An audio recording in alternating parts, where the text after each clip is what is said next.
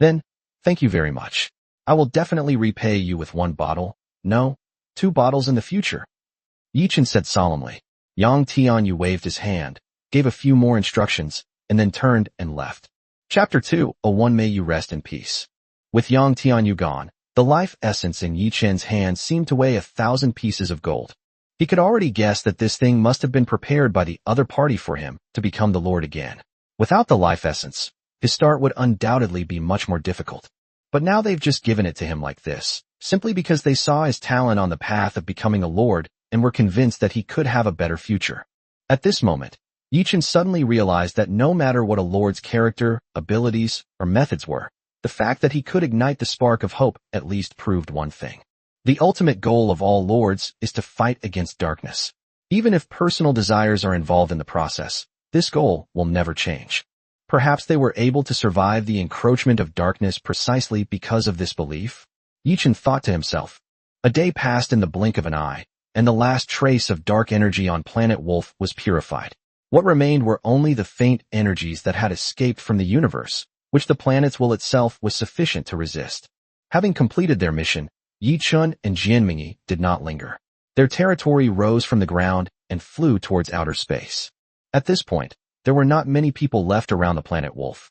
The earlier uprising of the dark creatures on the planet had caused these lords to retreat, and many of them simply left. Only a few unwilling or weak lords continued to wait here, hoping to get a little something. Brother Chun, you're back, Fatty shouted excitedly when he saw Yichun and Jianmingyi. Yichun stayed on planet Wolf for almost 2 months, while Fatty and Siming waited outside for 2 months as well. Their clans threw battles. They simply focused on developing their treasure trading network. After 2 months of development, Duobao Trading Network has completely spread to most of the trial space. Except for some lords who stay in a corner or are trapped in some secret realms, almost no one is unaware of the existence of Duobao Trading Network, and their market can be said to have been completely opened up. During this process, Fatty and Siming made a fortune, trading back a large amount of rare resources. Fatty even brought out a complete set of high-level 5-element spirit beads, reaping more than Yichun and Jianmingyi had gained in their 2 months of fighting on planet Wolf. You have to understand, Yichun and his companion had the help of local gods this time, yet their gains still couldn't compare to Fatty and Siming's. Capital is always the most profitable. Yichun nodded, without saying much. After parking the territory, he looked back at the planet Wolf. At this time, the planet Wolf was still barren, but it was no longer as lifeless as before. One could clearly feel that life was being conceived on this planet. However, Yichun and the others knew that this vitality would soon dissipate, becoming nourishment for a new batch of lords. Void rifts have begun to appear around planet Wolf, pulling it out of the trial space and back into the safe world. The trial space is a place for new lords to train and grow. A safe planet would not allow them to stay here. It's about to begin, Jianmingyi said. The appearance of the void rifts seemed to be a signal. Before these void rifts could expand to the point where people could leave the planet of Wolf, a series of booming sounds were heard. The sudden roar and the void rift in the darkness caused many lords who were about to leave to stop in their tracks, looking at the planet Wolf with puzzled expressions. What's going on? This planet has been purified. Many lords around exclaimed in surprise. Obviously, no one expected that a wasteland planet could be purified and restored to health. It seems so. We should be leaving the trial space now, right? Is that rumbling sound coming from the planet? His which lord is so generous? He purified an entire wasteland planet. How many 4-leaf clovers does he have? It must be the Angel Lord and the Firebird Lord, right? Aren't they always on the planet? They're 2 genius lords. That's outrageous. To be able to purify a wasteland planet so early is simply amazing. I'm still struggling for low-level 5-element spirit stones. Haha, don't even mention it. They've supposedly gathered all the high-grade 5-element spirit stones and already set up a high-grade 5-element cyclic formation. Damn it, this is awful. The surrounding crowd was buzzing with discussion. After 2 months, Yichun and Jianmingyi had become celebrities in this starry sky. Few people didn't know them, but because of their status, no one dared to come over and say hello. However, Yichun's clan, being located on the distant planet Wolf, and with the Fire Raven and the 3-legged Golden Crow being so conspicuous, led many to mistake his main clan for the Fire Raven, thus giving him the title of Fire Raven Lord. However, this also made everyone more curious and respectful of him. After all, To become a proud lord from an ordinary fire crow is something that ordinary people admire even more than dragons. Ignoring the surrounding chatter, Yi Chun and the others, who knew the inside story, quietly watched Planet Wolf. The spatial rift was indeed there to pull the planet away, but the rumbling sound was not because of the pulling, but because Yang Tianyu and the others had begun to merge with the planet's will. Boom! The tremors on the planet became more and more intense. Even across the distant starry sky, it seemed that one could see the volcanic eruptions, earthquakes, and tsunamis on the planet. They even clearly heard a mournful cry. Everyone looked at each other in bewilderment. Apart from Yi Chun and his group of 4, no one knew what had happened on Planet Wolf. If it were just a lord fusing with the planet's will, it would be fine.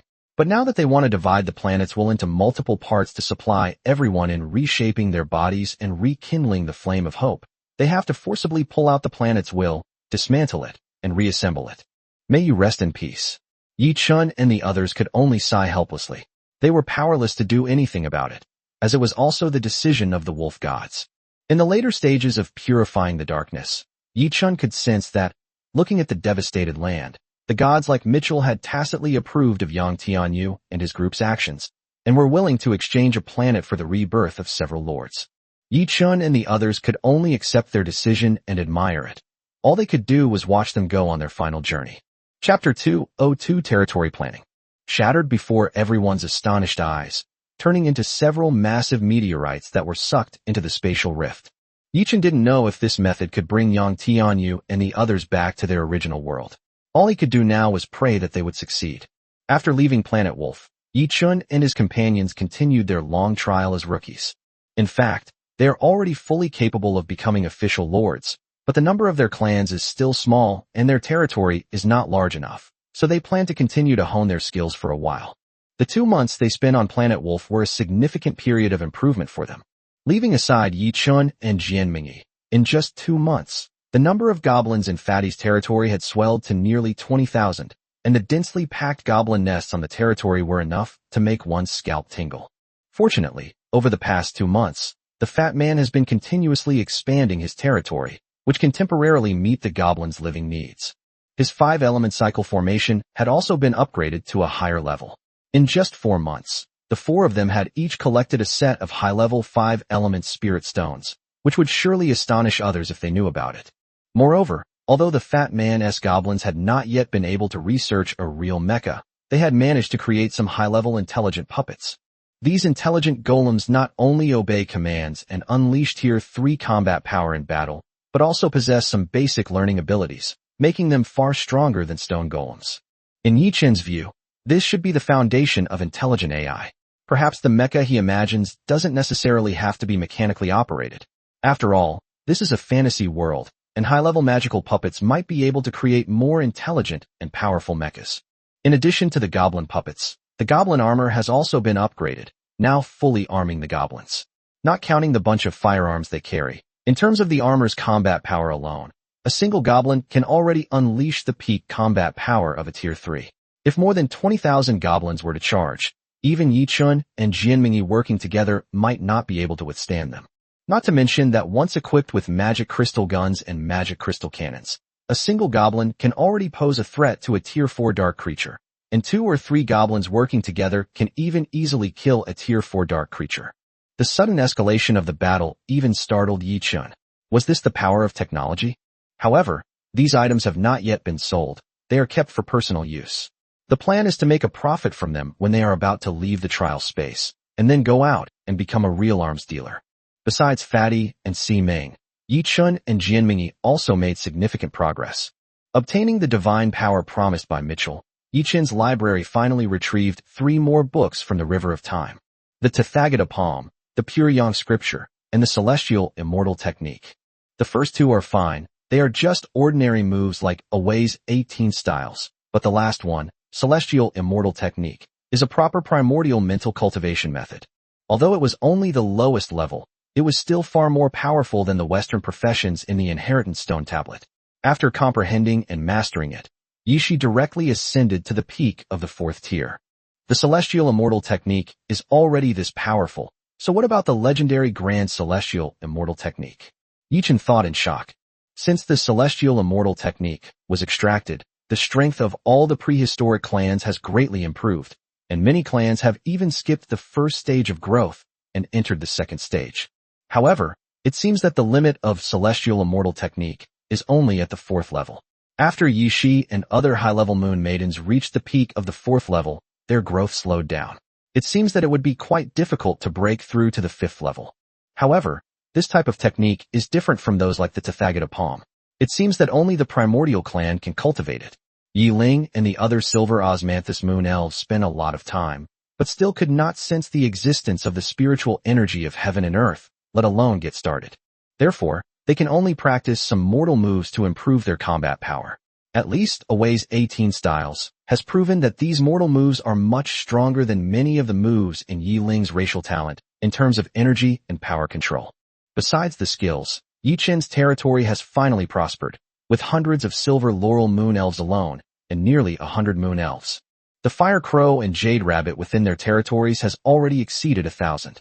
Unfortunately, perhaps due to the suppression of the Crimson Sun Wudong Wood, we have only managed to recruit one ice phoenix in the past 2 months despite recruiting every day.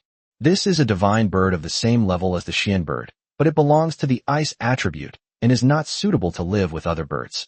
It usually perches on the silver laurel tree, where the place where it stands is covered with frost. Furthermore, the biggest problem in Yi Chen's territory remains unresolved.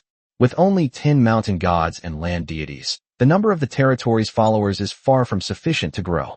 The increase in the number of silver osmanthus moon elves is even less than that of the fire crows in the sky.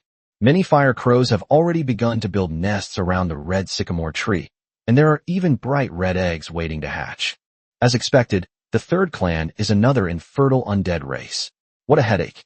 Yi Chen pinched his brow, feeling extremely troubled. He couldn't possibly rely on fire crows to conquer the world in the future, could he? Moreover, with so many people now, there are more conflicts and contradictions. It's time to establish cities and a legal system. Putting aside the issue of childbirth, another problem arises. This is a problem that every lord will inevitably face, but his territory is filled with a mixed bag of people, including humanoids, beastmen, and animal spirits, and in the future, there may even be undead. How should we allocate residences to these dependent families? How should we establish a trade and financial system? How should we handle the conflicts among them? Seeing Yi Chen struggling to write and draw on the paper, Fatty and the others all wore expressions of schadenfreude. Fortunately, after a week of work, Yi Chen finally managed to put together a general framework. He used the territory foundation stones that Fatty had collected for him to expand his territory while redistributing and planning the residences of his clansmen, as well as the basic legal and financial systems.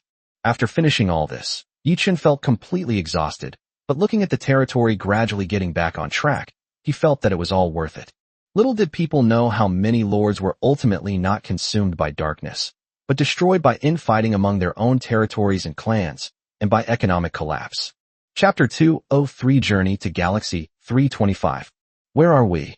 Yi Chen stretched and tidied up his plans before asking the fat man outside. After leaving Planet Wolf, they embarked on another long, dark journey, not to find more rare items, but simply to wander and spread the Duobao trading network as much as possible so that more people would know about it. Of course, they were happy to deal with any dark creatures they encountered during the process, since they were all valuable points and dark treasure chests. However, most of them were given to the fat man to practice on. Now, his goblins possess goblin armor and artillery, making them far more capable in combat than most Tier 3 familiars, though most of them haven't experienced much warfare. It's only been a week. How far can we go? We still have at least 2 weeks to go to Star System 325, where we're headed. You can sleep a little longer, the fat man joked. Although they were just wandering around the trial world, they still had a general direction in mind. The 325-star system is a simplified division they made based on the entire trial world, directly marked with numbers. The trial world is so vast that people don't even know the names of most places and can only distinguish them by spatial coordinates. After assigning the numbers, Fatty even put the map up for sale on Duobao Trading Network, and it received unanimous praise. Sales exceeded 10,000 units that day, and then began to skyrocket. What a boring journey. Is there anything interesting along the way? Yi Chen asked, looking bored. Their strength is such that there are very few things in the current trial space that can threaten them. Even the occasional 4th-tier creatures that appear are just there to deliver magic crystals and pose no threat to them. If they couldn't find some secret realms or the source of darkness, such a journey would be too boring for them. No, secret realms and the land of darkness are not so easy to find. Besides, aren't we flying towards a land of darkness right now? The fat man rolled his eyes and said irritably. They went to Star System 325 for two reasons. Firstly, it was a gathering place for lords, and secondly, there was a fixed dark origin secret realm in Star System 323 next to it. This is a fixed, well-known dark primordial realm. New lords from all generations come here to explore after they have become powerful, hoping to achieve greater growth. Therefore, the 325 star system, which is not far from him, became a gathering place for lords. Not far from the 323 star system, it allows you to explore the dark origin at any time while maintaining a relatively safe distance, without worrying about dark creatures suddenly appearing inside. It is a place that most new lords will definitely visit in the later stages of the game. Yi Chun and his group also plan to make this their last stop in the trial space. After resting and growing here, they would then prepare to leave the trial space. For months of growth, plus this month's journey, and another month or two spent in the 325 star system, a total of 6 or 7 months, is enough time for them to grow strong enough to venture into the true darkness. If you're bored, why don't you try running the Duo Bao trading network? We're already overwhelmed with work. Ximing looked up at Yi Chun from a distance and said with a hint of dissatisfaction, they're working themselves to the bone, and you're saying you're bored? Well, I'll go check on the territory again.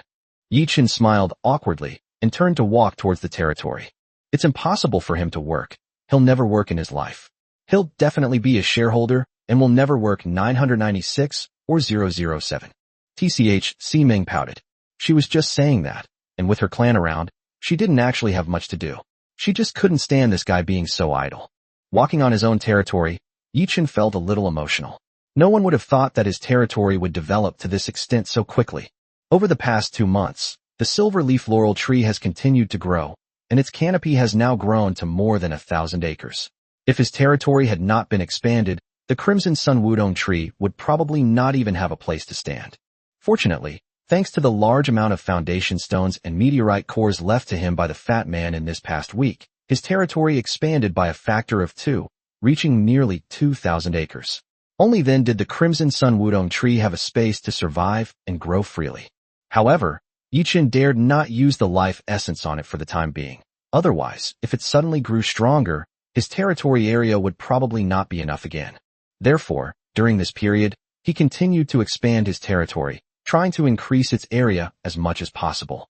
It can be said that there are probably few new lords in the entire trial space whose territory is larger than his. His entire territory is like a large island moving forward in the darkness. In addition, all the mountain gods and land deities are working on the project, and the silver osmanthus moon elf and jade rabbit are also helping, carrying out demolition according to Yi Chun's newly planned territory construction scheme. The original plan was to expand outwards from the silver leaf laurel tree as the center, but now that there are 2 clan nests with completely opposite attributes, the overall plan must be rearranged. This time, he pondered for a long time and finally decided to try arranging his territory according to the principles of Tai Chi. He used the silver-leaved laurel tree and the red sun parasol tree as the 2 poles of yin and yang, with all his relatives and crops distributed on both sides of the taiji, and his lord's mansion as the central axis.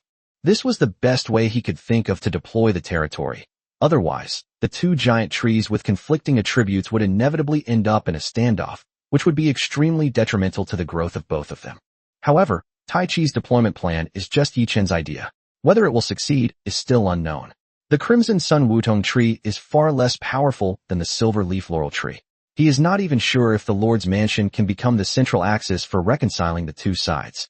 Everything can only be done by feeling for the stones and hoping that it will succeed. Thinking about this troublesome Tai Chi diagram design, Yi Chun couldn't help but feel a headache coming on. He really hoped that the library could quickly publish more books on Tai Chi so that he could save some brain cells. The clans in his territory have become polarized. A single skeletal dragon, Horus, can directly occupy most of the power of the Yin Earth, causing an imbalance in the energy of the entire territory.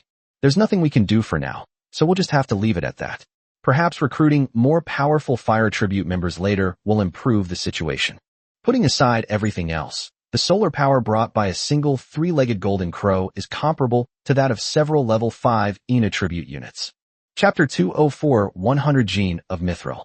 After a long journey of more than half a month, Yi-chun and his group finally arrived at the outer edge of the 325-star system. The number of lords here has increased significantly, and unlike the concentrated clusters outside the wasteland planets, the lords here are reasonably distributed throughout this star system, either forming teams, resting, or trading. Yi-chun and his group didn't rush to star system 323, but instead strolled around here in peace. Where there are people, there is trade. Where there is trade, there is naturally the Wanwalu, 10,000 Things Tower. Here, there is also a huge Wanwalu trading venue. Although Duobao Trading Network has been gradually eroding the market share of Wanwalu in the trial space, Wanwalu still has a greater advantage in high-end auction venues. It won't be easy to take a bite out of this cake, and Yi-chun doesn't plan to touch it now. Duobao Trading Network hasn't truly grown up yet.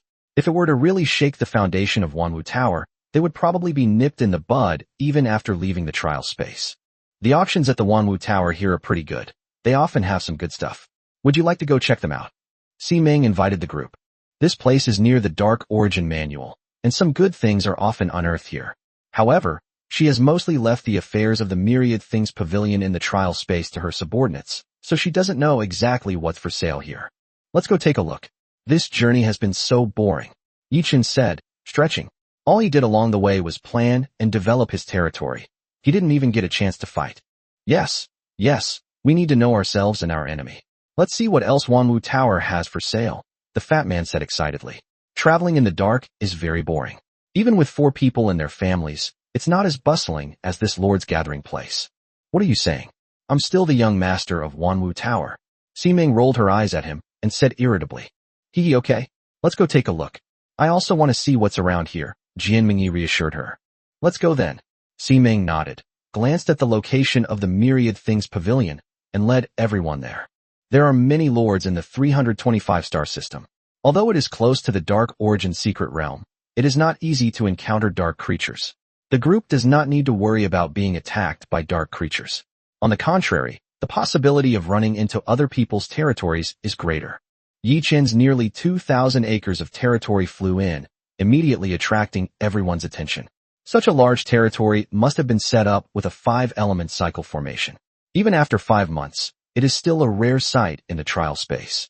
No one would think that a lord who sets up a 5-element cycle formation at this time would use a low-level formation, or at least a mid-level one. Everyone looked at Yi-chun and the others with envy, even some of the most talented lords. High-grade 5-element spirit orbs are not so easy to obtain. Every year, a large number of talented lords are forced to use mid-grade 5-element spirit orbs to set up their formations.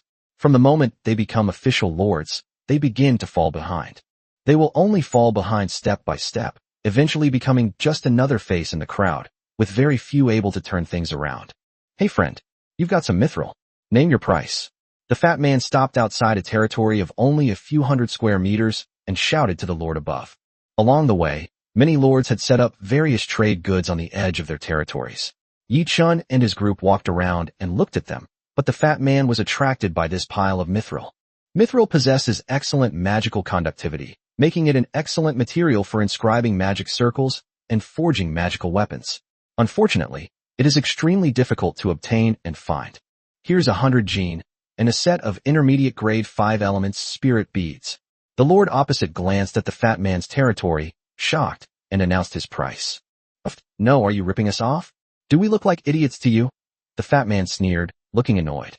He even turned to Yi-chun and the others. A set of mid-grade 5-element spirit beads might be worth about the same price outside, but in the trial space, you probably couldn't even get a set of low-grade 5-element spirit beads. This is really outrageous. Yi-chun and the others nodded, especially Si-ming. As the person in charge of the Myriad Things Pavilion, she was very sensitive to prices. If she really went through the Myriad Things Pavilion to buy this 100 caddies of mithril, she could probably get it for 2 or 3 low-grade 5-element spirit pearls. It's just that this stuff is rare and not easy to come by. That, a mid-level 5 elements spirit pearl. The lord opposite gritted his teeth and said after hearing the fat man's words, seemingly convinced that Yi-chun and the others possessed a mid-level 5 elements spirit pearl. No one would be willing to give up the opportunity to use higher level 5 element spirit orbs to set up a magic array. You should know that it's impossible to exchange all this mithril for a mid-level 5 element spirit pearl. Yi-Chin shook his head and said, his gaze sweeping over the other items on the stall before finally settling on a silk scarf. Compared to the hundreds of pounds of mithril, he was more interested in this silk scarf. He could sense a trace of divinity from it, though it was very weak. If nothing unexpected happened, it should be a divine equipment, just with relatively weak power. This. Yi-Chin's words silenced the Lord. He naturally knew the prices of these things, but he was just holding on to a sliver of hope. How about this? 100 caddies of mithril, and I'll give you a set of low-grade 5-element spirit pearls. Is that price acceptable? Seeing the other party's hesitant look, the fat man finally said impatiently. If mithril weren't so hard to come by, he wouldn't bother haggling here. Wouldn't it be better to just trade on the Duobao trading network? He wasn't short of money. He just didn't want to be treated like a rich man and ripped off. I'm sorry, but I still want to try to exchange for some intermediate-grade spirit orbs. After a moment of hesitation, the spirit orb on the other end gritted his teeth and finally shook his head. "Tsh, forget it then. Let's go." The fat man sighed boredly, turned around to leave, but found that Yi-Chun did not move. 1 mid-grade 5-element spirit pearl in exchange for your 100 caddies of mithril, plus your pile of special equipment. Yi-Chun said. Hearing his words, the fat man and the others looked at the pile of things he was pointing to, only to find that they were just low-grade divine equipment, which could only amplify combat power to a very limited extent. However, thinking of Yi-Chin's scripture pavilion, they all understood that he was after the divine power within. Plus this pile of special equipment? This is all. If you're too greedy, you'll end up with nothing. Yi-Chun interrupted coldly, immediately startling the other party who knew he couldn't raise the price any further. Gritting his teeth, he immediately agreed. Fine, 1 mid-grade spirit bead. Chapter 205 The Base of the Myriad Things Tower. Brother Chun, we know you're lacking divine matter, but this stuff isn't worth much. You don't need to buy so much at once, do you? Fatty and the others said helplessly when they saw the pile of scrap metal in Yi-Chin's territory. The materials of this batch of equipment are quite good. It uses very little divine power, and even if it is extracted, it can still perform well in terms of equipment characteristics. It can be used to arm our clansmen, so it's not a bad deal. Yi-Chun said with a smile, holding the silk scarf he had previously set his sights on. Now that the item was in his hands, he could see all its attributes. Moon Goddess's Scarf, Tier 4. Made of galaxy brocade, it possesses a faint divine power of the Moon Goddess. The control over lunar elements has been greatly enhanced, and the understanding of lunar elements has been improved. When damaged, it can actively protect itself, effectively resisting physical attacks up to level 3 and energy attacks up to level 4, and has a certain weakening effect on attacks below level 6. Now that you mention it, it's actually true. Look at this sword, it's actually made of star steel. Even without the divinity in it, the star steel alone is worth a lot of money. The fat man was stunned for a moment, picked up a green steel long sword, and looked at it, then exclaimed in amazement. No way, we really struck gold. That lord didn't just look at the grade of these weapons and not pay attention to the materials used, did he? Jianmingyi said, looking at a staff. This staff that she picked up casually was actually made from the heart of a 1,000-year-old tree. The materials used are too extravagant. No, actually most lords can't recognize too many materials. Do you think everyone is a genius like you two? Asked this fat guy. If he hadn't been doing research for the past few months, would he be able to recognize these materials? Ximing shook her head and said, not forgetting to diss the fat guy. How could I? Fine, I didn't know them before. I've been cramming on them these past few months. I can't help it, researching mechs and magical weapons has involved testing so many materials. To be honest, I've basically tested all of these materials myself. The fat man tried to retort, but he gave up before he could finish his sentence. So, they really don't know. They can only look at the grade of these equipment. A bunch of Tier 3 and Tier 4 equipment is indeed only worth this much. Jianmingyi said as if she had just realized something. Don't be fooled by Yi-Chen's excitement at getting the golden bow. As the new lords grow stronger, equipment below Tier 3 can now be mass-produced. Tier 4 equipment is just a matter of spending some money. What's truly valuable are items that can significantly boost the strength of your clan or quickly elevate the strength of a single unit. A single Tier 6 skeletal dragon was enough to deter anyone from venturing into Yi-Chen's territory. Even some of his lords, whose clans were generally Tier 5, dared not make a move. This was the deterrent power of high-tier units. While equipment plays a significant role, unless it's a weapon like the Trident of Poseidon that allows Mount Tai to fight against opponents of higher ranks, it's not all that great. Yes, that's the rudimentary way it is in the overseas shopping market. You find those lords who don't know their stuff and buy it at a low price. But unless you need certain materials like Yichun, you can't make much money just from the raw materials. Simeng nodded and said. Hearing her words, everyone nodded in agreement. After all, if it's just materials, they would still need to find someone to craft it, unless it's a really rare high-grade material. But even then, the equipment quality wouldn't be that low. After all, the lower limit is there, and the price wouldn't be low either. After absorbing the divinity from these equipment, Yichun gained another 6 primordial points through transformation. The amount was not large, making him hesitate about whether to go to the scripture pavilion to try and get some more.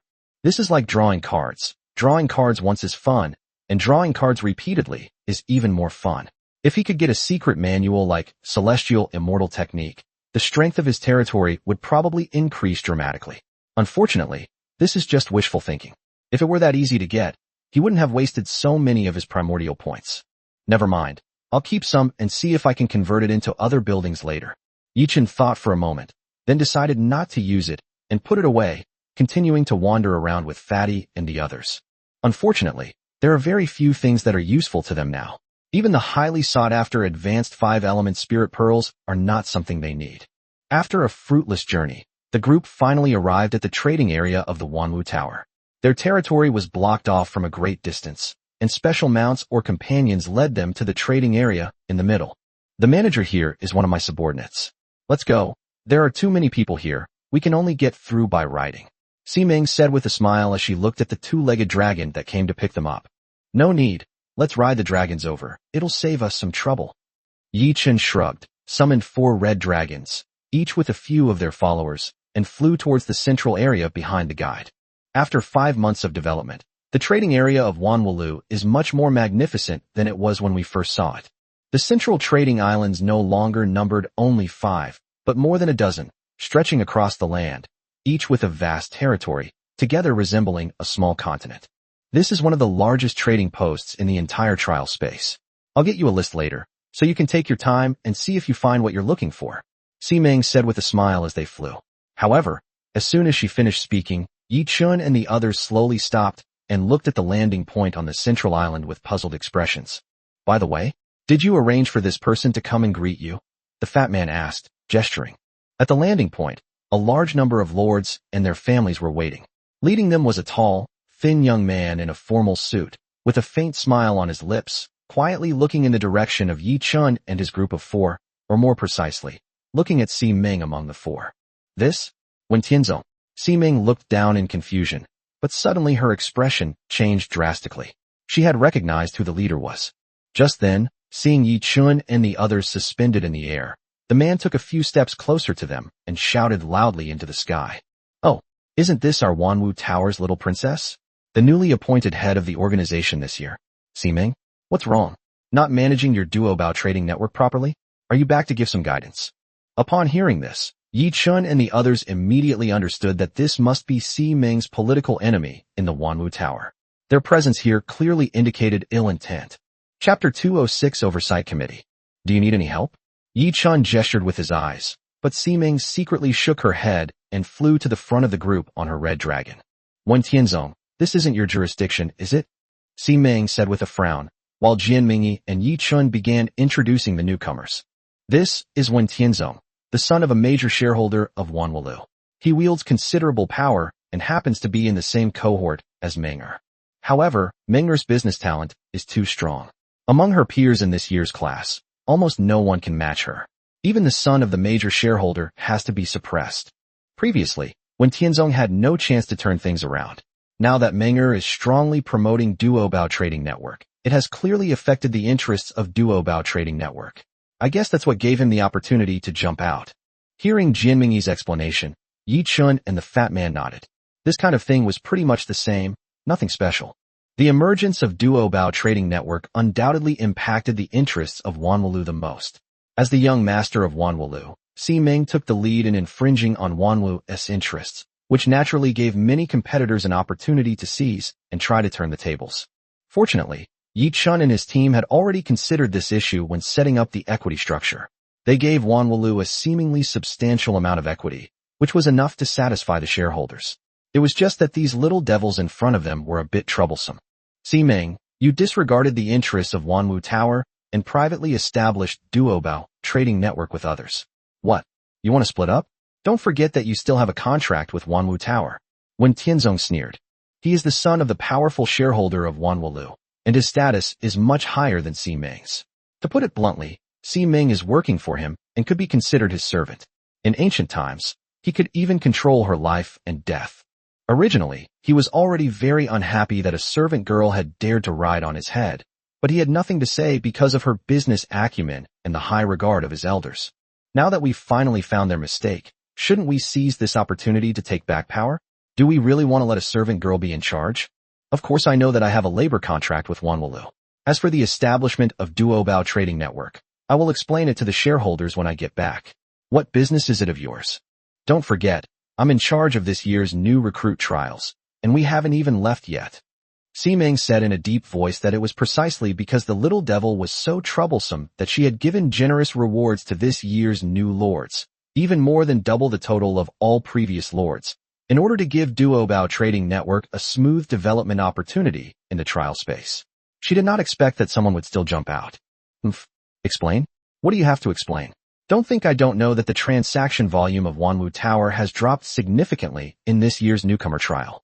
As the son of a shareholder, I have the right to question you, Wen Tianzong said in a deep voice. The thought of having to obey a woman after entering the newcomer trial made him furious. Question? What gives you the right to question me? You're the son of a shareholder, but you're not a shareholder yet. Ximeng sneered. Besides, although the transaction volume of Wanwu Tower has declined significantly, don't forget that everyone's salary has actually doubled. Ximeng finished speaking, many people following Wen Tianzong lowered their heads. Indeed, as Ximeng said, although the transaction volume had dropped significantly, everyone's salaries had indeed risen accordingly, leaving no room for rebuttal. You, what's the use of a high salary? You're using the profits of Wanwu Tower to cover up your evil deeds. Don't forget, the decline in Wanwu Tower's transactions harms the interests of all shareholders. Wen Tianzong frowned and rebuked sharply. Let's talk about this after you become a shareholder. Wen Tianzong, you left your jurisdiction without authorization and disregarded the interests of Wanwu Tower. From today until the end of the newcomer trial, all your performance bonuses are cancelled. Why aren't you leaving? Ximeng also shouted sternly. Her cold aura made everyone tremble. Some of those who were previously on good terms with her couldn't help but leave secretly. Wen Tianzong's face flushed red. He hadn't expected that even after questioning her like that, the woman opposite him could still punish him so confidently. Who did she think she was? Ximeng, don't think you can still give orders here. Don't forget, there's a supervisory committee in the Wanwu Tower during the newcomer trials. When you infringe on the interests of Wanwu Tower, the supervisory committee has the right to dismiss you from all positions. Now, out of the 13 members of the supervisory committee, 7 have already agreed to dismiss you. So it's you who should be under control, not me. Wen Tianzong sneered, looking at Ximeng as if she were a piece of meat on a chopping board. Upon hearing this, Ximeng frowned slightly. The oversight body really exists. Not only the Wanwu Tower, but all major forces have such an organization to ensure that each new recruit trial can operate normally. However, she has people in the regulatory committee, and these people have been given enough benefits. Logically speaking, they would not be involved in such matters, let alone be swayed by Wen Tianzong's words. The only explanation for this outcome is that some of these people defected, and of course, Wen Tianzong must have offered them even greater benefits. Regulatory committee? Is this guy a member of the regulatory committee too? Yi Chun and the others behind him asked Ximeng after hearing this. Yes, he is the son of a major shareholder with real power. Although he may not be able to become a key person in charge, he can still become a member of the regulatory committee, Jianmingyi said, and Yi Chun nodded thoughtfully. Then, looking at the others below, he asked, are there any members of the regulatory committee in there? Preferably those without any connections. Upon hearing Yi Chun's words, both Fatty and Jianmingyi were taken aback and looked at Yi Chun with strange eyes. What are you trying to do? Don't look at me like that. I was just asking out of curiosity, Yi Chun said, touching his nose. Jianmingyi felt something was off, but the fat man pointed to a man in a black suit below and said, look, that guy, he's supposedly an orphan adopted by Wanwu Tower, with no background. But he has a good talent for business, and he used to be Minger's right-hand man. But now it seems he's betrayed her. Yichen nodded and glanced at Ying beside him. Ying immediately understood and disappeared from everyone's sight in a flash. The next instant, Ying appeared directly in front of the person the fat man had pointed to, a naive smile on her face. Hello, are you a member of the supervisory committee? Do you support the removal of Lord Simming? The sudden appearance of the figure startled the man, who subconsciously nodded. However, the next moment, he saw a fine head fly off, blood splattering everywhere. Chapter 207 Landing on the Island. Alright, it's a 6-6 tie now, they have no right to dismiss Si Ming. Yi Chun said casually, shrugging under the horrified gazes of Fatty and Jianmingyi. Meanwhile, chaos erupted below as the sudden death of the Lord caused screams from the crowd. Usually rely on their clans for help and have rarely seen bloodshed, showed uncontrollable fear on their faces when their comrades suddenly died beside them, afraid that they would be the next to die. Fortunately, Ying left after killing one person and returned to Yi Chen's side. The first batch of moon elves recruited were skilled in magic. Instead, they were experts in the reconnaissance, infiltration, and assassination techniques of the Silver Osmanthus Moon Elf clan. Therefore, whenever Yi Chun left the territory, she would always accompany him, and her importance was even greater than that of Yi Shi and the others. Si Ming, you've gone too far. You openly killed a member of the Supervisory Council. Do you want a rebel? Wen Tianzong suppressed his fear and roared at Si Ming in the sky. However, before Si Ming could speak, Yi Chun patted her shoulder and stepped forward. Sorry, my time is precious. I don't have time to chatter with you. Was that guy from the Supervisory Committee? Does he support or oppose Si Ming? If we killed the wrong person, I'm sorry, we'll have to kill a couple more. Yi Chun said casually, as if he didn't take everyone seriously. He even picked his ear, acting extremely pretentious. So can we go in now? We're just here to attend a trade fair and see if there's anything good to sell. Why are you making such a fuss? If there's a problem, go back and talk to your parents. A bunch of little brats, babbling away like yo-yos. After Yi Chun finished speaking, he directly ordered the red dragon to land on the territory. He didn't care at all that the huge wind waves created by its wings had blown everyone around it into a mess. He easily leaped and landed on the landing platform, and even waved to the back, signaling Fatty and the others to come down. Seeing Yi Chun's actions, Fatty and the others were stunned, but they still landed immediately. No matter what, they couldn't let their brother fight alone, could they? Seeing Ying beside Yi Chun, casually playing with the dagger in her hand, with bright red blood even dripping from it, everyone felt a chill in their hearts. You actually killed someone from my Wanwu Tower. Aren't you afraid of Wanwu Tower's revenge? When Tianzong asked, his voice trembling. He felt a chill emanating from Yi Chun. The other party was truly going to attack him. Revenge? The myriad things pavilion forbids martial arts, yet I made my move here. Do you think I'm afraid of revenge? Kid, threats only work if you have enough strength. You should be grateful you have a good father, otherwise you would be the one who just fell. Yi Chun chuckled as he stepped forward and patted his cheek. When Tianzong trembled all over, but dared not utter another word of rebuttal. The scene of Ying killing someone had left a deep impression on everyone present. Yi Chun gestured, and Si Ming stepped forward, her cold gaze sweeping over everyone before she spoke. Let's leave today's events aside for now. Everyone, go about your business and keep your spirits up. The Wanwu Tower is a place of trade, and we must not neglect our distinguished guests. As for everyone present, I sincerely apologize for making a fool of myself. All transactions at Wanwu Tower today will be discounted by 10%. I hope you all enjoy yourselves.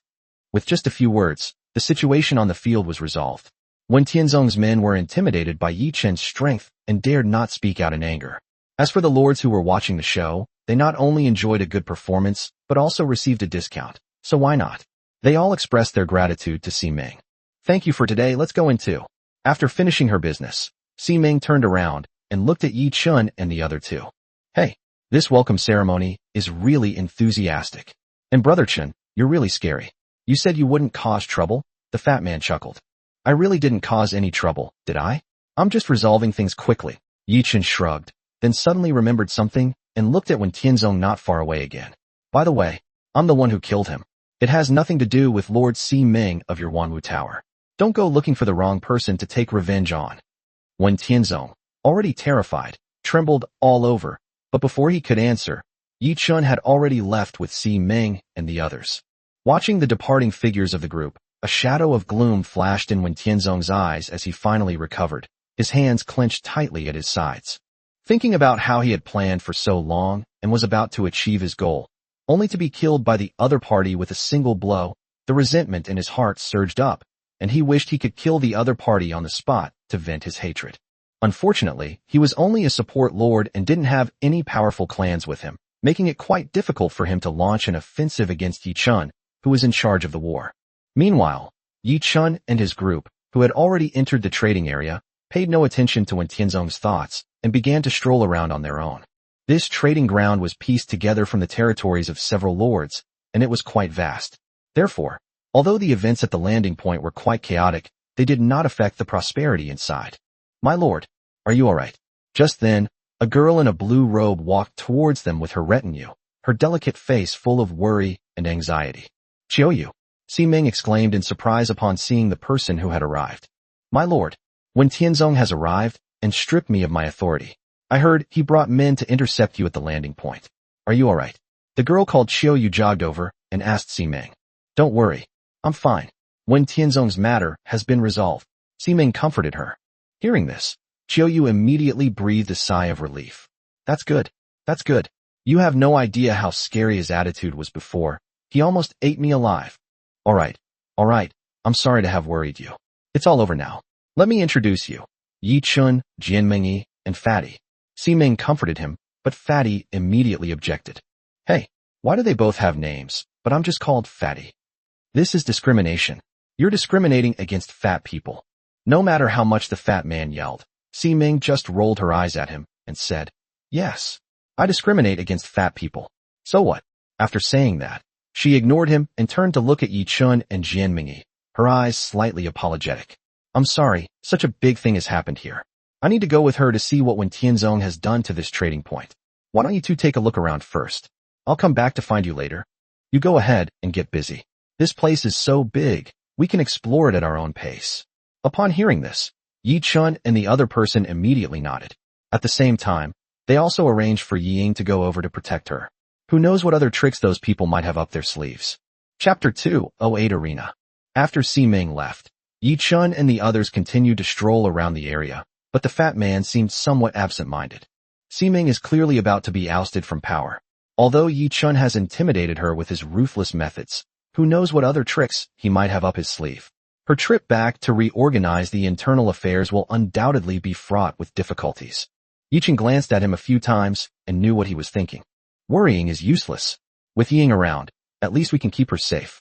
As for the rest, you have to trust our partners. They have the ability to handle these things. If she can't even handle these small situations in the trial space, do you think she can hold her own against the powerful shareholders and capital once she gets out?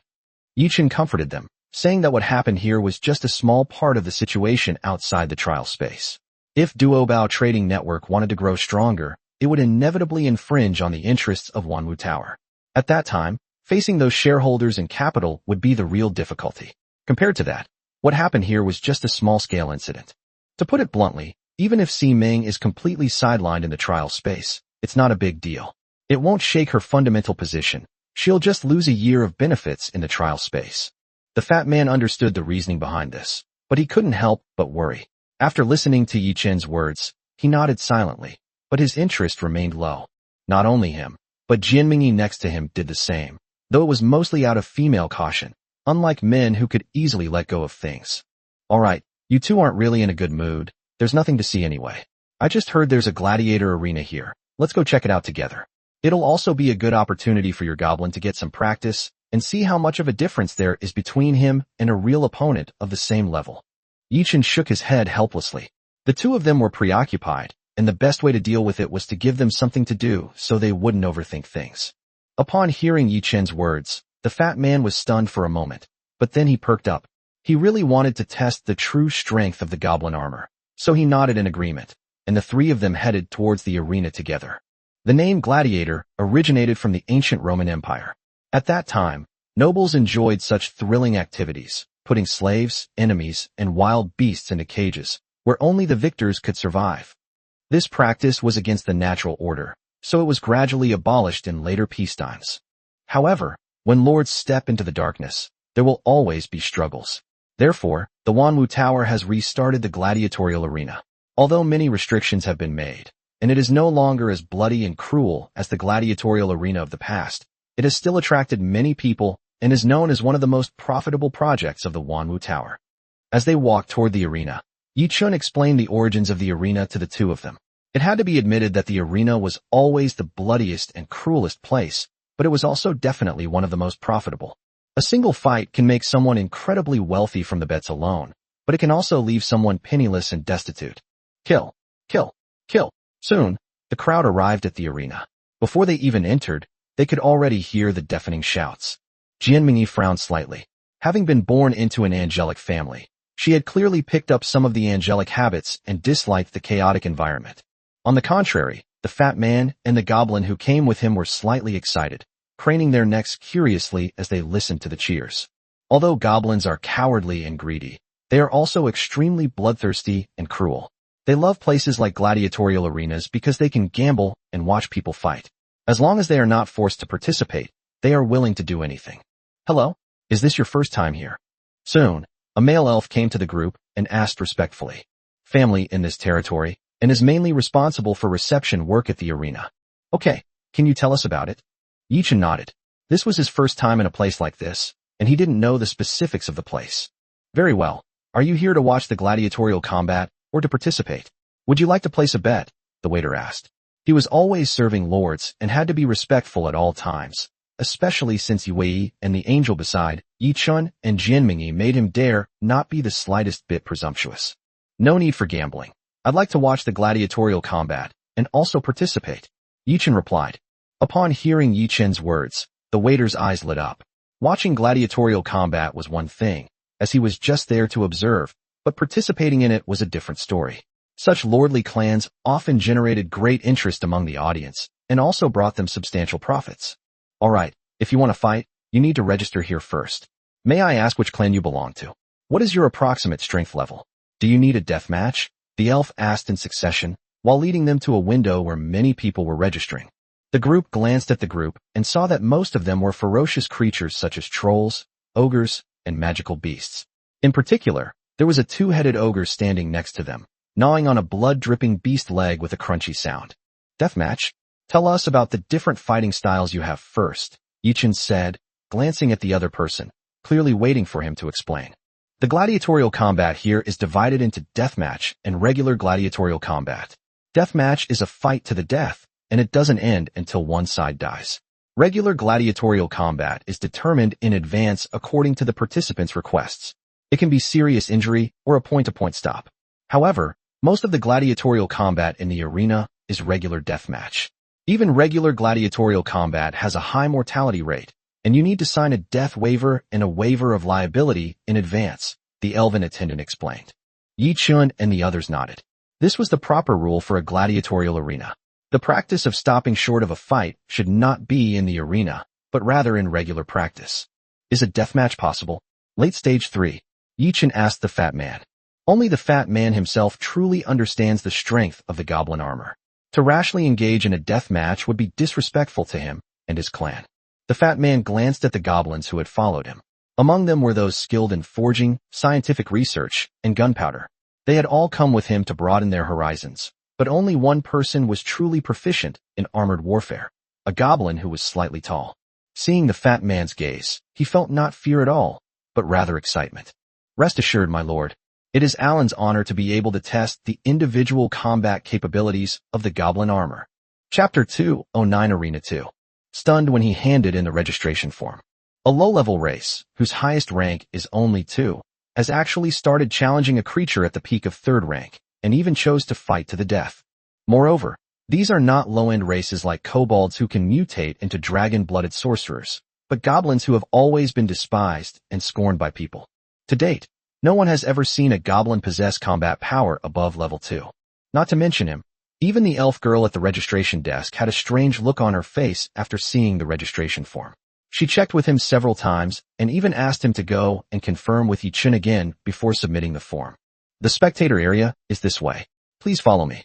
Also, 10% of the total gladiatorial betting revenue will be distributed as prize money to the winners after the gladiatorial match. The elven attendant returned to Yi Chun and the others, bewildered, and led them towards the spectator area. Hee. How much prize money do you usually get if you win a gladiatorial contest? The fat man asked excitedly. However, upon hearing the fat man's words, the elf waiter looked at him with a strange expression, as if he really thought he could win. He had just watched it several times. That goblin was only at the second tier. Although it was wearing a bunch of strange armor, and the gladiatorial combat rules stated that any equipment not exceeding the fourth tier could be used, it was still impossible for it to win a gladiatorial combat match at the peak of the third tier. Well, I can't say for sure. It depends on how much we can earn. If it's a dark horse that makes a comeback, we'll win more, but those kinds of opportunities are very rare. The waiter had his doubts, but he still answered dutifully, while also wanting to remind the other person that dark horses are rare and that they should cherish their lives. Upon hearing this, the fat man indeed looked regretful. The elf waiter thought that the other party had come to a change of heart and was about to ask him if he wanted to withdraw the application form when he heard the fat man muttering to himself. Indeed, there are too few dark horses, it's better not to encounter them. How can I, fatty, become someone else's stepping stone? Let's just watch Alan crush them. It's okay to earn less. Swallow back the words he was about to say. He was shocked. Just how confident was this lord to believe that a level 2 goblin could kill an opponent at the peak of level 3? Even if you were given a level 5 weapon, you probably wouldn't be able to unleash its power. Okay, despite saying that, everyone still followed the elf waiter to the audience seats.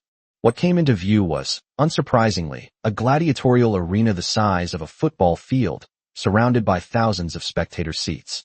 This was not only for the lord, but also for the accompanying family members. Moreover, as various lords began to build their own trade systems, the ability to consume was no longer limited to the lords. Some of their clans also began to consume. Like their lord, they were living, breathing beings with their own joys and sorrows, and naturally, their own lives and pastimes. Wow, these are a tier 3 peak Gale Wolf and a troll, but judging from the situation, the Gale Wolf seems to be in trouble. The fat man exclaimed excitedly upon seeing the scene in the arena. The air was filled with deafening cheers. If he hadn't shouted, Yi Chun and the others wouldn't have been able to hear him. Ladies and gentlemen, that's the betting area. You can also see the upcoming gladiatorial matches there. You can find out when your clan will appear and who their opponent will be, the elven attendant explained, pointing to a platform not far away. There was a huge display board there with the upcoming match schedule and contestant information, as well as the betting odds. Okay, we understand. Thank you. Yi Chun nodded, cupped his hands in greeting, and gave him a few rank 0 magic crystals as a tip. Magic crystals are the main currency in the trial space and are universally accepted. Only after leaving the trial space will a new trading system be established. However, magic crystals in the hands of new lords are still rare and can be exchanged for at high prices from previous lords. Every year when a new lord is born, magic crystals are at their most depreciated. The lords will take this opportunity to buy up a large number of magic crystals for future use, as the price is much more favorable than exchanging them from the inheritance stone tablet. Well then, have a good time everyone. The elf waiter nodded, his task now complete. He took the tip and left. As for Yi Chun and the others, they naturally wouldn't pay attention to such a clan. Their eyes were focused on the arena. Just as the fat man had said, the Gale Wolf was incredibly majestic, but it was in grave danger in the hands of the troll. Many of its vital parts were covered in wounds, and it was only its tenacious vitality that kept it going. Trolls are a jungle race that is particularly skilled at hunting, so the Gale Wolves are really unlucky to have encountered them. Yi Chun said with a smile. As expected, despite both being at the peak of Tier 3, Gale Wolf only lasted less than 10 minutes before being defeated by the troll's axe. One of its hind legs was immediately severed and became food for the troll. This is also a primitive race that eats raw meat and drinks blood. What's the next match again? Yi Chun asked Yishi beside her. She had just glanced at the board and memorized the approximate schedule. The next match is between a fallen angel and a behemoth. Both of them are at the 4th rank, and it has already caused quite a stir. Yishi replied, 4th rank gladiatorial combat is rare on the list of opponents, and it is a rare sight for everyone to see. This has caused enthusiastic cheers from the surrounding crowd. Wow, looks like we've come at the right time. Yi Chun chuckled softly upon hearing the cheers around him. Soon, the fallen angel with jet black feathers and the towering behemoth entered the battlefield. Yi Chun and Fatty clearly sensed a chill in the air around them. It was indeed the killing intent emanating from the angels brought by Jian Mingyi. Relax. This is an arena. and the fallen angels are also the kin of a certain lord, our comrades in the fight against darkness. Yi-Chen patted Michael on the shoulder and said, as the strongest archangel under Jianmingyi, he naturally came along this time. I'm sorry. It's because Michael's cultivation is not yet proficient. He still needs to hone his skills. Michael took a deep breath, suppressed the hatred in his heart, and looked towards the arena. How about I take Michael and go explore somewhere else first? Jianmingyi said, looking at the familiars beside her with a troubled expression. However, before Yi-Chen could nod, Michael was the first to refuse. I'm sorry, my lord. Lord Yi-Chen is right. Even though we were enemies in the past, the fallen angels are now our comrades in arms in the fight against darkness. The angel race needs to get used to these creatures who were originally corrupted by darkness. Chapter 210 Gladiator Arena 3.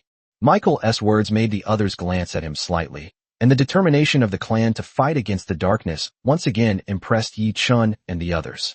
Yi-Chen nodded without saying much. If he wanted to stay, so be it. The others continued to focus their attention on the duel on the field. Michael's pure white wings, the fallen angel's feathers are as black as ink, and their bodies exude an aura that tempts people to fall. It must be admitted that the aura of fallen angels is particularly similar to dark energy, which makes it very easy for those corrupted by fallen angels to fall into darkness, and even fallen angels themselves are prone to falling into darkness. Therefore, many people believe that the power of fallen angels may originate from darkness, and that when you gaze into the abyss also gazes into you. On the other side, the behemoths inherited the tall and burly physique that this race has always had. Standing at 5 meters tall, it seemed as if they could hold a fallen angel in their hands with a wave of their hand. However, in reality, if they were to meet outside, the behemoth, unable to fly, would be no match for the fallen angel. But this is an arena, which restricts the altitude of flight, so it's really hard to say who would be stronger. Next up is the long-awaited Tier 4 battle between the fallen angels from Lord XX and the behemoths from Lord XX. The host on the stage shouted, stirring up the atmosphere throughout the venue. Even without him saying much, the audience was already buzzing with excitement, everyone shouting and anticipating this 4th-tier battle. Roar! The warlike behemoth made the first move, charging towards the fallen angel opposite it. But the angel was no pushover either. With a flap of its wings, it soared into the sky in the blink of an eye, dodging behemoth's attack. Night has fallen. A deep voice rang out, and everyone's vision immediately dimmed. Even with the magic lamps prepared by the Tower of All Things, they could only illuminate a small area. The behemoths on the field were completely shrouded in darkness, making them impossible to see. What's going on? It's pitch black. What are we supposed to see? Someone in the audience shouted. Such a dark scene was indeed not suitable for the audience to watch. Fortunately, this situation only lasted for a moment, and the darkness quickly dissipated. Several wounds of varying sizes appeared on Behemoth's body, pierced by the long sword in the hands of the fallen angel. Night has fallen. Night has fallen. The fallen angels, using their vision in the darkness, have severely injured Behemoth. The host on the platform shouted, and only then did everyone realize that it was the fallen angel's doing. Moreover, looking at Behemoth covered in blood and sword wounds, one can imagine how many times the fallen angel attacked the moment night fell. Looking at the behemoth in such a miserable state, Yi-Chen shook his head regretfully. The seemingly horrific wound before them was merely a superficial injury to the physically strong behemoth. It did not actually break any bones or tendons, and the claim of serious injury was utter nonsense. As expected, the fallen angel was exhausted after one attack. The arrival of night and the rapid attack had depleted his strength. After Behemoth's vision returned, his large hands reached out to grab the fallen angel in the air. Behemoths are a race capable of fighting at close range, and their physical strength is almost unmatched. The fallen angel flapped its wings, but before it could recover from the previous rapid attack, it was caught in the behemoth's grasp and unable to dodge. With a roar, the fallen angel's black wings were torn off, black blood splattering everywhere, and the fallen angel's painful screams echoed in the arena. Bravo! Many people in the audience cheered, while others sighed. They didn't care who lived or died on the field, only whether there would be a miraculous comeback and whether their bets would be won or lost. The winners are naturally overjoyed and cheer for Behemoth. The losers, of course, weep and wail, blaming fate and others. For example, in terms of physical strength, even angels, who are called gods, are far inferior to Behemoth. With his powerful hands, Behemoth could tear at the fallen angels, and no matter how much they struggled, they could only end up as a pile of flesh and blood, which Behemoth would eat as food. Such a bloody scene terrified many timid lords, but it also attracted those lords whose minds had become twisted. The blood could stimulate the ferocity in their hearts and release the pressure they felt when facing the darkness. This is too bloody, Jianmingyi said with lingering fear, the image of the fallen angel being torn apart still flashing through her mind. Although she was a proud lord and had experienced countless battles in the dark, seeing this scene up close in the arena still shocked her and made her feel very uncomfortable. This is what a gladiator is like. How much longer will our gladiator battle last? Yichun exclaimed, then looked at Yishi beside him. There are 3 more matches, and the opponent is a peak tier 3 ogre. Yishi replied. Ogres are an extremely primitive race, simple-minded but enormous in size, and possessing immense physical strength. While not as capable of fighting dragons as the behemoths, they are still rare among ordinary races. Given the goblin's fragile body, it could probably be pierced through with a single finger. A peak tier 3 ogre? I wonder if it has mastered magic. Yichun said with a hint of anticipation, which made the fat man's face darken. It's not his own kin. His little goblin is only level 2, and he has to carry a cannon to fight monsters, and they're magical monsters at that. Ogres are intellectually deficient, yet they can grow a second head, becoming a 2-headed ogre. Although having 2 heads often causes confusion in the ogre's mind, the second head possesses exceptional magical talent, capable of using some basic fire magic with tremendous power. The 2-headed ogre and the 3rd-tier peak ogre is incomparable. Although it is still no match for the 4th tier, it is a crushing force in battles between its own kind. The subsequent gladiatorial combats were mostly rank 3 or even rank 2 duels, but since the strength was similar, the fights were quite even. Moreover, in an environment like an arena, it's hard not to get fired up. The bloody battles also ignite the enthusiasm of the spectators in the stands, who shout and rush to place bets. After several duels, Yichun and the others truly came to understand the bloodshed and cruelty of the arena. Even in their only scheduled duel, they were killed by mistake at the end, which was a great pity. The 3 low-level duels took much longer than the battles between the fallen angels and behemoths. Including the time for appearance and preparation, it took almost an hour before it was the fat man's turn to fight the goblin. The fat man took a deep breath, his eyes fixed nervously on the clan members who came out, and he waved his fist to cheer them on. Chapter 2, 11 Goblins Appear. The next gladiator fight is going to be interesting. The opponent is a 2-headed ogre at the peak of the 3rd tier. As we all know, 2-headed ogres have the ability to fight against enemies of higher ranks. A 2-headed ogre at the peak of rank 3 can even rival a weaker rank 4 race. This is definitely a peak rank 3 existence. However, as we have said, it is the one being challenged, so its challenger must be weaker than it. So who will its challenger be? Let's welcome the Tier 2 warrior, Goblin Allen. As the host finished speaking, the entire arena erupted in an uproar. No one had expected that a Tier 2 goblin would come to challenge a Tier 3 peak 2-headed ogre. Oh my god, what did it do wrong that its lord would send it to its death? This is insane. How could the organizers of this gladiatorial contest agree to this? This is clearly just a way to fill quotas. I demand a refund. This is absolutely ridiculous. A Tier 2 challenging a Tier 3 peak, and it's a goblin versus a 2-headed ogre? Is this little guy even good enough to fill a tooth gap? Well, it seems this was resolved in the blink of an eye. Poor goblin. He was sent here by his lord to make a spectacle of himself. I'm very curious, who is his lord? He's so talented that he sent a goblin to the arena. Is he trying to make money through gambling? Holy crap, now that you mention it, I just remembered. I checked the board, and the 2-headed ogre's odds of winning are only 1.001. That means even if he wins, he won't make much money. No way. Every little bit helps. There are even odds. I thought the odds were 0. Let's sell more. It's just a matter of reselling. Even if we only make a little, we'll still make some money. That makes sense. Wait for me. The audience, realizing what was happening, rushed to the billboard, wanting to bet on the 2-headed ogre to win. After all, even though the odds of the goblin winning were as high as 100, no one paid any attention to this obvious outcome. Fatty, let's go buy 1,000,000. Never mind. Let's just buy 10,000 magic crystals as a token gesture. After all, this is Seeming's place. We can't go too far. Yichun said to Fatty. That makes sense. This is like money falling from the sky. By the way, what tier of magic crystals should we buy? Tier 4, I guess. If it's Tier 5, they probably can't afford to pay for it, so they'll have to use Tier 4 to offset it later. Everyone else is buying tier 1 magic crystals, and we're buying 10,000 tier 4 magic crystals? That means we'll lose 1 million tier 4 magic crystals. And you call this a token gesture? Isn't this just a token? You calculate how much your Duobao trading network's daily transaction volume is? 10,000 tier 4 magic crystals aren't even enough for an hour's transaction volume. Can Wanwu Tower be poorer than us? Besides, won't Si Ming be one of us sooner or later? This little bit of money is nothing. We didn't even ask for a small goal.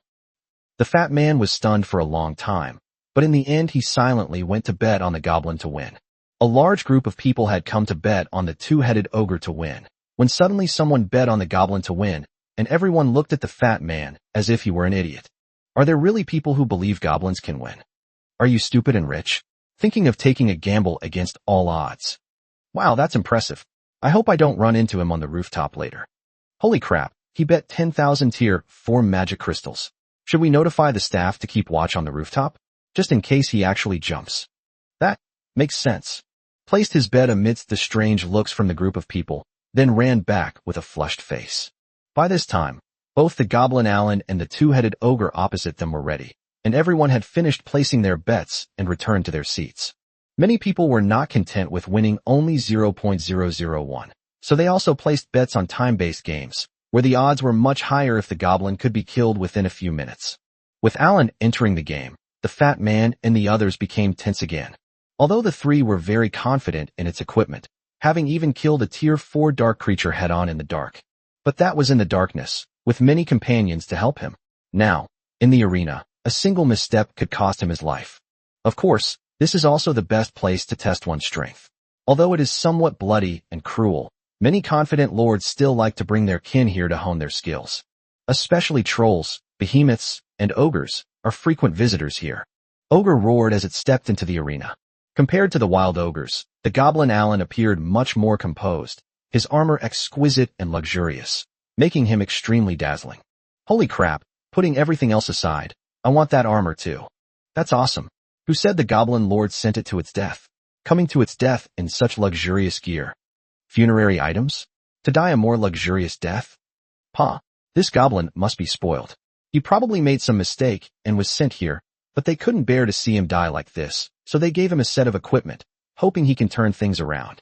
Come on, what kind of equipment would allow a tier 2 goblin to defeat a tier 3 peak two-headed ogre? You'd need an artifact, right? Maybe this armor is a divine artifact. Get lost, you troll. The surrounding crowd was noisy, but the battle continued in the arena at the announcer's command.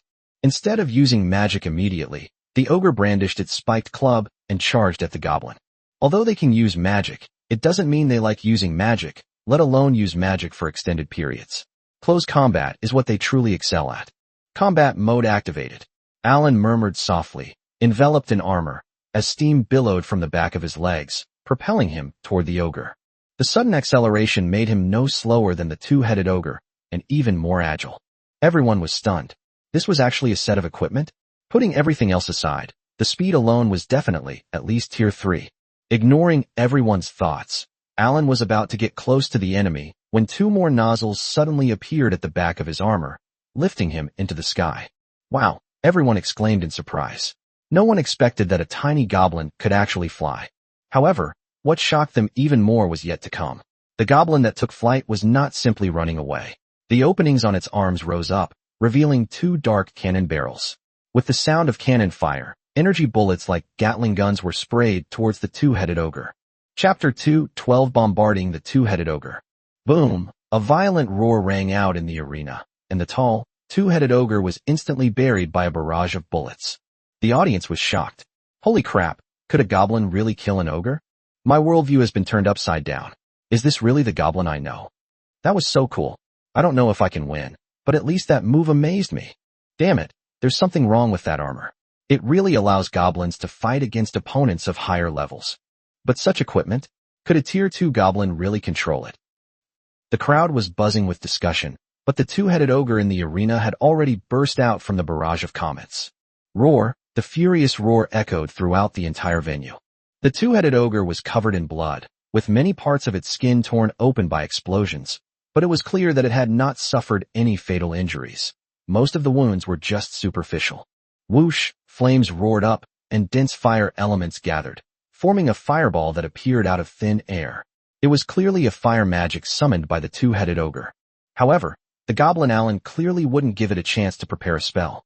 The gun barrels in its hands needed to cool down, but two even longer and thicker cannon barrels were protruding from its shoulders. Boom! Two rockets flew towards the two-headed ogre, instantly engulfing it as it prepared its magic. A deafening roar, even louder than before, resounded. Everyone felt the tremors beneath their feet, and a small mushroom cloud rose directly into the arena, engulfing most of it. Holy crap! This is way too outrageous. Holy crap, that's so cool. Now, immediately, right now, I'm buying this set of gear. Here's the link. Buy my ass. Who is his lord? I want to order 1,000 sets. No, 10,000 sets. I'll take as many as you have. Money's no problem. I'm tsung. Two rocket launchers ignited the crowd's enthusiasm. Regardless of their power, the effect alone was enough to excite them. The roar of the artillery fire stirred the blood in everyone's hearts. The reason why people disdain firearms is simply because their power cannot achieve the desired effect. Conventional guns and cannons can be dodged by a peak Tier 3 player. Even powerful missiles and magic crystal bombs will have their power reduced significantly after reaching level 4. Keep in mind that even level 5 magic crystal bombs are unlikely to harm level 5 creatures. But this is an arena, mostly populated by low-ranking lords. The power of the cannons shocked them, but it also ignited their passion, making them realize that, at least on low-ranking battlefields, cannons still have a lot of potential. Roar! The arena was engulfed in flames of battle, and the two-headed ogre let out a painful roar, which terrified everyone. Judging from this sound alone, the two-headed ogre is injured, and it must be a very serious injury. Otherwise, a violent and cruel ogre would not make such a terrible scream. As the mushroom cloud gradually dissipated, the two-headed ogre's body was finally revealed. However, everyone was shocked when they saw the two-headed ogre's appearance and couldn't help but gasp. Apart from the two heads that were being protected, the two-headed ogre's body was completely mangled. Its thick arms had been blown off while protecting its heads. A large amount of foul blood was flowing from his chest, and a blood hole the size of a basketball was clearly visible to everyone. The surrounding area was filled with rotting flesh, which looked extremely gruesome. The two-headed ogre lay on the ground, its eyes silently staring at the sky, breathing heavily. Clearly, its days numbered. That's incredible. That was everyone's thought. 2 rockets were enough to take down a Tier 3 peak two-headed ogre. This power was far beyond what ordinary firepower could achieve. It would have required at least a Tier 3 magic crystal bomb. Using 2 Tier 3 magic crystal bombs to kill a Tier 3 two-headed ogre is a bit of a waste, since a Tier 3 ogre will at most drop 1 Tier 3 magic crystal, so it's a loss no matter how you look at it. Could it be that they really use Tier 3 magic crystals as energy? That looks impressive, but it's a huge waste. A brief silence fell over the audience, and someone asked, "What's the loss? How much can we make from this gladiatorial match?" This has opened up a new avenue for us. A few magic crystal bombs can be exchanged for a gladiatorial victory and a large amount of magic crystal bets. "We're making a killing," another person said excitedly, but it drew sneers from the crowd. "Idiot, do you really think you can use magic crystal bombs in the arena? All technological equipment must be tested by the Tower of All Things. The energy level of the firepower on this goblin is definitely no more than that of 2 Tier 3 magic crystals. All we can do is make more rational use of its energy. In other words, the energy consumed by this goblin's equipment is less than that of a Tier 3 magic crystal. 2 rockets with power comparable to a peak Tier 3 rocket launcher are definitely not all of its energy. Can't you see it's still flying in the air?" Upon hearing the explanation from these old people, everyone immediately understood that it was indeed the armor on the goblin's body that was at work, not only giving the 2nd tier goblin speed comparable to the peak of the 3rd tier, but also allowing it to unleash 2 attacks with the power of the peak of the 3rd tier. At this moment, everyone was shocked. If this kind of fighting style could really be popularized, it would be a huge boon for all low-level lords. Creatures that can only grow to Tier 2. It's just that Yi Chun and his group have come into contact with too many high-level lords, so in reality, at least half of the creatures can only grow to Tier 2. Their lord can only strive to grow into a formal lord through these clans, and in the hope of opening his own 2nd clan. However, this would obviously ruin the newcomer trials in the trial space. Not only would they be unable to become formal lords with advanced 5-element formations, but even survival would be extremely difficult. However, if they had the armor that goblins wear, it would be a different story, enough to allow these Tier 2 familiars to unleash the combat power of a Tier 3 peak. You don't need many. A small team of a few dozen people is enough to drastically change the combat power of these new lords. Buy it. This thought popped into everyone's mind. They couldn't even wait for the referee to determine the winner. They were already asking who its owner was. It's safe to say that as long as the fat man shouts, "This is my goblin," he'll be instantly overwhelmed by the crowd. Chapter 213, The Explosive Goblin Armor. What are you betting on? 10,000 Tier 4 magic crystals, with the goblins winning. The staff member asked incredulously when he saw the slip of paper the fat man handed him. What? You just placed the order not long ago. How could you be so forgetful? You had the same look on your face when I bought it, the fat man said irritably. You were so quick to take the money, but why were you so slow to pay? Sorry. We were just confirming that the stake is 10,000 Tier 4 magic crystals, and the bet is that the goblins will win, right? Of course. Alright, you've won a total of 1 million Tier 4 magic crystals. That's a huge amount. I need to consult with our manager. Please wait a moment. The staff member spoke shakily, leading Yi Chun and the others to sit on the sofa next to them before quickly running towards the office. 1 million Tier 4 magic crystals is not something a staff member like him can decide. Fortunately, they made a lot of money in this round of competition, otherwise it would be hard to say whether Yi Chun and the others would have received the money. It should be noted that a large number of lords bet on the two-headed ogre, and in order to win more money, the amount of money they placed was enormous. As a result, the goblins overwhelmingly defeated all the lords, causing them to lose everything. They definitely made a profit of 10,000 Tier 4 magic crystals, and probably more. However, the fact that a large portion of the profits would be cut off to give to Yi Chun and his group is heartbreaking for the person in charge of the arena. So they bet on the goblins? They knew from the beginning that the goblins would win. Could they be the goblin lords? There were quite a few people here, some betting on the next round, and others who had lost money and wanted to cause trouble. But when they heard that the fat man had bet 10,000 4th-tier magic crystals on the goblin, everyone fell silent and looked at Yi Chun and the others with strange eyes. Hello, I'd like to ask, was that goblin one of your kin? A small, thin lord approached and asked warily. Of course, otherwise why would I bet on that goblin? The fat man and Yi Chun exchanged a glance and burst into laughter, the fat man's face beaming with pride. Really? So you all knew from the beginning that the goblin would win? Was it because of that armor full of cannon barrels? The other party asked excitedly. Of course. That's our latest goblin armor, with power comparable to a Tier 4 weapon. Today we're just testing it out to see how it performs in actual combat. The fat man laughed, showing no concern that he would be targeted by these people, which was exactly what they had planned after entering the arena. Goblin armor can already be mass-produced on a small scale. As long as enough magic crystals are provided, it can exert combat power comparable to the early stage of Tier 4. What they are doing now is creating momentum. Yi Chun and his team even recorded the battle, just waiting to upload it to Duobao Trading Network later. Along with the marketing of the goblin armor, they could definitely drive its price sky high. If it weren't for the bloody and deadly rules of the arena, Yi Chun would have even wanted Alan to fight against a Tier 4 unit, which would have produced an even more shocking effect. Unfortunately, I thought about it later and decided against it. Such a move was too risky, and it wasn't worth sacrificing the life of a goblin warrior for it. Great. How many sets of this armor do you have? Are you willing to sell them? Upon hearing the fat man's words, the lord asked excitedly, seemingly extremely eager for the goblin armor. However, upon hearing the fat man's words, it wasn't just him who was excited. The surrounding crowd, who had been observing, all erupted in excitement and crowded around Yi Chun and his companions. You really still have this kind of armor? Sell it to me. I'll take as many as you have. Get the hell out of here. Did you even ask the price? Are you selling a set for 1 Tier 4 magic crystal? I want 10,000 sets. You dare to offer a mere Tier 4 magic crystal? That's enough to instantly defeat a Tier 4 unit. I'll offer 2 Tier 4 magic crystals. I'll take 10,000 sets. I'm telling you, you're overthinking it. 10,000 sets. This kind of armor looks difficult to make. I want less, just 1,000 sets will do. Since the quantity is small, sell it to me first. Damn, that's cunning. I only need 800 sets. It's a small quantity. Can you give them to me first? The price is negotiable. The surrounding crowd was noisy and chaotic, and as for the lord who started it all, he had long since been pushed to some unknown place, silently hiding in a corner and crying. Everyone, please quiet down. Seeing that the atmosphere had gotten a bit too heated, The fat man stood up and gestured for everyone to quiet down. As you all have said, goblin armor is not easy to manufacture.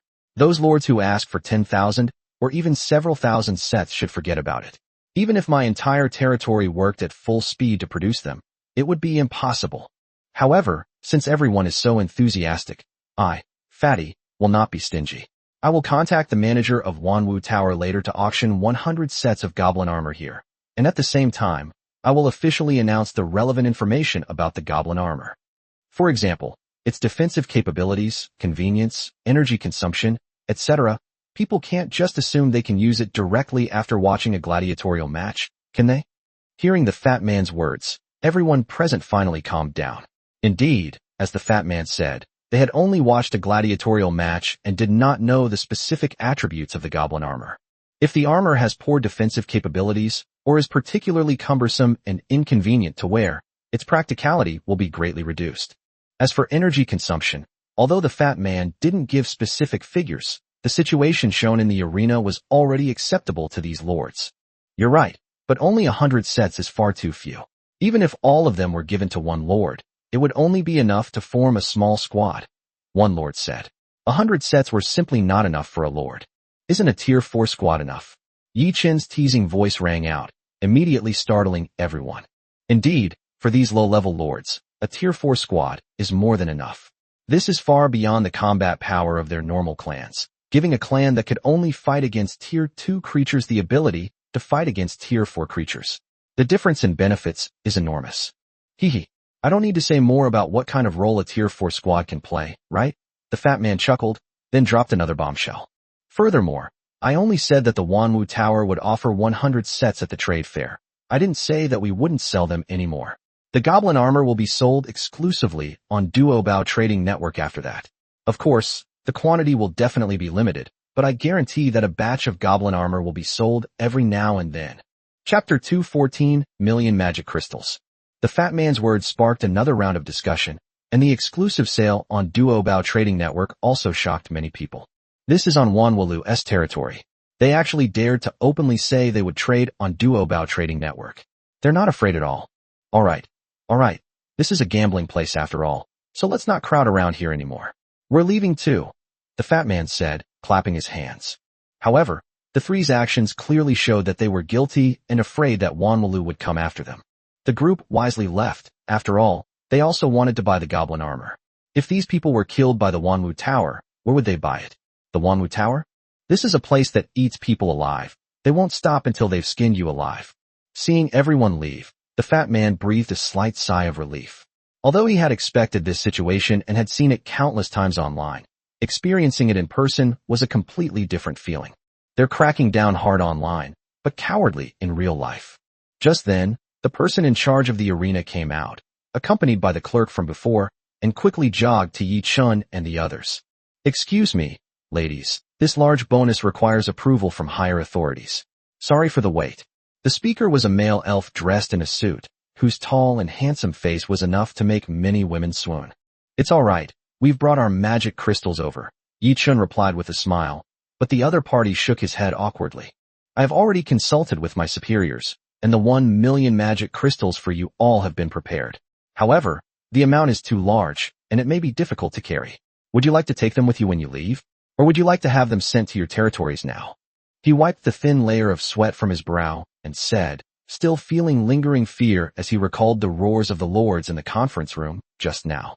When they heard about the 1 million tier 4 magic crystals, the lords immediately erupted in uproar. Some of the lords in charge decided on the spot to extort the money, especially the group led by Wen Tianzong. Fortunately, Lord Siming arrived later. Upon hearing the story, he immediately decided to give it away, severely reprimanded the lords, and dismissed them from their posts. Let's send them back to the territory first, Yi Zhen. You go with them to get the magic crystals, and after you send them back to the territory, go directly to the auction hall to find us. Yi Chen said, when it comes to things like trading, E-Beast is more adept. By the way, we found out that you were also in that gladiatorial match just now. As the victors, you are entitled to 10% of the losing side's betting profits. There are also varying amounts of magic crystals of different levels here, which we will also pack up and send to you. After confirming Yi Chen's request, the elf continued. Oh right, there's also gambling revenue. How much money can we make here? Let's not talk about the low-level ones. How many fourth-level magic crystals would we get? Hearing about the revenue, the fat man immediately perked up and asked the other party.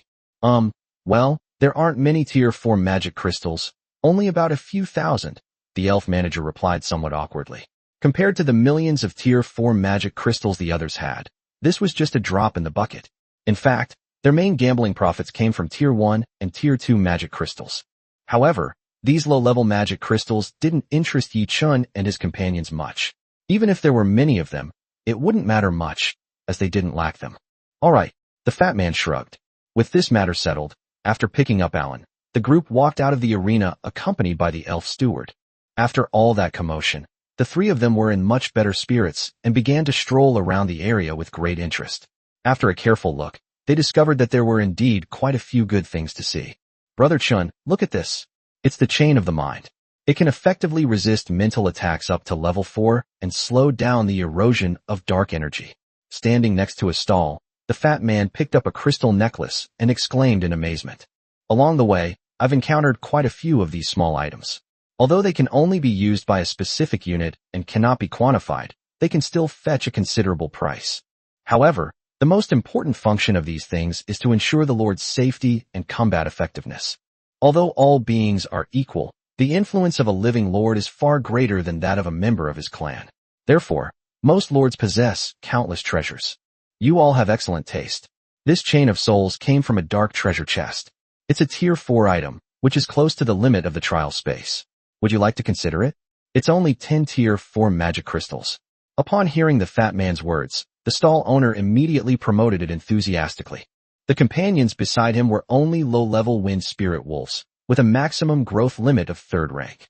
Although magical beasts have the possibility of mutation and evolution, the probability is too low. Therefore, 4th rank magic crystals are rare items for such lords. Bought it. The fat man waved his hand and bought it directly, while Yi Chun and Jian Mengyi continued to look at the other items on the stall. Did you get all these things from the Dark Origin?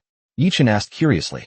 Ordinary places simply couldn't produce so many rare items, let alone a lord whose strongest clan was only at the 3rd rank. Of course, where else can you find so many good things? Besides, I got these with a team of friends. Otherwise, given the strength of the creatures there, we probably wouldn't have made it out, the stall owner said with a wry smile. He also saw the familiars beside Yi Chun and his companions. The powerful angels alone were enough for him to realize the gap between himself and them. It seems this Dark Origin is quite good. The quality of the things inside is pretty high. Yi Chun nodded, speaking thoughtfully. He had also entered a dark primordial region, where the benefits were great, but still far from this level, and it was fraught with danger, especially the final 7th tier dark behemoth, which almost left him there permanently.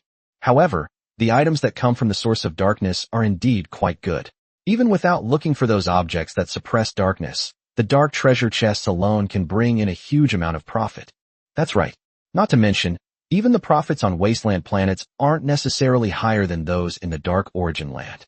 It's just a pity that such places are too dangerous, and the dark aura is too strong, so you can't stay there for long, the stall owner said enthusiastically, but when he thought about the various restrictions inside, he couldn't help but feel regretful. Not to mention the high-level dark creatures that can be seen everywhere. The dense dark aura alone is not something that ordinary people can stay in for long. Even these lords have to prepare purification items such as light element spirit stones or holy water before entering, in order to keep themselves and their territory from being polluted by the darkness at any time. Chapter 215 Re-encounter with Wen Tianzong. Yi Chun nodded. He had also sensed the intense darkness within. Every year, a considerable number of new lords fall into the darkness of the origin. So each new lord often has to face corrupted predecessors after entering, which becomes their first challenge.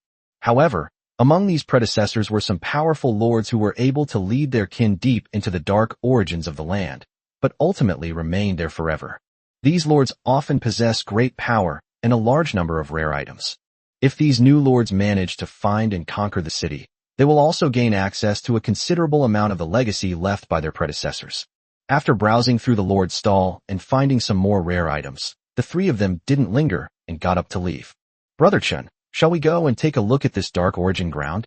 It's the largest Dark Origin ground in the entire trial space, the final trial ground for all the new lords, the fat man said with a hint of anticipation.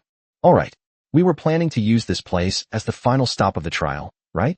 Let's browse the auction, promote Duobao Trading Network, and then we'll go in. Yichen nodded. The final trial site was definitely worth checking out. Hee, that's good. Now what? Shall we go check out the auction house? The fat man nodded and asked, looking at another tall building in the territory. Did Ximing mention any large-scale auctions today? Yichen asked.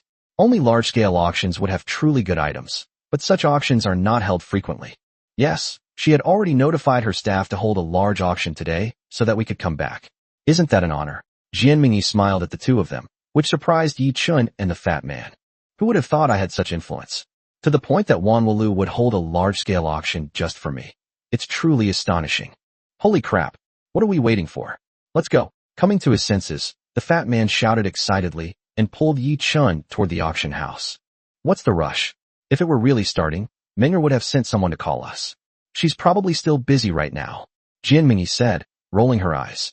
Then we can find a good spot first and see if she needs help. After all, she almost lost power. What if those people come back and bully her again? The fat man said excitedly, without stopping his steps. Yi Chun and Jianmingyi exchanged a smile, shook their heads helplessly, and could only go with him, running towards the auction house together. As the biggest source of revenue for Wanwalu, the auction house is also the most important building in Wanwalu. The office area is usually not too far away from the auction house, so that various issues can be handled at any time. The fat man pulled the two of them along at a jog, but instead of going into the auction house, they turned into the Lord's mansion next door, which was also the office area for everyone. Didn't you say you were here to attend the auction? Yi Chun teased, sounding annoyed. Oh dear, we're here to ask Menger for VIP tickets, aren't we? We can't possibly sit in the main hall, can we? The fat man said matter-of-factly, his gaze sweeping across the Lord's mansion, which attracted the attention of the guards. Hello?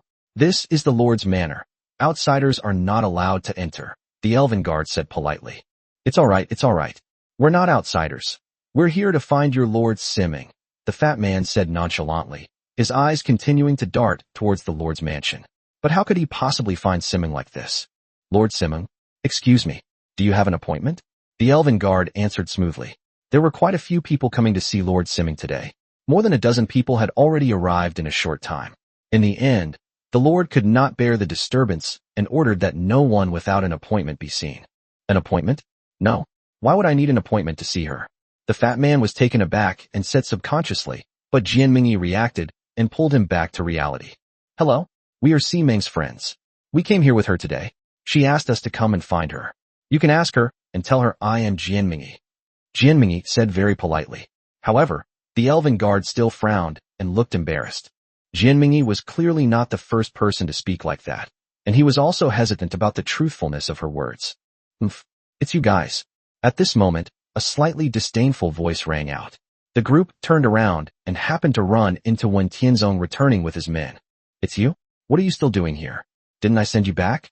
Why aren't you going back to your own territory? The fat man retorted irritably, having no good impression of this rich second generation who was vying for power with Ximing. It's none of your business what happens at my Wanwu Tower. These people are outsiders causing trouble, and they're even suspected of cheating in the arena. Take more people to confiscate their cheating money, then send them away. Make sure they don't get near the Lord's mansion. Wen Tianzong said arrogantly, while ordering the elven guards to stop them and accuse them of cheating in the arena. Such behavior is extremely egregious. Not only will the Lord's entire fortune be confiscated, but he will also be expelled from the Wanwu Tower.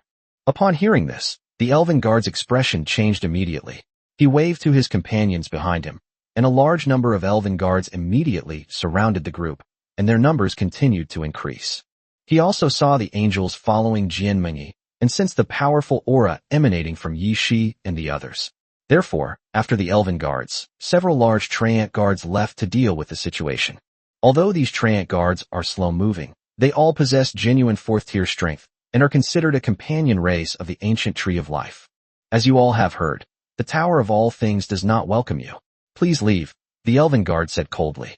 Yi Chun and the others frowned and looked over, only to see Wen Tianzong looking at them with a mocking expression, waiting for them to slink away. Seeing the other party's expression, Yi Chun couldn't help but chuckle. He raised his hand to stop the fat man and Jianmingyi, who were about to speak. I say, are you really stupid, or just pretending? This place is so close to the Lord's mansion. If a fight really breaks out, do you think they won't be able to hear us? At that time, you might not even be able to keep your status as the son of a shareholder, right? Upon hearing this, Wen Tianzong's face immediately darkened. Shut up. Wanwu Tower belongs to my family, not that woman's. She's nothing more than a housekeeper, a dog of the Wen family. So what if she knows you're fighting here? Arena cheating. Cheating to earn millions of Tier 4 magic crystals. I have the right to order their return. These words immediately caused an uproar among the curious onlookers. Chapter 216, The Villain Dies from Talking Too Much. Wow, 1,000,000 Tier 4 magic crystals, how much does that cost? No wonder Wen Tianzong wouldn't let them go. If they escaped, Wanwu Tower would suffer a huge loss, wouldn't it? Exactly, but these people are really bold. They actually dared to go to the arena to win so much money, and then brazenly come to the Lord's mansion. They're really not afraid of death. If you're afraid of dying, why would you win so much money? You must be cheating. Ha, that's right. A murmur arose from the surrounding crowd, accompanied by a large number of elven and Treant guards who gathered around. Yi Chun and the others wore grim expressions, and all the members of the clan were on high alert, ready to fight at any moment. It seems you haven't learned your lesson yet. I could kill so many people back then without hesitation. Do you think these elves and Treants can protect you? Yi Chun said, looking at Wen Tianzong. To be honest, dealing with this guy is indeed a bit troublesome. After all, he's the son of a major shareholder of Wanwu. Making an enemy of him and killing him are two different things. The former still has room for compromise, but if they are killed, it will completely cut off their path to becoming a lord, creating an irreconcilable feud. At that time, even the shares of Duobao Trading Network will probably have difficulty stopping Wanwu's attack. Don't think I don't know. If you don't dare to kill me, I'll only be punished. If you kill me, you won't survive after leaving the trial space either. After all, you'll be hunted down by the entire Myriad Things Pavilion. Wen Tianzong's heart trembled, and then he said with a cold smile. This is what he figured out at the landing point. Yi Chun killed an insignificant nobody just to intimidate them, but in reality, the other side didn't dare to kill powerful figures like them, because that would be making a blood feud with the Wanwu Tower. So that's what you're thinking? So you think I'm afraid of being hunted down by the Myriad Things Tower? Yi Chun chuckled, completely ignoring the elves and Treants who had surrounded him. He waved to Yishi beside him. He had brought 2 people and 2 beasts to the island, and now only Yishi and the hoe in her arms remained by his side. But Yi Chun believed that the man and the beast alone were enough to ensure his safe escape. Seeing Yi Chun's actions, Yishi took 2 steps forward while holding Ho, standing in front of the crowd. Even when facing a large number of elves and tree people, he showed no fear. Yishi, at the peak of the 4th rank, has the strength to contend with the 5th rank by relying on many techniques such as the Celestial Immortal Technique. Not to mention the Ho in her arms, which is also an existence that can ignore the rank. When it was only at the 3rd rank, it released the 6th rank Oris.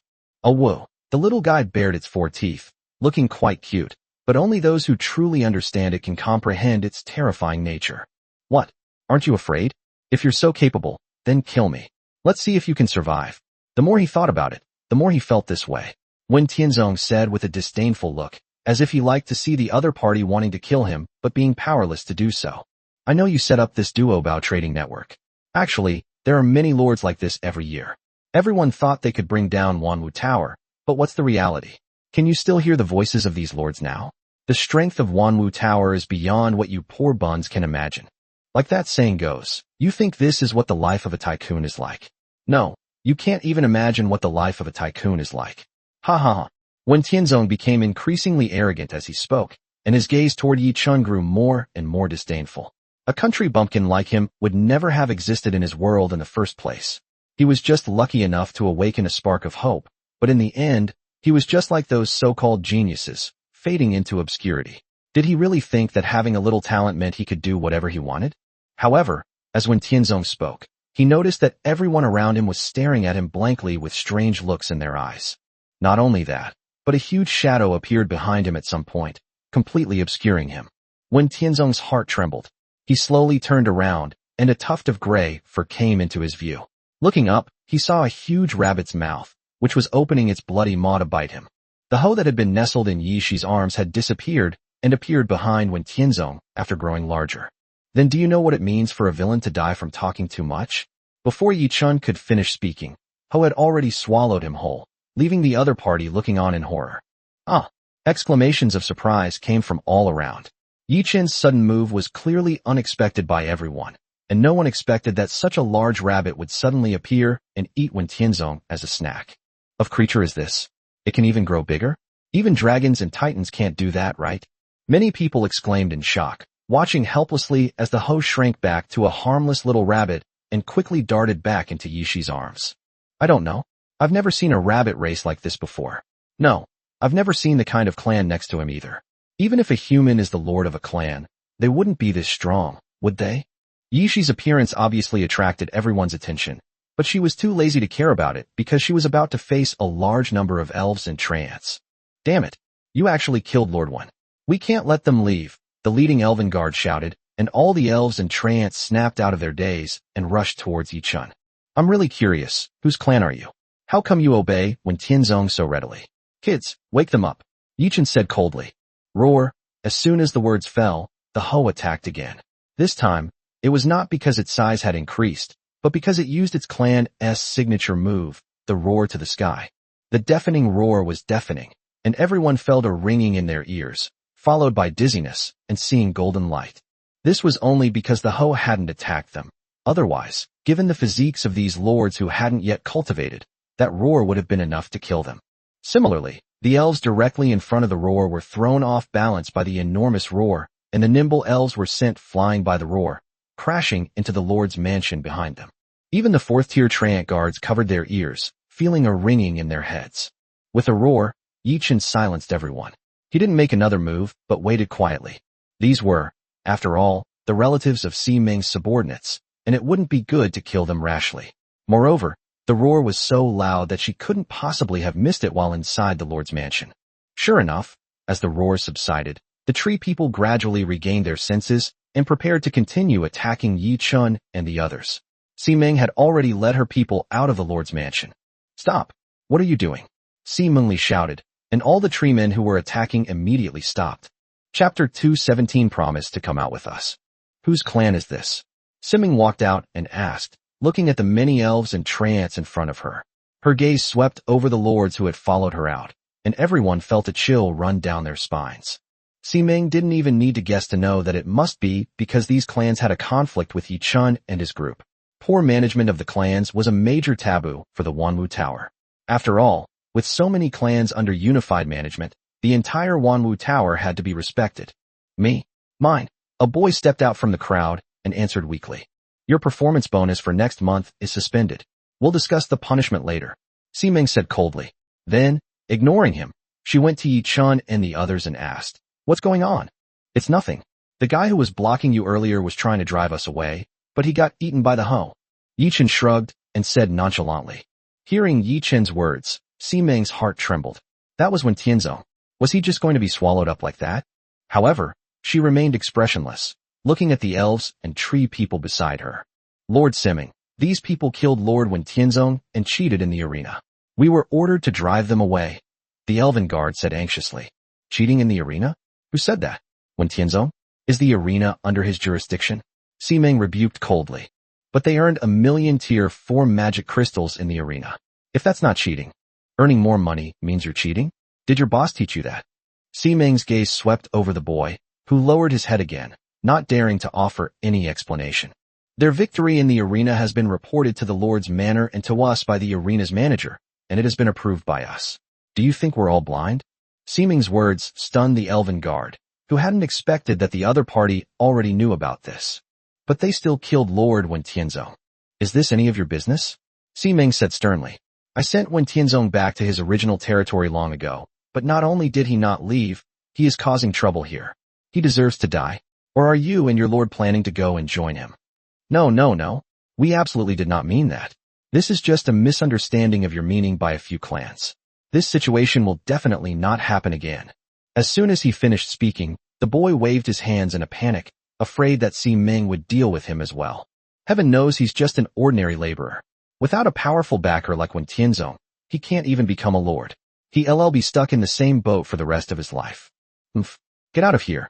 The guards of the Central Island are temporarily under Chiu Yu's command. Si Ming sneered. Chiu Yu had too many things on his hands. So much of his power had been divided up, by Wen Tianzong. Now it was time to take it back little by little. Then he looked at Yi Chun and the other two and said, "You guys come with me." Shrugging indifferently, the group followed Si Ming into the Lord's mansion. Unlike Yi Chun's Lord's mansion, which was lush and green, or Jianmingyi's mansion, which was dazzling and radiant, the mansion was different. This Lord's manor looks extremely ordinary, but it has one huge advantage. It's huge. Exceptionally huge. A quick glance revealed that this Lord's mansion was 3 times the size of Yi Chun's Lord's mansion, making it perfect as an office for Wanwu Tower to handle its daily affairs. Please sit wherever you like. You've probably seen this Lord's mansion. It doesn't have any special function, it's just big. Most of the lords in our Wanwu Tower use this kind of Lord's mansion, Si Ming said with a smile as she led the group into a room. That's great. How about we get one for Fatty too? This kind of Lord's mansion is perfect for me, isn't it? Fatty chuckled, but Si Ming had no time to pay attention to him at the moment, and looked at Yi Chun with a worried expression. You really killed Wen Tianzong? Si Ming asked. Upon hearing this question, not only her, but also Fatty and Jianmingyi looked over with slight concern. If Wen Tianzong were to die at this time, he would surely use the entire power of the Wanwu Tower to target the soon-to-be existing Duobao trading network. At that point, it would be extremely difficult for them to turn the tide. Killed it. But it should still be inside the little guy's belly for a few days to digest. Yi Chun smiled and pointed at the hoe in Yishi's arms. How many days to digest? The group was taken aback, seemingly sensing a different meaning in the words. Don't worry, I'm not stupid. If he goes out now, it means we have to go out too. Otherwise, if they set up a trap outside, wouldn't we be walking into their trap? The little guy's stomach is a self-contained space. Let him digest in there for a few days and leave him with a deep impression. We can then explore the source of darkness and leave as well. There's no point in staying in the trial space any longer. Yi Chun said with a smile, and everyone breathed a sigh of relief, looking at the little guy with great astonishment. It even has its own separate stomach? Isn't it designed to eat? Phew, that scared me to death. I thought you really killed him. If that's the case, we'd probably have to get ready to leave right now. Si Ming said, patting her chest. If Wen Tianzong is killed, so be it. He's a major shareholder. It will cause trouble, but it's not like there's no way to deal with him. We can't let him die too quickly, otherwise, if we plan ahead, we might get badly burned. Don't worry, I guarantee he'll come out with us. Yi Chun laughed. Hearing this, everyone smiled knowingly. They would come out together, but in what capacity? That was uncertain. The key was that the psychological trauma of watching himself being digested bit by bit in the stomach would probably haunt him for the rest of his life. By the way, Si Ming, Wen Tianzong is dead. He's in the trial space. Will he cause you any trouble? Jianmingyi asked with concern, but Si Ming waved her hand dismissively. Hey, what trouble could there be? We're about to leave anyway, aren't we? By the way, you came to see me for the auction, right? Come on. I'll take you there right now. The private rooms are all ready. Suddenly remembering the purpose of their visit, Si Ming stood up and said, leading Yi Chun and the others toward the auction house next door. Countless people stared at them along the way. Yi Chun and his group had become celebrities in the entire Wanwu trading area. Not only did they rake in 1 million tier 4 magic crystals in the arena, but they also directly killed Wen Tianzong, who was known as the deputy manager. Seeing them walking together now, everyone has countless speculations about their relationship. Chapter 2:18 Participating in the auction. After leaving the Lord's manor and turning a corner, they arrived at the auction house. Xiaoyu skillfully led everyone into a VIP room, and the various gazes along the way finally disappeared. I'll stay here, you can go do your thing. Just handle the rest as I arranged before. I'll finish the newcomer trial in a week at most, and I'll leave the rest to you. Si Ming said. Wen Tianzong couldn't stay inside the Ho's belly forever. At most, he would stay for a few days. After they went to the Dark Origin Land, their newcomer trial would be considered complete, and the trial would officially end. There is a much wider world waiting for them outside, and the Duobao trading network needs to be developed as soon as possible. Presumably, because of the lord who was killed when they landed on the island, bad news has already spread outside. If they delay too long, even if they can save Wen Tianzong's life, they will not have time to make arrangements. Okay, I understand.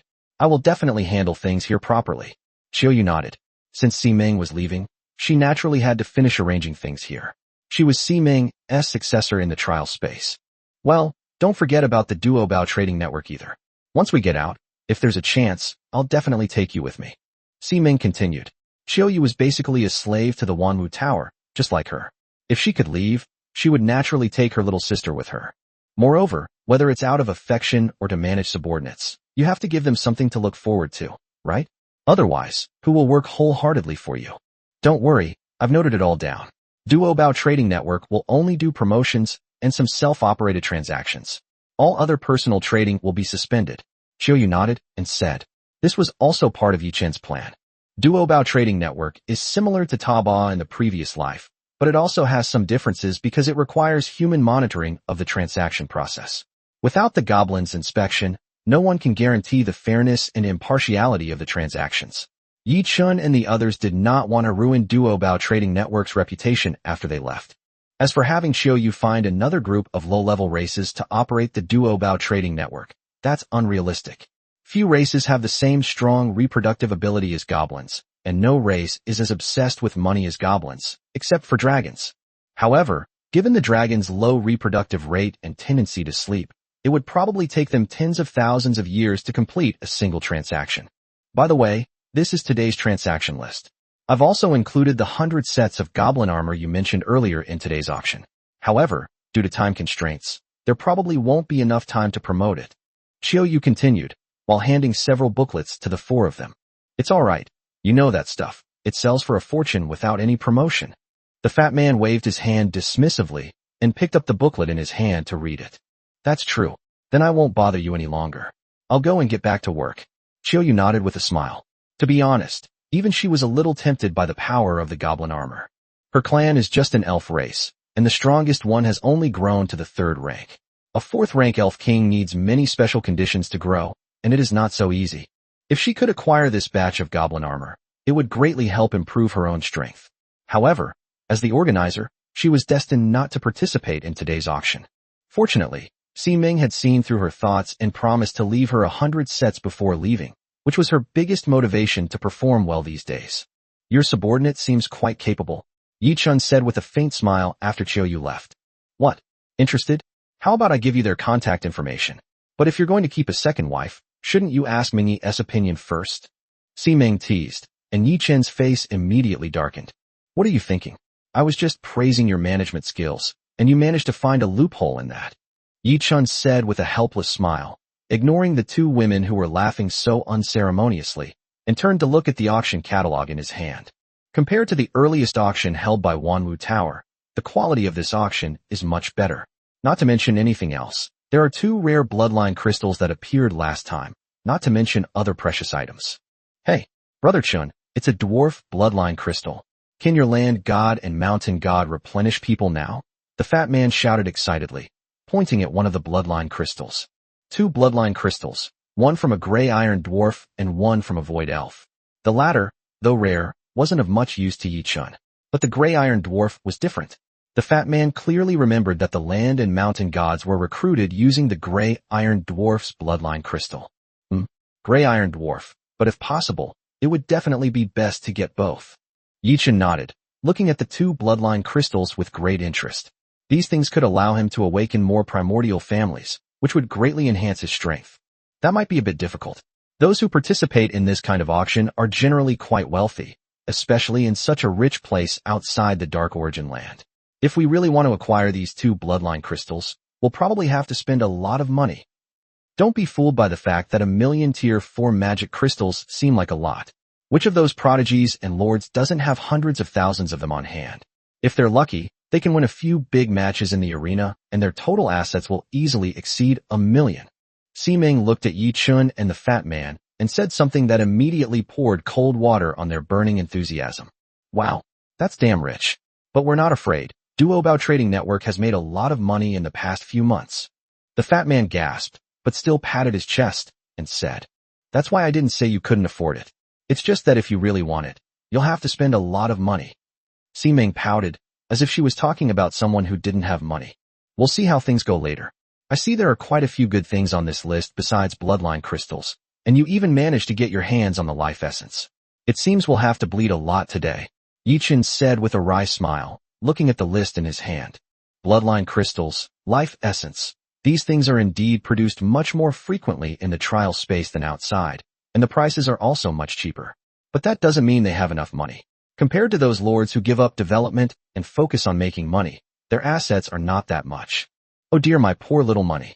You've left me just like that. The fat man grabbed a handful of magic crystals and held them in his hand, saying with a heavy heart.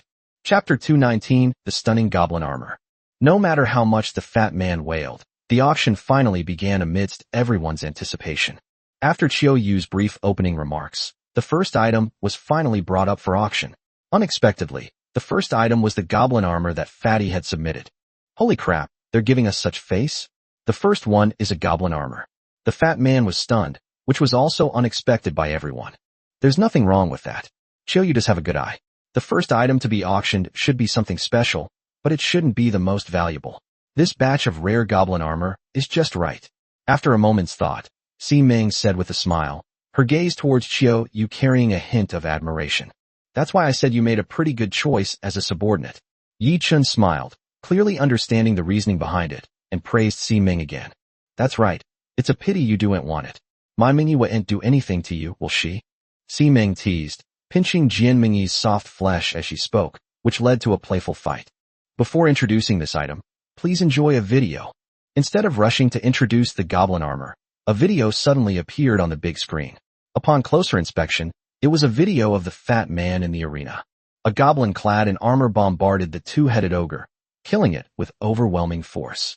The video, but many lords who had been to the arena also recognized it. After all, this battle left a deep impression on everyone, even more so than the fourth-tier gladiatorial combat between the fallen angel and behemoth. Could this be the armor that appeared in the arena? Many lords exclaimed, their eyes fixed on the armor placed on the display stand. Now that you mention it, it's quite possible. Apparently, that goblin lord was spotted at the exchange counter, and he said he wanted to put 100 sets up for auction at the Wanwu Tower. Holy crap, is this for real? The first item up for auction today is those 100 sets of armor? That's incredible. It's true. Look at that video, isn't it in the arena? The goblin versus the two-headed ogre. Wow, it's real. This really is that suit of armor. As the video played, many people recognized the characters, and even lords who were unaware of the event were equally shocked by the battle depicted in the video. Even if we don't know what race is inside the armor, it's clear that all the firepower of the armor is being used. Some people have even provided some information. When using energy weapons in the arena, the total energy value cannot exceed twice the combat level. In other words, the armor unleashed a terrifying barrage, consuming less energy than 2 Tier 3 magic crystals, yet the power it displayed was truly terrifying. Alright, the video is over. I'm sure many of you already have a good idea of what these auction items are. Chiyoyu said with a smile as the video ended, looking at the crowd below the stage. It's goblin armor. Before the words were even out of their mouths, a customer shouted loudly. The goblin armor had already made a name for itself in one battle, completely establishing its reputation. That's right, it's the goblin armor, developed by a genius goblin lord. According to our Wanwu Tower's assessment, it possesses the strongest firepower at level 4 in terms of frontal firepower, and launching such an attack only requires consuming one level 3 magic crystal. These words caused an uproar. A Tier 3 magic crystal unleashing an attack with Tier 4 power. Such energy utilization far exceeded everyone's expectations. This also meant that this armor possessed the ability to fight beyond its level.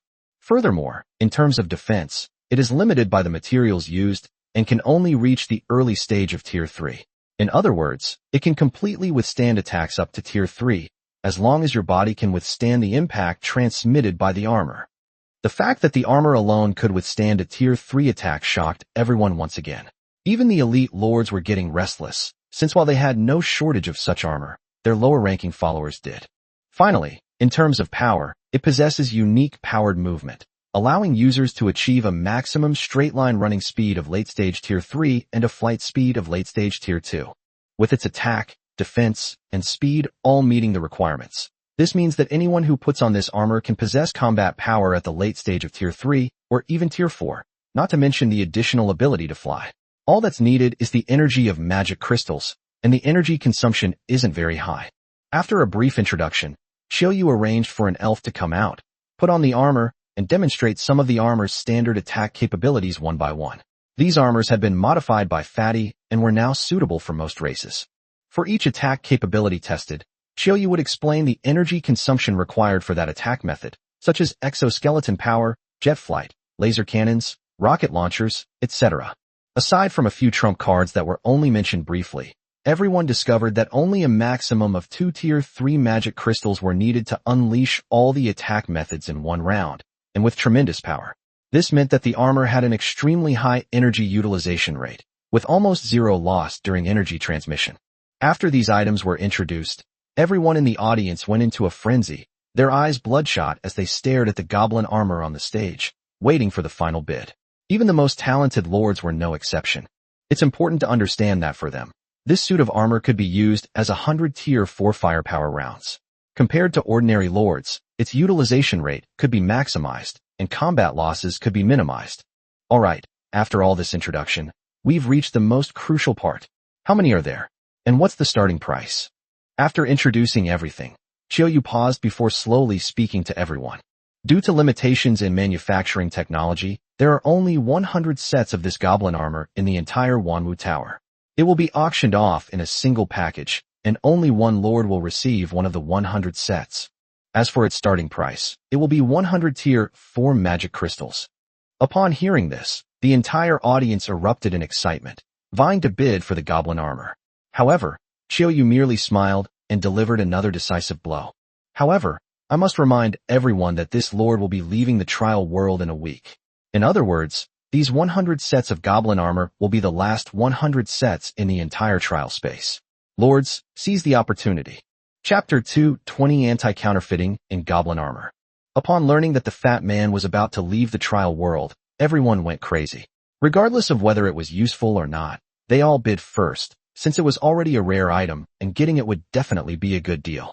1,000 Tier 4 magic crystals, a lord immediately exclaimed, raising the price of the 100 sets of armor to 10 Tier 4 magic crystals each, instantly silencing many low-ranking lords who were short of money.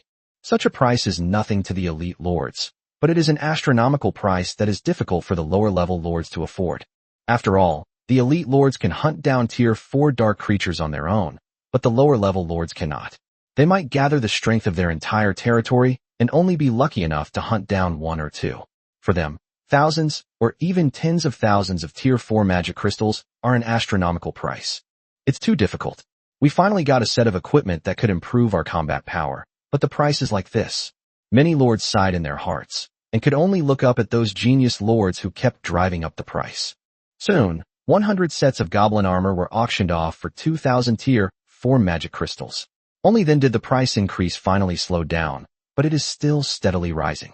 Many powerful lords are also weighing whether it's worthwhile to spend a high price to buy back some turrets with firepower comparable to Tier 4 weapons. Will it bring them greater benefits? These are all things they need to consider. Compared to lower-ranking lords, they can extend the lifespan of these goblin armors and make them more efficient to use, rather than turning them into consumables. 3,000 Tier 4 magic crystals should be the maximum price for this goblin armor. How high it can go depends on how many big shots are willing to spend a lot of money. Seeing this, Si Ming, who had been frequenting auction houses for many years, already had a general idea of the goblin armor's value. That's enough. That's more than enough. Don't forget, this armor is made entirely of materials up to Tier 3, with more than half of it being Tier 2 materials. It's just that the manufacturing process is a bit complicated. If you really calculate it, the cost might not even be more than 2 Tier 3 magic crystals. The main expense is in the consumption during combat. That's the real cost. The fat man rubbed his hands together, speaking with a hint of excitement. The popularity of the goblin armor had clearly exceeded his expectations. That's true. It's a pity we don't have time to linger in the trial space. Otherwise, we could have made a lot of money by getting more goblin armor. Si Ming nodded and sighed, seemingly regretting that they hadn't earned enough. Don't be reluctant to leave. The trial space is just a small-scale exercise. The bigger sky is yet to come, Yi Chun said with a smile, and the others nodded in agreement. At this point, the auction price of the goblin armor had reached 3,000 Tier 4 magic crystals. Just as Si Ming had said, the price increase had slowed down significantly, with only a few lords still bidding. It was clear that the result would be announced soon. Ultimately, the goblin armor was sold to a lord whose kin were orcs, for a total of 3,300 Tier 4 magic crystals. The orcs, like elves and dwarves, are a relatively powerful and common race, and are not listed among the top geniuses. Their strength fluctuates greatly. Occasionally, some powerful individuals will appear, and if they are lucky enough to have several 4th-tier combatants, They can help them acquire a lot of 4th tier magic crystals. With these 100 sets of goblin armor, it's equivalent to directly and steadily adding 100 people to his tier 4 combat strength, resulting in a very considerable overall increase in power. 100 sets, 3,300 crystals, that's a net profit of over 3,000 crystals. Auctions really make money, the fat man exclaimed upon seeing his earnings. Even on Duobao Trading Network, it would take a considerable amount of time to earn so many tier 4 magic crystals. After all, Duobao Trading Network only charges a handling fee for each transaction, relying on small amounts to accumulate into a large sum. This is probably because they saw you were leaving. This set of armor will likely become unavailable in the trial space. Otherwise, it wouldn't sell for such a high price. Moreover, if they wanted it to become a regular product, the price would have to be lowered. I guess they'd make money by selling in large quantities. 100 sets would be worth at most 2 or 300 4th tier magic crystals. Yichin shook his head and said, "That's pretty good too.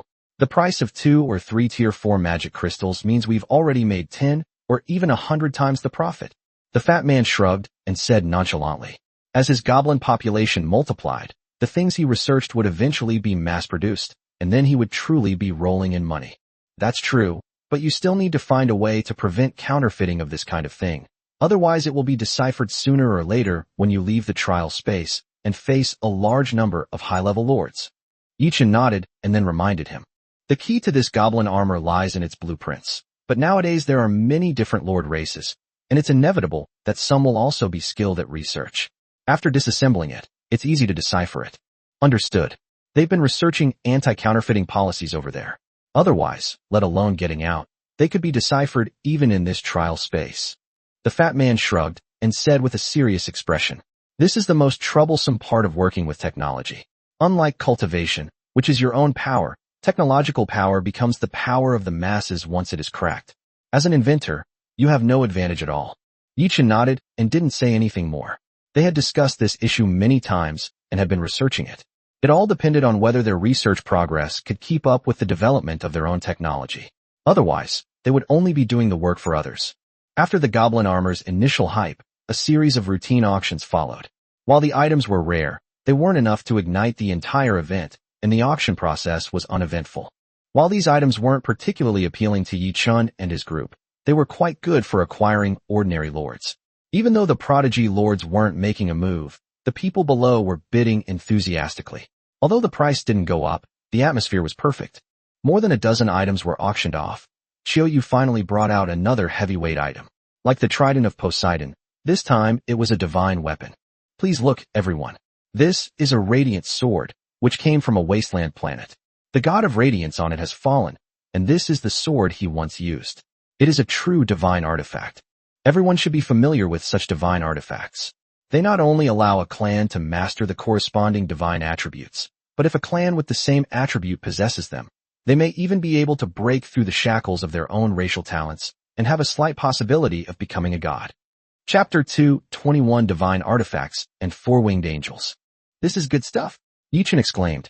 The moment the Sword of Radiance appeared, Jian Mingyi's gaze was drawn to it.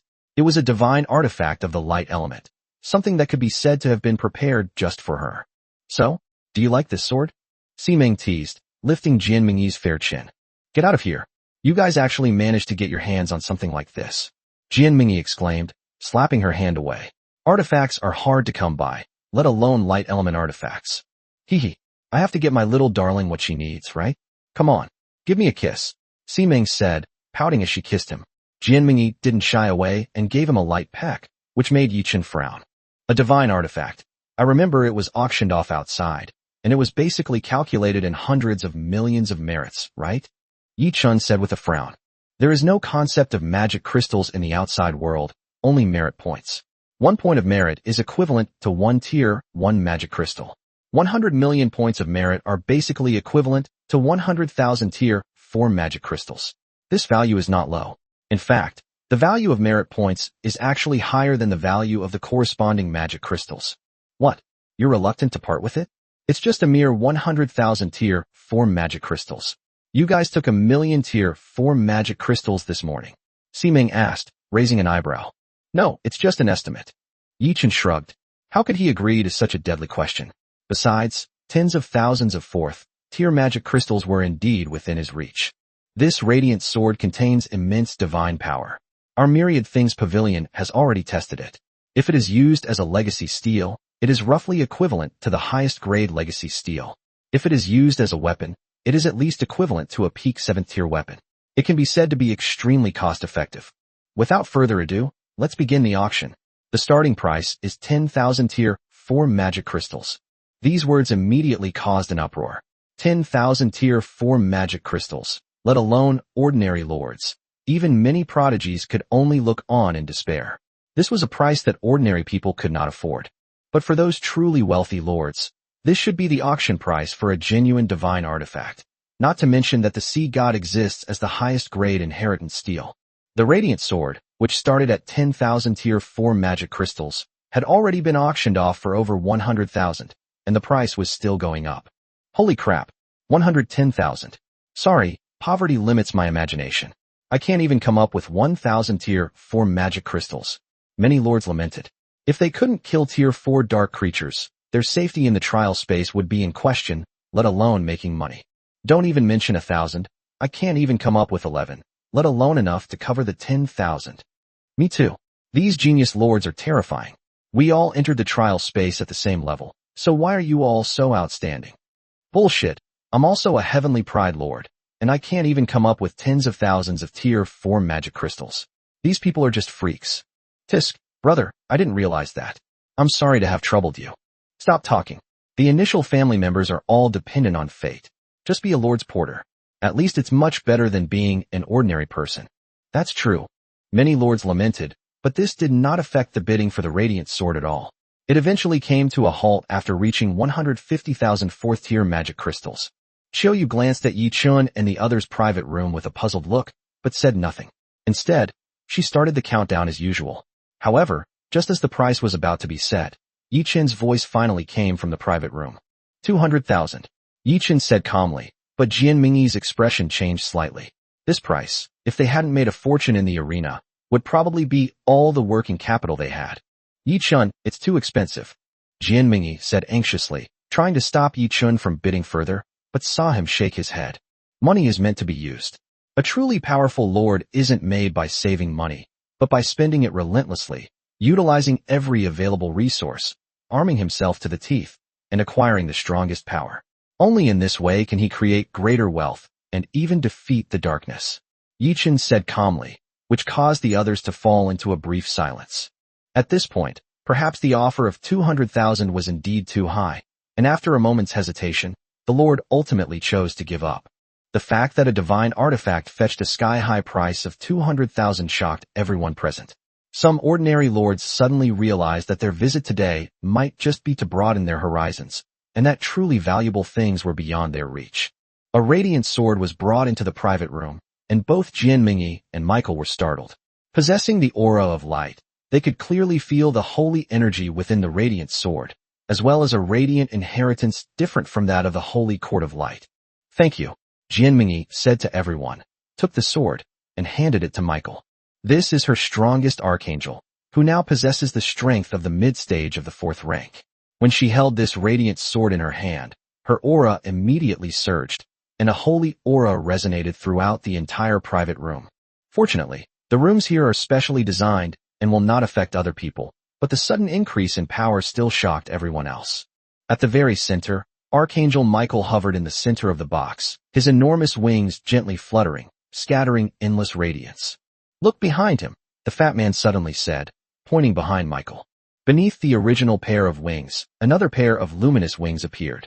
Although they were not yet fully grown, everyone knew that he was about to advance, progressing from a 2-winged angel to a 4-winged angel. In the angel race, this was a qualitative change in the power he held. His level has changed. He was just an angel before, but now he has become a 4-winged angel.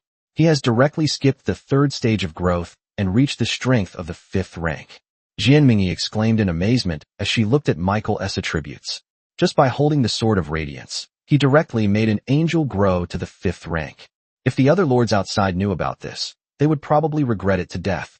It seems that after Horus, our strongest combat force should be Michael, the 1st tier 5 unit. Yi Chun said with a hint of shock, unable to even look him in the eye. A dazzling light shone throughout the room. If it weren't for the relatively mild temperature, he would have wondered if he had brought the three-legged golden crow into the room. Chapter 222, The First Bloodline Crystal. With the private room providing privacy, Michael's divine radiance did not cause much of a disturbance. This specially designed room had the effect of isolating energy transmission. As the light gradually faded, the strange phenomena in the private room also subsided, and Michael reappeared before everyone. Only now he was a four-winged angel. Wow, do you have any artifacts for goblins? I want to evolve my goblin too. A four-winged goblin, the fat man said excitedly, looking at the holy angel in the private room. You're dreaming. The only artifact a goblin has is the coin of wealth. Even if you become a god, you're just a god of wealth. A four-winged goblin, for crying out loud. Yichin said irritably, but the fat man became even more excited upon hearing this. Holy crap, goblins really have artifacts? Coins of wealth? Where? Can I find them? The god of wealth is a god too, wouldn't he crush these trash? Not to mention, the god of wealth represents endless wealth, the fat man exclaimed excitedly. Even Si Ming and Jian Mingyi were equally astonished. It was the first time they had ever heard of goblins having racial artifacts. You can have anything in your dreams, sweetie, go to sleep. Yichin pinched his brow and comforted him with a helpless expression. He just made something up based on a game from his past life. How could you guys actually believe it? Where the hell is he supposed to find a coin of wealth for you? No way. Brother Chin, please tell me, help me out. This path to godhood for goblins is related to your future, the fat man said persistently, determined to get an answer. No, I was just making this up. If you don't believe me, go look in those goblin star systems and see if there are any gods among them. Don't forget, this is a race despised by the gods. If they had even one god, how could they still be despised by the gods? Yichin said helplessly. Upon hearing these two contradictory conclusions, the fat man and the others were taken aback and sighed with slight regret. Indeed, although the chances are very low, goblins are a race that can be recruited by lords. However, almost all known divine relics related to goblins mention that goblins are a race despised by the gods. How could such a race, whose very survival is a problem, possibly give birth to gods? Alright, stop thinking about that. Even if it really exists, it's not that easy to find. Let's take a look at the auction below. Another great item has come up. Si Ming comforted everyone, drawing their attention back to the auction. As Michael advanced, the auction went on for several rounds, and finally, another item that could ignite the entire room was brought out. The Water God's Tear. This is a teardrop-shaped gem, said to be formed from the tears of the Water God, and it holds the path to becoming a great water mage. Although not as rare as a true artifact like the Sword of Radiance, it's still a pretty good item that can help the water mages in the territory grow faster. Most importantly, it contains divine power, which can be used as material for the inheritance steel, enabling the entire territory to develop in the direction of a water-based territory. That's something, the fat man praised, but he didn't participate in the bidding. Although the material was good, they didn't need it, and it would be a waste to buy it. Absolutely. It's a pity that the Water God's Tear can only exert its greatest effect in the hands of water-type familiars. If it were replaced with something like the Moon God's Tear or the Light Stone, it could come in handy. Si Ming nodded and answered with a hint of pride. This was all the territory she had conquered. The Water God's Tear isn't a divine artifact, so it naturally couldn't fetch the price of the Radiant Sword, but it still sold for tens of thousands of fourth-tier magic crystals, even more than the fatty's goblin armor. This made everyone sigh once again. Wow, there are so many rich people in this world. Too bad none of them are mine. Throughout the auction, no more divine artifacts like the Sword of Radiance appeared, but quite a few items like the tears of the Water God did. Even Yi Chun and his group made several bids, and won back a few useful items. It wasn't until halfway through the auction that Xiaoyu finally brought out a truly significant item, the Bloodline Crystal, which all the new lords, and indeed all the lords, coveted. The next item up for auction is the Bloodline Crystal of the Grey Iron Dwarves. I won't say more. The starting price is 100,000 tier 4 magic crystals.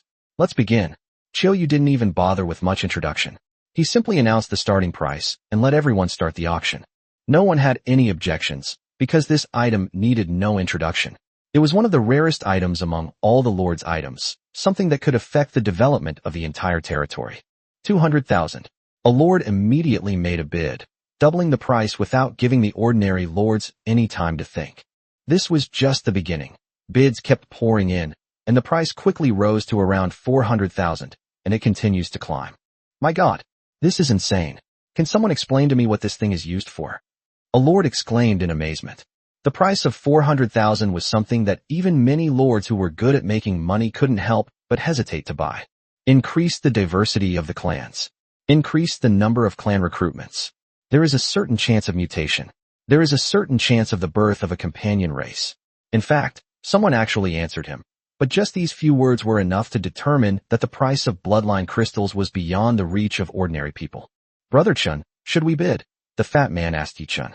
They hadn't made any bids yet, but that didn't mean they weren't interested. Bid, but no rush. There are still quite a few people here, and the price hasn't reached its peak yet. Yi-chun nodded, but quietly watched the bids on the field.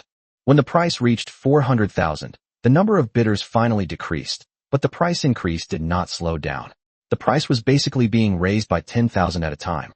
When it reached 450,000, a few more people gave up. At this point, only 3 people were still bidding. 500,000. Seeing that the situation was about right, Yi-chun finally called out the price, which immediately caused another uproar among the crowd. Bloodline crystals have never had a fixed price. A single bloodline crystal has fetched an astonishingly high price at auctions. Of course, there have also been instances where they failed to sell at auction, depending entirely on market demand. 500,000 4th-tier magic crystals is considered low, but in the trial space, it is an astronomical price that most people can hardly afford. When Yi-chun made his bid, the lords who had been competing fell into a brief silence. 2 of them then gave up, leaving only one lord still gritting his teeth and persisting. Chapter 223 The Growing Crimson Sun Wudong Tree. In the end, Yi-chun acquired this bloodline crystal for 550,000. It's hard to say whether this price is a profit or a loss, as it's something that's difficult to price anyway. It's just within his acceptable range. Having obtained the bloodline crystal, Yi-chun did not rush back to his territory to use it. Instead, he waited for the subsequent auction. There were many good items at this auction, and there were still many things he liked to see later. Besides the bloodline crystal, the group also bid on 2 other big items, the life essence and the planet's origin, for 350,000 and 80,000 respectively. The value of the former goes without saying, but it's not very useful for new lords in the trial space. This kind of thing is more meaningful to veteran lords, so although it is rare, it doesn't fetch a high price. The latter is an item used for territory expansion. It is an upgraded version of the Territory Foundation and Wasteland Core. It can stably expand the territory area. Not only is the expanded territory fertile, but it is also controllable. This planetary origin is not large, only providing Yi-chun with a territory of about 2,000 acres, but it is still extremely precious. Moreover, the greatest function of the planet's origin is not here. Its greatest use lies in the development of its subordinate territories. However, their current level is too low, and the matter of subordinate territories is still a long way off. With the planet's origin, the territory's area will soon exceed 2,000 acres, and then the Crimson Sun Wudong tree will be able to grow normally. Not only that, but the other life essence can also be used on the 3rd clan nest after we go out. In this way, all 3 clan nests can complete the first stage of growth, and we can be said to have a foothold outside. Yi-chun thought with a slight excitement as he carefully put away the 2 treasures. With the piles of materials purchased by the fat man, they had almost spent all their working capital on this trip, but the benefits were undoubtedly huge. As long as they could fully convert them into their own power, they would have the confidence to leave the trial space. As they left the auction house, everyone breathed a sigh of relief. They were about to prepare to leave the trial space. As for the Dark Origin Land, it was just a matter of taking a trip there. Should we go back to the territory, or should we find you a room to rest here? Simeng asked, looking at the group. Let's go back. It's more comfortable living in our own territory, and it's better to keep these things safe. Before he could even speak, the fat man said impatiently, All right, I won't keep you any longer, but I should stay here for the night. I'll come find you first thing tomorrow morning, and then we'll go to the Dark Origin together. Simeng nodded and smiled. After arranging for someone to send them away, Simeng returned to the Lord's Manor to continue dealing with the affairs of the Wanwu Tower. I'm finally back. I have to go see my treasures right away. Upon returning to his territory, the fat man excitedly ran back. He took a lot of photos of materials on this trip, with a total value of extremely high. Even the rare items on Yi-chun's side, worth millions, were worth less than a quarter of what Fatty had. If it weren't for this, they might have ended up competing for the Void Elf's bloodline crystal. Unfortunately, this was a high-level race, and the price eventually reached over $1 million. Yi Chun and the others thought about it, and ultimately gave up. Then I'll head back first. Michael has advanced, which will probably have some related effects on the other angels. Also, I need to go back and digest the other things first. After the fat man left, Jianmingyi said to Yi Chun. She had also taken a lot of pictures and brought them back, so her overall strength should have improved considerably. Okay, go ahead. Yi Chun nodded. After seeing everyone off, he finally had time to deal with his own things. First is the planet's origin. Although it only cost him 80,000 magic crystals, it is very useful to him at present. The key is that it allows him to have enough territory to balance the energy conflict between the Crimson Sun Wudong tree and the Silver Leaf Laurel tree. Go. Without hesitation, Yi Chun directly integrated the planet's essence into the territory, and the entire territory began to grow at a visible speed. Boom! The rumbling sound underfoot continued to rise, and the land seemed to regenerate, multiplying from 1 to 2, then from 2 to 3, spreading outwards. This was, after all, a place where lords gathered, and many lords looked at Yi Chun's territory with surprise, their eyes filled with envy at the skyrocketing land prices. The previous territory of over 1,000 acres was already enough to tempt them, but now it has grown again, reaching nearly 3,000 acres, which is almost the limit for a low-level lord's territory. Greatly increased the energy demand of territory facilities such as the 5-element cycle array and the Holy Light Shield. There has even been a brief energy vacuum in the surrounding space, which has made many lords feel uncomfortable. The staff of the Wanwu Tower are even hesitant about whether they should come and drive them away, as this is affecting their business too much. Fortunately, this situation did not last long. After all, he was just a new lord and could only draw limited energy. The situation was quickly restored, which was still quite astonishing. Next up is the Crimson Sun Wudong tree. Looking at the expanded territory around him, Yi Chun thought excitedly. He could now be said to be the lord with the largest territory in the entire trial space. Holding a bottle of life essence, Yi Chun arrived next to the Crimson Sun Wudong tree. As the territory continued to expand, the Crimson Sun Wudong tree gradually shed the shadow cast by the Silver Leaf Laurel tree and began to grow slowly. But that's not enough. The expansion of the territory only stopped its decline, but still couldn't provide it with the environment it needed to grow. The energy level difference between the two sides was too great. Even with the Tai Chi diagram to harmonize it, it still couldn't thrive. Yi Chun looked at it and slowly poured the life essence in his hand down. Boom! Suddenly, a series of booming sounds came from the entire territory. The Crimson Sun Wudong tree, which was only a few meters tall, grew against the wind just like the Silver Leaf Laurel tree before, and instantly soared to a height of over 100 meters, becoming a giant tree that could be seen into the sky. The fiery red sycamore leaves fell, bringing a scorching heat to the entire territory. However, this was not the end. The Crimson Sun Wudong tree continued to grow, and soon it could only be described as blotting out the sky. It gradually grew into a huge, ancient tree, just like the Silver Leaf Laurel tree, occupying half of the territory. Half fiery red and half silver white. Yi Chun's territory suddenly appeared with two distinct boundaries, both exuding a terrifying aura. Chapter 2, 24 Pain and Pleasure. The next morning, after everyone had finished packing and tidying up, Ximing finally returned. Seeing the newly renovated territory, she couldn't help but feel a little emotional. Let's go. It'll take about a day or two to get there from here in 323 weeks. But Yi Chun, flying through your territory must consume a lot of energy, right? Ha ha ha. Ximing laughed as she looked at Yi Chun's territory. With a territory spanning over 3,000 acres, the energy required for flight is enormous, which is the main reason why many lords outside don't easily move their territories. It's all right, it's acceptable for now. Yi Chun shrugged. This was an inevitable problem to face. There was nothing to worry about. Compared to the Great Lord's movements involving several planets, or even an entire star system, this energy consumption was nothing. Hee, let's go then. Ximing laughed. With a roar, the group left this most prosperous star system and flew towards the notoriously dangerous place in the trial space. Although the two star systems are very close, that's only in terms of star system distance. In terms of travel time, it would take at least 1 or 2 days.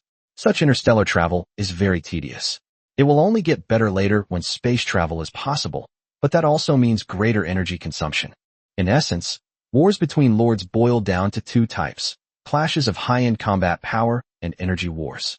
Only with enough energy can the darkness be purified, and only with sufficiently powerful cutting-edge combat capabilities can the invincible enemies in the darkness be defeated.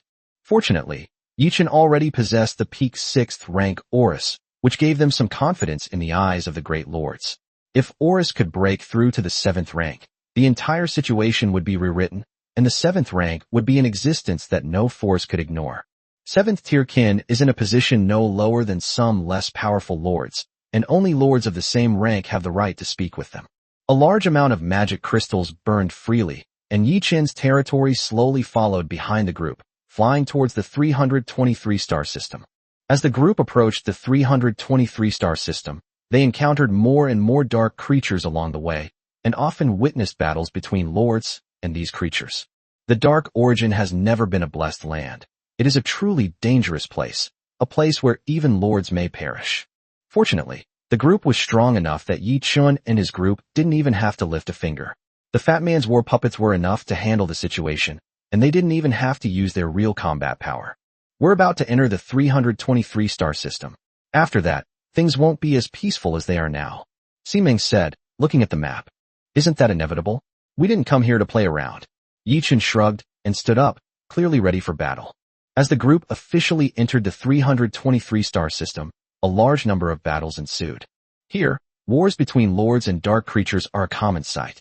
Most lords even enter in teams to fight against the terrifying number of dark creatures here. After all, anyone would get tired when faced with a massive human wave tactic, and even a prodigy lord would not be able to withstand it. Fatty, it's up to you and Ximing now. Consider this a chance for you to practice. Yi Chun said to Fatty with a smile. He and Ximing were quite strong fighters, but they usually spent their time on Duobao Trading Network and didn't have many opportunities to fight. Their clan also needed some battles to hone their skills. All right, don't worry about it. Leave it to us, the Fat Man said, patting his chest. His goblin-armored squad had already been deployed. There were only a few hundred of them, but protecting the four people's territory was a piece of cake. Only Yichen's territory would be a bit more troublesome, since it was so big. Boom! A large number of cannon shots rang out, and the dark creatures that were gathering towards the four people's territory were all blasted into ashes under the cannon fire. No one could withstand the damage from the cannons. If anyone could, then another shot would be fired. On the other side, Ximing's elf race also made a move. Like Yichen's silver osmanthus moon elves, they mainly used bows and magic. However, more than half a year had passed, and her familiars had basically grown to the 3rd rank or above, with even a few 4th rank individuals. As long as they did not enter the Dark Origin land, fighting in such an outer star system was still quite easy. If we define lords like Yi Chun, who are ahead of everyone else, as the 1st tier of lords, then lords like Jianmingyi, who are exceptionally talented, are called the 2nd tier. They possess the power to roam freely within the trial space, and can go almost anywhere unless they encounter terrifying high-level dark creatures. In contrast, conventional race lords like Ximing belong to the 3rd tier. They possess the ability to protect themselves, but that's all they can do. If they could obtain some rare items, they might have the potential to soar to great heights, and there are even those who surpass the prodigy lords. This kind of power carries the core of the entire lord class.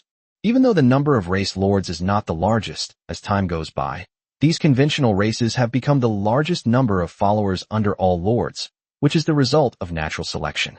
As for the 4th tier, those are weak races like the Fat Man, who can only become laborers for other lords, performing auxiliary tasks and seeking their protection. However, few of these lords were able to leave the trial space, let alone truly develop their own power. Therefore, these numerous clans did not become the mainstream races outside, but were merely passed down as a bloodline. Kill! The Fat Man shouted excitedly. All around, cannons were flying. His war was a war of money. Every cannon shot meant a huge loss of money, which pained Yi Chun. Fortunately, the results were significant. The goblins, who were originally only at the 2nd tier, now possessed the strength to contend with the 4th tier dark creatures. Facing these 2nd and 3rd tier dark creatures, they faced no pressure whatsoever and easily advanced the battle line. Soon, the group approached the spatial rift at the source of darkness. By this point, there were not many lords still fighting. Those who could enter were mostly teams with a prodigy lord present. Otherwise, no matter how many people there were, they would not be able to fight against those high-level dark creatures. If it weren't for Fatty's sufficient firepower, Yi Chun and Jianmingyi would also have been prepared to take action. However, since they had a way to fight that saved them energy, they might as well spend the money. The group, experiencing both pain and pleasure, charged into the dark origin amidst the envious gazes of many lords. Chapter 225 Entering the Dark Source. Boom! After crossing the enormous spatial rift, the group felt as if time and space around them had stopped for a moment, a disorientation caused by traversing space. Once they recovered, they once again felt the familiar, intensely dense aura of darkness around them, and the rapidly descending territory. Boom! The territory of the group was drawn by the ground below, and quickly moved closer. Yi Chun and the others adjusted their positions, and landed in a relatively safe place. There are quite a few lords here. Unlike wasteland planets, the territory of the Dark Origin is immovable. All the lords are stationed along the edge of the Dark Origin, pieced together one by one. Yi Chun looked around and realized that to truly step into the Dark Origin land, he would have to cross the territories of at least 3 lords. They wouldn't easily let you pass through their lands. The most common approach is to wait until these lords can no longer hold on and want to leave, then they can move in one by one. After all, the dark atmosphere here is dense, and no lord can stay here for long. Leaving is inevitable. However, the biggest drawback of this method is that it wastes a lot of time, and for new lords, nothing is more precious than time. Moreover, the dense dark energy here is everywhere, and you can't even be sure whether the lord in front will leave first, or whether you will be unable to hold on and have to leave on your own. Therefore, the vast majority of people will choose the other option, pay the toll. This is a common practice among all lords. Pay the toll to those ahead, and collect the toll from those behind. If they are lucky, they can even make a profit from the difference. If they are unlucky, they may lose everything. Judging from the situation, paying the toll shouldn't be a loss. Should we pay the toll, or fly there ourselves? After explaining, Si Ming asked the group. Aside from priority and paying tolls, the last resort is to fly over. The lord's territory cannot be moved here, and no lord will say anything if you fly over from above. At most, he will just be displeased. Therefore, in order to quell this displeasure, if your family has fled back and the pursuers behind them want these lords to help stop them, you must pay double the toll to compensate for their emotional distress. Let's ask first. Maybe these lords are easy to talk to and won't mind a little bit of resources. If they ask for an exorbitant amount, then we'll just fly over. Anyway, if we can't deal with the dark creatures, they can't either. Yi Chun shrugged and said. They weren't short of money, and they were naturally willing to abide by the rules if it was reasonable, but they wouldn't want to be taken advantage of. Okay, Si Ming nodded, and then she and the fat man rode a red dragon and flew away. As someone skilled in trading, she was naturally much more adept at communication than Yi Chun and Jianming. It didn't take long. The two returned in about 10 minutes. The outcome of their communication was also very encouraging. None of the 3 lords asked for any extra resources. They only symbolically accepted some magic crystals as a handling fee. Those who can enter here are mostly talented lords from good families. No one will deliberately make enemies. Except for some really lucky but brainless and short-sighted fools, no one usually expects to come here to collect tolls and make a fortune. After paying the toll, Yi Chun and his companions' families gradually prepared to set off. Unlike when they entered the Dark Origin land last time, this time their team was incredibly powerful. Crows alone numbered in the hundreds, not to mention the 20 blackbirds, 6 red dragons, and 6 blue dragons. This flying squadron was already quite formidable. However, he kept the 3-legged golden crow at home. After all, the 3-legged golden crow was too dazzling, like a bright lamp in the darkness, attracting countless dark creatures to approach. In addition to the flying team, Yi Shi and Yi Chong led more than half of Yue and Yu, as well as the mountain god and the earth god, forming a team of over 100 people. In terms of numbers alone, this trip had already taken away more than half of Lord Yi Chen's kin, not to mention that almost half of the high-end combat power had been mobilized, leaving only a few to guard the territory. Besides Yi Chun, Jianming was in a similar situation.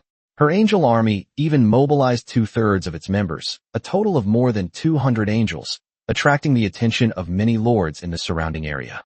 In comparison, Si Ming's group was much smaller. After all, she was not a lord who mainly engaged in combat, and her combat strength was somewhat weak. She only sent 100 elven guards to accompany her on the training trip. Finally, there was the fat man.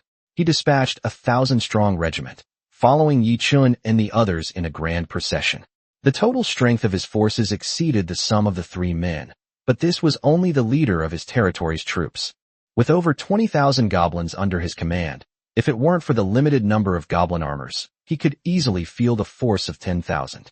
At that point, as long as he didn't encounter any high-level dark creatures, he could probably sweep through the entire Dark Origin land. Wow, this lineup is awesome. After the troops were assembled, the fat man looked at his vast goblin army and exclaimed with pride. Sure enough, you can't judge goblins by their looks. This full-body armor is perfect for them. Si-Ming chuckled softly, immediately silencing the fat man's boastful words. Before he could refute, the goblins in the line were already staggering and screaming.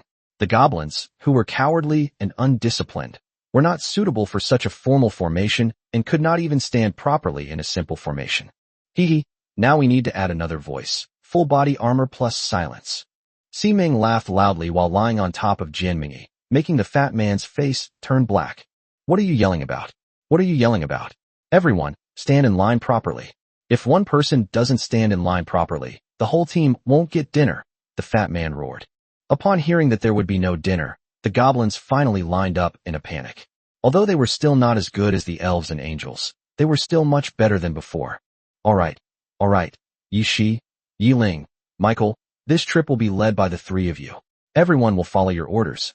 There is only one goal, to purify the darkness, kill as many dark creatures as possible, and hunt down the dark treasure chests. This will also be our last battle in the trial space. Of course, your own safety is the most important thing. Everything must be done with the safety of every companion in mind. Yi Chun patted his shoulder, suppressing a smile, and looked at the army, saying, as the territory continues to expand, these kinds of speeches will become more and more frequent and larger in scale. Now all troops, launch an attack. Chapter 226 Initial Victory.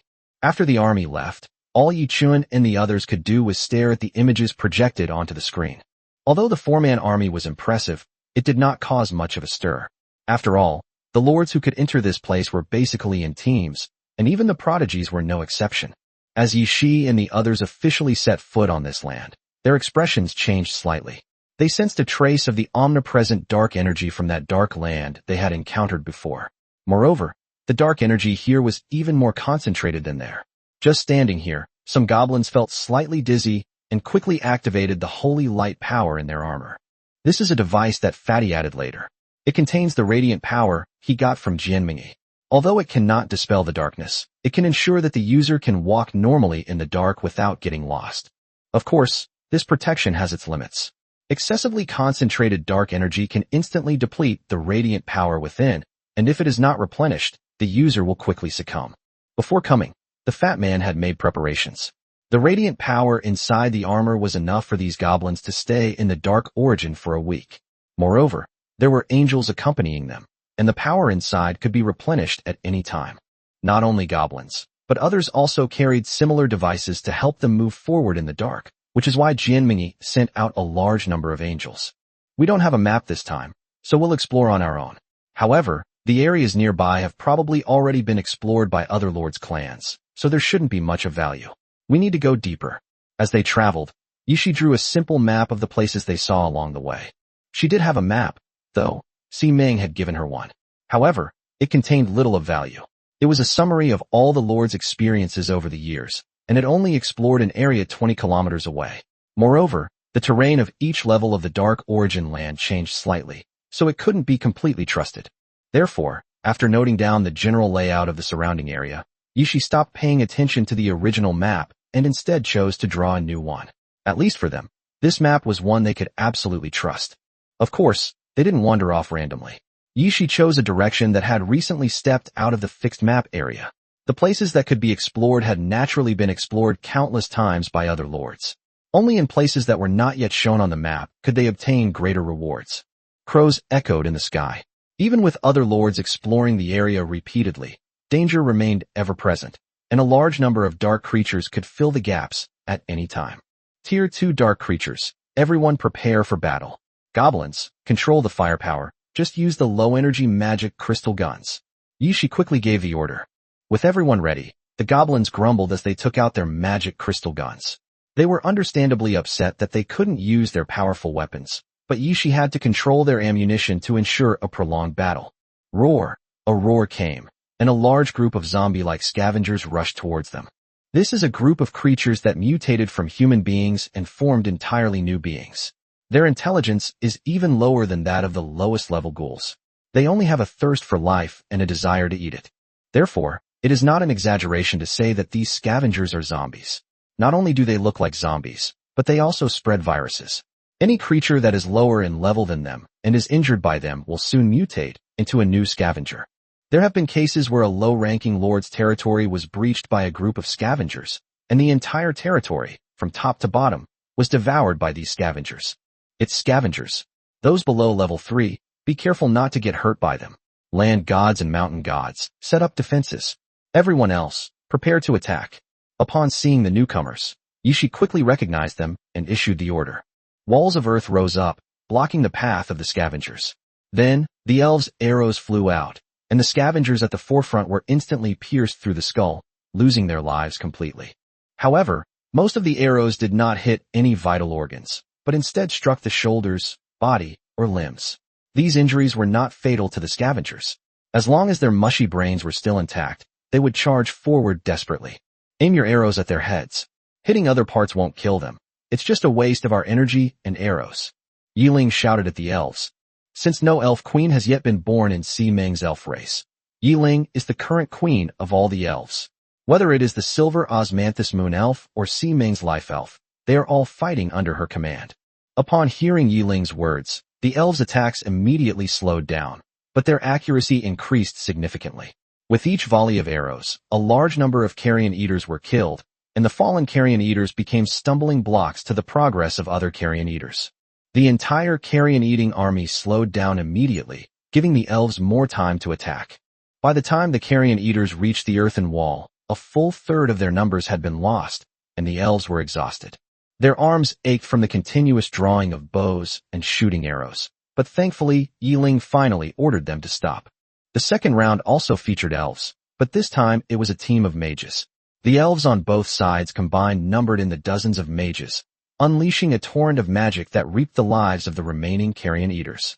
Not only that, the goblins wielding magic crystal guns also took to the field.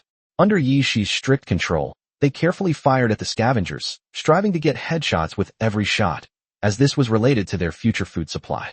It took a full 20 minutes to finally clear out the carrion eaters. Outside the earthen wall, a large number of corpses and dark treasure chests were scattered, and the fire crows were quickly cleaning up the battlefield. Rest here for 10 minutes, then depart immediately. Yishi ordered again, ignoring the goblins' complaints. These worthless creatures could only run away when they were fought, and in the darkness, time was the most precious thing. A great battle had just taken place here, and staying for too long would only attract more dark creatures. 10 minutes later, all the magic crystals and dark treasure chests were retrieved by the fire crows and the remaining goblins, and the entire group set off again, continuing their advance into the darkness. Through the distant projection, Yi Chun and the others breathed a sigh of relief upon seeing their initial victory. Chapter 2:27 Dark Demon Tree. After a rapid march, the main force moved away from its previous position, found a relatively safe place to rest briefly, and then continued its advance. However, the dark creatures in the Dark Origin were too numerous, and the group was attacked by them again not long after they had gone out. Fortunately, after countless lords have repeatedly cleared out the dark creatures here, the migrating ones are only some relatively weak groups. As long as you are careful not to enter the areas inhabited by those high-level units, there will not be much danger. After 2 days of trekking, stopping, and starting, we finally reached the edge of the location marked on the map. If we keep going forward, we'll run out of maps altogether, and we'll have to explore everything on our own. Yishi said, putting away the map. Ying, you lead a team to scout ahead. Each person should carry a fire crow with them and report back on the situation at the front at any time. Good. The local earth gods and mountain gods are always watching the surrounding ground conditions. If there are any unusual ground tremors or attacks from underground, they should report back immediately. Receive. The rest of you maintain formation and advance cautiously. The fire crows circle in the sky, keeping a close watch on the surroundings. Orders were issued rapidly, and Yi Ying and her team, who were in charge of reconnaissance, had already led their troops forward. Reconnaissance is always of paramount importance to a team, and it is listed as the most important compulsory course in the Lord's curriculum. Everyone must carry this concept through to the end. Therefore, even the fat man, when he first became a lord, would select those of his own clansmen who were good at reconnaissance to form his own reconnaissance squad. Yi Chun handed over the entire reconnaissance team to Yi Ying and others from the very beginning, allowing them to select members of the clan with reconnaissance talents to form the team. This was the most dangerous and easily overlooked team, but Yi Chun kept emphasizing the importance of reconnaissance to them. Therefore, including Yi Shi, they never neglected to strengthen this aspect, and many resources were even directly allocated to Yi Ying's team. Now is the time for them to truly come in handy. There are footprints, and they're very fresh. There are quite a few of them, and they're messy. It must be a group of dark creatures passing by. Soon, a silver moon elf discovered a row of footprints and reported to Yi Ying. The toes are clearly visible, so it should be an undead creature. Judging from the dark aura, the concentration isn't too high, so its strength isn't strong either. I guess it was a group of ghouls or skeletons that went by. Yi Ying came over and carefully examined the footprints on the ground. Ghouls and skeletons are very similar in size in their lower limbs, and their footprints are almost identical. The only thing they have in common is that they are both undead creatures. Indeed, there is a faint aura of the undead here. It should be one of these two, an angel said. She was Jian Mingyi's scout angel, and she had come along on this trip. On the one hand, they learned from each other, and on the other hand, she was responsible for replenishing Yi Ying and the others with light energy to prevent them from being corrupted by darkness. Low-level dark creatures won't have much of an impact. Let's continue exploring, Yi Ying said after looking around. The footprints around them covered a large area, but compared to a whole group, they were still quite few. Perhaps these weren't just a single race. The exploration team continued forward, and Yi Shi and the others caught up after a short rest. There were markings made by Yi Ying and the others along the way, so there was no need to worry about getting lost. Most importantly, they must never forget the way back, which is the most important thing when advancing in the Dark Origin. Therefore, Yi Shi continued to draw maps, memorizing all the roads they had traveled along the way, so that if they really got lost, at least she could lead everyone back and prevent them from being wiped out. Is this a mountain range? Yi Shi asked as she drew, sensing the changing terrain around her. Mountainous terrain was common in the Dark Origin land, and even Yi Chen's territory had mountains and lakes, but this mountain range gave her a different feeling. We've only just entered the no man's land, and we've already encountered powerful dark creatures. Yi Shi was taken aback, then turned to look at the others. Has Yi Ying and the others sent back any news? Not yet. It's just marked the route forward, and the number of marks seems to be decreasing. Michael shook his head, then said with a hint of doubt. There are no messages being sent back, yet the number of markers is decreasing. This is somewhat abnormal. Fewer markers? It seems they've discovered something amiss, but can't confirm it. Let's slow down the main force's advance, and see if any news comes back later, Yi Shi said after a moment's thought. And indeed, just as Yi Shi said, Yi Ying and the others who were scouting ahead did discover something was wrong, but they couldn't confirm it, so they had to reduce the number of markers and make the people behind them follow a little slower. Since discovering the traces of undead creatures, they have been advancing, but the number of creatures they find has been increasing, and even the types of creatures have changed. This phenomenon is too abnormal. The most important thing is that these traces are still very fresh, basically only within the last day or two. It doesn't seem normal that so many different races of dark creatures have passed through here in just 1 or 2 days. They wouldn't be holding another meeting here, would they? The Dark Creatures Conference? A silver moon elf joked, but Yi Ying remained silent with a sullen face. She was pondering whether she should report the incident now. But what if, after reporting it, it turned out that only dark creatures had passed by? Wouldn't that just be wasting everyone's time? In the end, she waved and summoned a silver moon elf to relay the message back to see what Yi Shi and the others were planning. But just then, a tremor suddenly came from the ground ahead. Everyone looked up and saw several towering trees rising from the ground and walking towards them. This? The dark demon tree? Retreat! Yi Ying exclaimed in shock, leading everyone in a frantic retreat. But just then, all the large trees that had been standing beside them came to life. Horrible faces emerged from their trunks, letting out low growls as they sprang up from the ground, their thick stumps and vines reaching for them. At this point, what else didn't she understand? Those messy footprints were actually other dark creatures trapped together by these demonic trees, mercilessly slaughtered and reduced to their food and nourishment. The group retreated rapidly, trying to rejoin the main force, but the surrounding demonic trees and vines completely blocked their escape route, and a sense of despair rose on everyone's faces. Chapter 2, 28 Rescue. Bang! Bang! Bang! Ga ga ga. Yi Shi, who was drawing a map with his head down, suddenly looked up. Fireworks were rising in the distance in the darkness, accompanied by the faint cawing of crows. Something's happened. Yi Shi immediately stood up. Not only her, but Michael and the others also became alert. It was the distress signal that Yi Ying and the others had taken away earlier.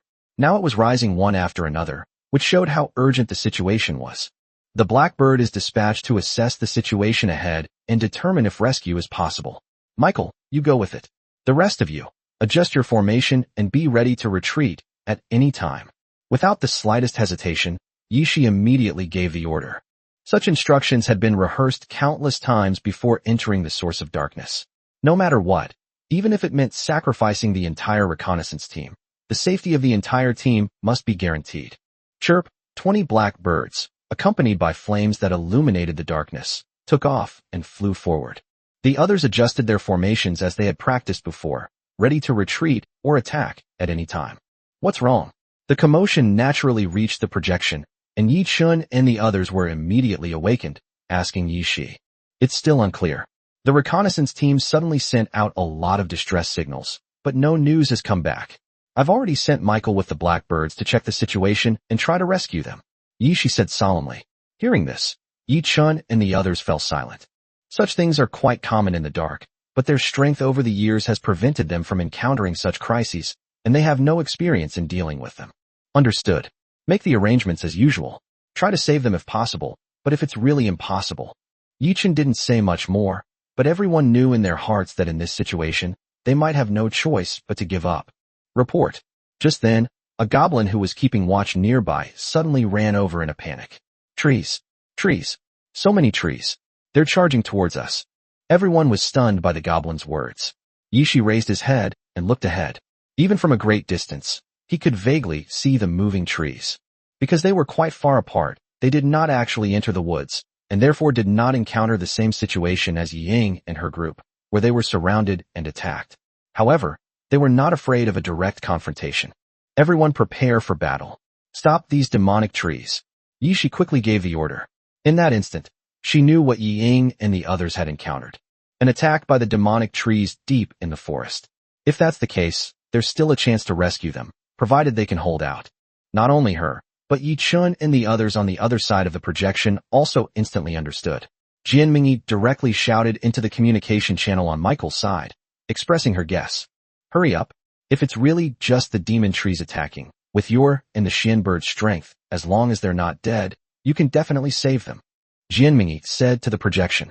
Michael nodded silently and continued flying deeper into the forest with the black bird.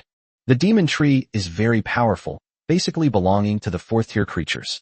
However, Michael and the blackbird are not to be underestimated either, each possessing combat power comparable to the fifth tier. Michael has even stepped into the fifth tier. It is not a big problem to rescue a few people from the demon tree's siege, provided that Yi Ying and the others can survive until their rescue.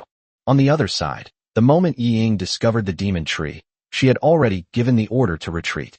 Many Silver Moon elves immediately grabbed the fire crows that were following them, wanting to fly away with them. However, the vines that followed pierced through the fire crows. If they hadn't run fast, they might have followed in the fire crow's footsteps. Compared to the Silver Laurel Moon elf, the Fire Raven's growth potential is rather low.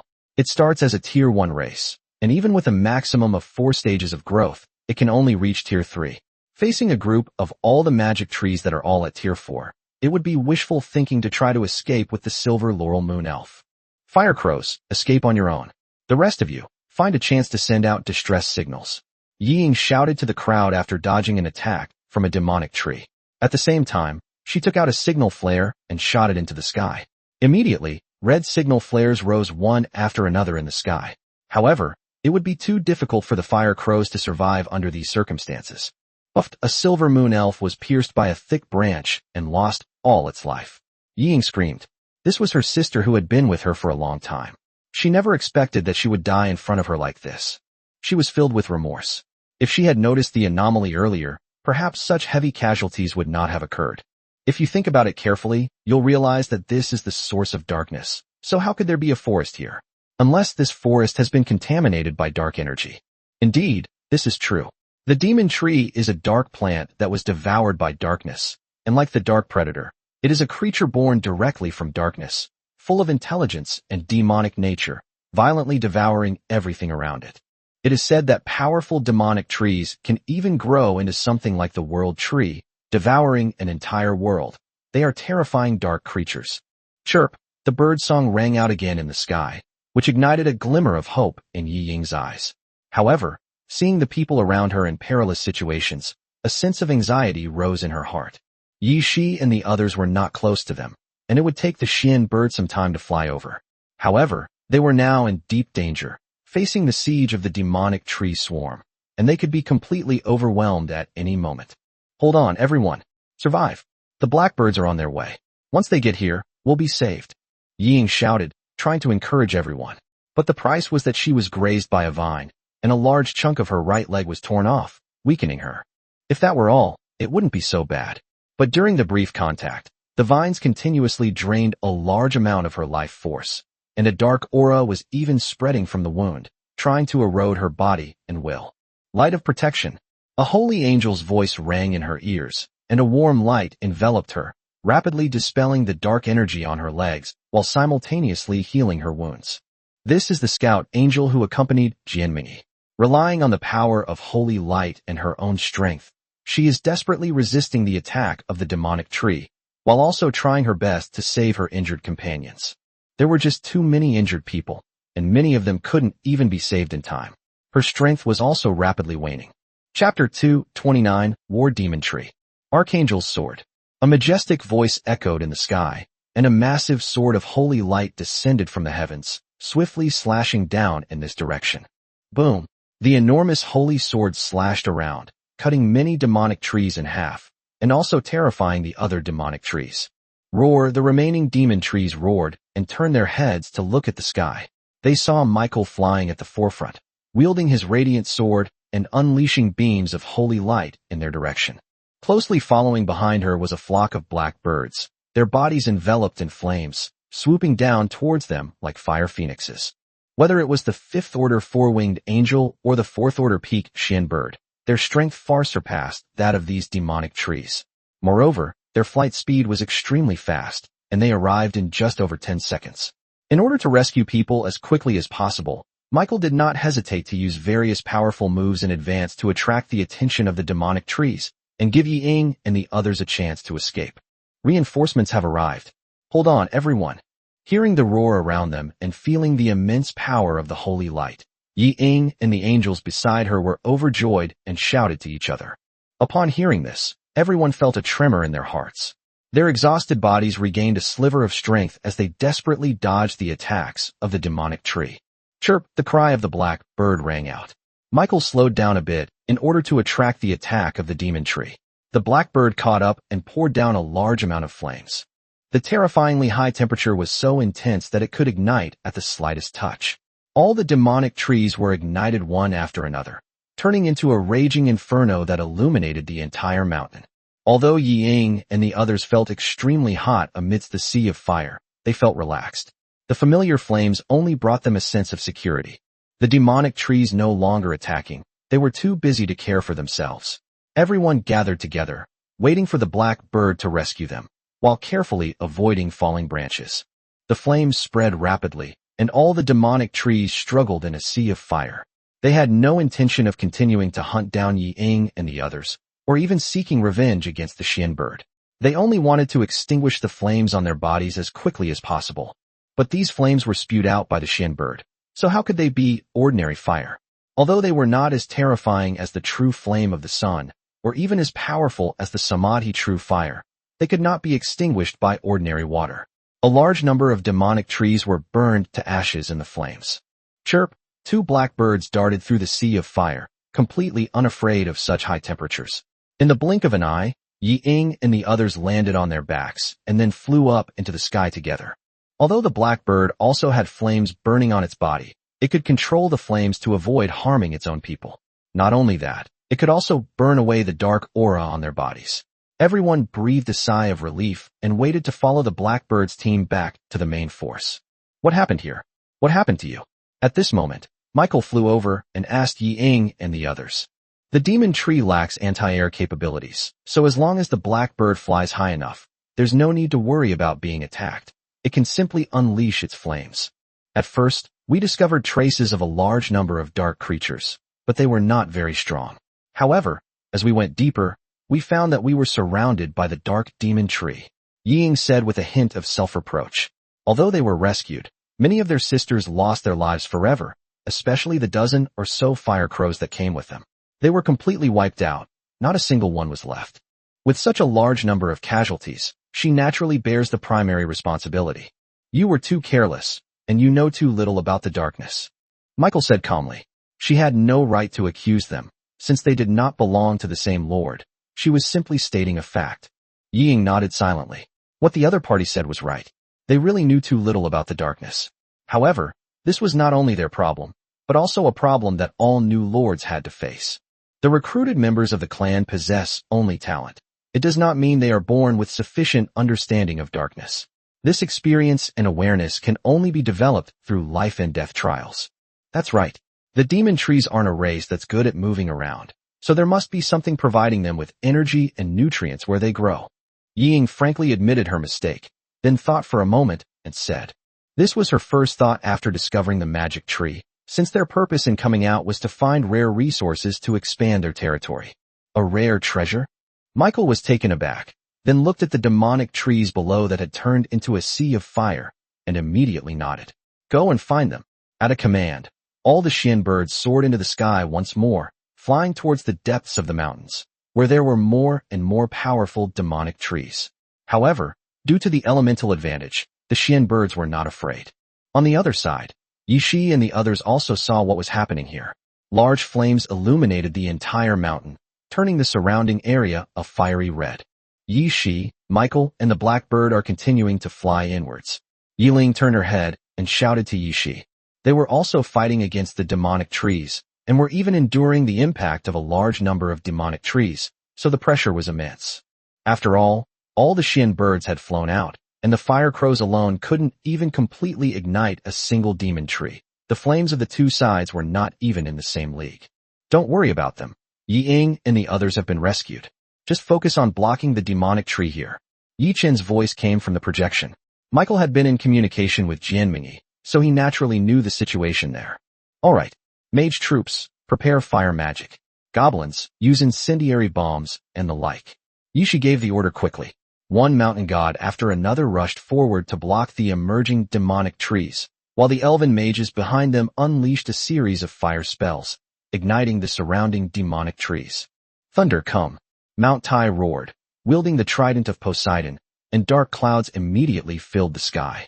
Boom! A thunderous sound rang out, and a thick bolt of lightning descended from the sky, illuminating most of the night sky and revealing the terrifying figure of the demonic tree.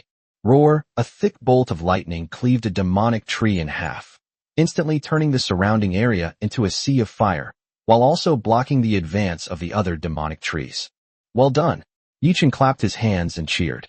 Even without the Shin bird, the lightning of the thunder god could still create a large sea of fire. It would just be a bit more troublesome. The demonic trees here are weaker than those Ying encountered before, and with a large number of fire crows and fire mages, they are not difficult to stop. Chapter 230, The Supreme Firebird. As Yishi's situation gradually improved, Michael led 20 blackbirds and instantly rushed into the heart of the mountains. With the ability to fly, their progress was unimpeded, and they spewed flames along the way, as if the entire mountain range was ablaze. Chirp! At this moment, a new bird song rang out from the mountains. Michael narrowed his eyes, his sharp eyes piercing through the darkness, and saw huge black-feathered vultures taking off from the forest and rushing towards them. Watch out, something's coming, Michael said in a deep voice. All the blackbirds cried out, their eyes showing no fear as they continued to rush forward. The Nine Heavens mystic bird is a fighting species by nature, so how could it fear a flock of black-feather vultures? Even if these vultures have strength of level 4 or above. Retreat. Detour. Michael shouted in a deep voice, but found that the blackbirds ignored him and continued to rush forward. His expression changed drastically. That's a massive flock of vultures, so large they blot out the sky. Normally, you'd be thinking about how to escape if you encountered one, and you just recklessly charged in? Michael was immediately overwhelmed. Could he even lead the team anymore? They were all disobedient. It's alright, let's give it a shot. The blackbird is the king of all birds. How could a flock of black-feathered vultures stop it? At this moment, Yi Chen's voice came through Jianmingyi's communication. Clearly he was also paying close attention to the battle situation here. Upon hearing this, Michael stopped insisting and followed behind the blackbirds, letting them rush past. Chirp, 20 blackbirds, their entire bodies transformed into flames, like 20 firebirds composed of flames, charged into the flock of black-feathered vultures. Instantly, the 20 blackbirds were like sparks falling into black water, completely engulfed by darkness. Michael's forward momentum faltered, momentarily unsure whether he should continue charging in. Judging by the situation, those 20 Xian birds were probably gone, right? Probably. Was that right? Chirp. Just then, a large number of chirps suddenly came from the flock of birds, and a scorching heat rose from the flock of black-feathered vultures. Michael even felt red flames flickering in the darkness. Kill. With a gritted tooth, Michael raised the radiant sword in his hand, and a terrifying holy aura began to gather. A huge sword of light descended from the sky and swept towards the flock of vultures. Michael, having reached the 5th rank and ascended to the rank of a 4-winged angel, was now able to wield the true archangel's sword without the aid of his race. The terrifying holy sword light swept across, turning all the black-feathered vultures it touched into dust, including those that had barely reached the 5th rank. At the same time, the flames buried in the flock of black-feathered vultures finally erupted completely, and streaks of fire emerged, igniting all the black-feathered vultures along the way. A huge firebird soared into the sky, its body formed of flames, wantonly burning everything around it. The dazzling light and the archangel's sword beside it each illuminated half of the sky. But soon, as the archangel's sword ran out of energy, only the dazzling body of the giant firebird remained in the sky, leaving ashes in its wake. Too powerful, Jianmingyi murmured through Michael's projection. Her angels were absolutely unable to use this kind of power at the moment. Even Michael could only watch helplessly from the sidelines. With most of her energy depleted, she could do nothing. Of course, there was nothing for her to do at this time. The enormous firebird was so big that it could only be described as covering the sky and sun. It was as big as half of a flock of black-feathered vultures. The flames swept across and burned all the black-feathered vultures to ashes. Only a few scattered and fled, and they were no longer a threat. The power of the blackbirds refreshed Michael's understanding for the first time. Previously, she only cared about the 3-legged golden crow that was vying with them for the authority of light. Now, in her eyes, these blackbirds were simply the embodiment of fire. Chirp. As the flock of black-feathered vultures dispersed, the huge firebirds in the sky let out a series of cries. The flames gradually dissipated, turning into 20 smaller firebirds, and finally into 20 blackbirds. A series of exclamations came from the sky. Michael was stunned for a moment. He rushed over, picked up the nearest silver moon elf, threw it onto the back of the blackbird next to him, and then went to save the next person. These were Ying and the others who had been on the back of the blackbirds. As the blackbirds merged, they also experienced a thrilling scene. As the blackbirds charged into the vulture flock, everyone was prepared to die. But when the blackbirds merged, everyone was enveloped and protected by a warm flame. Then they experienced the most shocking scene, which was clearly visible from the very first moment. This left an indelible impression on everyone's hearts. The angel who followed her even mastered a holy flame on the spot, and a second pair of illusory wings appeared on her back. She had obviously found an opportunity to advance, and all she needed was some time to settle down. Yi Ying and the others also gained some understanding of fire energy. Many silver moon elves and other elves even mastered a trace of fire magic energy fluctuations, possessing the potential to become fire magicians. Only a few goblins who had survived by sheer luck remained unconscious, completely unaware that they were about to be smashed into a pulp. Chirp. The blackbirds, having regained their senses, turned around and flew towards Yi Ying and the others who had fallen. Only after everyone was rescued did everyone finally breathe a sigh of relief. If he were to fall to his death, that would be such a terrible injustice. At the same time, Yi Ying, who was sitting on the back of the blackbird, noticed a trace of fatigue in the bird's eyes. Having retracted their flames, they had returned to their normal Xian bird forms. However, all the Xian birds were gently flapping their wings, no longer displaying their previous prowess. Clearly, the fusion had consumed a great deal of their energy. Fortunately, this battle burned not only the black feather vultures, but also a large number of dark demon trees. The mountains below were covered in ashes, all of which were the burned corpses of the demon trees. Roar! Suddenly, a a roar rang out. Michael and the others looked up and saw a huge demonic shadow dancing on the distant mountain. The roar came from there. A very powerful aura, at least at the peak of the 5th rank or even the 6th rank. Let's go back and rejoin the main force, Michael said in a deep voice, leading everyone to turn around and fly back in the direction they came from. Chapter 2:31 The Final Trial Grounds. Whoosh, the whistling wind rushed past, followed by a warm feeling. Michael led everyone back to the main force. Seeing that Yi Ying and the others had obviously suffered heavy losses, Yi Shi's expression darkened slightly. However, he thought it was quite good that so many people had been rescued. Sister Yi Shi, I'm sorry Upon arriving in front of Yi Shi, Yi Ying couldn't help but sob, her grief bursting forth. It's all right. It's good that you're back. Yi Shi sighed helplessly, stepped forward and hugged her. She had already heard about what happened from Yi Chun, so she knew exactly what had occurred. At this moment, she couldn't blame him. All she could do was offer comfort. After all, she was the leader of the moon goddesses, and even one of the managers of the entire territory, Yi Chun's chief steward. Anyone else could grieve, but she couldn't. There is immense darkness over there, and the blackbirds are exhausted. We need to rest, Michael replied, looking towards him. Yi Shi nodded, glanced at the blackbirds beside him, and sure enough, their eyes were dim, and the flames burning on their bodies had extinguished considerably, returning them to their original blackbird forms. The battle here is almost over. Next, we'll clean up the battlefield. You all should rest for a bit, Yi Shi said. He led everyone to a relatively safe place, then arranged for a group of people to go back and collect magic crystals and dark treasure chests, while the rest who were too exhausted rested on the spot. The 20 blackbirds immediately lay down, closed their eyes to rest, and the flames around them flickered, protecting them from being corrupted by the darkness. What a pity. If we could have collected the magic crystals and materials from those black-feathered vultures deep in the mountains, it would have been a huge fortune. Yi Chun sighed as he looked at the darkness in the projection. Unfortunately, that battle was too intense. From the moment the blackbird charged into the flock of vultures to the moment they combined and fought their way out, there wasn't much time, and there weren't enough people to collect magic crystals and materials, so it was destined to be a waste. All right, it's already a miracle that you came back alive. Why are you still thinking about all that nonsense? Jin Mingyi said irritably from the side. Wealth is good, but you have to be alive to enjoy it. Using the lives of your own clan to make your territory stronger is not what a qualified lord should do. Only those lords who have lost their way in the darkness, those lords who disregard the consequences in their pursuit of further advancement, would do something like this, willingly sacrificing their own clan. I was just lamenting.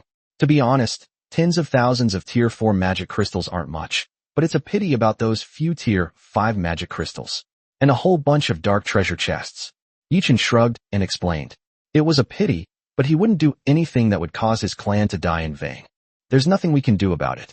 We can only see if the body is still there when we go back in, Jin Mingyi said with a hint of regret, though everyone knew that the chances were slim.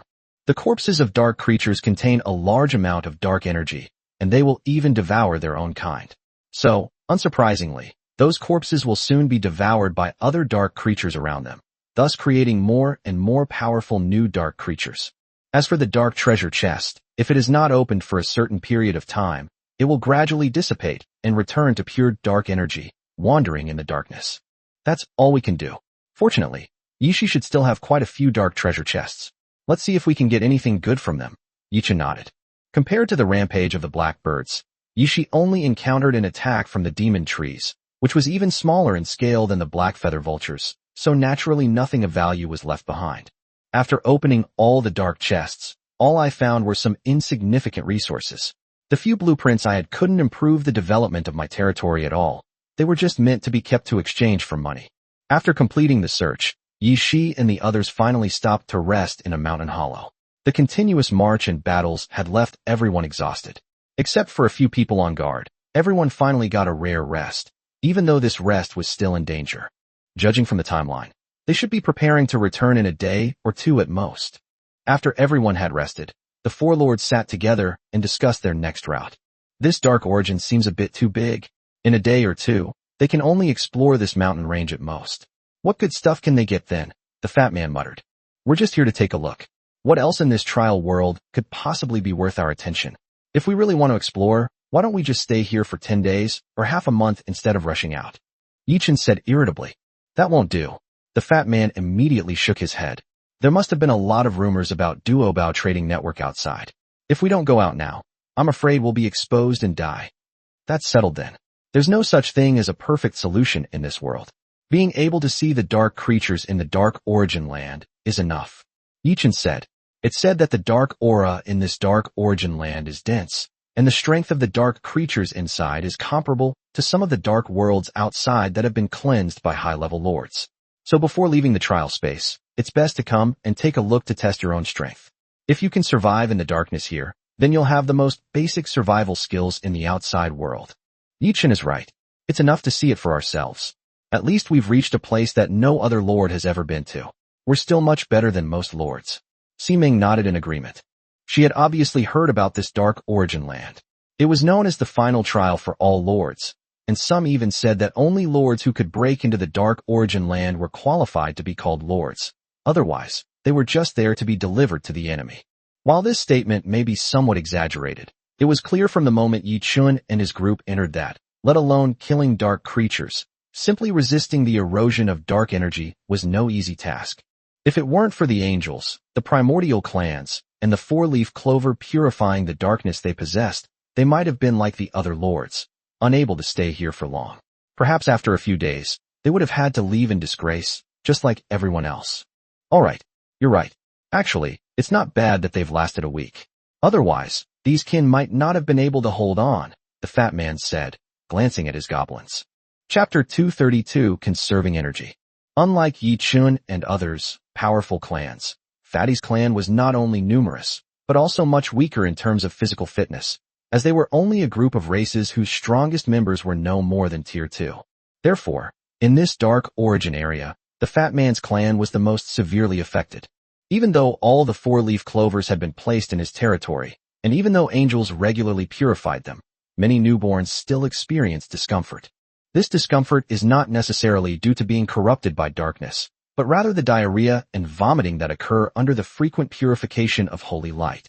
If this continues for a long time, it will inevitably cause damage to the body. After a night's rest, most of the clansmen gradually recovered their strength. Except for the blackbirds, who were still somewhat listless, the others had basically regained their fighting power. Led by Yi Shi, everyone once again advanced into the mountains. During their conversation with Yi Chun, they learned that this was likely their last battle in the dark origin land. Exploring the endless dark land was almost impossible, and this mountain range was the only place they could reach. The familiar demonic tree reappeared, and overnight, almost all the corpses had disappeared. Some were collected by them, while others were devoured by other dark creatures. Everything in the dark world is rapidly corroded and replaced, and a new generation of demonic trees grows quickly, taking over this mountain range. Unless the problem is completely eradicated, darkness will spread again at an extremely rapid pace. Advance slowly. The blackbirds are setting the mountains on fire. Yi Shi shouted sternly. This time, the purification operation for the mountain range officially began. 20 blackbirds soared into the sky, leading a flock of fire crows that circled above everyone's heads. All that could be seen was a mouthful of flames being breathed down. Yesterday, the fire crows performed poorly, but today, led by a large number of blackbirds, they fought with both advances and retreats. All the flames were concentrated, and, guided by the Xian birds, they did indeed cause huge casualties to the demon tree. At least their flames began to take effect, and were able to concentrate and inflict devastating damage on the demon tree. Is a huge improvement for fire ravens that are only at the second or third tier. After all, their enemy is the dark magic tree, which is up to the fourth tier. The magic tree was slow-moving and could hardly resist Yi Shi and her group's slow advance. After all, positional warfare was the best battleground for plants. However, with the flames of the blackbird and the fire crows present, they were ignited like targets, and the flames even spread to their companions. In comparison, Yi Shi and the others' main role was probably just to pick up things from the back. The raging fire didn't give them any opportunity to fight.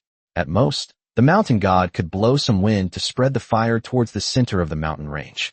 Tisk, have these dark magic trees never caused a forest fire? The fat man exclaimed with a look of amazement after seeing the footage in the video. These are dark demon trees. Do you think ordinary flames can ignite them? Mortal fires can't possibly cause forest fires. It's just that Yi Chen's blackbird is too powerful.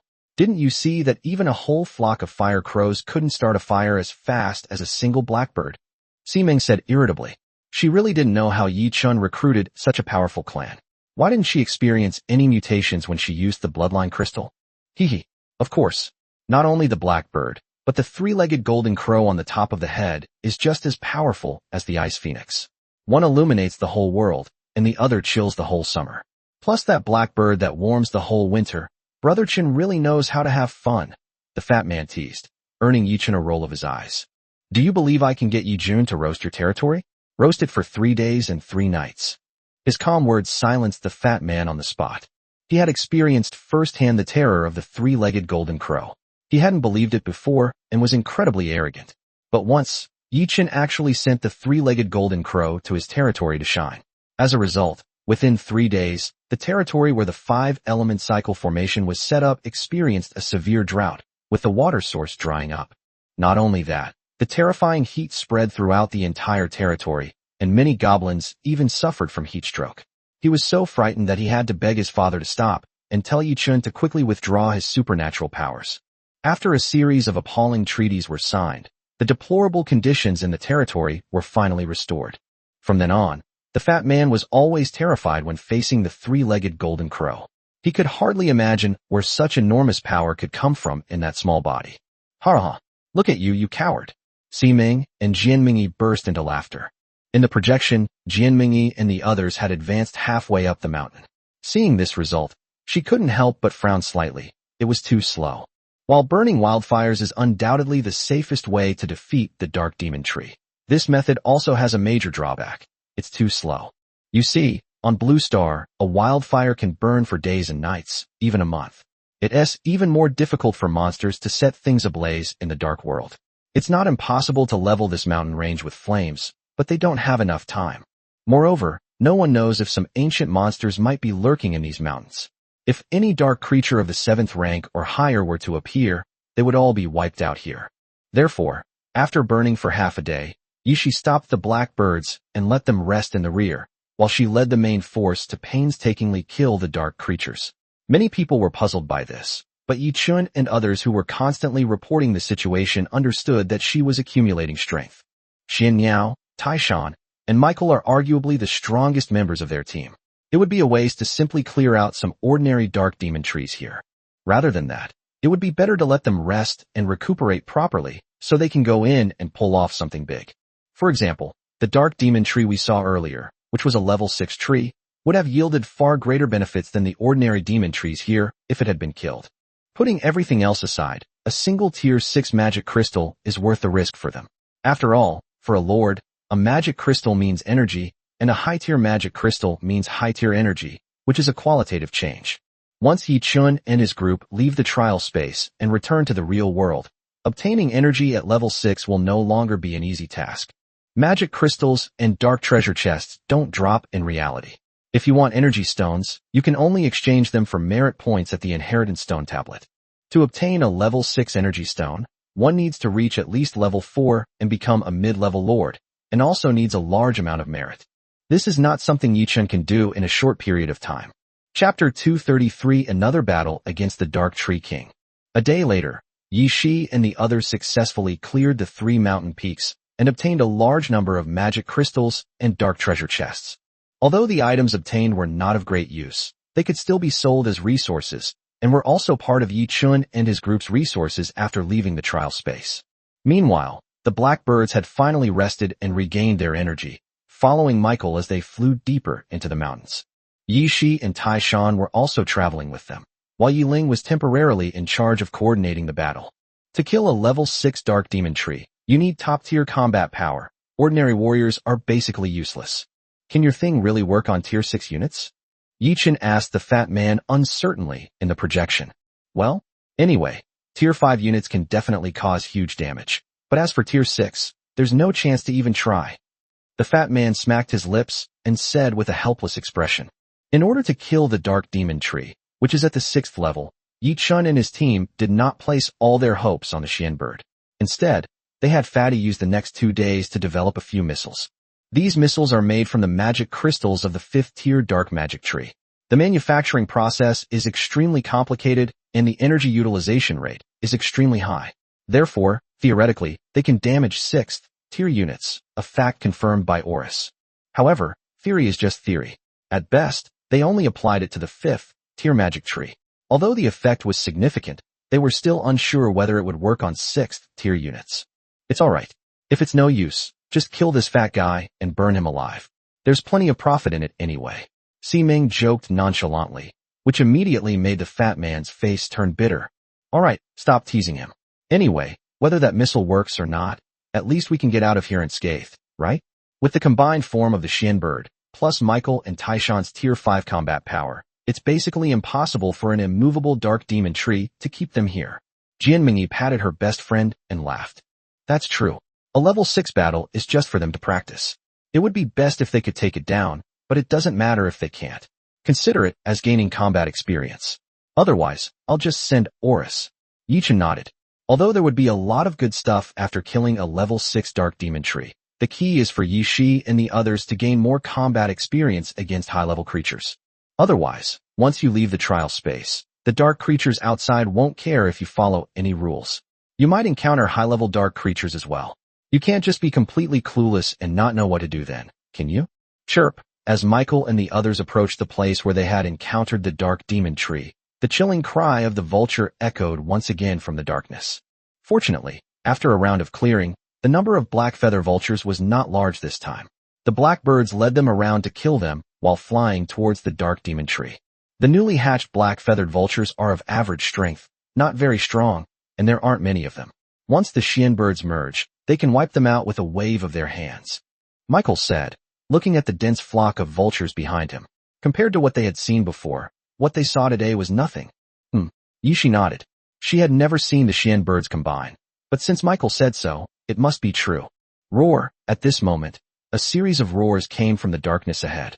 A huge black shadow blocked the way in front of everyone. The blackbirds immediately turned around and flew to the other side. That's the 6th tier dark demon tree king, Michael said in a deep voice. Compared to this 6th tier dark demon tree king, the ordinary 4th and 5th tier demon trees could only be described as short. Unlike the others, which are only a few dozen meters tall, the dark demon tree king is so tall that it blots out the sky, reaching hundreds of meters in height. Coupled with the no-fly zone in the dark origin land, Michael and the Xian birds even lost their air superiority in front of it and could only attack the trunk from the side. Be careful and avoid getting entangled in the vines.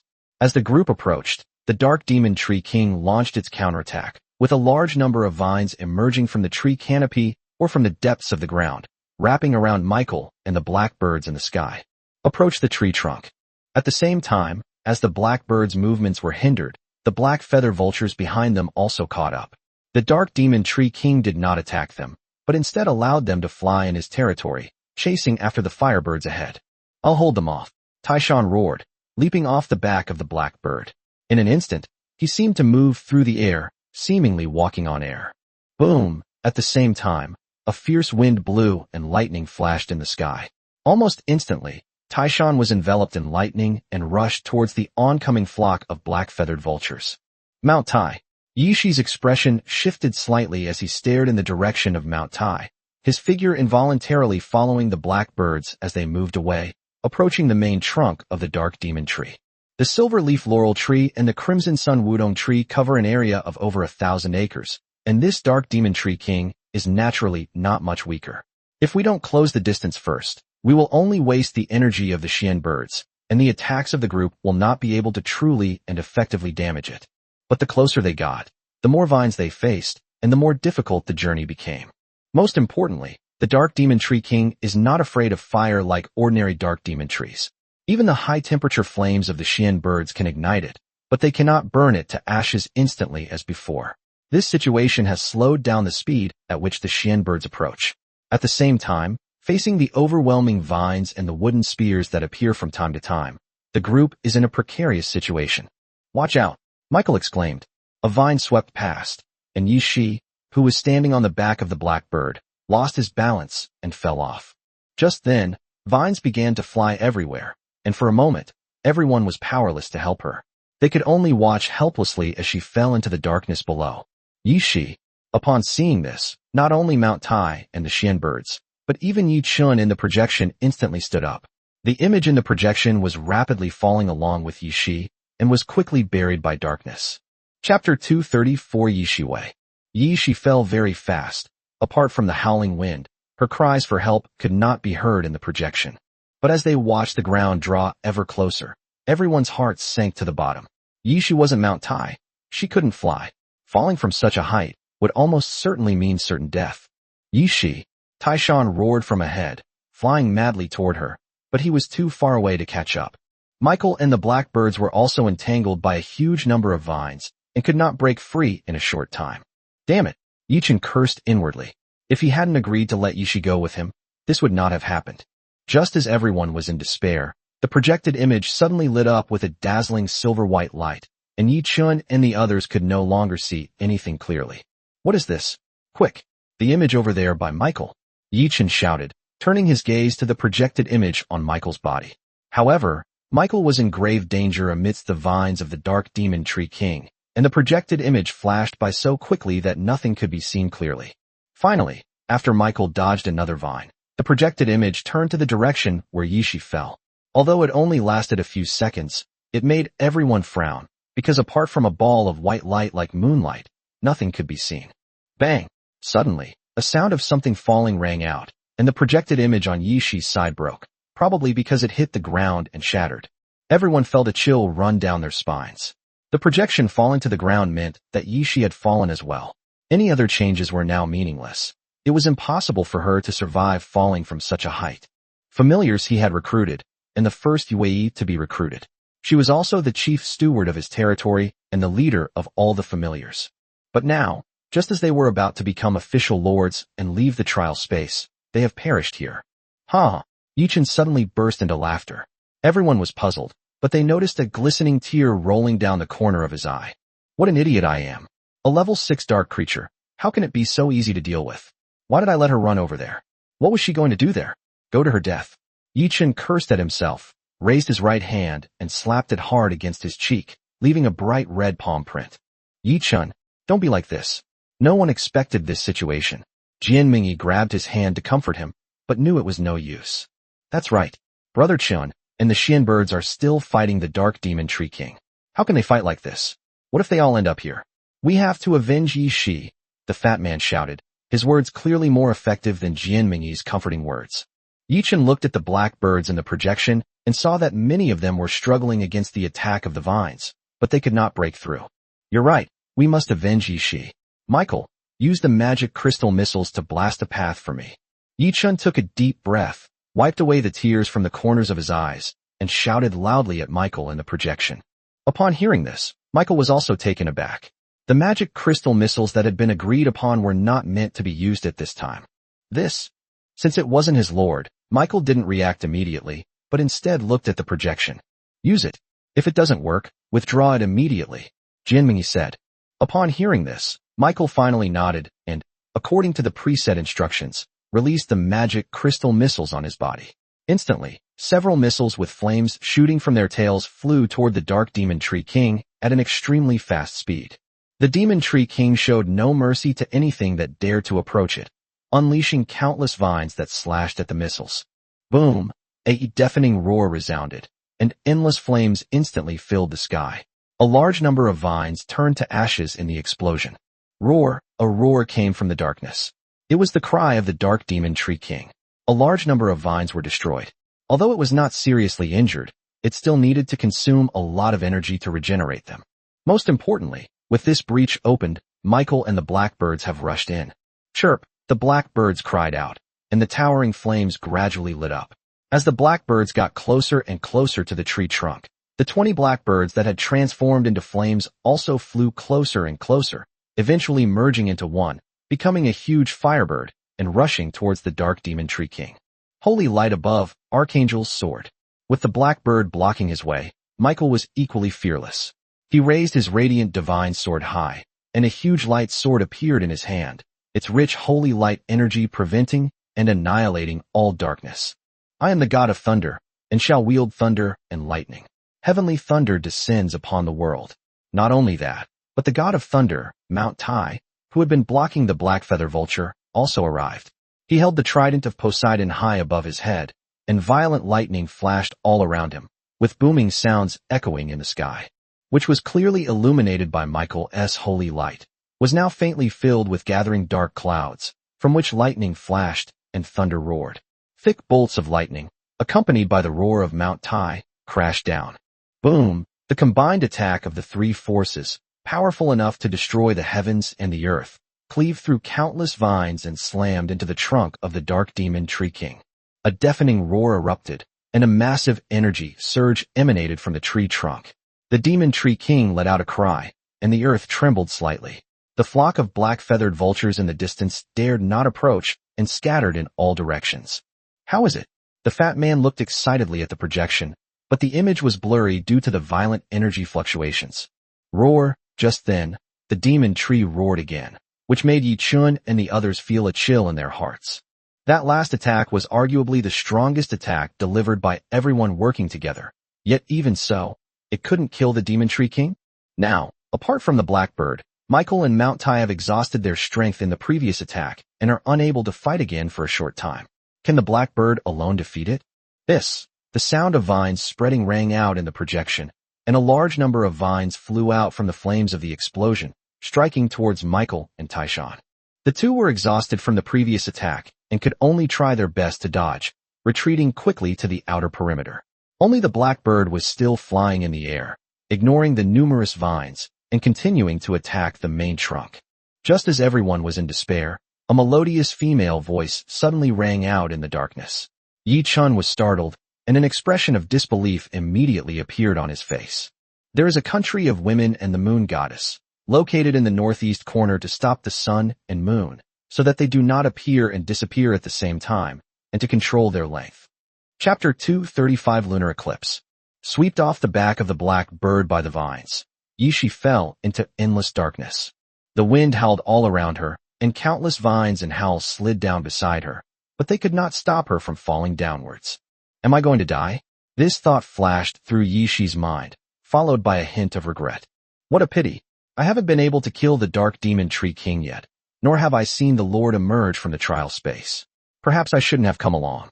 Not only have I not played any role, but I've also become a burden to everyone. The sadness and regret in his heart spread and dissipated along with the gale. From the moment she was born to every little detail that followed, all the past scenes gradually surfaced in her mind, and even some things hidden deep in her memory that were about to be forgotten were brought back to mind. Is this how one reflects on their life before death? Yishi wondered to himself, his gaze drifting into the darkness. Michael, radiating holy light, roared. The flame-encased Xian bird thrashed about, and Mount Tai, crackling with lightning, charged toward her with a roar. It's pointless, give up. An extremely sad thought rose in Yishi's mind, but suddenly a ray of moonlight flashed in her mind, bringing a moment of clarity to her eyes. This fleeting moment of clarity brought Yishi back to her senses.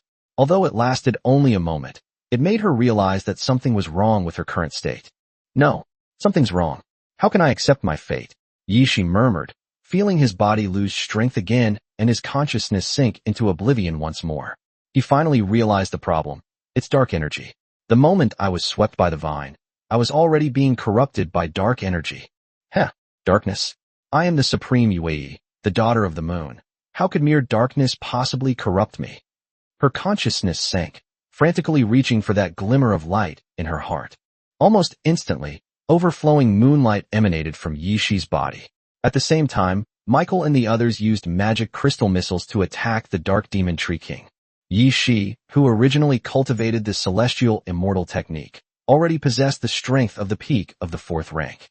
Now, he is suddenly advanced, not only breaking through to the 5th rank in one go, but also reaching the peak of the 5th rank in terms of overall strength. He is only one step away from becoming a 6th rank being. If Yi-Chun were to check her attributes here, he would find that this advancement is not just a simple advancement, but a fundamental change like that of Mount Tai. In fact, her total number of growth times has increased from 7 to 8. Races with 8 growth cycles are dominant forces even in the primordial world, such as the Thunder God and the 3-legged Golden Crow. These races are no longer simply ancient races. It would not be an exaggeration to call them overlords of the ancient world. Their immense strength is enough to make them a force to be reckoned with.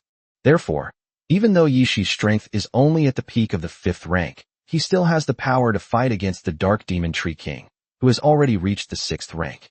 When the attacks from Mount Tai, Michael, and the Blackbirds only severely injured him but failed to kill him outright, Yishi finally completed his advancement and rushed in from behind. After advancing to the next level, Yishi seemed to have mastered the ability to fly. At this moment, like Mount Tai, she could fly freely in the sky without the aid of angelic wings. Radiance of the clear moon. A clear shout rang out from behind the crowd, and a thick beam of moonlight pierced through them. The radiance of the clear moon, containing terrifying power, struck the Dark Demon Tree King without making a sound, but it pierced through it directly. Roar, the main trunk, which was tens of meters in diameter, was punched by the moonlight, and a hole more than 10 meters thick was punched out. The Dark Demon Tree King let out a terrifying roar, and all the dark creatures in the entire mountain range couldn't help but tremble. Yishi. Taishan turned around and couldn't help but exclaim in surprise. He really didn't expect that the other party could survive and even seemed to have advanced. Michael, standing nearby, was equally shocked. Even setting aside Yishi's resurrection, the power emanating from her was enough to make her tremble with fear. Keep in mind, she is a 4-winged angel, and she wields a divine artifact. Logically speaking, she should be invincible among the 5th rank. However, Yishi's attack was able to seriously injure even the 6th rank Dark Demon Tree King. In terms of attack power, she is far inferior to Yishi. Not only them, but Yi Chun and the others on the other side of the projection also showed shock. Although the image transmitted back was blurry, they could still hear the sound, which was Yishi's voice. Everyone thought she was dead, and everyone was plunged into grief. But they never expected that she was still alive, and judging from the situation, she seemed to have become even stronger than before. Good, good, good. Yi Chun shouted good several times in his heart. As long as people are alive, nothing else matters. Every member of the clan is his people. Even if a fire crow dies, he will be heartbroken, let alone Yi Shi, with whom he has spent more than half a year. Take care of it first. Xian Yao. Yi Shi couldn't see the image in the projection, so he nodded to Taishan and Michael, then turned his gaze back to the Dark Demon Tree King. The attack just now was not enough to kill it. At most, it only seriously injured it. Even though she had the strength to fight a level 6 creature, the gap between them was still enormous, far from enough to kill it. Chirp, the giant black bird in the sky moved at the sound, and the flames on its body became even hotter, illuminating the entire sky, as if it wanted to burn everything around it to ashes. A massive, chilling power emanated from Yi Shi's body once again, resembling moonlight, yet different, seemingly even more powerful. Lunar eclipse. Yi Shi whispered, and a black moon appeared in the sky, slowly descending towards the Dark Demon Tree King. The seemingly insignificant move caused everyone to feel a chilling energy fluctuation. Michael and Taishan stared in horror at the full moon, their figures rapidly retreating. Only the black bird, still engulfed in blazing flames, charged towards the Dark Demon Tree King. Chirp, this time, the terrifying roar finally ignited it, and the huge black bird disintegrated due to exhaustion of energy, each circling once and moving away from the outer perimeter. Roar, the Dark Demon Tree King roared angrily, and countless vines spread out in all directions, as if to destroy everything around them. But the terrifying fire spread rapidly and burned all the vines to ashes. At the same time, the black moon in the sky finally set, and the Dark Tree King let out a terrified roar once more. Its wrinkled face was filled with terror, and it sensed a threat to its life from the black moon. Chapter 236, Killing the Dark Demon Tree King. Thump, just like the moonlight before, the lunar eclipse did not make the expected booming sound, but only a muffled sound. Wherever the lunar eclipse reached, the branches of the Dark Demon Tree King all disappeared. Roar, compared to the sound of the lunar eclipse falling, the roar of the Dark Tree King could only be described as deafening. No matter how many vines it stretched out, its effect on preventing the lunar eclipse was negligible. It could only watch helplessly as its branches were gradually melted away. However, Michael and the others in the distance noticed that the eclipse was also consuming energy very quickly. It had only melted 1/3 of the Dark Demon Tree King's trunk, and the surrounding moonlight had already dimmed considerably. At this rate, the hope of completely severing the Dark Demon Tree King was still very slim. No, that's the gap that was broken before, and the flames from the Xian birds are still burning. As the exhausted Michael and the others moved away, the image in the projection finally became clear, and what Yi Chun and the others saw was the terrifying lunar eclipse falling, and they instantly understood the situation in the field. As Yi Chun's voice fell, the lunar eclipse landed in the previous gap. Yi Shi's attack had created a gap more than 10 meters wide in the tree trunk. Although it did not directly cut the Dark Demon Tree King in half, it successfully injured it severely. Now, with the corrosive effects of the lunar eclipse, half of the tree trunk has been severed, finally reaching the gap. Beyond the gap lies the other side of the tree trunk. The Dark Demon Tree King is too big. Yi Shi doesn't need to cut it completely. Just cross that gap and cut about half of it, and the demon tree will naturally collapse. Jianmingyi said quickly. The scene before them shocked everyone. No one expected that Yi Shi's attack would almost kill a level 6 dark creature. Just how terrifying is her strength now? Yi Chun was filled with curiosity. Whether it was the fusion of the Xian bird or Yi Shi's advancement, their improvement during this deep dive into the Dark Origin Land was enormous. He wished he could check Yi Shi and the others' attributes right now to see what they had comprehended. Unfortunately, separated by a projection, he could only wait for their triumphant return. Roar, the Dark Demon Tree King roared. Just as Jianmingyi had predicted, when the energy of the lunar eclipse was exhausted, the remaining trunk was no longer enough to support the Dark Demon Tree King's enormous body, and the crown above was about to collapse. Let's give it a boost. Michael shouted to Taishan beside him, flapping his 4 wings and flying towards the Dark Demon Tree King. Okay, Taishan nodded. At this moment, the Dark Demon Tree King was only 1 fire away from true death. As a plant-like dark creature, the breakage of its main trunk would not cause it to truly die. As long as the gap could be grafted, it could still survive. So it was also struggling to twist its body, hoping that the remaining part of the main trunk would not break, while it was also trying its best to repair its body. Michael saw this, which is why he used his last bit of strength to fly towards the Dark Tree King. Sword of Holy Light. Wrath of Thor. The two roared and launched a final attack on the Dark Demon Tree King. The moves weren't very powerful, and they couldn't use their strongest attacks anymore. But all they needed to do was push the Dark Demon Tree King to the other side and break off the remaining part of its trunk. They have enough power to do that. Roar, like the last straw that broke the camel's back, the Dark Demon Tree King tried desperately to reach the two's attack, but instead hastened its collapse. The sound of the trunk breaking rang in everyone's ears, and the entire canopy slowly but firmly fell to the other side. The Dark Demon Tree King's desperate roar echoed in the darkness before finally returning to silence. Nice, the fat man shouted, slapping his thigh, but Yi Chun slapped him away. Damn it, if you're going to yell, then yell. Why are you slapping my thigh? Yi Chun said irritably, rubbing his thigh, while also looking excitedly at the image on the projector. Without using Oris and the 3-legged golden crow, these Tier 6 creatures already possess the ability to contend with Tier 6 creatures, albeit the weakest of them. Great, great. We finally killed it. Jianmingyi and Si Ming covered their mouths, their faces full of excitement. Killing a level 6 dark creature at the newbie stage is something that no one else has ever done before. In the darkness, Yi Shi and the others, who had exhausted all their strength to kill the Dark Demon Tree King, finally breathed a sigh of relief and began to descend. They were exhausted and almost unable to fight anymore.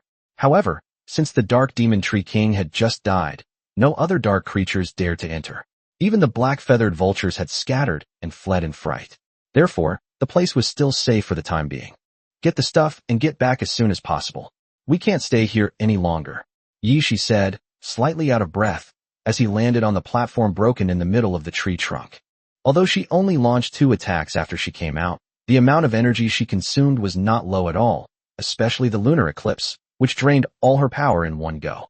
Fortunately, the Dark Demon Tree King is an immovable giant tree. Otherwise, given the slow speed of the lunar eclipse, it would have been impossible to kill it.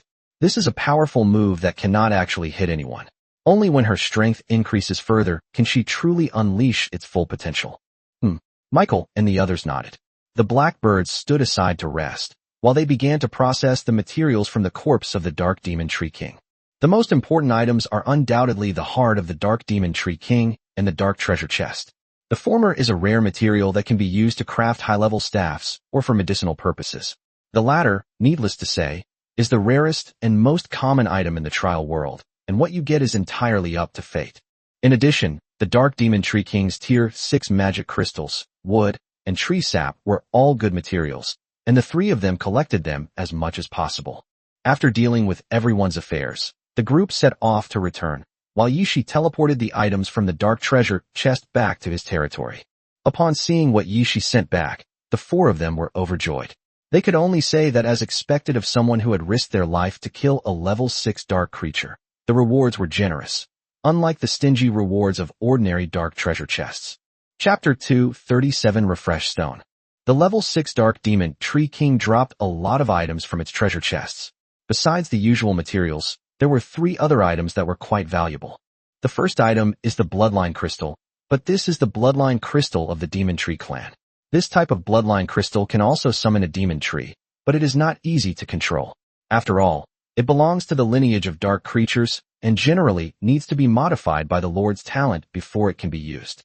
Therefore, although such Bloodline Crystals are rare, they are not very valuable, and few lords would choose to use them. Fortunately, Yichen's talent was enough to modify the Bloodline Crystal of the Dark Demon Tree, but it was unknown what kind of primordial race it would transform into. Besides the Bloodline Crystal of the Dark Demon Tree, the other item was the blueprint for a Lord's Mansion, and it was even a blueprint for a mid-level Lord's Mansion. This blueprint is of no use to Yi Chun and the others for the time being, but once they leave the trial space, such a blueprint can be sold for a high price. A mid-level Lord's Mansion, regardless of its attributes, is destined to become a hot commodity. Even if they keep them and don't sell them, they can use them themselves after Yi Chun and the others advance to the 4th rank. Besides these 2 items, what truly piqued everyone's interest was the third item, a fist-sized, 5-colored, transparent gemstone. Under normal circumstances, it might have been treated as an ordinary gemstone. However, when Yi Chun and the others checked its attributes, they were truly shocked to find that it was actually a refreshed stone.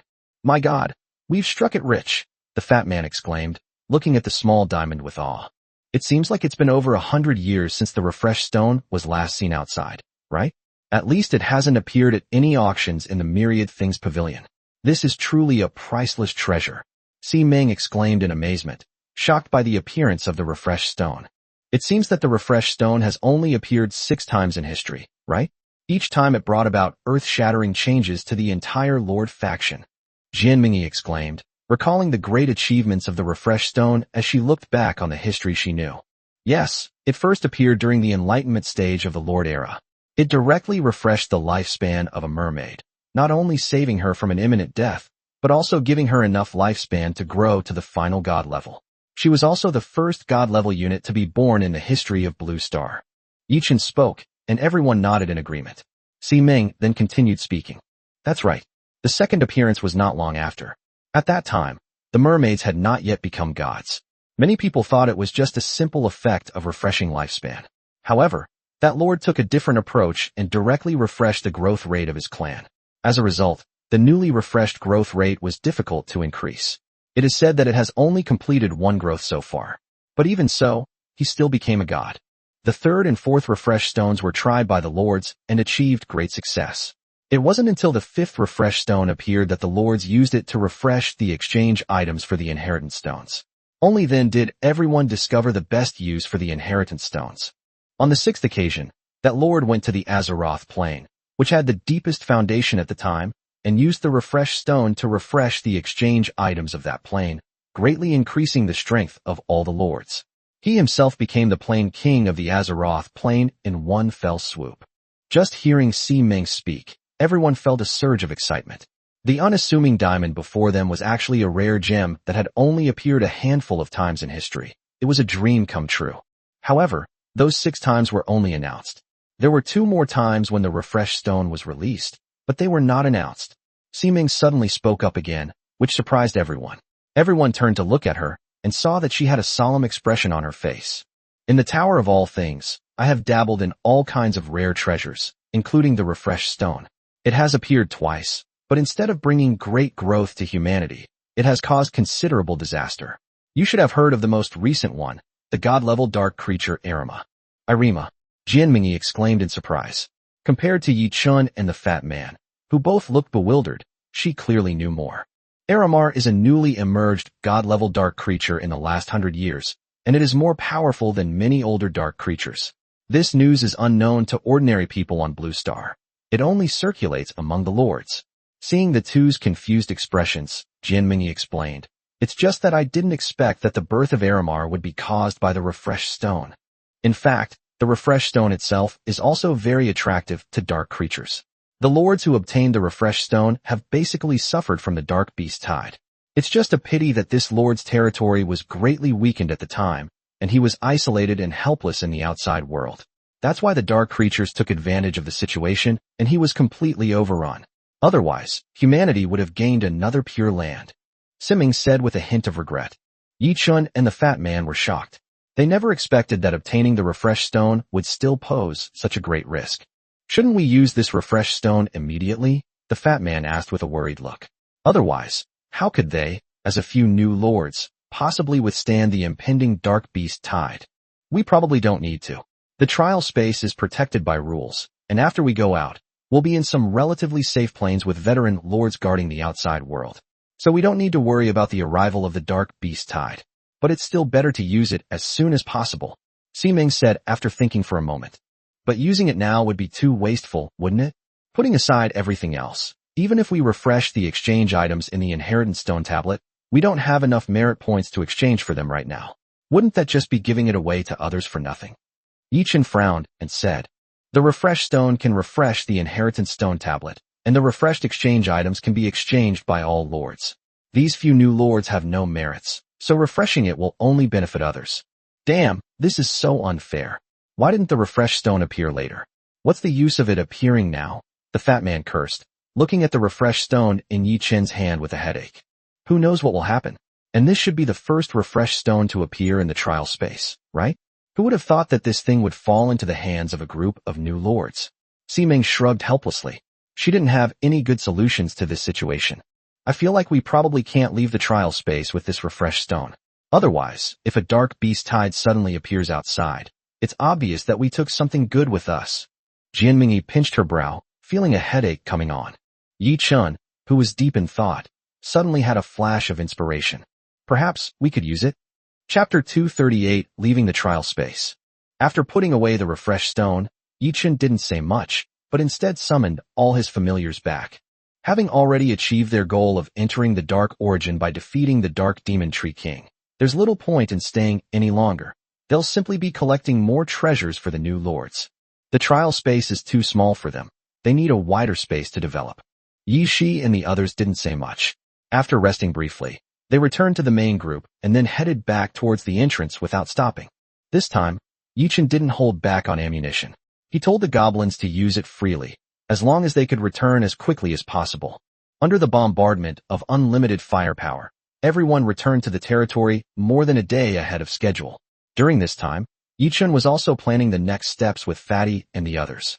Next, the three of you will be promoted to formal lords and leave the trial space.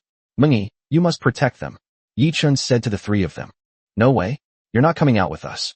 The three were stunned, and the fat man spoke up immediately. The plan has changed, as you've all seen. I need to use the refresh stones first, but when Tianzong can't wait any longer. In 2 days at most, he will be completely digested and leave the trial space. You all need to go out and deal with him as soon as possible, Yi Chun said helplessly, taking out the refreshed stones. This? How do you plan to use it? Everyone was taken aback, and Jianmingyi asked.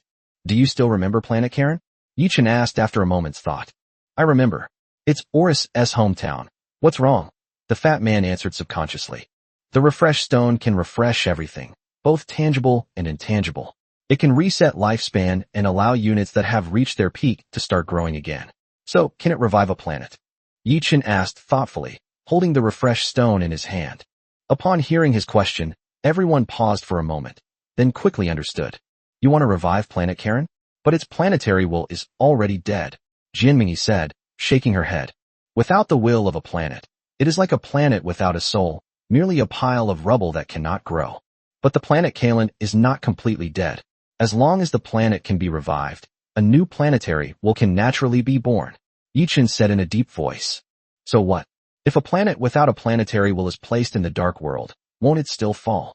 The fat man looked puzzled, clearly not grasping the key point, while Jianmingyi next to him looked surprised.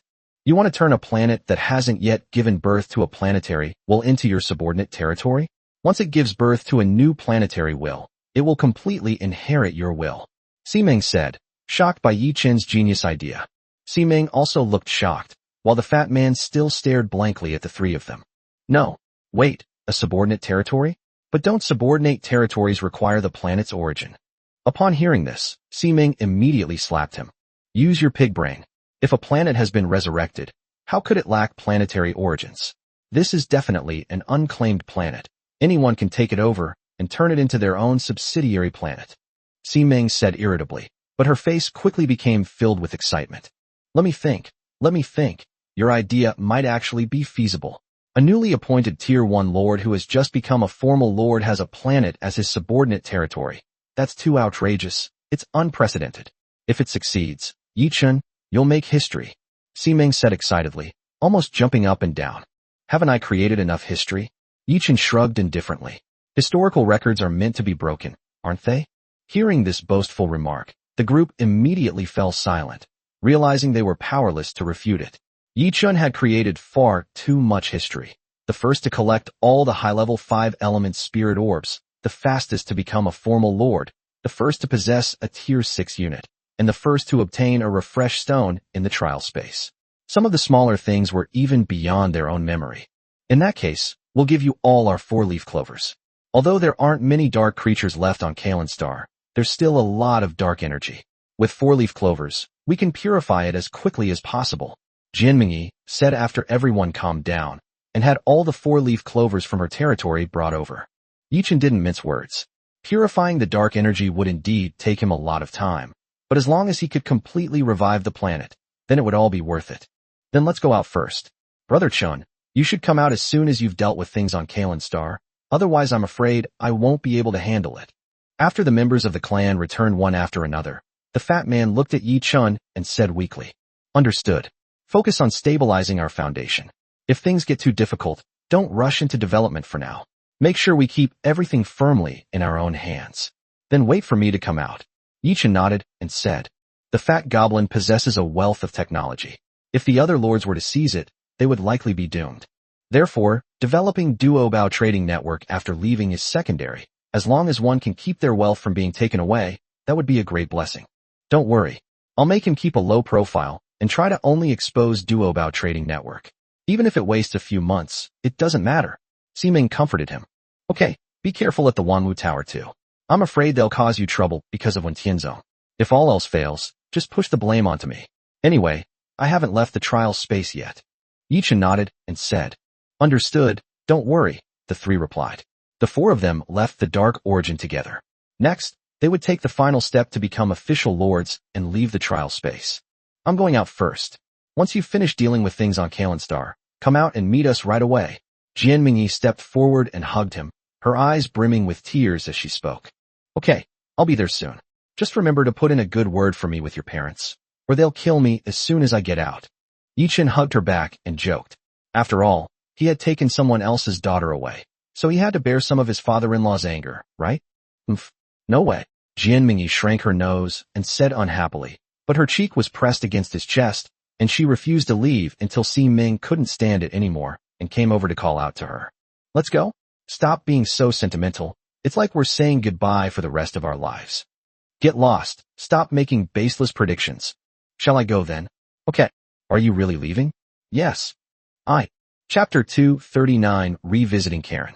The departure of Jinmingyi and the other 2 caused quite a stir in the entire trial space. After all, they were among the first to become official lords, and they became official lords at a high level, so there was a notice throughout the entire trial space. This caused all the lords to go crazy. In just a few days, many lords advanced and left the trial space. However, most of these lords were only at the low or mid-level, and they did not resonate with the entire trial space. Yi-chun only saw them on the wristband forum. Whenever someone's relatives or friends become official lords, it always causes a lot of people to cheer. Yi-chun even saw some familiar faces among them, such as Zhou Wenbin and others who had explored the Dark Origin land together. The group of 5 had all accumulated enough low-level 5-element spirit beads. Zhou Wenbin had even collected all the mid-level 5-element spirit beads. Before advancing, he sent a message to Yi-chun, saying that he would contact him again after they left. Seeing that all 5 of them could become official lords, Yi-chun was very gratified. After all, they were all people he knew. It would have been too regrettable if they had failed to advance. Compared to these lords who successfully advanced, the forum was bleak. Very few people had accumulated enough 5-element spirit pearls, and some weaker lords had never even seen one. A sense of tension rose in everyone's hearts, fearing that they would not be able to advance in the end, and the value of the 5-element spirit pearl would rise again. However, none of these things mattered to Yi-Chen anymore. He was on his way to Kalen Star, and it would take him at least another week. Fortunately, the journey from Planet Wolf to System 523 was a long detour, but the distance to Planet Karen was not far. Otherwise, he would have wasted a month or two on the road. During this time, he finally gained a complete understanding of the changes in Yi Shi and the Xian bird's aptitude. Changed from the ordinary Yue to the Tine daughter. When Yi-Chen first saw the name of this race, he was also stunned, but he quickly realized that Yi Shi was truly on the path of the Tine star, a path that stands opposite to the sun, yet complements it. In addition, many of Yi Shi's talents have also undergone changes.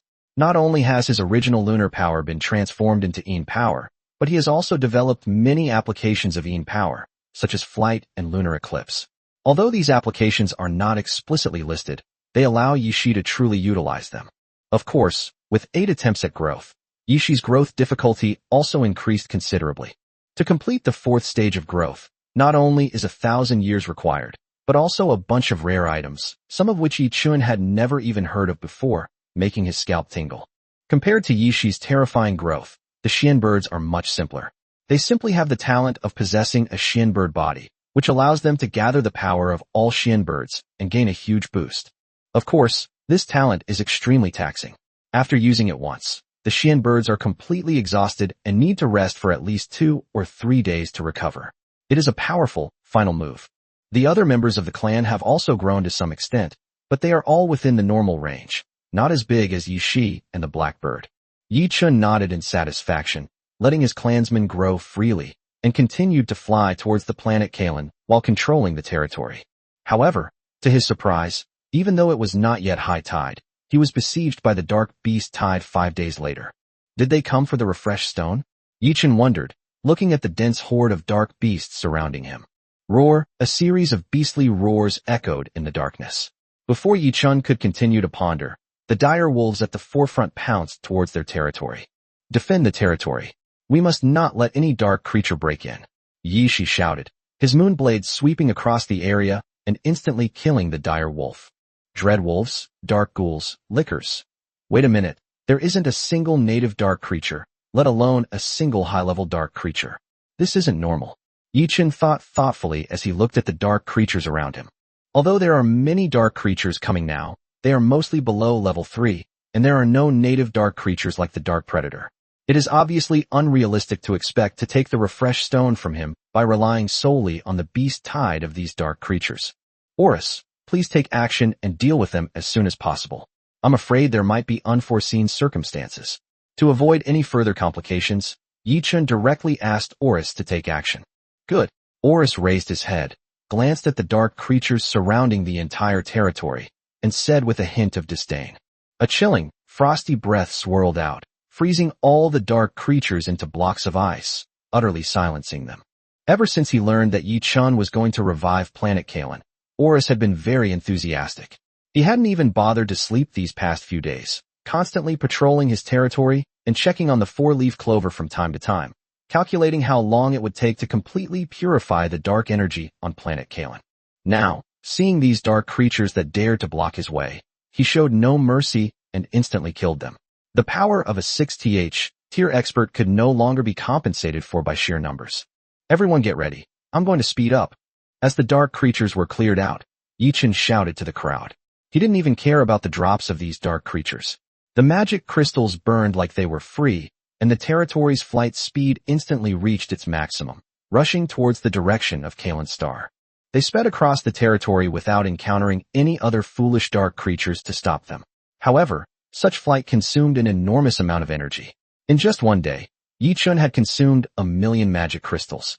Even if they were only the lowest level tier 1 magic crystals, it was still a terrifying number.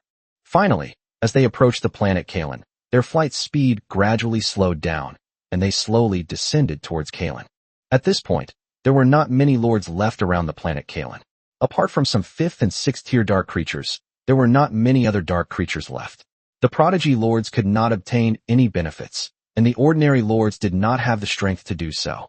The lords who stayed here left one after another, and this planet completely became a wasteland.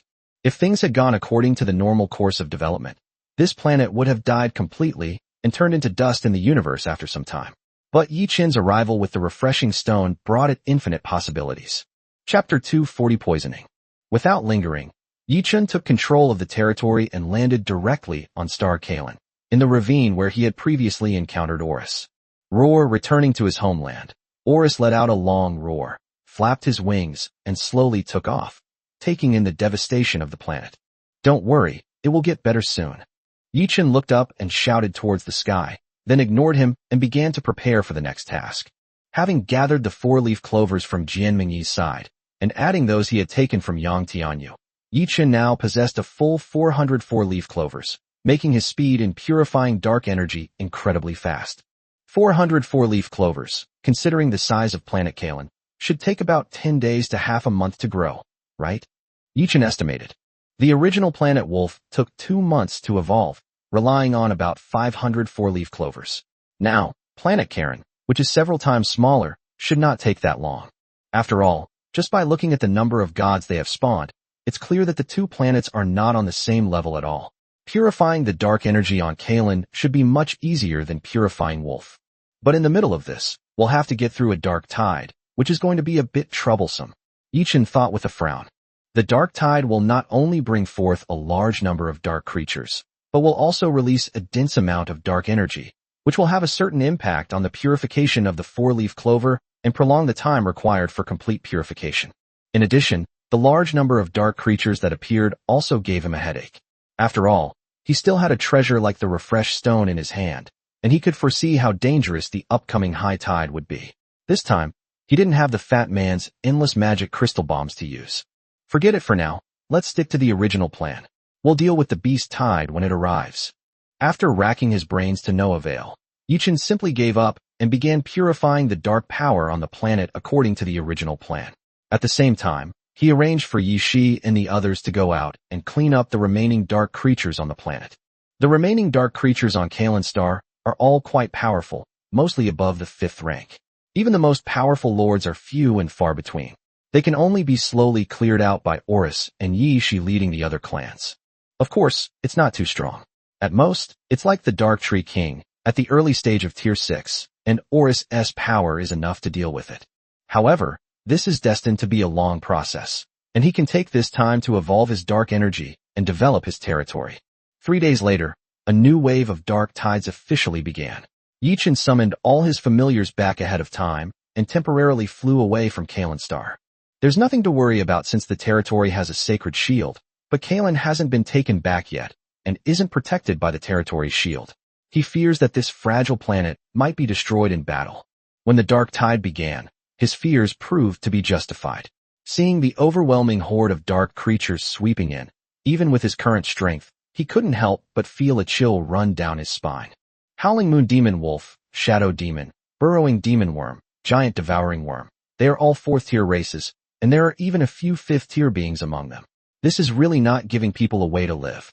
Yi Chen cursed in a low voice, but there was nothing he could do but quickly organize a defensive line. Gah, under the blazing sun, the 3-legged golden crow's light was no longer obscured, illuminating all darkness like a sun, and many dark creatures were immediately ignited in the scorching heat. The fire crows circled upwards, throwing out a large number of magic crystal bombs in all directions, and a series of booming sounds echoed throughout the darkness. Archers, prepare. Fire. Yi Ling stood on high ground, and with her command, countless arrows flew out, shooting towards the surrounding dark creatures. Half a year is not enough time for these Silver Moon Elf to grow to the 4th rank, but the volley of arrows is still a considerable deterrent to these dark creatures. Yi Chen actually wanted to use explosive arrows, but with Fatty not around, the firepower was dwindling, and he really didn't want to use them on a large scale unless absolutely necessary. After the archers, there were many mage teams. As the Silverleaf Laurel Tree advanced, the number of Silverleaf Moon Elves recruited also increased. Now Yi Chen could build a mage team himself, and it was a mage team composed of 3rd-tier mages. Compared to archers who can only fire individually, mages have a higher degree of synergy. Dozens of Tier 3 mages joined forces and directly unleashed a Tier 4 spell, Rain of Fire, causing swarms of dark creatures to fall under its attack, showcasing the mage's superiority. However, using magic beyond one's level is extremely taxing on mages. After several rounds of Rain of Fire, the mage's magic power is exhausted, and they can only sit cross-legged in place to meditate and wait for their magic power to recover. Rabbit among the group of rabbits. At this moment, a group of jade rabbits, led by the medicine-pounding rabbit, were constantly grinding various herbs. Only after the medicine-pounding rabbit mixed the herbs did they form buckets of poisonous liquid. That's about it. Let the fire crows come down and get it, but be careful not to spill it, the medicine-pounding rabbit called out anxiously.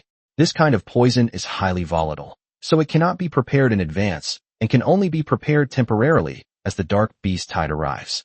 However, these buckets of poison were extremely potent, killing most Tier 4 dark creatures instantly upon contact. Moreover, the poison spread rapidly. If it weren't for the territory shield on the land, Yichen wouldn't have dared to let them do this. He even entrusted the preparation of the poison to the jade rabbits, who were experts in pharmacology. Otherwise, they would probably have been poisoned to death themselves, let alone kill the dark creatures. Caw-caw, one by one, fire crows landed in a line, flew over the medicine barrels placed by the jade rabbits, and then left the territory, rushing towards the dark creatures outside. Thump! Buckets of poison were thrown out in all directions, then smashed by the enraged dark creatures. Large amounts of dark green liquid mingled with the darkness and landed on the surrounding dark creatures. Before long, these dark creatures became dizzy and weak, and some, like the howling moon wolves, even developed festering sores on their fur. Some of the already fragile macrophages and other creatures even experienced melting of parts of their bodies, which was rapidly spreading to other parts. This poison is really strong. Seeing the scene outside, Yichen gasped and couldn't help but sigh. Fortunately, he had deployed the territory shield in advance. Now, even through the shield, he couldn't help but feel dizzy from the smell of the fish outside. Chapter 241, Resisting the Beast Tide. As the dark creatures in the front row died one after another, the poisonous water began to evaporate and spread to the rear. A large number of dark creatures were shaking their heads, and those in sight seemed to be dizzy. The weaker ones even died on the spot after being shaken. However, that was all. After 2 rounds, as the poisonous fog dissipated, the toxicity on the dark creatures that followed was not so strong, at most making them dizzy and slowing their pace. By the time the 4th wave passed and the 5th wave of dark creatures arrived, they were basically no longer affected. Can you research some poisons that have a longer lasting effect? Or some that are more contagious, so that these dark creatures can be wiped out completely? Yichen looked at the medicine-pounding rabbit beside him and asked a particularly irritating question. Sure enough, before the medicine-pounding rabbit could speak, the moon-embracing rabbit next to it looked over with disdain. Are you dreaming? With the limited resources in our territory, you want that kind of poison? If we really had it, wouldn't it be enough to just wipe out the dark creatures? What need is there for a lord? The moon-holding rabbit said sarcastically, making Yichen feel extremely embarrassed. It seems that's indeed the case. Fortunately, the moon-holding rabbit had a good temper. It gently hopped in front of Yichen and said softly, "There are poisons with long-lasting effects and strong infectivity, but they may not be able to poison these level 4 dark creatures. Their resistance is too strong. As for high-level poisons, we don't have enough materials in our territory to make them." Hearing what the medicine-pounding rabbit said, Yichen shrugged helplessly. In the end, it was just that the territory was too poor and lacked resources. All right, I understand. How many more rounds of poison can we spray? Yichen asked. At most 1 round. Some of the ingredients in this type of poison are quite rare, and we've already used them all, said the medicine-pounding rabbit. Yichen's lips twitched slightly. He suddenly felt that using poison seemed to be even more expensive than using magic crystal bombs. It should be noted that the poison prepared by the medicine-pounding rabbit contains several 4th or even 5th-tier medicinal herbs. He currently lacks soil of sufficient quality to prepare these herbs, making it a finite resource that can only be used once and for a time, with at most only 1 or 2 seeds remaining. If you were to sell this, it would fetch an astronomical price, far exceeding the value of magic crystals of the same grade, and it would be priceless and unavailable. Not to mention the pile of tier 1 to 3 herbs that were used up. This wasn't counted by the plant. Yichen watched as it led a group of jade rabbits away, carrying away bundles of herbs. It was heartbreaking to watch. 1 round at most? That means we can only hold out for about another hour at most? Time is running out. I wonder how many more dark creatures are gathering around here. Yi-chun frowned slightly, thinking helplessly. Normally, the beast tide caused by the dark tide would not be this terrifying. A beast tide starting from level 4 would be something even a group of genius lords working together might not be able to stop. This is clearly aimed at the extinction territory, and obviously, the target is the refresh stone in his hand. Therefore, he was unsure how many more dark creatures remained, or how much longer he would need to resist. If he runs out of poison and the dark creatures keep coming, he'll be in real trouble. He might become the first lord in history to voluntarily discard a refresh stone. This poison can only be preserved for a maximum of 2 hours, right? Yi-chun asked again. Yes. The toxicity will gradually decrease after 2 hours, and will completely disappear after 3 hours. The medicine-pounding rabbit nodded. This type of poison has an extremely short shelf life, which is why it has to be prepared only after the dark tide begins. Seal it first, and I'll call you when I need it. Yi-chun said.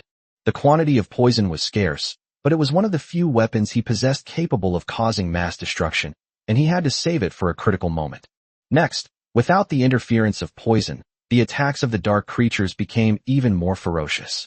If it weren't for the holy light shield, Yi-chun had no doubt that he would have been completely torn to shreds by now. However, the holy light shield consumes a huge amount of energy. Magic crystals are ignited as if they're free to maintain the holy light shield, while the other members of the clan use ranged attacks to continuously launch attacks outwards.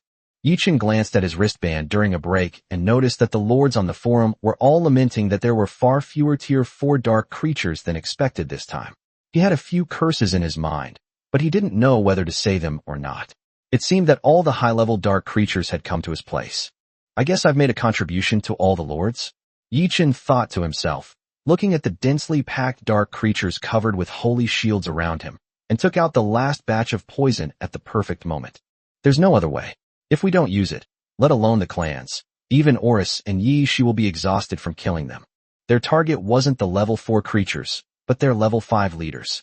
In just a few hours, they had killed nearly 100 level 5 creatures, demonstrating the intensity of the battle. Boom! A large number of magic crystal bombs were thrown out, creating an opening for the fire crows. A large number of fire crows rushed out of the shield, throwing out the poison barrels they were holding in their claws, and then quickly returned to their territory. Roar! The painful howls rang out again, and Yi-chun and the others finally got a chance to catch their breath. Everyone sat down on the ground without caring about their image, watching the dark creatures outside die while recovering their strength and relieving their sore bodies. About half an hour later, more dark creatures rushed over. Although they were affected by the poison, they were not completely dead and still had some fighting power. The members of the clan rose up and fought, killing the poisoned dark creatures. Fortunately, with the use of this batch of poison, the dark beast tide finally decreased visibly, which meant that the boundless dark creatures had finally been wiped out. He couldn't even calculate how many dark creatures he had killed during this dark tide. He only knew that from the start of the high tide until dawn, the dark creatures outside his territory had never stopped swarming. For magic crystal is consumed every few seconds to maintain the holy light shield. In just one night, thousands of tier 4 magic crystals were used just to maintain the holy light shield. It's finally coming to an end. Yi-chun sighed as he looked at the gradually thinning beast herd outside, his eyes filled with exhaustion. Chapter 242, Purifying Starkalen. 2 hours later, the beast tide finally ended completely, leaving only a few scattered monsters. The territory was surrounded by the corpses of dark creatures, making it difficult to even move around. They were too lazy to clean up. Everyone was exhausted, including Yi-chun. They all collapsed on the ground to rest. Since the territory shield was in place, they weren't afraid of the occasional monsters threatening the territory. After resting for almost half a day, people gradually woke up and began to clean up the mess outside. The corpses of numerous dark creatures need to be cleared away. These are the territory's treasures. There are also some dark treasure chests hidden among the corpses, which will only dissipate over time. Occasionally, a lord would pass by this place, and seeing the densely packed corpses of dark creatures would make his scalp tingle, and he would then take some of the dark creature corpses with him. Yi-chun didn't care about this. There were too many corpses here, and countless others had been eaten by the wandering dark creatures. He couldn't possibly clean them all up. Let's just consider it a carnival between lords and dark creatures. Of course, after these dark creatures devoured the corpses, they were eventually killed by other clans and turned back into resources in their territories. As for the lords, some wanted to make a quick buck and leave, some came to help out of kindness, and others wanted to take advantage of the chaos. Yichen basically dismissed this with disdain. The prodigies and lords wouldn't do such a thing. Ordinary lords couldn't even withstand the light of the three-legged golden crow. Yichen wouldn't mind giving them a free return ticket and letting their path to lordship end here. After he killed a lord in this way in full view of everyone immediately calmed down. No one dared to cause trouble anymore, and even a few more lords helped him collect magic crystals. Everyone knew that standing before them was a prodigy lord, the kind who didn't mind killing. No one wanted to die just like that and lose their right to become a lord forever. Alright, thank you all for this time. Each of you will receive 100 4th-tier magic crystals and 1 low-grade 5-element spirit bead, with your choice of attributes. Yichen said to everyone after cleaning up the mess. There are 3 lords still standing before him. This reward is nothing to him, and the low-level 5-element spirit pearls are exactly what they lack. Thank you so much, boss. The group expressed their gratitude. They hadn't expected to receive a reward for their help. They had already secretly acquired quite a few magic crystals while helping out, and now they were even getting a tier 4 magic crystal. Everyone was extremely grateful. After seeing the 3 off, Yichen controlled his territory as it descended towards Kalen Star, while simultaneously taking stock of his spoils.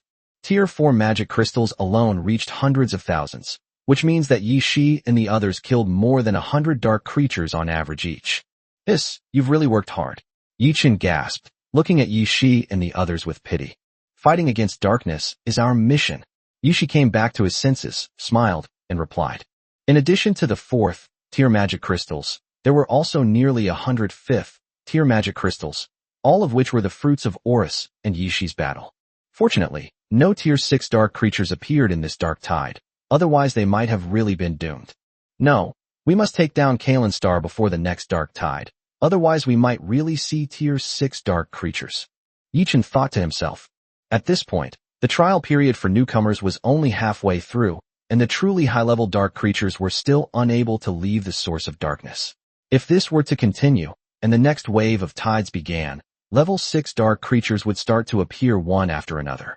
He was still holding the refresh stone in his hand at that time. He was probably really courting death. The territory slowly descended and landed back on planet Kalen. After a day of rest, Yichen continued the cleanup work on planet Kalen. After a surge in the tide, the concentration of dark energy on planet Kalen did indeed rise significantly, which meant he would have to spend more time purifying the dark energy. At the same time, this time they not only have to clear out the dark creatures on Kalen, but also drive away the new lords who are still on Kalen looking for gold. After all, what Yichen wanted to do was to completely control this planet and turn it into his own territory, so he naturally couldn't allow others to run rampant on his territory. His actions immediately aroused the dissatisfaction of all the lords, but seeing the arrival of the 6th-rank Horus, everyone fell silent and chose to leave. Yichen's tough attitude left no doubt to anyone that if they didn't leave, a single breath of Horus's frost dragon breath could engulf them. I'm sorry, but this place is mine now. Yichen's tone was devoid of any apology as he looked at the crowd being driven away, and the incident caused quite a stir on the forum. Many people are condemning Yichen's actions. After all, Kalen Star can be considered a blessed land for many low-level lords. As long as they carefully avoid those level 5 dark creatures, they can easily clean up ordinary creatures on the planet to obtain resources. If they are lucky, they may even obtain a low-level 5 elements lord. In any case, Kalen is a wasteland planet, and the benefits there are far greater than wandering in space. It's a pity that Yichen has occupied such a blessed place. Many people launched a protest, and some even brought in a powerful lord to threaten Yichen. Unfortunately, after this prodigy lord was also sent back by Horus's dragon breath, everyone finally quieted down. No matter how heated the argument was on the forum, no one dared to come and cause him any trouble. Kalen Star had become a forbidden area. 2 weeks later, the high-level dark creatures on Kalen were finally wiped out, and the dark energy on the planet was completely purified. Horus, let's begin, Yichen said to Horus beside him, looking at the devastated land before him. Roar, without saying much, Horus only let out an excited roar, having been looking forward to this day for a very long time. It can be said that it played a crucial role in the rapid eradication of the dark creatures on planet Kalen, and it still has many untreated wounds on its body. Keep in mind, It's a tier 6 creature, yet it still got injured fighting against some tier 5 dark creatures. This shows how ferocious it is in battle, almost fighting like it's risking its life. Yichin sometimes worried that it might just kill off his undead life. Fortunately, all of this is finally coming to an end. Chapter 243 Fusion of Kalen Star.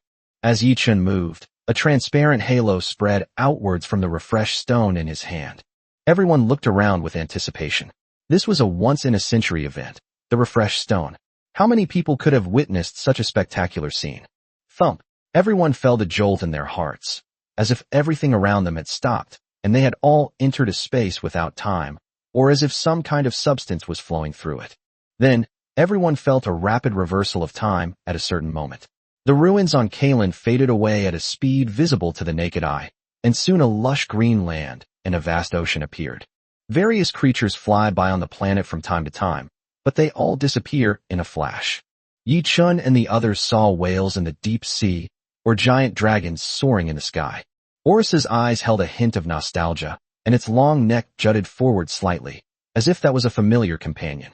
But everyone knows that this is just a projection in the long river of time, fleeting and untouchable in the reversal of time. Time seemed to pass very slowly, yet also in the blink of an eye. In just a few breaths, Yichin seemed to witness the rise and fall of the entire planet Kalen, the rise of countless powerful empires and races, and their decline in the competition of natural selection. Eventually, the entire planet returned to peace, leaving only a desolate land and an endless ocean. It's over, Yichin said, sensing the receding of the surrounding time energy. The power of the refreshed stone had ended, the transparent diamond in his hand had turned to dust, and the entire planet Kalen had returned to its former barbaric state. It looks barren, yet it's full of life. Is this the original planet Kalen? Oris said excitedly but restrainedly, his voice trembling slightly. Kalen, the planet that gave birth to him and nurtured him, has finally come back to life. It should be right, but we need to hurry, otherwise this newborn planet will probably be swallowed up by dark energy again. Yi Chen shrugged, raised his hand to summon his seed of hope, and began to resonate with the planet Kalen. You're right, everyone follow me.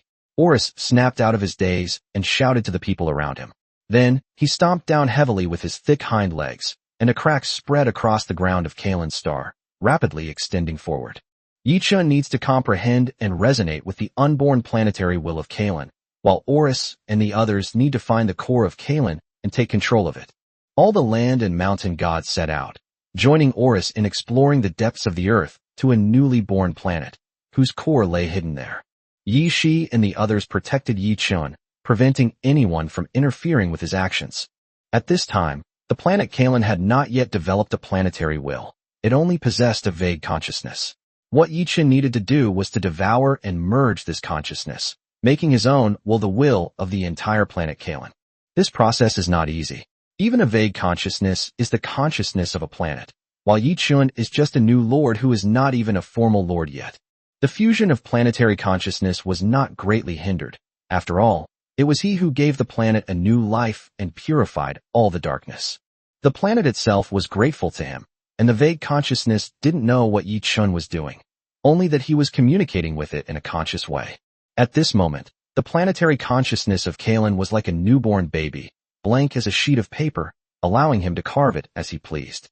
Meanwhile, Oris and his companions also made great progress. With the help of the land and mountain gods, they easily reached the depths of the planet and entered a land of lava. Only then did they truly encounter trouble. The temperature of the planet's lava was terrifying, and the landforms could no longer offer any assistance. Only Oris and the three-legged golden crow were able to continue deeper. Even at the true core of the planet, the source of its energy, even Oris could not stay for long. Only the three-legged golden crow could stand there. This forced everyone to slow down their search, leaving only Oris and the three-legged golden crow to search for the planet's core. They searched for most of the day, and even after Yi Chun merged with the planet's consciousness, they still hadn't returned. Fortunately, it was finally found. When Oris, his body burning red, delivered the planet's core to Yi Chun, the planet that should have died was finally completely in his hands. Ready? Yi Chun looked at everyone and directly threw the planetary core of Kalen into the seed of hope. Boom! In an instant, the entire planet Kalen trembled violently, and the seed of hope in Yi Chen's hand began to sway precariously. For a new lord like him to try and merge with a planet is simply too much of a stretch. Just like throwing a lot of fuel into a small flame, it won't make the flame burn brighter. Instead, it will extinguish it. Yi Chun is currently in this situation.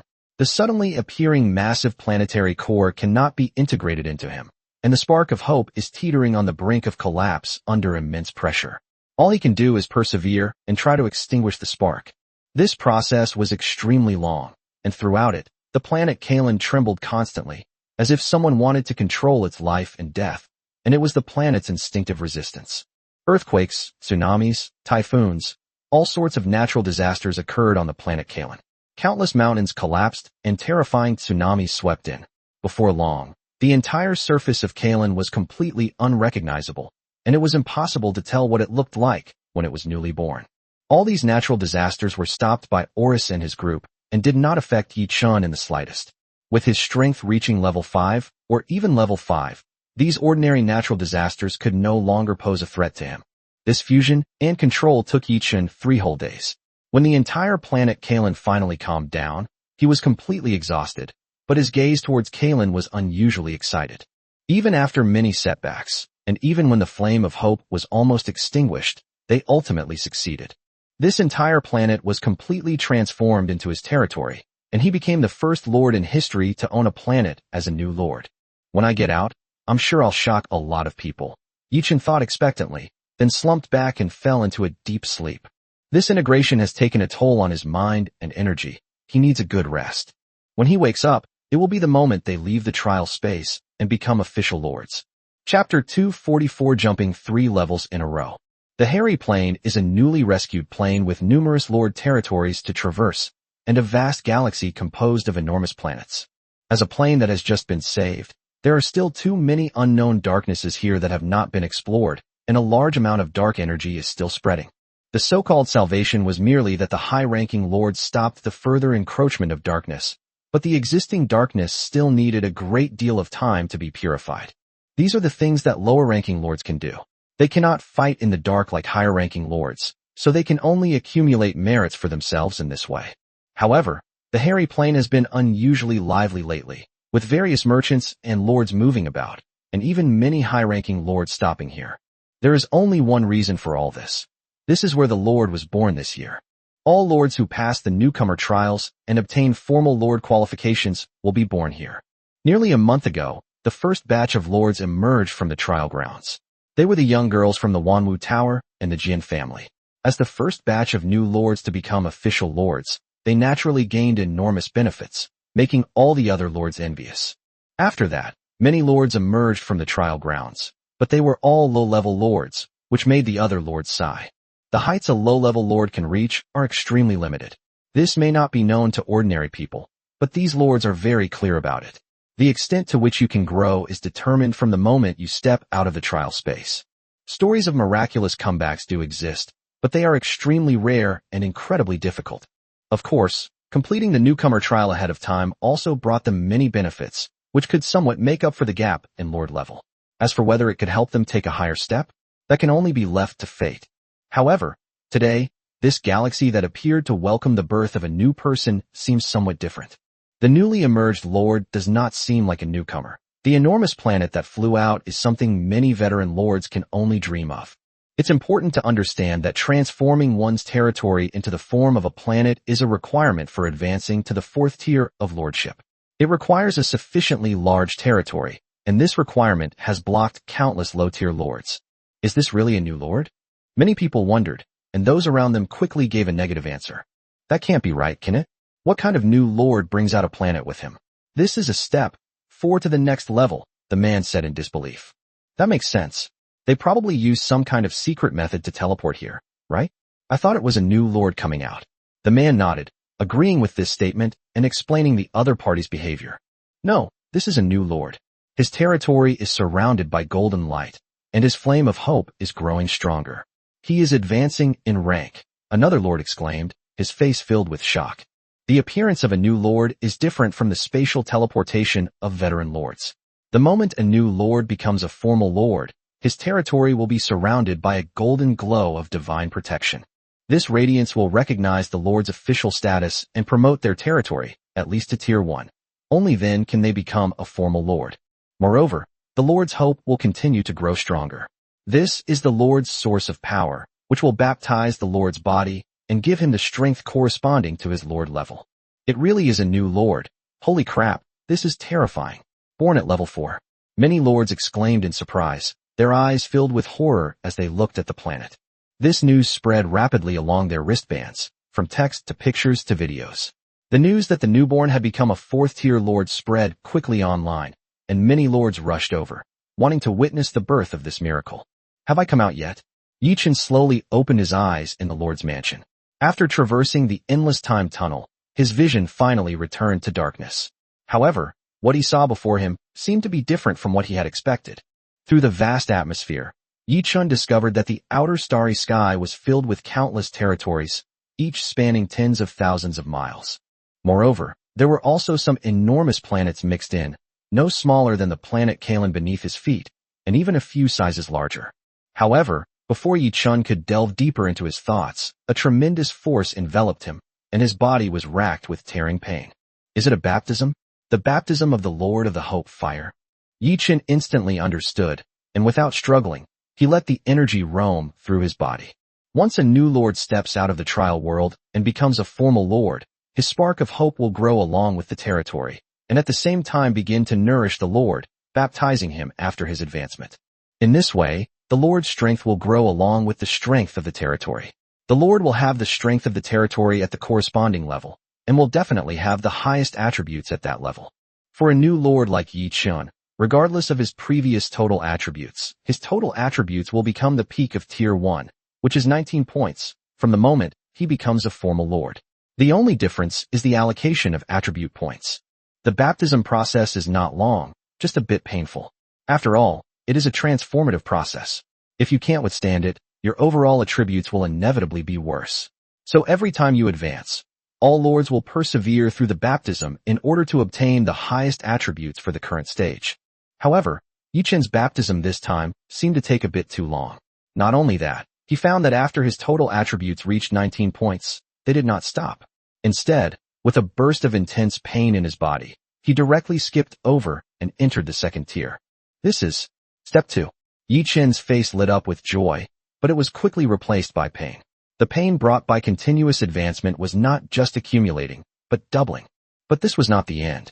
Just when he thought the pain was about to pass, he found himself experiencing a pain so intense it made his nerves twitch. His entire body was covered in bulging veins, and in many places there were even burst blood vessels. Blood stained the ground beneath him. Yi-Shi and his relatives gathered around, their faces showing concern. Yi-Chen, on the other hand, was tightly gripping a branch, struggling to stay conscious and avoid falling into a deep sleep. Chapter 245 Rewards from the Trial Grounds. After an unknown amount of time, the pain in my body finally gradually disappeared. The golden light was still there, but Yi-Chen was already rejecting its arrival. The 3-level jump was already too much for his body to handle. A 4-level jump would be a complete waste. He had no doubt that if he advanced to the 4th-tier lord today, the terrifying baptismal power would destroy him directly, and the entire baptism would be completely wasted. It seems that advancing too quickly isn't a good thing, Yi-Chen thought, lying on the ground with a slight twitch. The real difficulty in advancing a lord lies in advancing from rank 1 to rank 4. As for advancing from rank 1 to rank 3, there is no difficulty. The only difference is the size of the territory. Yi-Chen was very lucky. The advanced 5 elements formation he initially used had already exceeded the limit in the later stages of the planet Kalen, making his territory no weaker than some newly level 4 lords. This was the reason why he was able to jump 3 levels. Moreover, the most difficult requirement for advancing from Tier 3 to Tier 4 is simply the transformation from territory to planet. It requires converting the lord's flat and round territory into a planet, and Yi-Chen has already accomplished this. In other words, he already possesses the qualifications to advance to the 4th-tier lord, but he simply doesn't dare to do so at this moment. Because his body cannot withstand it, if he rashly advances to the 4th rank, his body will inevitably collapse during the baptism, and the advancement of the entire territory may be affected. My lord, are you alright? Seeing that Yi-Chen had finally calmed down, many of his relatives gathered around and asked with concern. Hearing this, Yi-Chen smiled slightly and slowly stood up from the ground. He staggered and Yi-Shi wanted to help him up, but he stopped her and insisted on standing on his own. Don't worry. I'm fine. In fact, I'm perfectly fine. Yi Chen smiled, raised his right hand and clenched it slightly, feeling the surging power within. Is this the power of the third tier? Yi Chen thought to himself, feeling a sense of power capable of destroying the world. This was an illusion caused by the surge in his strength. It took him a while to calm his excited heart before he checked his own attributes. Name: Yi Chen, bone age, 18. Race: Earthlings, occupation, none. Level: 3. Attributes: Constitution 40, Strength 40, Agility 40, Intelligence 69, Spirit 110. Territory level: Tier 3, territory diameter, 2,000 kilometers. Familia nests currently owned: 2, maximum 9+1. Advanced requirements: territory transformed into a planetary form, possessing a complete ecological cycle, and having at least 2 clan nests. Compared to when he first became a new lord, Yi Chen's attributes have undergone tremendous changes. His intelligence attribute has reached nearly 70 points, and his mental strength has reached a terrifying 110 points, which is enough to make Yi Chen comparable to a 4th-tier lord in terms of mental strength. Of course, his territory is already comparable to that of a 4th-tier lord, but he is still lacking in the number of his followers. Aside from its own attributes, the biggest difference compared to before was in the clan's nests. Only then did Yi Chen realize that there was a limit to the number of clan nests a lord could load. The advanced 5 elements formation has been promoted to lord level, so it seems to have the ability to load 9 clan nests. I wonder how many nests a low-level 5 elements formation can have. As for the +1 at the end, it should be the extra 1 I obtained with my divine power. Yi Chen thought to himself, and soon found the answer. I remember that starting from the 4th-tier lord, there is a requirement for the number of clan nests for each advancement. If there is a limit to the number of clan nests that a low-level 5-element array can load, then isn't it destined that one cannot become a high-tier lord? Yi Chen was shocked by his own conjecture. If that's the case, then many low-ranking lords will remain at this stage forever, and will make their best efforts, even at any cost, to advance further. My lord, quite a few people have come to see you. Would you like to go and meet them? At this moment, a silver moon elf walked in and whispered a few words in Yi Ling's ear. Yi Ling then walked over and asked. Hearing her words, Yi Chen finally came to his senses and looked up at the sky. Sure enough, quite a few lords had already approached. The vast, sky-covering territory was extremely terrifying, giving him the feeling that he had been buried by the planet and the territory. However, looking at the golden light that had not yet completely dissipated around the territory, Yi Chen shook his head. No rush. The baptism of the Lord is complete, but the reward for becoming a formal lord has not yet been received. Let's go see them after everything is finished. Yi Chen said calmly. From the moment he merged with the planet Kalen, he knew that his appearance would cause a huge sensation, attract countless lords and attention, and be showered with offers of favors. Therefore, he doesn't need to rush now. The ones who are really anxious are these veteran lords. After all, the temptation of jumping 3 levels and the temptation of a planet in 1 step are enough to drive these people crazy. Okay. Yi Ling nodded and ignored the lords outside.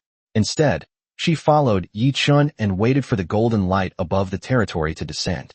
The previous territory advancement and lord baptism are just necessary processes after becoming a formal lord, while what follows are the rewards for becoming a formal lord first. The sooner you become a formal lord, and the sooner you become a senior formal lord, the richer the rewards in the trial space will be. These rewards may apply to the lord, the clan, or the territory. No one knows what the reward will be until it is officially given out. Based on years of experience, everyone could only conclude that higher-level lords were definitely stronger than lower-level lords, and the earlier they appeared, the richer the rewards would be. Judging from this situation, the reward should apply to the territory. As the golden light slowly descended, Yi Chen and the many lords outside also had their answer. The place where these golden rays of light landed was where the reward would be given. Since they landed on the territory, it was clear that this reward was related to the territory. Perhaps it's some kind of growth buff, or the expansion of territory, or the improvement of the ecosystem. Different lords will have all sorts of reward methods. When Yi Chen sensed his reward, he was taken aback. It wasn't that the reward was bad. In fact, it was a reward that many low-level lords dreamed of. But for him, it was somewhat of a waste. Number of loaded familia nests increased by 1. Chapter 246 The Shocked Lords. Yi Chen watched the golden light dissipate with a wry smile. The reward was definitely worth it, but it wouldn't be of much use to him in the short term. He already has 10 chances to load a clan's nest. Adding another nest won't make a qualitative change. It would be better to give him something else, like more clan recruitment attempts. Compared to a clan's lair, it would be more useful to allow him to recruit more clans at once. Where is the Lord here? Is he the new Lord this year? Just as the advancement rewards were being distributed, a voice came from outside the planet, clearly coming to question Yi-chun, and the tone was very forceful. Yi-chun raised his head in confusion, wondering who the person was. However, he had a general idea in his mind that it was probably someone from a major power trying to recruit him. Instead of replying immediately, he sent a message to Fatty and the others. After a while, the people outside had obviously lost patience.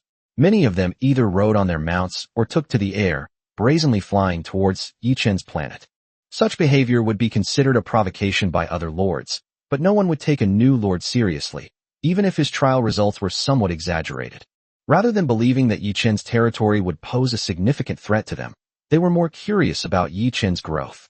Everyone was eager to know how he managed to do it, and how a new lord could possess a planet as his territory during the newcomer trial phase. Could it be a completely new, never-before-seen lord talent? That was the thought in everyone's mind. How dare you? Who dares to trespass into the heavenly court?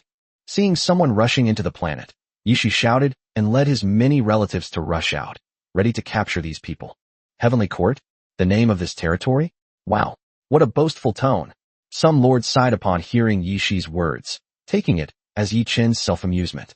Of clans rushing towards them, they didn't take them seriously at all. In half a year, even dragons and titans could only grow to the 4th rank. No matter how many mutants or geniuses they were, the 5th rank was the limit. Although these lords were among the lowest ranks of lords, they still possessed the strength of 1 or 2 tier 5 units, making it easy for them to suppress a new lord when they joined forces. Let's take down these clans first, but don't kill them. These geniuses usually have powerful backers. We're just confirming which family they belong to, a lord said disdainfully, letting his clans charge towards Yi Shi and the others. They were all sent by various powerful forces to poach people, and naturally assumed that a lord like Yi-chun must have powerful backers. Although he was just a newcomer, it was not good for him to be resented by them. Don't worry. It's just a matter of getting to know people. They know the rules. There are plenty of big shots watching outside, the Lord said, glancing up at the sky. That's true. We're just pawns. We can't compare to such geniuses. He shook his head with a slight sigh, glanced at the dark night sky, and his tone was full of helplessness. However, their casual expressions turned to astonishment the moment the two armies clashed. Holy crap! What's going on? A lord exclaimed in shock. The nearly 100 members of their clansmen had been completely routed in the instant of the battle, and more than half of them had been captured in less than 10 seconds. We didn't bring many people, but they shouldn't be this bad, right? I remember there were a few tier 5 familiars among them, another person said, his face full of disbelief. The clans that could come with them must be the elites of each lord. It would not be an exaggeration to say that they could take on 10 opponents at the same level. There were even a few 5th level beings. Yet, such a team could not even withstand a single round from the opponent. What a joke. I'm not mistaken, those are a variant of the elf race, right? And there are even low-level races like fire ravens mixed in? How can this lineup have this kind of strength? Many lords spoke up, and even those lords who had not yet landed in outer space showed the same surprise. Previously, Yi-chun's clan was hidden in the mist, and was also obscured by 2 large trees, so no one could see them clearly. Now that Yi Shi and the others have come out to fight, everyone has discovered that Yi-chun's clans are actually the Elf clan and the Fire Raven clan. Although the former has a high-level racial branch like the Void Elves, their actual combat strength is not strong. As for the Fire Ravens, they are a beast clan with little strength. Yet this very clan easily defeated the clans of many lords, a group that started at rank 4 and had many at rank 5. I'm stunned.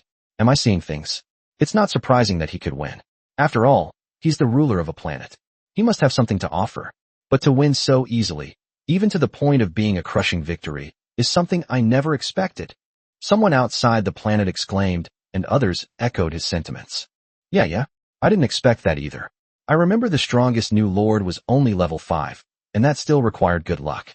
But this guy is already crushing level 5, killing level 5 units like cutting vegetables.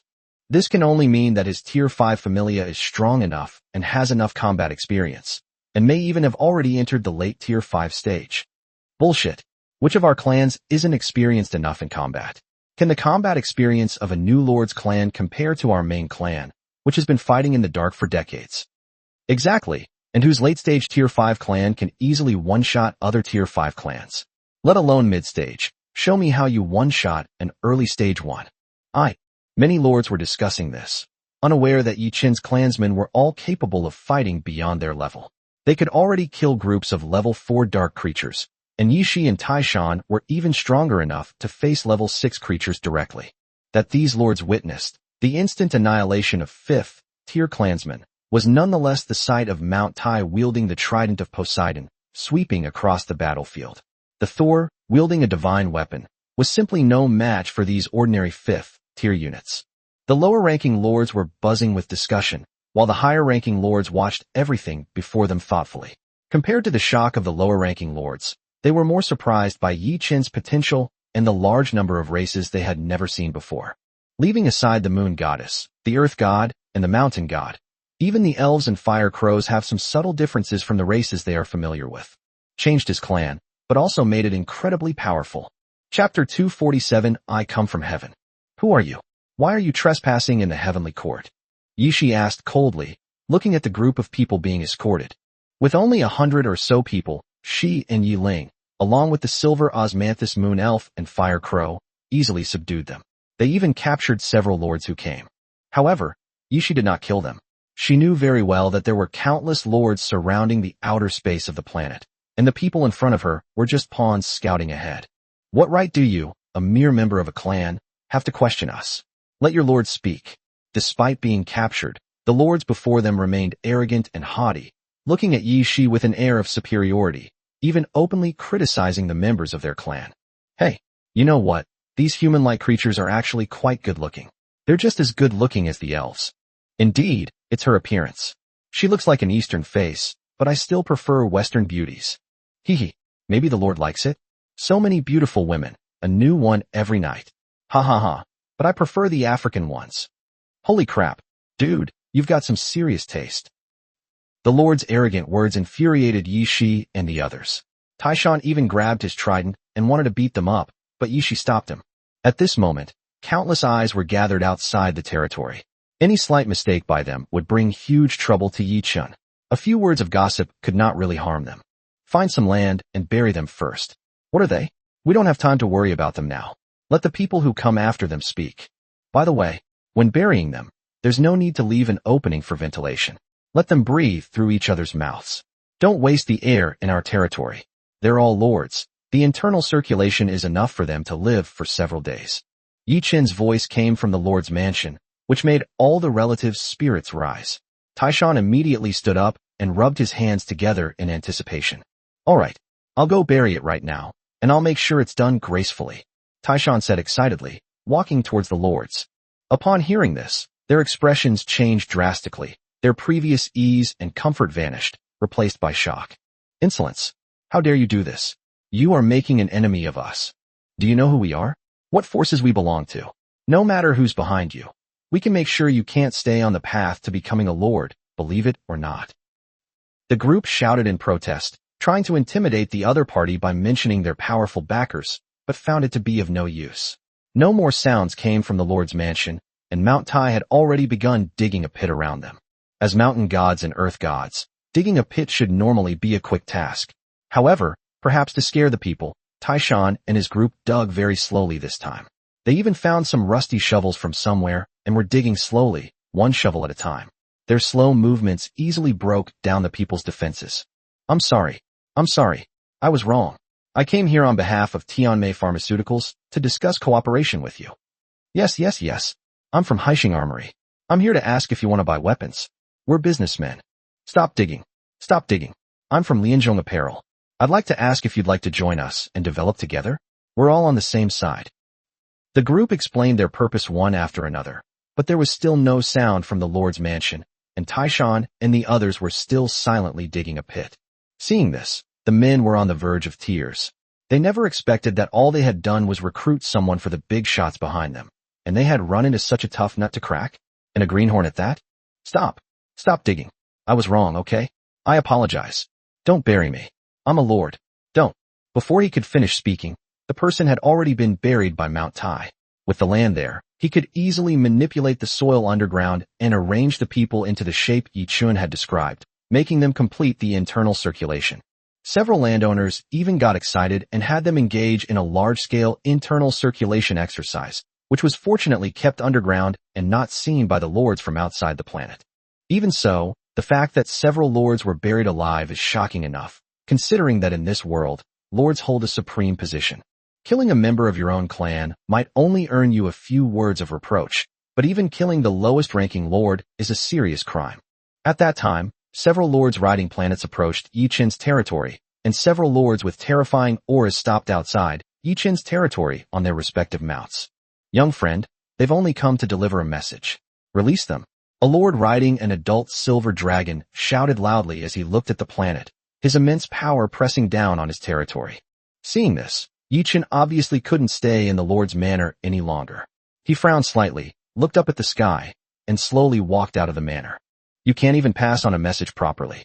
It's better to let the kid teach this dog a lesson. Don't worry, he won't die. He'll be locked up for 3 to 5 days, and then released. Yi Chen said slowly, which made the big shots in the sky frown slightly. They didn't expect that even though they had personally spoken, the other party still wouldn't release him. Feeling the mocking gazes around them, a hint of annoyance rose in their eyes. They were clearly being laughed at. I wonder which faction you're from. That way your parents can find you as soon as possible. The group took a deep breath, no longer dwelling on those good-for-nothings, and turned the conversation to Yi Chun. Upon hearing this, the others gathered around also perked up their ears, all curious as to which faction was so lucky to have acquired such a prodigy. Power. Yi Chun murmured, feeling somewhat surprised and uncertain, because neither Fatty nor Jianmingyi had replied to him yet, which seemed rather unusual. He had just called Si Meng, but no one answered. Under what circumstances would a businessman make his communicator unreachable? I come from the Heavenly Court, Yi Chen said, having thought of this. The name surprised everyone. Chinese mythology and history are scarce, so no one knew the meaning of the Heavenly Court, but that did not prevent them from understanding the power of the term just by looking at the words. Yet, this seemingly powerful force was completely unknown to anyone. Everyone looked at each other in bewilderment. Such a force existed? Chapter 248, The 10 Superpowers. If I remember correctly, after becoming a formal lord, there should be official personnel to provide guidance, right? Ignoring the puzzled looks on everyone's faces, Yi Chen asked. Normally, the birthplace of a new lord should have official staff from Earth present. They are not lords, but they can guide the newcomers. However, no one answered his question. There were indeed official guides, but they had always been overwhelmed by the lords of various forces. For official staff who were just ordinary awakened individuals, it was not easy for them to even squeeze in and say a word. After all, the outer perimeter of Yi Chen's planet was already densely packed with various lords. Let alone a person flying in, not even a fly could necessarily get in. Only low-ranking lords with small territories need these officials for guidance. For true prodigies, countless opportunities are offered to them. These officials are happy to be guides for mere newcomers. Therefore, the guides at this time were basically in a state of leisure. They knew that the geniuses who would come out did not need their guidance, and they were too lazy to come and make trouble for themselves. They just made a symbolic trip. There's no rush for guidance. I am the Lord of Baishur Group, in charge of recruiting new members. The path to lordship requires a lot of resources. I wonder if you would be interested in developing your career with Baishur Group. At this moment, a planet flew out and landed outside Yi Chen's planet. At the same time, a huge projection appeared and looked at Yi Chen with friendly eyes, asking. Seeing this projection, Yi Chen was not surprised at all. This technology had already been realized, and as the territory continued to expand, it was impossible to shout across the atmosphere of a distant planet every time, so this kind of giant projection came into being. Of course, this method is only used by low to mid-level lords. High-level lords can condense projection bodies with their own strength and don't need such a method at all. However, Yi Chen was still quite surprised to hear the name Best Group. It was a large group that was no weaker than Wanwalu and had a presence in all kinds of businesses. In particular, the wristbands that everyone was wearing were developed by Best Group. He never expected that such a large group would extend an olive branch to him. If he could have Baishur Group as his backer, their Duobao trading network would be able to directly compete with Wanwalu. However, this idea was just a thought in his mind. If he really joined the arms of Bestway Group, why would he need to develop Duobao trading network? He would have been devoured long ago, leaving not even bones behind. He was a typical example of a pine tree that grows tall and thin. Haha, old Shwe, your Baisher is going downhill. Kid, how about coming to our Evergrande group? Resources are plentiful, and we guarantee you'll reach the mid-level lord level in the fastest time. All you have to do is serve the group for 100 years. At this moment, another planet flew over, and the same projection appeared, showing a burly Western man. Upon seeing the appearance of Evergrande group, many people gasped. They never expected that a new lord would cause a fight between two super large groups. This was a rare sight indeed. Little friend, don't rush to agree to them. You must have heard of the name of our celestial group. Evergrande's conditions are the same, and we'll even give you a high-level clan nest as an extra bonus. How about that? A charming female voice rang out, accompanied by the arrival of another planet. When it comes to resources, who among you can compare to our Wanwalu? Kid, think it over. Come to our Wanwalu. Name your price. How could the people from Wanwalu not be there for a recruitment event? Seeing 3 companies in a row fail to join, they couldn't sit still any longer. Becoming a formal lord of a planet is unheard of. The person who did it must possess some incredible secret, something that every major power would want. The appearance of the 4 forces was like flipping a switch. One force after another appeared, no less powerful than the previous ones. The huge planet completely blocked Yi Chen's surroundings, directly blocking the opportunities of the smaller forces. We won't even give you a way to get close. Let's see how you're going to come over and recruit people. Those people certainly didn't dare to force their way in under such circumstances. Everyone present was a big shot. Who gave them the right to speak? Forcing their way in would be tantamount to courting death. This is the era of lords. If he really displeases these big shots, he could really die right here.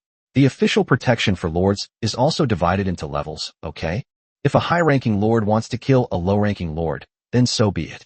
At most, he might reprimand him a few times. Does he really expect a high-ranking lord to apologize? This is outrageous. All 10 superpowers have come here, right? Just to recruit such a newcomer. The lords in the distance exclaimed in surprise, their jaws dropping in astonishment. What do you mean just a newcomer? Have you ever seen a newcomer who's pregnant? This guy is a monster. Someone nearby immediately retorted, Yi Chen's planet was indeed astonishing. That's true, he's a genius. All the powers are fighting over him, unlike us back then. We couldn't even find a guide. Hey, stop talking. We're all the same. The surrounding crowd gasped in astonishment, and Yi Chen was equally astonished. He could understand one by sure coming, but all 10 of the most famous superpowers had arrived? That was a bit much, wasn't it? Had he underestimated the power of his planet? Yi Chen thought uncertainly to himself that if it were in the past, he would definitely have been just like many ordinary lords, feeling fortunate to be able to enter a superpower. But things are different now. With his control of the Duobao trading network and the goblin armor, he has become a highly sought-after commodity. Not to mention the planet he owns, there are bound to be many people who want to extract the secret of his possession of the planet. Regardless of which one is exposed, he will face the possibility of being completely exploited, because the profits involved are so huge that they can drive people crazy. Therefore, Yi Chen quickly regained his senses and shook his head at the people around him.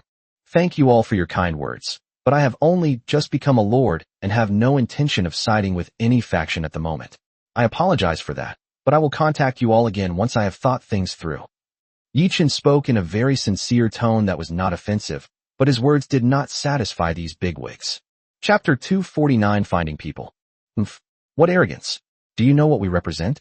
Giving you this opportunity is already incredibly lucky, and you still want to hesitate? You ignorant fool, the Lord of the Myriad Things Pavilion said sternly. Something seems to have happened at headquarters today, which has significantly impacted his interests and put him in a bad mood. Now, even a newcomer dares to refuse his offer, which is undoubtedly a provocation.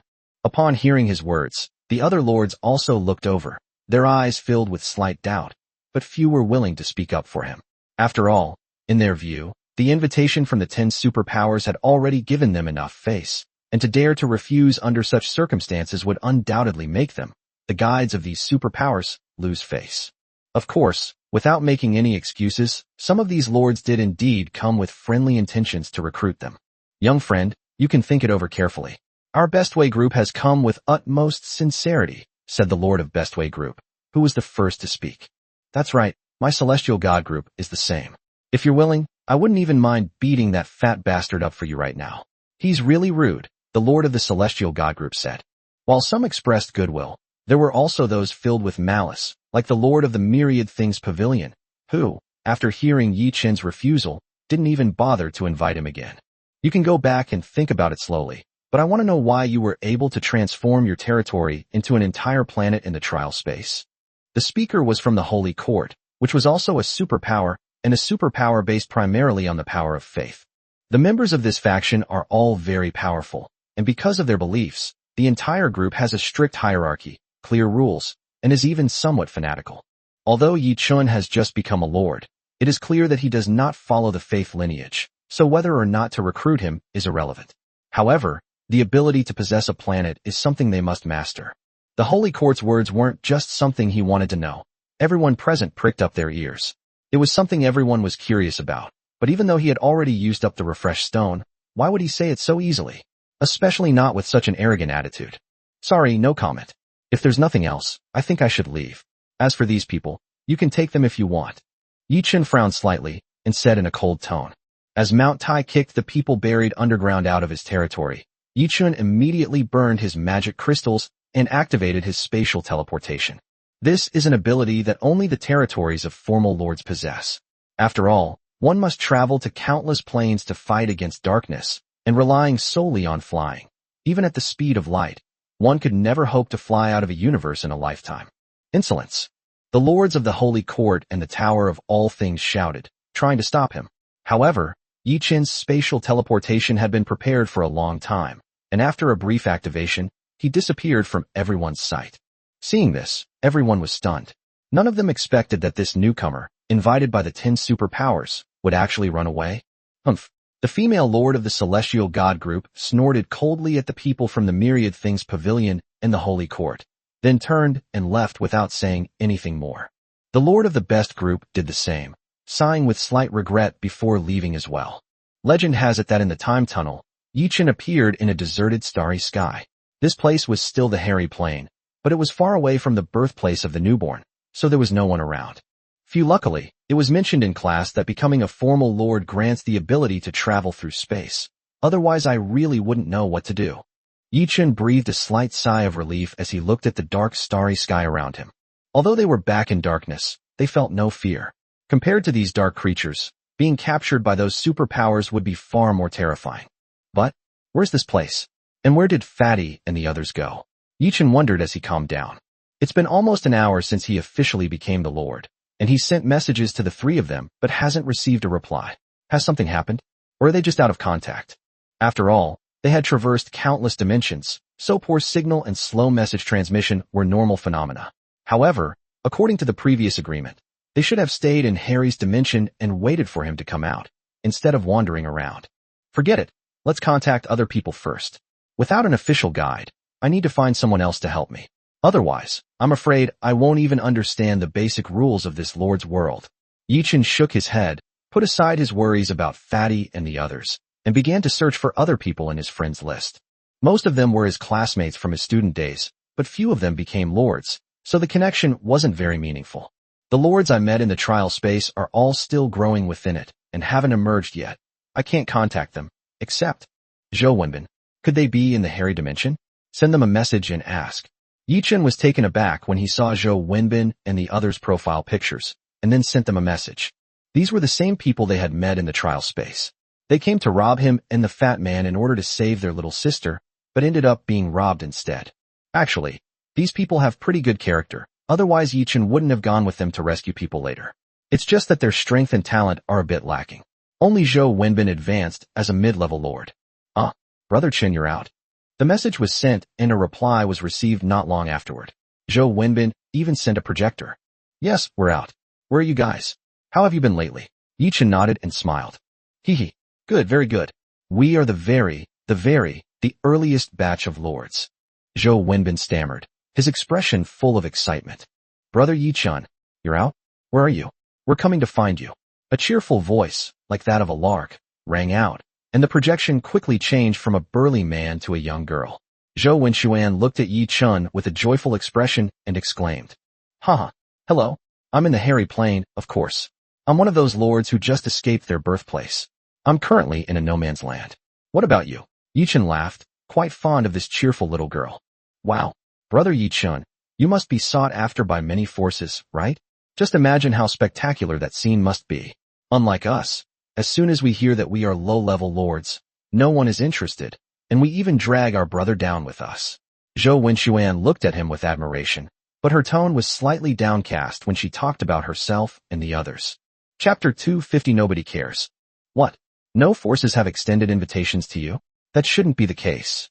Yichen asked, frowning. Not really. There were a lot of people who invited us, especially my brother. He was promoted to a mid-level lord, so he has a bright future ahead of him. It's a pity that he brought us along as burdens, so no one wanted to take him. Zhou Wenxuan said in a low voice. No, don't talk nonsense. How could you be a burden? What's so good about joining a big power? Aren't we free and easy like this now? Zhou Wenbin said seriously to the girl next to him. Hearing what the two said, Yichen finally understood. Zhou Wenbin's identity was beyond question, and he could go to many forces. However, bringing the four of them along was a different story. Even as the first batch of official lords, the four of them could not escape the status of low-level lords, and it was almost impossible for them to join a major power. As for smaller factions, none of them would be willing to take on four low-level lords at once. Recruiting new members has only just begun, and they've already recruited 4 noobs. Will they even be able to recruit any more people later? This is why these 5 people are now completely ignored, with no force willing to take them in. Zhou Wenxuan and the others were also annoyed by this matter, feeling that they had dragged Zhou Wenbin down. Otherwise, with his strength, he would have been able to go to those powerful forces, but in order to take care of them, they could only regretfully give up. That's right. Without you guys, Zhou Wenbin might not have been able to become a mid-level lord. Mid-level 5 elements spirit pearls aren't easy to come by. Besides, being free is pretty good too. Aren't I all alone anyway? Yichen comforted him with a smile. Upon hearing this, Zhou Wenbin immediately nodded. No, that's right. Without you, where would I go? Where would I get so many mid-grade spirit beads? Okay. Zhou Wenxuan lowered her head, clearly in low spirits. This wasn't the first time the two had tried to comfort her. If it were effective, they wouldn't be bringing it up again today. Brother Chun, you're out too. At this moment, a familiar voice rang out from behind the two of them. It was Li Xinghai and the other two who had come over. After learning that Zhou Wenbin and his sister were talking to Yi Chun, they all rushed over from their own territories. Yes, I just came out not long ago. Hello everyone. Yi Chun greeted them familiarly. Although he couldn't see them, he could feel the joy in their words. Brother Yi Chun, it's been so long. I've missed you so much. A sickeningly sweet voice came through the air, and it was obvious that it was that effeminate Lu Xiang. Get out of my way. Brother Yi Chun is mine. Don't try to take him from me. Gao Kaidai pushed him away, leaned into the projection, showed her face in front of Yi Chun, and was quickly pulled away by Lu Xiang. You fat bastard. When did Brother Yi Chun become yours? He belongs to everyone. Lu Xiang said discontentedly, while pulling Gao Kaidai's face, which was pressed against the camera, back. Get out of my way. What I say is mine, and nobody is allowed to take it from me. Gao Kaidai said relentlessly, and the two immediately started arguing, finally giving bystanders a chance to speak. Hee, you guys are still so energetic. Yi Chun smiled awkwardly, wiping away imaginary sweat from his brow. Zhou Wenxuan and the others burst into laughter. Brother Chun, how did it go? Which faction did you join? There must be a lot of big factions looking for you, right? The chubby Li Xinghai asked excitedly. Hearing this, Yi Chun shook his head helplessly. Indeed, quite a few forces have approached me, but I haven't joined any of them. I'm currently wandering the stars alone. Lu Xinghai was taken aback by these words, while Zhou Wenbin nodded thoughtfully. No. It's good that you didn't join. I should have thought of it a long time ago. Zhou Wenbin stammered, and the others next to him also realized what was going on, obviously thinking of the Duobao trading network in Yi Chen's hands. Emerging from the trial space, they were well aware of the immense size of the Duobao trading network's market. Now that they had become official lords and returned to the outside world, it was like a dragon entering the sea, bound to stir up a storm. Such a thing certainly wouldn't easily fall into the hands of those superpowers. Anyone with a bit of foresight would hold on to it tightly to create enormous wealth. So, Brother Chen, are you going to build your own faction? Can we help you? Zhou Wenxuan's eyes lit up immediately as she looked at Yi Chun and asked. That's right. Brother Chen, just say if you need help. We're not strong enough to hold you back, but we can still help you at this stage. Lu Xinghai said. Zhou Wenxuan's words excited them all, but knowing their own limitations, they didn't say they wanted to join. Yes. My little snakes are really powerful now, there's a whole nest of them. They can definitely help you. Lu Xiang said in a high-pitched voice, and Gao Kaidai next to him was equally unwilling to be outdone. Seeing Zhou Wenbin about to speak, Yichun immediately stopped him with a wry smile. All right. This matter is still in its early stages. If we really want to build a force, you guys will definitely be needed. Don't even mention potential. Even if you were just awakened individuals, I wouldn't let you get away. Upon hearing Yi Chen's words, a sense of gratitude immediately arose in the hearts of the group. They had been hitting walls everywhere these past few days and felt quite frustrated. Now that Yi Chen was willing to take them in, the 5 of them felt nothing but gratitude. By the way, you guys came out before me. Do you know how Fatty and the others are doing? I haven't been able to get in touch with them. After reassuring the 5 of them, Yi Chen asked, Fatty? It seems he's already left the hairy dimension? The 5 looked at each other in confusion. Then Zhou Wenxuan looked at Yi Chen and answered, Left Harry's dimension? Yes, when they became official lords, it was said to be quite a sensation. After all, they were among the first batch of official lords, and they were advanced level lords at that. Almost all the forces rushed over. Zhou Wenxuan nodded and continued. Especially after they learned that Si Meng was from Wanlu. The Lord of Wanlu wanted to take the 3 of them away immediately, but it seems that Jianmingyi's parents were also there, which stopped them. At the same time, other forces were also very curious about Fatty's goblin race, and wanted to find out why he could also advance using high-level spirit orbs, so they kept them at the birthplace and asked them a lot of questions. Later, something seemed to have happened. Fatty used spatial teleportation to leave, and Si Ming and Jianmingyi were taken away by their own forces and families. As for Fatty, it seems that people have been looking for him ever since then. Eventually, someone saw him activate the dimensional travel function of the territory and leave the hairy dimension. Chapter 251 Autumn Recruitment. After listening to Zhou Wenxuan's words, Yi Chun understood that the fat man must have been hunted by many super forces, which forced him to activate interdimensional travel and leave this world. Dimensional travel, like spatial travel, is a new function that a territory gains after a person is promoted to a formal lord. However, compared to space travel, dimensional travel requires much more energy.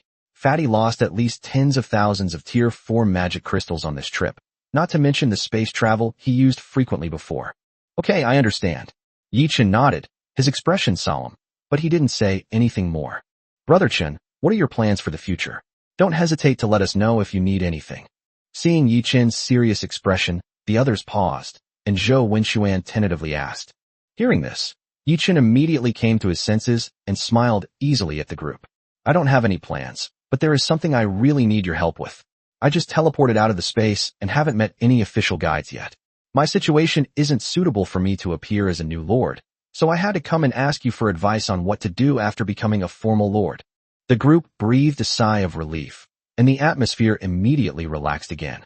Lu Xiang pinched his fingers together and said, Hey, is that all? Don't talk about helping out. You're being too polite. Come, let's have a proper chat. Get lost. Brother Yi Chun belongs to someone else. Let me talk to you. Gao Kaidai pushed the person aside and volunteered. Get out of here. What do you know? You're just following along, aren't you? Don't give Brother Chen the wrong directions. Lu Xiang shouted, pointing at Gao Kaidai with his hands on his hips. That's because I'm willing to follow the boss and guide my brother Yi Chun. How could I be wrong? I guarantee I'll lead him home. You little devil, Gao Kaidai, you've got some nerve. How come I didn't think of that? No, Brother Chen, I'm going to give you directions. Yi Chen looked awkwardly at the 3 people beside him. He hadn't expected that these 2 would become so, like wolves and tigers after just a few days apart. Ahem. Ignore them. Let me explain. Lu Xinghai said to Yi Chun with a look of complete familiarity. Zhou Wenbin stuttered. Zhou Wenxuan was timid, and he was the only normal one. After becoming a formal lord, your territory will have some additional functions, such as space travel and plane travel. You should already know about these. The main energy consumed is the energy in the energy furnace. Yi Chen nodded. This point was covered in high school courses, which is why he was able to use spatial teleportation immediately to escape from the encirclement of the many lords. Besides these 2 functions, there's also the merit exchange in the inheritance stone tablet, and the merit points after killing dark creatures. This is also knowledge taught in the Lord's course in high school, but that's it, there's nothing more there. The rest is all from the trial space. One cannot truly enjoy the privileges of a lord until one becomes a formal lord, and therefore one is not qualified to know anything about lordship. Actually, that's all the guide said about formal lords. The rest is mostly about the Lord's privileges and responsibilities. Then how do we return to Earth? How do we dock in our territories? How do we resolve conflicts between lords, and so on? We can talk about these things later. Let's talk about the new lord first. First, there will be the autumn recruitment season a month from now. New lords can return to Blue Star and have priority in recruitment. The so-called autumn recruitment is, as the name suggests, a large-scale autumn job fair. The recruiters are these new lords, and the recruiters are those awakened students. Previously, only a few people were able to awaken their lord talents and ignite the flame of hope through talent awakening. Most of them were ordinary awakeners who awakened ordinary talents, or ordinary people who did not awaken any talents at all. While these individuals may not become formal lords, they have the potential to become talents in various fields, such as awakened individuals with advanced combat capabilities or ordinary humans with scientific research abilities. The former can help some low-level lords make up for the lack of high-end combat power in their territories. The latter can become the manager and assistant of the territory, assisting in the management of related matters on the territory, and are especially sought after by some beast lords. Yichen nodded. If possible, he wouldn't mind going to the autumn recruitment fair. Capable people are always scarce, and there are some important people who failed to become lords. He could give them a helping hand. In addition, 3 months later, there will be an autumn recruitment event for lords, which will be held in the Hairy Plain. Not only will the 10 superpowers recruit people, but government officials will also be present. Lu Xinghai continued. The so-called autumn recruitment is just a seasonal change on Earth. It's just that everyone has come to call it that over time. The autumn recruitment among lords is specifically for those who are officially appointed as lords. Being able to join a powerful force will undoubtedly accelerate one's growth. Not to mention, for those prodigies and lords, the second clan's nest is basically their choice. If they enter some planes with faster time flow, they can easily create a powerful lord. Meanwhile, ordinary lords might still be struggling to accumulate enough energy to leave the initial plane, and might not even be able to return to Earth. The government is hiring too. Yichen was taken aback. The ultimate goal of working for someone else is the system, a truth he held true in his past life. But the government on Earth? Is it reliable? It's important to understand that while Blue Star is considered the official headquarters, many places still have the shadows of various powerful forces. In many cities, the government is even directly governed by major conglomerates, and the government is just a figurehead. Yes, although the official lords are few and the resources are average, their high-end combat power is very strong, not inferior to the top 10 superforces at all. Moreover, there are many powerful awakened individuals among them, which we only found out after we came out. Lu Xinghai nodded, obviously knowing what Yichen was thinking. In this life, the official forces on Blue Star are indeed not strong enough. However, upon closer reflection, it seems that the well-known awakened high schools on Earth are indeed officially run by the Earth government. In this light, the government and corporations each have their own advantages and disadvantages. Moreover, even in cities with self-governance, the management of schools below the high school level remains in the hands of the government, with the establishment of private schools strictly prohibited and the cultivation of talent awakening forbidden. The fact that such a policy did not elicit protests from major conglomerates clearly indicates strong pressure from above, and an absolutely powerful one at that. Chapter 252 The New Nest, Fengdu City. Yichen talked with the 5 people for a long time and had a general understanding of what a new lord should do. He then declined their invitation to meet and turned off the projector. After examining the star map sent by Zhou Wenbin, Yichen activated the territory's spatial teleportation function in a certain direction and disappeared into the darkness. Before they left, they had agreed on several coordinates. If they lost contact, they would go to these locations and leave information so that others could contact them. Yichen is heading to a prearranged location. If nothing unexpected happens, Fatty should leave some message there. Boom! Suddenly, a booming sound rang out, and the entire territory trembled. What's going on? Yichen's feet wobbled. If it weren't for his powerful attributes after the promotion, he would have been thrown into a 360-degree backflip. My lord, they are dark creatures, and there are many of them, Yi Ling said solemnly. The group had already seen the situation outside the territory's shield. Countless dark creatures surrounded them and were constantly launching attacks. Oh no! Yi Chun was startled and quickly stood up, shouting to the people around him. Everyone, prepare for battle. Without him saying a word, many of the clans had already launched an attack on the outskirts of the territory. The fire crows and blackbirds in the sky swooped down directly, spewing large amounts of flames out of the shield, and burning a large number of dark creatures to ashes. I was careless for a moment. I forgot that this is no longer a trial space, and there is always the possibility of encountering dark creatures. Yi-Chin thought with annoyance as he looked at his fellow creatures that had already soared into the sky. After getting the news from Zhou Wenbin and the others, I kept thinking about finding Fatty, but I forgot where I was. Even though this is a plane that has been reclaimed, the dark creatures it possesses are far more numerous than those in the trial space. The sheer number of dark creatures is enough to cause any lord to fall here. Fortunately, they are all low-level dark demons, not very strong. It's just that the number is a bit excessive. Looking at the dark creatures outside the territory's shield, Yi-Chun breathed a slight sigh of relief, but the number was still a bit unsettling. Dark demons are low-level dark creatures, on par with dire wolves, around tier 2 to 3. The strongest can break through to tier 4, but by then they have already evolved into other forms. With Yi Shi and the others' strength, dealing with these dark demons was not difficult at all. It was just that their numbers were truly frightening, no less than the enemies he encountered during the last dark tide in the trial space. You should know that he had a refresh stone in his hand that time, which attracted almost all the level 4 dark creatures in the vicinity. It took him most of the day to clean up the corpses of the dark creatures alone. No, I have to get the third clan nest out, and then quickly find a time rift to develop. Yi-Chin thought to himself. The time cave is a product of interdimensional exchange, controlled only by a few major powers. Each activation requires a large amount of energy, not even enough to reach the energy level of a tier 4 magic crystal. It requires tier 7 energy to activate. This was something Zhou Wenbin and others told him about, and it was one of the benefits for all new lords. Because any official lord who came out of the trial space could go to the time cave, which was controlled by the government, and use it for free for one day. The resources required would be provided by the government. Don't underestimate this one day. One day in the Cavern of Time is equivalent to a year in the outside world. A whole year of development is enough for a new lord to grow up quickly. However, the Caverns of Time are not a panacea. They can only provide a safe environment for growth, but there are no dark creatures or resources inside. Apart from accelerating the growth of the familia, they cannot provide any help in terms of resources or combat experience. Only those lords who specialize in support skills will stay in the Cavern of Time for extended periods to accelerate the growth of crops and livestock in their territories, providing other lords with abundant resources. Of course, entering the Cavern of Time is not without its costs. In addition to the enormous amount of high-quality energy, the lifespan of the lord is a major issue.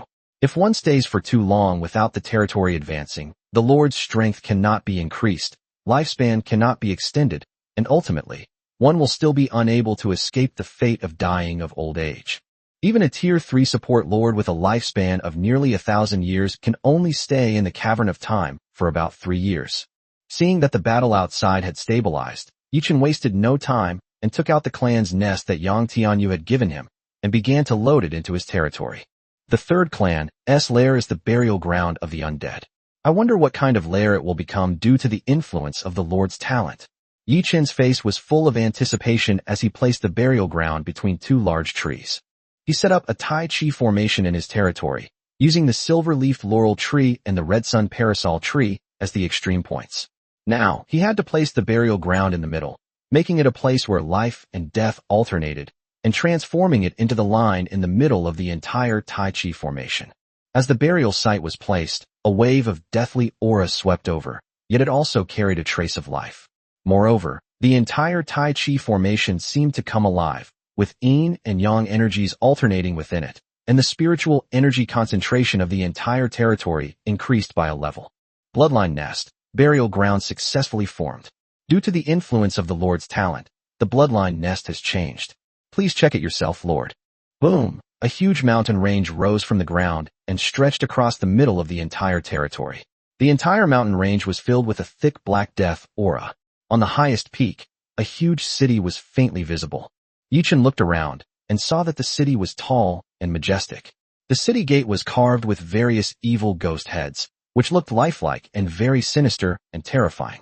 However, Yi-Chin's face lit up with joy when he saw the plaque on the city gate. Name: Fengdu City, unique. Description: a ghost town, inhabited by countless souls of the dead, the final resting place for all living beings after death. Growth potential, 0/9. Growth requirements. The city must contain ordinary ghosts, ghost messengers, patrols, soul catchers, ferrymen, and judges. Races that can be bred. Common undead races, unknown special undead races, can be bred up to 10,000 times. Number of offspring conceived per pregnancy. 2. Energy cost, 100 points. Current energy value, 100 points. Generation rate, 4 points/day. Racial talent, unknown. Nest effect 1. Soul summoning. The souls of creatures that die within the territory will not dissipate and will be drawn into Fengdu City. Nest effect 2. Gate of Hell, guarding the first pass of Fengdu. No living person is allowed to enter. Nest effect 3. Road to the Underworld. After walking the road to the Underworld, your soul will become a ghost. Chapter 253, The Collapsed Yama's Palace. It really is Fengdu City. Looking at Fengdu City hidden in the deathly aura, Yi Chun felt an indescribable excitement. Compared to the silver-leafed laurel tree and the red sun parasol tree, Fengdu City is a true architectural masterpiece of Chinese mythology, the final resting place for countless beings after death. The gates of hell, the road to the underworld. It seems the secret of Fengdu City's lair lies in unlocking those hidden special buildings within the city. Besides these two, what else is there? The red spider lily, the river of oblivion, the stone of longing for home, the 18 levels of hell, the hall of Yama. Could it really be possible to directly create an entire underworld? Moreover, the way to advance is also somewhat different. It no longer relies on growth value, but on perfecting the positions within. Ghost messengers, ghost officials, patrolmen, soul collectors, and ferrymen are all the lowest ranking positions in Fengdu City. If they cannot be perfected, it seems that even the life essence cannot make Fengdu City advance. Not only that, but the unique attribute that neither the silver-leaf laurel tree nor the crimson sun wudong tree possesses has actually appeared in Fengdu City. This means that even if we merge with the burial ground in the future, we still won't be able to create another Fengdu City. Fengdu City. Yi Chun thought excitedly that although it had also undergone 9 growth stages, he could sense the difference between Fengdu City and the silver-leaf laurel tree and the crimson sun wudong tree. If it were to truly grow to the highest level, perhaps neither the silver-leaf laurel tree nor the crimson sun wudong tree could compare to Fengdu City. Of course, this is indeed the case. Fengdu Ghost Realm represents the rules of the entire realm of the dead, the final destination of all living beings after death, while these two trees merely represent 2 extreme powers. Fengdu City brought about an indescribable change to the entire territory. Yi Chun suddenly felt that something was different about his territory, but he couldn't quite put his finger on it. Could it really be like the legends say, that the rules of the world have been perfected? Yi Chun thought in shock, because he clearly felt that the planet he possessed was more like a world than before. If we compare the rules of the entire world to the legendary Tao, then with the emergence of the Ghost City, this Tao has become more complete and perfect. Never mind, let's see how to recruit them first. Yi Chun walked step by step toward the eerie ghost town with excitement. As soon as I reached the city gate, I felt a chilling aura rush towards me, and I couldn't help but shiver. As expected of a ghost town, Yi Chun looked at the city gate in front of him, which was carved with terrifying ghost faces. There seemed to be traces of black and red blood that had not yet dried on it. It seemed that just a gate had the power to scare away all evil spirits. Boom! As Yi Chun arrived, the city gate slowly opened. As the master of this territory, he was the only person who could enter Fengdu as a living person. Passing through the city gate is like passing through the gates of hell. What follows is a narrow path paved with bluestone slabs, about 2 meters wide and 50 meters long, with a very uneven surface. Below this road is a ditch, which should have been flowing with water, but it is now dry. This must be the road to the underworld. Below it should be the underworld, but there is no spring water yet. Yi Chun thought to himself as he continued walking forward. All he saw was a desolate wasteland, devoid of any life or ghosts. An empty city, truly living up to the saying, not even a ghost is here. Yi Chun laughed self-deprecatingly. Suddenly, a building in the distance caught his eye. It was a collapsed building, but from the scattered rubble around it, one could tell that the building must have once been very magnificent. And it was the only building in the entire Fengdu City. Let's go take a look. Yi Chun immediately walked towards the building, and when he arrived at the foot of the building, he picked up a worn-out plaque from the ground. The Hall of Yama? Looking at the ancient pictographs, Yi Chun immediately understood where he was. The Hall of Yama, the core management institution of the entire underworld. However, the Yama Palace was in ruins at this time, and it could not perform its proper functions, let alone be entered by ghosts. However, it seems that the recruitment for Fengdu City is being conducted here. Yichen looked at the ruins in front of him and realized that he could recruit people. He immediately consumed the energy stored in them and conducted the first recruitment for Fengdu City. Boom! A series of booming sounds came from the entire Yama Palace. A large amount of ghostly energy began to gather here, and the cold aura made Yi Chun take a slight step back. I wonder if every recruitment drive will cause such a commotion. Yi Chun thought, rubbing the goosebumps on his body. Soon, 4 ghostly figures appeared in front of him, 2 men and 2 women. They were of average appearance and had nothing particularly outstanding about them, but their bodies alternated between real and ethereal, and it was easy to tell at a glance that they were ghosts. Greetings, Your Excellency. The 4 bowed slightly to Yi Chun and greeted him. You're welcome. Yi Chun nodded, intending to help the group up, but his hand passed right through them. A chill ran straight to his head, and the female ghost whose hand had passed through him shuddered, her illusory body swaying as if it could dissipate at any moment. What is this? Yi Chun was stunned. Seeing the puzzled looks on the 4 people's faces, one of the male ghosts immediately understood his confusion and explained. My lord, we are all ghosts. There is a difference between humans and ghosts. Yin energy can damage your yang energy, and yang energy can also burn our ghost bodies. Only when we reach the realm of yang spirit can we have normal contact with living beings. Hearing the other party's explanation, Yi Chun finally understood that humans and ghosts are different and cannot be touched casually. I was being presumptuous. Yi Chun apologized, then checked the attributes of the 4 ghosts. The 4 ghosts have similar attributes, with only minor differences in attribute points. Their strength is also much weaker than expected, only around level 1, but their growth methods are unique. Name, unnamed. Race, ghost. Rank, Tier 1 loyalty, 100. Growth rate, 0. Growth method 1. Grow by absorbing ghost energy or incense energy. Growth method 2. Absorb enough ghost energy or incense energy to be given a position in the underworld. Attributes, Constitution 1, Strength 1, Agility 4, Intelligence 2, Spirit 3. Talent Skill 1, Ghost Body. Ignores physical attacks, can freely move among objects in the mortal world, and is invisible to light. None of the 4 ghosts have an upper limit to their growth, and their growth methods are almost identical. They grow by absorbing ghost energy and incense offerings, and are also given positions in the underworld. However, among these 4 ghosts, one was somewhat different. It was another female ghost with a thin figure, a rather dull gaze, and drool occasionally dripping from the corner of her mouth. Her race is not that of ordinary ghosts, but belongs to a special kind, the starving ghost. Chapter 254 Oris's Confusion. Compared to ordinary ghosts, hungry ghosts have no special attributes and are even weaker than ordinary ghosts. However, the talents of hungry ghosts differ from those of ordinary ghosts. They can accumulate energy and even evolve by eating properly, and they also possess a burst-type talent that allows them to briefly gain powerful strength.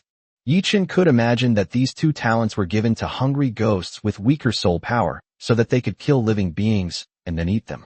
As a flawed ghost, the hungry ghost cannot enjoy incense offerings and cannot be granted a position in the underworld before she sheds her status as a hungry ghost. Of course, other ghosts cannot be granted positions in the underworld just by chance. Yi Chun tried and found that the prompts were all that his strength was insufficient or his karma was not yet exhausted, so he could not be granted a position. It's alright if you're not strong enough. It just means you're at a low level. You just need to grow for a while longer, absorb some ghostly energy, and solidify your soul. However, it is somewhat difficult to understand why this karma has not been exhausted. Could it be that their earthly ties are not yet severed? I can't possibly go and find their past lives, can I? Yi Chun wondered to himself. He had absolutely no clue how to elevate these ghosts or bestow upon them a position in the underworld. In addition, these ghosts are not very strong, and at least they cannot help him in terms of combat power in the short term. This made Yi Chun fall into deep thought. Could Fengdu City be just a support-type clan nest? But these ghosts don't seem like things that can be used for farming. Could they be used for scientific research? You can move around freely for now and get familiar with the surroundings in Fengdu City. Having racked his brains without success, Yi Chun could only put the matter aside for the time being. The battle is still raging outside. I thought they would be a group of helpful allies, but I found out they were just a bunch of weak ghosts. They need time to grow stronger, which made me a little disappointed. However, the appearance of Fengdu City is not entirely without its advantages. At least the clansmen in his territory can now face death without fear, as they will enter Fengdu City after death and live on in another form. Yes. The four ghosts nodded. Perhaps because they had just become ghosts, their reactions were still a bit sluggish, not as quick as ordinary humans. The four ghosts scattered and left, and Yichen also turned and left Fengdu City. Now that Fengdu City stands in the center, the Lord's mansion has been moved to the east, near the Qiyang Wudong tree, in the hope that the yang energy of the three-legged golden crow can dispel some of the spreading ghostly energy. The battle outside the planet continued, with a large number of dark demons being killed. However, judging from the situation, it was not going to end anytime soon. Yichun was eager to try his hand at it, wondering if he should go up and fight. After all, he had finally obtained the power, and it would be a real waste to leave it there. However, before he could ascend to the heavens and stand shoulder to shoulder with the sun, he saw Oris's enormous body fly back from the sky, its huge dragon head occasionally glancing towards the direction of Fengdu City. Yichen, what is that? Why do I vaguely feel that it is calling me? Oris landed and asked in a puzzled tone. Upon hearing this, Yichun was stunned for a moment. Then his face lit up with ecstasy. That's Fengdu City, the new nest of your clan. Can you feel it calling to you? Yichun asked excitedly, feeling as if he had found the correct way to use Fengdu City. Fengdu City? Can I go and take a look? I feel like it might be of some help to me there. Oris asked hesitantly, without directly answering Yichun's question. Haha, of course. You've given me a good reminder. Fengdu is a ghost city, and it should belong to you undead creatures. Let's go take a look. Yichun said excitedly, leaping directly onto the skeleton of Oris. With his current tier 3 strength, it wasn't difficult for him to do so. Roar! Oris let out a low roar, ignoring Yichun's offensive behavior. With a flap of its bone wings, it carried Yichun back towards Fengdu City. A city? A very strange city. Arlos landed in front of the city gate of Fengdu and quietly looked at the city, his tone full of doubt. Fengdu City was beyond its comprehension. It did not conform to its impression of the city of the dead, nor was it a place of burial. It was like a real human city, except that it was for the living beings of the dead. Fengdu City with an expectant look on his face. A dense aura of death emanated from the city gate, causing Oris to shudder and his eyes to widen in horror. From these dark auras, it sensed an opportunity for its breakthrough. This was an incomparably pure death energy, a great tonic for all undead creatures. But the dark sky behind the city gate made Oris pause slightly. The row of bluestone slabs behind the city gate made it feel an aura of destruction, as if some kind of force would destroy it once it stepped on it. This city gate is the main gate of Fengdu City, also known as the Gate of Hell. The dead can enter, but the living cannot. Of course, I am the Lord, so I am an exception, Yichun said with a smile, and took the lead in stepping into the Gate of Hell. He wasn't worried that Oris wouldn't be able to get in. The gates of Fengdu City seemed to be only 100 meters high, but in reality, they could accommodate everything. Giant creatures that were too big would automatically shrink when passing through the gates of hell, or the city gates would enlarge. In any case, they would definitely be able to pass through. As for the call that Oris mentioned, it is understandable. After all, Fengdu City is the final resting place of all the dead. As a 6th-tier undead creature, Oris would naturally be affected by the soul-summoning influence of Fengdu City. Moreover, the deathly aura of Fengdu City is food for all undead creatures. However, Fengdu is a ghost city. Can a skeleton like Oris enter? Yichun thought to himself, while Oris behind him had already taken hesitant steps and slowly walked in through the city gate. Don't be afraid. This road is the road to the underworld. Once you walk this road, your soul will become a ghost. It should be good for you, Yichun said with a smile, and continued to walk forward. However, Oris hesitated slightly, his thick hind hooves not daring to take another step forward. It felt that if it took this step, it would discover some kind of irreversible change. It didn't know if this change was good or bad, but it could sense the terrifying energy contained within it. Having walked the road to the underworld, will my soul become a ghost? Will I also be able to leave this body of the dead? Yichun's words still echoed in its ears, and it murmured to itself unconsciously. Chapter 255 Oris enters Fengdu. Hearing the murmur behind him, Yichun paused in his steps. Shedding the undead form, Yichun turned around and pondered, looking at Oris's massive dragon skeleton. This was something he hadn't considered before. Previously, I only thought that since Oris was an undead creature, if he entered Fengdu City, he would be able to enjoy endless benefits. But he forgot one thing. Fengdu City is a ghost city, not a city of the dead. There is a difference between ghosts in China and the dead in the West. In scientific terms, ghosts are a kind of magnetic field, and the spirits of the dead attach this magnetic field to certain objects, such as skeletons. Only spirits and other soul-like beings can be called pure ghosts, capable of easily traversing the Yellow Springs Road and entering Fengdu City. Of course, this is just his guess. Horus, Fengdu City is a ghost city. Only ghosts can enter, that is, souls. And your bone dragon body is obviously not a pure soul form. Once you cross the Yellow Springs Road, I'm afraid your dragon bones will dissipate. After understanding the key point, Yichen looked up at Horus and said. He couldn't say for sure whether ghosts or the dead were better, since this was the first time either had appeared in Fengdu City, so he had no right to make a decision for Horus. Souls? Is this a city of souls? Horus looked up at the dim sky over Fengdu City, his tone filled with confusion. That's not wrong, is it? From some perspectives, there's not much difference between ghosts and souls. Yichen shrugged. If I become a spirit, can I live in this city forever? Horus continued to ask. Yes, and this city is quite extraordinary. As it grows stronger in the future, it should also have the ability to reincarnate, allowing the souls within to be reborn. Yichen nodded. From this perspective, transforming into a soul form is not a bad thing. At least it would offer more opportunities. The ability to reincarnate. Horus was taken aback. It might not understand the meaning of reincarnation, but it knew about rebirth, which meant being reborn. Boom. With that thought, Horus no longer hesitated and took a step forward. In an instant, pale blue flames rose from his dragon bones. As an undead, he felt a sharp pain and a sense of floating. His body was burning and his soul was being torn apart. Roar! Horus let out a low roar, ignoring the pain in his body, and continued walking forward. Before embarking on the road to the underworld, it was filled with fear, but once it actually started, it no longer cared. On the contrary, it had a feeling that if it made it across, it would gain immense benefits and its future would be bright. Boom! Horus was enormous. With each step it took forward, the ground trembled, and new pale blue flames rose from its body, which were ghost flames symbolizing the soul. Yichen looked at the scene in front of him and even stepped aside to make way for Horus. At this point, Horus no longer needed his guidance and would walk forward resolutely on his own. However, this road to the underworld seemed to be very, very long. Yichen was surprised to find that Horus's body, which was 100 meters long, was not even half the length of this 50-meter road to the underworld. Distance and time seemed to lose their meaning at this moment. Horus moved forward step by step, his tall bone dragon body constantly being burned, yet he still could not escape this road to the underworld.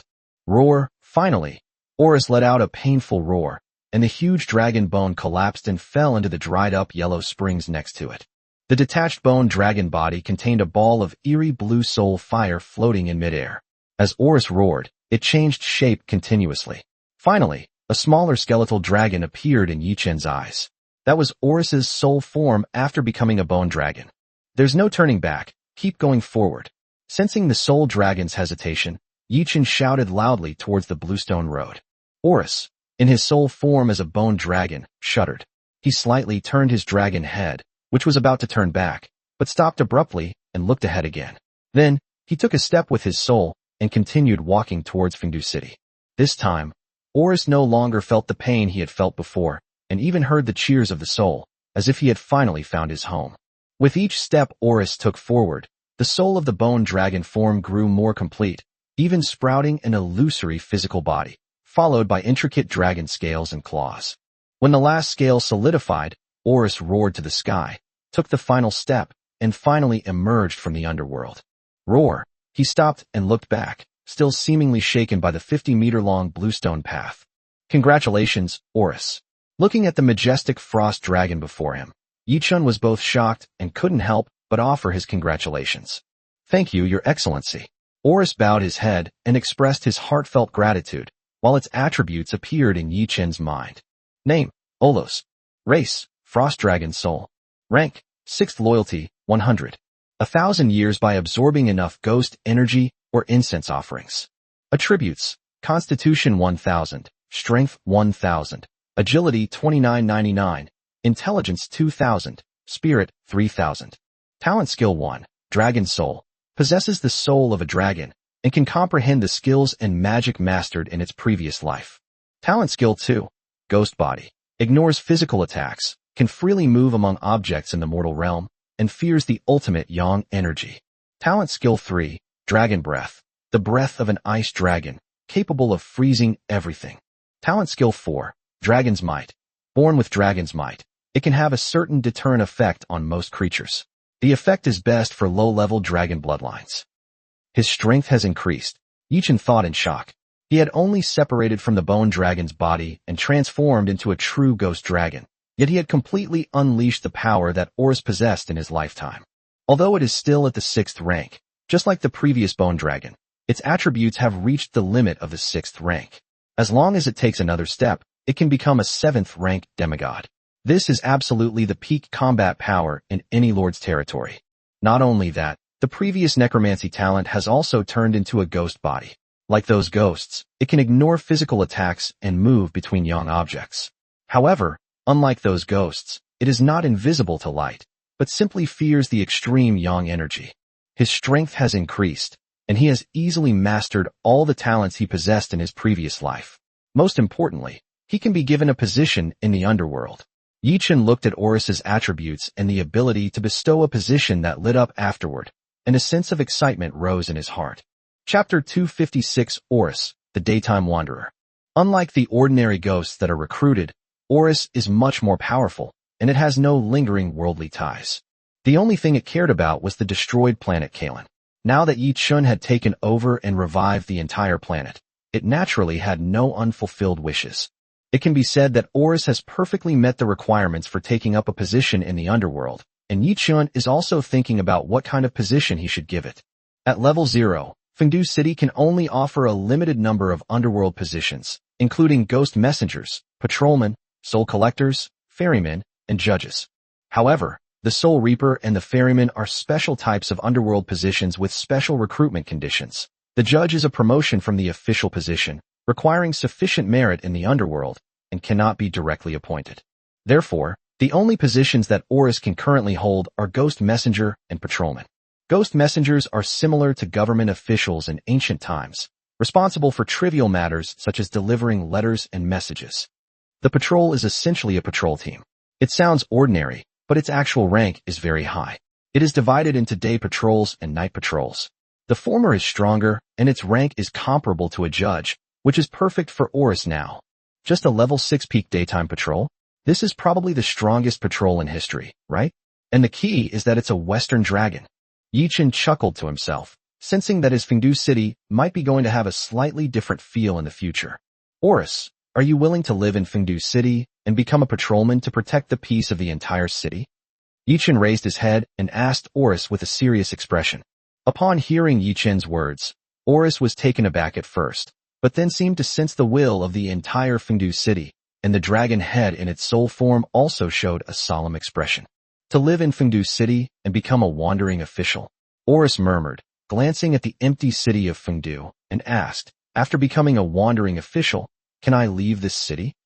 Of course, Fengdu City is a ghost city, the final resting place for all the dead, not a prison.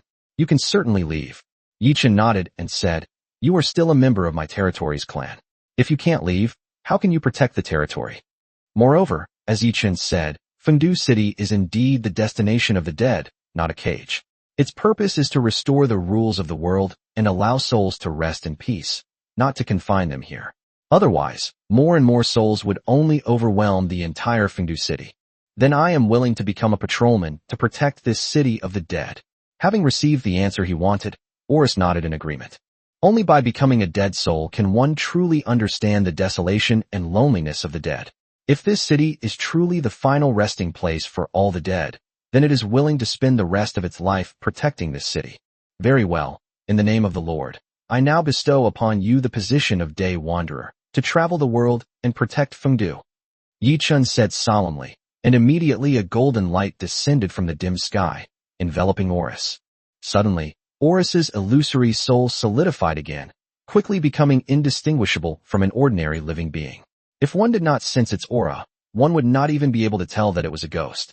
Moreover, the golden radiance seemed to be the light of merit, giving Horus a faint divine glow that dispelled the surrounding darkness. Roar, the dragon's roar echoed above Fengdu City. The The 4 ghosts that had been recruited earlier all raised their heads and looked at the giant dragon in the sky, all of them sensing the dragon's role. Yi-chun, standing in front of Oris, also felt a terrifying aura rushing towards him. Oris's attributes flashed through his mind, and a hint of surprise immediately appeared in his eyes. After becoming a day wanderer, Oris's strength had crossed the final hurdle, becoming a 7th tier demigod. Although he was only the weakest demigod, it was still a world of difference compared to the 6th tier. The position of the underworld can actually be upgraded. That's just too outrageous. And this kind of upgrade doesn't affect its own growth, although the subsequent growth won't be as significant as before. Yi-chun exclaimed inwardly, his eyes filled with both surprise and disbelief. The mere appointment as a day-roaming god was enough to make Oris take this final step. Although it was only a difference of 1 attribute point, it stumped countless people. This is only the lowest ranking position of the Day Wanderer. If it were the later positions such as Judge, King Yama, or Ghost Emperor, wouldn't the promotion be even more exaggerated? Oris, the daytime wandering god of Fengdu City, greets the great emperor of Fengdu. Oris flapped his wings and slowly landed on the ground, bowing his head in salute to Yi-chun. Fengdu City, Yi-chun is naturally also the emperor of the entire city. Since Oris has already taken up a post in Fengdu City, he is now under Yi-chun's jurisdiction, which is completely different from the previous contractual relationship between the two parties. You're too kind. Go and deal with those dark creatures outside first. Yi-chun nodded and said, a 7th tier day wanderer must be even more terrifying than before. Yes, sir.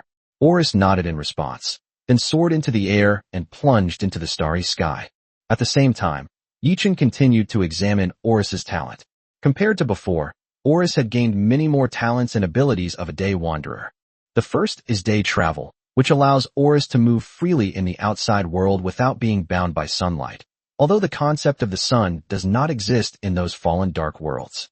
In addition, there is the ability to injure souls.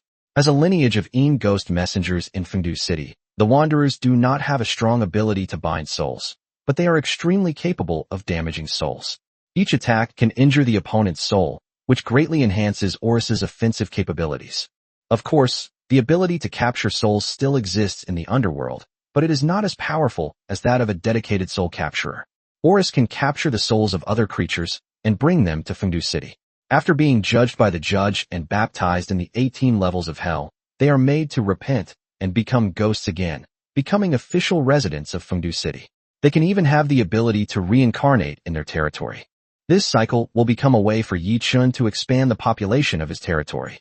The deceased members of the clan will be able to grow faster after reincarnation and have a certain chance of inheriting the experience of their previous life. Furthermore, reincarnation is not limited to the human realm. It can also occur in the realms of livestock and plants, thus avoiding the problems of slow reproduction and development of clans. You should know that on the primordial land, everything can become a spirit. Chapter 257 Sun Xiuju, the Tiger King of the East. Cultivate diligently, and you will all have the hope of being given positions in the underworld in the future. Yi-chun said to the remaining 4 ghosts, then turned and left Fengdu City. With the appearance of Oris, the battle outside the territory immediately became one-sided. Oris, having regained his dragon soul, could easily use wide-range dragon language magic. A barrage of meteors crashed down, instantly annihilating the dark demons in one direction. The magic power consumed was merely a drop in the ocean for Oris, who was already at the 7th rank. After unleashing meteor shower from several different directions, the entire dark demon horde was nearly wiped out, with the few remaining unable to even threaten the territory's shield. Yi Shi and the others fought for quite a while, but were easily defeated by Oris with just a few dragon language spells. This is too powerful, Bella exclaimed in amazement. Now a great mage in her territory, she could only feel her own insignificance when facing Oris's dragon language magic. Is that Oris? Where's that? Back in his territory, Yi Shi asked, watching Oris fly towards Fengdu City. Of course, but he's no longer an undead, but a ghost, or rather, a dragon soul. Yi-chun replied with a smile. As for that city, it's Fengdu City, the final resting place of the dead. The living should not stray into it. The clansmen who wanted to go and take a look were stunned. The final resting place of the dead, the living mistakenly enter?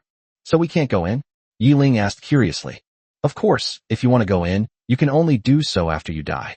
The creatures in the territory do not disappear after they die. Their souls will enter Fengdu City and live in another form. Yichen explained. All the members of the clan showed surprise and curiosity on their faces, and they became more and more curious about this city hidden in the darkness. However, everyone remembered Yichen's words. It was a city for the dead, which they could not enter while they were alive. At the same time, the strongest fighting force in the territory was hidden in this city, the 7th tier demigod Horus. Alright, the living should focus on living and stop thinking about what happens after death, since we'll all sleep forever after we die. Yichen laughed, drawing everyone's attention back.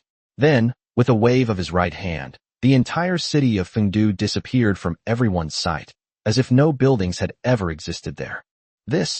Everyone was surprised and uncertain, but no one asked any further questions. However, Yichen knew that he had simply hidden the city. From now on, apart from him, only the dead could see the city, and only the dead could enter it. It's really starting to resemble a world more and more, Yichen exclaimed inwardly. With a complete planet and a place of reincarnation, if it weren't for the omnipresent darkness, what difference would there be between this place and Earth? Let's go. We need to find a time cave, and it has to be an official one, Yichen said to everyone, taking out the map Zhou Wenbin had given him and flipping through it again. Previously, they were only thinking about finding Fatty as soon as possible, but they discovered that they simply did not have the ability to walk in the dark for long periods of time.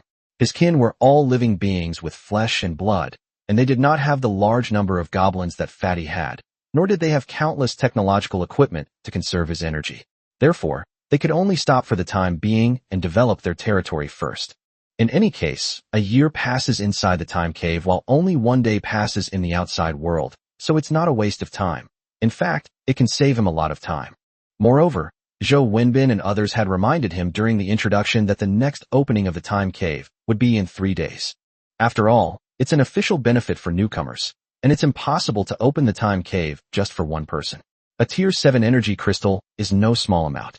They all seem to be in the settlement. But with so many planetary lords, if I go around and then go back, I shouldn't be easily recognized, right? Yichen thought to himself, dragging his gills. He finally chose a location near the edge of the settlement and activated his dimensional travel ability. A large number of lords gathered, turning the area around the newborn's birthplace into a world that resembled a galaxy, with countless lords moving about within it. The size of this place was even comparable to half of the Milky Way. The time caverns are important facilities for all major powers, given their location in an absolutely safe place. This time, in order to make them available to new lords, the official forces directly transferred 3 lords who possess time caverns to be stationed here long-term. Yichen chose one of these lords who is also very famous on Blue Star. Sun Xiuzhu, the Eastern Tiger King, whose initial familiar is the top-tier magical beast, the sacred saber-toothed tiger. This is an ancient ferocious beast, type familiar that not only possesses rare sacred attributes, but also has extremely high growth potential, making it one of the top familiars. Sun Xiuzhu is now a 6th-tier lord with several demigod-level followers in his territory, making him one of the main forces in the fight against darkness. It is said that he was just returning from the dark world to recuperate, so he borrowed the time cave in his territory to help new lords grow. Halt! Who goes there? Before he even got close, Yichen was stopped by a group of angels, who were also part of Sun Xiuzhu's main family. A high-ranking lord naturally cannot have only one type of familiar. Sun Xiuzhu's territory has many kinds of familiars, and the angels are naturally among the strongest. Hello, I am the new lord this year, here to use the time cave, Yichen said, standing on the back of a black bird and looking at the angels in the starry sky. Fill out your relevant information and wait for the lord's review. The angel in front sent Yichen a link using his wristband, which contained his verification information as a new lord. Yichen didn't waste any words. He quickly filled out the form and submitted it. Then, led by an angel, he went to the designated rest area to wait. Even if the approval is granted, it will still be 3 days before it can be launched according to the scheduled plan, so Yichen is not in a hurry and focuses on developing his territory. Meanwhile, the appearance of a colossal object naturally shocked the many new lords who were resting there. When everyone was still just a floating island, what did it mean that a planet had flown in?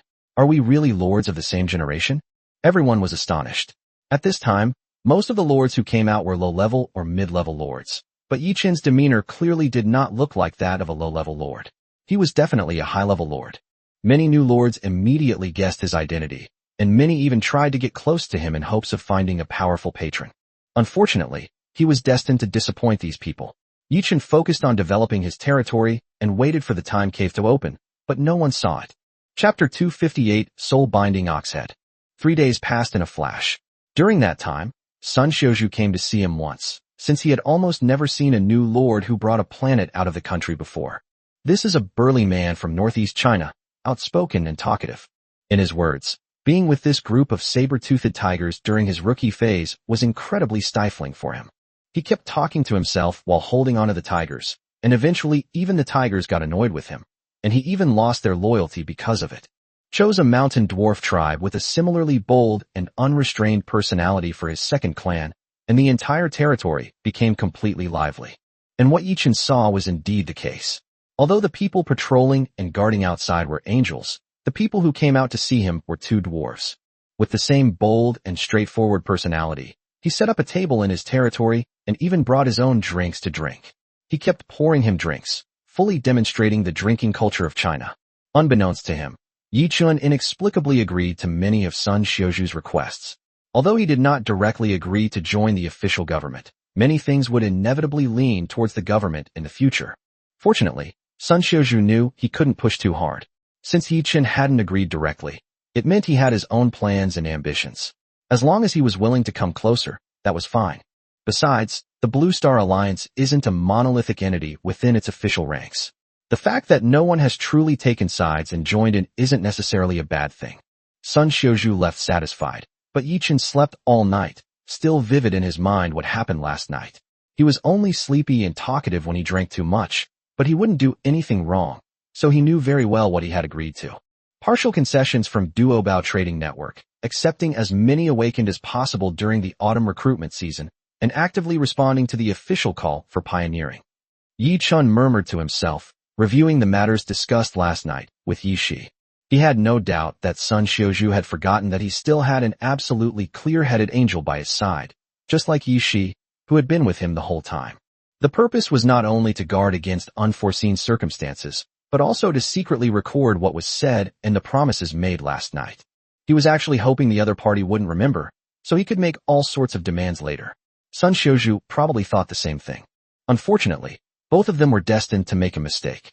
After sorting out the events of the previous night, Yichen entered Fengdu City as usual to conduct today's recruitment. After 3 days, not counting Oris, there were already more than a dozen ghosts in Fengdu City. Most of them were just ordinary ghosts with a strength of only about level 1. They were not strong and did not even have the qualifications to participate in the battle. However, among these 3 recruitments, a special ghost was recruited, the Minotaur, who served as a soul collector. When the enormous bull's head appeared before everyone, even Oris and Yi Shi were startled.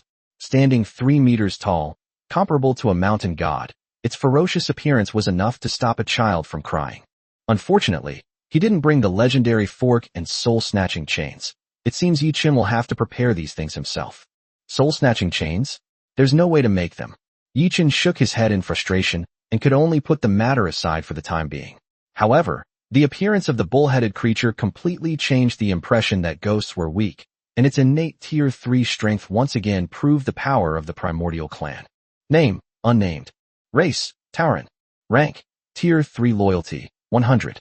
Growth rate, 0. You can advance by absorbing enough ghost energy or incense offerings, and you can be promoted by accumulating enough underworld merits.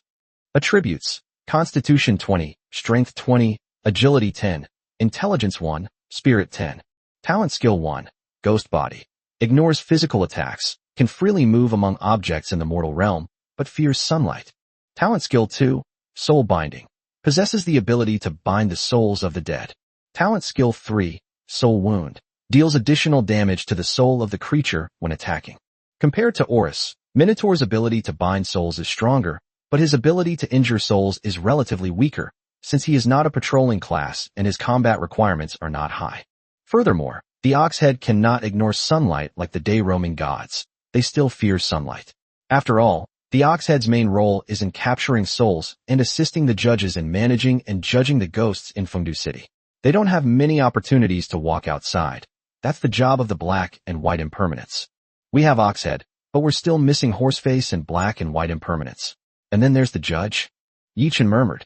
The black and white impermanents are the true soul-collecting messengers who can go out and collect souls, while the judges are responsible for judging. Whether a ghost is qualified to live in Fengdu City, whether it is qualified to be reincarnated, and whether it needs to enter the 18 levels of hell to be punished are all the duties of the judges. Therefore, for this brand new Fengdu City, the judge and the black and white impermanents are of paramount importance. Yichen's Fengdu City continued to grow stronger, and Sun Xiuju's time cave was finally ready to open. Yichen glanced around and saw about a dozen lords, almost all of them low-level lords, with only one mid-level lord. These are all people who came out of the trial space this month. According to Sun Xiuju, next month should be the time when the lords come out in large numbers. At that time, there will probably be hundreds or thousands of lords entering the time cave at one time. If you want to enter then, you can only wait in line. At that time, the opening of the time cave will also be adjusted from once a month to a certain number of people opening at a time, depending on the situation. Of course, it can only be open once a day at most. Lords who arrive late may have to wait for several months to enter the caverns of time, or they may have to submit an application to a safe zone that has been completely reclaimed and is being rebuilt to use the caverns of time in other planes. The time wasted here is none of Sun Xiuju and the others' business. Who told you to come out late? If you're not strong enough, you can only wait to be left behind and drink the leftovers. Unless you're a high-level lord and have certain priority privileges, you can only go to those powerful forces that have time caves and use their resources to grow. Sure enough, it's good to come out early. Yichen thought to himself with amusement as he stood with the other lords in the area that Sun Xiuju had designated for them. Soon, a huge golden light shone before everyone, and a passage resembling a golden black hole appeared before them, with the sands of time slowly flowing within it, waiting for everyone to enter. Several angels ascended into the sky, leading everyone in one by one. Yichen was naturally the first to enter, disappearing into the golden black hole amidst everyone's envious gazes. Chapter 259, A Brand New Territory. Unlike the darkness outside, the cave of time is bathed in golden light, and without a suitable place to live, even sleeping becomes a problem. Let's all stay here and enjoy the year. Let's develop our territory properly, Yichen said with a smile to everyone. Unlike other lords, he didn't need any resources at this time. All he needed to do was develop his territory. The purified planet Kalen was a desolate wasteland, with vast tracts of newly cultivated land beneath its feet, while Yichen needed to vigorously develop the population. 1,000 or so people living on a planet the size of Blue Star, it really is sparsely populated. I'm afraid real estate development won't be possible, Yichen scoffed, silently completing today's recruitment work before beginning to replan the territory. The territory he had previously planned was only for his own use. Now that the territory has been completely integrated into the planet Kalen, he needs to replan how to develop this planet. Territory planning is an essential course that every lord must learn throughout their life. Divide the planet into two poles. The silver leaf laurel tree and the crimson sun wutong tree each occupy one side, and then place Fengdu City at the intersection of the two poles. Yichen kept planning on the paper. The planning of the yin and yang poles was extremely complicated. After all, they are different attributes. It can't be like on Blue Star, where they are directly the north and south poles, with Fengdu in the middle directly forming an equator. That would be like playing with a ball. If only I could make the silver-leaf laurel tree and the red sun parasol tree into a shape that rises in the east and sets in the west, he said, clutching the tree in distress, then suddenly paused, startled. This approach doesn't seem like it's entirely unfeasible. Ordinary lords cannot do this because they only possess a territory, but he is different. He possesses an entire planet. What is the biggest difference between a planet and a territory? Is it the size of the territory? No, it's the planetary origin that enables the creation of subordinate territories. Using the planet's origin, we can create two smaller territories to support the growth of the silver leaf laurel tree and the crimson sun wudong tree. Then, we can have these two territories revolve around the entire planet within a territory shield. Wouldn't that be creating an artificial sun and moon? Yichen slapped his thigh, thinking excitedly. Other high-ranking lords only use their territories for temporary travel or rest stops. If they are flying around two planets, it will be more troublesome to move around, especially when traveling through space. But if I only use two smaller territories surrounding the territory shield, then this problem doesn't exist. Within the territory shield, it's still a single entity. Without hesitation, Yichen immediately began to extract the planetary essence of Kalen Star.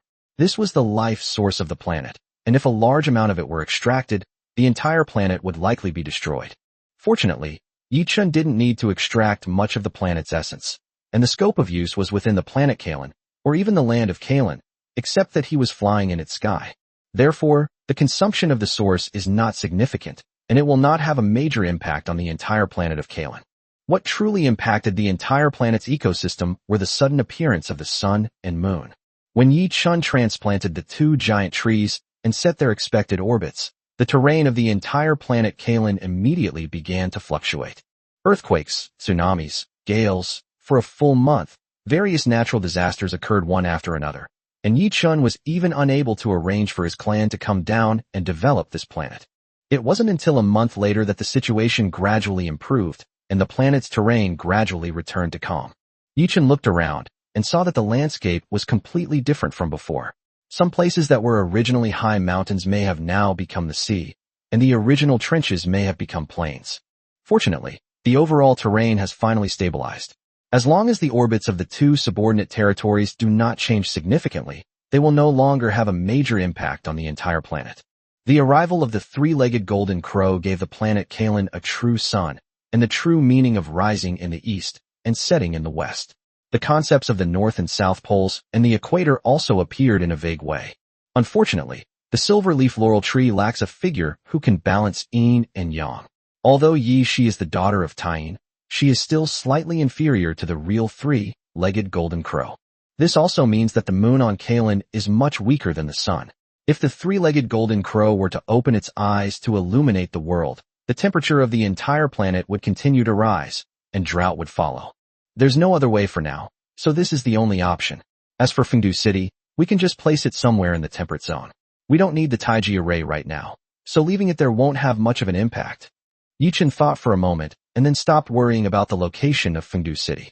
With the silver-leaf laurel tree and the crimson sun wudong tree taking off, it didn't matter where Fengdu City was anymore.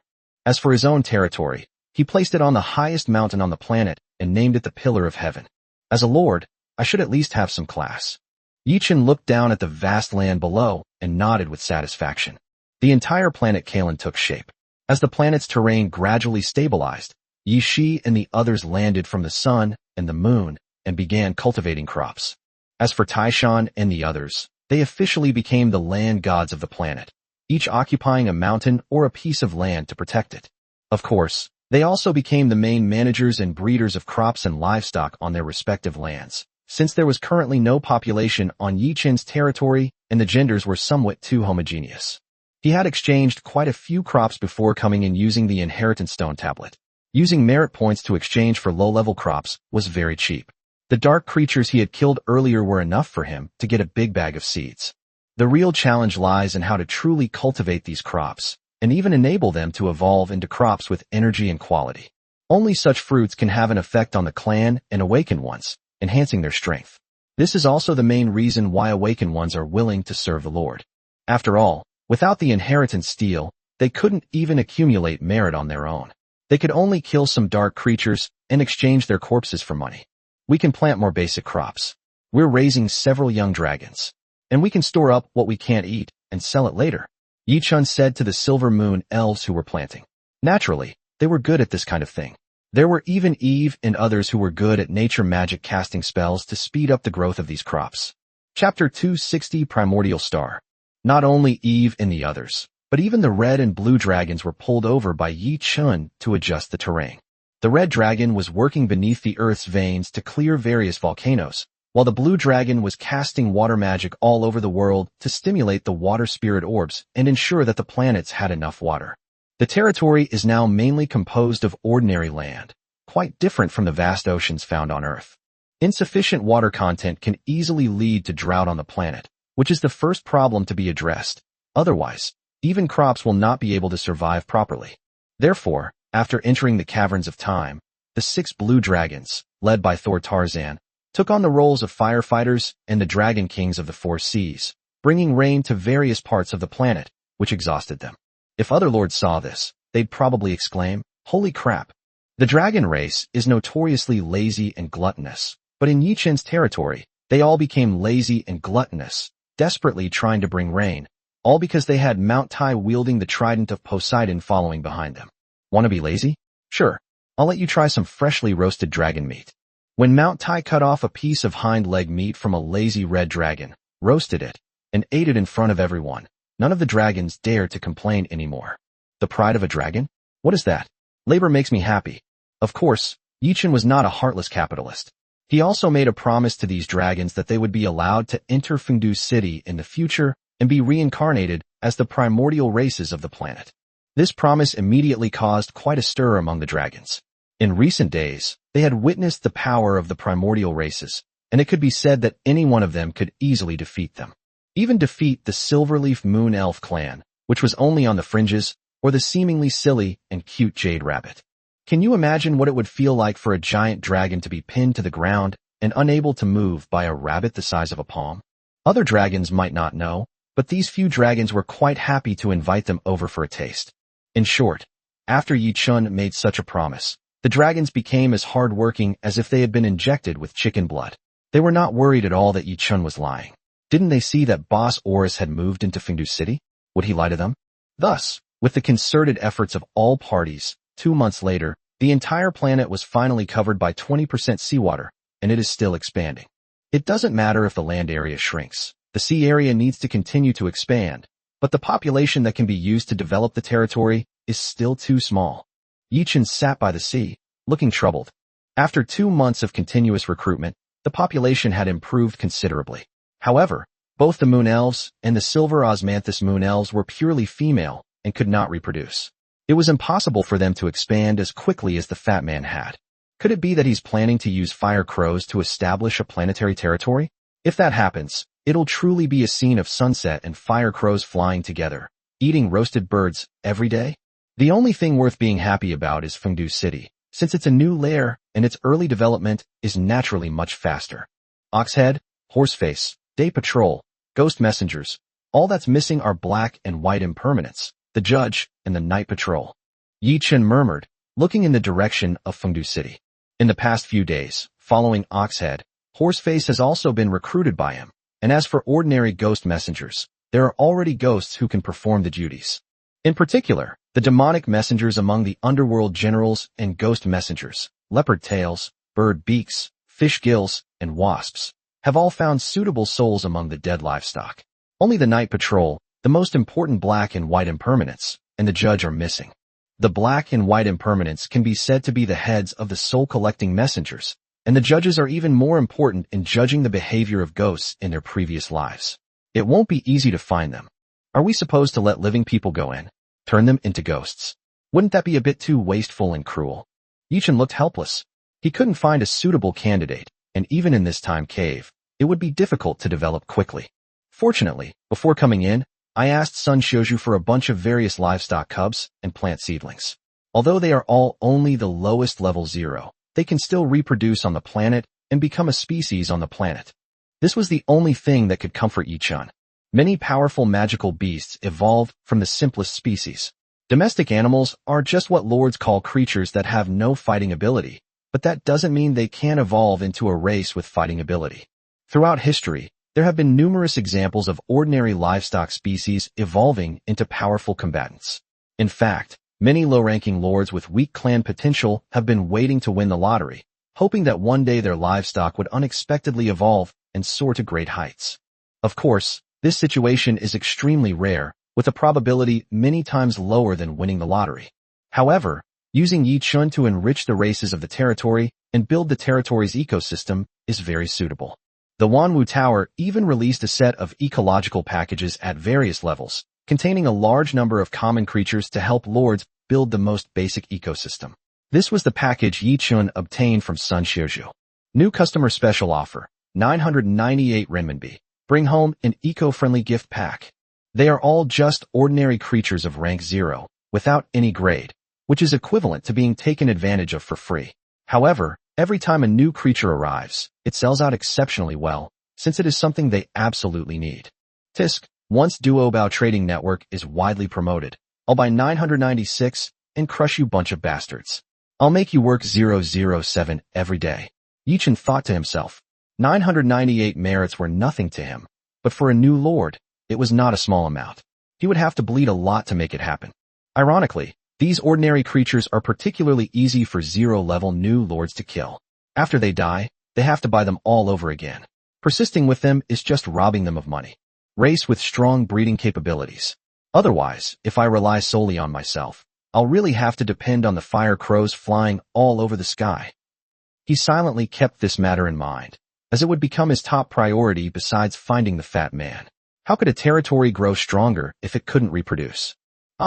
Yi Chun stood up, let out a long roar towards the familiar sea, and gave this planet a new name. My kin all come from the primordial world. From this day forward, you shall be called the primordial world. Chapter 261. 1 year. A year passed in the blink of an eye, and Yi Chun spent the longest and most peaceful period of his life. If it weren't for the gradual passing of the sands of time outside, he would have thought he was playing a farming game. Besides recruiting followers, he spends his days farming, raising livestock, teasing the moon goddess spirits, and chatting with the mountain god and the others. Enjoying a sunbath at the beach every now and then, and taking a few bikini-clad beauties swimming in the sea, life couldn't be more pleasant.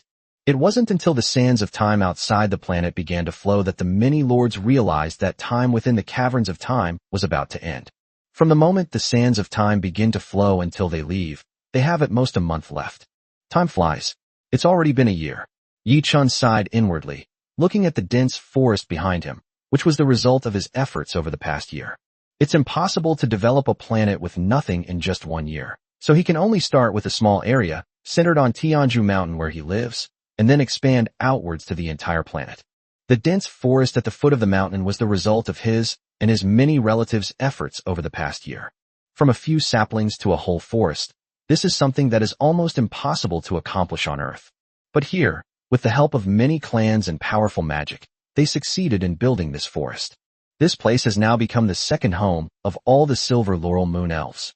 The forest is filled with a large number of laurel trees, making it the first true forest on the entire primordial star. Yi Shi, pass on the word. Finish what you're doing as soon as possible. We should head out. By the way, ask Yi Ling and Bai Fong how the new recruits' training is going. Life outside isn't as peaceful as it is here, Yi Chun said, looking at Yi Shi beside him. Over the course of a year, the number of silver osmanthus moon elves increased by more than 1,000, and Moon Goddess also saw an increase of more than 100 people. The fastest growing race is the Fire Raven. Unlike the Silver Moon Elves, who are all of the same sex, this low-ranking race can also reproduce, and a single litter can produce quite a few Fire Ravens. Yi Chun hadn't noticed the small number of fire crows before, but after completing a breeding cycle during the breeding season, he suddenly discovered that he had thousands of fire crows out of thin air. Only then did he truly realize the terrifying increase in the number of low-level clansmen. Keep in mind that at the time, he only had a few thousand fire crows. Today, as he prepares to leave the caverns of time, the number of fire crows has grown to tens of thousands, nearly causing a food crisis in his territory, and not just because they were eaten by dragons.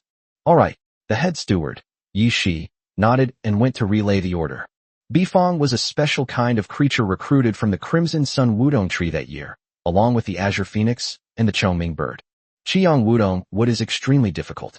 In more than a year, only 3 special birds have been recruited, including the Ice Phoenix, Blackbird, and 3-legged Golden Crow from before. Yi Chun currently has a total of 5 special birds.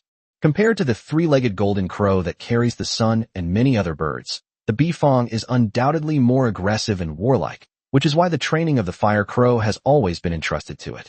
The 4th-tier Bifong already possessed terrifying flames, making it easy to train these flames that were at most 3rd tier. It even trained some specially advanced Fire Crows, enabling them to successfully advance to the 4th tier and evolve into a completely new race.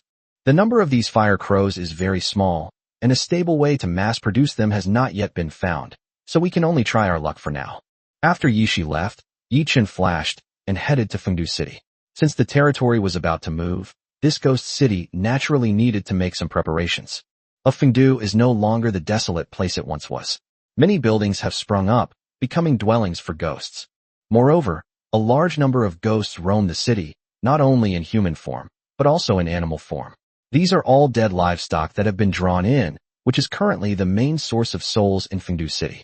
Unfortunately, Fengdu City does not yet have the function of reincarnation, so these souls can only stay here and cannot be reincarnated.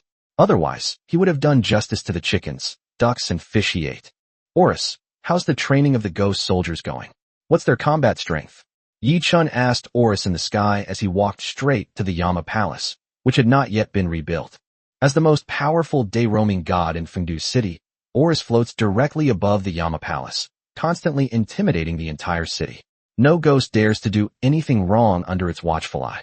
Too slow, only level 3 combat power, and if he dies, his soul will be scattered. Oris replied when he saw Yi Chun coming. Training ghost soldiers was his long-standing plan. The humanoid ghosts he recruited were not all used as ordinary residents. Instead, about half of them, along with some large ordinary creatures, were given to Oris to train ghost soldiers. Firstly, they can go out to fight when the territory is in danger, and secondly, they can serve as a reserve force for Fengdu City in the future. Among this group of ghost soldiers, quite a few ghost messengers were born, and even the black and white impermanents were gathered by Yi Chun. This underworld official was indeed the leader of all the soul-collecting officials. With the establishment of the 2 black and white impermanents, all the soul-collecting officials seemed to have their own leaders, and they did their work in an orderly manner. Not only that, but the night patrol was also selected from among them. She was a drowned female ghost who was recruited with a lot of resentment and had the strength of the 3rd rank. Later, her obsession dissipated and she advanced to the 4th rank. Yi Chun also gave her the position of night patrol god. It's alright. I'm just a reserve member in Fengdu City. My current strength isn't important. As long as I can help manage the entire city, that's enough. Those ordinary animal souls aren't so easy to manage. Yi Chun shrugged and laughed. Animals don't have much consciousness, and when they become ghosts, they're not easy to manage. They often cause a lot of trouble in Fengdu City. What? Is it time? It seems like it's been almost a year. It's a pity that the judge still has no clue, and I don't feel any possibility of promotion. Oris asked. Apart from these 2 things, Yi Chun wouldn't come to him unless there was something else. Yes, we're about to leave, so I'm just letting you know.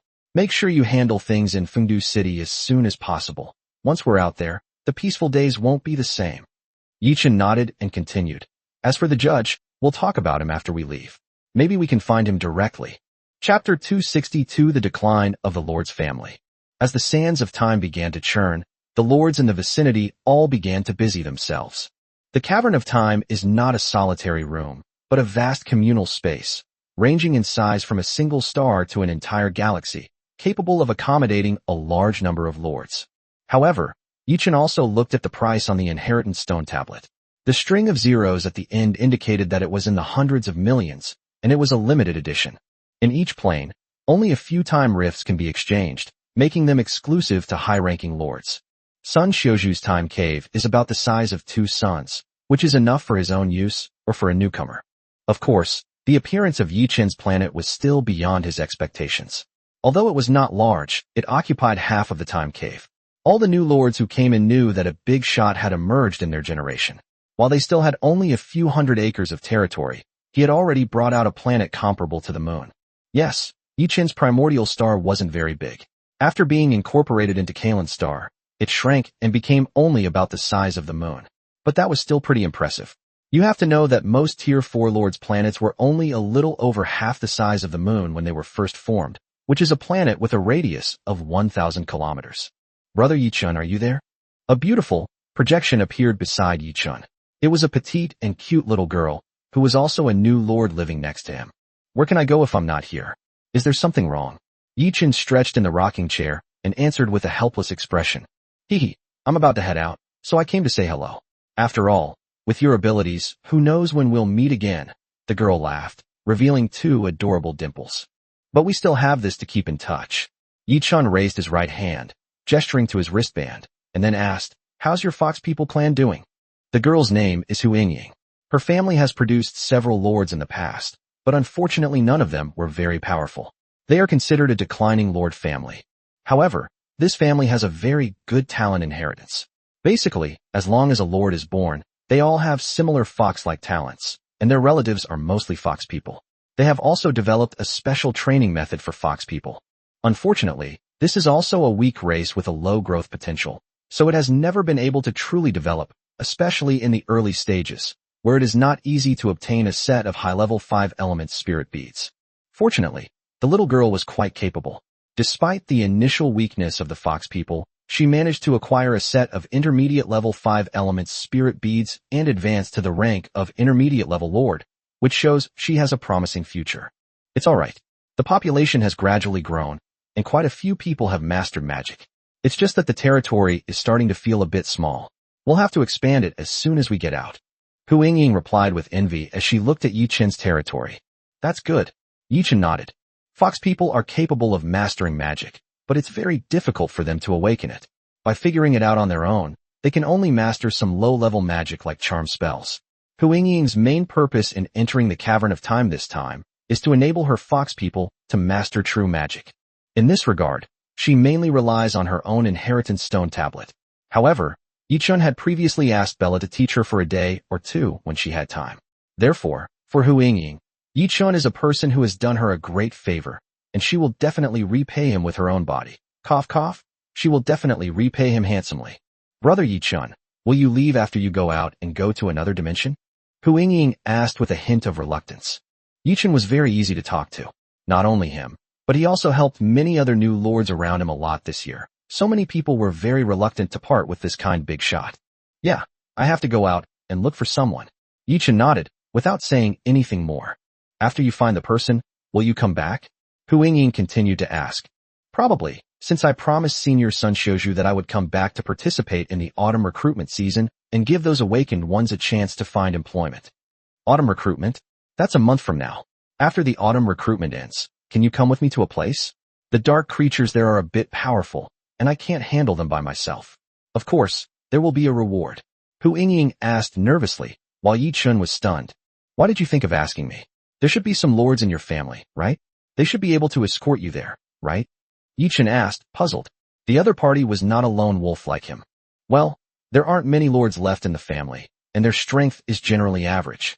They're basically stuck at the peak of the 3rd tier, and their strongest combat power is only barely at the 5th tier. If they really encounter a large number of high-level dark creatures, they won't be able to handle them. Hu Yingying said somewhat awkwardly. Nominally, they are 2nd-generation lords, but in reality, their family's strength is really too weak compared to other lords. Hearing this, Yi Chen finally understood. To ordinary people on Earth, a lord's family might sound impressive, but within the lord's circle, there are different levels and ranks. If a lord's family remains stuck at the low-ranking lord level for a long time and cannot produce mid to high-ranking lords, then it is nothing more than the lowest level in the entire lord circle. Only a family like Jianming's, with 4 prodigies who become lords, can wield significant influence even if the family itself is small. Alright, if everything goes smoothly and I don't have anything else to do, I'll go with you. Yi Chen nodded in agreement. The dark invasion has affected countless planes. No one can find the source, nor does anyone know how many planes have fallen before it. Even in the Hairy Plain, which has already been reclaimed, there are many places that no one has ever set foot in, or even forbidden zones for life. Some of these places are too secluded, some are too eerie, and some are guarded by powerful dark creatures. Many lords like to specifically seek out such places because no one has ever been there before. High risk also means high reward, and there may be an opportunity hidden there that can make their territory stronger. Hu Yingying had obviously found such a secret realm, but due to her own limitations, she could only seek help from outside. Unfortunately, the elders in her family were unreliable, so she had no choice but to look outside. Yi Chen even had reason to believe that her family must have known about this place for a long time, but they just didn't have the power to acquire it, so it could only benefit outsiders. Chapter 263 New Administrator Sun Shouju. Yi Chen was naturally happy to go to such a place. After all, there might really be treasures inside that would tempt him. Of course, this is all on the premise that he can find the fat guy as soon as possible and come back to participate in the fall recruitment season. If he had nothing else to do at the time, he would naturally accept Hu Yingying's invitation to go on the trip. Upon receiving an affirmative reply, the girl's face immediately lit up with a smile. The two chatted for a few more minutes before hanging up. As the sands of time passed, more and more lords came to Yi Chen's side, trying to get closer to him. Yi Chen simply threw the wristband aside and pretended not to hear. As time went on, these new lords realized Yi Chen's rejection. Except for a few familiar lords, the others did not continue to come looking for him, but instead focused on their final sprint. A year passed in the blink of an eye. When Yi Chen stepped out of the time cave and looked at the familiar dark starry sky, he couldn't help but feel as if he had been transported to another world. How is it? It's been a year. Things should be going well, right? Sun Xiuju's projection appeared beside Yi Chun, and the old man looked at Yi Chun with a smile and asked, "You came really fast.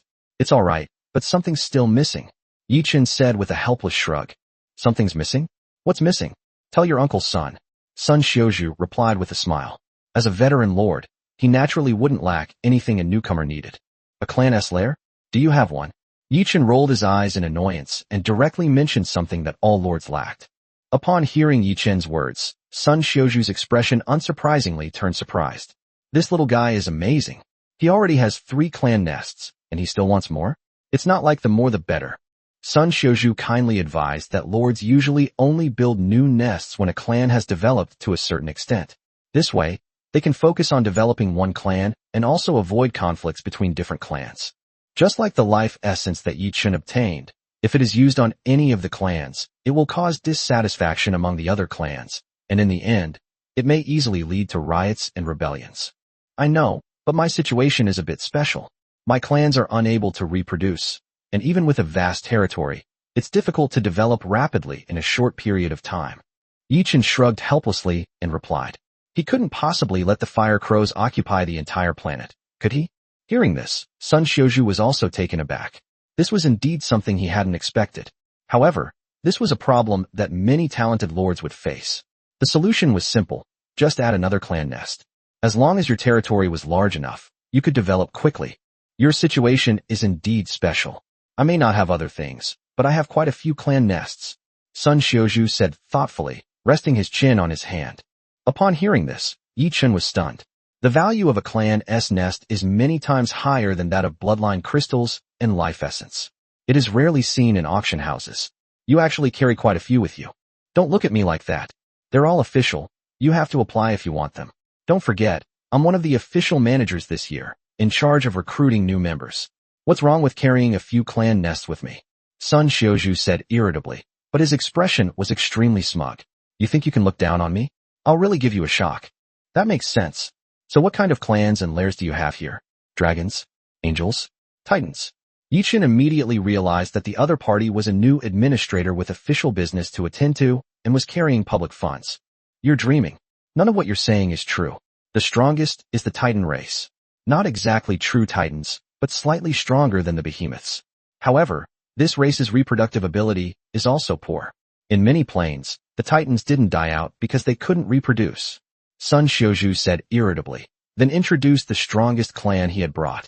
Upon hearing the other party's words, Yi Chun's eyes darkened. He had heard of this race before, and it was indeed, as Sun Xiuju said, powerful, but with poor reproductive ability and extremely high resource consumption. Ordinary lords couldn't even afford to raise them. How about considering other clan nests? I remember quite a few with strong reproductive capabilities, especially magical beasts. There are also humanoid ones like goblins, snake people, kobolds, and goblins, but they're a bit weak, Sun Xiuju introduced them one by one, seemingly showing off how many clan nests he had. Clans he mentioned are of average strength and have low growth potential. They fetch a very high price when they're put up for trade, and can even buy back a whole planet. He's clearly showing off his wealth. TCH, it's not yours, as if you can give it to me. You don't expect me to be able to afford it right now, do you? Yi Chun said irritably, pouting. Clan nests that I'm guarding? Tell me, which one have you got your eye on? Sun Xiuju raised an eyebrow and spoke up immediately, even taking the miniature Titan temple in his hand, which was a nest seed of the Titan race. Does what you say count? Then give me the Titan temple you have. Yi Chun said, looking at the object in the other person's hand with a slightly provocative tone. Such blatant provocation calmed Sun Xiuju down. As a veteran lord who had lived for countless years, he was not so easily fooled by Yi Chun, and his gaze toward Yi Chun carried a hint of caution. You don't actually want this, do you? You won't need it, will you?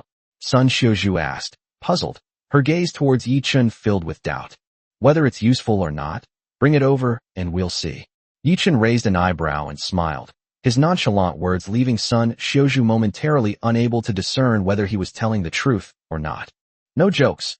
Like you said, I have certain authority over these things, but if you want them, you have to demonstrate your value, such as actually joining the official team. Sun Xiuju said seriously. Seeing this, Yi Chun knew that it was impossible to trick a clan into giving him a nest. However, what surprised him was that the two sides were actually willing to talk, which meant there was something to be done in this matter. Joining is impossible, but cooperation is possible, such as in space teleportation technology. Yichen pondered for a long time before looking at Sun Xiuzhu and saying, Chapter 264 Space Teleportation Technology. Yichen's words startled Sun Xiuzhu. Spatial teleportation technology? This technology could be used as leverage? Was he kidding him? Putting aside everything else, the Wanwu Tower has complete spatial teleportation technology, which can support large-scale material transportation. In addition, various clans with spatial abilities also have small-scale spatial teleportation technology, just with some strengths and some weaknesses. Seeing Sun Xiuzhu's expression, Yichen smiled faintly. He had expected such a reaction. After all, the space teleportation technology in this world was already mature, otherwise, moving between planes would be too slow. However, maturity does not mean the absence of flaws, and since magic and rules are involved, many flaws cannot be solved simply by thinking about them. I'll give you something, and have your angel deliver it to you, Yichen said with a smile, without much explanation. He took out a trading disc, and had Fire Raven deliver it to the planet, where an angel was waiting to guide the way. So mysterious, Sun Xiuzhu muttered, and soon obtained the trading disc. When he saw the disc in his hand, a strange expression appeared on his face. This thing? The multi-treasure trading disc. Before Yichen could make any further moves, Sun Xiuzhu looked up and asked, Huh? You know, this time, it was Yichen's turn to be stunned, but he quickly understood and a hint of joy appeared on his face. The other party must have found out from Fatty and the others, which also meant that he had news about Fatty and the others. Sure enough, as soon as Yichen finished speaking, Sun Xiuzhu nodded, looking at the trading disc in his hand with amusement. A while ago, a few little guys caused quite a stir, making this hairy plane quite lively. It seems that the source of the trouble was this disc. Sun Xiuzhu said slowly. How are they? Do you have any news about them? Yichen asked anxiously, his heart sinking. Sure enough, the source of the problem was the trading disc. I don't know. This matter seems to have started at Wanwu. We've only heard a little about it. Why don't you tell us first, what is your relationship with them? Why are you so concerned about these people? Sun Xiuzhu said with a smile. And the situation that Yichen was most worried about has occurred. Yichen took a deep breath, readjusted his mindset, and did not rush to answer Sun Xiuzhu's question. Instead, he introduced the duo-bao trading disc again. The disc in your hand is a simple teleportation array, and it's a fixed-point teleportation. As long as you know the other party's disc number, you can teleport the items there. Yichen said, casually picking up a stone from the ground and placing it into the teleportation array. He skillfully adjusted the teleportation coordinates, and the next moment, the trading disc in Sun Xiuzhu's hand lit up in the projection. Then, a stone appeared out of thin air in front of Sun Xiuzhu. Seeing the stone that suddenly appeared in front of him, Sun Xiuzhu was not surprised. This was not a difficult thing. The current spatial teleportation array could do it. However, after hearing Yichen's explanation, he keenly grasped the key point. You mean? We only need to enter the disc number? Sun Xiuzhu asked with a serious expression, while Yichen smiled faintly. You realized it so quickly? As expected of a veteran lord. Yes, you only need to enter the disc number. Spatial coordinates are not required. Upon receiving confirmation, Sun Xiuzhu's breathing became heavier. While most space teleportation arrays on the market can achieve this, they are actually quite different. Existing spatial teleportation methods for transferring items are limited to having the precise spatial coordinates of the recipient. If the recipient moves and changes their coordinates, the teleportation will fail. Therefore, it requires a fixed time and a fixed location. However, the trading disc that Fatty developed was no longer subject to this restriction after being upgraded. It could retrieve the precise coordinates of the other party by number and then send the items there. This greatly improved the convenience of spatial teleportation and even completely changed the landscape of teleportation arrays to some extent, which is why Sun Xiuzhu was shocked. No wonder the Myriad Things Pavilion is willing to go to any lengths to capture those little guys. Sun Xiuzhu took a deep breath, his gaze towards Yichen turning icy. But you've just said it out loud. Aren't you afraid I'll capture you too? Taking me back won't do any good. After all, the technology isn't in my hands, and we have complete contract documents. As long as someone takes them to be notarized, all the lords will know about the official fairness and impartiality. Yichen shrugged and said nonchalantly. This is also the difference between the official forces and other superpowers. The Wanwu Tower can commit murder and robbery, but the official forces cannot. At least on the surface, they must have a plausible reason, otherwise who would believe in such an official force? How can they maintain their superior and dominant position among many forces? You little brat, you're trying to get something for nothing. You're just making empty promises to me, trying to steal my clan's nest for free. Sun Xiaozhu sneered. Knowing what Yi Chun had to offer, the attitude between the two subtly changed. It was no longer a senior taking care of a junior. Yi Chun now had the right to speak to him as an equal. Not really. Although I don't have the technology, I do have the largest shareholding. I have the right to license this technology to you. Of course, the premise is that I can find my partner. Yi Chun said calmly, not worried at all whether Sun Xiaozhu would take action. With Oris at the 7th rank, although he was no match for Sun Xiaozhu, he was confident that he could escape if he was willing to pay the price. A wise man does not stand under a dangerous wall, and since he dared to bring this up, he was not afraid of the other party's threats. Moreover, the equity contract of Wanwu is still in his hands. Now it seems that if a conflict really breaks out, there is no need to sign this contract with Wanwu. It is equivalent to him controlling nearly 80% of the equity, which is more powerful than even the fat man. So you want to use the license for this technology in exchange for a clan's nest? Sun Xiaozhu raised an eyebrow and asked tentatively, only to be met with a glare from Yi Chun. A nest? Do you think that's possible?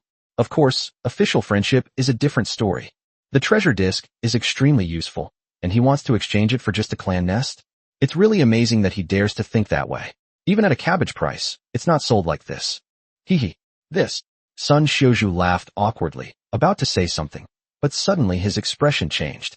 He put the Titan Temple in his hand directly into the trading disc and teleported it to Yi Chun.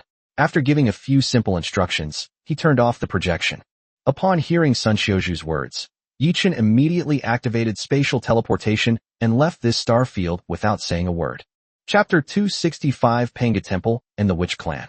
As darkness returned to his vision, Sun Xiaozhu's words still echoed in Yi Chun's mind. The people from Wanwu Tower and other superpowers are here. If I'm not mistaken, they're here for you. I'll stall for time, so you should leave quickly. We can discuss our cooperation later. Consider the Titan Temple my deposit, but remember, you can only cooperate with me. Don't trust any other official personnel. It seems the treasure disc is quite attractive, and the official organization isn't a monolithic entity. Yi Chun thought to himself. Otherwise, Sun Xiaozhu wouldn't have been so generous as to give him the Titan Temple directly.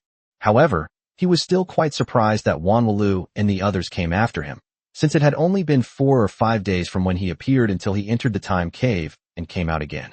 The fact that they figured out his identity and found his location in such a short time shows that the fat man and his group's identities have been exposed, and it also shows how much Wanwu values them.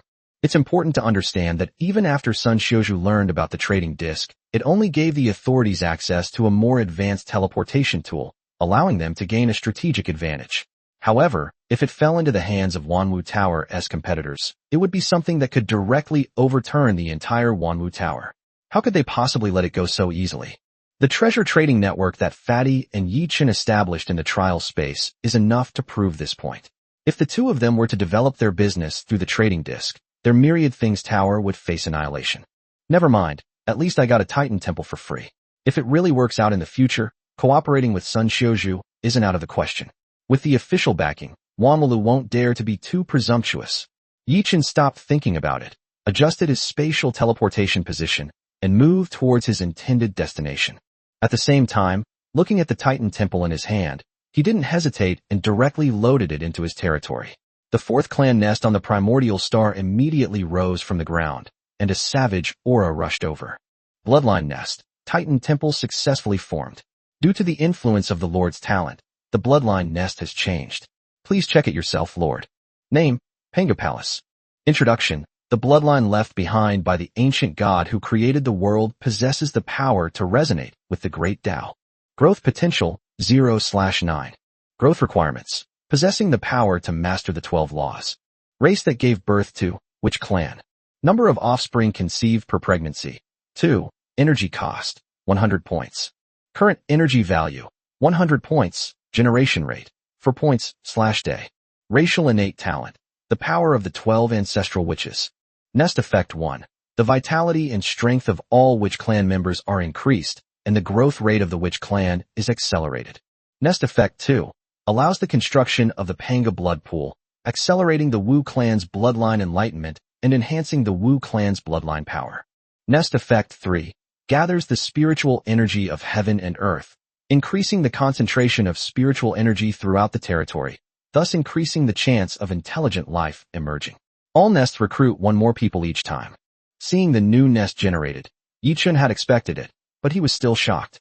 The Titans are the creator race in Western mythology, and are beings on par with Pangu. Of course, there is still a considerable gap in actual combat power, since the Titans are a race, while Pangu created the world by force and slew countless gods and demons. Therefore, the transformation of the Titan Temple into the Panga Temple and the transformation of the Titan Giants into the Wu clan were within Yi Chen's expectations. It can be said that this race is the best clan for Yi Chen at present. Not only does it have strong combat power, but it can also reproduce. Most importantly, the Witch clan will return to the earth after death, making them the best candidates for the position of Insi in Fengdu City. Even the legendary Six Paths Saint, Pingxi Yang Yang, who is in charge of reincarnation, is said to have been transformed from Hutu, one of the 12 ancestral witches. Wow, that's amazing! Yi Chen exclaimed excitedly as he looked at the majestic Pangu Palace at the foot of Tianzhu Mountain. Even before recruiting anyone, he could already feel the powerful, primal aura emanating from it.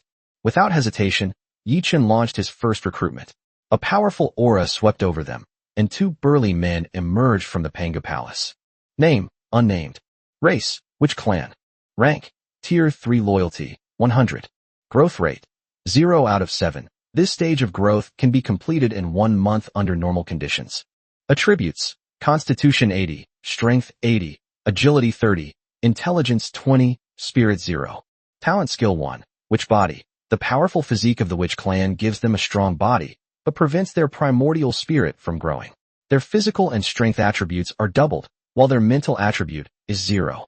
Talent Skill 2, Blood Power. The immense blood power grants it the ability to resist mental attacks, with resistance equal to half of its Constitution attribute.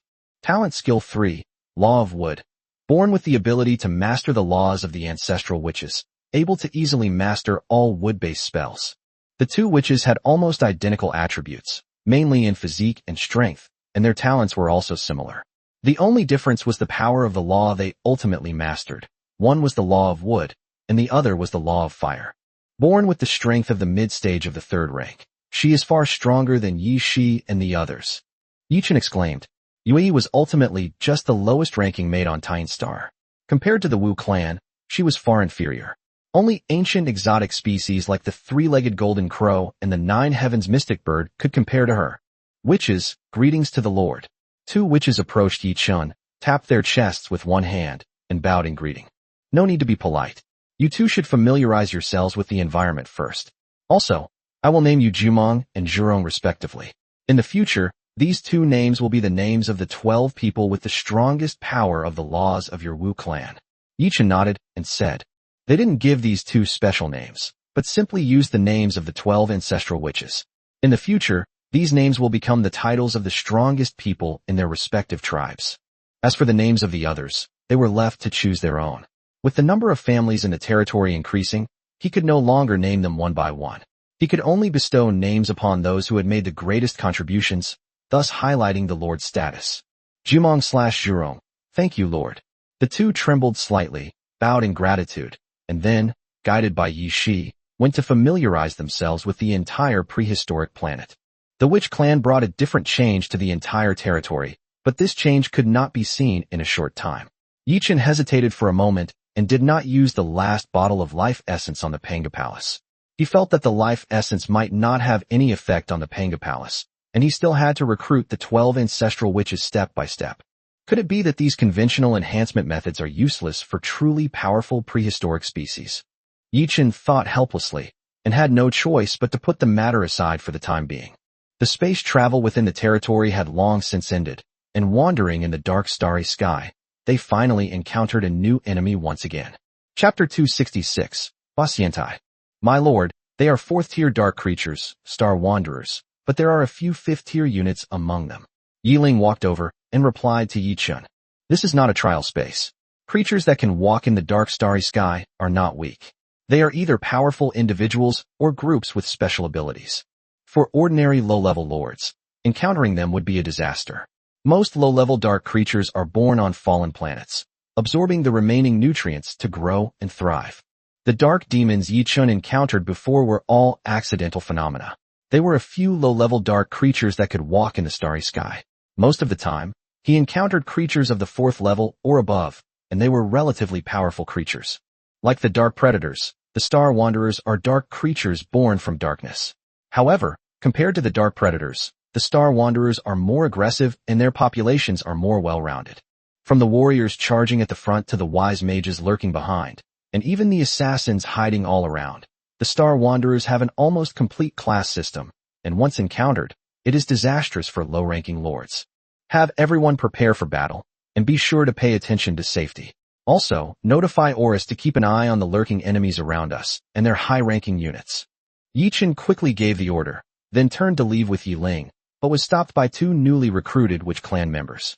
My lords, the territory is in danger, and the sons of the Wu tribe should be at the forefront of the battle. Jumong and Zhurong volunteer to be the vanguard. 2 burly men bowed slightly and pounded their chests with their right fists as they spoke. Yichun was taken aback. He hadn't expected the Witch clan to be so warlike. But then he thought that this was also a good way to quickly integrate into other groups, so he didn't object and agreed. All right, you 2 come along and take a look, but don't act rashly, just observe. Yichun nodded and said, then led the 2 of them to a high platform built at the foot of Tianju Mountain, along with Yiling. This platform is extremely high, almost a third the height of Tianju Mountain. According to the sea level, it has an altitude of about 2,000 meters, which is no exaggeration to call it a high mountain. At the same time, this building is also a special building on the primordial star, called the Commander's Platform. Later, after Yichun injected a small amount of primordial points, it was transformed into a special building, the Immortal Changing Platform. In Yichun's memory, this was the legendary building where Jiang Zia conferred titles and appointed generals. Unexpectedly, he had inspired it, and now it was simply used as the place for troop deployment and command on the primordial star. As a war-related building, Byzantai not only has the ability to appoint generals, but also to have a comprehensive view of the overall situation, ensuring that Yichun's instructions are clearly transmitted to every member of the appointed clan. Moreover, there is a huge star map in Byzantai, which can clearly show everything around the planet, making it easier for Yichun to take charge of the overall situation. Finally, as the legendary place of conferring gods, the Byzantai itself also has a strengthening effect. It can be combined with the Hall of Heroes to imbue the summoned kin with spirits, giving them even stronger combat power. Unfortunately, Yichun didn't use enough primordial points to summon the spirits of his ancestors from the Hall of Heroes. As for those in his territory, they all went to Fengdu after they died, and there was no such thing as spirits there. So the Hall of Heroes is still empty. The main force is positioned above the planet. Taishan, you take the mountain god and the black birds to intercept them. Also, Jumong and Zhurong, you 2 go with them. You must follow Taishan's orders and not act rashly. Yichun said in a deep voice. He wasn't worried about their combat strength, but the reckless nature of the Witch clan was deeply ingrained in their minds, which made him uneasy. He was afraid that they might die right after being recruited. Yes, sir. Everyone nodded, and, with the help of the Byzantai, they took off into the air. The brief boost in airtime, which helped them leave the planet and go to fight in the stars, was one of the abilities that the Byzantai could provide. Chirp, 20 blackbirds flew in from the sky, accompanied by other birds such as the ice phoenix and the double bright bird. Kill, across the distant starry sky, Yichun felt as if he could also hear the roars of Taishan and the others. Large swaths of flames sprayed out, illuminating the tops of everyone's heads in a fiery red. It's only because the planet hasn't formed a real atmosphere yet. Otherwise, such a large area of flames would definitely be a real sunset cloud. Yichun thought to himself with amusement, and then sent out the fire crows and silver moon elves. However, these creatures can only launch ranged attacks within the planet, separated by the territory's shield, and cannot leave. The real starry sky doesn't have the same rules and protection as the trial space. If you're not strong enough, once you leave the territory's protection, you'll be blown apart by the blood pressure in your body. The limit is 100 physique points, or having magic power of the same level for protection. This is why the dark creatures encountered in the starry sky are at least at the 4th level of strength. Without sufficient strength, even walking in the endless starry sky becomes a problem, let alone fighting with enemies.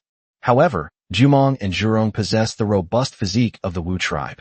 Although their individual physical attributes do not meet the standards, They can still fight for a short period of time, but not for long. Sending them out was just to give them some training.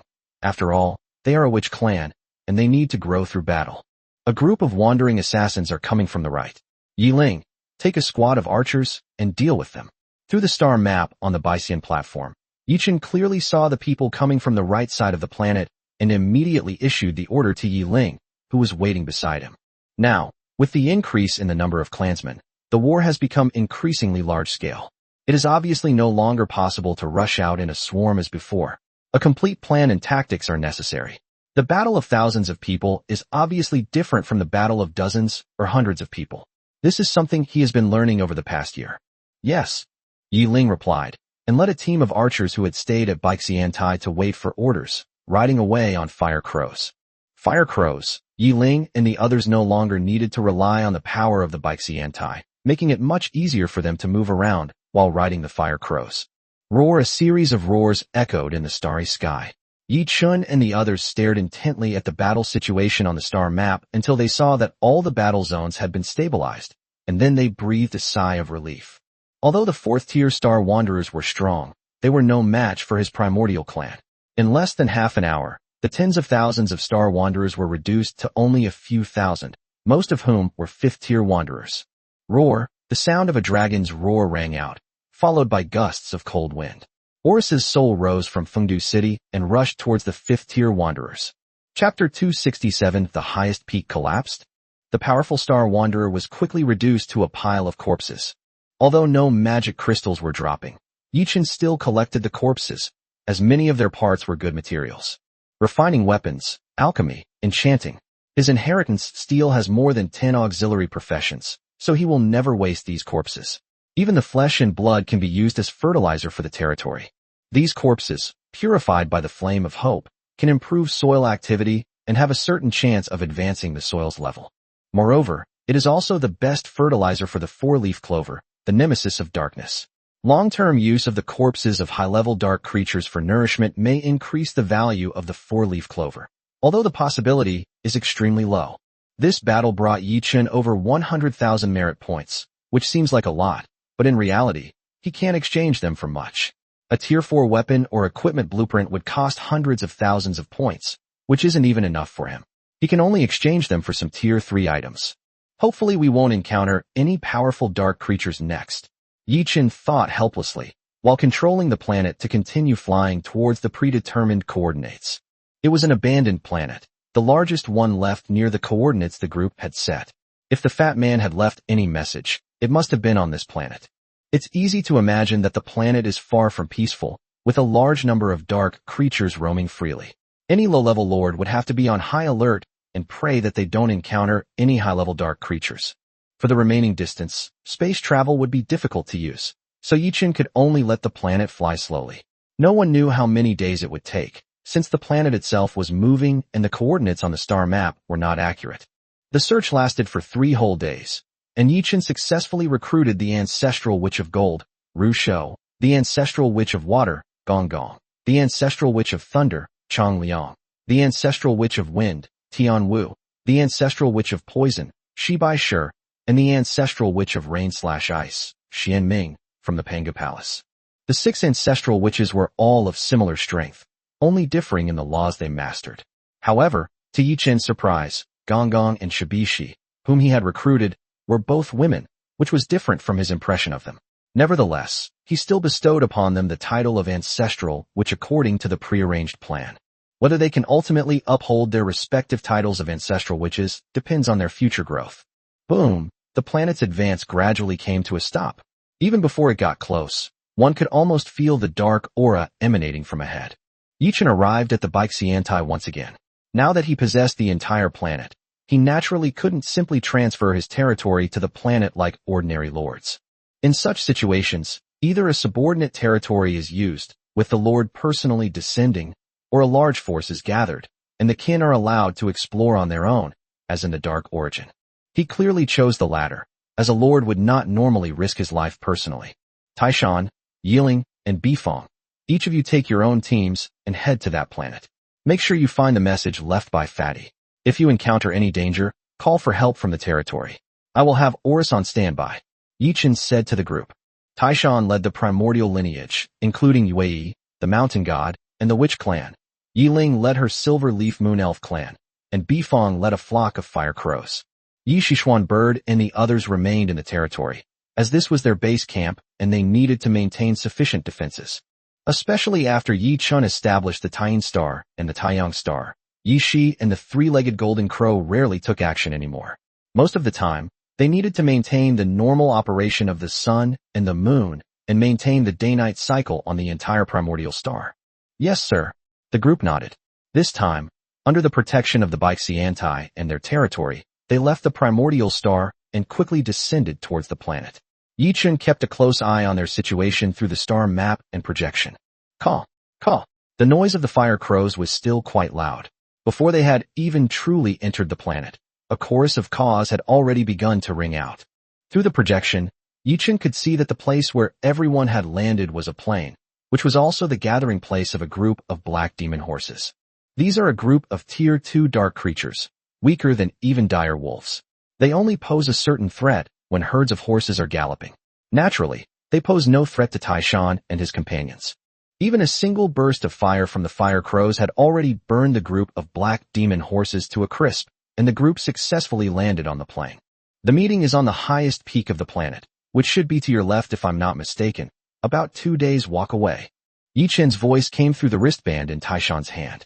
Everyone received the message, and the army immediately set off towards the location Yi Chun had indicated. Roar, as a planet that has fallen into darkness. It is a breeding ground for dark creatures. Since the army broke camp, the battle has never stopped. If these dark creatures were not weak, Yi Chun would have almost ordered everyone to retreat.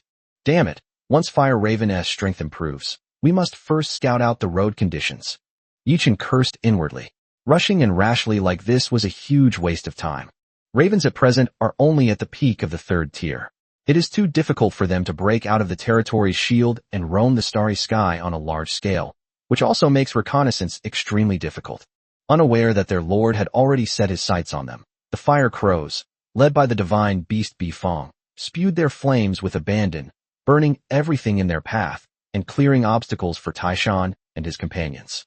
However, when they finally arrived at the high mountain that Yi Chun had indicated, they searched the entire mountain inside and out, but found nothing. How could this be? Yi Chun was stunned, his face filled with disbelief. In the past few days of their journey, he had even circled this planet several times.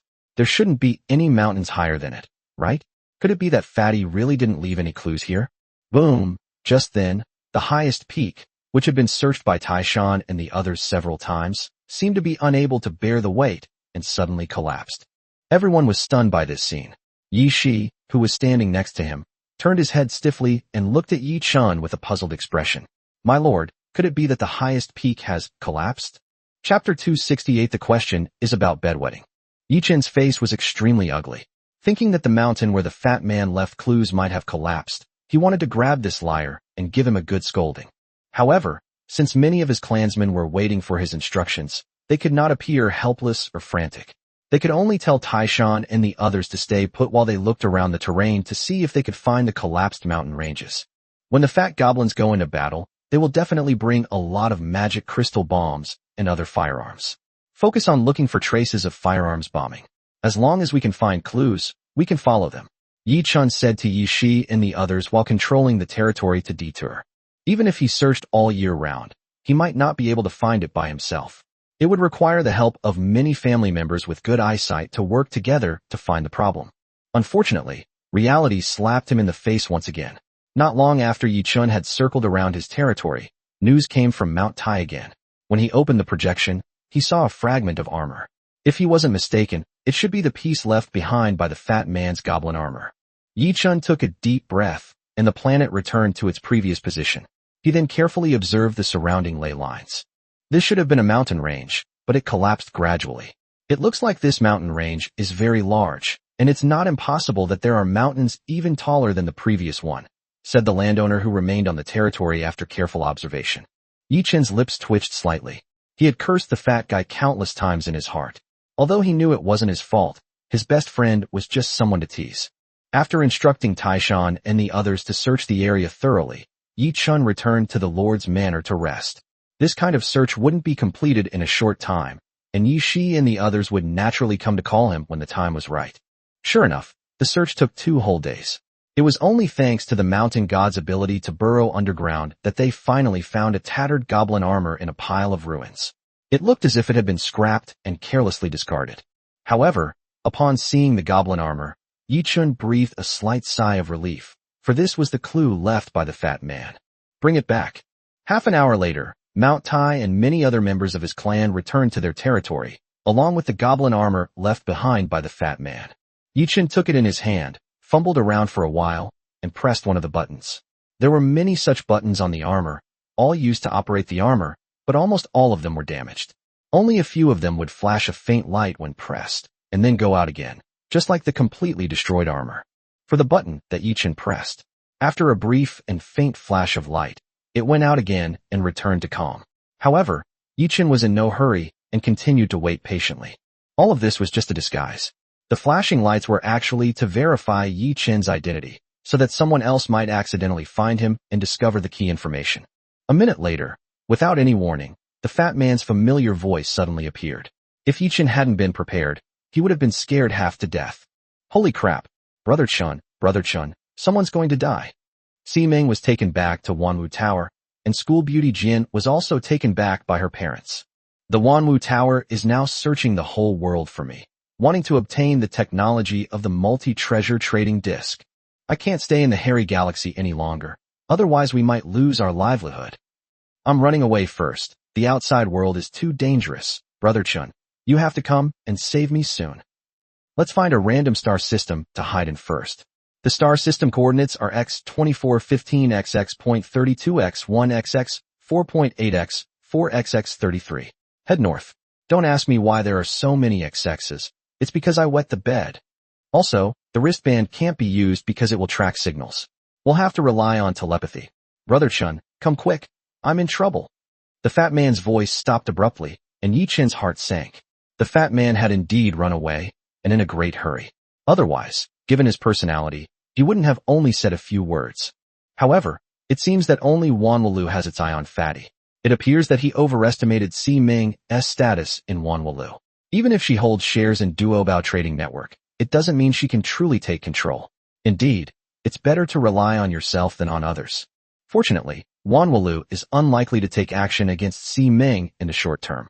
Putting aside the connections and methods she has accumulated over the years in Wanwu, Wanwu itself will not be in a hurry to take action against her. They will squeeze out the remaining value first. As for Jian Mingyi, he wasn't worried. After all, she was his parents, and bringing her back was mainly for his protection. That's the benefit of having family protection. He's heading north and still wetting the bed. You're something else. Yi Chun muttered, but then went to the inheritance stone tablet to exchange for a large number of energy crystals, which he put into the territory's energy furnace to begin storing energy for dimensional travel. East, south, west, north, and center. This was their simple plan of dimensional directions. As for Fatty's bedwetting, it was a supplement to the galactic coordinates and also a dark chapter in his life. Yi Chun never expected that they would not feel ashamed at all, but instead use it as a secret code for rendezvous. It has to be said that shamelessness is invincible. You bastard, I wet the bed 3 times during my school years, each time corresponding to a different month and year. Let me think, what were the dates? Yi Chun rested his chin on his hand, trying to recall. Fortunately, the lords all have good memories, and they can still recall some past events after careful consideration. May 31st, April 9th, and September 10th. The galaxy coordinates are 5241531.32, 41409.8943, Yi Chun said to a silver moon elf next to him. This is a silver laurel moon elf who comprehended the Voidwalker profession from the inheritance stone tablet. She has a profound understanding of spatial magic, and now she is in charge of most of the spatial travel in her territory. As for which dimension this coordinate leads to, he doesn't know. He can only wait and see when he gets there. He just hopes that this fool won't lead him into a deadly place and drag him down with him. Okay, the silver moon elf quickly adjusted the position for the dimensional traversal. About half an hour later, the dimensional positioning was successful, and the energy reserves were also complete. With Yi Chun's command, the entire planet gradually became illusory, and then with a whoosh, it disappeared into the dark starry sky. Chapter 269 Not Enough Merit. Determine the spatial coordinates, find out where we are, and then move in the predetermined direction. The time for dimensional travel is long, but it is also very fast. Consciousness can travel through the endless void for a very long time, but the actual flow of time is only a moment. When Yi Chun and the others' minds returned to darkness, they couldn't help but feel as if they had been transported to another world. Currently confirming, it should be the Moor Plain, a plain that has been completely conquered and has not yet been fully recovered. At the center of the plain, high-ranking lords are still fighting against dark creatures. Yi Shi quickly located the relevant information. When he heard that it was a plain that had been completely conquered, Yi Chen's heart sank. Such a plain is full of endless dangers. You may be traveling peacefully through the stars when you encounter a group of high-level dark creatures. Without the protection of a high-level lord, this place is a land of destruction for a low-level lord. Even high-ranking lords must be extremely careful to advance here, and may even need to travel in groups. Otherwise they too could face instant annihilation. It should be understood that in such a completely fallen plane, there may be god-level dark creatures. Even high-ranking lords cannot deal with such dark creatures. They would need to join forces or find special methods to slay gods. That bastard, he really knows how to cause me trouble. Have you decided on the northward direction yet? Yi Chen cursed, then asked again. Still locating. We found it. Should we proceed at full speed? Or activate spatial teleportation? Yi Shi asked.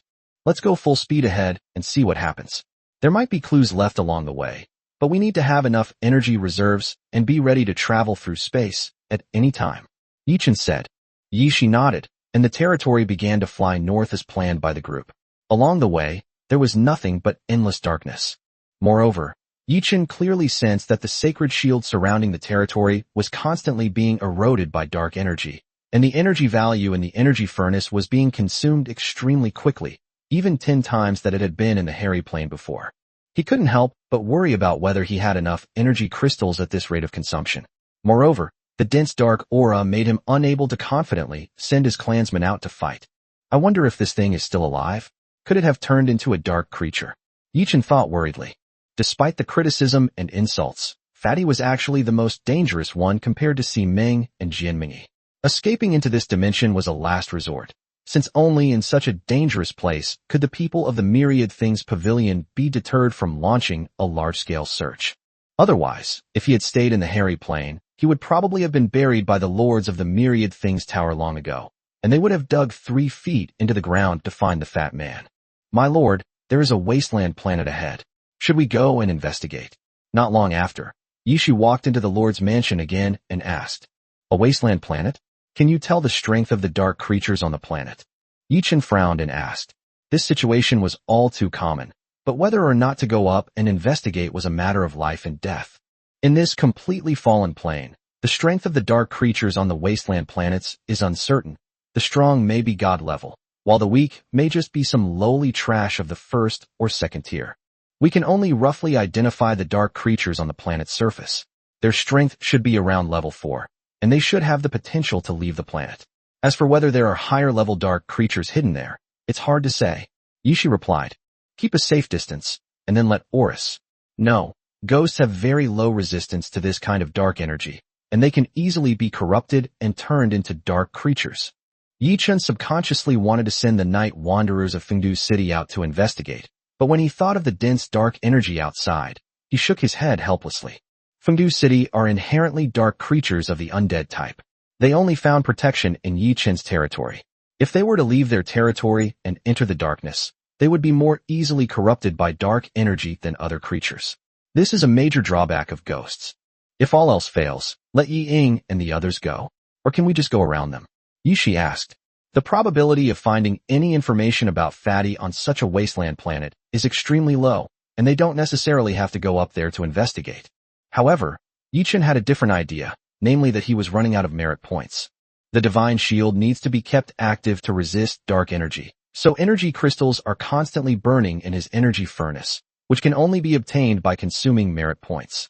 How could a new lord who's only been a few days old have accumulated so many merits? Besides, he just completed a dimensional traversal. If he doesn't kill some more dark creatures soon, his merits will be depleted. Moreover, after entering the mole plane, he also saw many good things from the inheritance stone tablet. Among them was a treasure called the Guide Bee, which could find similar hidden auras within a certain range or find a way out in a closed space. This item greatly appealed to him. If he could exchange it for a guiding bee, he could directly detect whether the fat man's aura was present nearby, saving him a lot of trouble. Unfortunately, these guide bees are expensive, costing 10,000 merit points each. While that may not seem like much, they are consumables and not even real living creatures, so the amount of merit points required is quite substantial. Since they are fourth-order creatures, let's try to lure them out in batches and kill them. We don't have many achievements to show for it, and with the concentration of dark energy here, we're afraid we won't have enough energy crystals. Yichin said in a deep voice. Upon hearing this, Yishi was immediately taken aback, realizing the importance of the matter, and nodded in agreement. Then I'll go arrange it right away, Yishi said, then turned and left. Without the protection of the energy shield, the Seed of Hope alone can only protect a small number of clans and their nests. This would be a devastating blow to the entire territory, let alone a territory like Yichin's that far exceeds the level of a lord. Without accumulating a sufficient number of energy crystals and merits, there is always the danger of the building collapsing. As for the magic crystals brought out from the trial space, they will be the foundation of the territory's reserves for unforeseen needs. In the vast dark plain, the presence of living beings is extremely rare. Even without Yi Shi and the others deliberately luring them in, the dark creatures on the wasteland planet raised their heads as soon as they approached the territory, as if they could smell the delicious aroma of meat, and their hearts were restless. Chapter 270 The Powerful Three-Legged Golden Crow. Roar. A series of roars came from the planet ahead, and Yi Chun and the others felt as if they had returned to the scene when they first encountered the violent rabbit. It seemed as if they had become easy prey in the others' eyes, being stared at with longing, ready to pounce at any moment. Yi Chun and the others carefully controlled their approach to the territory, trying to maintain a safe position and avoid being besieged by the dark creatures on the planet. Boom! Finally, the dark creatures on the wasteland planet could no longer suppress their inner turmoil and suddenly leaped towards Yi Chen's territory. One after another, high-ranking dark creatures soared into the air, their powerful hind hooves stomping heavily on the wasteland planet, producing a series of muffled thuds. Prepare for battle. Yi Chen remained calm and composed as he stood on the Baisian platform, issuing various commands. He is no longer the newcomer who just entered the trial space. The year he spent in the Cave of Time has allowed his territory to accumulate enough power to allow him to calmly face the threats before him. Due to the difference in gravity, many of the clansmen leaped onto the backs of the fire crows and took to the air, standing guard at the edge of the territory's shield. As for powerful clans like Mount Tai, they were armed and ready to charge out of their territory at any moment to keep the dark creatures outside the shield. All beings of the primordial world, charge with me. Mount Tai roared from the back of a black bird, leading his primordial clan members, whose strength had surpassed the 4th rank, as they charged out of the territory. Yi Chen stood on the immortal piercing platform, quietly watching the war in the sky. This time, it was different from the encounter in the hairy plain. This time, all the creatures were dark creatures of the 4th rank or above. Even Taishan and the others found it extremely difficult to deal with them. The fire crows and silver moon elves that attacked from behind the territory's shield were even more difficult to deal with effectively, and could only play a restraining role. Unless several people focus their attacks on a single dark creature, or a group of mages unleashes a combined spell, a single arrow or flamethrower is simply no match for the defenses of these dark creatures. Without the Fat Man's magic crystal bombs, the firepower of Yi Chen's lower-level clans was exposed to a major problem, especially the Fire Raven and Silver Moon Elf clans. Fortunately, within a year, a large number of Tier 4 Moon and Silver Osmanthus Moon Elves hatched in Yi Chen's territory, preventing him from being completely helpless. At this time, although those fighting alongside Mount Tai were all from the Primordial Wilderness clan, there were still quite a few Silver Moon Elves attacking within the territory who were at Tier 4. This was originally a clan that could grow to Tier 4. However, that's all there is to it. Ordinary Silver Moon Elf only has a maximum of 4 growth caps, with Tier 3 being the limit. Reaching Tier 4 requires special opportunities. Fortunately, the Inheritance Stone Tablet in Yi Chen's territory is powerful enough. As long as one can take up a common job, there is a possibility of breaking through to the 4th rank. There are also many special buildings, such as the Hall of Heroes, to help the clan break through the limits of the race. Therefore, the probability of the Silver Laurel Moon Elf growing to the 4th rank is still very high. Of course, Yi Ling, Bella, Eve, and others are not included in this list. They have truly broken through the growth ceiling of their race and have a wider world to explore. Not bad. The fighting force at the front is sufficient, giving the rear enough time to attack. And the number of dark creatures attracted out is still within a controllable range. Yichin nodded as he looked at the battlefield in the sky. The strength of Taishan and his companions was unlike that of ordinary Tier 4 clansmen. Killing these Tier 4 dark creatures was as easy as cutting melons and vegetables. Only those Tier 4 early-stage clansmen would have some trouble when encountering Tier 4 late-stage dark creatures, but they were not without a fighting chance, not to mention that they had the help of other companions. A loud chirping sound echoed through the heavens and earth, and a dazzling light swept away all darkness, making the entire starry sky as bright as day. But then the three-legged golden crow flew out from the sun star, its scorching solar flames sweeping across the starry sky, incinerating countless dark creatures. Not only that, the dark energy around the territory was also dispelled. With a cry from the three-legged golden crow, many fire crows flapped their wings and carried the lower-ranking members of their families out of the territory, allowing them to freely attack the dark creatures in the starry sky. The battle quickly turned into a one-sided rout, with the dark creatures that rushed out of the wasteland planet being killed one by one and quickly wiped out, becoming corpses drifting in the starry sky. Wow, amazing! No wonder it's the three-legged golden crow, the original heavenly demon lord. Yichin exclaimed, looking at the light in the starry sky. A year has passed, and the three-legged golden crow has grown up. Although it has not reached its peak, it has gone through 2 growth stages and has the strength of a level 5 or higher. The strength of the 5th rank, similar to Yishi and Taishan, is capable of fighting against the dark creatures of the 6th rank, and is even a bit stronger. Moreover, the true strength of the three-legged golden crow lies not in combat, but in its overwhelming solar flames, which can truly burn and illuminate everything. Even the troublesome dark energy can dissipate into nothingness under the burning of these solar flames, transforming into the most primordial energy. It can be said that the three-legged golden crow is now a true nemesis of darkness, no less than the four-legged clover, and its strength can still grow. Yichun even looked forward to the day when he could truly illuminate a world, when the golden crow would appear and the darkness would recede. After slaying the dark creature, the three-legged golden crow did not retreat, but continued to illuminate the starry sky, waiting for its kin to clean up the corpse. These are all Tier 4 dark creatures. Even without magic crystals, the materials from Tier 4 dark creatures can fetch a considerable price, which would be a significant fortune for the Lord. He then used the same method several more times to lure out and kill the high-level creatures on the wasteland planet, but unfortunately, the number was not large. All these high-level dark creatures only brought him a few 100,000 merits. It seems the real big prize is still from the low-level creatures on the planet. The number of high-level creatures isn't that many, but with so many merits, I can exchange for the guide bees and use them. Yichin thought with a hint of regret. He had originally thought he could get a few million merits, but he had really overestimated the number of high-level dark creatures here.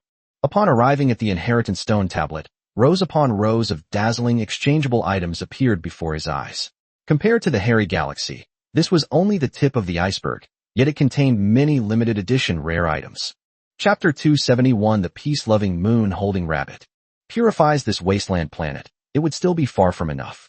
Only those superpowers or powerful individuals who have purified an entire plane can exchange for such items. For now, they can only admire them from afar.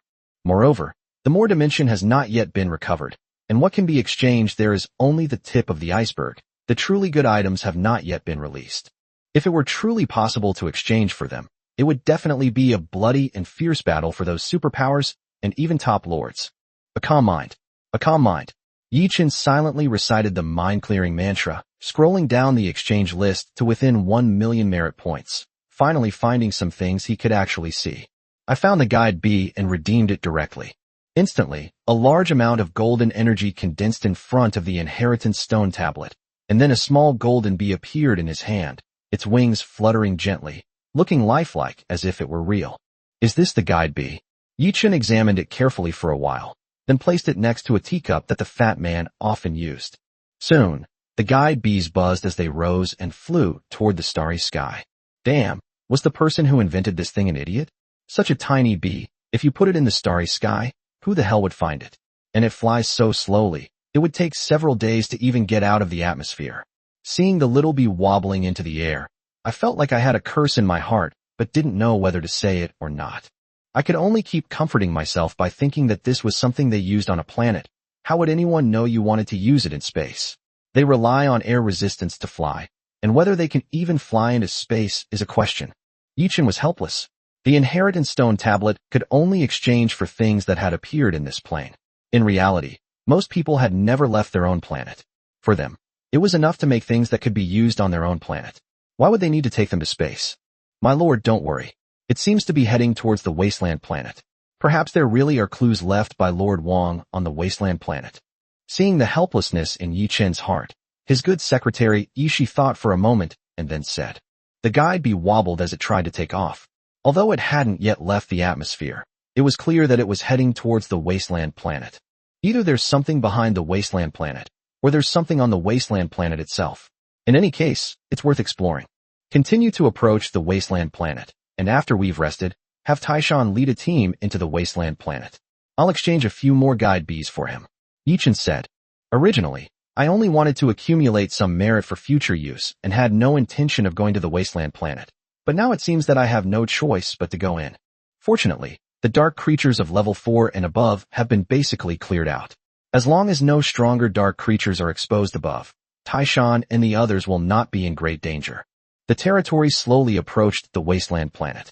The dark creatures on the planet were restless, but none of them were able to leap out.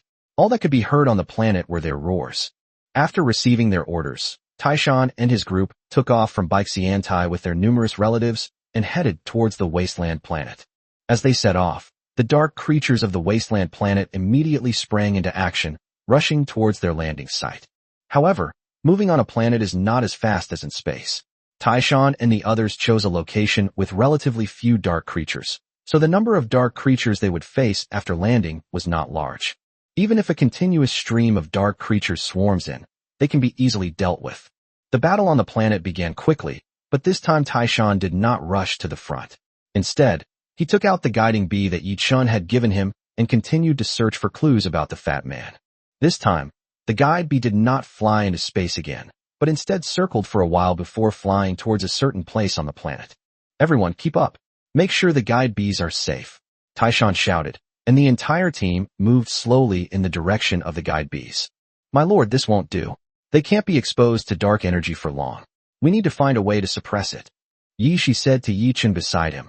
The primordial clan was alright, but compared to the silver moon elves like Bella and Eve in the past, they could only resist dark energy for a short time and couldn't possibly move slowly like the guide bees.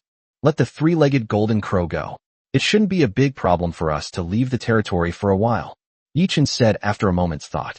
But before he could give the order, the moon-holding rabbit had already come over carrying a thick carrot. I'll go. It's just to protect them from being corrupted by dark energy. There's no need for the golden crow to go out.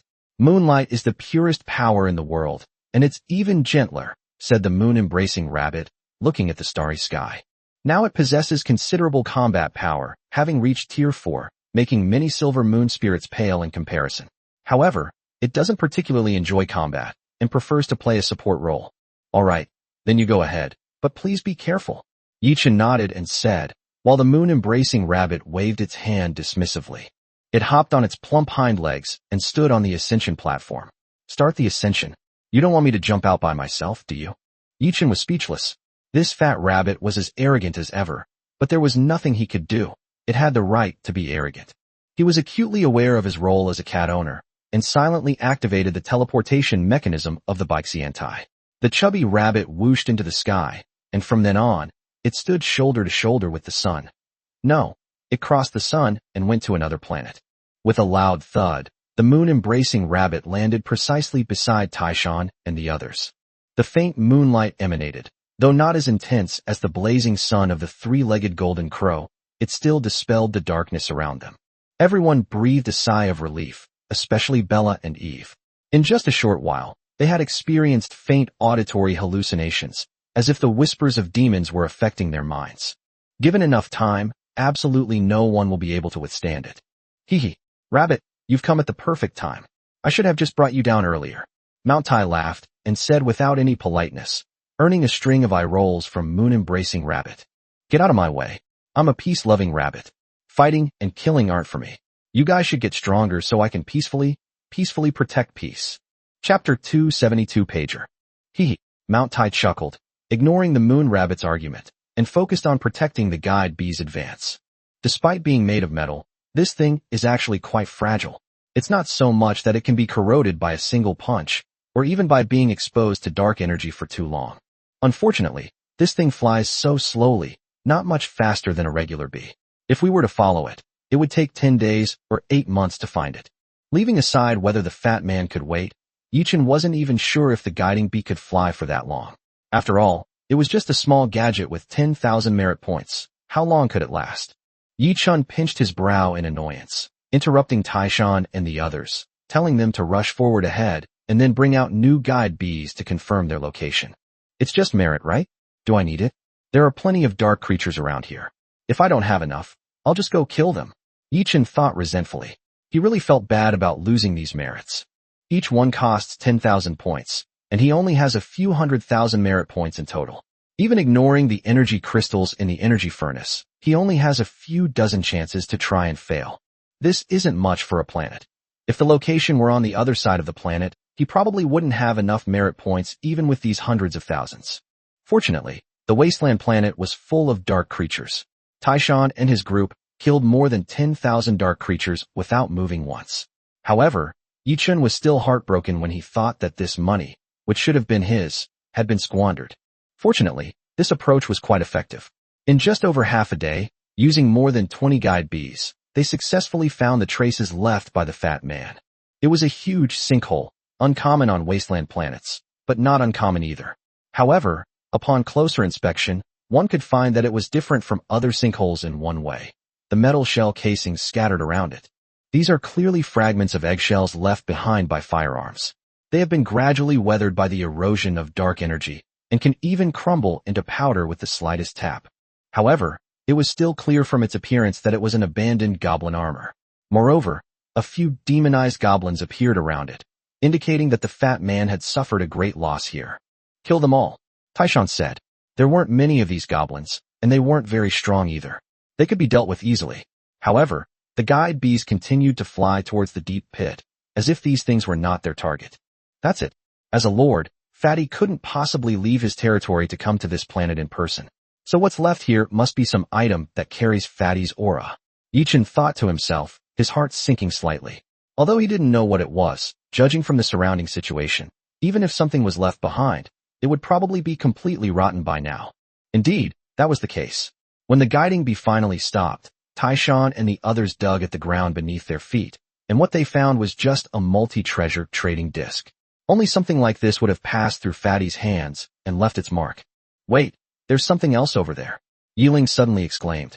After searching around where she had found the treasure trading disc, she pulled out a rotten iron box. With a gentle tap, a crisp sound came from inside. An iron box? Could there really be something inside? Everyone asked in confusion. The moon-holding rabbit took the box from Yiling's hand, tapped it lightly, and the iron piece fell off, revealing a faint aura of light emanating from inside. What is this? Everyone exclaimed in surprise.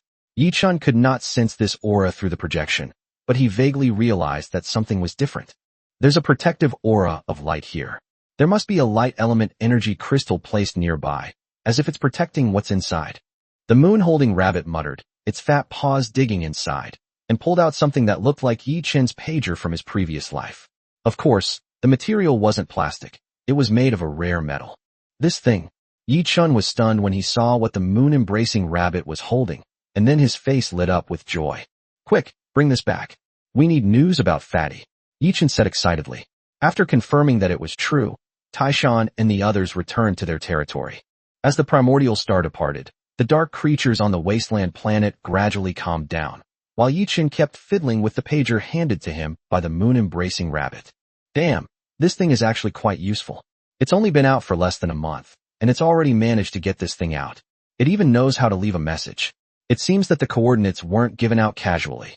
Yichen thought excitedly, turning on the pager in his hand in the familiar way. This was something they had tinkered with in middle school. On Earth, wristbands were the only thing used. Yichen explained the history of Earth's communication development to him, and even made a model of this old-fashioned pager. Unexpectedly, he actually managed to tinker with it in his territory and left it on the wasteland planet he would inevitably pass through. There aren't that many coincidences in the world. The fact that Yi Chun found this pager on this wasteland planet means that Fatty had foreseen that Yi Chun would most likely pass through this area. Otherwise, this pager should have been abandoned and hatched like those armors, instead of being protected by the light crystal and having its lifespan extended by the erosion of dark energy. However, Yi Chun could imagine the enormous price the fat man had paid just to leave behind this pager. There were hundreds of demonized goblins around him alone, and countless others had died elsewhere. These were the fat man's kin, his subjects. My lord, we searched around for a while and found some goblin souls. What do you think we should do with them? At this moment, the black and white impermanents of Fengdu City walked over and bowed to Yi Chun. Both of them were recruited in Fengdu City and have reached the 4th level of strength. They also have a high resistance to yang energy, similar to ordinary day-roaming gods. Therefore, when Taishan and others go out to fight, they are usually accompanied by these two to collect souls. Unexpectedly, this time they managed to bring the goblin's soul back. Goblin souls. Can souls from non-territory members be collected too? Yi Chun was taken aback. This was something he had never expected. Wasn't it said that only members of a territory could enter Fengdu after death? How come members of other lords could too? Chapter 273 contacted the fatty. Currently, it's mainly the clans within the territory. However, there's a slight probability with allied forces, provided there are soul collectors nearby. The stronger the soul collector, the easier it is to capture a soul. As for these goblins, they were all next to the box, protected by fragments of the light crystal, so their souls had not yet dissipated, which is why they were brought out. However, his soul power is too weak, and he has basically forgotten what happened in his previous life, so we can't get any information out of him. Black Impermanence answered, and Yi Chun gained a new understanding of the soul binding system in Fengdu City. So, in the future, Fengdu City will be able to collect the souls of the deceased relatives of other lords. But will the souls collected be considered relatives of our territory or relatives of other lords? Yi Chun nodded, but a new question arose in his mind. Having a new source of souls is certainly a good thing, but if the soul is physically in Xiao Chao's camp but its heart is in Han's, then it's better to get rid of it. Normally, souls must rely on Fengdu City to survive, so they can only be the relatives of the territory. But these souls have memories of their past lives, so whether they can become the kin of the territory depends on whether they are willing to submit to Fengdu City. However, once the 6 paths of reincarnation are established in Fengdu City, and the souls of the dead are able to reincarnate, then their past lives will be like smoke. After drinking the Mangpa soup, their souls will completely belong to the primordial star after reincarnation. Hearing this, Yi Chun breathed a sigh of relief. He wasn't afraid of problems as long as there was a solution. Indeed, it is true that reincarnation requires walking the path of 3 lifetimes and drinking the Mangpa soup, after which all past lives vanish like smoke, and there is nothing left to say about the past. That's good. Since those goblins have lost their memories, we probably won't be able to get anything out of them. Let them live in Fengdu City. That will be a way of giving Fatty some closure, Yi Chun said after thinking for a moment. These goblin souls had wandered in the darkness for too long and had long lost their minds. Now they were nothing more than mindless wandering spirits. If they hadn't been brought back by the black and white impermanence, they would probably have soon disappeared into the world. Since ghosts don't need to eat, they just absorb some ghost energy, so Fengdu City can afford to support them. Yi Chun never imagined that these few goblin ghosts with no memory would later revitalize the entire Fengdu for him, making the originally lifeless ghost city bustling and comparable to the main city. Yes, sir. Black and white impermanence replied, and then returned to Fengdu City. At this time, Yi Chun finally turned on the pager. It really did seem to be just an old-fashioned pager, with a small screen displaying a string of numbers in black and white. If it were an ordinary person, they would definitely not know what the number was for. Yi Chun, however, smiled calmly, silently memorized the number, and then pressed the button next to it to change the text on the black and white screen. This BB not only has a simple interface and very few buttons, only 3 small buttons, one of which also serves as the power button, but Yi Chun knew exactly how to type and even how to send messages. Soon, a string of text appeared on the pager. The text was short, just 1 sentence. I am Yi Chun, where are you? Then, using the only 3 buttons, I navigated to the send interface, entered the string of numbers that had appeared on the black and white screen, and clicked send. Was obviously different from the pagers Yi Chun knew in his previous life, but the actual operation was similar, except that it had an additional function of sending messages, and it could send messages throughout the entire plane. After sending the message on his pager, Yichin waited for a while but didn't receive a reply, leaving him confused about whether the message had been successfully sent or whether the recipient had received it. However, Yishi quickly ran in from outside, looked at Yi-chun with a serious expression, and handed him his cell phone. Your trading disc suddenly lit up just now, and then this thing was transmitted to us. We didn't know what it was, so we took it immediately, Yishi said. Yi-chin stood up, smiled gently, and took the phone from Yishi's hand. My lord. Yishi was taken aback, worried that there might be danger, and immediately spoke up to stop him. Don't worry, this thing is harmless. It's just a communication device, Yi-chan said with a relaxed smile, picking up his phone. Not only were there several missed calls, but it was also constantly ringing, clearly indicating that someone was calling this number. Hello. Yi-chun answered the call, and called out casually into his ear. Holy crap, Brother Chun. You really understand me best. You actually found me.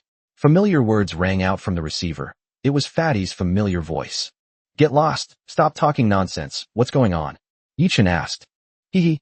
You didn't bring your wristband, did you? That thing was made by the Wanwu Tower. They left a loop inside so they could track us at any time. So I threw it away and made one myself. Although it can only communicate independently, it's perfect for us guys, the fat guy mumbled, clearly having suffered a great loss because of the wristband. I guessed it. How are you now? Where are you? I'm coming to find you. Yi-chan curled his lips. In his previous life on Earth, he had experienced countless information leaks. Who would believe that he was really keeping this a secret? So, from the moment he left Sun Xiuju's place, he had already turned off the wristband and tossed it aside. Hee. I won't die. There are quite a few wasteland planets in this star system, but I still managed to find a gap and hide here for a while. If you don't come looking for me soon, I'm afraid I really won't be able to hold on. I don't have enough food, the fat man said with a bitter face. His territory was teeming with goblins who were not only voracious eaters, but also ill-suited for farming and animal husbandry. As a result, food had always been a major problem for him. He could rely on Yi-chun and the others before, but now that he was out there, he was all alone, and the goblins' food supply was naturally a challenge. You really can't go anywhere without food. Yi-chun couldn't help but rub his forehead, but he also knew the situation in Fatty's territory. Even with their help, they were still short of food, let alone in this situation. Of course, otherwise how did I get so fat? But we really need to leave here as soon as possible. The fat man chuckled, but his expression suddenly turned serious. The fall recruitment season is about to begin, and we need to go back and recruit a group of people. Moreover, the war in the Moor Plain is about to officially begin. If we don't leave now, I'm afraid I won't be able to leave. It seems that my position has just become the center of the battlefield. Damn it. Chapter 274 The Spark of Civilization Among the Dwarves. Upon hearing the fat man's words, Yi-chan couldn't help but curse out loud. You're really good at running, aren't you? The center of the battlefield? Why don't you just blast yourself to death with a fireball? Yi-chan said irritably. Running to a place like this is just asking for death. Who knows? When I came here before, this was a relatively safe area. Who knew that it would become the center of a battlefield in just a few days? The fat man said irritably, feeling quite frustrated about it. What's this communicator all about? Did you set it up? Yi-chan continued to ask. That's right. Don't you know who I am? Not long after I came out, I got that pager you mentioned before. Later I found out that the problem with this thing is communication. Once the communication problem is solved, the rest is easy to handle. So after that, I got the phone you have now. If we weren't short-handed, I could have produced the latest wristbands myself. We'd have to rely on ourselves for the signal, so it's safe. You have no idea how many times I've been tricked by the wristbands from Wanwu. They can track me down with these things. Fatty, I was tricked for quite a while before I realized it, so I promptly threw away the wristband. I was worried you wouldn't be able to contact me, so I started developing my own communication device, and then placed it on that wasteland planet. Brother Chun, you really did find me. You truly are my best brother, the person who understands me best in this world. I'm a genius. The fat man chattered excitedly, seemingly unusually excited as he hadn't interacted with anyone in a long time. Yi-chan also gleaned the gist of what the other party was saying. Presumably, Wanwu had used the wristband to track the fat man before, causing him considerable trouble, which was why he had no choice but to develop his own communication equipment. Alright, enough talk, send me the coordinates. I'm coming over now. Yi-chan said crisply. The spatial teleportation in his territory was ready, and he could fly towards the fat man's location at any time. No, no, no. Don't come any closer. Upon hearing this, the fat man immediately stopped him and quickly gave Yichen another set of coordinates. Go here first. There's a flame of civilization of the dwarves inside. It shouldn't have gone out yet. There were too many powerful dark creatures there before, so I couldn't get in. Now that you're here, you can take the flame of civilization back. Upon hearing the fat man's words, Yichun was first taken aback, then couldn't help but marvel at the other man's good luck. The civilization flame was a key item for gathering the nest of a clan, representing the inheritance and continuation of a race's civilization. Only those races that were once incredibly powerful could retain a spark of hope after falling into darkness, becoming the hope for the continuation of their race's heritage. Moreover, this is a spark of civilization of the dwarves. As one of the races that dominate the continents of various planes, the dwarves, although not as powerful as divine races like angels and dragons, are one of the races most suitable for developing their territories. Like humans, elves, and orcs, they are a highly intelligent race and one of the dominant races that rule the human world in various planes. If they develop well, they are capable of ruling a world. Such an intelligent race's nest is no less valuable in the market than those of the elite races. In fact, many elite lords need such intelligent races to make up for the lack of population and civilization development in their territories. Kind of kin that ordinary lords can obtain. Want to use dwarves as your second clan? Yichen asked before immediately agreeing. Hehe. As you know, my goblins are good at inventing, but their forging ability is really lacking. Dwarves are naturally good at forging, so using them as a second clan can make up for this deficiency and fully unleash the goblins' creativity. The fat man chuckled, clearly having already planned for the development of his territory. A goblin paired with a dwarf is indeed a good combination. One is good at inventing, and the other is good at creating. However, this makes your combat strength seem a bit weak. Yichen nodded. It was indeed a very good combination. What's wrong with weak combat power? Putting aside everything else, how many lords can go this far in the fallen plane like Fatty? Besides, the dwarves are not weak either. They are natural warriors, and they would be quite suitable to pilot future matches. Fatty said excitedly, his tone full of longing for the future. Upon hearing this, Yichun was speechless. Indeed, even ordinary genius lords couldn't survive for so long in the fallen world. If he hadn't been backed by Oris, he probably would have turned around and run away immediately. Alright, I'll go get the dwarven civilization spark for you first. You'll be fine on your own there, right? Don't die there. Yichen nodded and immediately agreed. He's my brother after all. If he becomes strong, he'll definitely help me a lot. Don't worry, as long as I don't wander off and war doesn't break out immediately, I'll be perfectly safe here. And if you're quick, we might even be able to make some money here. That place is right on the Allied forces' advance route. They're worried someone might get there first, so they're in a bit of a rush. The fat man chuckled slyly, showing no concern whatsoever for the danger he was in. As for the Allied forces, that was a term used to refer to the armies of various lords. Alright, I'll go over there. Then I'll go get you. Yichen nodded. If that's the case, then it's indeed quite urgent. If someone beats him to it, the fat guy will probably cry his eyes out. It's not easy to find the spark of civilization of intelligent races outside. Hehe. I remember there's a dwarven hammer being nurtured inside. Brother Chin, remember to bring it back with you. It's a divine artifact of the dwarves. I know. How could the spark of civilization of the dwarves not be protected by divine artifacts? Tell me about the distribution of the dark creatures around here. I've only done a rough survey. You know my strength. But there are quite a few 4th-tier dark creatures, and also quite a few 5th-tier dark creatures. As for 6th-tier creatures, there should be some, but I can't say exactly how many. Damn it. Yichen cursed angrily, and the fat man's voice immediately weakened. Don't be like that. It's much more dangerous here. There are even 7th and 8th level dark creatures. That place is considered safe. Is it too late for me to give up on saving you? I feel like it would be better to feed you to the dark creatures. Brother Chun, we've been classmates for 6 years. We've even slept in the same bed. We're brothers. That's no longer possible. Chapter 2, 75, 6th Order Dark Creature. After hanging up the phone, Yichun told Yi she to find an open space to receive the magic crystal bomb that Fatty was sending over. Now that we've found the fat man, our firepower can be replenished at any time. Although the dark creatures no longer drop magic crystals, we can still exchange merit points for energy crystals of the corresponding level in the inheritance stone tablet. However, given Yichen's current level as a tier 3 lord, he can only exchange for tier 3 energy crystals at most, and they are not cheap. As for the fat man, He is only a Tier 1 Lord, and there is a limit to the number of Tier 3 energy crystals he can exchange for, so he can only use them for research. Reserve of magic crystals beforehand, and now that he has dumped them all at once, there are still quite a few magic crystal bombs. As a large number of new lords emerge from the trial space, the price of magic crystals will likely rise accordingly. However, Yichin should have already reached Tier 4 by then, and be able to directly exchange for Tier 4 energy crystals. Whoosh! Sure enough, soon whole boxes of magic crystal bombs were transported out through the treasure trading disc. Most of them were level 3 magic crystal bombs, with a small number of level 4 and even level 5 ones. These were the ones that the fat man had survived. Every one used was one less. Yichun didn't stand on ceremony and directly exchanged all the remaining merits for Tier 3 energy crystals to send to the fat man. Although he didn't want to admit it, he could only make do with these Tier 3 magic crystal bombs for now. With his weapons ready, Yichun didn't hesitate and immediately activated spatial teleportation to the vicinity of the coordinates sent by Fatty. He didn't dare teleport directly in. Who knew what changes had occurred there in the past few days?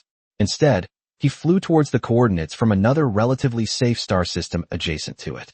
My lord, the dark energy here is even denser, and the energy needed to maintain the territory's shield is increasing. Yishi said with a hint of worry as he looked at the surrounding darkness. It's alright, it's normal. After all, this place is close to the core area of the battle, with a large number of high-level dark creatures. It's normal for the dark energy to be more concentrated. We're already very lucky that we weren't attacked by dark creatures as soon as we landed. Yichin shook his head and said, not worried about such a small matter. Instead, he had his men carefully watch their surroundings to prevent any dark creatures from sneaking out and attacking them. Territory shields can withstand attacks. They consume a lot of energy. If attacks can be blocked in advance, there is no need to consume energy in the territory. Yi Chun is currently penniless, and he has to use the energy crystals he exchanged for merits sparingly. Otherwise, before he can find the spark of civilization of the dwarves, he will probably run out of supplies. Roar! A beastly roar echoed in the darkness, and everyone felt a jolt of energy. A tremendous pressure emanated from the area, and even standing on the Baixian platform, Yi Chun could sense the powerful strength of the newcomer. This is a Tier 6 creature. We're really lucky. Yi Shi was stunned for a moment, then said, his figure rushing towards the Baixian platform, preparing to fight against this powerful Tier 6 creature together with Taishan, Suanio, Ho, and the three-legged golden crow. People in the territory now, only a few can pose a threat to 6th tier creatures. Taishan, who wields a trident, Xian Yao after merging, her and the three-legged golden crow, and even Ho, are only a little bit of a threat because of the powerful toxicity of their urine. Wait a minute. Yi Chun, standing on the high platform, suddenly spoke up, stopping Yi Shi who was rushing down. Call Oris along too. Try to conserve your energy and finish this quickly. This is not a place to linger. With his 7th tier strength, Oris could easily handle a 6th tier creature like this. He only sent Yi Shi and the others along because he was worried that the dark creature would be too troublesome and drain Oris's energy. After all, this is a dangerous area teeming with dark creatures, and the high-end combat forces in the territory must maintain sufficient physical and mental strength at all times to cope with battles that may occur at any time. Roar! As it spoke, the creature in the darkness finally emerged, its jet-black body slicing through the darkness like a giant celestial beast soaring through the starry sky. Yichin couldn't really see the other's figure clearly, but judging from the fleeting glimpse of its size, this dark creature was at least several thousand meters long, even larger than Oris back then, making it the largest creature Yi Chun had ever seen.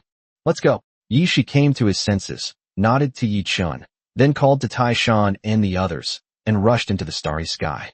Chirp, the three-legged golden crow appeared, directly bypassing the territory's shield and entering the starry sky. The dazzling sunlight shone forth, dispelling all the surrounding darkness. If someone were standing in the starry sky, they would surely feel a long-lost warmth. And the appearance of that dark creature gradually became clear under the blazing sun. It was a monster covered in tumors, enormous like a dire wolf, with its huge scarlet eyes narrowed slightly as it looked warily at the three-legged golden crow outside its territory. An unknown high-level dark creature? Yichin thought to himself as he looked at it. Corroded by dark energy, many dark creatures often experience various uncontrollable mutations when advancing in their evolutionary stages. Most of these mutations lead to physical collapse and death, which is what is referred to as genetic collapse on Earth. However, some of them managed to survive. However, these surviving dark creatures, while gaining immense power, also became neither human nor ghost, just like the giant beast in front of Yichun. Covered in terrifying tumors, it was impossible to identify what kind of creature it was. It was even hard to say whether it could still be considered part of its former species, since its entire life form had been completely altered. Roar! The dragon's roar echoed from its territory. Upon receiving the command, Horus flew out of Fengdu City and directly entered the starry sky. With the three-legged golden crow dispelling the darkness, Horus didn't need to worry about being corrupted by the dark energy. Instead, he roared and charged towards the dark creature, which was countless times larger than himself. Roar! Sensing that its life was threatened, the dark creature instinctively roared and leaped away, trying to dodge. However, Horus, now in spirit form, was agile and completely unaffected. He easily turned around and passed right through the dark creature's body. Roar! A painful roar rang out, as if the dark creature felt a soul being torn apart. And indeed it did. Horus's direct attack was aimed at its soul. The dark creature's already fragile soul was torn off in a large chunk, and it was already at risk of collapse. Chapter 276 Arrival. Although the ghost's attack is powerful, it is a case of the ghost injures 1,000 while the ghost also injures 180, and it is also a great drain on Horus's own soul power. Yichun thought to himself as he watched Horus's attack. The seemingly powerful attack actually caused fluctuations in Horus's own soul power, which would take some time to calm down. At this moment, Yi Shi and the others made their move. Facing a dark creature stronger than themselves, they showed no fear, as their strength was enough to pose a threat to it. Yi Shi's fine iron longsword flashed, the ordinary standard longsword leaving a silver streak as it heavily struck the giant beast's body. The short wound penetrated 3/10 of an inch into the flesh, and blood splattered out. As she advanced to become the daughter of the moon, her previous moonlight power also advanced to the power of the moon. Although they looked similar, their power was vastly different. Besides Yi Shi, the attacks from Mount Tai and the Xian birds were also formidable. The Xian birds, in particular, after advancing to the 5th rank, could even contend head-on with 6th rank units when combined, and the flames they spewed out could not be extinguished even by 6th rank dark creatures.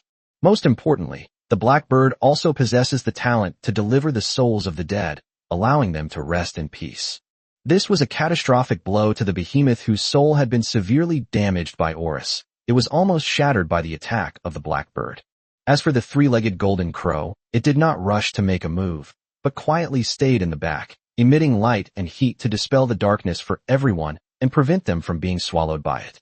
Especially Horus, as a soul being, was directly exposed to the darkness and was more severely affected than others. The appearance of the three-legged golden crow effectively compensated for this deficiency, although even ghosts fear light.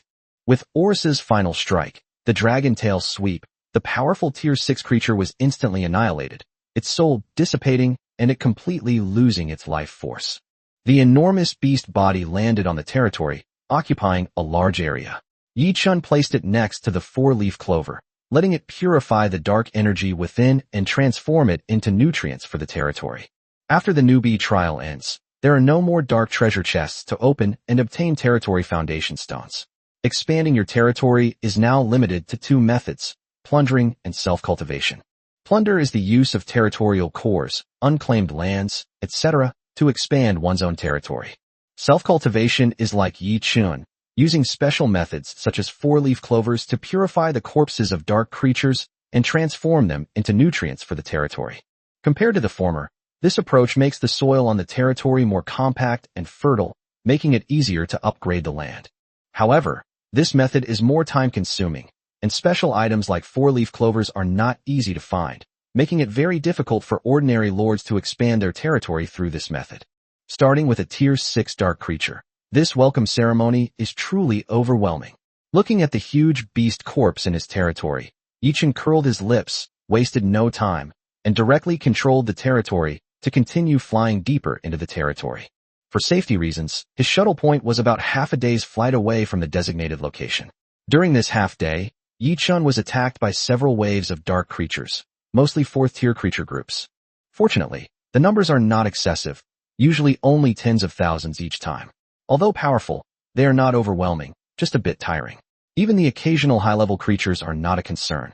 After most of the day had passed, Yichin finally arrived near the coordinates given by the fat man. A wasteland planet was floating in the darkness. Upon closer inspection, there were still some electric lights flashing on the completely fallen planet, as if it were fighting against the surrounding darkness. However, the electric light was already extremely weak and could go out at any moment.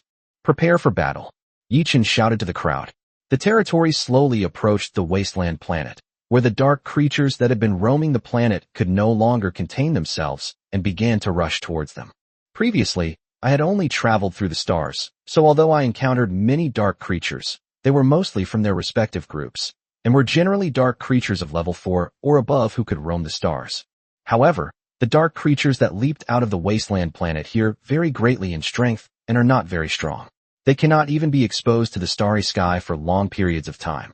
Lured by the life force, it leaped madly from the wasteland planet, wanting to devour Yi Chun and the others.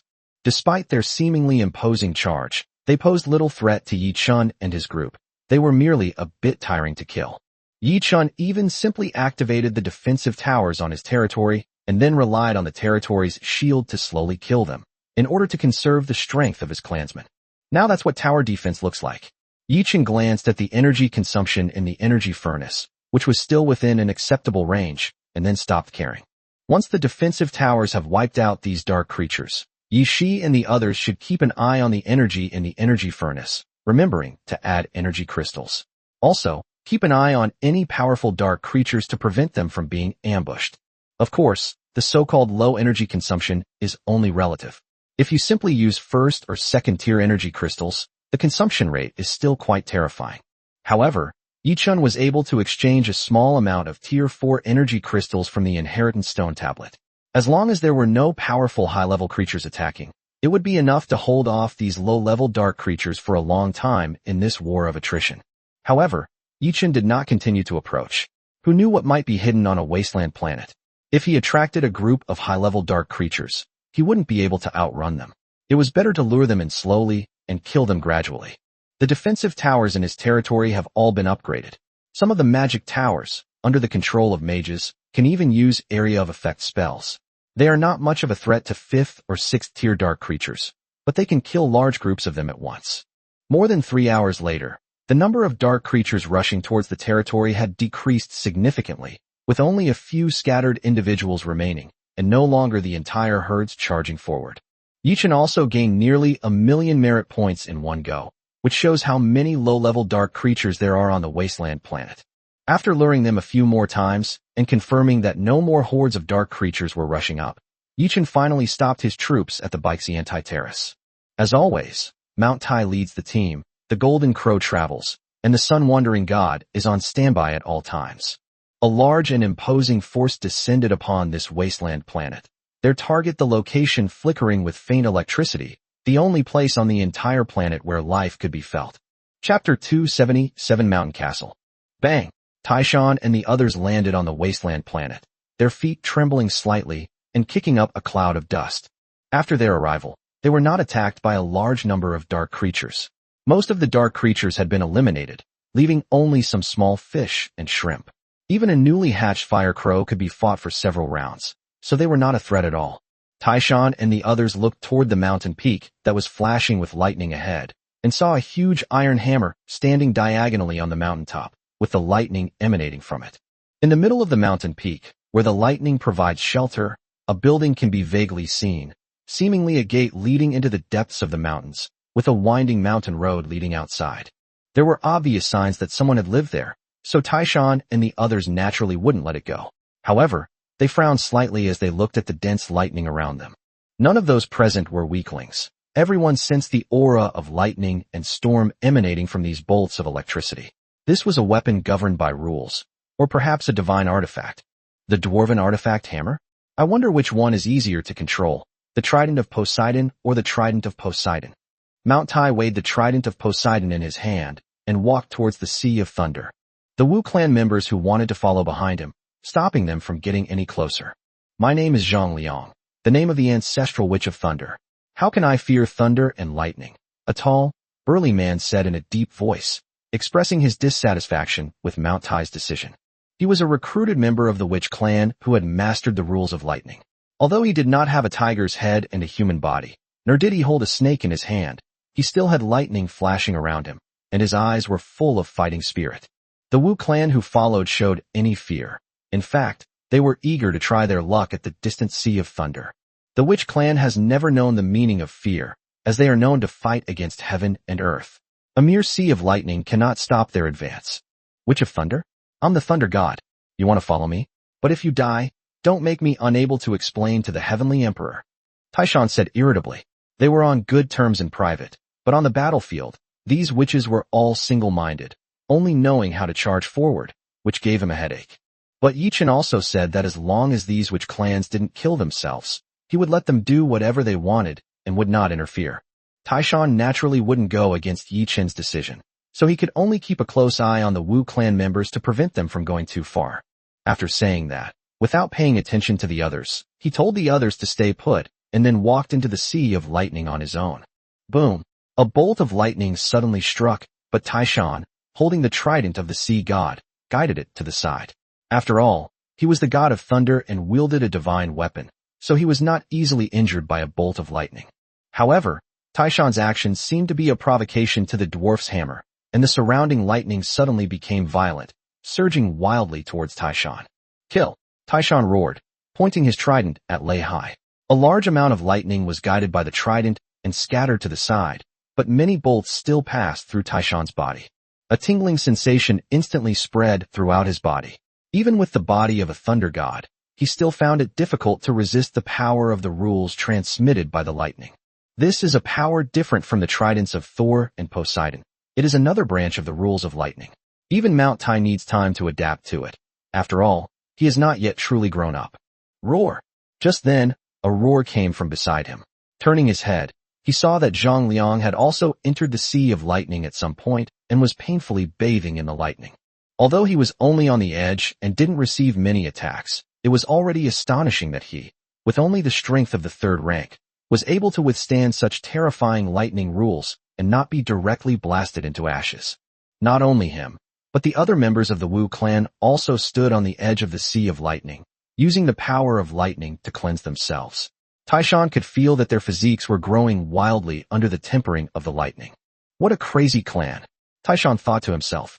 Having already adapted to the sea of lightning, he had no time to pay attention to the others and strode towards the city gate in the mountains. The dwarf hammer is located at the summit of the highest mountain, and it will take some effort to get there. Therefore, Mount Tai decided to go to the city gate first. If nothing unexpected happens, the seed of civilization should be inside there, which is also their main purpose for this trip. As for the dwarf hammer, that is just a side quest. Boom! The higher he went up the mountain, the stronger the lightning attacks Taishan endured. Sometimes, even he would be struck and his skin would be torn open.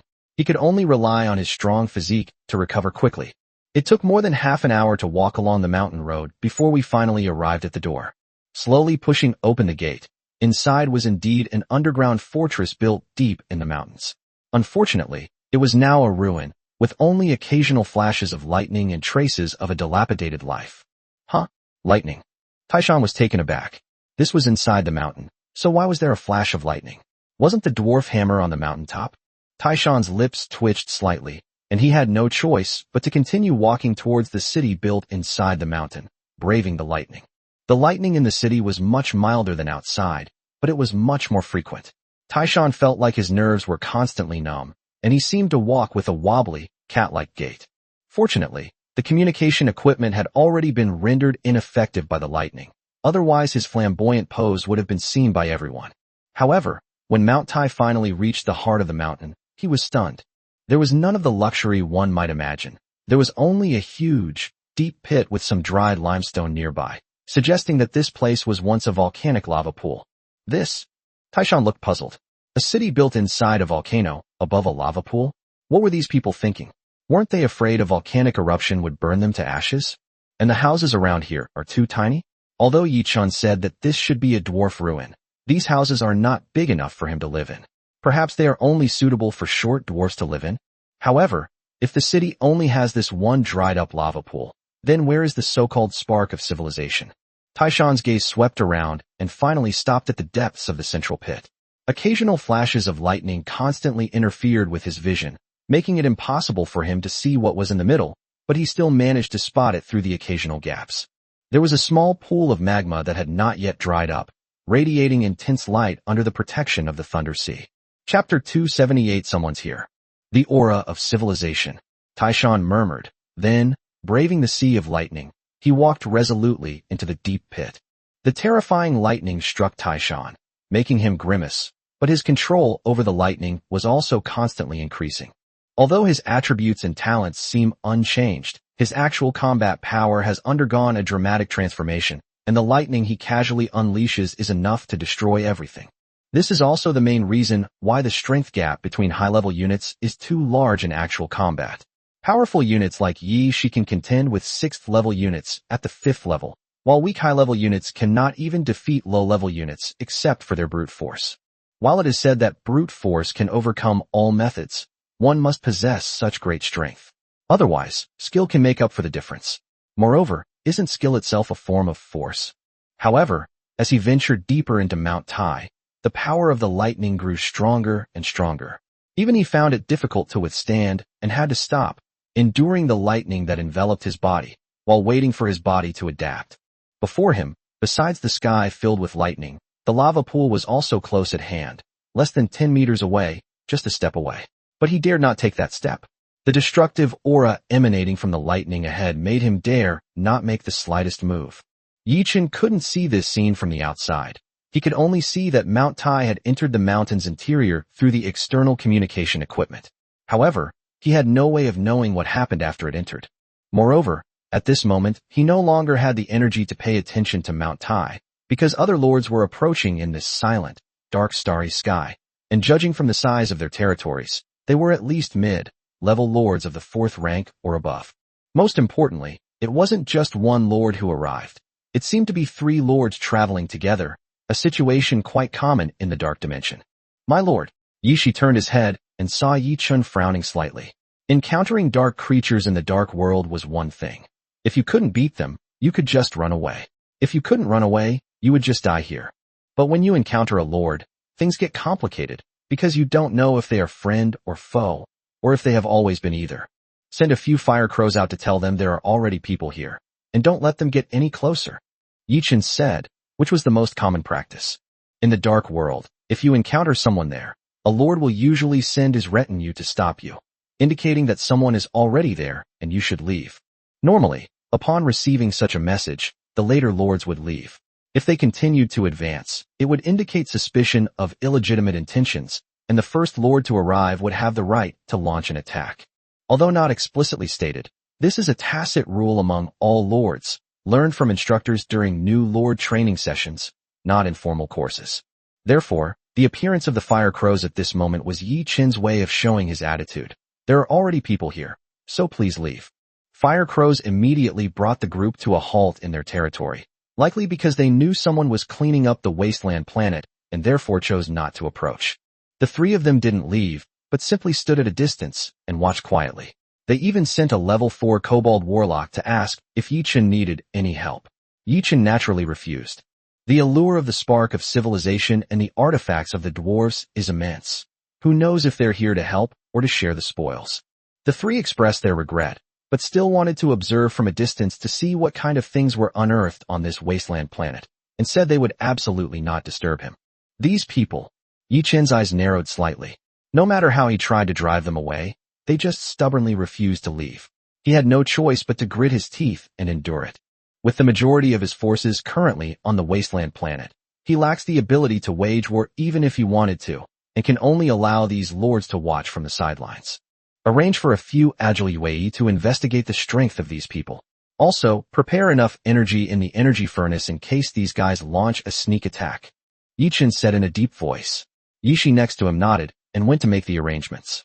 Meanwhile, on the other side, the projections of 3 lords sat together, watching Yi Chen's direction warily and discussing in hushed tones. Brother, are we really going to make a move? This is a formidable figure who has traveled alone through the dark starry sky. One of them asked, looking slightly nervous at the 2 beside him. A lord who can walk independently through the dark starry sky must have the strength to suppress high-level dark creatures. Otherwise, he can only band together like them, combining the high-level combat power of one or two of them to protect the safety of everyone else. Of course, this protection is not free. Lords with high-ranking families will inevitably reap the lion's share of the benefits. What are you afraid of? Look at his territory, 99% of it is empty and desolate. He must have just become a 4th-tier lord not long ago. Even if he has some high-level combat power, he's only 5th or 6th tier, barely able to walk in the dark. We have 4 6th-tier familiars with us. What's there to be afraid of? And look at that wasteland planet. It's sparkling with electricity. If I'm not mistaken, there should be some artifacts left behind. If we're lucky, we might even find a spark of hope. If we could get that, it would be a huge fortune. Don't you want to create another kind of clan and advance towards a higher realm? The leader was a skinny lord with monkey-like cheeks and a pointed mouth, whose eyes gleamed with greed. He had noticed the light on the wasteland planet as soon as he arrived, which was why he refused to give up. Otherwise, who would be so foolish as to want to provoke a powerful figure who can roam the dark dimension? It's all about the allure of wealth. Sure enough, upon hearing his words, the other two were also tempted. Heaven knows that after fighting in the Moor Plane for so long, they had only accumulated some merits and acquired some resources. A spark of civilization or a divine artifact is enough to surpass all their previous gains. Murder and arson bring wealth and honor, while building bridges and repairing roads leaves no trace of their bodies. This is not the first time they have done such things. Otherwise, how could they, as mere low-level lords, possibly advance to the 4th rank and become a mid-level lord? Damn. This kid only used a few fire crows to send a message, so his strength is obviously just SOSO. I guess he got lucky somewhere and got a high-level familiar. With our strength, we can definitely take him down. The lord, who was just tense and fearful, was now as excited as if he had been injected with chicken blood and was just short of taking action. Chapter 279 Zhang Liang, the Ancestral Witch of Thunder. No rush. He's using the territory shield, so it won't be easy to break it in a short time. If he recalls, the main force of his clansmen will be caught in a pincer attack and will definitely suffer significant casualties. It would be better to wait until he brings back the divine artifact and the spark of civilization. By then, his army, which has just experienced a great battle, will surely be battered and bruised. We can then wait for them on their return journey, take advantage of their rest, and wipe out their main force in one fell swoop. Afterward, we can use the divine artifact they have painstakingly brought back to conquer his territory. Hehe. Boss, you're awesome. This is a great idea. The two people next to him lit up when they heard the plan and immediately expressed their agreement. The three of them then waited quietly, awaiting the result from Yi Chen's side. Yi Chen, standing on the bike Xiantai, was also extremely troubled. Not to mention the 3 men who were eyeing him covetously. Taishan and the others on the wasteland planet had been missing since entering the Thunder Sea, and he didn't know what had become of them. Zhang Liang and the others were all right. They could still catch glimpses of each other occasionally as they walked through the Sea of Thunder. As for Mount Tai, it was practically out of contact, completely vanished without a trace. However, Zhang Liang's progress was quite good. Unlike other members of the Wu clan who could only wander around the edge of the Sea of Lightning, Zhang Liang had already crossed the mountain gate and continued to walk towards the top of the mountain. The violent lightning around him had completely buried his figure. Only by following the movement of the dense lightning pool could one know that he was still alive and was still walking upwards. Meanwhile, Taishan, located in the mountain fortress, was still enduring the baptism of lightning. His ever-growing physical body and ability to control lightning kept him moving towards the lava pool, yet he always remained a little distance away. He needed more time to adapt to the lightning. He could sense that if he could truly enter the realm on his own, he might be able to seize the opportunity to advance and become a true thunder god. But at that moment, the Sea of Lightning suddenly disappeared, plunging the entire mountain into darkness, with only a wisp of fire still shining in the lava pool before them. Taishan's tense body staggered, almost falling headfirst into the lava pool. If the spark of civilization were destroyed because of this, Yichen would probably blame him for a long time. Before Mount Tai could recover, a loud rumble suddenly erupted from the mountain. Without the protection of lightning, a large amount of dark energy surged in, rapidly eroding and polluting the entire mountain, and even showing signs of collapse. Without bothering to think about the reasons, Taishan quickly got up, used the trident of Poseidon to protect the surroundings, and then began to collect the seeds of civilization to prevent them from being corrupted by darkness. Meanwhile, the people waiting outside were truly dumbfounded. The dwarf's hammer, which even the 5th level Thor Taishan could not approach in a short time, was actually lifted up by Zhang Liang, who was only at the 3rd level. At this moment, the towering Zhang Liang stood atop the mountain peak, holding the dwarf's hammer, his body crackling with lightning, like a thunder god descending to earth. In fact, in the primordial world, the ancestral witch of thunder was also known as the thunder god, and his body was comparable to that of the thunder god of Mount Tai. Even Yi Chen didn't expect that this guy, with his tier 3 body, would step into the lightning range of the dwarf hammer and successfully subdue it. That's too brave. Yi Chen, standing on the power-up platform, was shocked. As the dwarf's hammer was picked up, the lightning in the sky gradually dissipated, and the projection returned to normal. He could only see Zhang Liang standing on the mountaintop like a thunder god, roaring towards the sky.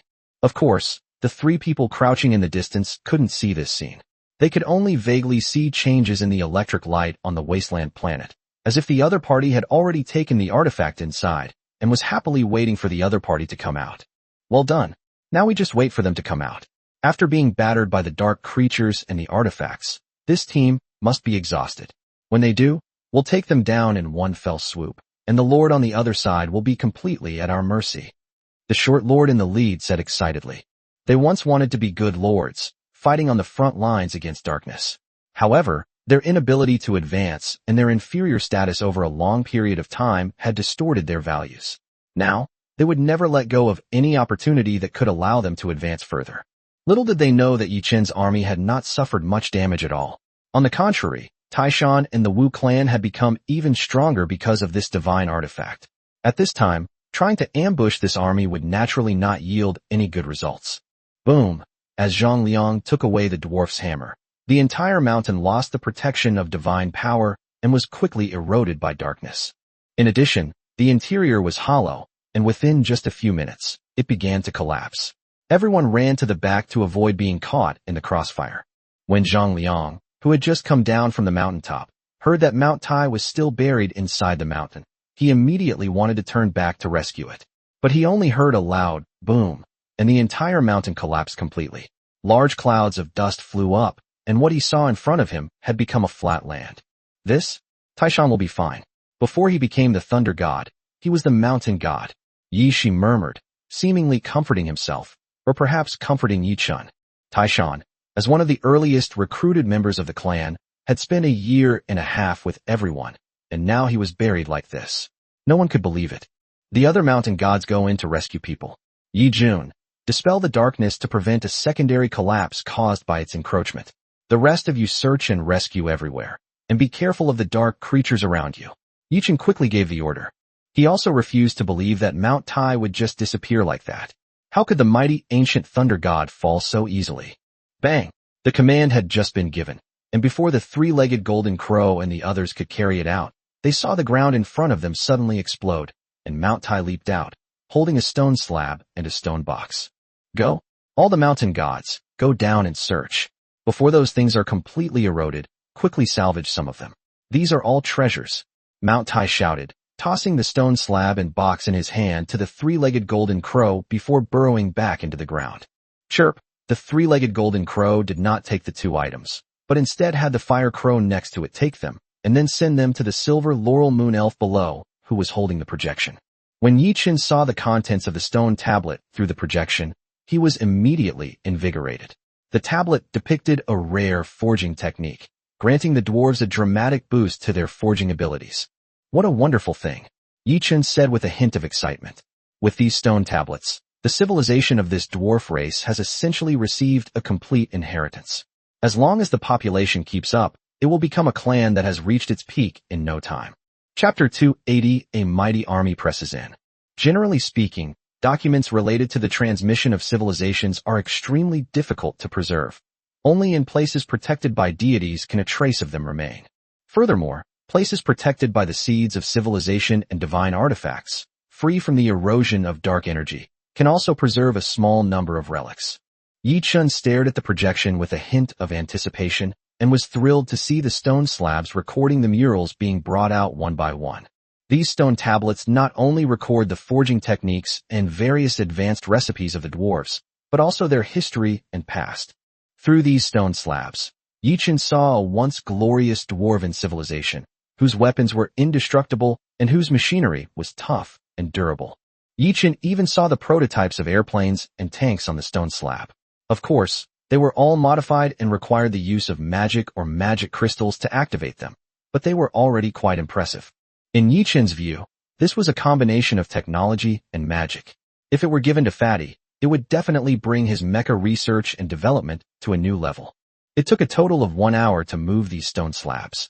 Only after confirming that nothing had been missed did Taishan and the others stop and begin preparing to return. A rough count revealed that there were a total of 108 stone slabs, all carefully carried by the fire crows. When Taishan saw Zhang Liang wielding the dwarf's hammer, he was completely stunned. He never expected that the one who would finally pick up the dwarf's hammer would be a member of the Wu tribe whom he had never taken seriously. To be honest, Yichen kept talking about the strength of the witch clan in the territory, but the witch clan was still too weak at the moment, so no one took it seriously. Zhang Liang's ability to take down the dwarf hammer in one fell swoop shocked Taishan. Even he couldn't get close to it in such a short time.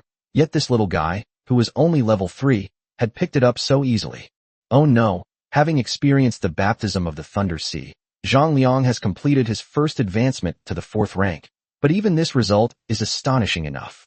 Of course, this is also related to the different attributes of the Thunder God.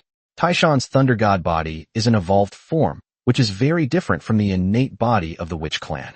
Taishan will need a long time to grow if he wants to become a true Thunder God. Carrying numerous stone tablets and divine artifacts, the group began their grand return journey to their territory. Seeing the commotion, the 3 people who had been waiting in the distance finally began to move. Big brother, they've retreated. The lightning on the planet has dissipated. Looks like they got the artifact, one of them shouted, which immediately roused the other 2, who also looked towards the wasteland planet. Sure enough, the lightning dissipated, and many of the clans began preparing to return to their territory, a sign that they were about to evacuate. Let's go. We'll intercept them. Remember, we just want to see what treasures they've obtained so we can examine them, the leader said.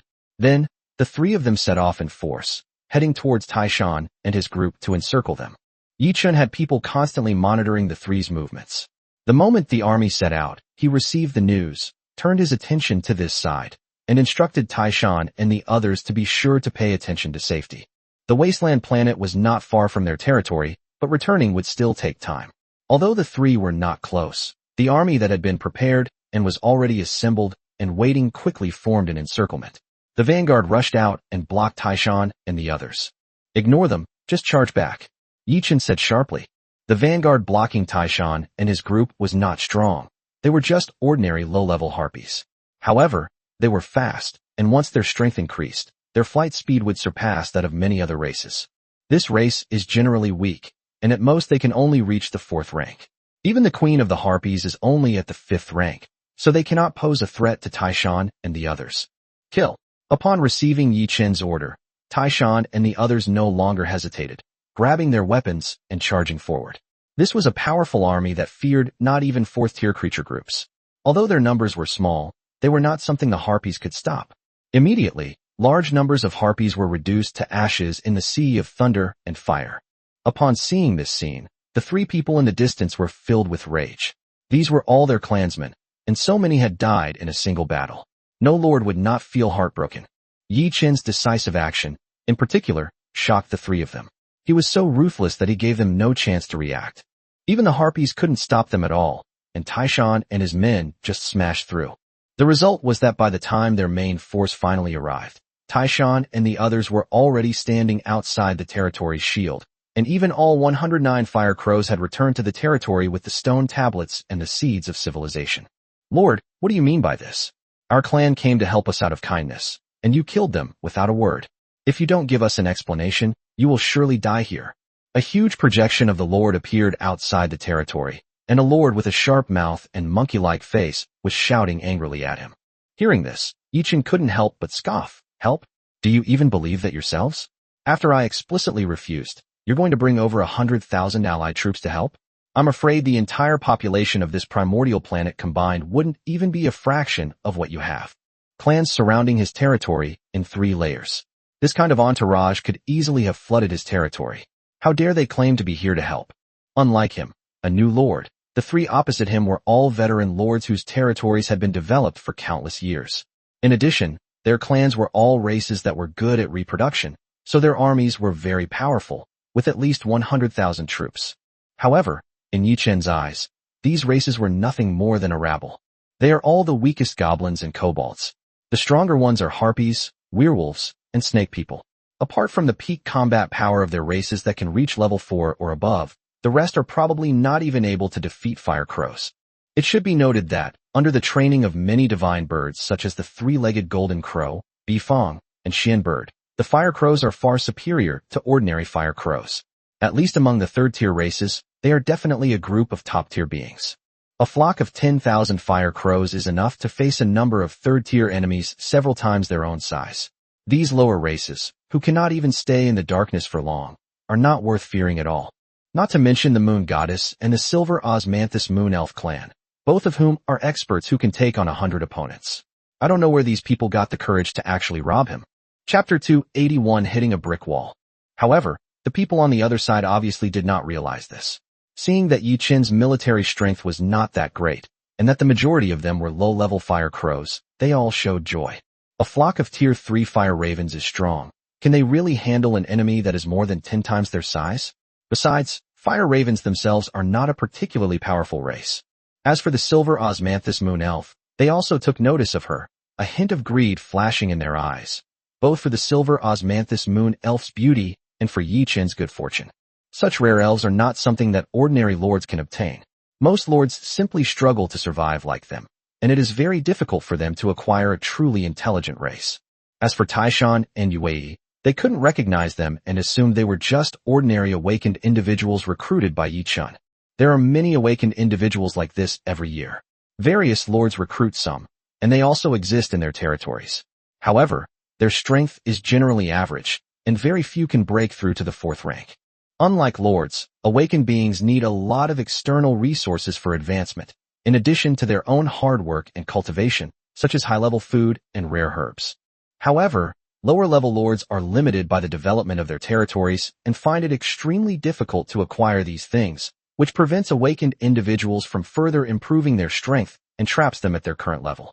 Therefore, awakened individuals are extremely cautious when choosing a lord, otherwise it will not only greatly hinder their future development, but also make it difficult for them to extricate themselves. After all, not all lords will be so kind as to let you leave. Most lords will only keep you trapped in their own territory and squeeze out the last bit of value from you.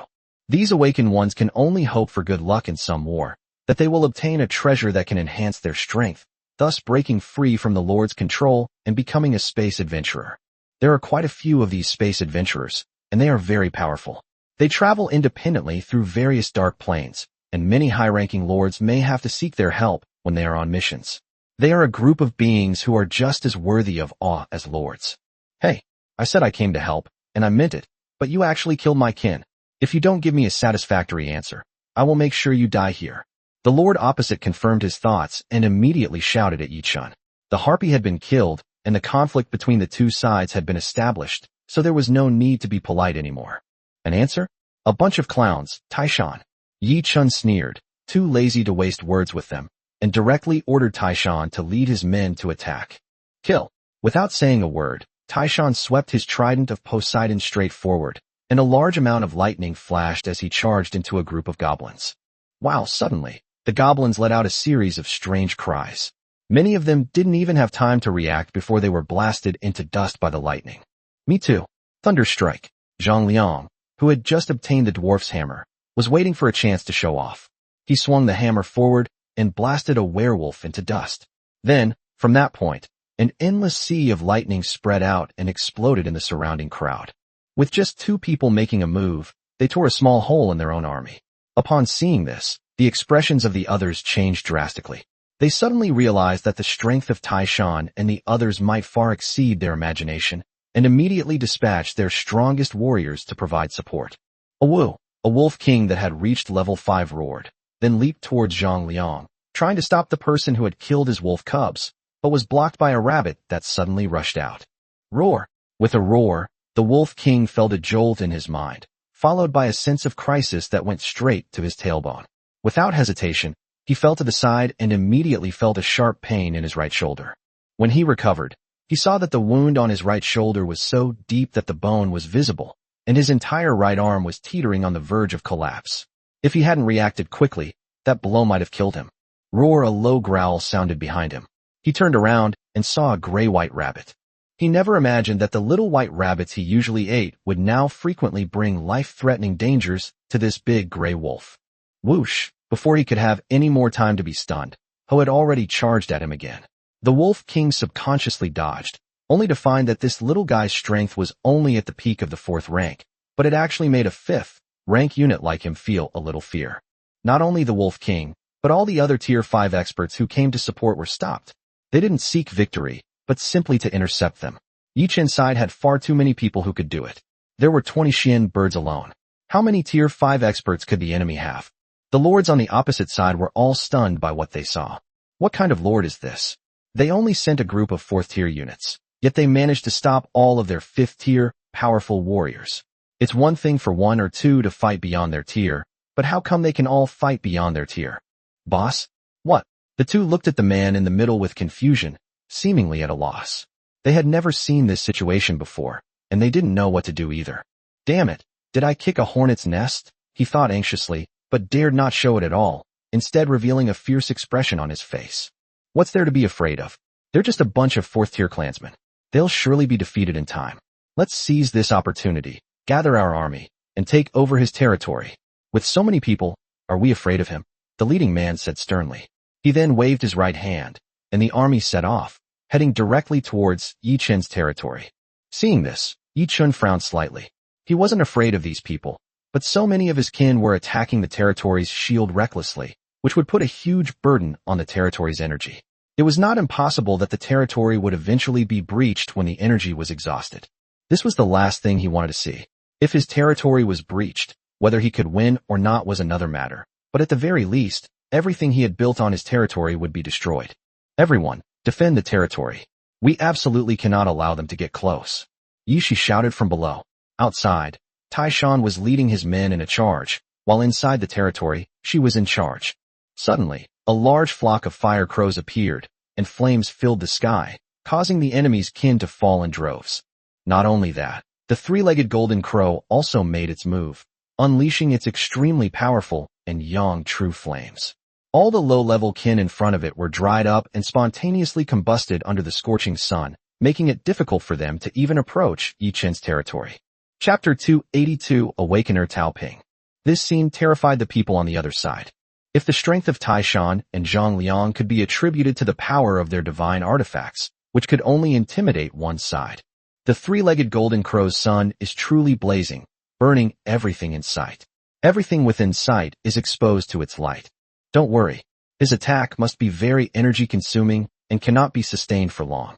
Moreover, with such a large area, the ones that will be most affected are the low-level clans.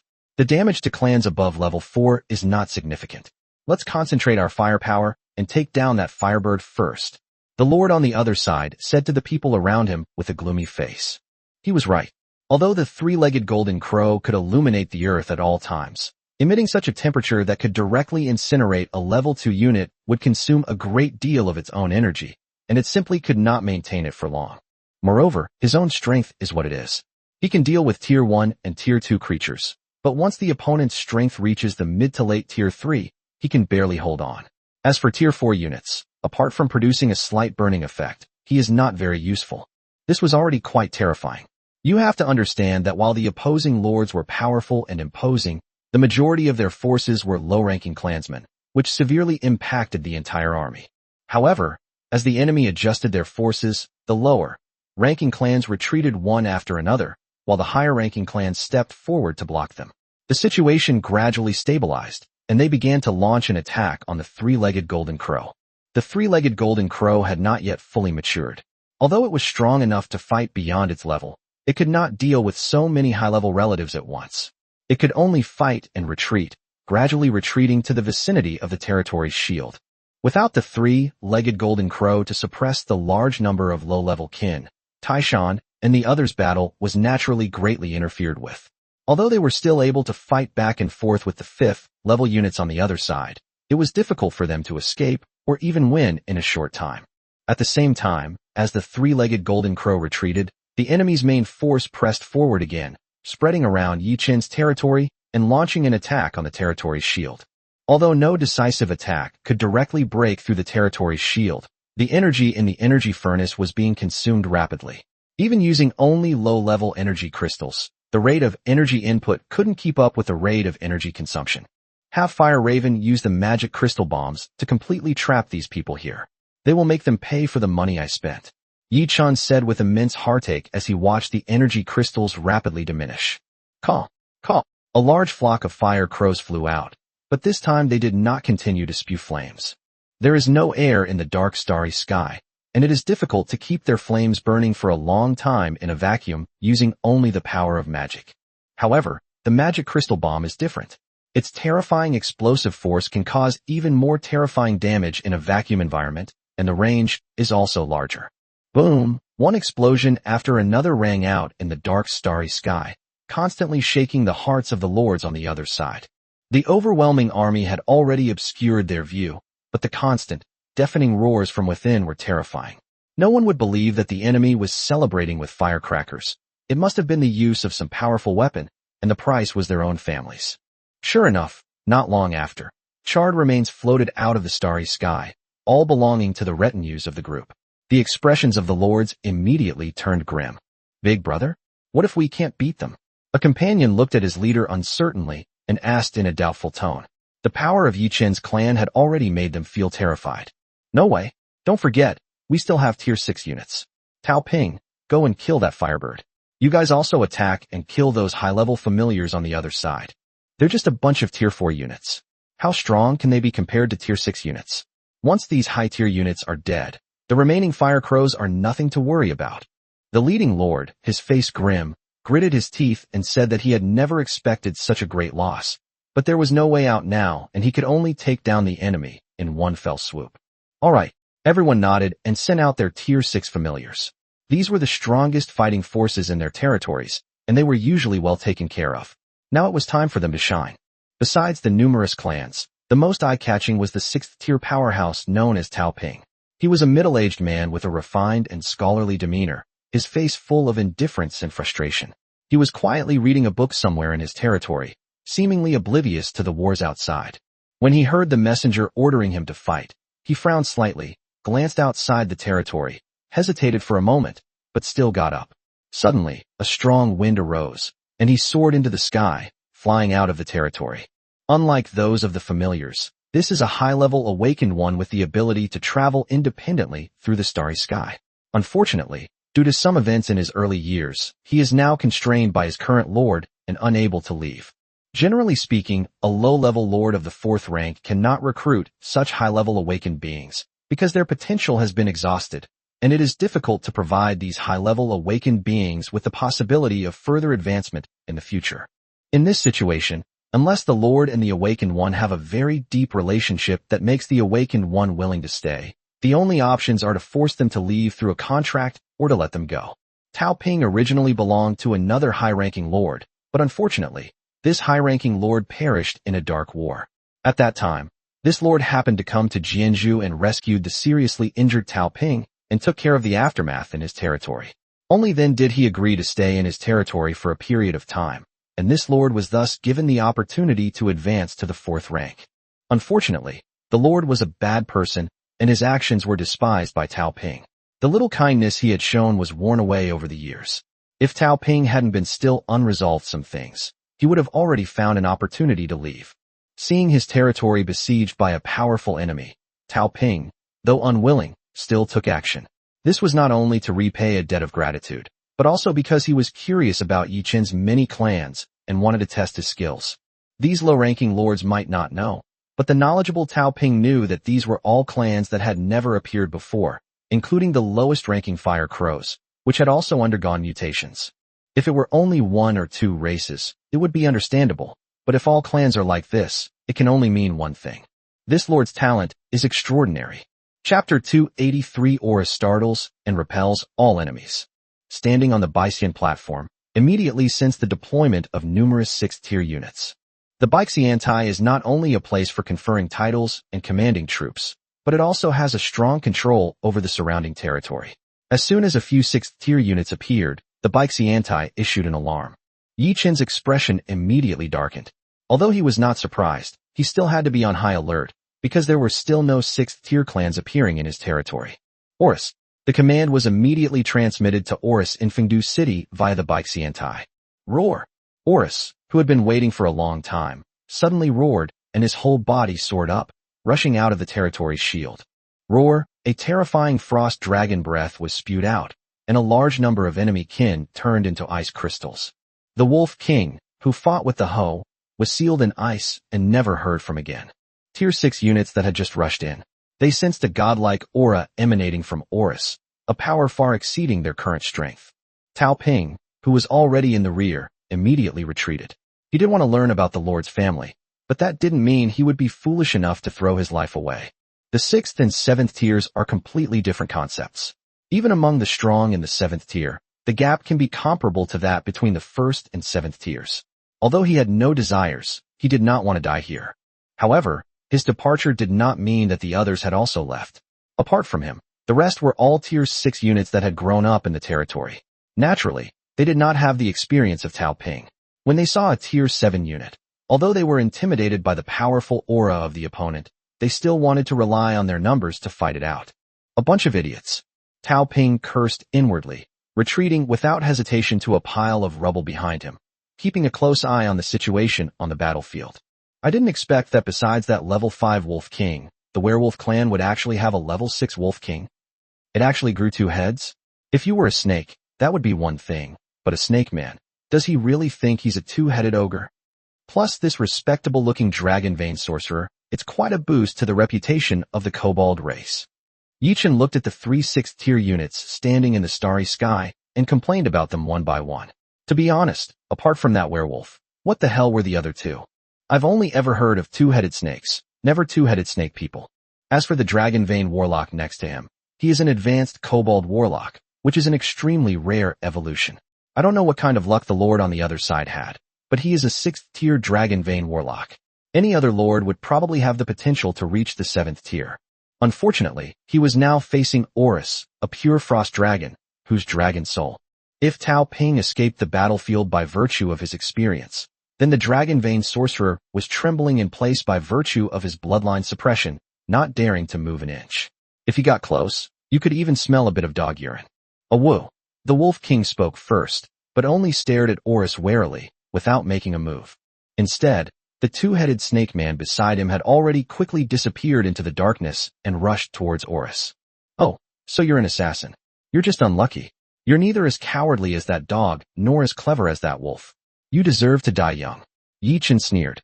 No sooner had he finished speaking than the 2-headed snake man darted out of the shadows, his dagger aimed at Oris's soul, only to find that it passed right through it. There was no corpse in Oris's body. Roar! Oris let out a disdainful low roar, his long tail swishing, alternating between reality and illusion, and the 6th-tier 2-headed snake man was instantly slammed onto a meteorite, the kind that couldn't be pried off. Boss! Boss! Rank 7, rank 7, rank 7. The voices of several lords in the distance trembled as they spoke. Although they traveled through the starry sky, rank 7 units were something they dared not even dream of. Now, not only the other 2 lords, but even their leader trembled, his eyes filled with disbelief and his heart brimming with regret. Damn, none of the lords who dare to roam the dark starry sky alone are weaklings. They're not suffering heavy casualties and having no one left in their territory. They're clearly elite troops who don't care about filling the population. Retreat! Retreat! Retreat! Quick! Prepare for space travel, the leader shouted in a trembling voice. The retreat horn immediately sounded across the territory, and the army quickly retreated towards the territory. At the same time, energy crystals were continuously being added to the energy furnace in preparation for dimensional travel. TCH. Boring. Yi Chen curled his lip in disdain. With this little strength, they dare to do robbery? They're probably the weakest group in the entire starry sky. Where are they going to find someone weaker to rob? Of course, it was impossible to just leave like that. Taishan and the others led the pursuit, killing or capturing a large number of low-level kin, and eventually bringing them back to Yi Chen's territory. His territory was in dire need of rebuilding and needed various clans to increase its diversity. If these clans were disloyal, it was fine. They could be locked up together, sprinkled with special powder, and allowed to breed offspring before being killed. This was a common practice among lords to increase the diversity of their territories. After all, compared to building a clan's nest, the cost of capturing a few alien races and slowly developing is much smaller, and there's no need to worry about the territory's carrying capacity limit. Yichen hadn't expected that this time he would have some unexpected gains. Is this the dragon-veined sorcerer? Yichen looked at the alien creature in front of him, who was only up to his waist, with a human body, a dog's head, and dragon scales, and asked speechlessly. That's right. When we were evacuating, he was so intimidated by Oris's dragon might that he could only tremble in place and couldn't leave immediately. That's why we brought him back. Yishi replied, his eyes full of vigilance. If Oris hadn't been sleeping next to them, they would have attacked directly. Allowing a 6th-tier unit to get close was far too dangerous. My lord, don't kill Peter. Peter is willing to serve you as my master for life. As soon as Yishi finished speaking, the dragon-veined sorcerer knelt down and said in a trembling voice, leaving Yi Chun with a belly full of questions, not knowing where to begin. The kobold race has dragon blood, so they are severely suppressed by the dragon vein. It wouldn't be an exaggeration to say that they are servants of the dragon. They probably didn't know I was there, which is why they sent him out. Don't worry, just make him swear an oath to serve you as their master. Kobolds will never betray their masters. At this moment, Oris suddenly spoke up to explain. Yichen's lips twitched slightly upon hearing this. He wouldn't betray his master? Then what was he doing now? Oris seemed to have thought of this as well, and immediately added, a lord is not his master. Only someone he must swear an oath of allegiance to is. Chapter 284 7th Order Energy Crystal. Yichen's lips twitched slightly. A dragon-veined sorcerer was an unexpected bonus. Before he could figure out how to settle Peter, Taishan brought another person back. This time, it was a human from Blue Star, an awakened one. Yichen raised an eyebrow, looking puzzled. Why would a legitimate awakened one from Blue Star be stuck here? And why was he brought back by Taishan, who was only at the peak of the 4th rank? He didn't believe that Taishan had such strength, and since he hadn't seen this person during the previous battle, he must have been hiding somewhere. He wondered what his purpose was in appearing now. Yichen quietly observed the other party without speaking. Tao Ping was also observing Yichen. Only after stepping onto this planet did he truly realize the other party's extraordinary nature. All the familiars were people he had never heard of or seen before. A white rabbit hoeing in the field, a radish running away, an old man burrowing into the soil. Everything looked so novel and strange. Are you one of those lord's men? After a long pause, Yichen finally asked. Tao Ping snapped out of his daze, looked at Yichen, and smiled calmly. That was true before, but it doesn't matter anymore. As Tao Ping spoke, a barely perceptible hint of sadness and regret flashed in his eyes. So you've betrayed your master? Yichen said sarcastically. He could roughly guess what the other party meant, but he dared not use an awakened one who would easily betray his master. No, not at all. My relationship with Zhang Qian was just a transaction. Now that the transaction is over, I have naturally regained my freedom. I cannot bear the name of betraying my master. Tao Ping silently shook his head and explained. No one dares to bear the name of betraying their master. Then what brings you here today? Yichen nodded, neither saying he believed nor disbelieved, though such things were quite common between lords and awakened beings. I wish to borrow your land to return to Blue Star. Tao Ping replied. He was only an awakened one. Although he could walk in the dark starry sky, he did not have the ability to travel through space. If he wanted to return to Blue Star, he would either need to use a space item or borrow the territory of the lords. I'm sorry, I'm not going back to Blue Star for the time being, so I'm afraid I can't let you pass. Yichen immediately refused. It was common for awakened beings to pass through, and lords usually wouldn't refuse. However, his territory was vast and sparsely populated, and it had many secrets, so it was inconvenient for him to let someone stay.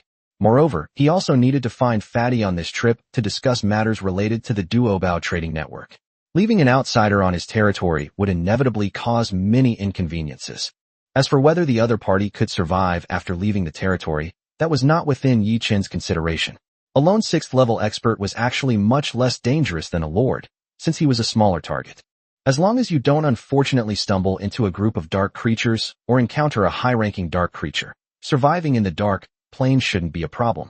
However, it's hard to say how long it will take to find another territory where they can stay. After all, without spatial teleportation, simply flying in the dark plane takes years. My lord, I can pay the fee for passing through. Besides, I am now all alone, and would like to take this opportunity to find another place to stay. Tao Ping frowned, then quickly said. He hadn't expected Yi Chun to refuse so decisively, showing no regard for a sixth-tier expert whatsoever. This undoubtedly left him feeling somewhat bewildered and anxious. Putting everything else aside, if Yi Chunjung didn't grant him passage, how long would it take him to get back? He might actually end up trapped in the dark dimension and devoured by dark energy. Yi Chun was about to refuse when he saw the other person take out something, and the words that were already on the tip of his tongue were swallowed back down. The reason was simple. The toll was far too substantial, amounting to a 7th-tier energy crystal. The Lord whom Tao Ping once served has perished in the darkness, leaving me only these few relics to save my life. Now this energy crystal is useless to me, but I can use it as travel expenses to ask the Lord for passage. Is that all right? Tao Ping asked with a nostalgic look as he looked at the energy crystal in his hand. Great. Absolutely fantastic. Yi Chun shouted in his heart, but his face remained calm. A 7th-tier energy crystal is beyond measure in monetary terms. Even true 7th-tier lords have limited access to exchange for energy crystals of this level, let alone lower-tier lords like them. High-grade energy crystals are always priceless treasures. However, the thought of letting such a powerful figure reside in his territory made him feel a pang of pain. The main reason was that, apart from Mount Tai, there was no one in his territory who could truly suppress the other party. If the other party really came with a purpose and suddenly launched an attack, it would inevitably bring huge losses to his territory. We can't really let a living person like him live with Oris in Fengdu City, can we? Even if he ends up gaining a king of hell. It doesn't seem like it's impossible. Your previous lord died in the darkness? Then what is your relationship with that lord from earlier? Instead of answering, Yi Chun asked, wanting to understand the other party's background before making a judgment. It was just a transaction. Tao Ping said. I previously served Lord Xiongying, a 6th-tier peak lord. Unfortunately, we encountered powerful dark creatures, and the entire territory was destroyed. Only a few followers managed to escape with their lives. I was fortunate to escape with my life thanks to the Lord's favor. I happened to run into Zhang Qian and his men who were passing by at the time. In order to send my seriously injured colleague back to Earth for treatment, I had no choice but to make a deal with him and serve him for 3 years. Now that my term is up, I am free again. Upon hearing Tao Ping's words, Yi Chun's heart skipped a beat. Yi Chun knew about Xiongying, a 6th-tier peak lord. After all, he was a 6th-tier lord who had even made the news 3 years ago. That invasion of darkness resulted in the deaths of more than just this one lord. A total of 10 6th-tier lords perished, and 2 7th-tier lords suffered severe injuries.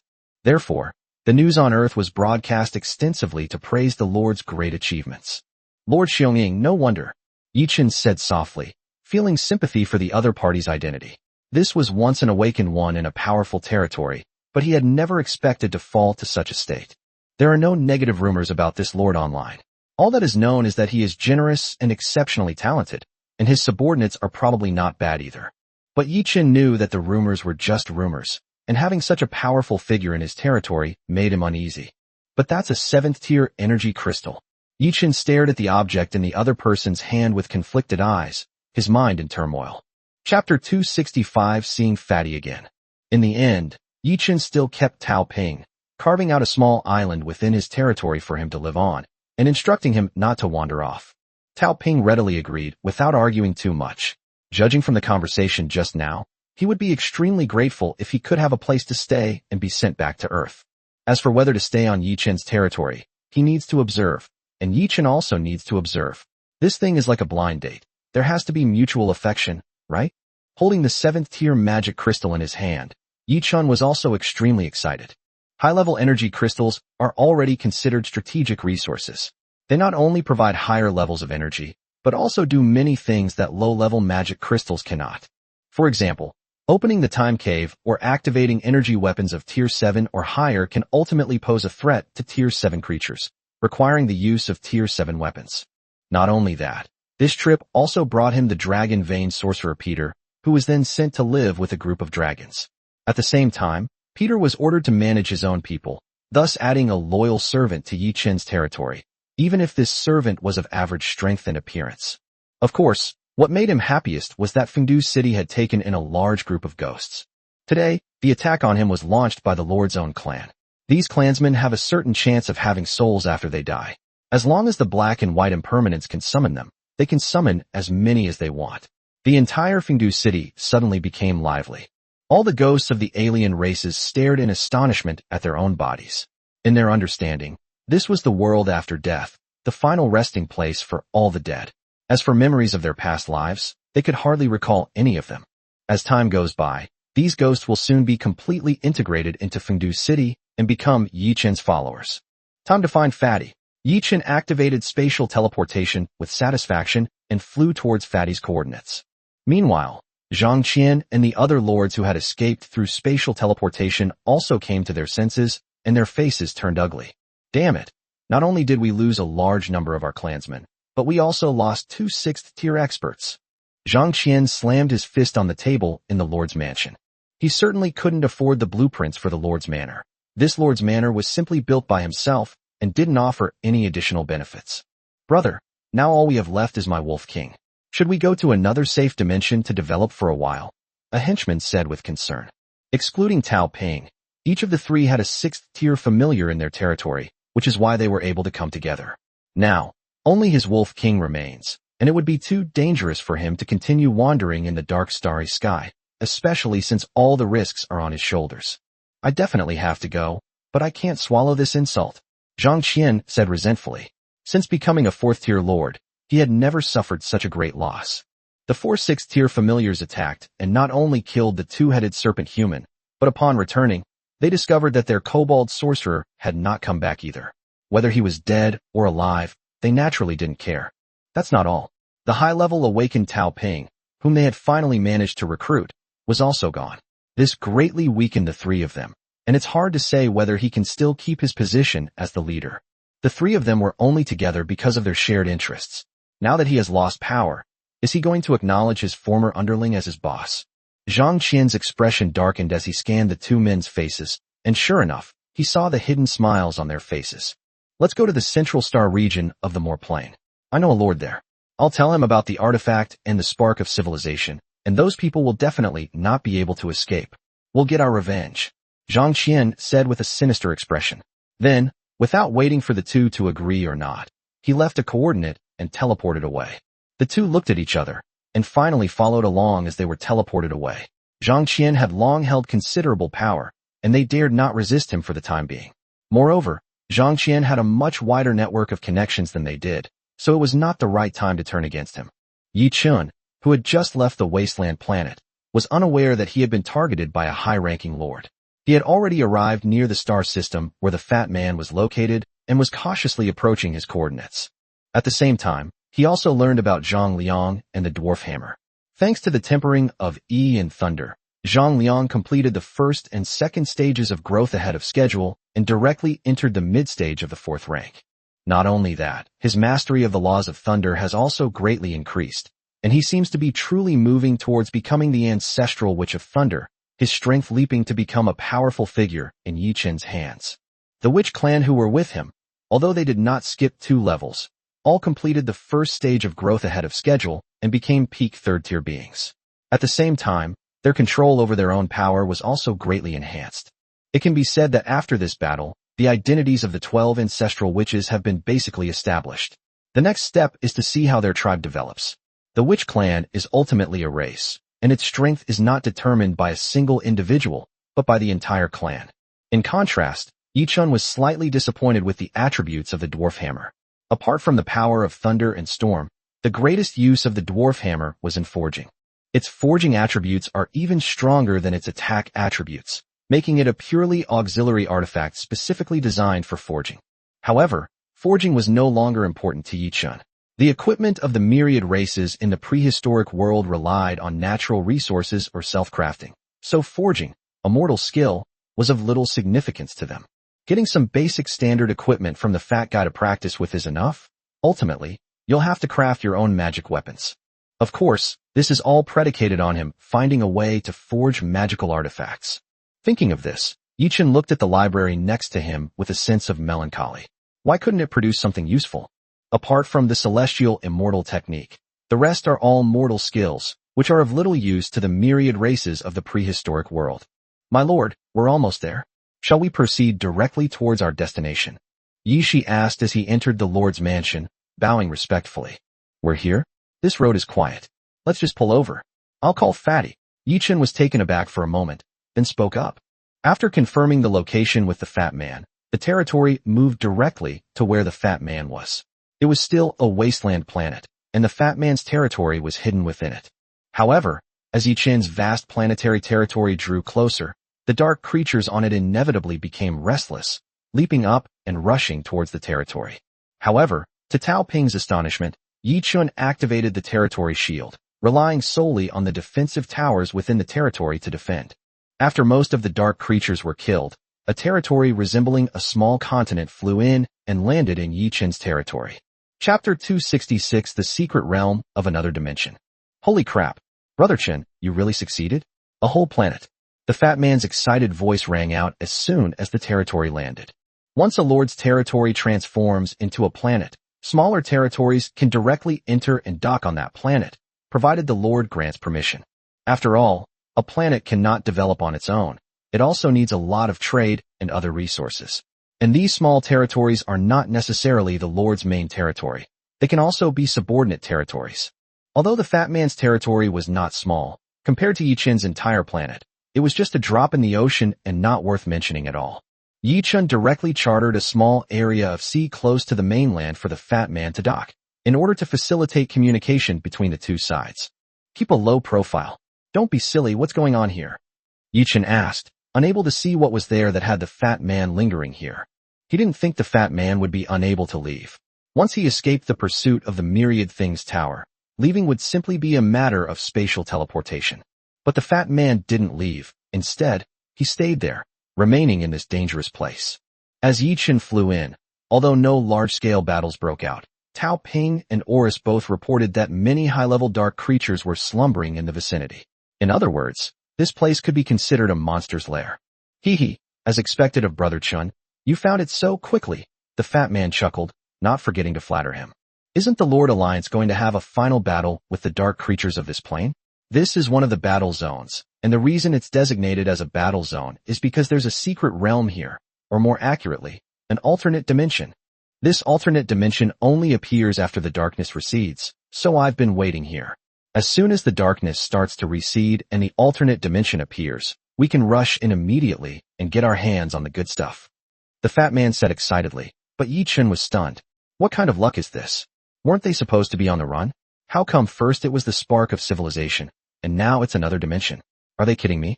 The so-called alternate dimension is an independent space created by the gods of this world to protect their followers. To avoid being corrupted by dark energy, this space will be completely hidden in the star coordinates and will never be revealed to anyone. Only when the darkness recedes, or the energy in the alternate dimension is exhausted, and survival becomes impossible, will it be forced to reveal itself. Such alternate dimensions exist in various dark planes and are also known as secret realms. These spaces contain races and even all things that once lived in these planes. Entering such a space is a form of salvation for the races within and also a major way for lords to acquire resources. After all, in order to ensure the long-term survival of their people, the gods must have left behind a large amount of resources and contingency plans in the space. Once these things are obtained by the Lord, they will be transformed into a huge treasure. Moreover, the races within can directly become familiars within the territory. Although recruitment is not possible without familiar nests, a large number of familiars can be obtained directly, making it a way for lords to quickly increase their strength. You're not kidding, are you? There really is such a secret realm? Yi-Chen asked incredulously. Why did it feel like Fatty was the chosen one? Who am I? How could I be joking? Although the alternate dimension is hidden, in order not to get lost in the endless void, there will still be a slight spatial fluctuation from time to time to locate one's position. The previous spatial fluctuation was detected, the fat man said, patting his chest. Yi-Chen nodded. If that was the case, then there really was an alternate dimension nearby, and it would be worth it for the fat man to stay here and wait. After all, once the war actually begins, it will be difficult for them to enter the core of this battlefield. Not to mention the battlefield that spans most of the galaxy. The high-ranking lords alone will not allow them to enter at will. Brother Chun. This place is located in an entire star system, but it happens to be a desolate area, and it's on the side of the dark creatures, so the Lord Alliance has no jurisdiction over it. Once the Great War begins, We can go directly from the dark creature's side to the location of the other dimension, thus striving to be among the first to enter and reap the benefits. The fat man chuckled, clearly having already devised all the plans, and was just waiting for a lord with high-level combat power to lead him in carrying them out. Since advanced mechs haven't been developed, Fatty's strength is still somewhat lacking. He can escape from high-level dark creatures, but he's still not as good as him in a head-on battle. Do you know when the great battle will begin? Yichin continued to ask. About the same time, at most another week, the fat man replied. Weren't you supposed to be on the run? How come you have such good information? Isn't it because each has its own strengths? With the major matters settled, the next few were some trivial matters. Yichun had already handed over the seeds of civilization of the dwarves to Fatty, who then incorporated them into the territory. These are a group of hill dwarves who are accustomed to living on hilltops and wield the power of thunder and storms. Of course, their greatest strengths lie in forging and brewing fine wine. However, while dwarves enjoy drinking, they don't know how to brew wine. In the future, we'll probably have to find a race that excels at brewing wine to satisfy their spiritual needs. However, after a month, the fat man's territory had visibly grown, and the number of goblins had reached 30,000, even after many people had died along the way. It's a pity that these bastards don't like living in nice houses. They all prefer to dig holes in the ground, which has left Fatty's territory riddled with holes, with pits under every step. Fortunately, the goblins' research results are encouraging. After a month away from the trial space, and with a lot of data from Earth to draw upon, they have developed a simple mecha robot, allowing the goblins to fight without their goblin armor. However, these mecha robots are extremely inconvenient to operate, let alone be used in large-scale warfare. They can only be used as a war emplacement, so they cannot be officially deployed to the battlefield yet. The goblins are still making improvements in this area, but they have no clue about the mind control or even nanotechnology that Yichin mentioned. They can only look forward to the future. While mechs aren't feasible, we have successfully developed personal spaceships. Moreover, their firepower is variable, capable of unleashing attack power ranging from the 3rd to the 6th tier, depending on the energy level of the energy crystals used. The fat man excitedly introduced the ship to Yi Chun as he led him to a small spaceship. Chapter 267 Future Planning. Looking at the flying machine in front of him, which was about the size of a small car, Yi Chun felt a sense of fantasy, as if he had not come to a magical world, but a science fiction world. This is something goblins could create. Shouldn't they be building behemoths like goblin airships? Can anyone tell me what this thing is? Such a small personal spacecraft. I'm afraid even Earth in my previous life couldn't build it, right? No, I should say we couldn't even build a personal spacecraft. Not to mention that such a small aircraft is equipped with weapons that can threaten 6th-tier units. If this could be mass-produced, it would create a whole bunch of 6th-tier powerhouses. This statement may be somewhat exaggerated, but it is still quite shocking. Given the fat man's current wealth, even disregarding his future mecha, the very aircraft he currently possesses is enough to make him a highly sought-after prize among many lords. Fatty, congratulations. You're worth way more than me. Yichin thought to himself. If he was previously worth more than the fat man because of his shares in Duobao Trading Network, now the other man's net worth is enough to surpass his just with this one aircraft. Damn, no matter how profitable e-commerce is, can it compare to arms sales? Especially in this war-torn era. What are you talking about? It's all thanks to Brother Chin's excellent teaching, the fat man said without blushing at all. But it was true. If it weren't for Yi Chen's guidance, he might still be just as mediocre as the other lords who had awakened their goblin kin. Moreover, compared to his achievements, Yi Chen is truly amazing. With the power of a new lord, he actually created a planet. Even now, he is only a tier 3 lord. He may be the first lord to own a planet as his territory as a low-ranking lord. Not only Yi Chen, but Tao Ping was also shocked these days. Only after moving into the territory did he realize that this was only a 3rd-tier lord. The lord's hope seed cannot lie. Yi Chen's strength is obvious to him, but the fact that a 3rd-tier lord can own a planet as his territory is completely beyond his comprehension. He was eager to explore this territory, whether it was the planetary lands or the strange tribes. However, Yi Chun had already ordered him not to move around freely and had arranged for someone to keep an eye on him, so he could only stay on the island, itching to get out of there, but unable to do anything. The next few days were spent in conversations between Yi Chun and Fatty, confirming the next direction of development while waiting for the start of the great battle. Of course, most of the time they discussed how to evade the pursuit of the Wanwu Tower and develop their business under their noses. Brother Chen, You mean, hand over the Duobao trading disc to the authorities? The fat man asked, puzzled. It's not the multi-treasure trading disc, it's spatial teleportation technology, and it wasn't handed over to the government, it was jointly developed. Do you understand? Yi-Chen corrected. I understand. But what's the difference? The fat man asked, puzzled. Wasn't this so-called joint development just a disguised way of selling the technology to the government? It's different. Who needs space teleportation technology the most? Naturally, it's the Lord forces that are waging war in the outside world, and among these forces, the official demand is undoubtedly the greatest. Yi-Chen shook his head and explained. So if we develop this technology in cooperation with the government, we will naturally be protected by the government. Other forces that want this technology will have to go to the government for it. But the actual control of this technology is in our hands. After that, as long as we officially authorize this technology to Duobao Trading Network, no other force can use this technology for commercial purposes except for Duobao Trading Network. Doesn't that mean we've regained control of Duobao Trading Network, and now we have official backing? In this way, the authorities obtain the space teleportation technology, and we obtain the operating rights of Duobao Trading Network and the protection of the authorities. Isn't this a win-win situation? Upon hearing Yi-Chen's explanation, the fat man's eyes lit up. The so-called joint development was nothing more than a name. Whether it was purchased from them or jointly developed, it made no difference to the authorities. All they needed was space teleportation technology. However, he and Yi-Chen could indirectly obtain official protection. As long as they could firmly grasp the technology, no one could take Duobao Trading Network away from them. Of course, how exactly to proceed depends on Yi-Chen.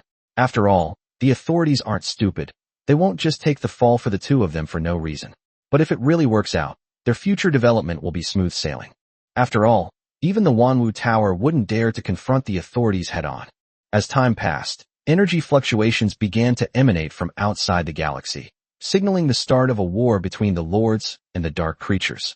The place where Yi-Chen and his group were hiding was inevitably attacked by some dark creatures, and the defensive tower's attacks had not stopped for the past few days. He was even able to kill the dark creatures that had broken in without having to use his powerful kin. Boom! Finally, accompanied by a violent tremor, both of them showed joy on their faces. The great battle outside was finally about to begin. No rush, we're still just fighting. The star field where the alternate dimension is located hasn't been reclaimed yet, and the dark energy there hasn't been purified. Let's wait a while longer, the fat man said, though it was clear he was even more excited. Over the past few days, the dwarves' power has gradually grown. With the help of the racial tablets, they have learned quickly and mastered basic forging skills in just a few days, and are already able to forge some basic weapons. Although the attributes aren't great, it's only been a short time. I believe that once Fatty goes to the Cavern of Time to develop for a year, the entire territory will undergo earth-shattering changes.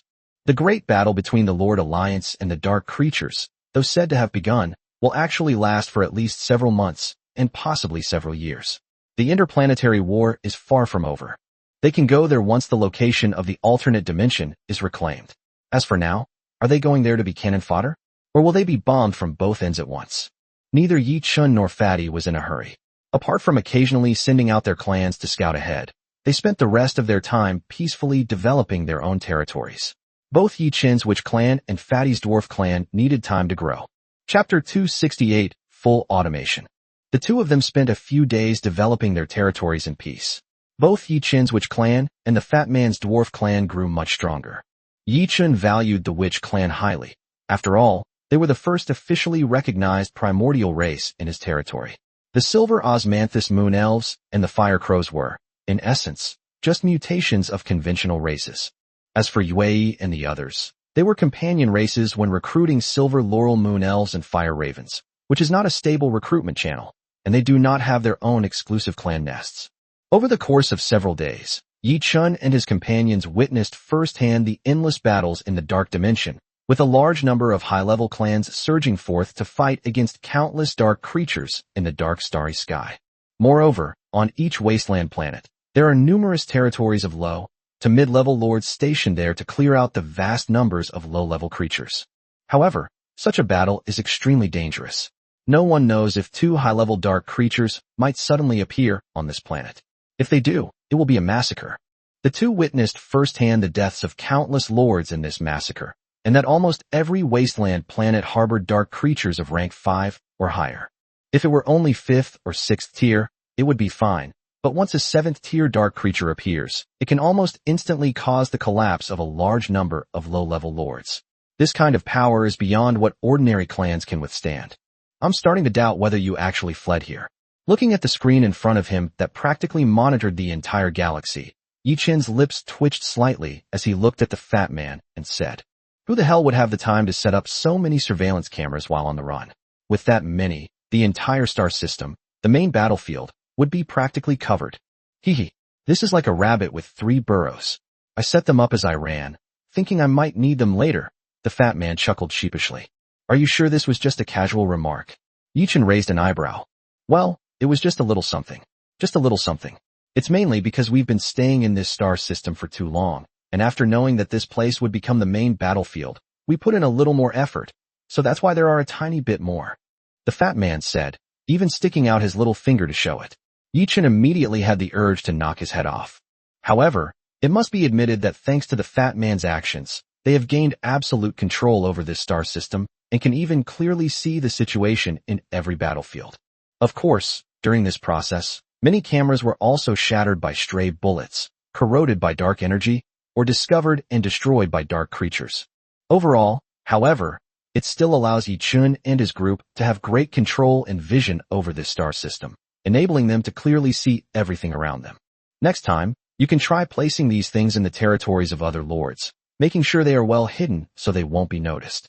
The other lords will naturally take these things to various planes.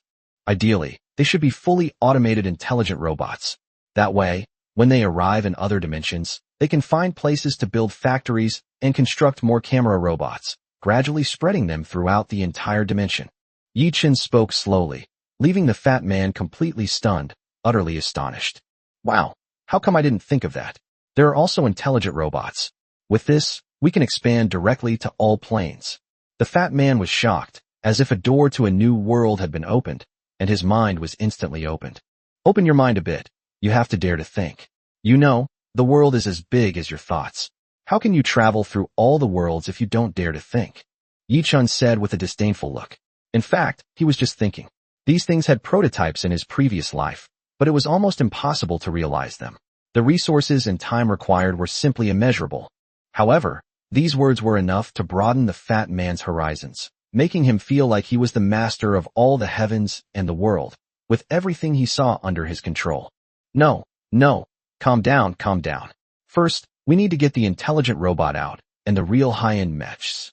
After a brief moment of excitement, the fat man took a deep breath, suppressed his burgeoning ambition, and returned to his practical work. Seeing that the other party calmed down so quickly, Yi-Chen couldn't help but raise an eyebrow. Could it be that his promises were too grand, and the other party couldn't keep up? But this is good too. By taking steady steps, we can go further. By the way, how far can these cameras transmit? Can they span dimensions? Can we use them commercially? Yi-Chen asked, looking at the projected image in front of him. It's fine within one plane, but not across planes. That's still under research. After all, we haven't been out of the trial space for very long, the fat man replied. However, I don't think it's very valuable for commercial use. After all the major players have this technology, the market is already saturated, and others are even more advanced than us. Not only that, maintaining such a large volume of commercial communications would definitely require a centrally managed information server, right? That thing consumes a huge amount of energy, at least a 7th-tier energy crystal, which we don't have the resources for. Hearing this, Yi-Chen nodded silently.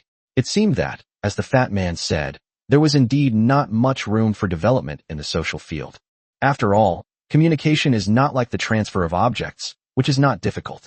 Major forces have basically conquered it, and even have mature industrial chains and social platforms. It is not so easy for Yi-Chen to get a share of the pie, even if he has a more unique idea. The cost is too high. With that time and energy, we could gain more elsewhere. That makes sense, but we still need to prepare some for our own use. We can't completely rely on others for communication, Yi-Chen said after thinking for a moment. Got it. So it's because I lost the wristband from Wanwalu and ended up with this phone you mentioned. The fat man laughed, waving the smartphone in his hand. Having been tricked by the wristband of the Wanwu Tower all the way, Fatty still harbored some resentment. If he hadn't reacted quickly, he would have been caught several times. Boom! As the two were talking, a series of booming sounds came from outside the territory, followed by violent energy fluctuations. Even with the protection of the territory's shield, people could feel the powerful energy impact. The battlefield is spreading this way. I guess we can't hide here for much longer. How's the situation on your end? Yi-Chin asked with a hint of worry, looking at the situation outside the territory. That's about it. The Lord Alliance army has taken over that area. Now we just need to wait for the lower-level lords to purify the dark energy. The interdimensional entrance should appear in a day or two, the fat man replied, looking at the surveillance video. That's good. Chapter 269, Another World Appears. They say it will take a day or two, but in reality, those 1 or 2 days are extremely difficult to endure. The peaceful times of the past are gone. As the war spreads, dark creatures and other lords have begun to set foot here. If they are lords, it's easier to deal with them. They are hidden among the stars and are not easily detected. Moreover, with a large number of surveillance cameras, they can also avoid detection in advance. However, the dark creatures are different. They have a keen ability to track life signs, and they can basically sense the existence of Yi-Chen's territory as long as the dark creatures approach. In the past 2 days, Yi-Chen has fought 7 or 8 battles. Although the enemies that came were all lone 5th or 6th tier creatures, they were still quite troublesome. I've got it. The spatial rift in the secret realm has appeared. The fat man, who had been watching the monitor, exclaimed excitedly. Yi-Chen was taken aback and looked at the screen. Suddenly, a world resembling a light curtain appeared in the dark starry sky. The facets of the light curtain made it seem like a projection, but the energy fluctuations emanating from it told everyone that this was not a simple projection. The lords outside the light screen all looked surprised. They hadn't expected that their garrison would hide a secret realm. However, their surprise quickly turned to joy, for a secret realm meant wealth.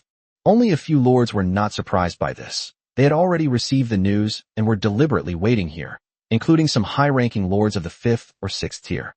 As for lords of the 7th rank and above, the secret realms and alternate dimensions offer them little help, and such places are not very attractive. Shall we go now? Yi-Chen asked. His energy furnace was already fully stocked with enough energy to teleport him there immediately, even if he took the fat man's territory with him. Wait a little longer, the entrance to the other dimension hasn't fully opened yet. Look, those people haven't moved yet, the fat man said, pointing to several lords in the picture. He was referring to those calm lords. Unlike the surprise and joy of the others, they looked at the mirror world with an air of confidence, waiting patiently for the world to open. Okay, Yi-Chen nodded. Compared to the many lords who were calm, surprised, or delighted, the residents of the mirror world all looked up at the sky, their faces filled with panic and fear. To them, the anomaly in the sky was tantamount to the collapse of the world. Only in a few places did powerful figures appear to calm the restless residents around them. These powerful figures are either heroes of this world or projections left behind by some god.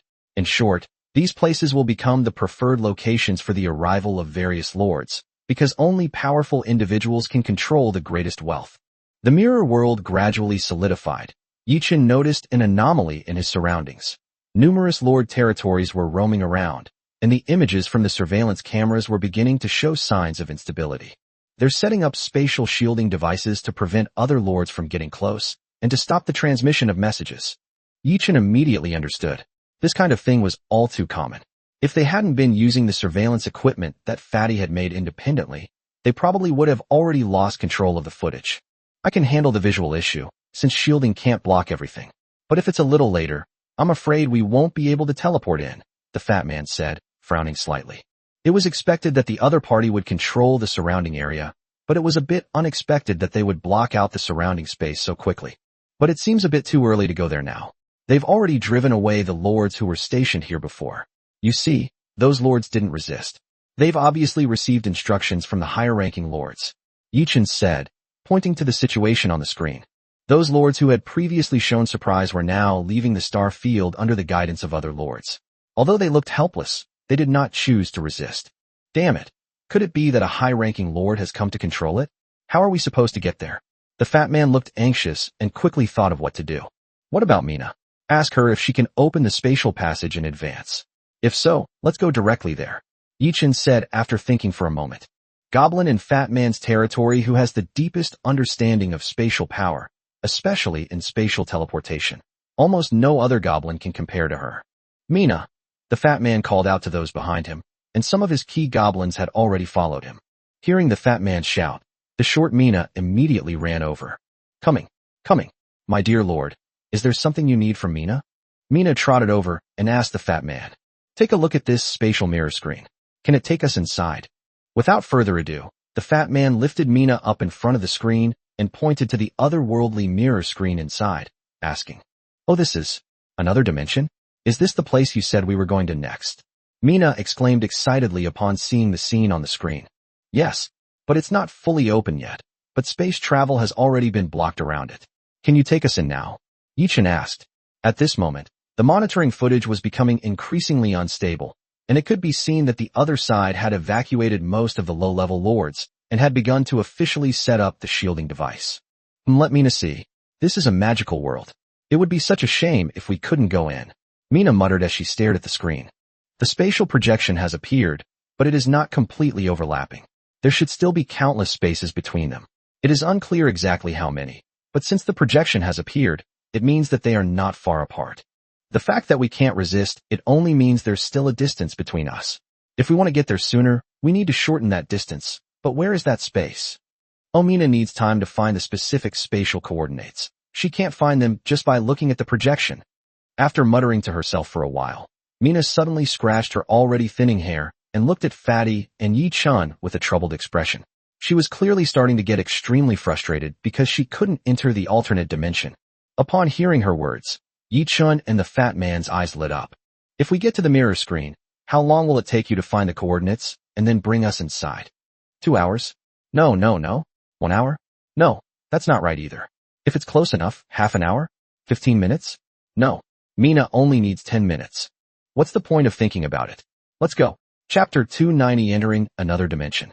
Outside the spatial mirror, fluctuations of spatial power were already beginning to appear, with lords' territories occasionally traversing the area. These were all lords who received the message. As long as they had nothing else to do, they all teleported over immediately, since no one wanted to miss out on a different world. However, the lord who arrived here was immediately blocked and asked to leave. This place has now been claimed by a certain force. Yi-chin's territory teleported over without attracting much attention. There were quite a few lords like him who wanted to get a share of the spoils, and as soon as he landed, many lords flew towards him. What's your name? Which faction are you from?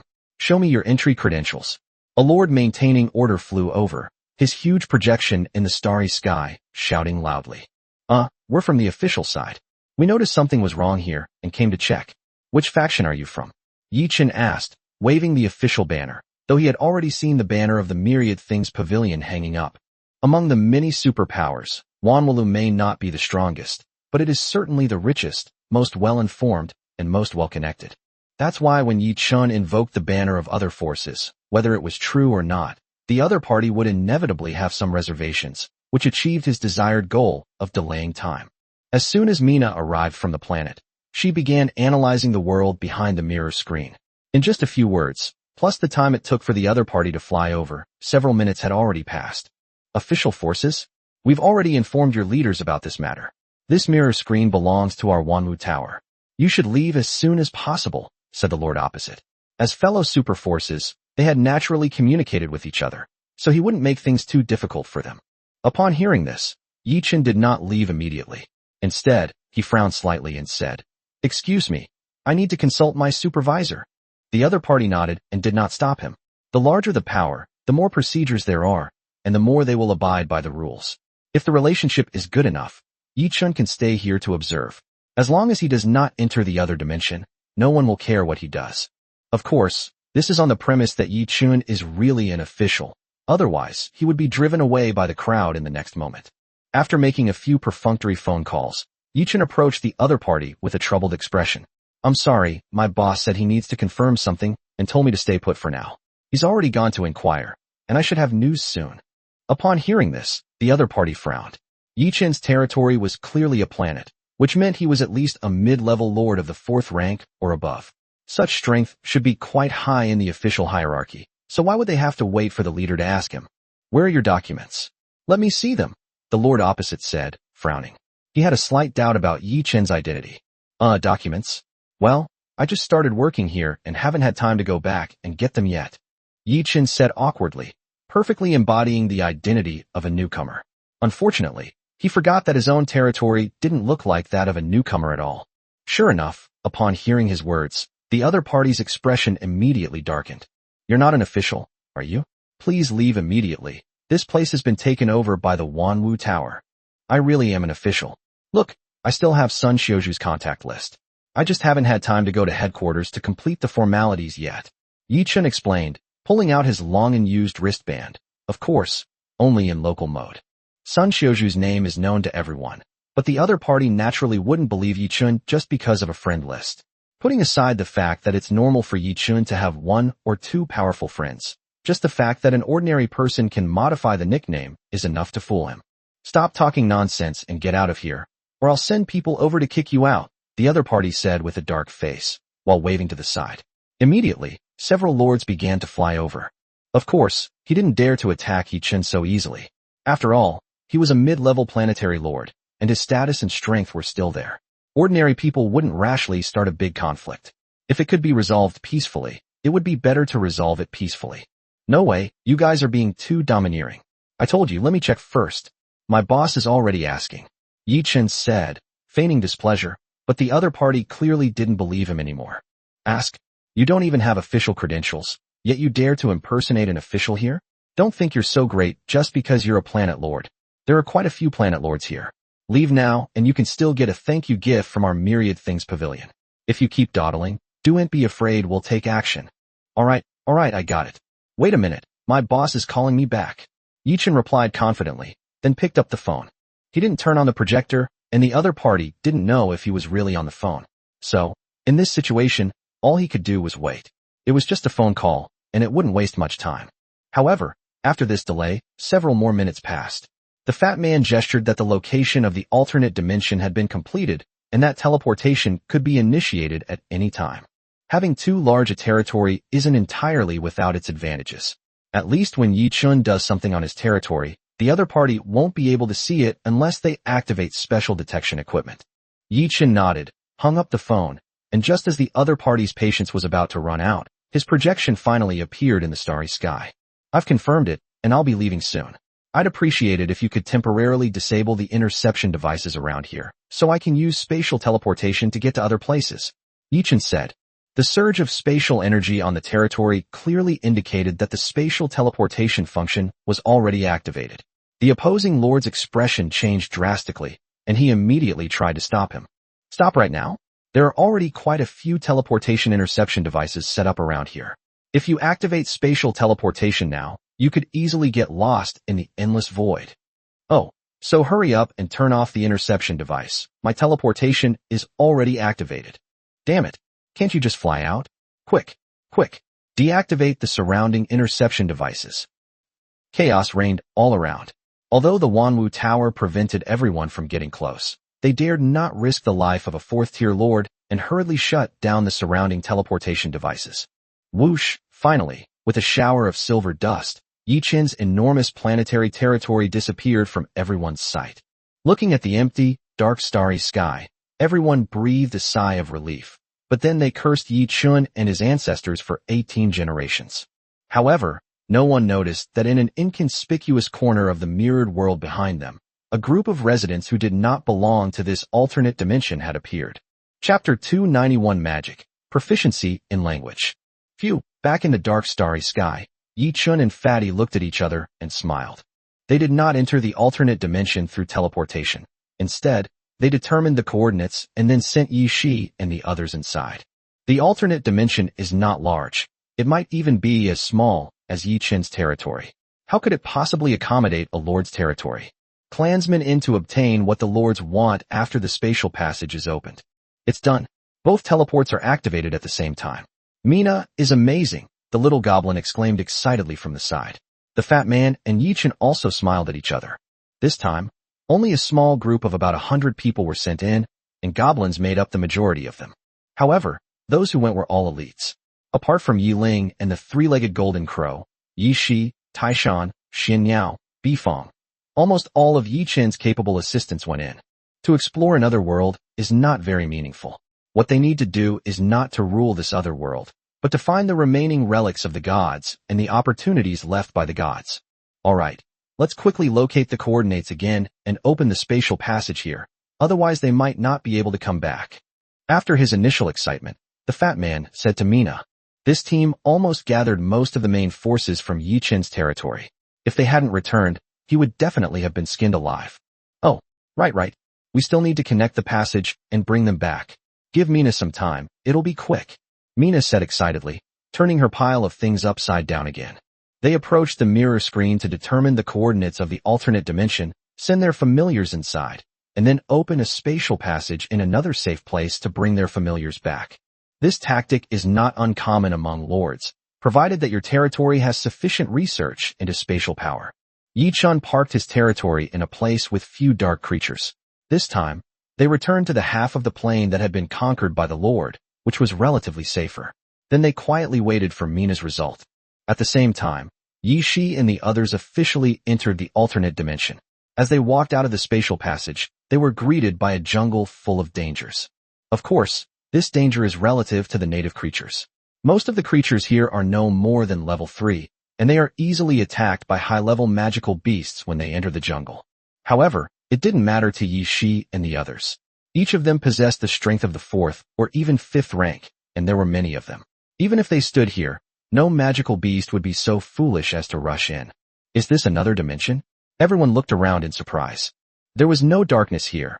The air, carrying the fragrance of earth, smelled so fresh and inviting. The sky was no longer pitch black, but a clear blue sky with fluffy white clouds drifting by. The warm sunshine made everyone feel cozy. It would have been even better if that dark streak hadn't pierced the sky. Is this what a complete life-bearing planet feels like? It's so beautiful, Ying exclaimed. Having lived in darkness for so long, this was the first time she had ever seen such a beautiful world full of life. Our primordial planet will be like this in the future. Yi Shi suppressed the excitement in his heart and said with anticipation. Hearing her words, everyone gradually came to their senses, a resolute look appearing in their eyes. No matter how beautiful this place was, it was not their home after all, not to mention that this world was about to be destroyed. The dark streak that pierced the sky was the mirror screen seen from the outside. Only here it reflected a dark dimension outside of space. Ying, take a few people out to scout ahead and find out what's going on here.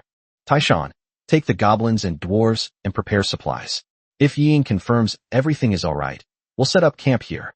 Zhang Liang, take the Wu tribe and the rest of the people and search the surrounding area to see if there is any food. We should be staying in this world for a few days. Yi Shi quickly gave the order. Among the crowd, her strength might not be the strongest, but in terms of prestige, no one could match her, not even the elf Queen Yiling. After all, she was Yi Chen's head steward.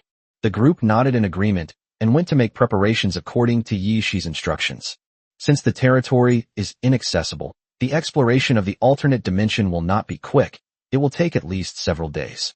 After all, there won't be many useful divine relics left inside, and it will also take time to persuade and accept the native inhabitants. The most difficult part is accepting the natives. You have to convince them that the world has been destroyed and that they are willing to follow you wholeheartedly.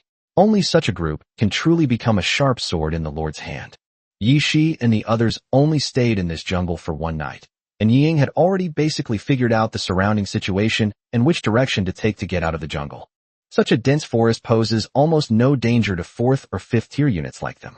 If there were any powerful demigod-level units, they wouldn't be lingering in this world. However, before Yi Shi and his group could leave the jungle the next day, they encountered the natives of this world that very night, a group of humans with deer-like feet. In different planes, different worlds, and even on the same planet, many different races will be born, and as long as they are intelligent races, they will have the possibility of communication. This is a 5-person team, including a shield warrior, a swordsman, an archer, and a mage, a standard exploration team. Who are you? The lead shield warrior asked, but Yi Shi and the others clearly couldn't understand their language. Seeing the expressions on their faces, the mage on the other side paused for a moment, then cast a spell on both sides before continuing to speak. Seeing that the magic was being cast on both of them, Yi Shi signaled to everyone not to interfere. However, the magician on the other side was still completely bewildered by the other's incoherent cryptic text, which surprised him. This? Let me try. Bella stepped forward with a frown, tentatively casting another round of the magic the other party had just used on everyone before speaking. Hello. Can you understand me? Hearing Bella's words, the group opposite them were taken aback again, exchanging bewildered glances. Finally, the magician spoke up. Why you? Hello? You can understand us? Can you understand our language? Yes. This is the magic of understanding languages, right? It's amazing. Bella nodded, looking excited. The magic of language proficiency was not learned in Yi Chen's territory, and few other lords possessed it either. However, this magic is very practical, and he never expected to learn it in this world. Of course, the people opposite were even more shocked than Bella. They had only watched him use it once, and then comprehended the magic on their own, and they used it better than him, with a wider range of applicable languages. This was really too much of a blow.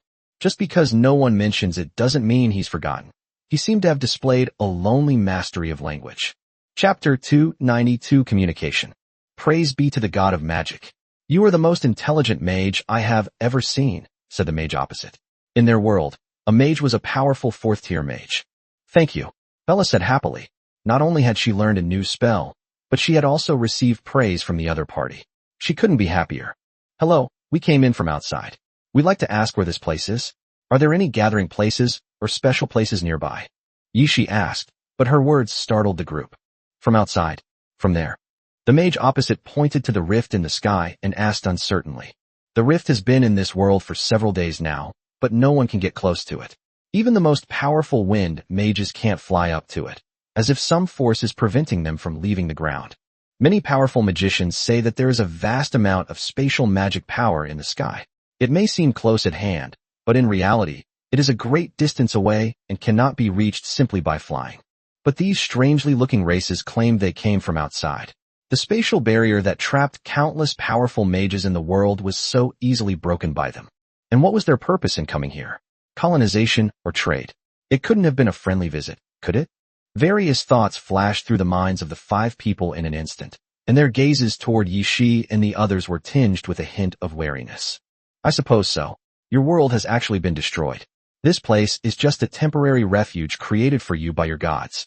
Now that the world is returning to normal, this world will also be destroyed in the future, Yi Shi said, explaining the current state of the world to the group. Followers and gain benefits in this world, they will inevitably need the help of some natives. Otherwise, they will have to rely on their strength to push through. After hearing Yi Shi's words, the 5 people in front of him were filled with grief, and several of the girls were even sobbing softly. They never imagined that their world had been destroyed, and that the world they now lived in was just a small world created by a god. No wonder. It is said that 1,000 years ago, the world underwent a great change. The original planet Hales was not what it is now. Moreover, since then, it has become much more difficult for professionals to break through to the next level. The shield warrior said with a sigh. 1,000 years ago, their world experienced a terrible natural disaster. The continent collapsed, countless races perished, and most importantly, the gods disappeared after that, and the whole world seemed to have become a land abandoned by the gods. Everyone thought they must have done something wrong to anger the gods, but they never expected it was because the whole world had been destroyed, and they were just the last survivors. So, something really is wrong with this world. This news is terrifying. We need to get this news back as soon as possible so that everyone can prepare. The magician needed to keep a calm mind at all times. After a brief moment of shock, he began to think about how to solve the problem. Prepare? How can we prepare? The whole world is about to collapse. Can you or I escape this world?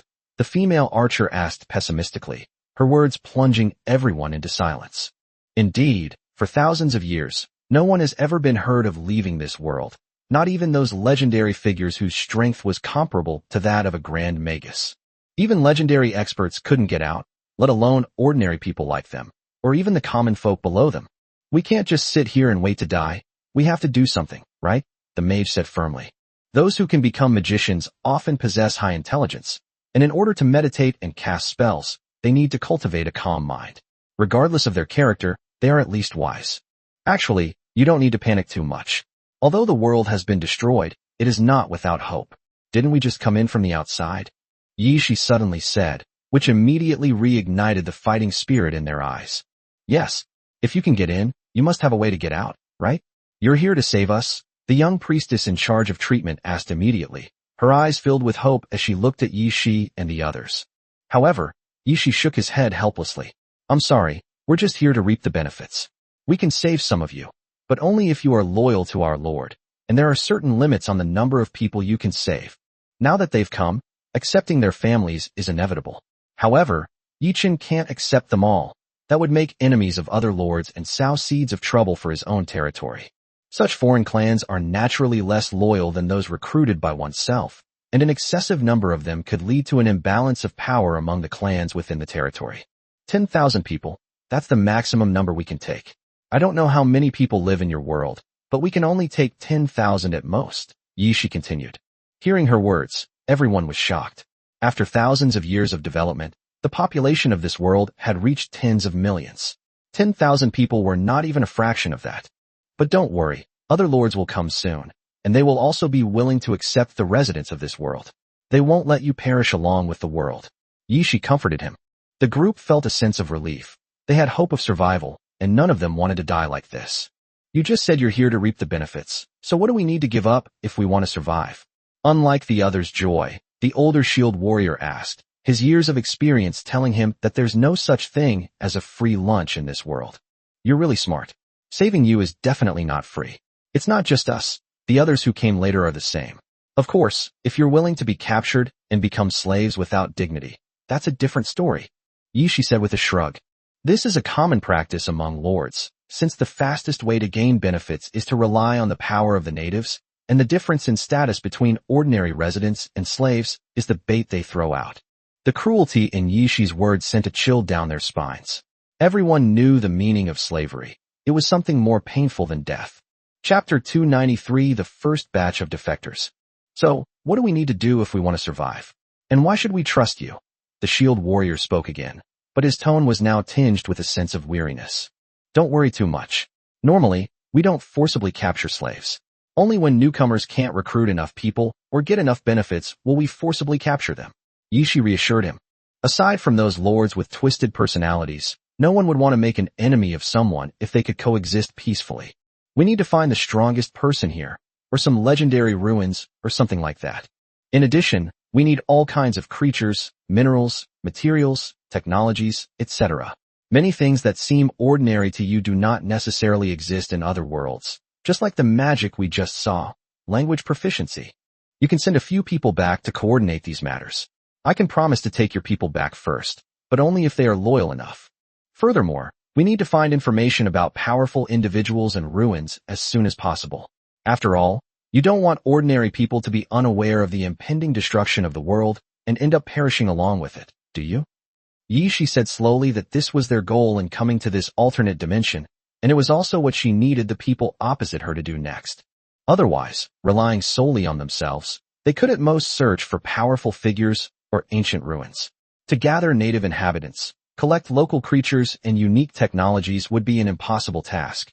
But with the help of these people, things would be different. Regardless of how many talented people they could gather, at least some technical aspects could provide clear direction, which would save Yishi and his team a lot of time.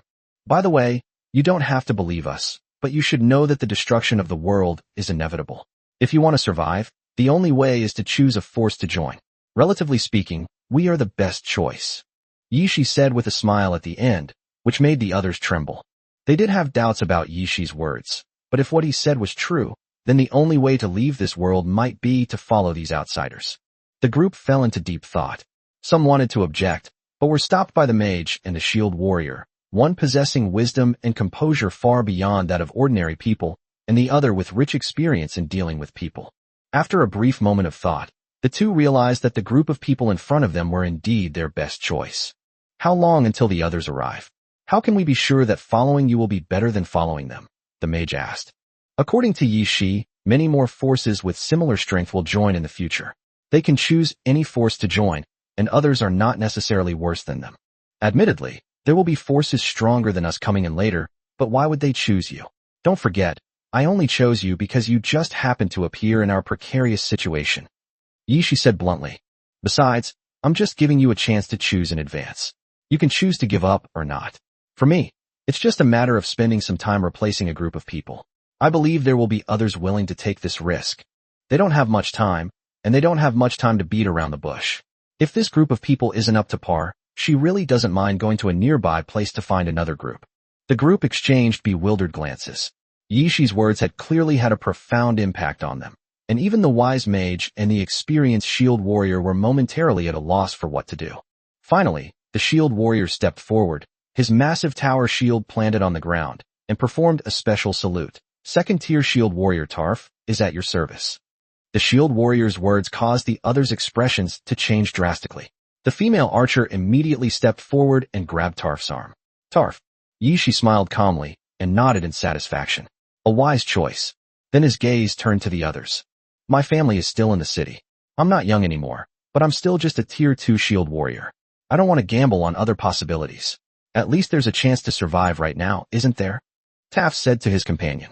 The group exchanged bewildered glances. Upon hearing his words, the magician silently stepped forward and performed a similar special ritual. Taft is right. There may be better options later, but we may also face worse situations. We should not gamble, but seize the opportunity in front of us. At least this is a choice we made voluntarily, rather than something we were forced to give up later. Intermediate level Mage Mike is at your service. If Taft's defection shocked everyone, then Mike's defection undoubtedly reassured them.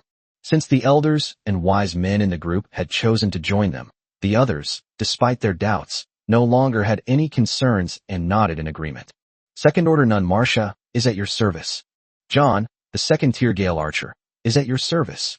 Second-tier Flame Swordsman Buck is at your service.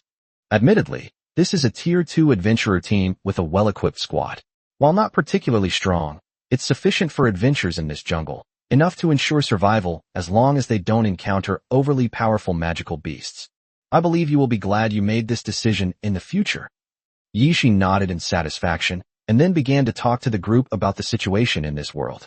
Although it is just an alternate dimension created by the gods, it is still a complete planet, consisting of 4 continents and countless islands.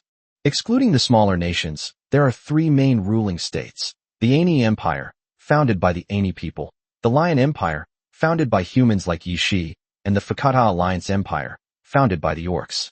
The 3 great empires each rule the continent, with their respective peoples as the main inhabitants. Other smaller tribes could only survive under the protection of the 3 great empires. On the planet is currently only a Grand Magister, which translates to a 5th-tier powerhouse in the outside world. It is said that there is only one person who can reach the 6th-tier Saint Magister, but no one has ever seen him. Legends about gods have long since ceased on this planet. Since the great catastrophe 1,000 years ago, there has been no trace of gods on the entire planet, with only a few relics of gods remaining. Of course, this is only what they know. The 5 of them are just a group of second-tier professionals, existing in the middle and lower ranks of the continent. More secret information can only be obtained by finding those truly powerful individuals. Chapter 294 Dragon God Mountain Range. I am a nobleman, a viscount. I can go back and gather the people and collect supplies, said the magician Mike. In most worlds, magicians are a noble profession that only a select few can hold, and many countries even grant magicians the status of nobility. Therefore, Mike is the one with the highest status among them. I heard about the Dragon God's ruins when I was young, but I was too weak to go there. If you're not afraid, I can take you there to see it, said the shield warrior Tarf. There are many ruins on any continent, but whether they are real or can be found is another matter entirely. For an old hand like Taff, legends and stories are commonplace. I can go back and work with Mike to organize the documents. Some of these documents are only available at the church, the pastor, Marcia, said timidly. Joan and Buck also spoke up one after another. Joan chose to return to the city to gather supplies and people, while Buck knew a 4th-tier swordsman and chose to lead the way for Yi Shi and the others. It's clear that boys are more adventurous. Even if the world is on the verge of destruction, they'd rather see if the legend is true. Girls, on the other hand, are more pessimistic and want to find their families as soon as possible to save their lives. Yi Jun, take 2/3 of the goblins and go with them to the town. Taishan, you go too. Make sure they are safe. Yi Shi instructed. Yi Qin's many relatives. The most flexible, adaptable, and resourceful is Yi Jun, the Yi's beast. Even Yi Shi is far inferior to her. With her accompanying him, they will surely bring back many good things and be able to distinguish between genuine and fake items. In addition, with the protection of Mount Tai, they will be safe and sound. The rest of you, come with me to find the ruins of the gods and the powerful beings of this world. The following morning, both sides set off with their respective teams. With 4th or even 5th-tier experts in charge, Their actions were much faster than when Taff and the others arrived. Yi Shi even took them flying, standing on the back of the fire crows, and flew in the direction Taff indicated. Feeling the powerful aura of the fire raven beneath them, Taff and Buck were both afraid and excited. They had never imagined that they would one day be able to ride such a powerful mount. Having a chocobo was enough for them. The fire crows who came with Yi Shi all possessed strength of at least the 3rd rank. They could easily crush Tarf and his group of professionals who were only at the 2nd rank. Legend has it that the dragon god resides atop the highest mountain in the world, possessing the most powerful strength in the world, and is one of the oldest and most powerful gods. Flying in the air, Taff pointed to the towering mountain standing amidst the sea of clouds on the horizon and introduced it. So later, that mountain was also called Dragon God Mountain. No professional below level 2 could climb it, let alone the countless dragon-blooded creatures in the mountain range. Even now, there are still a large number of low-level dragon-blooded creatures living there, and even a powerful mage would find it difficult to climb up. Taff said that the Dragon God Mountain range is world-renowned for its power, and although the group in front of them is powerful, it is not certain that they can climb it. Not only him, but Buck also thought so. Dragon God Mountain was arguably the most famous mountain range in their world, and it was not something that a few slightly stronger outsiders could just casually break into. However, Yi Shi was not afraid of this. Fire Crow led everyone directly to the main peak of Dragon God Mountain, that towering mountain that reached into the clouds. Roar, just as they flew into the mountain range and had not yet entered the core area, a series of dragon roars rang out below. Looking down, they found only some huge lizards. That's Earth Salamander, with a thin layer of yellow dragon blood, capable of mastering a few low-level earth magic spells. Furthermore, the Dragon God Mountains are off-limits to air travel, making it easy to be attacked by dragon-like creatures when flying here. No sooner had Taff finished speaking than a beastly roar came from below, followed by a thick spike flying towards them. Bang! Yi Shi raised his hand and shattered it. Without even looking down, he said directly to Taff, "It's all right, let's go straight to the main peak." The two were stunned for a moment, then nodded silently. After all, it was earth magic cast by a dragon. Even if it was only 2nd or 3rd tier power, it was still quite shocking that it was shattered so easily. However, as the group entered the core area of the Dragon God Mountain range, more and more dragon creatures came out to cause trouble, and most of them even had the ability to fly, making it impossible for Yi Shi and the others to avoid them. Caw-caw, the fire crows spewed out a huge sea of fire, killing a group of attacking ground-feathered pterosaurs, which terrified Taff and Buck. The scene they had envisioned, being intimidated by the dragon's might, did not occur. Instead, a flock of fire crows easily defeated 10 times their number of feathered pterosaurs. These were dragon-blooded creatures starting at level 2. Wu, the hoe, held in Yi Shi's arms, let out a few soft cries. It felt waves of dragon might here, and having been fed by the giant dragon, it couldn't help but want to go up and fight. No rush, they're just some sub-dragons. Don't waste too much time here. We still need to go to the main peak, Yi Shi said, stroking its long ears to reassure it. Perhaps the world's power was indeed suppressed. The dragon-blooded creatures that emerged from the core area of the mountain range were only a group of 2nd or 3rd tier subspecies, not even worthy of her attention. These creatures could be dealt with even by fire crows alone. Moreover, this is not the Dark World. Although there are many dragon creatures in the Dragon God Mountains, their numbers are not as terrifying as the boundless darkness. Each time a dragon blood subspecies rushes out, there are at most only 1,000. This number of enemies was like a drizzle to Yi Shi and the others, who were used to darkness. Soothed by Yi Shi, Ho gradually calmed down. However, the fleeting ferocity in its eyes still terrified Taff and Buck. For a moment, they felt as if they had encountered some kind of terrifying beast that could swallow the sun and moon whole. As the group drew closer, they encountered more and more dragon-blooded creatures.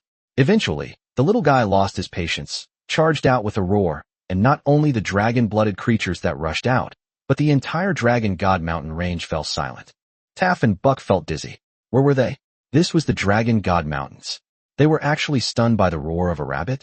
Was the world really going to end? Even their senses were beginning to crumble. Finally, after several attacks by the Ho and Xian Yao, they finally arrived at the summit of Dragon God Mountain, a snow-covered peak. Chapter 295, The City of the Ennis. Legend has it that 1,000 years ago, the world underwent a cataclysmic change, and the main peak of Dragon God Mountain broke in two.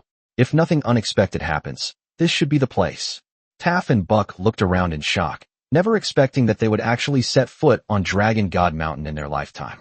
Now, apart from the snow, there is nothing else to be seen. There are no real dragon creatures here, not even a single tree that can grow here. Woo, the hoe kept sniffing the ground, darting here and there.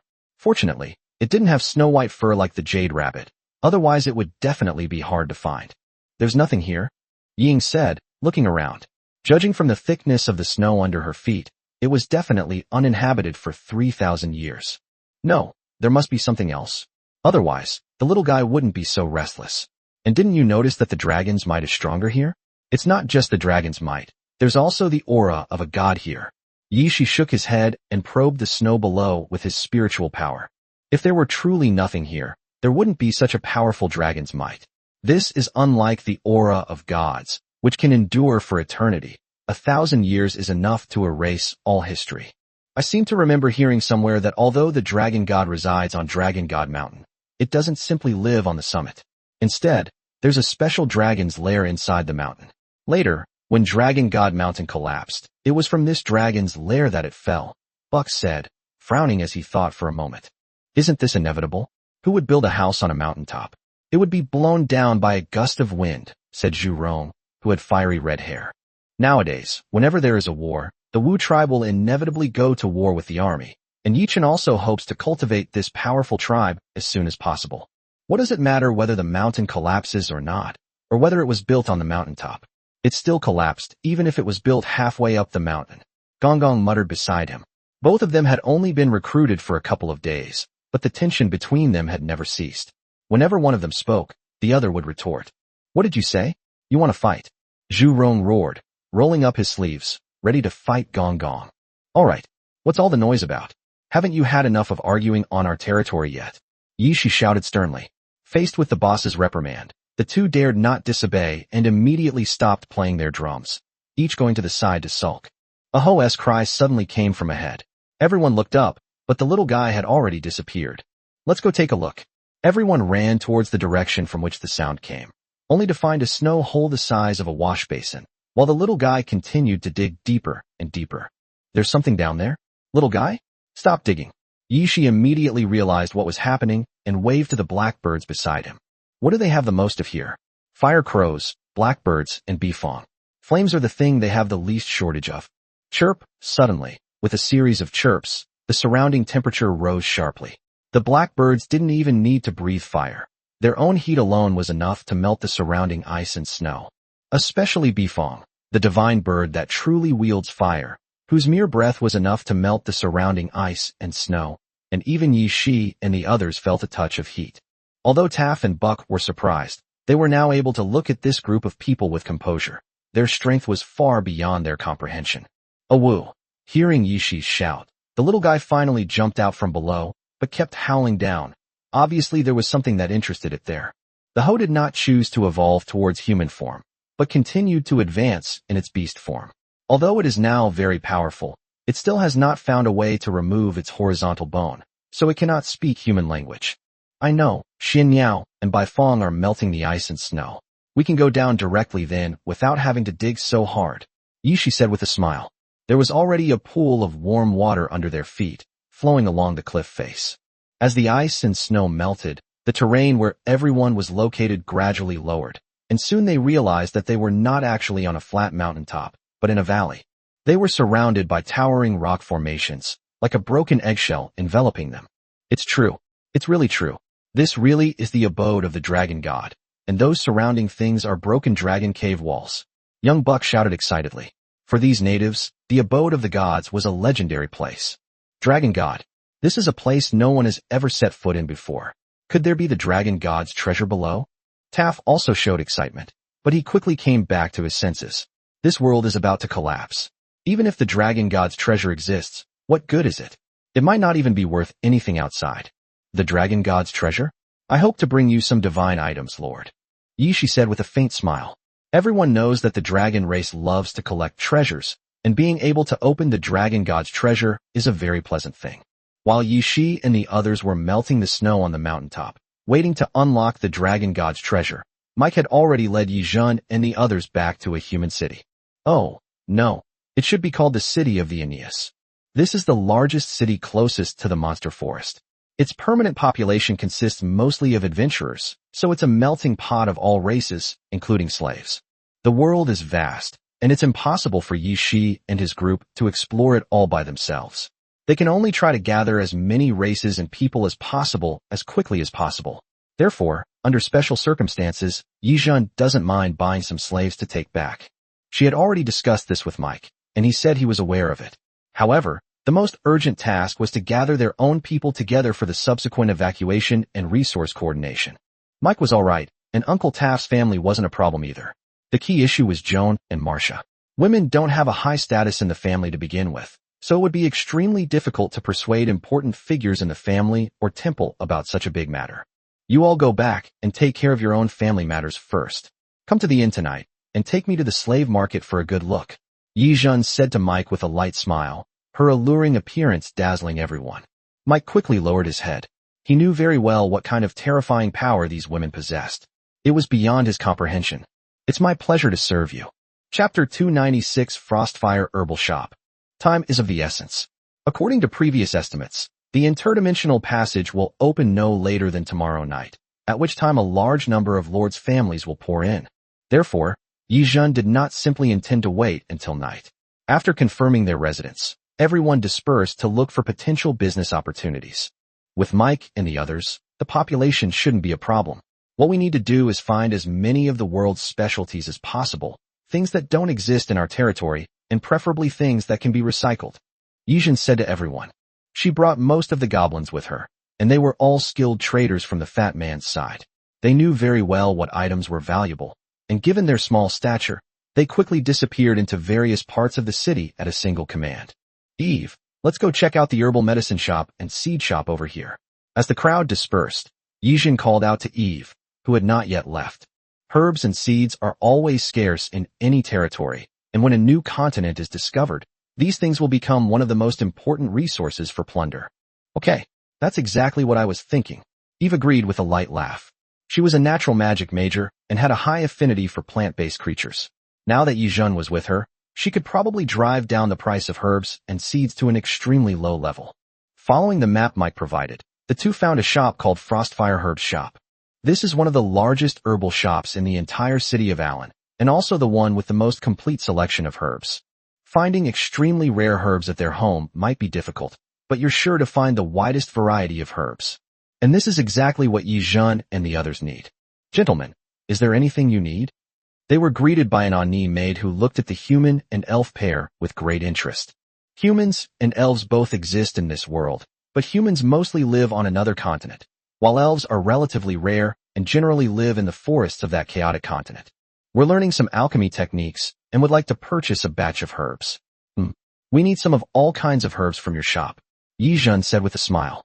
The Ani maid was immediately taken aback. This was a huge order. Please wait a moment. I need to check for you to make sure you need some of all kinds of herbs. May I ask how much? The Ani maid led the two to the reception area and asked. Well, it depends on the price. The quantity should be quite large. We were introduced by Viscount Mike. You can also pay for this batch of herbs at Viscount Mike's residence later.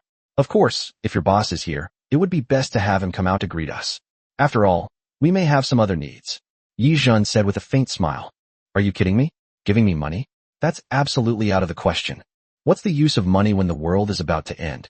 So Viscount Mac was very generous and let his son pay for all the expenses. As for whether the Viscount's mansion would still exist in the end, that was none of his concern. This? Alright, I'll go ask our boss right away. He should be happy to come and meet you both. Upon hearing Viscount Mac's name, the Aenii maid said respectfully. The Viscount's status in this city wasn't particularly high, but it wasn't low either. He was at least in the second tier of nobles, which still gave him considerable influence over the common people. After the maid left, Yi Zhen and Eve quietly sipped their tea, taking in the exotic herbal shop with great interest. Although Yi Chen's territory is vast and fertile, no cities have been built yet, and the population growth is not so rapid. Therefore, most of the architectural styles are still based on the styles he is familiar with. Therefore, Yi Zhen and Eve showed great interest when they saw the interior design style here, and even the whole city. Gentlemen, I have already informed our shop manager, and he is on his way. This is our shop's herb list. Would you like to take a look? After a while, the maid came out again, holding a list and handing it to the two of them. Okay, Yijin nodded, without saying anything more, and she and Eve watched quietly. The list contains many kinds of herbs, at least hundreds of them. Most of them are common and can be found on other planets, but there are still some herbs that are unique to this world. Yijin and Eve wrote down all these herbs separately, as they were of greater value to them than the others. After watching for a while, a burly man walked in, his tall figure blocking out the light at the entrance and darkening the entire hall. Shopkeeper. Upon seeing the newcomer, the Ani maid immediately stood up and bowed to the burly man, calling out to him. Where is he? A deep voice sounded, and soon the maid brought him to Yijin and the other person. A minotaur? The two women were taken aback, then asked with great interest. Obviously, a robust minotaur, the burly man opposite said, gesturing to the muscular physique on his arm. There are no minotaurs on Yichen's territory, but they are a race that reveres strength yet loves peace. Moreover, the minotaurs are very skilled in farming and animal husbandry, and they also have a very high sensitivity to herbs. I can tell, and your herbs are also very good.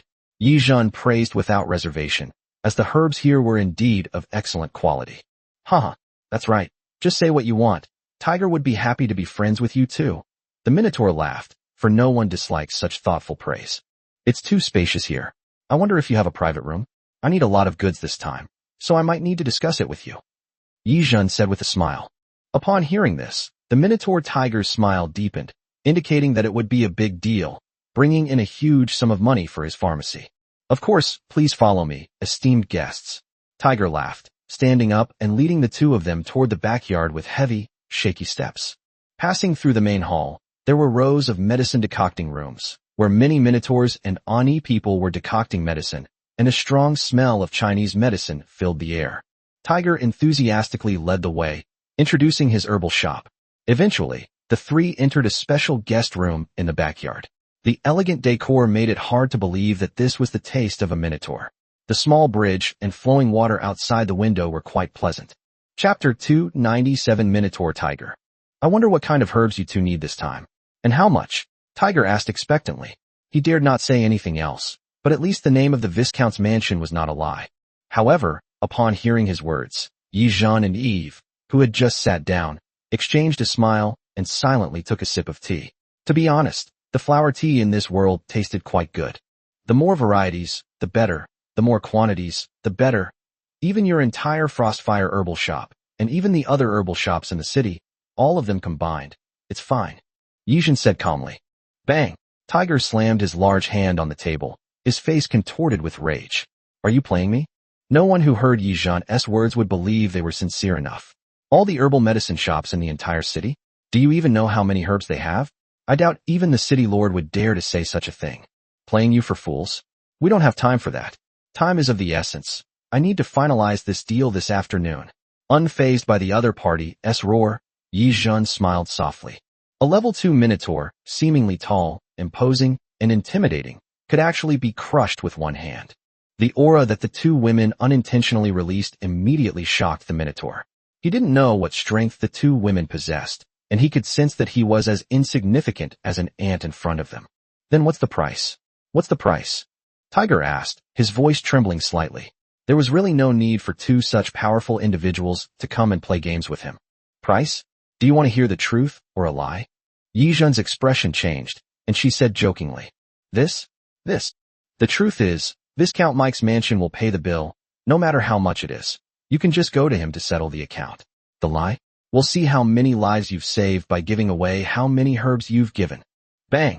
A heavy hand slammed on the table again, and heavy breathing came from Tiger's nose, his face turning red. Don't get excited. I told you, if you really want to settle the bill, just go to Viscount Mike's mansion. Of course, if you still need money in a few days. Yijin said calmly with a smile, while taking out 2 gold coins and playing with them in her hand. This is the currency used in the Ani kingdom. A single gold coin is enough to support a family of 3 comfortably for a year. What do you mean? Tiger sensed something unusual in the other person's words, and when he thought of the black starry sky that appeared in the sky, a bad feeling arose in his heart. It means exactly what it says. Yijin smiled and pointed to the sky. At most one day later, the armies of the various lords from beyond the heavens will descend, and your little world will be destroyed along with it. If even the world is destroyed, Do you think this thing will still be of any use? Yijin spoke. She flicked the gold coin in her hand at the other person. Tiger caught it in a daze, his face full of shock. Do you know what that starry sky in the sky is? Tiger asked in astonishment. The adults in the city had tried countless methods but failed, yet the two girls in front of him knew it. To be precise, we came from there. At the latest by tomorrow night, more forces like us will arrive, and your world will be destroyed as a result. Oh, the destruction of the world was not caused by us. It was simply destined to be destroyed. The specific details are related to the great catastrophe that you all know about 1,000 years ago. I don't have much time, so I won't go into details with you. If we become partners in the future, we'll have plenty of time to discuss these things. To put it simply, your world is about to be destroyed. We are the only ones who can save your lives. Otherwise, you will be buried in the endless starry sky. You must know that you cannot walk in the starry sky without the strength of at least the 3rd rank. But we are not saving you for free. You need to pay a sufficient price and show your loyalty. This price is not something useless like gold coins, but rather items that are truly valuable, such as herbs, seeds, secret recipes, and so on. Does that make sense? Tiger nodded subconsciously. He wasn't sure if he understood, but he knew that if what the other person said was true, the world would be very different. So, how do you plan to collect the money? Is it the meaningless gold coins that will be delivered in 2 days? Or a batch of tickets to survive? Yijun leaned forward and smiled sweetly, but to Tiger, that smile seemed as terrifying as a devil. This? I need to think about this. This is too sudden, Tiger said, sounding slightly flustered. Anyone who suddenly hears that their world is about to be destroyed would probably not be able to calm down easily, right? It is indeed quite sudden, but sometimes you need a certain amount of courage, don't you? Moreover, time is of the essence. Before sunset, I need to finalize a supplier who can provide me with enough herbs and seeds. If you cannot decide at the moment, then I'm afraid I will have to contact other people. Yijun looked regretful and even stood up as if to leave. Wait. This news is too sudden. I need to verify its authenticity. Do you have any way to prove what you're saying? Tiger said in a flustered tone. He felt that if he really let the two of them leave like this, he would definitely regret it later. Well, there's no good way, but I think we've shown enough sincerity. After all, we said you can ask Viscount Mike to pay for these gold coins. He was one of the first people to accept this, right? Yijun shrugged and said. The more indifferent she seemed, the more anxious Tiger would become. Viscount Mike? He agreed. This. Tiger paced back and forth anxiously. At this moment, Yijun was like a seducer, accurately grasping the other party's psychology and using her own talent to gain the other party's trust. Of course, she wasn't lying. In their eyes, joining Yichin's territory was undoubtedly a great honor and the best choice for them. To be honest, you can agree to the deal first, and then gather the supplies. It'll only take a day or two anyway, and we'll know whether it's true or not in a day or two. But once the result is confirmed, you must and can only trade with us. Yijun continued, but by the end, there was a hint of threat in her tone. She didn't want the things she had worked so hard to find to end up benefiting someone else. Of course, I swear in the name of my ancestors that if what you say is true, then I will only trade with you. The Minotaur glared and shouted when it came to matters of credibility. You're right. It'll only take a day or two. I can easily gather all the herbs and seeds. If what you're saying is true, then we can proceed with the transaction directly. If it's false, I won't suffer any loss, since the money hasn't been transferred yet. But if the deal actually goes through, what will I get in return? It can't just be a promise to live, can it? Chapter 298, The Useless Library. 2 hours later, Yijun and Eve walked out of the Frostfire herbal shop, completely satisfied. The quota of 200 people was to gather all the herbs and seeds that could be collected in the entire city of Allen, and the quota even included a large number of minotaurs and other rare races. Jin was completely satisfied with this deal. What could be more enjoyable than getting something for free? At the Frostfire herb shop, when they came out, the sun was already setting. The two of them didn't go anywhere else and went straight back to the inn. Mount Tai and the many goblins also dispersed, each carrying their own destinations, some to blacksmith shops, some to libraries, and some to places of all kinds of people. All Yijun had to do was wait in the inn for the results she wanted. Within just a few hours, rumors of the world's destruction were already circulating throughout Allen City. Many people stared in horror at the black starry sky above, beginning to believe the rumors. For a moment, whether they were powerful and influential or ordinary people with no background, everyone felt anxious and began to search for ways to survive. I'm back. The blacksmith shop is all sorted out. It's run by a group of fox people. They promised to get us all the metal in the city and asked for 300 spots. As the sun set, Mount Tai finally returned with the goblins. As soon as he sat down, he grabbed a cup and started chugging water like crazy. This trip has exhausted me. I'm so glad I had these little guys with me. Otherwise I really wouldn't have been able to handle it. Taishan said in a muffled voice. The fox people are inherently intelligent, so persuading them is naturally much more difficult. I should have sent you to the Frostfire herbal shop. You would have gotten along well with the big guy there. Yijin chuckled. Exactly, you should go to the blacksmith shop. Anyway, you're just as cunning as those foxes, Taishan said casually.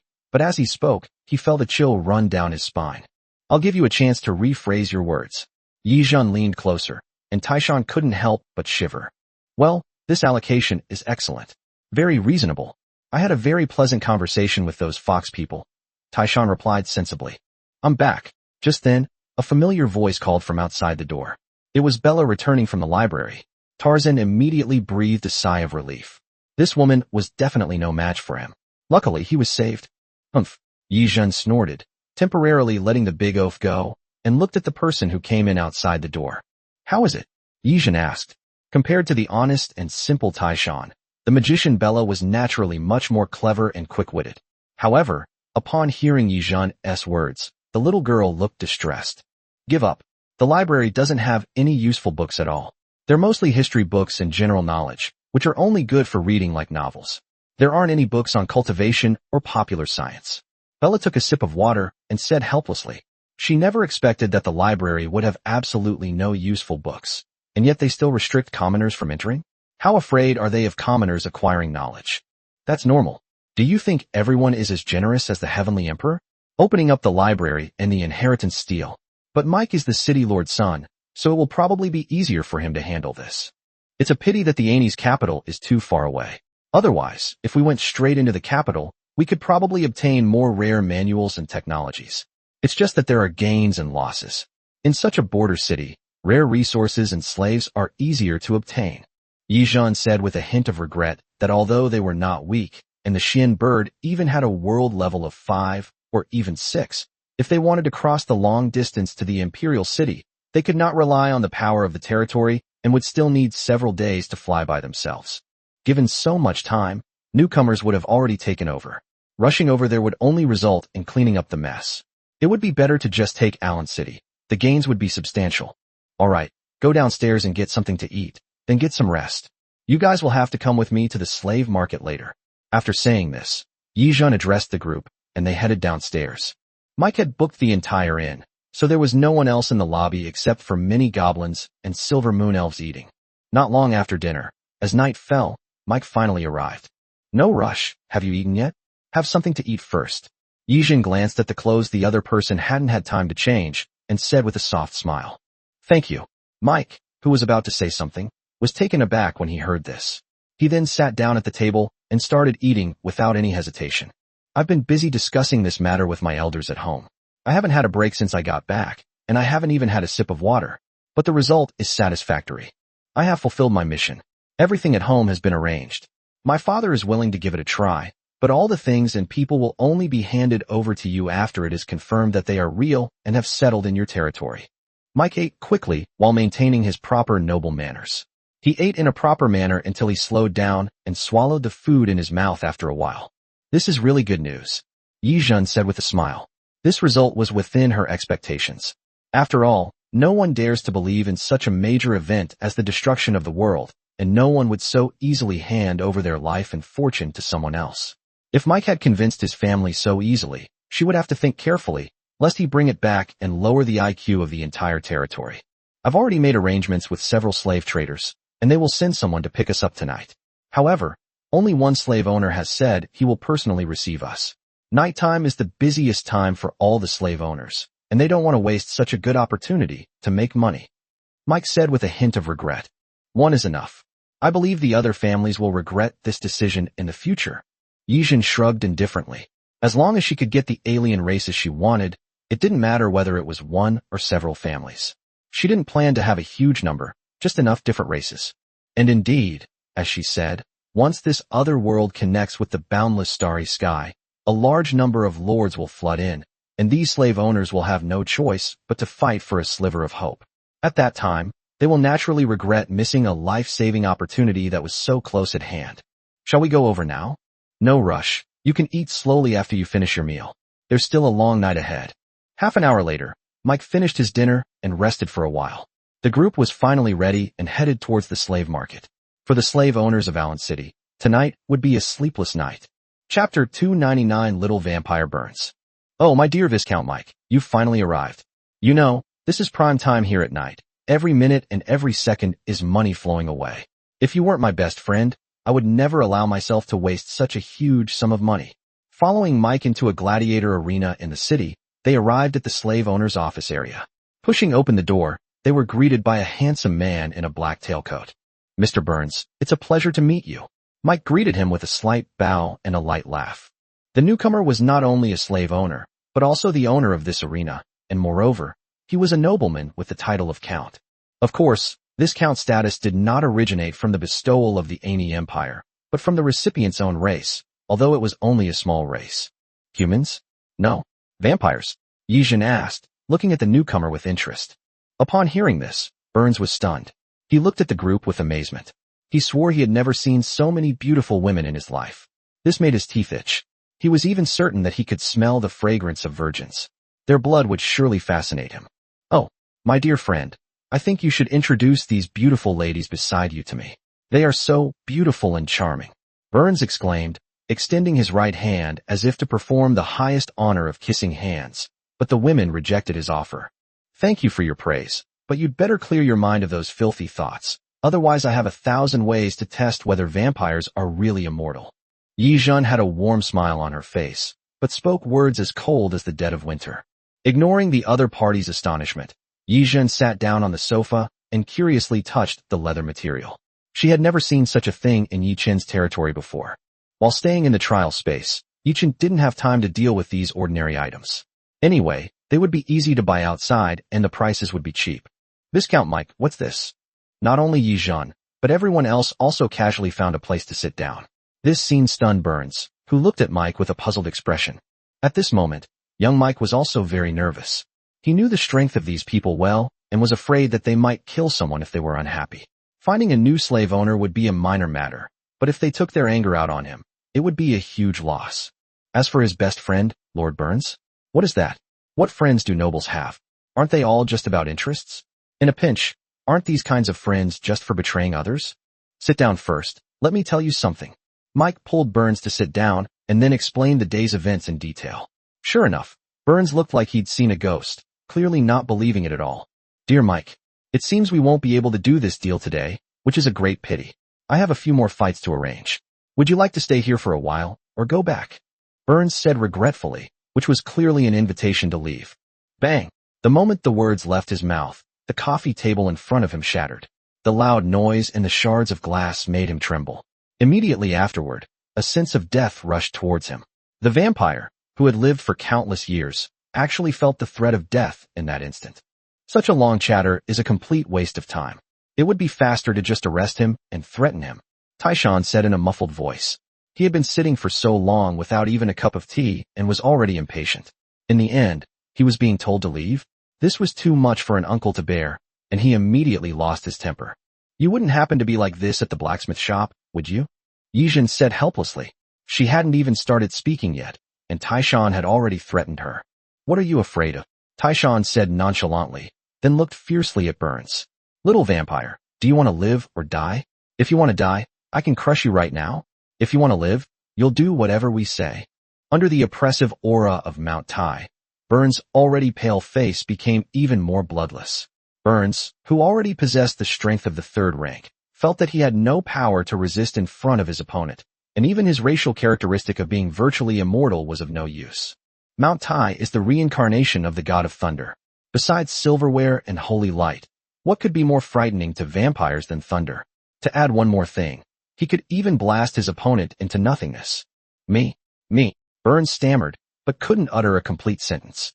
Yijun patted Taishan on the shoulder and said, Tone it down. You've scared him so much he can't speak. How are you expecting him to answer you? Upon hearing this, Taishan snorted coldly and silently withdrew his aura. Yizhan then walked up to the other party and looked at Burns with a smile. Little vampire, don't rush, answer properly, and I won't do anything to you. I'm just a little curious. I've heard that vampires like to sleep in coffins. I wonder if you would like a silver coffin if I gave you one. Upon hearing Yizhan's words, Burns felt his non-existent hairs stand on end, and a chill ran down his spine. Sending a vampire a silver coffin? Is this something a human would do? No need. I still prefer the mahogany coffin. Burns answered tremblingly, feeling completely numb. What do you want to do? Just tell me, and Burns will be your best friend. As a slave owner, Burns knew exactly what to say and when to say it. Regardless of whether the forces behind him could eliminate the other party, that was a matter for later. Judging from the aura emanating from the group, if he didn't know what was good for him today, he might not even have a future. As for the little vampire they mentioned, circumstances dictate things. A little is better than nothing. Of course, Yizhan wasn't lying to him. They were recruited directly from the clan's lair and didn't need to grow up slowly like ordinary people. They were born as adults and then improved their strength through advancement. This was the biggest difference between the lair's clan and their offspring. Right now, there were still quite a few underage goblins in Fatty's territory, crying for food. Therefore, even though Burns has lived for many years, if we really count his age, he is not necessarily older than Yizhan and others. Moreover, in terms of strength, he is just a little brother. Chapter 300: The Spark of Civilization in the Dragon God's Nest.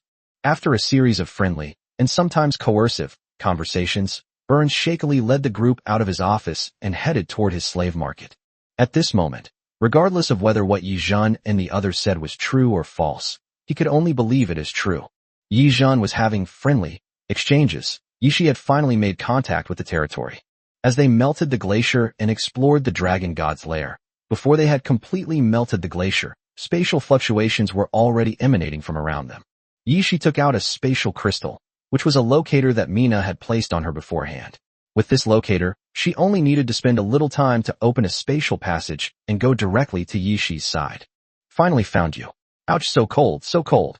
A huge spatial rift appeared, and Mina's petite body leaped out. Then she stomped her feet in cold. Although the Shin birds and Baifangs are using high temperatures to melt the snow here, the actual temperature is still much lower than in their territory, and the sudden temperature difference makes the little guy very uncomfortable. A warm flame enveloped her, which made her feel much better. When she looked up, she saw the gentle face of the blackbird. We are at the top of a snow-capped mountain, and we are melting snow. This might be a dragon god's lair. Yishi explained with a smile, which was also a way of relaying a message to Yi Chun through Mina. Wow, the dragon god's lair. There must be lots of treasures there. I'm going to tell the Lord about this. Mina exclaimed excitedly. We've already contacted the original inhabitants here. Yizhan and the others are gathering wealth and people in the city. We'll need your help to open the passage later and bring them back. Yishi continued. Mina, who can open spatial passages, is the key figure in transferring people from this world. Without her, even if Yishi and the others acquire a lot of resources, they will only be trapped in this world. Alright, this space crystal is for you. I've already locked the coordinates of the territory. Once you're ready, just crush it to open a passage back to the territory. Mina said, handing Yishi another crystal, which was their key to return to the territory. Yishi carefully put the items away and then continued to wait for the glacier to melt. It wasn't until nightfall that the thick glacier finally reached its bottom. However, Yishi paused when he saw the treasures beneath the ice. Not to mention the gold and jewels scattered everywhere. There were countless golden armors, holy grails, and other such items. In one corner, there were even a large number of books, emanating faint magical fluctuations. It can be said that the entire dragon's lair was paved with these rare items. Even the magic books survived the millennia-old glaciers without any damage, which shows how extraordinary these books are. Moreover, as the last bit of glacier melted, the group stepped onto the jewels scattered across the ground, and for a moment they were unaware of just how thick the pile of treasures beneath their feet was. It felt as if the entire ground beneath them was paved with gold. Should I go back and call some people over? Otherwise, it will take us a long time to move all this stuff, won't it? Mina, who hadn't left yet, said in shock. She had never seen such a huge fortune before. No rush. Yishi shook his head, his gaze fixed on a dragon egg in the center of the nest. As the glacier melted, she actually felt the pulse of life within the dragon egg. The dragon egg, buried for thousands of years, was reborn with the unsealing of the dragon god's nest. No, it's not just dragon eggs. Yi Shi's gaze swept around, and the rock walls were covered with images of the dragon race's past. The familiar scenes made her shudder. This was the aura of civilization, a civilization unique to the dragon race. A living dragon egg, a spark of dragon civilization. Yi Shi murmured softly, marveling at the fruits of his labor. She never expected that the dragon god of this world, upon his fall, would leave behind offspring and a spark of civilization in his lair to ensure the continuation of the entire dragon race. Everyone, step back a bit. There's a spark of civilization here. Mina, take it back and give it to the Lord of Heaven and Earth. Yi Shi said in a deep voice. This thing was too important. She didn't want to wander around this world with it. The spark of civilization? Okay. Mina gasped and immediately nodded in agreement. Upon hearing Yi Shi's words, everyone immediately scattered, clearing out the space in the dragon god's nest. After everything was ready, Yi Shi began to use the secret techniques of the territory to collect the seeds of civilization from this place. This secret technique is known to all their clans, and can also be taught to other clans by their lords. It can condense the seeds of civilization in places with a legacy of civilization, which the lord can then load into a lair clan, adding a new clan to the territory. Roar, as Yi Shi moved, a series of dragon roars resounded in the Dragon God mountain range, and a terrifying dragon might descended from the sky, pressing down on Yi Shi and the others. However, none of the people present were ordinary. Apart from the goblins and fire crows who needed protection, the rest, whether they were the blackbirds, the Bifong, the moon goddess, or even the witch clan, were all the strongest races in the world. Facing the oppressive power of a giant dragon, they were not afraid at all. Instead, they were inspired by the strongest will in their bloodline and constantly tempered their minds under the dragon's might. Boom! However, the dragon's roar was only the beginning. As Yi Shi continued to collect the flames of civilization, the entire Dragon God mountain range trembled slightly. The dragon creatures in the mountain range prostrated themselves on the ground, their eyes filled with horror as they roared in the direction of the main peak. Take it away, Yi Shi roared, enduring the terrifying pressure of the dragon's might. In an instant, a large number of streams of light appeared and converged towards Yi Shi's palm. A flame was condensing in her hand, within which the faint phantom of a giant dragon was roaring. Boom! As the spark of civilization coalesced, a tremendous tremor resounded throughout the Dragon God mountain range, and even a small volcano that had been dormant for many years in the distance erupted. What Yi Shi took away this time was not only the spark of civilization of the Dragon God clan, but also the destiny of this world. The disappearance of the Dragon clan's civilization will only hasten the destruction of this world. Send this back to the Lord. Then gather a group of people to transport the treasures back here. Yi Shi took out a specially made box, sealed the spark of civilization in his hand, and handed it to Mina before speaking. She had already collected the traces of civilization, but the treasures here were still real. The gold coins and treasures scattered throughout the dragons lair were too much for just a few of them to carry back. Chapter 301 Division of Territory and Residence. Sitting upright in his territory, Yi Chen never expected that Yi Shi would send him such a great gift, a seed of dragon civilization, left behind by the most powerful dragon god in this world. Moreover, along with it came a dragon egg brimming with life, which could very well be a descendant of the dragon god, possessing terrifying potential. The harvest is a bit too much. Yi Chen looked at the crowd still carrying things through the spatial passage and felt a little dumbfounded. Was the harvest in the other dimension really this big? They came up with the seed of a dragon god civilization right away? Not to mention him, even the fat man next to him was stunned. This is not even a spark of civilization. Just these treasures, equipment, and even books are a huge fortune. Suddenly I feel like we're about to strike it rich, the fat man exclaimed. Although lords use merit points for transactions, as their territories expand and cities are established, regular currencies are needed for transactions between clans. Gold, silver, and copper are the most common currencies widely used among clans. The official guidelines even provide for the forging of 3 currencies. As long as the lord has the forging ability and enough metal, he can forge these currencies himself for use in transactions between his clans. It's important to understand that as a territory grows and expands, a lord can no longer attend to all his followers. Establishing a complete ecosystem, trade system, and management system are what a lord should be doing. After that, he only needs to coordinate the overall direction in the fight against the darkness, and the rest will naturally be taken care of by his followers. However, Yichen's territory currently has too few familiars, and Fatty's territory is not large enough, so both have been put on hold for the time being. Once this batch of familiars recruited from the other world joins, Yichun can start considering building a city. Developing a territory together is also the best way to accelerate the integration of clans into the territory. In any case, my library is temporarily more abundant. Yichen's mood immediately brightened when he saw the large pile of magic books that Mina had brought over. His library has always contained only a few books. The books collected through the primordial points were extremely expensive, so it has always been empty, or just some notes written by his own people placed there, making it practically useless. Lord Yishi said that at least 20,000 people of different races will enter the territory later, mainly the Aini people with human bodies and deer feet, who will account for more than half of the population. We hope that the Heavenly Emperor will make arrangements for the place in advance. Mina said to Yichun after they finished moving the things. Okay, I understand. Thank you for your hard work. Yichun nodded. The target of 20,000 people was what he had set for Yishi and the others. He didn't expect it to be completed so smoothly. It seems that entering the other world first really has a significant advantage. Otherwise, once everyone else enters at the same time, with a large number of choices in front of them, it's hard to say how many people they can still recruit. After arranging everything, Yishi focused his mind and began to observe the entire territory. Over time, the ocean area of the territory has expanded considerably. Water is the source of life, and even if it occupies a large amount of land in the territory, it is something that cannot be avoided. The Fat Man's territory was set up in a sea area, forming an island-like structure, which is how most high-ranking lords treat their subordinate lords. Of course, the Fat Man is not considered his subordinate lord. Once the Fat Man's territory grows, he will eventually leave this place to establish his own territory planet.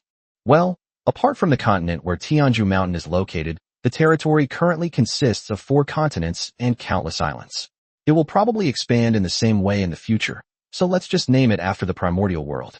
This planet is also called Primordial Star. With Tianju Mountain as the center, the eastern part of Dongxing Shenzhou was left to the various prehistoric tribes to manage, with the Wu tribe leading the way on the land. Let Xinyu Prefecture in the west be given to those alien clans that are about to arrive. Fengdu City should also be placed at the westernmost end. The west is west of the east, and the east is east of the west, which is their final destination. As for the northern continent and the southern continent, let's leave them for now and see how things go later. The remaining blackbirds and fire crows live on the sun star, while the moon goddess clan lives on the moon star.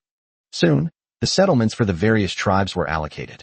As the territory continued to expand, Yichun believed that one day, this place would definitely become a true prehistoric world.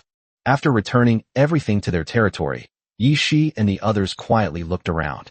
The place was now empty, including the seed of civilization, which had been taken away. Only the vast dragons might continue to echo. Taff and Buck stared in horror at what they had just witnessed. The sudden appearance of the spatial rift forced them to believe what the other had said, and they were also glad that they had made their previous decision. Shall we go find other ruins and powerful figures now? Buck asked Yishi, only to find that they were still feeling the vast dragon's might in the dragon's lair. Such dragon might was undoubtedly a hypnotic spell for him and Tarf. If it weren't for the protection of the Xian bird, they would probably have already fainted. No need. The Dragon God Mountain range is in turmoil, and many powerful figures from your world are already heading this way. We just need to wait patiently for a while. Yishi took a deep breath, recovered from the confrontation with the dragon's might, and smiled at the two of them. The Dragon God Mountain range can be said to be one of the most important ley lines in the entire world. Such a huge change has occurred here. Ordinary people may not be able to feel it, but those who are truly powerful will definitely be able to feel it. Coupled with the starry sky ribbons in the sky, it is inevitable that some people will be unable to sit still and want to come and investigate. In a short while, Yishi had already sensed several auras approaching this direction, and they were all experts at least at the 5th rank or above, which could be said to be the most powerful beings in this world. This? Okay. Upon hearing Yishi's words, the two were taken aback at first, and then Buck nodded in response. They glanced at each other and roughly guessed the reason.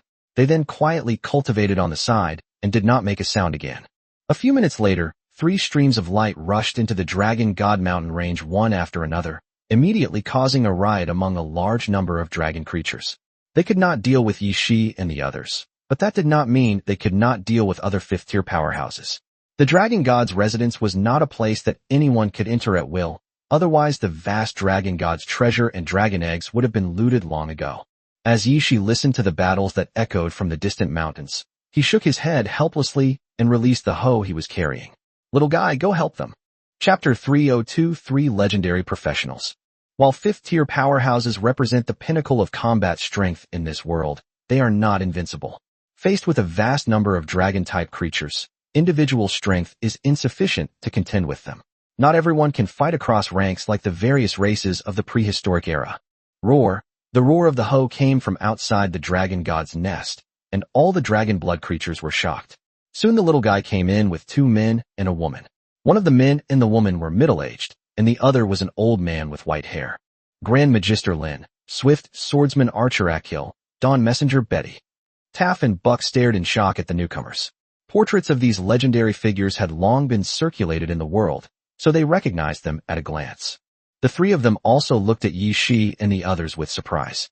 They hadn't expected that the little rabbit that had led them across the Dragon God Mountains was actually a pet of these humans. Hello, my name is Lin, and I am a magician. May I ask how you all are addressed? Lin, the oldest among them, stepped forward and asked Yi Shi and the others. A magician? Hello, Yi Shi, where are you from? Yi Shi said with a faint smile, pointing to the sky. The 3 men's expressions changed drastically. Ever since the little guy rescued them, they had been guessing the identity of the newcomers, but they never expected that this group of people would come from the stars. Are you sure you mean the starry sky? Archie asked incredulously.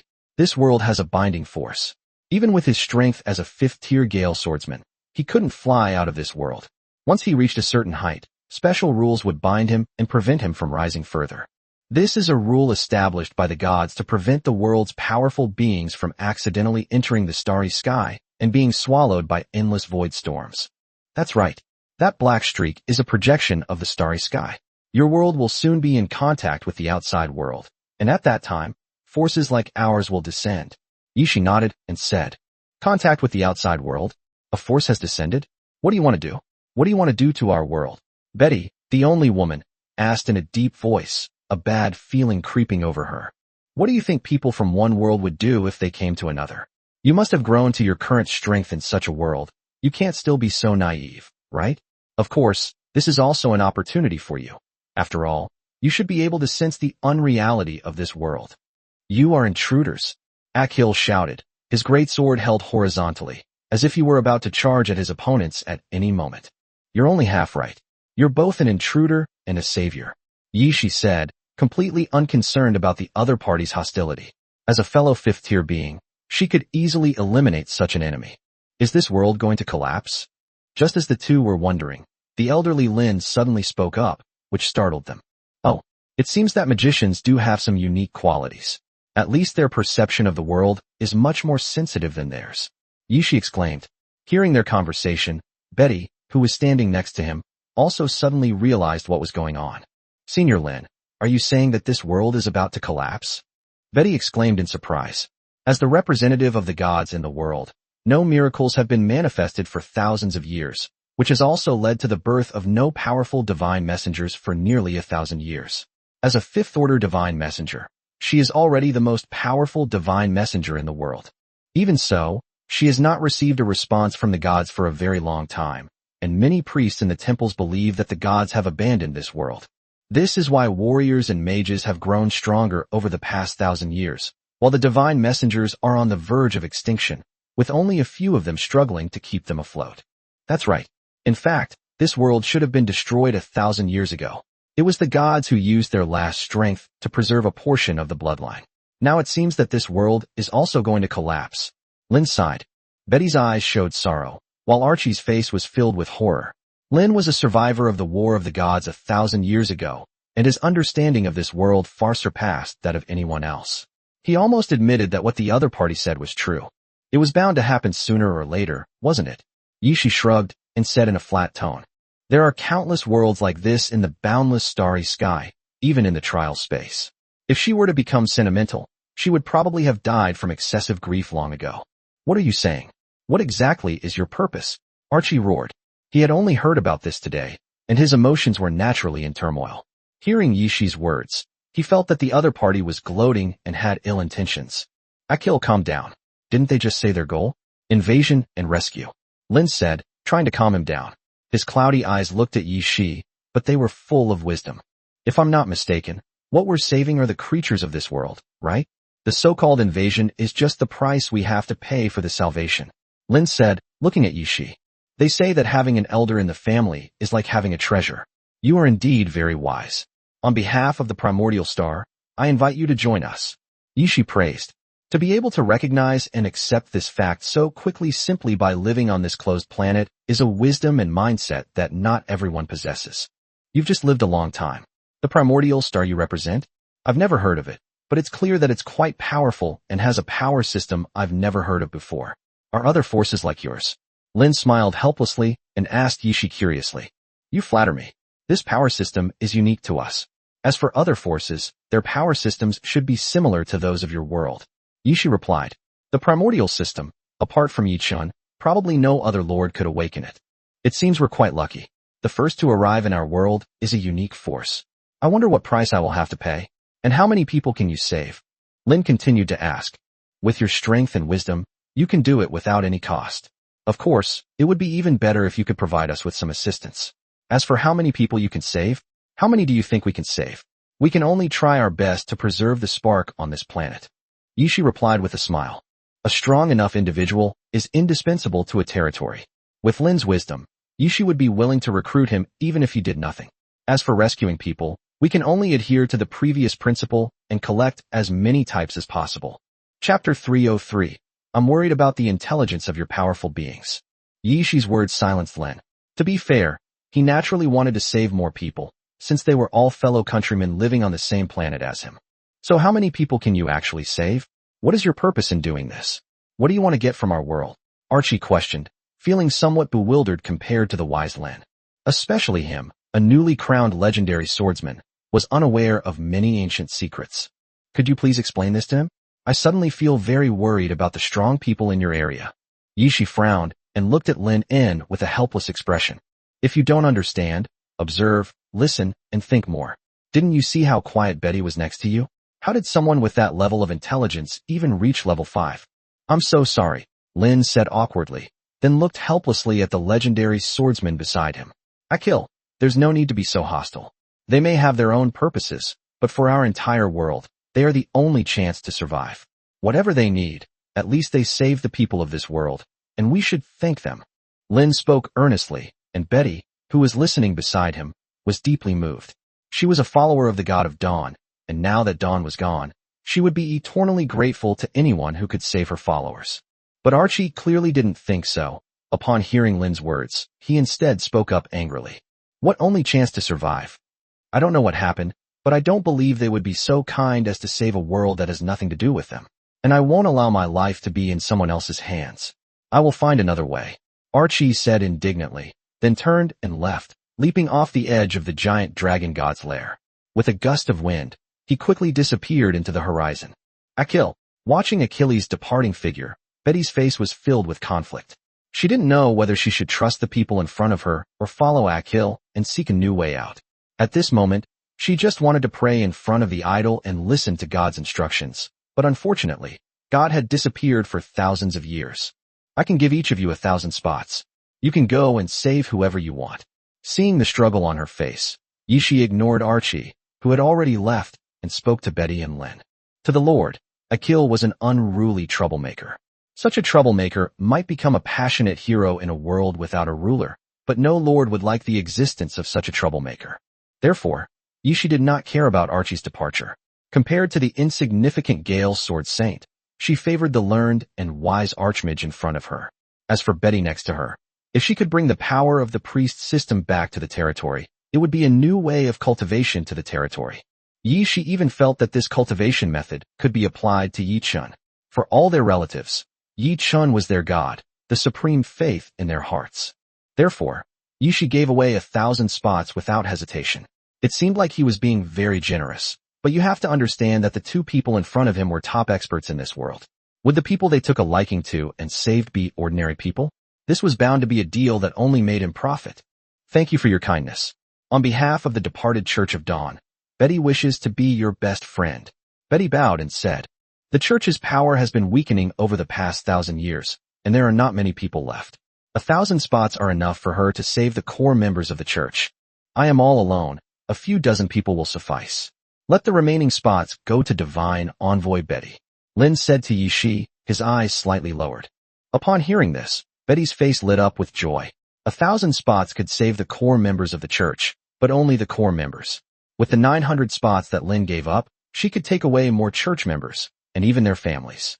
Thank you so much. The Church of Dawn will always be your friend. Betty said gratefully, but Lin shook his head. The God of Dawn has fallen. Now that we have been taken in by the primordial star, the past should naturally be forgotten. Lin's words were very straightforward. It would be inappropriate to remain trapped in the old gods and powers in a new world with new forces.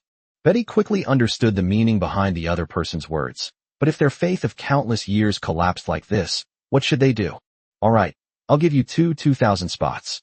You can decide how to allocate them yourselves, but you still need to do what you're supposed to do. Pretending not to have heard their conversation, Yishi said with a smile. Being able to recruit 2 fifth-tier experts was something to celebrate for the current primordial star.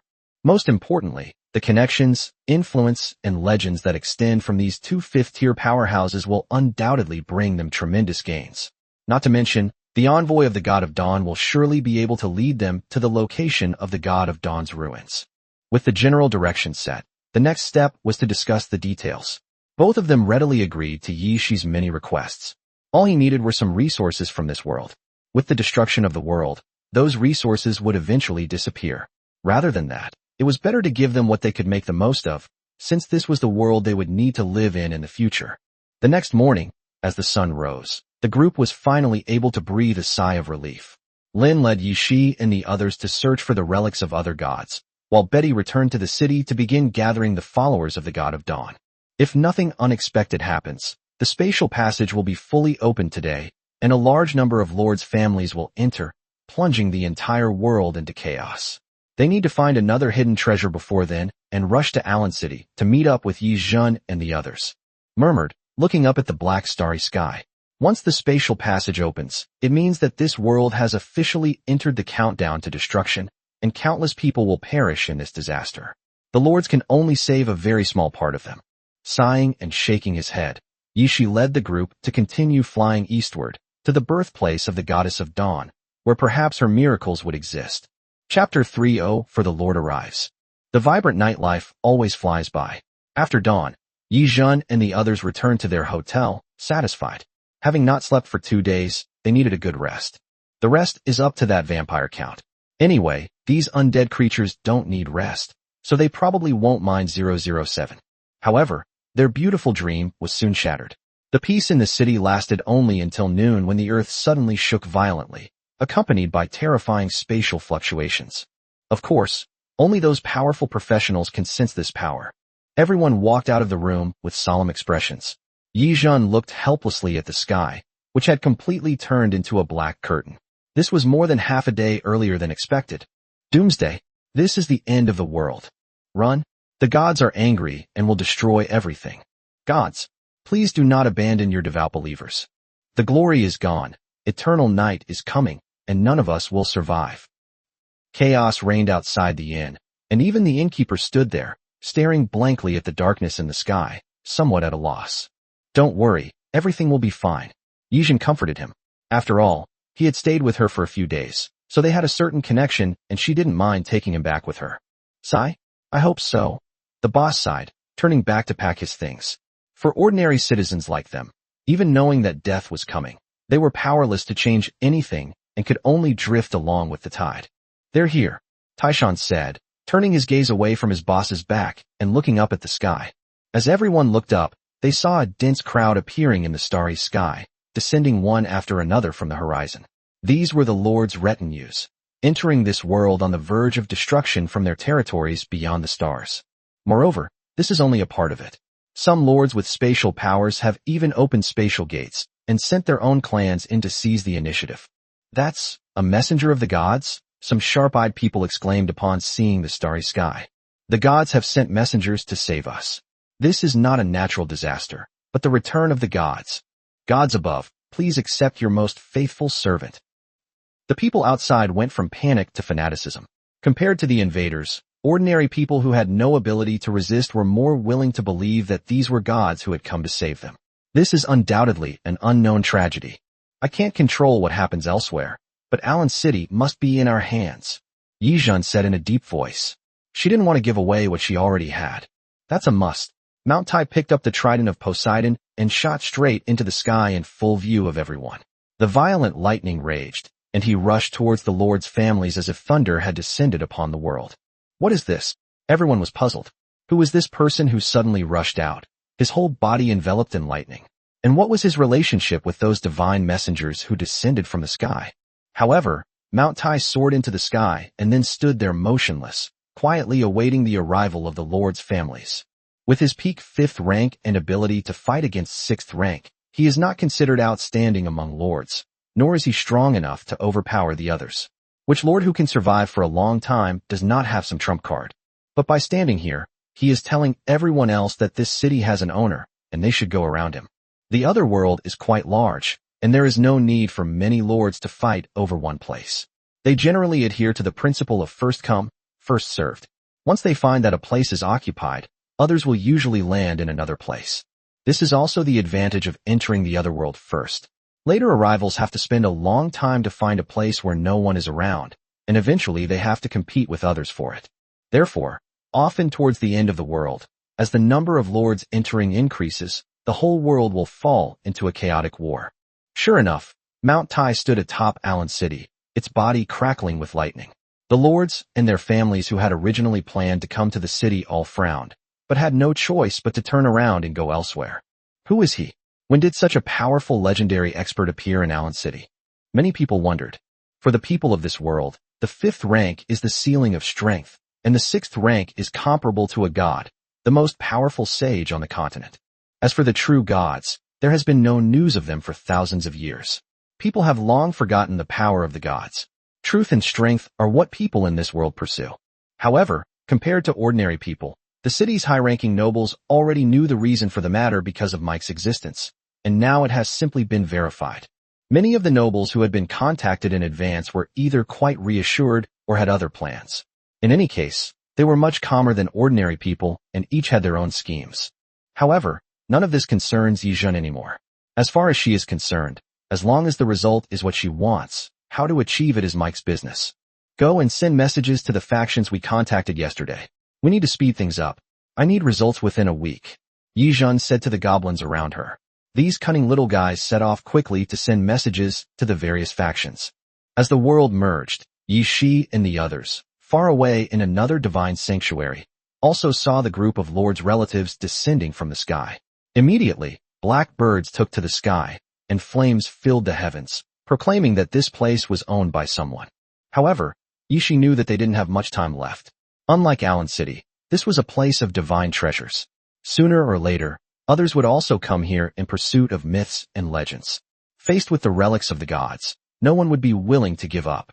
There would inevitably be a great battle.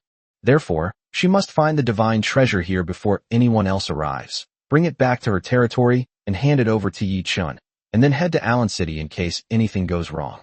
Are you sure the Temple of the God of Dawn is here? Yi Shi asked Lin beside him. With Betty gone, the legendary mage was the one who knew the location of the Temple of the God of Dawn best. That's right, but for thousands of years, no one has been able to find it. Everyone says that the Temple of Dawn disappeared with the fall of the God of Dawn. Lin nodded, then said helplessly, whether it has vanished or not cannot be determined by legends. Seeing is believing. Yi Shi said calmly. Soft moonlight appeared out of nowhere, shrouding the entire forest in a thin veil. Lin's eyes widened as he saw golden specks of light rising under the moonlight, and from these specks, he once again sensed the aura of the God of Dawn. Chapter 305 Survival in Allen City. Could it be that the God of Dawn has not truly vanished? This thought flashed through Lin's mind, but he quickly dismissed it. If the God of Dawn were still alive, the Church of Dawn would not be what it is today. Even if only one God remained, the world's belief system would not have completely collapsed. Let's go. We don't have much time left. We need to find the location of the divine treasure as soon as possible, Yi Shi said, leading the group to follow the golden lights in the sky and head forward. Those golden spots of light are the surge of divine power. As long as you search towards the place where the divine power is most concentrated, you will surely find the location of the divine treasure. Meanwhile, Yi Chun and Fatty, who were far away in the territory, had also received news of the Lord's arrival. They couldn't help but feel a little worried, but this was a process that had to be gone through, so they could only let them do as they pleased. My lord, is what you're saying true? Is our world going to be completely destroyed? Tiger had stumbled into the inn at some point, his face filled with horror. If he had any doubts about Yi Zhan's words before, now it was right in front of him. The invaders from another world had really arrived. And judging from the number of shooting stars in the sky, it seemed that the entire world was already filled with these invaders. Do you believe me now? Yi Zhan smiled faintly. She knew very well what these business partners were thinking yesterday, so she was in no hurry. As long as they focused on doing their jobs for her, they would naturally believe her when the Lord arrived, without any explanation. Does what we said yesterday still stand? 200 spots, and I'll get you all the herbs in Frostfire City. And my people and I will swear allegiance to the Lord behind you. I swear in the name of my ancestors. Tiger said in a low voice. At this moment he only wanted to save as many of his people's lives as possible. 200 spots may not seem like many, but this is, after all, the city of Ellen, belonging to the Ani people. There aren't many Tauren left here, so 200 spots should be enough. Of course, we've come with sincerity. You can gather your people here first, and once our teleportation array opens, we can send a group of people back. Yi Zhan said with a smile. Under the threat of death, Tiger was just the beginning. Many more forces would gather here in the future. All right, I'll go back and prepare what you need. Tiger said, then turned and left. The honest Minotaur never stooped to deception, and he would do his utmost to fulfill his promises. Sure enough, not long after Tiger left, Mike and Burns arrived one after another. The strangeness of the sky was so unexpected and frightening that even Mike, who had already believed it, could not calm down at this moment. Many elders in the family have inquired about this matter, and he is equally at his wit's end. Some elders even want to try to contact other arrivals in order to seek better opportunities. Although he has repeatedly emphasized that he will not serve two masters, it is hard to guarantee that some people will have other ideas and want to gain greater benefits in future from it. Therefore, he has to speed up his actions. This time, he even brought a large amount of supplies to show his loyalty. Indeed, it seems that only nobles like you can obtain these rare cultivation books. Yi Zhan said with admiration as she flipped through the books in the box. Unfortunately, we can only collect books from Allen City. However, I sent a message to my sister at the Royal Academy yesterday. She is already collecting books from the Academy Library. The problem is how to bring them back as soon as possible, Mike said, bowing. He couldn't solve this problem himself, and he wanted to pass it on to Yi Zhan. Oh, the Royal Academy's library? Can't bring it back? That's easy. Just tell me the location, and I'll have someone pick her up later. Yi Zhan said, raising an eyebrow in a good mood. The Royal Library must contain many rare books that are hard to find elsewhere, far surpassing the mere city of Allen. However, this needs to be done quickly. What they can think of, others can certainly think of as well. It is estimated that many lords' families have already rushed directly to the Royal Library. Thinking of this, Yi Zhan took out the communicator developed by Fatty and sent a message to Yi Shi. The real powerhouses were all on her side.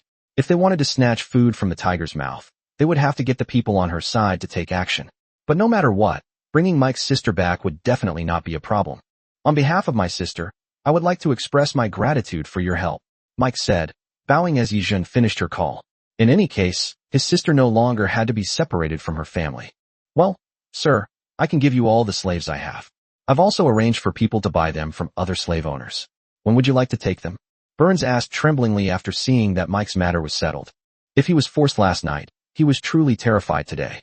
If the world were to end, what would become of a mere vampire like him? Having lived for countless years, he didn't want to die like this. He wanted to live even longer, to possess greater strength and even greater power. Slaves? Keep them all for now. We'll send them all away in a couple of days. In the meantime, collect some more. Don't be stingy with the money. They'll be useless anyway. But remember, they must be of different races and capable of reproduction. Understand? Compared to Mike, Yi Zhan was much less polite to Burns. If finding slaves wasn't the fastest way, Yi Zhan wouldn't even bother looking for such a slave owner. Understood. Understood. Burns' treasure will all be used to buy slaves. Not a single bit will be kept for himself, Burns said, trembling. Having lived for countless years, he knew very well that regardless of whether his wealth was still of any use, it was time for him to pay the price. Otherwise, would he stay here and be buried with him? That's fine. Yizha nodded and didn't say anything more. She believed that compared to Mike, this cowardly vampire count would only be more dedicated. After the two left, other people came to the door one after another. They were the same people they had visited yesterday. Now that time had passed, it was their turn to come to the door asking for help. Yizhan did not stand on ceremony and accepted them all and told them to prepare supplies as promised. Everyone left satisfied. Yishi also received a message from Yizhan. Looking at the map, the distance spanning more than half a continent made her frown slightly. Chapter 306 The Chaotic Imperial Capital. The Dawn God's lair contained nothing of value, except for a temple and a divine statue. Unlike the Dragon God's lair, it did not hold any treasures of great value. However, the statue in the temple contains abundant divine energy, and it can even draw upon a trace of the remaining power of a deity. If this statue were placed in the trial grounds, it would be an excellent material for a legacy steal. Unfortunately, here it is just a statue with collectible value. Of course, divine power is also extremely valuable to Yi Chun, but it's a bit of a pity that he has nothing else besides it. Mina, we need to go to the Imperial City to retrieve some documents to take back to our territory, and then we'll head to Allen City to meet up with Yi Zhen and the others. So you might have to work hard from now on. Yi, she said to Mina with a hint of apology after sending the statue back to the territory. Any familiar's skilled in spatial powers, so if he wants to quickly go to the capital to pick up people, he can only rely on Mina to open a spatial passage. Okay, Mina is happy to serve you. The female goblin replied cheerfully, and then began to construct the teleportation channel according to Yishi's map instructions. Half an hour later, a spatial rift suddenly appeared in the suburbs, nearly a kilometer away from the bustling Imperial City. The group filed out, looking at the desolate surroundings with bewildered expressions. It seems the position is a little off, but it shouldn't be a big problem, Mina said with a slightly embarrassed smile. All right, Yishi shrugged, took off, and then quickly landed. We're not far off. The Imperial City should be just beyond this forest. It looks pretty good, Yishi said. Upon hearing her words, everyone mounted their fire crows and flew towards the Imperial City. Compared to the well-planned city of Allen, the Imperial City was in complete chaos, and even the royal family's suppression had little effect. After all, the royal family could suppress the common people, but they could not stop the arriving lords and their families. Their formidable strength made them capable of contending with the royal family. Most importantly, there was not just one force that came here. Yi Shi and the others discovered that there were no guards protecting the Imperial City, only some corpses lying beside the city gate. This is outrageous. This is too reckless. Zhu Rong, with his fiery temper, frowned and said. Everyone knew the purpose of their visit, but no one expected that they would be slaughtering people so indiscriminately. If even the guards at the city gates were treated like this, the people in the city must be even worse off.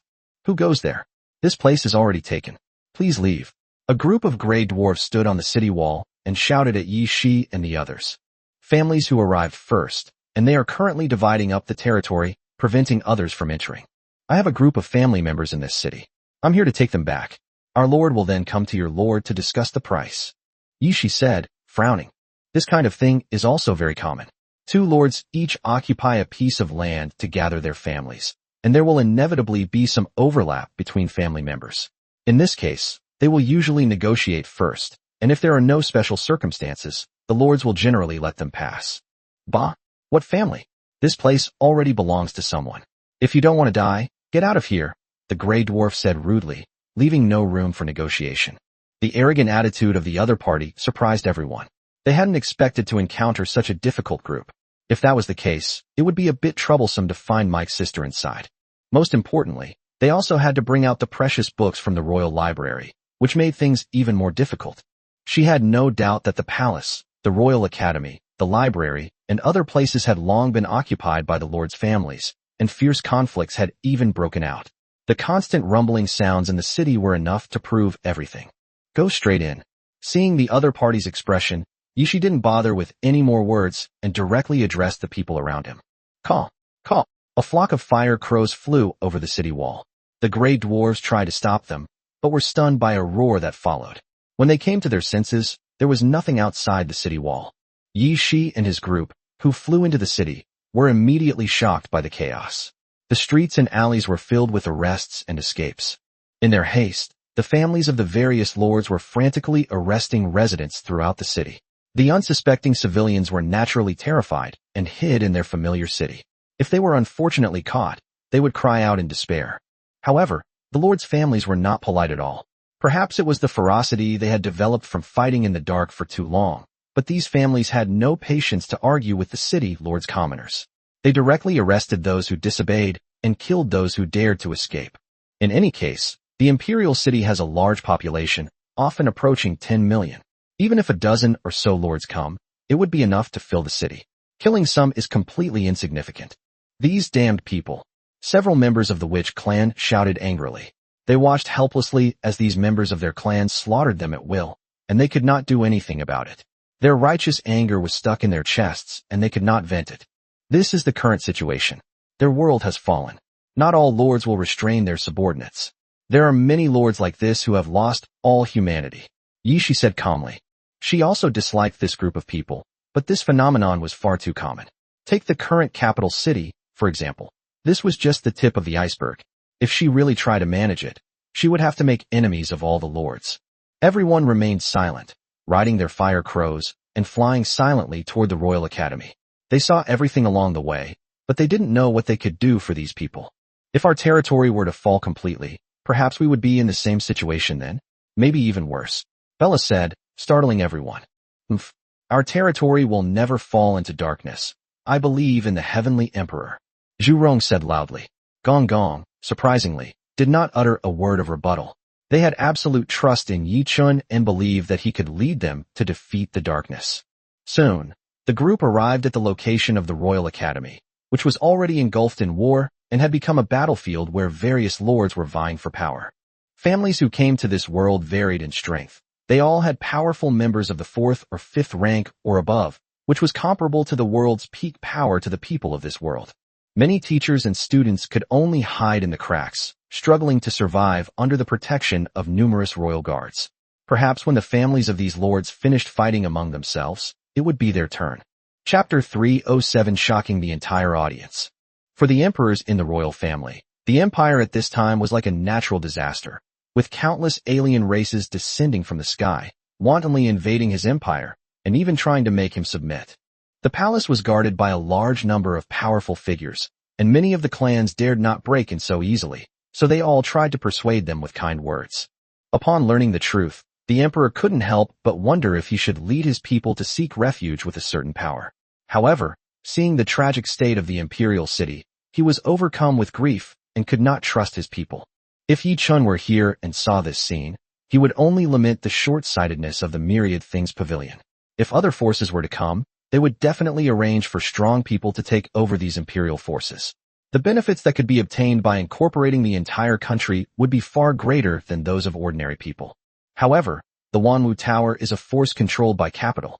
For the person in power, all he wants is the resources at hand. Slowly taking over the entire empire would take too long. The managers can wait, but that doesn't mean the capital within the force can.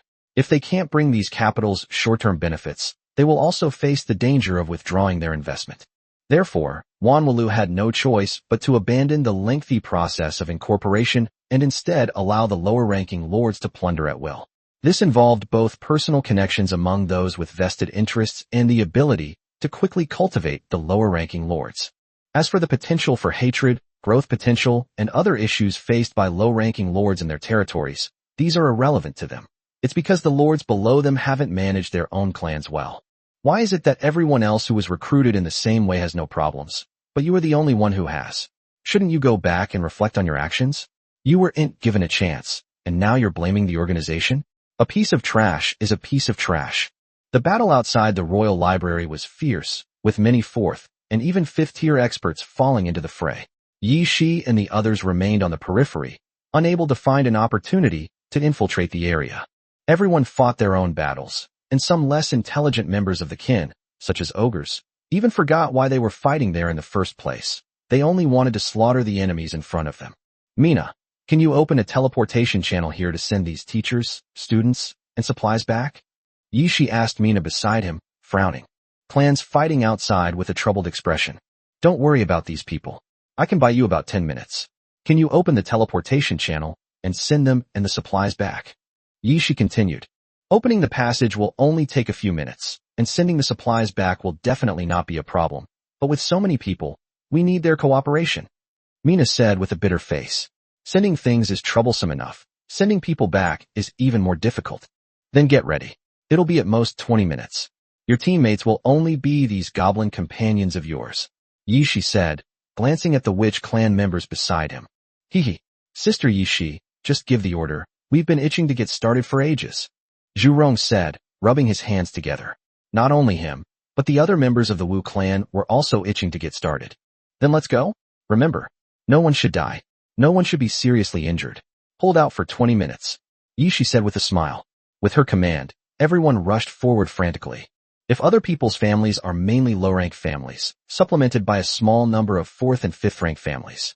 So Yishi's team can be said to be basically all at least tier 4. Even the slightly weaker Wu clan are invincible among tier 3 races, and can even compete with tier 4 units.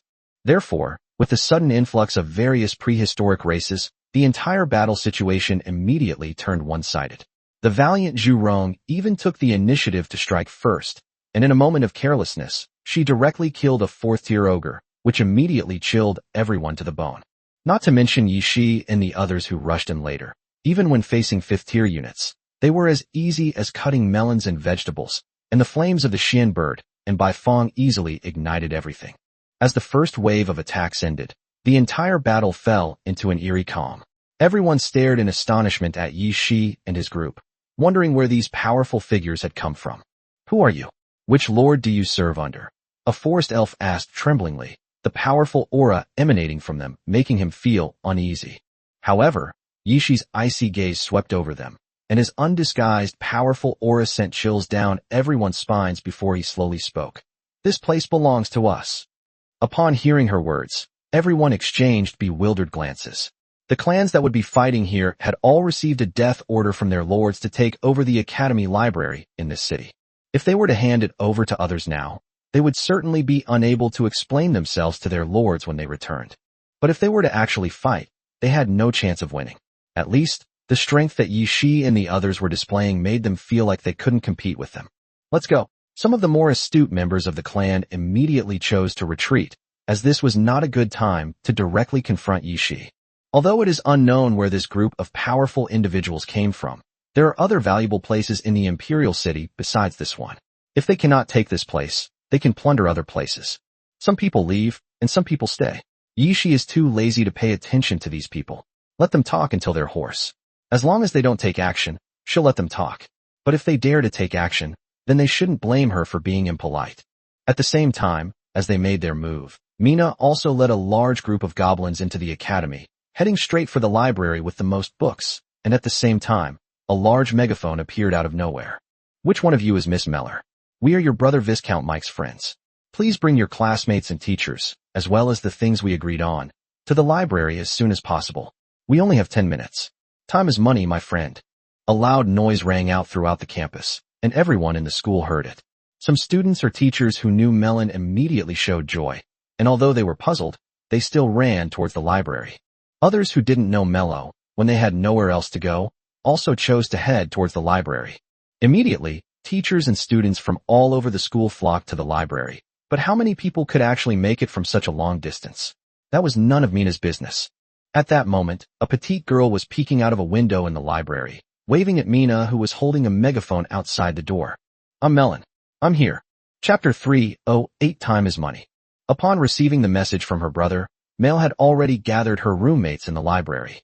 Upon seeing the conflict and turmoil outside the school, Mello immediately believed her brother's words and quickly pulled her roommates and classmates to pack up and box those rare books. This even led to conflicts with many students and teachers in the library, but fortunately, they managed to keep their belongings and hide in a small room near the main entrance, waiting for Yishi and the others to arrive. Almost a day had passed since they arrived. They had thought it would take several more days for the other party to come, but they arrived much sooner than expected. Most importantly, this group of people was so powerful that they intimidated everyone as soon as they appeared and drove everyone away. The powerful strength immediately put Mai Lu at ease, and she was also grateful for her brother's discerning eye and good fortune. Oh, this is much easier than I thought. Big guy, could you move aside? We might need to use your window. Upon hearing the response, Mina looked up at the room on the second floor and said cheerfully. Then, she led the goblins and activated the jet propulsion function on their armor, rushing towards the window where Mel was. Oh, oh, okay, Mello said nervously, leading his classmates to quickly make way. Then they saw these ugly little guys leap and rush into the window of the second-floor room. Oh, this must be at least a Tier 2 warrior's physical abilities. Many of the girls exclaimed in surprise. They hadn't expected these little guys to have combat power of Tier 2 or higher. In the Ani Empire, this level of strength was already the standard for a powerful warrior. Great. Safe landing. Which one of you is Mello? You mean Mike's sister? I think that's her name. Mina asked uncertainly, as she had never met Mike. Hi, I'm Mello, it's nice to meet you. Mello said nervously as he stepped forward, feeling both curious and afraid of these extraterrestrial visitors. Oh, very good. Your brother said you prepared a lot of gifts. Get them ready. We only have 20 minutes, otherwise there might be danger outside. Now, take what you prepared and the people you want to take with you, and prepare to head to a new world, Mina said, while constantly waving her spatial wand to summon a spatial portal back to the territory. Oh, okay. Everything's in this room, Mello said quickly, while looking in surprise at Mina. A black spatial rift appeared out of nowhere and was rapidly expanding. My God, this is lost spatial magic. There's an energy fluctuation within it that I've never sensed before. A mature woman beside her exclaimed, her eyes filled with curiosity and longing. Spatial magic? Upon hearing her words, everyone exclaimed in surprise. This was their magic teacher, and spatial magic had long been lost on the continent. To witness such a long-lost technique was truly astonishing. Sure, this is a very delicate task. Mina needs a quiet environment. Hearing the exclamations around her, Mina pointed to her index finger and said, then continued to inscribe her spatial magic. Soon, a spatial gate as tall as a wall appeared before everyone. Through the spatial barrier, they could see a world filled with birdsong and fragrant flowers. Boom! A huge roar resounded, and a scorching flame shot out from the window, and everyone felt the terrifying temperature.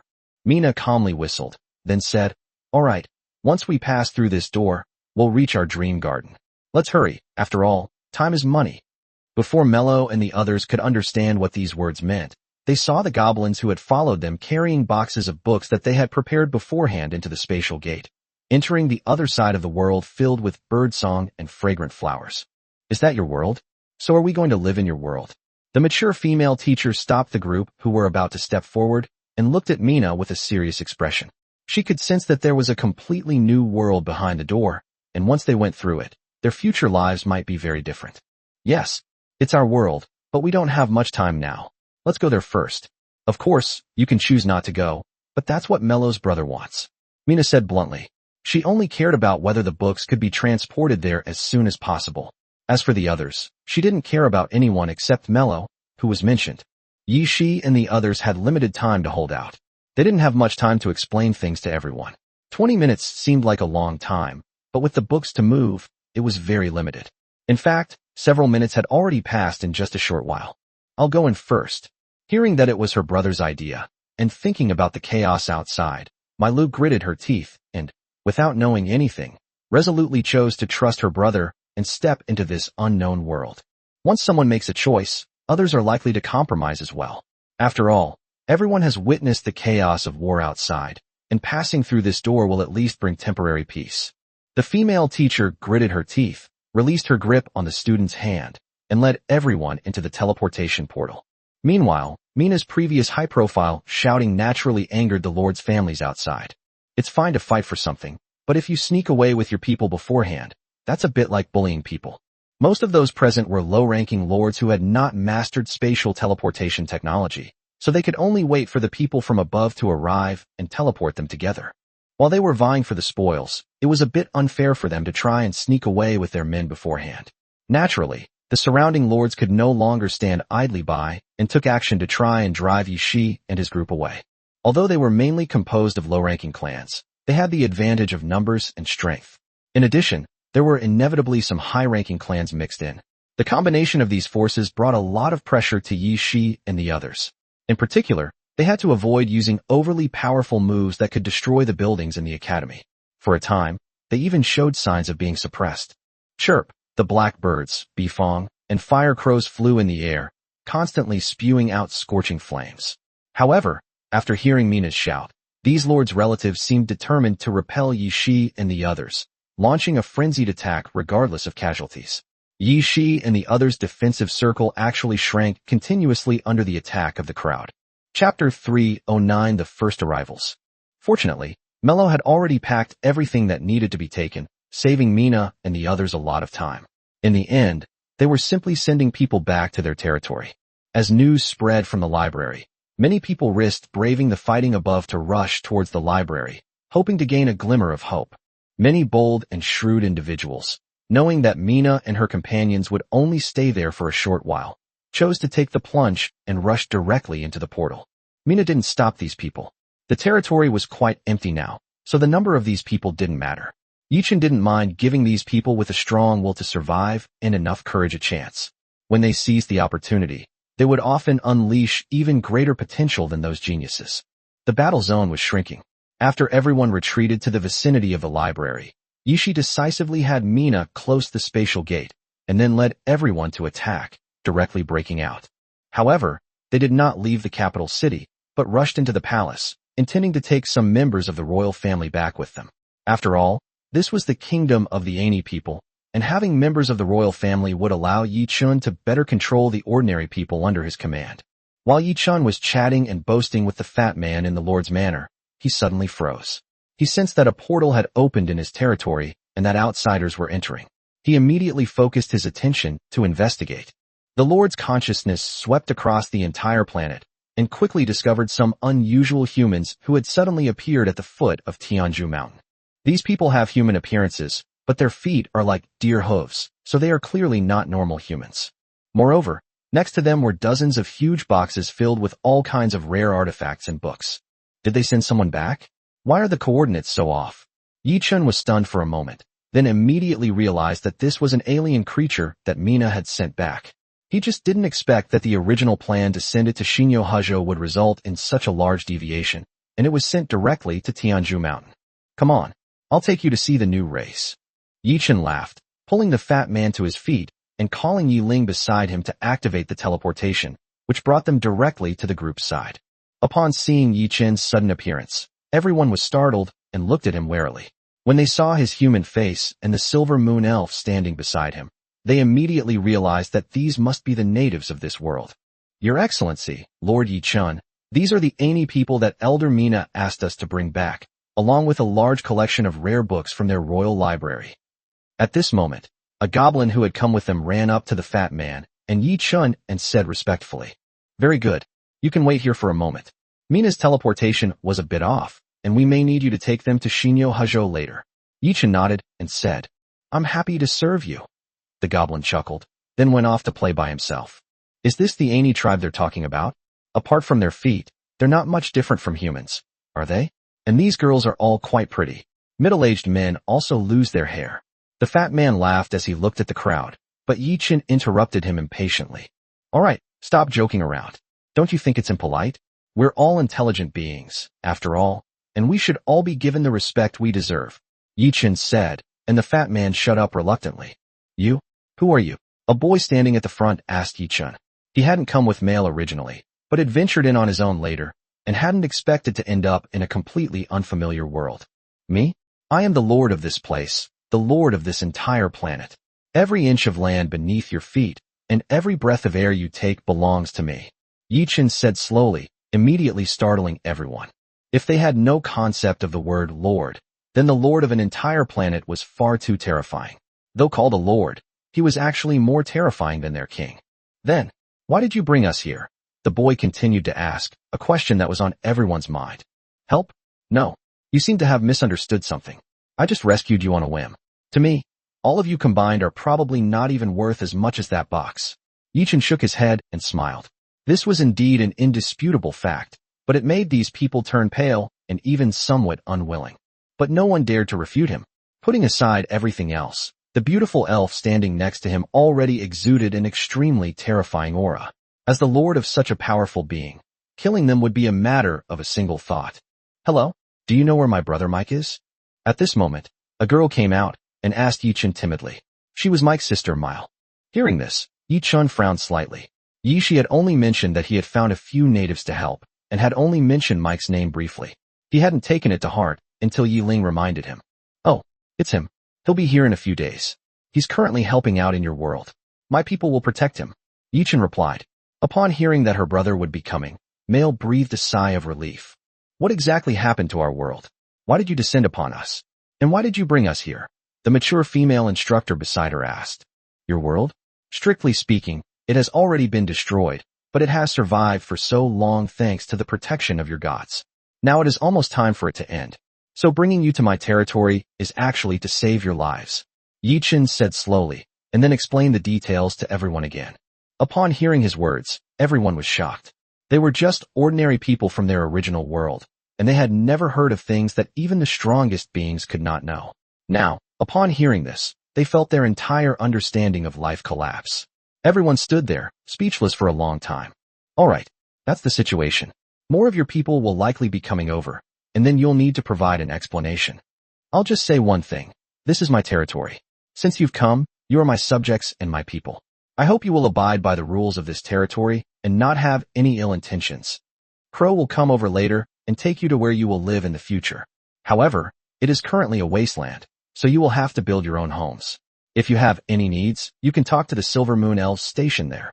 After explaining everything in one breath, Yi Chen felt a bit thirsty.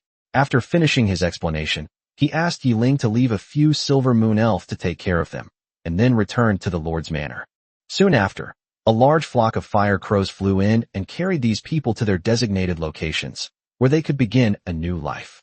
Chapter 3:10 Great Celestial Immortal Technique.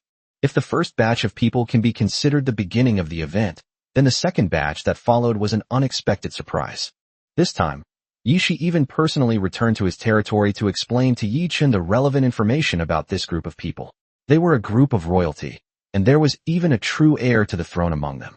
Yi Shi went to great lengths to persuade the royal family to take control of this group of people, and then relied on his powerful forces to barely send them back before quickly evacuating. Most of these people are guards and maids. There are only 3 true members of the royal family. One is the eldest prince, who is also the crown prince of the Ani Empire, and the other 2 are princesses. They have the highest prestige in the Ani Empire, which should be of great help to you in controlling the people next. Yi Shi reported in the Lord's mansion. 1 crown prince and 2 princesses. The competition must be fierce this time, right? Yi Chen asked. The imperial city of an empire is the focus of everyone's attention, and there is also resistance from the imperial family itself. Bringing back a prince and 2 princesses under the watchful eyes of everyone is by no means an easy task. Fortunately, Mina and I were able to teleport directly into the palace and negotiate with the emperor. After understanding the whole story, he asked us to bring back the crown prince and princess of the empire. As for the other lords outside, none of them have combat power above the 6th rank. They were fine in the short-term confrontation. Only Xian Niao and Bai Fong were slightly injured. Yi Shi spoke up, but she didn't mention the war outside the capital. Yi Chen could imagine how brutal it was. Even Yi Shi, who had returned, still had traces of blood on her body. And this wasn't even part of the main force in the war. She had gone into the palace to handle communication matters. You've worked hard. The city of Alan should now be under Yi Zhen's control. Developing based on Alan should reduce the danger considerably, and there won't be many lords competing for it in the short term. You can rest now. Yi Chen comforted them. They still needed to continue venturing into the different worlds for a while, but large-scale battles like this were unlikely to occur in the short term. The other world is exposed to darkness, although it will be destroyed and shattered quickly. This time is measured in years. Many lords have a long time to turn this world into their own backyard, and even have high-ranking lords use some special means to maintain this world. Such alternate worlds in the myriad realms, and they are often controlled by various powerful forces. Yi Chen and his group are essentially a group of stowaways. Before they are discovered, they need to quickly gather what they need and then leave, but they can stay in them for a long time. This is what I should do for the development of the territory, Yi Shi said, bowing. By the way, take this book with you. But remember, only our people can read it, and if nothing unexpected happens, only your prehistoric race should be able to learn it. Yi Chen raised his hand, summoned a book from the library, and handed it to Yi Shi, saying, The Great Celestial Immortal Technique. Holding the Dawn God statue returned by Yi Shi, Yi Chen extracted its divine power and converted it into primordial points. He then retrieved the famous primordial manual from the scripture pavilion. In the legends of the primordial era, This secret realm could be cultivated directly to the level of a great Luo Golden Immortal, which in this world would be equivalent to the peak of the 6th rank. Imagine this. Other races are limited by their own talents and can only grow step by step, but the primordial clan can cultivate to the peak of the 6th rank with just one technique, completely breaking the limitations of racial advancement. What a huge advantage this is. Of course, Yichen looked at it and realized that it wouldn't be easy to cultivate the Great Celestial Immortal technique. This technique has very high requirements for talent. Ordinary people may be able to cultivate it to the 4th or 5th level, or even become invincible at the same level, but it is not so easy to continue to advance. Moreover, this type of technique enhances one's own combat power and cannot be stacked with racial advancement. In other words, you can't rely on advancement to reach the peak of the 6th rank and then cultivate a technique to break through the limit and enter the 7th rank. Isn't that just exploiting a bug? Every cultivation technique has its own upper limit. The Great Celestial Immortal technique can allow one to cultivate up to the peak of the 6th level. However, if one wants to continue to break through, one must find a stronger cultivation technique. Yes, sir. Yishi solemnly accepted the manual. She could guess that it must be a product of the scripture pavilion, which could greatly enhance their strength and was a rare treasure. Also, here's this for you. It's a sword that's been awakened, with a sword spirit inside. I've named it Wangshu, and it will be your sword from now on. He then took out a slender sword without a guard, the pommel made of a special ice blue jade material, which looked quite beautiful. This time, Yichen had plenty of primordial points. In addition to acquiring secret manuals, he also conjured up some creatures in his territory. For example, the radish spirit from before could now run around freely outside the Lord's mansion in a team. He also prepared several weapons with artifact spirits and gave them to his capable assistants. Wangshu, Yishi will certainly live up to your expectations. Yishi couldn't help but take the sword in his hand and thank Yichen. Go. Yichen nodded. With Yishi gone, Yichen had some free time again and turned his attention to the newly arrived Ani royal family. There weren't many people who came this time. Apart from the crown prince and the 2 princesses, there were only 10 level 3 guards. Yichen was too lazy to dawdle and directly summoned them over, giving them a detailed instruction.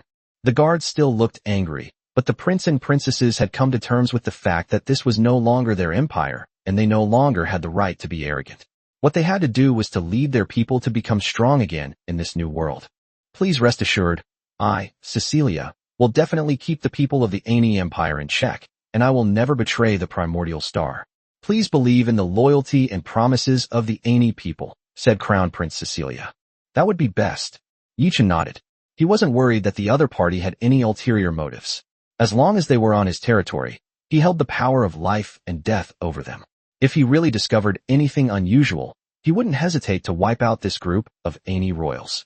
After sending the group to Shinyo Hujo, peace returned to the territory.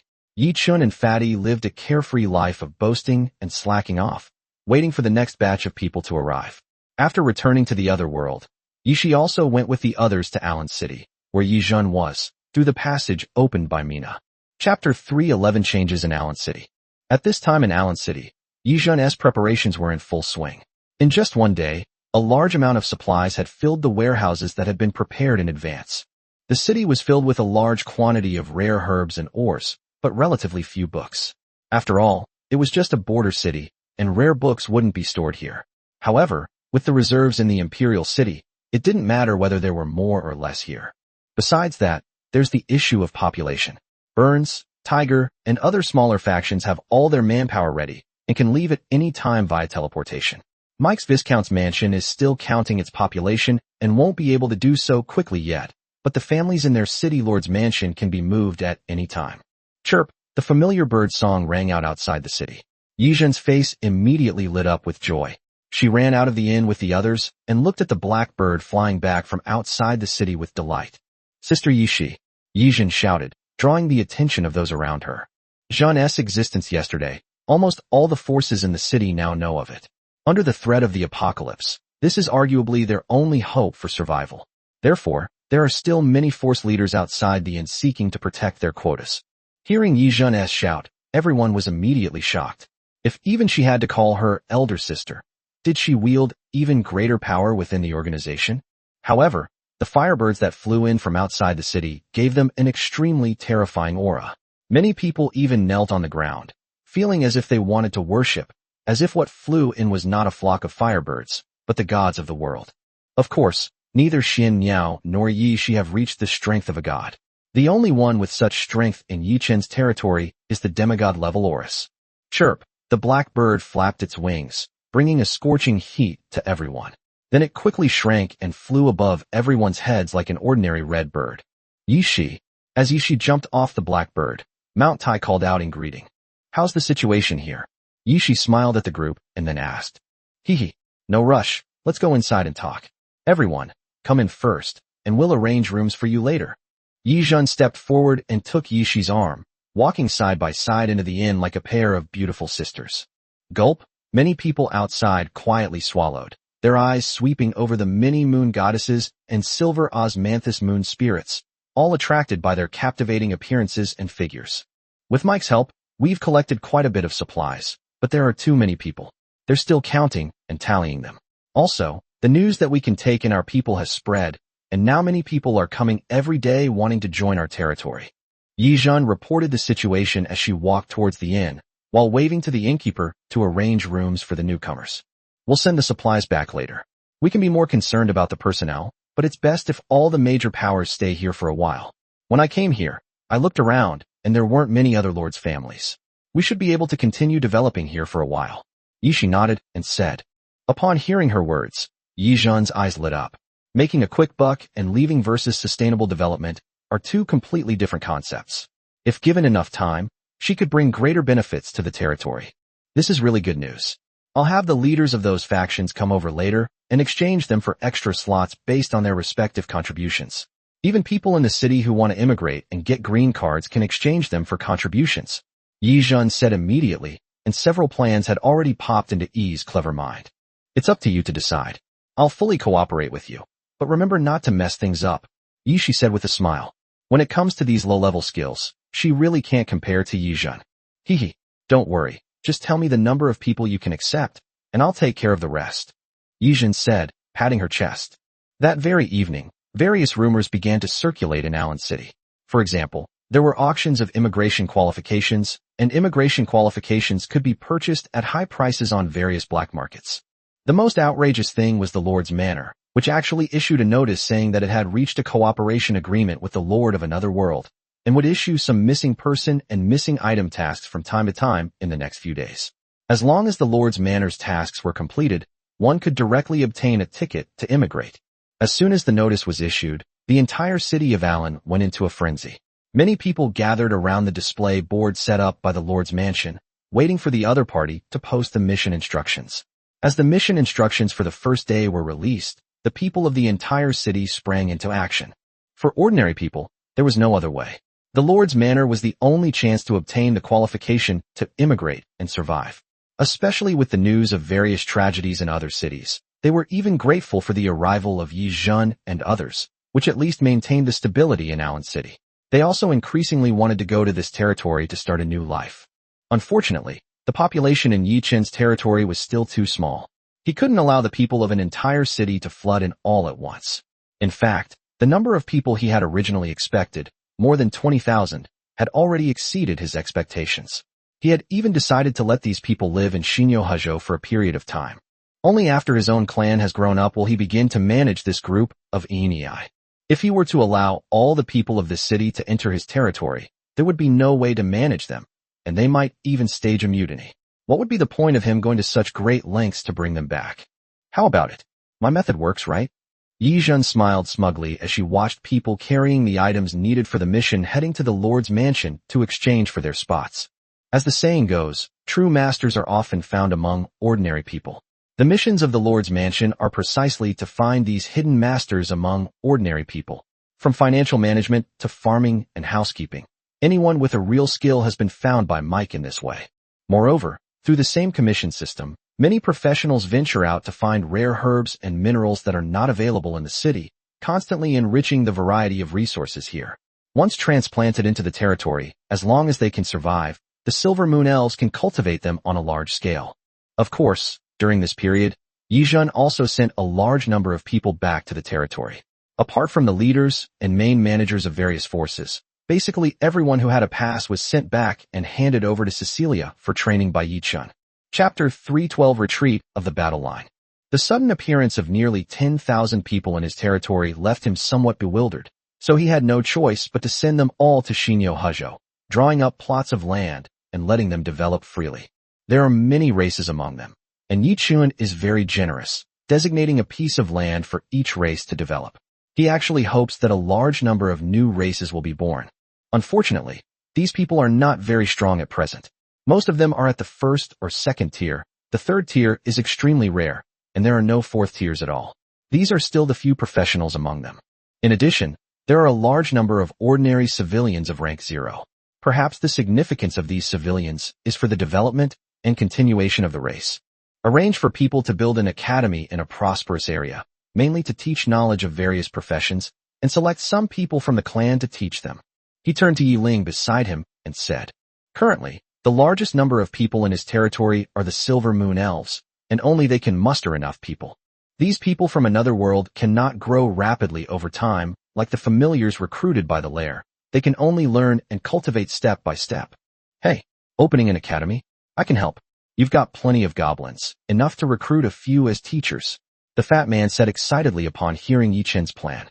He had always felt that his goblins were too weak, but now he had actually recruited a group of even weaker otherworldly familiars, and he couldn't be more excited. "That's true. It would be a waste not to use free labor. We can just send your goblin to this academy. Yi Ling can send a few people to train them for a while. The main thing is the professional inheritance in our inheritance stone tablet," Yi-chun said, stroking his chin. For this group of people, he only needs to complete their basic education first, so that they have basic combat capabilities, and then select those with outstanding talents to come to Tianju Mountain for further study and learn more advanced cultivation knowledge. He plans to build another academy here at Tianju Mountain, making it the highest academy on the entire planet. Only in this academy can one have the opportunity to comprehend the legacy steel. Here, you'll find the most handsome lord, the most powerful mentor, the richest library, the legacy steel, the Hall of Heroes.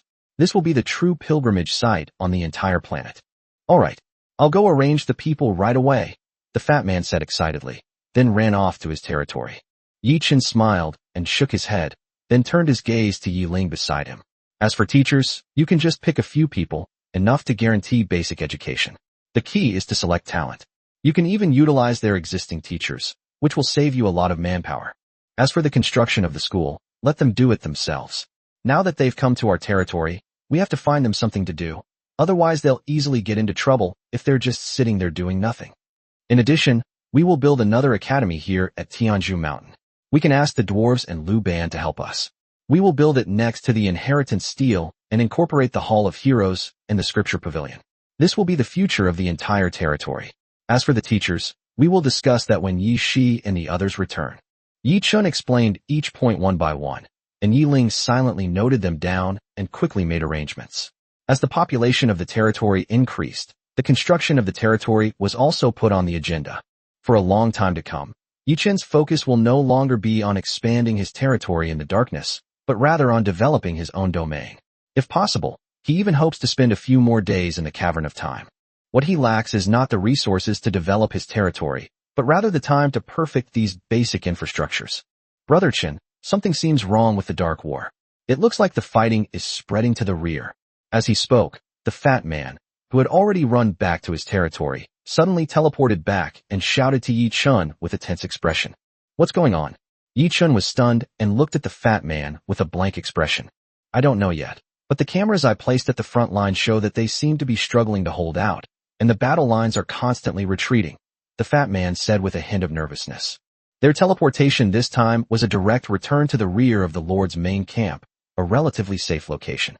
As long as they weren't discovered by the Lords, they could stay there in peace and earn resources from the other world. However, if the battle lines are withdrawn, not to mention the otherworld space located at the edge of the core of the battlefield, as the number of Lords in the rear increases, they will be easily discovered hiding here.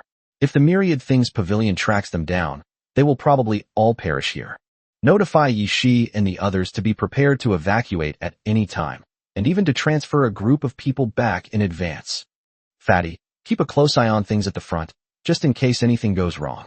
If the area where the other world is located falls, We can evacuate everyone as soon as possible. Good. Everyone sprang into action. Yishi, who had just returned to the other world, was completely bewildered upon hearing the news. What was going on? However, preparations still needed to be made. The relocation of tens of thousands of people would take a considerable amount of time and could not be resolved in a short period of time. Yishi immediately issued orders to notify the evacuation. At the same time, a large number of quota missions in Allen City began to be issued, even with a note that the time was tight and might end immediately, at most within 3 days. This was the time frame Yi Chun had given. In any case, they couldn't stay in this plane any longer. As the battle lines retreated, more and more lords were emerging in the rear, and they would be discovered sooner or later. It would be better to leave as soon as possible and enter the Blue Star plane openly and legitimately. That is a safe zone for lords, where no lord can use force, and there is even official protection. Moreover, they were going back to participate in the recruitment of new lords for awakened beings. At this time, it could be said that the place was the focus of everyone's attention, attracting the eyes of countless big shots. No matter how arrogant the Myriad Things Tower was, it would never dare to make a move against them in the Blue Star region at this time. Upon seeing the notice issued by the City Lord's mansion, the entire city went crazy, frantically accepting tasks from the City Lord's mansion, all in the hopes of obtaining a ticket to other worlds before leaving. As a result, the grass outside the city was almost completely stripped bare, and many tasks involving the collection of materials and species required people to go out and find them. Many people even perished after encountering powerful magical beasts, but there was nothing that could be done.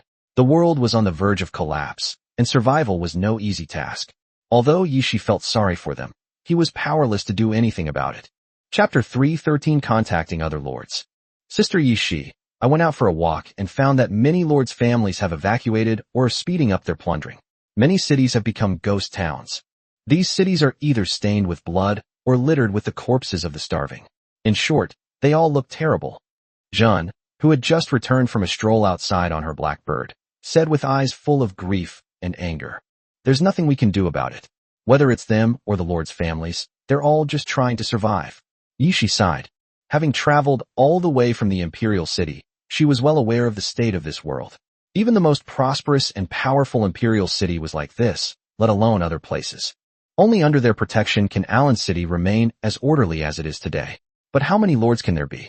Even if the 3 great empires combined, there are probably not many cities like this. But Sister Yishi, are you really just going to leave the rest of them here? Isn't that just sending them to their deaths?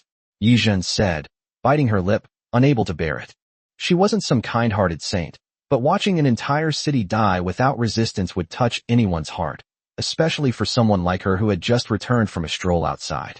Having witnessed the horrific reality outside, the peace and tranquility of Allen City seemed all the more precious. What else can we do? Take them all with us? You should know how many people there are in Allen City, right? We can't handle that many people. Yishi said helplessly. Not counting ordinary residents, there are hundreds of thousands of adventurers in Allen City alone. If you include civilians, the population is over 1 million. How can we manage so many people if we take them back? Even if Yi Chun allocates a piece of land for them in Shinyo Hujo, who can guarantee that these people won't run around? Who can guarantee that nothing will go wrong? How can those thousands of Silver Moon Elves and Fire Crows possibly keep an eye on them? Even if we recruit all of Fatty's goblins, it won't be enough. Hearing Yishi's words, Yizhen bit her lip and stopped talking. She knew the situation even without being told, but now that she had a leader she could trust, she kept thinking about struggling. But in reality, she knew in her heart that it was impossible. Chirp. At the same time, Taishan and the others who went out to investigate the situation also returned one after another. They had to go out to patrol every day to see the situation in other cities, but the information they received was all pretty much the same. By the way, if we go east, there's a city where a few lords still reside, seemingly fighting over it. We could try to get them to come and take the rest of the people away. At least that would give them a chance to live. After learning about the surrounding situation, Taishan thought for a moment and said. Upon hearing his words, everyone's eyes lit up. That's it. We've been stuck in our own territory, but for these people, as long as a lord is willing to take them in, they have a chance to survive. We can go find other lords' families to come over. Yizhen said excitedly, and Yishi nodded in agreement. It's possible, but our interests must be prioritized. Those who have obtained the pass should expedite the transfer process and try to get our people out before they arrive. Yishi added. They've put in so much effort in Allen City, finally gathering all sorts of talented people from the city. Their value is incomparable to that of ordinary civilians. If the other side gets jealous and tries to take people from them, it would be a huge loss for them. Our people can be transferred in 2 days at most. I'll go with Big Guy and have them come back in 2 days. By then, everyone in this city will be theirs. Yijin said immediately.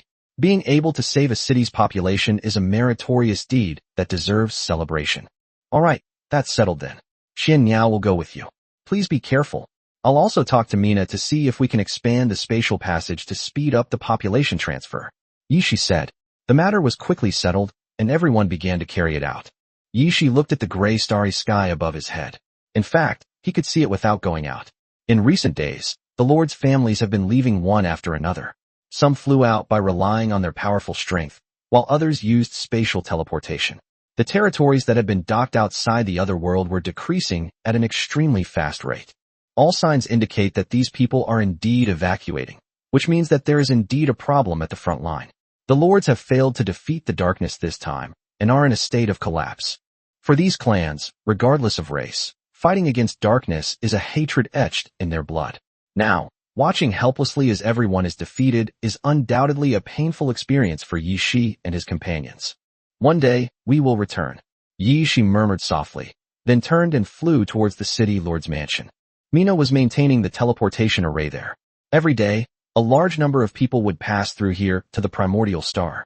A day had passed since Yi Chen sent the message, and she needed to go back to report on what had happened that day. Sister Yishi, you've arrived. Mina greeted the visitor, wiping the sweat from her brow. Can this portal be expanded further? Yishi nodded and asked, looking at the portal that was already 3 meters wide. Expand it further? That would require even more energy. We're already consuming 1 tier 3 energy stone every hour. And Mina can't keep up, Mina said with a troubled expression. 1 tier 3 energy stone per hour may not seem like much, but maintaining it for a long time is quite a significant drain. Moreover, maintaining a teleportation array, although not as mentally taxing as a mage, still requires her to constantly maintain and repair the array. The larger the teleportation array, the more parts need to be repaired. What if I bring you some help when I go back? Yishi continued to ask. Mina alone was definitely not enough, but she also had her own research institute and assistants in Fatty's territory. Is that so? That's fine.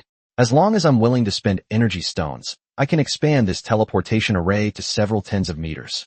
However, based on the current efficiency, I estimate that 5 or 6 meters should be enough. If it's any bigger, Viscount Mike's people won't be able to keep up with the gathering speed. Mina thought for a moment and quickly calculated. All these people must evacuate in an orderly manner. Moving it several tens of meters at once would only cause chaos. Alright, wait for me here, Yishi said, stepping into the teleportation array.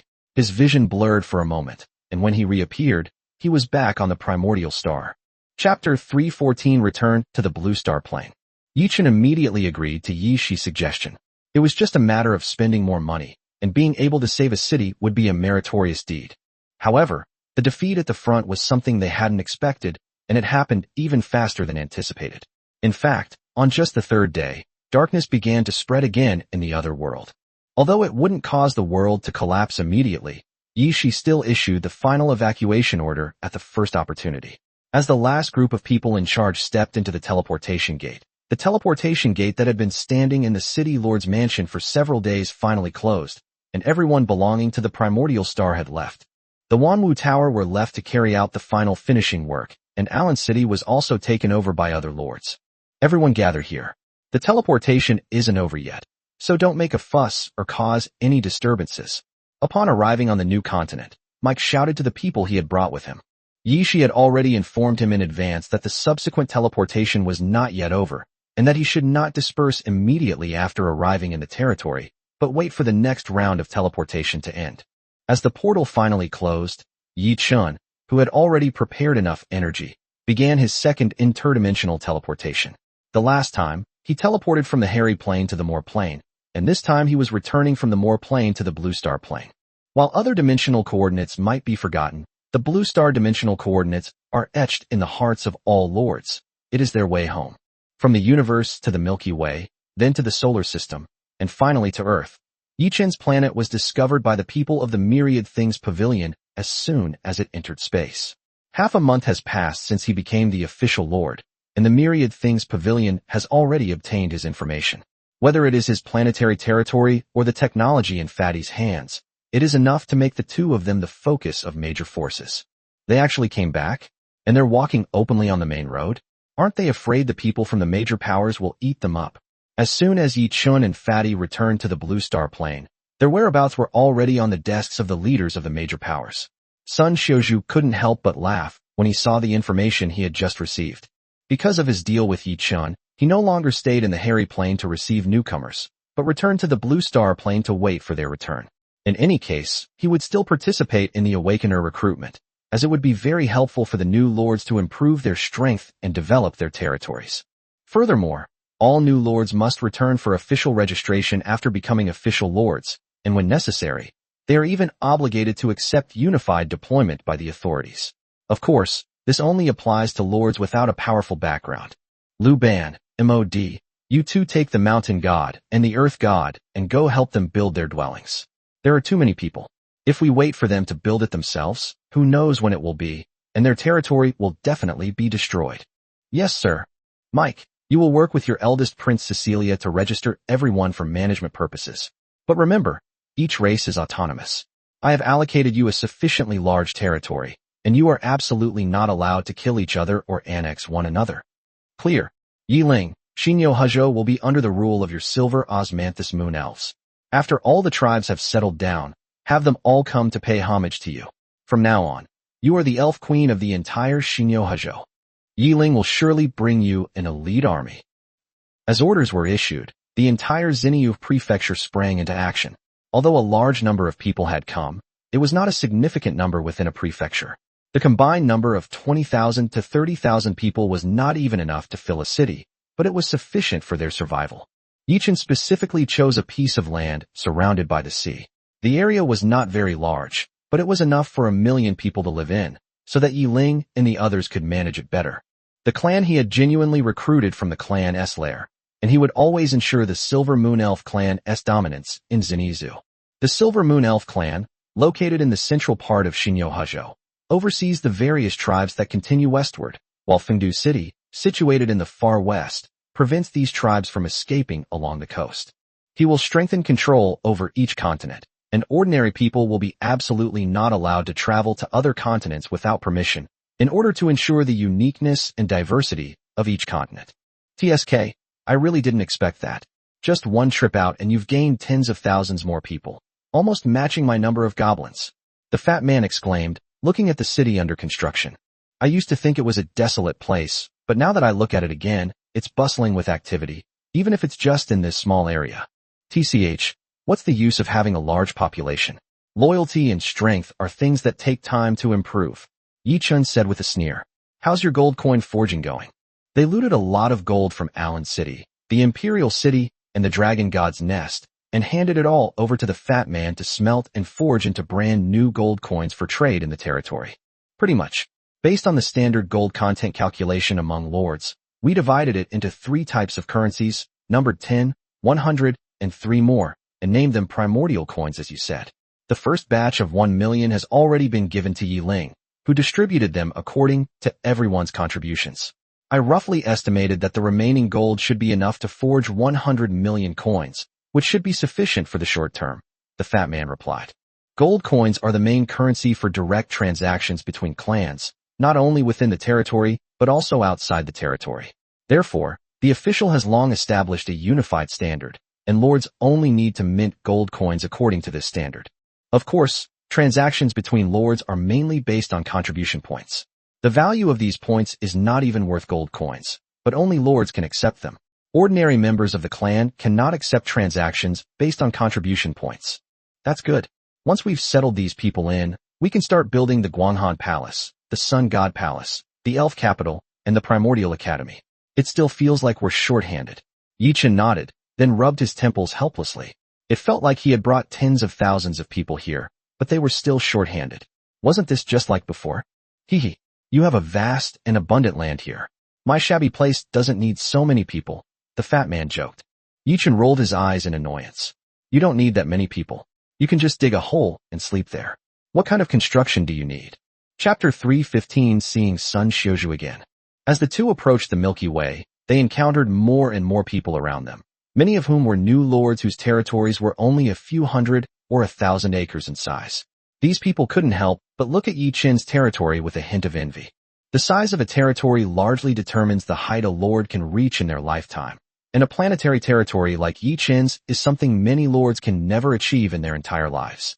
Do you think these people will stare at us with all sorts of envious and jealous looks, and keep muttering 30 years east of the river, 30 years west of the river? Never underestimate a young man. The fat man looked at the new lords who kept passing by outside the territory, with an air of commanding the world. 30 years. If I had the money, developing in the time cave for 30 days would be enough to crush you, Yi Qin said with a sneer. Within the cavern of time, a day is equivalent to a year.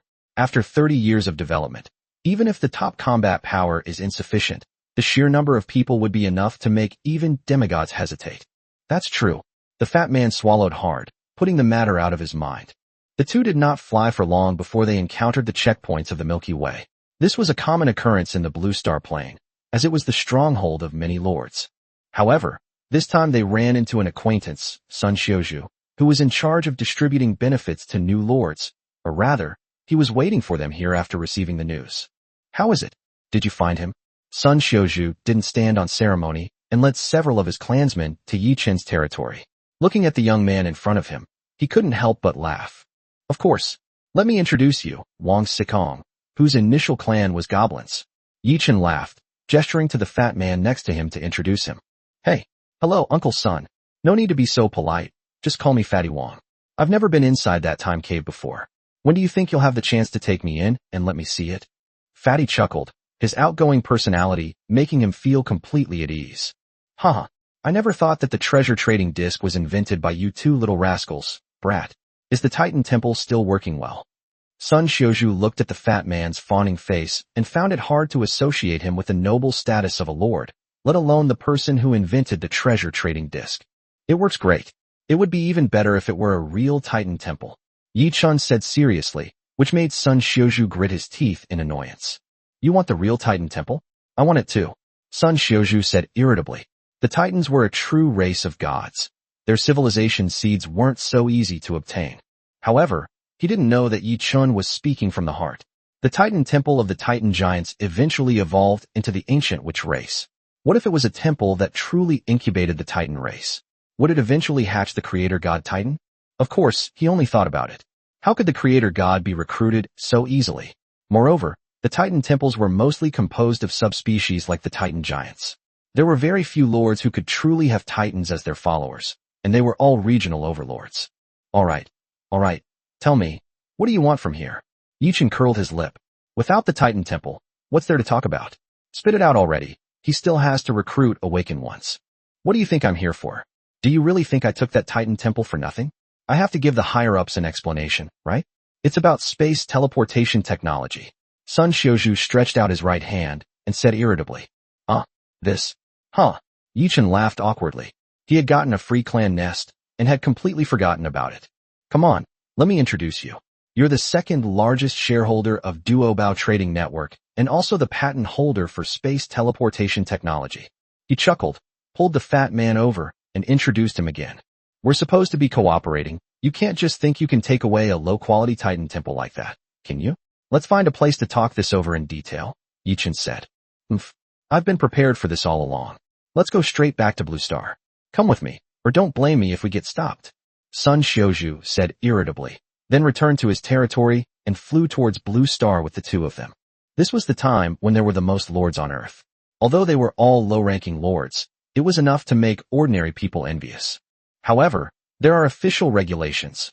Members of the Lord's clan are not allowed to enter Earth, and ordinary people are not allowed to enter the Lord's territory or have contact with the Lord's clan.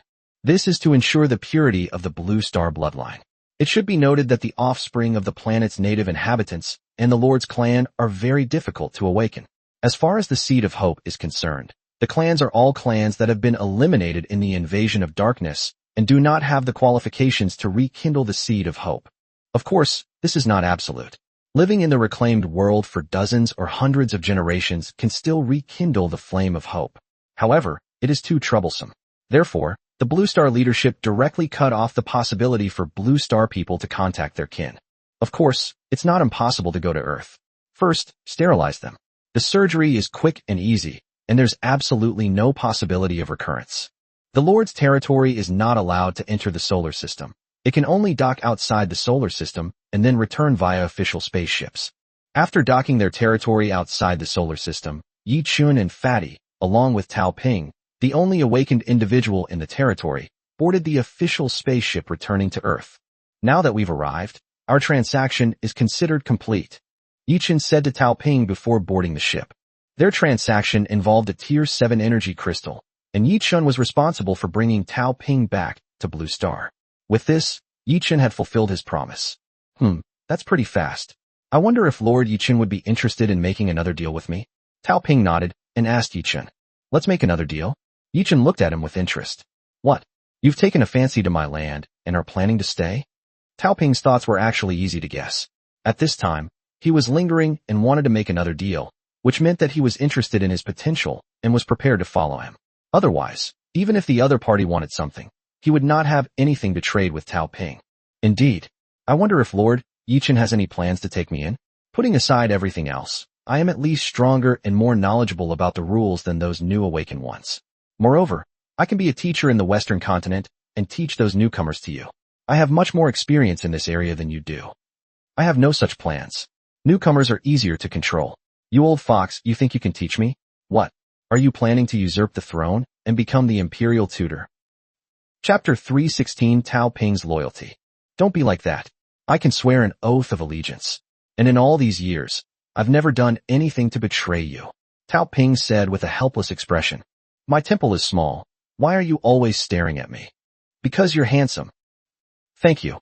Yi Chun boarded the airship bound for Blue Star, cursing under his breath. Tao Ping followed him and the fat man, ostensibly to protect them. After all, ordinary members of the Blue Star's kin cannot go along, but these awakened ones can. With a 6th-tier expert protecting them, Yi Chun and the fatty's safety is undoubtedly much higher. What is this? Sun Xiuzhu was stunned when he saw Tao Ping following the two of them. He could feel the powerful aura emanating from the other party. Hello? I am Tao Ping, an awakened one employed by Lord Yi Chun. Tao Ping introduced himself familiarly, completely ignoring Yi Chun's dark expression. What do you mean by employed? I haven't agreed to it yet. Yi Chun said irritably, but Tao Ping had already started making oaths on his own.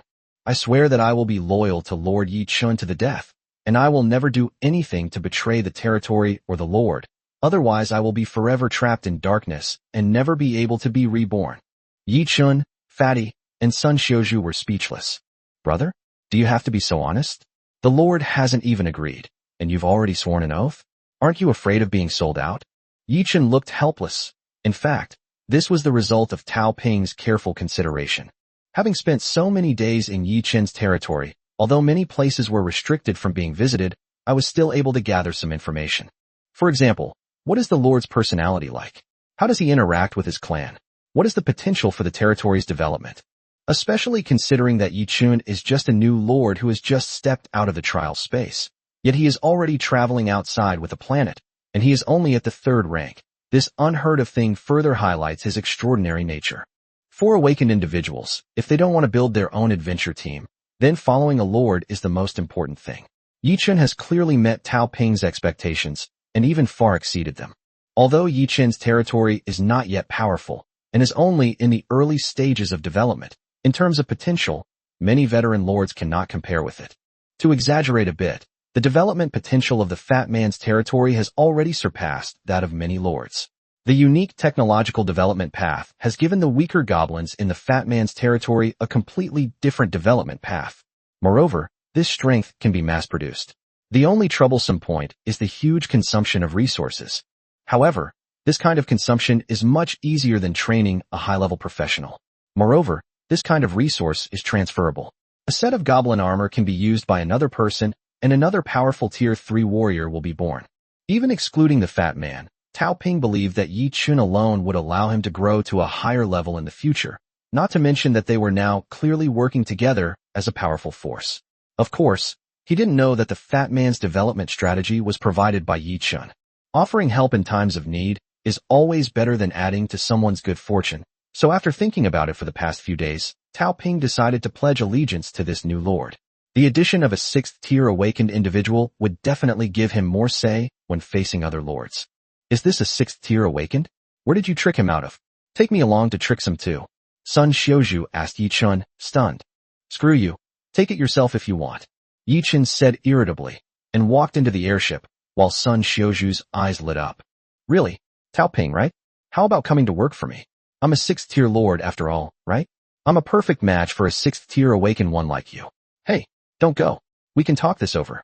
Sun Xiuzhu kept shouting, but Tao Ping ignored and refused him the whole time. It's rare for a 6th-level lord to do this.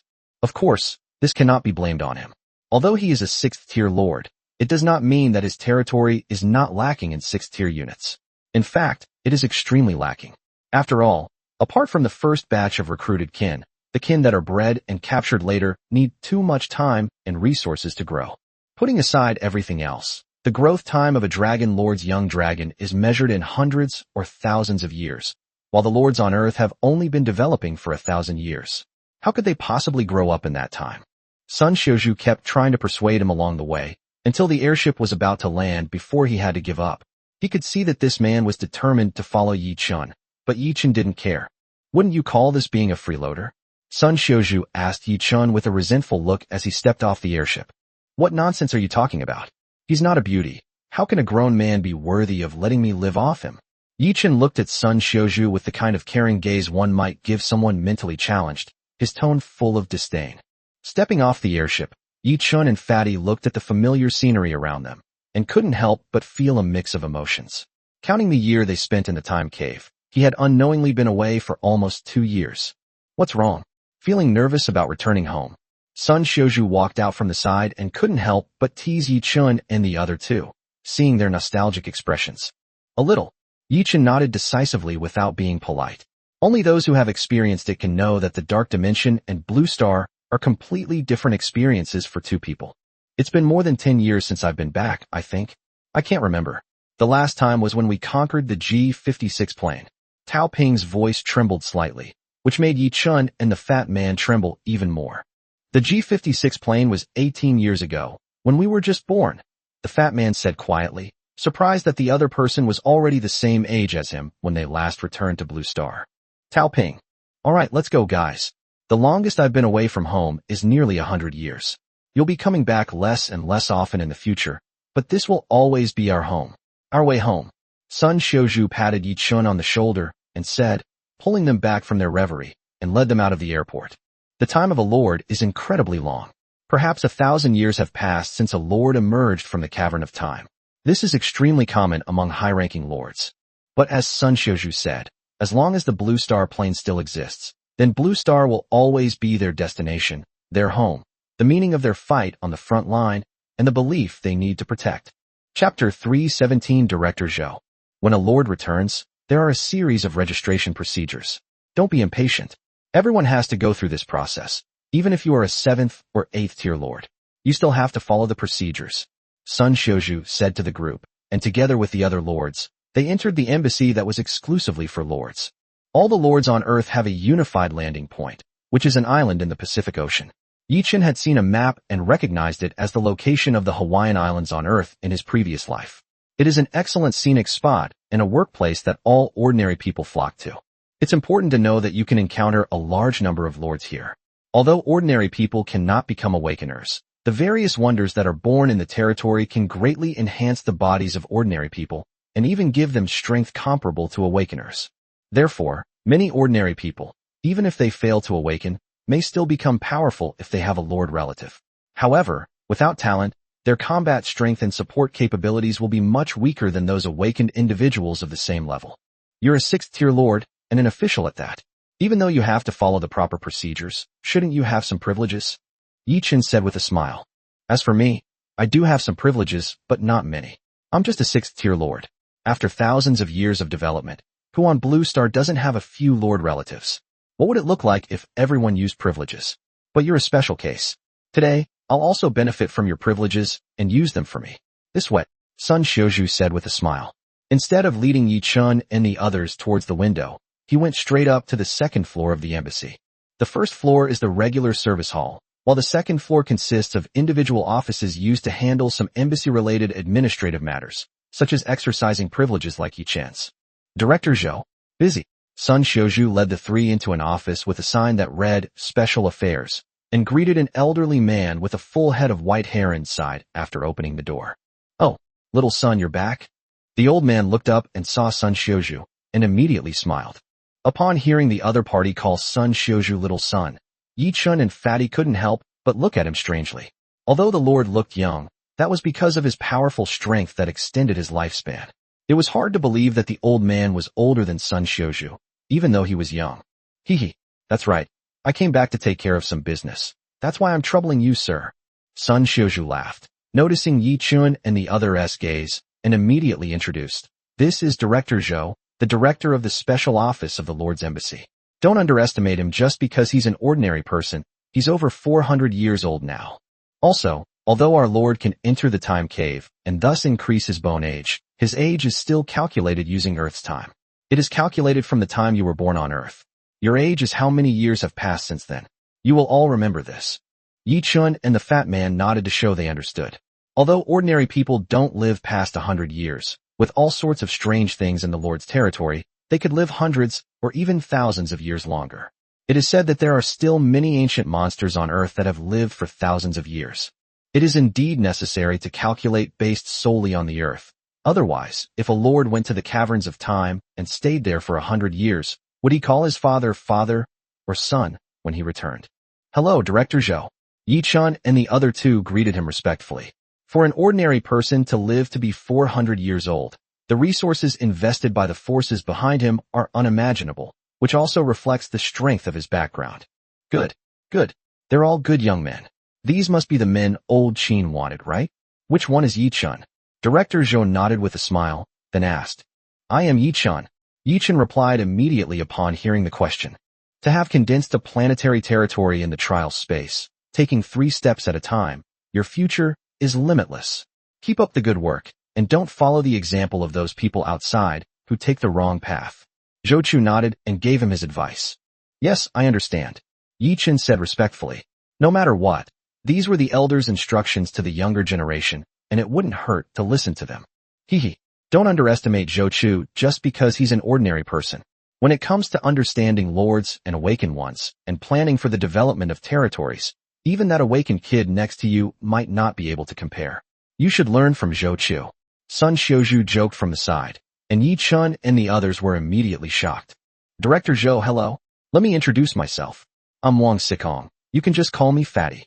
Before Yi-chun could even speak, the fat man next to him had already run up to him in a very obsequious manner, shook Director Zhou's hand, and introduced himself, leaving the other party stunned. Oh, this. Haha, you little rascal. He burst out laughing, pointed at Sun Xiuzhu beside him, and then turned his gaze back to the fat man. All right, I'll remember this. Wang Sikong, Fatty. Hey, that's right, the fat man laughed. Although the old man was only on Earth, he could tell from Sun Xiuzhu's respectful manner that the old man must have a high official position. Having such a powerful friend would bring them a lot of convenience in many situations. You little rascal. All right, old Qin must be getting impatient. I'll call someone in to process your paperwork right away. Director Zhou laughed, then picked up the landline on the table and made a call. Soon, a young woman in uniform came in carrying a stack of documents and began processing the paperwork for Yi-chun and the others one by one, saving them the trouble of queuing at various windows. With someone to serve them, Yi-chun and the others took the opportunity to chat with Zhou Chu. They discovered that, as Sun Xiuzhu had said, although he was not a lord, he had a profound understanding of the construction and development of the territory, as well as lords and awakened individuals.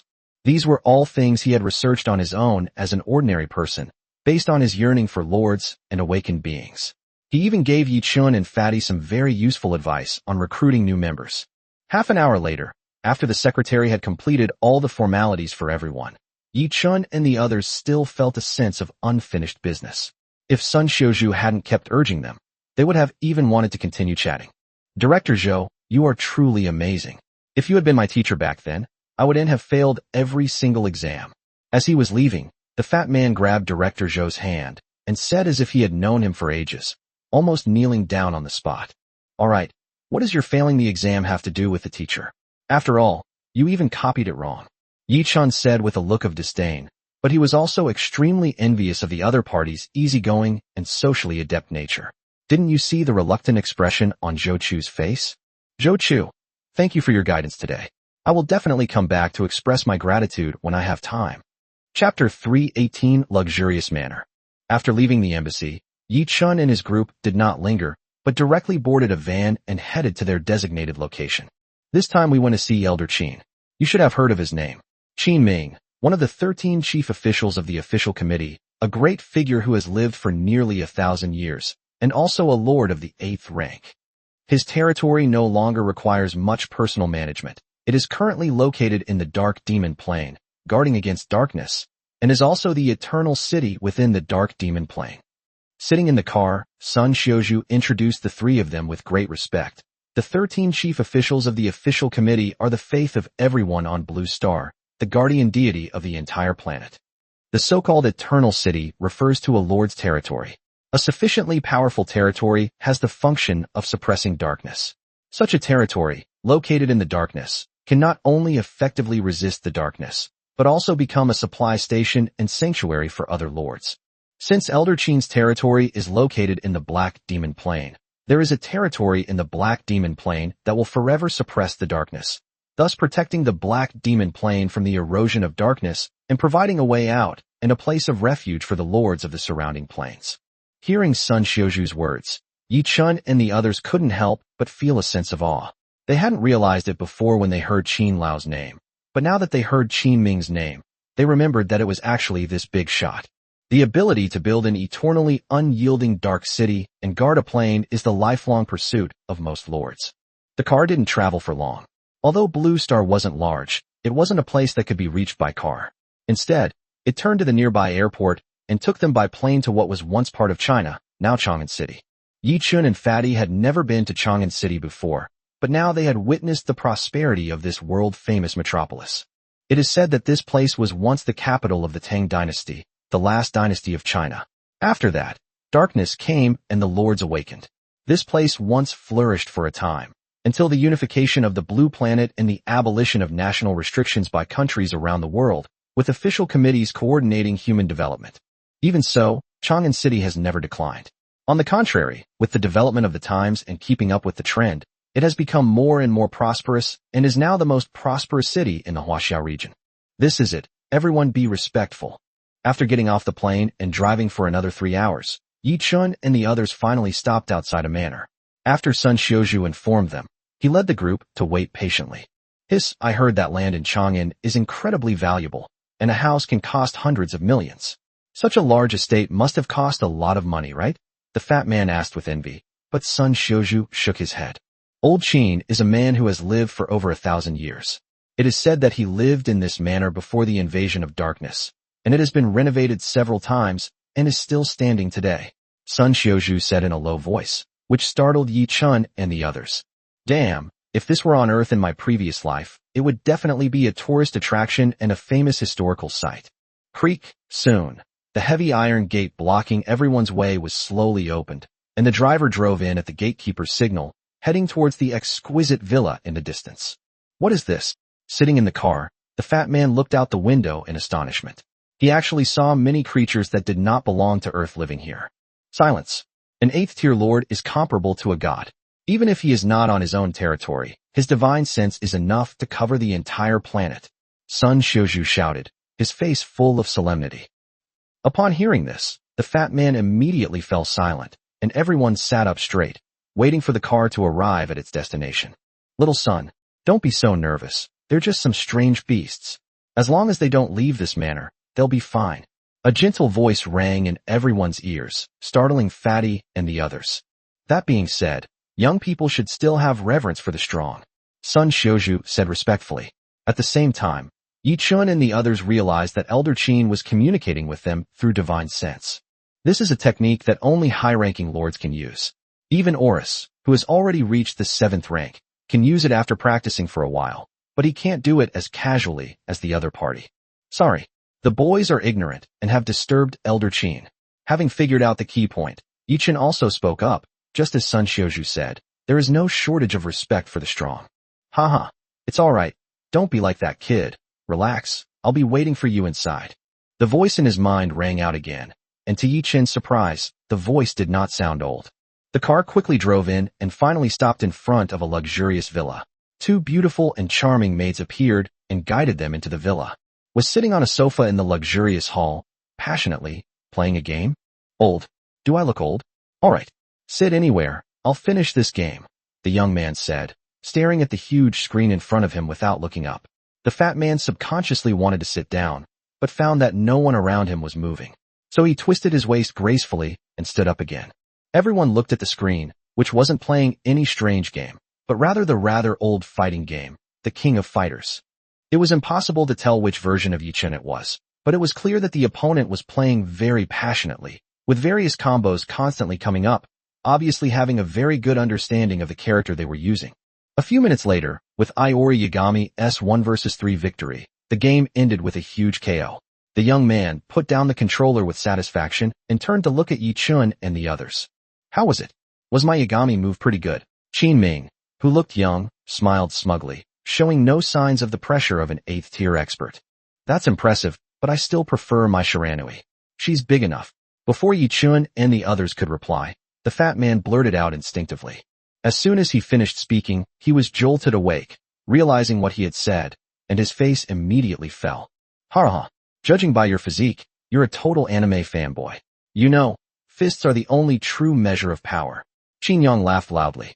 Seeing his appearance, Yi Chen and the others couldn't help but breathe a sigh of relief.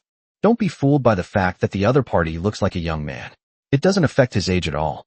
As his strength increases, his lifespan can be extended. Lords are immortal beings. With his strength, it would be easy for him to keep his appearance young. Chapter 319 Old Qin. You people, I told you to sit wherever you like. Don't be shy. Why do you have to stand here? Sit. Qin Ming said with displeasure as he looked at Yi Chen and the others who were still standing, while pointing to the sofa and telling everyone to sit down. Thank you, Elder Qin, Sun Xiaozhu said respectfully, but before he could finish speaking, he was hit by a pillow that came flying towards him. Qin my ass. Am I that old? I told you to just call me Old Qin. That's enough. You like standing, huh? Go stand by the door. You two little brats, come sit down next to me. Qin Ming cursed angrily, then pointed to the people next to him, Yi Chen and the fat man. Yes. Sun Xiaozhu was on the verge of tears, and silently went to stand guard at the door. Yi Chen and the fat man looked at each other and chose to follow each other's suggestion, sitting on the sofa next to him. As for Tao Ping, a 6th Order Awakened one, he was not qualified to meet such an important figure and waited outside in the car. Good. Which one of you is Yi Chen? Qin Ming nodded in satisfaction and asked as he saw the two of them sit down. Yes, that's me. Yi Chen replied. Neither humble nor arrogant, nor reserved. No wonder he dared to propose a deal with Sun Xiaozhu, and such a large one at that. Upon hearing Yi Chen's voice, Qin Ming turned his gaze to him and scrutinized him. Although he always seemed to be a scoundrel, he had been secretly watching them from the moment they entered the manor.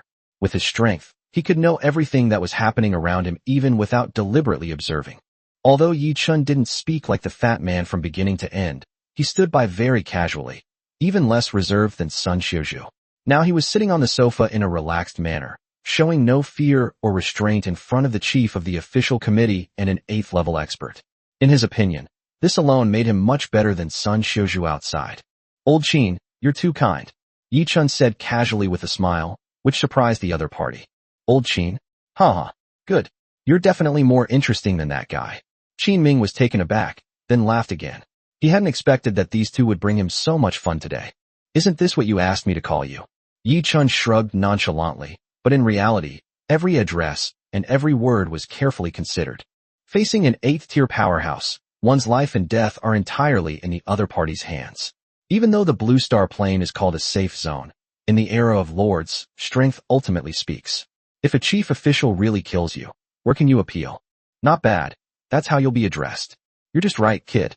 No wonder you're the one who researched spatial teleportation technology and created the Duobao trading network. Your temperament and courage are indeed a little bit stronger than the average person.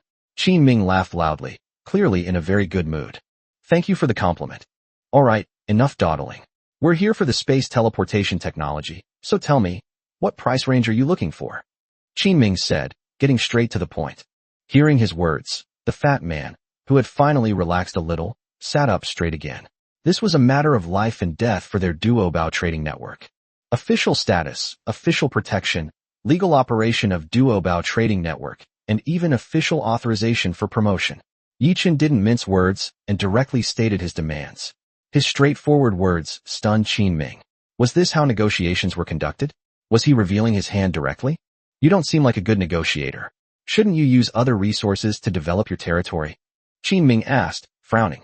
Upon hearing this, Yichen smiled and said, the fact that a powerful figure like you is sitting in front of us is already the greatest show of sincerity. With this, we can guarantee the proper operation of Duobao Trading Network. With such a large platform, would we lack resources? As long as these few things can be achieved, the rest are just extras. Old Qin, I don't think you'll care about these things. Wouldn't it be better to use them as a token of our friendship? With official protection and authorization, Duobao Trading Network's normal operation is already guaranteed. Even if Wanwalu wants to suppress it, it can only do so through normal business means and cannot resort to underhanded tactics. You've got quite the ambition, kid. Instead of replying immediately, Qin Ming looked at Yi Chun with a playful expression and said, without ambition, you can't achieve great things. If you want to protect the entire Blue Star or the former Chinese Empire, 13 chief officials are still a bit too few, aren't they? Yi Chun said without the slightest fear, making the fat man next to him tremble. Who am I? Where am I? What am I doing? Weren't we here to discuss cooperation on space teleportation technology? How did I end up as the chief of the official committee? The fat man stared blankly at the two of them, while Qin Ming's aura suddenly turned cold. He looked at Yi Chun with a solemn expression, as if he were carefully examining the young man who had just become a lord. Sure enough, even if one's appearance remains unchanged, even if one likes the things that young people like, one still cannot compare to the real young people who have this kind of unstoppable drive. After a while, Qin Ming finally spoke up, his gaze towards Yi Chun and the others filled with a touch of melancholy. Youth has nothing to do with appearance or age. The most important thing is mindset. You've just been working too hard all these years. Once you rest, you'll be a young person heading towards the future again, Yi Chun said, causing Qin Ming to fall into deep thought once more. Youth has nothing to do with appearance or age. The most important thing is mindset. I hope you're right, Qin Ming murmured, then looked at Yi Chun with a complicated expression. I can agree to your request, but there are limitations. The official status is not a problem. I will have someone arrange 2 high-level sinecure positions for you later, and at the same time, I will certify Duobao Trading Network as an official enterprise. You should know about these kinds of companies. There are quite a few of them. However, we will not interfere in your competition with Wanwalu. I'm not afraid to tell you that almost all superpowers have the background of official committees, so you can only rely on yourselves in this regard. The official announcement will only confirm the legal operation of Duobao Trading Network, but there will be no special publicity or promotion, and no official promises will be made. We hope you understand this. But don't worry, these points are enough to guarantee the operation of your Duobao Trading Network. Even if Wanwalu is threatened, it won't dare to openly attack you. As for the rest of the business competition, we can't interfere. Thank you. This is very good. Yi Chun thanked Qin Ming one by one. As long as it was normal business competition, they had no fear of Wanwalu and would rely on their own abilities. Moreover, as Qin Ming said, behind every superpower is the shadow of the government. For example, the powerful celestial god group not only has an official background, but also has Edward, one of the 13 chiefs, standing behind it. Edward is an old lord who is older than Qin Ming and has terrifying strength. Chapter 320 The Deal with the Officials. Although I can't fully meet your requirements, I can, on behalf of the authorities, allow you to propose one more resource condition that would benefit the development of your territory. Tell me what you want.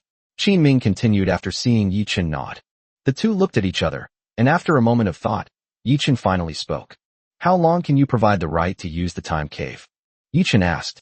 Both he and the fat man were new lords, and even if they were given a lot of resources, they might not be able to make good use of them. Rather than that, it would be better to buy them more time to develop. For them now, stable development is the top priority.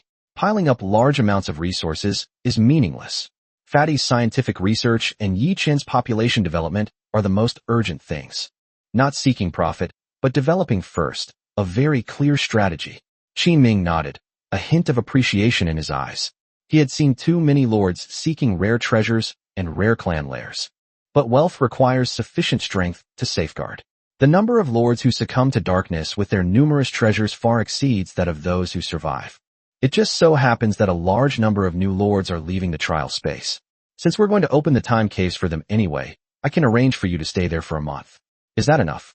Qin Ming continued, which immediately delighted Yi Chun. A month is equivalent to 30 years, enough time for the new generation in the territory to grow up, and the entire territory's development will undergo earth-shattering changes. That's enough. Old Qin, you've shown such sincerity, we can't be stingy. We previously planned to give Wanwulu 10% of the profits, so consider this 10% as a thank you gift to you, Old Qin. Yi Chun said generously, which made the fat man next to him feel a pang in his heart. What is supposed to be the 1% of the profits from Wanwulu? They clearly gave them 30%, but now they're only giving 10% to the chief executive officer. However, the fat man didn't say it aloud at this moment, but instead imitated Yi Chun and said with the same grateful expression. That's right, Lao Qin, you're so kind. And Xinge, you too. Why give me 10%? Take another 10% from my share and give Lao Qin 20%. That'll make him a major shareholder, and we'll be family from now on. Seeing their sincere expressions, Qin Ming's lips twitched slightly. After all, they were old monsters who had lived for thousands of years, not even counting the time spent in the time cave. Did they really think they couldn't see through their little schemes? To put it bluntly, they just wanted to get him on board. Even if he lost official protection in the future, at least he would still have a chief backer to support him, and most people wouldn't dare to touch this piece of the pie. Instead of replying immediately, he narrowed his eyes and stared intently at the two teenagers in front of him, pondering the gains and losses involved. The fat man felt a slight tension in his heart. After all, he was facing an 8th-level lord, and anyone would be a little scared. Fortunately, Qin Ming only stared for a moment before bursting into laughter again, pointing at the two and shaking his head. You two are so slippery. All right, I can't just take the 20% commission for nothing. If I remember correctly, you fatso only had 2 clan nests, right? 1 goblin and 1 dwarf. It's quite a talent of you to have developed them to this scale. Since you have expertise in forging, I'll give you another hand. As Qin Ming spoke, he raised his right hand, and a stone box appeared out of thin air. Yi Chun and the fat man were both delighted. As expected, this must be a clan-S nest. As Qin Ming continued to speak, it was indeed as they thought.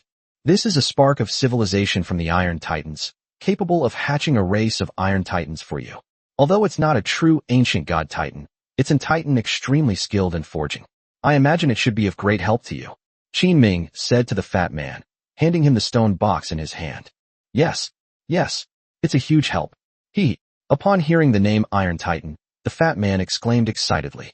Such a clan nest was extremely rare, and its help to him could only be described as miraculous. That's fine. Qin Ming nodded with a smile, then looked at Yi Chun. Your clan seemed to be quite special. I don't know what kind of gift to give you for our first meeting with the gods. Why don't you tell me what you want?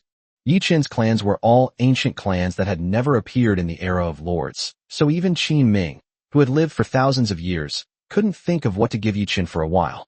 The most important thing was that at this moment, Yi Chun's territory seemed to lack nothing except time. Well, I don't really lack resources right now. Why don't you help Fatty expand his territory? If he stays in the Cave of Time for 30 years, Fatty's territory will probably be riddled with holes. After thinking for a while, Yi Chun confirmed that he didn't lack anything, and then said helplessly, in the fat man's territory, both goblins and dwarves reproduce at a fast rate, especially goblins, who can produce a litter in a year. Moreover, both races are extremely skilled at digging, and if a territory is not large enough, it will eventually be riddled with holes by them. Haha, that's true. Alright, before you enter the time cave, I'll have someone send him a batch of planetary cores. It's hard to say how many, but it'll be enough to upgrade him to a planet. As for whether he can reach the 4th tier in 30 years, that depends on his own abilities. Qin Ming laughed loudly. However, simply expanding the territory's area is a bit too low in value. How about this? I'll prepare another batch of territory ecosystem species and minerals for you, ensuring sufficient quantity. This should be what you currently lack the most. After thinking for a moment, Qin Ming continued to speak to Yi Chun, immediately discerning the current predicament in the other party's territory. You're right, that was my oversight. Yi Chun nodded. This was indeed a weak point in his territory. Although he had purchased a lot of newbie ecological packs, those were for newbie lords' territories. How could his territory be related to newbie territories? It was naturally not easy to develop with these resources. Now that Qin Ming is willing to lend a hand, The pace of ecological development in his territory will naturally accelerate considerably, which is indeed a great help to him. Moreover, the fat man's territory also needs a large amount of mineral production. Otherwise, no matter how many goblins, dwarves, or even titans there are, even the most skilled cook cannot cook without rice. Without sufficient resources, the 30 years in the caverns of time would just be a waste of time. Humility, that's a good quality, Qin Ming said with satisfaction. Of course, only he knew whether it was true or not. Chapter 321 Life is like a temporary journey. Qin Ming did not invite them to stay for dinner. After the matter was settled, he left with them. As they stepped out of the luxurious manor, the group breathed a sigh of relief. Although Qin Ming appeared kind and easygoing, he was, after all, an 8th-tier lord, and the aura he exuded was enough to intimidate people. Few were finally out. The Temple of the Steel Titans. Still sitting in the car, the fat man held the stone box Qin Ming had given him with great affection, his face full of excitement. All right, hurry up and put it away, lest you lose it on the way, Sun Xiuzhu said with envy. The value of this clan's nest was even higher than the one he had given Yichen before. After all, it was a Titan race that was skilled in forging, and even if he wanted to get it, it wouldn't be so easy. Where to next? To Xinjiang City in Jiangnan Province. Sun Xiuzhu asked the three of them. He had naturally investigated these two new lords. They both came from Xinjiang City, a small 3rd or 4th-tier city. If it weren't for its convenient location on a major transportation route, many people probably wouldn't have even heard of this city. I don't have any relatives, so I'll stay in Chang'an. Fatty can go back and visit, Yichen said after thinking for a moment. He was an orphan, but the orphanage was demolished a few years ago and converted into real estate. He had no reason to go back now. At most, he would go back to his school and his rented room. As for the fat man, his parents are still alive and well, and they are even small business owners with a decent small company in Xinjiang City. It would be necessary for him to go back and visit his family. Hey, go back what? I've already messaged my parents and told them to come to Chang'an. They'll go develop their territory afterward. As for those relatives who are not important, I'll bring the close ones along, but it doesn't matter if they're just ordinary relatives. It'll save us from all the social niceties if we leave quietly. The fat man waved his hand and said nonchalantly. His situation is quite normal. There are many entrepreneurs on Earth who failed to awaken their powers, but because someone in their family suddenly awakened and became a powerful lord, they simply shut down their companies and moved on to develop their territories. These days, territory development is the key. You can sell just a little bit of the resources you produce and earn enough to make several years' worth of profits for an average company on Earth. The value is on a completely different level. That's true. Becoming a formal lord is a great honor for your family, Yichen said with a smile. However, upon hearing their words, Tao Ping, who was standing next to him, spoke with a slightly dejected tone. I'm sorry, I might have to go back and check on them.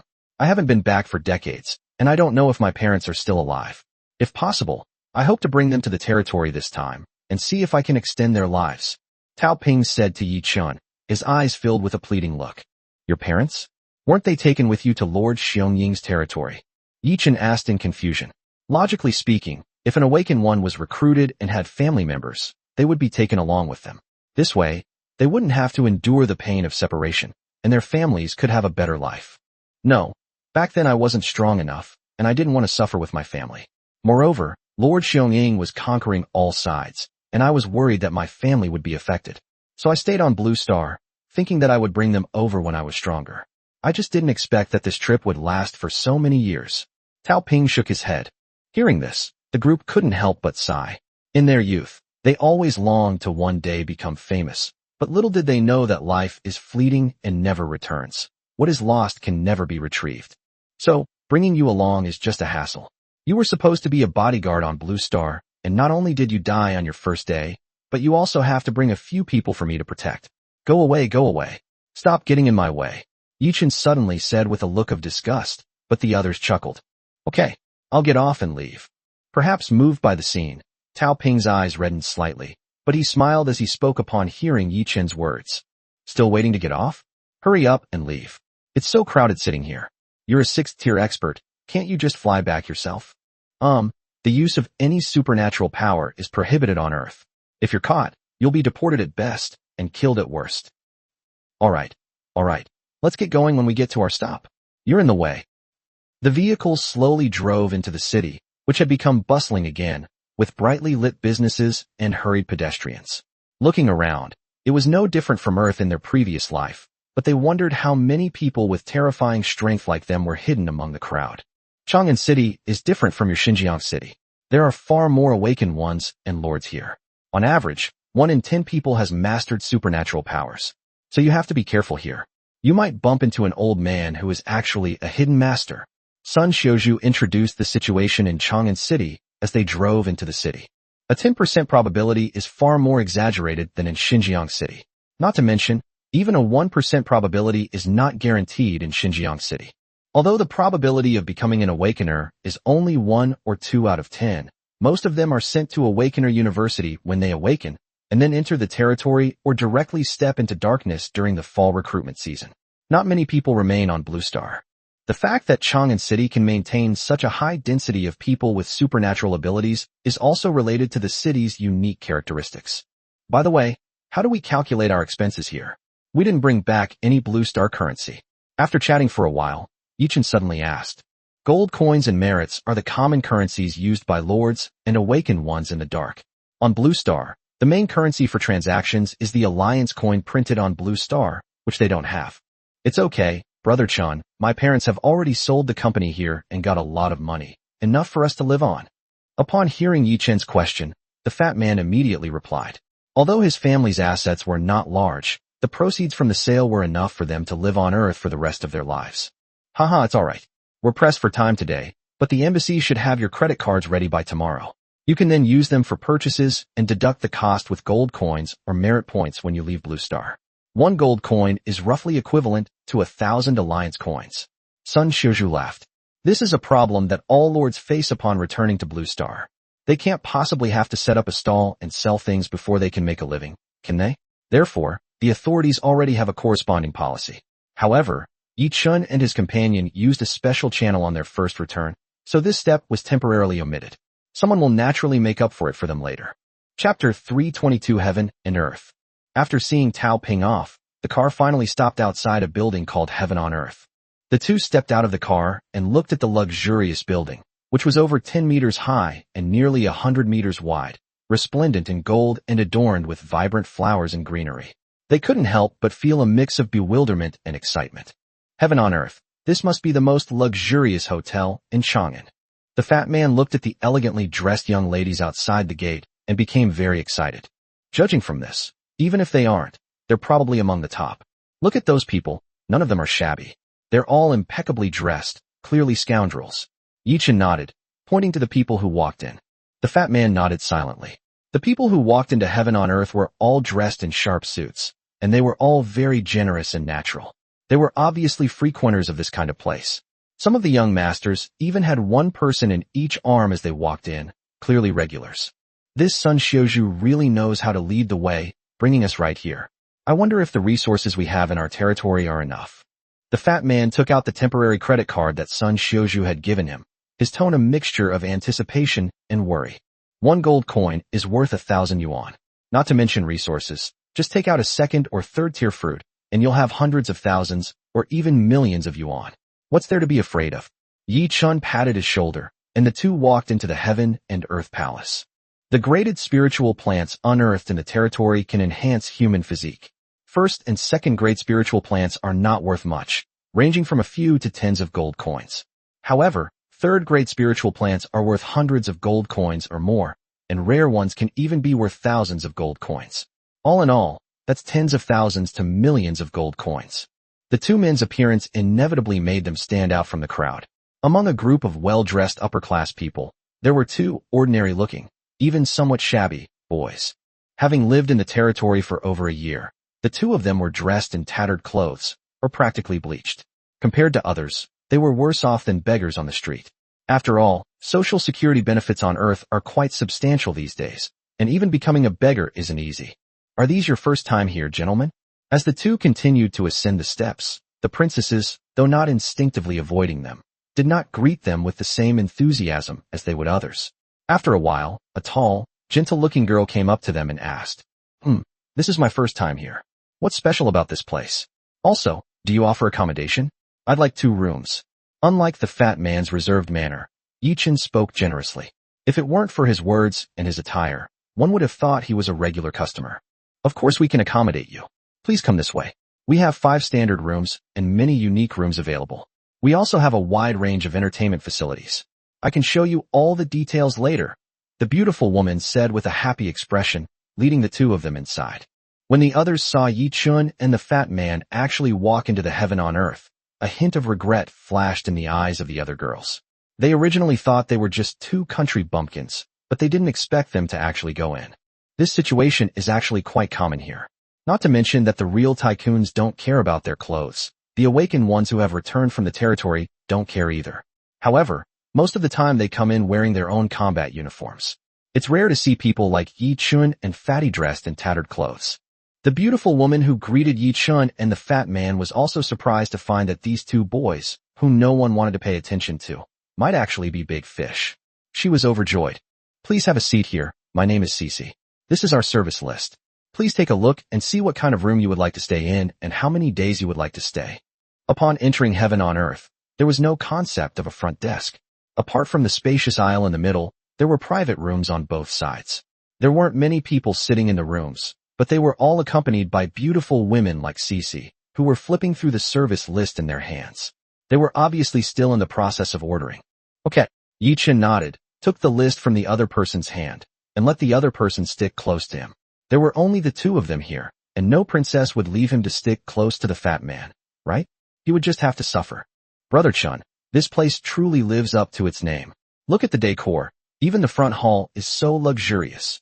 The fat man looked up at the narrow passageway that stretched for over 10 meters and exclaimed in amazement as he leaned close to Yi Chun's ear. His voice wasn't loud, but Cece on the other side heard him. This isn't the front hall. It's just the reception area at the very front, where guests can rest and order. The front desk is inside. Cece chuckled softly, her head lowered, the snow-white fabric in front of her dazzling the fat man. Honestly, can't you at least have some knowledge? Yi Chun deliberately let slip, and Cece next to him indeed became interested. What business do you 2 have here? How long will you be staying? Cece asked, feigning curiosity, but actually testing their social standing. I don't know how long I'll stay. I'm coming back to participate in the fall recruitment and find a few talents for the territory to take back. Yi Chun said casually, while his eyes swept over the service list. 5 tiers of accommodation, from presidential suites to Buckingham Palace, and even the most luxurious heaven on earth, with prices ranging from tens of thousands to hundreds of thousands per night. This isn't just accommodation. It's like sleeping on gold. Autumn recruitment? Could you be awakened once? Cece was startled. She hadn't dared to think of them as lords yet. Even in this heaven and earth, lords were extremely rare, but there were quite a few awakened ones, and the 2 of them seemed to fit the description. What? The fat man immediately spoke up, wanting to say that he was the lord, but Yi Chun stopped him, looking at Cece, who was about to fall on him with a half-smile. Let's stay at heaven on earth. Let's experience what the highest level of treatment feels like. But the services you offer seem a bit limited. What about things like Dragon and Phoenix Dance, Sun Wukong versus the 7 Fairies, or the 13 Beauties of Jinling? There's not a single one of them. Yi Chun pretended to be disgusted and changed the subject, leaving Cece, who was next to him, stunned. The history of Blue Star changed 1,000 years ago, so famous works such as Journey to the West and 7 Fairies did not appear. The early Blue Star Alliance did not have the later invasion. Therefore, Cece was inevitably confused when she heard Yi Chun's words. What kind of new game is this? I've never heard of it before. Who am I? Where am I? Chapter 323 Welcome Home, Master. Although he didn't understand Yi Chun's meaning, he did hear what the other party said. A month's stay at heaven on earth, 2 rooms, even after discounts, would still cost 20 million. The commission she received was terrifying. Even if we only calculate based on the most basic 10% commission, she would have a net income of 2 million, which is more than many people earn in a lifetime. Not to mention, that's just the accommodation. Over a month, you still need to eat and have entertainment, right? You're already living in a paradise. You can't just go somewhere else, can you? That would be another huge expense. As long as she can serve the 2 masters well this month and prevent too many of her girlfriends from getting a share, she might be able to retire right after finishing this deal. Could you tell me more about these projects? I've never even heard of them before. I'm a little nervous. Cece patted her snow-white chest and said tremblingly, No way, never heard of this. Maybe it's just a different name? Let me tell you, see if you can match it up. For example, Sun Wukong versus the Seven Fairies is about a lawless, unruly monkey who flies into the sky and uses a magic spell to freeze the Jade Emperor's 7 fairies, and then the monkey steals Peaches. Yi Chun said enthusiastically, leaving Cece next to him completely confused. Freeze the 7 fairies? The monkey steals Peaches? What the hell is this? She silently looked down at her flat stomach. No Peach. Should she find the 7 fairies to watch them face the challenge? Thinking of this, he suddenly shuddered and his gaze toward Yi Chun and the fat man became strange. Forget it, they're customers after all. We have to meet their needs. I'll just bring a few of my girlfriends over to watch. They've been around for so long, what haven't they seen? At worst, I'll just wash my eyes with eye drops when I get home. Compared to Cece, the fat guy next to her listened with great interest, even slapping his thigh and shouting, "Damn it, that monkey is a real scoundrel. He froze the 7 fairies and did absolutely nothing. He went off to steal Peaches. It's outrageous, absolutely too much. Cece, don't you think so? Huh? Yes, this is indeed excessive." Yi Chun stared blankly at the two of them, feeling that something was off. Had they misunderstood him, or had he not explained himself clearly? Was the focus on stealing Peaches? The focus was on the 7 fairies and the immobilization spell. Weren't they afraid of being banned for being so blunt? Never mind, Cece, we've been traveling all day and we're tired. Take us to our room to rest first. And prepare some food for us while you're at it. Unable to figure it out, Yi Chun closed the service list and planned to get a good night's sleep. As for the service list, there's plenty of time for that later. Yes. Prepare more food, especially meat. I love meat. Upon hearing Yi Chun's words, Fatty immediately nodded and said, "They've been back on Blue Star for so long, and Old Sun hasn't even treated them to a meal before running off. That's too much. Meat? You like meat? Okay. I'll take you two back to your room first, and the food will be here soon." Cece paused for a moment, then said knowingly. He put down the service list, led the two out of the meeting room, and continued walking inside. Passing through the hall, there is a large door at the back, with curved staircases on both sides leading to the second floor, behind which is a lush garden. The second floor is our entertainment area. People drink and dance there at night. You can go and have some fun too. The room card for Heaven on Earth gives you free admission, and you'll also get 10 cases of imported red wine. There's a garden behind here, perfect for relaxing and having parties. It also has outdoor recreational facilities like a swimming pool and golf course, all of which are free for the two of you. Over there are our Heaven on Earth accommodations. Heaven on Earth level accommodations are all in the villa area, a total of 10 units, each a separate villa with maids and servants, guaranteeing you the service of Heaven on Earth. As they walked, Cece introduced the girls to the two of them, while their eyes lingered on the girls who were walking through the garden. They had to admit, the girls were dressed very scantily. "Cece, aren't they cold wearing so many clothes?" the fat man asked curiously, knowing that it was already autumn here in China. "It's not cold. There are special energy stones here, so the temperature is always constant. Even if it's snowing in winter, it will still be warm as spring," Cece said with a smile. Upon hearing this, the two realized that there might be supernatural forces at work here, yet such a place had not been punished, which clearly indicated that the owner had powerful connections. That makes sense. How could someone without connections open a shop like this? Yi Chun thought to himself, and quickly came to terms with it. However, when he and the fat man walked through the garden and took a sightseeing bus to their villa, they were stunned. This really was a villa. "Suddenly, I feel like we could live in one villa together," the fat man said blankly. He looked at the other villa a few hundred meters away and couldn't help but feel a bit of a toothache. Even if you have money, you can't just squander it like this, can you? Well, you two already placed an order when you came, so theoretically you can't get a refund. If you really want a refund, Cece can talk to the manager and see if we can give you half of the money back. Hearing their words, Cece gritted her teeth and said, her face full of grievance, "If they canceled a room, wouldn't my income be halved?" "No need. 2 buildings it is. We can each sleep in our own," Yi Chun said generously upon seeing the beautiful woman's expression. It's not that he was really fooled by the other party, but he felt that he could be useful. Putting aside everything else, after the fall recruitment, a group of people would need a place to settle down, and this place felt just right, as it could show the Lord's magnanimity and openness. As the saying goes, what makes the best buddies? Those who fought together, carried guns together, drunk together, and even frequented brothels together. Cough, cough. In short, 2 rooms are all you need. All right then. I was even saying I could stay in the room next to yours, the fat man said with a hint of regret. Cece, arrange the furthest villa for him. Absolutely not within my sight, or you'll lose your tip.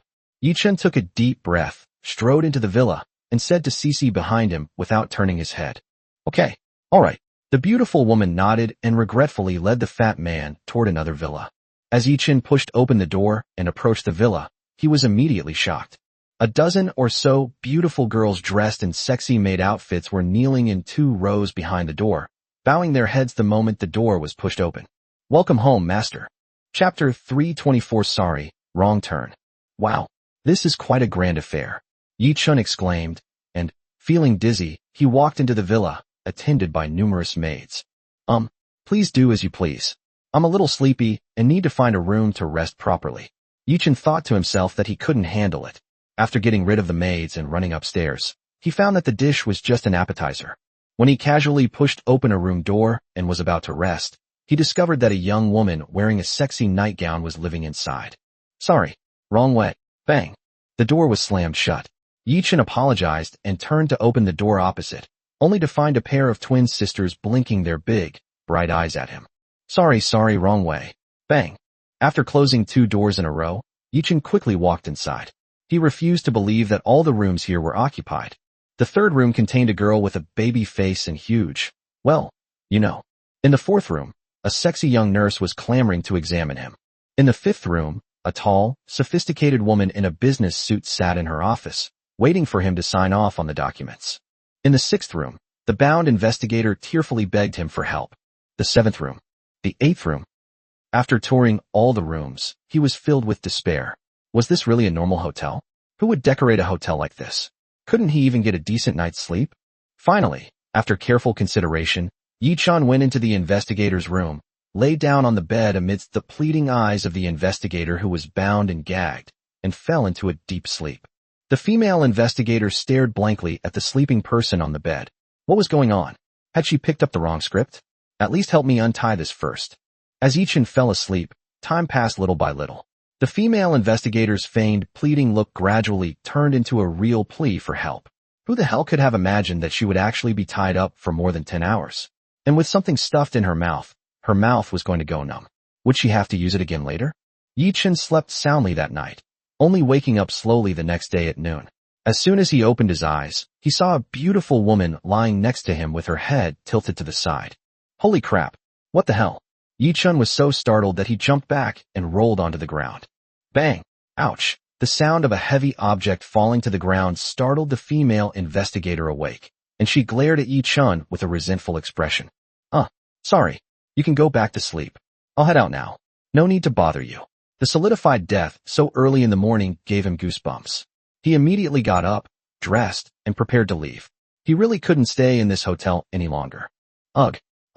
However, upon seeing Yi-Chun about to leave, the female investigator screamed and began to writhe all over. Huh? What's wrong? Did I bother you? I'm so sorry, I'll leave now. I'll put my shoes on outside. Yi-Chun thought the other person was trying to get rid of him, so he quickly grabbed his things and ran out, then closed the door behind him amidst the female investigator's despairing gaze. Phew, that was terrifying. Yi-Chun looked lingering fear as he tidied up in the corridor and headed downstairs. He could already smell the aroma of food. He had to admit, the treatment at this heaven on earth was excellent. Whether you were up or not, the food would be prepared in advance. Welcome, master. As Yi-Chun stepped down, the maids greeted him. Okay, everything's fine. Is there anything to eat? Bring some food over. Yi-Chun greeted everyone one by one, then asked one of them. Yes, please rest first. The maid will bring it to you right away. Yi-Chun sat down on the sofa without any hesitation, and soon a maid brought him a quilt and a basin for him to wash up. Then came another cup of warm honey water. This life was even more healthy than the one he lived in his territory. The feeling of being served without lifting a finger was so wonderful that he even had the thought of arranging it for him when he returned to his territory. No wonder so many lords like to call themselves kings and emperors in their territories. I would be willing to live such an imperial life too, Yi-Chun thought to himself with emotion. Unfortunately, women would only affect his speed of drawing his sword. He must not be dragged down until he becomes a god. Thinking of this, Yi-Chun quickly ate the feast on the table. Pasta, steak, sushi, spicy crayfish. He swore that he definitely wanted to escape this paradise as soon as possible, not because the food was too delicious, and certainly not because a beautiful and sexy maid was feeding him. An hour later, Yichin finally patted his belly with satisfaction. The 8-pack abs he had grown since becoming a lord did not bulge out at all, because he had eaten too much. Instead, they were being digested quickly in his stomach. Meanwhile, he was still eating the fruit that the young lady next to him was feeding him after his meal. This meal was totally worth it. Yichin nodded in satisfaction, glanced at the many beautiful maids behind him, and then walked out of the villa without looking back. He was a man who was going to do great things and could not be trapped in this small villa. However, when he arrived at the central garden, he was once again blinded by the sight of a large group of white people. Even in summer, this is a bit too cool, isn't it? Yichin watched as a young lady carrying a tray walked past him, completely naked except for a light veil covering her body, which made her even more alluring. She even gave him a sweet smile as she passed by. If the fat man were here, he would probably lose his soul. No way, that fatso definitely won't be able to resist the temptation. I have to call him out as soon as possible. Yichin thought to himself, and without any hesitation, he picked up the phone and called the fatso. It rang for almost a minute before the fatso's deep voice finally came through. Hello? Who is it? Holy crap. You fatso, are you still sleeping? Look at the time. Don't you have errands to run? Yichin roared without any politeness when he heard the sleepy voice. The shout startled the fat man, who looked up at the time and realized it was already afternoon. Who is it? Why are you making so much noise? I haven't had enough sleep yet. A seductive female voice came from the phone, but all that could be heard was a sharp snap, followed by a sound like a cat's meow. All right. You fell asleep and almost messed up something important. Brother Chun, wait for me. I'm coming right now. The fat man shouted into the phone, clearly already wondering what he had to do today. Damn it. His parents were coming, and he had to pick them up from the airport this afternoon. If he kept sleeping, he probably didn't want to live anymore. Hurry up. I'm waiting for you in the central garden. Yichin said impatiently.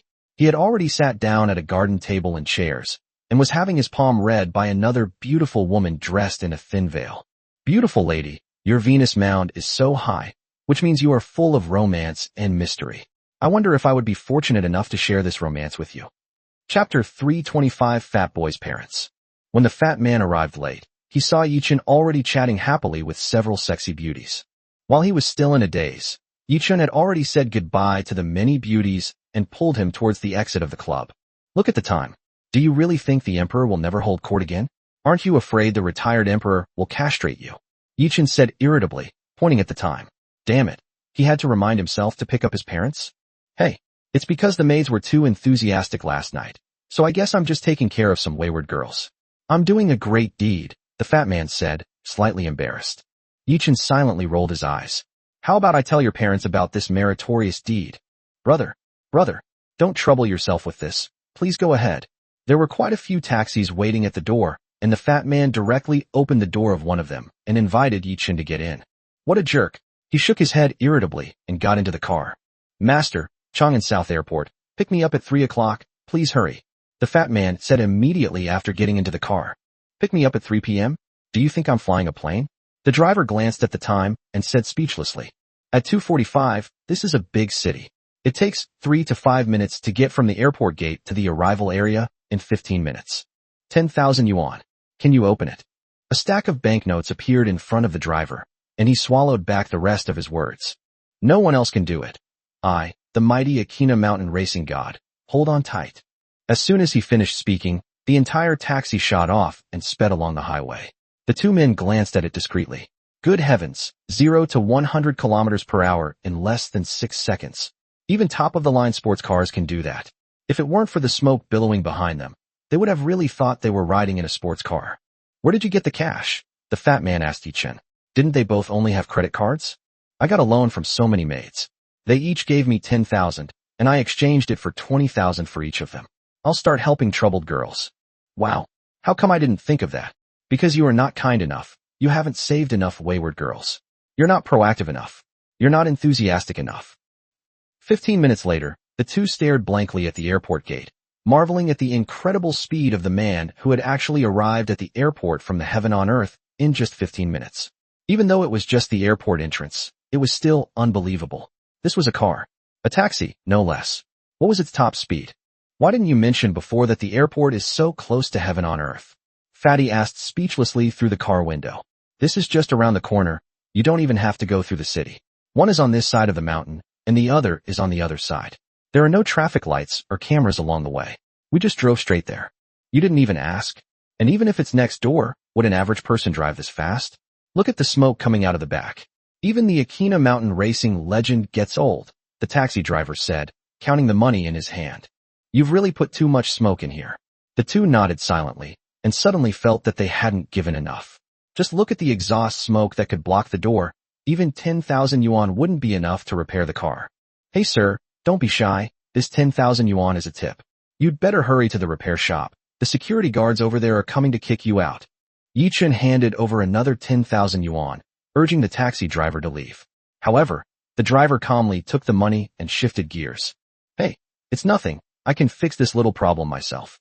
As for that security guard, he can't catch me. You two are generous. Come find me again later. The driver gave a thumbs up and stepped on the gas before the security guard could get close. With a whoosh, he sped off, and the security guard chasing after him was immediately engulfed by the exhaust fumes. Cough, cough. Cough, cough. Who are you? If you dare to come here again, I'll stop you right here. The security guard cursed. Yi Chun and the fat man silently turned their heads away. They seriously doubted whether the security guard had the ability to see the license plate number in the thick smoke. The two didn't wait long at the airport before receiving a call from their parents, and then headed towards the exit. After being separated for more than a year, the fat man was finally able to see his parents again. He couldn't help but feel excited. This was the first time in his life that he had been away from home for so long. Brother Chun, do you think my parents will be stunned by how handsome I look now? The fat man asked nervously. The two of them had changed their clothes in the villa and now looked presentable, unlike how shabby they were last night. Yes, they might not even acknowledge you as their son. Yi Chen rolled his eyes, his tone a mixture of helplessness and envy. He was an orphan in this life, and was not fortunate enough to enjoy such warmth. But then again, isn't this exactly the protagonist template in traditional novels? He's destined to be the one who saves the world. Sigh. In the end, I had to bear it all alone. Yi Chen thought to himself with a sigh. If the fat man next to him heard this, he probably wouldn't be able to resist kicking him. Fortunately, the situation the two had feared did not materialize. When the two elderly people came out carrying their luggage and saw their son, whose demeanor had changed drastically, with his classmates, they were surprised but recognized him at a glance, their faces filled with excitement and longing. Good, good, good. Father Wang patted the fat man's shoulder repeatedly, while Mother Wang hugged her son and showered him with concern. A mother worries when her son travels 1,000 miles. No matter what the fat man's identity is, in the eyes of the king's parents, he is ultimately just their son. Yi Chun, I know his personality well. Moreover, he awakened such a race and is now able to become a lord.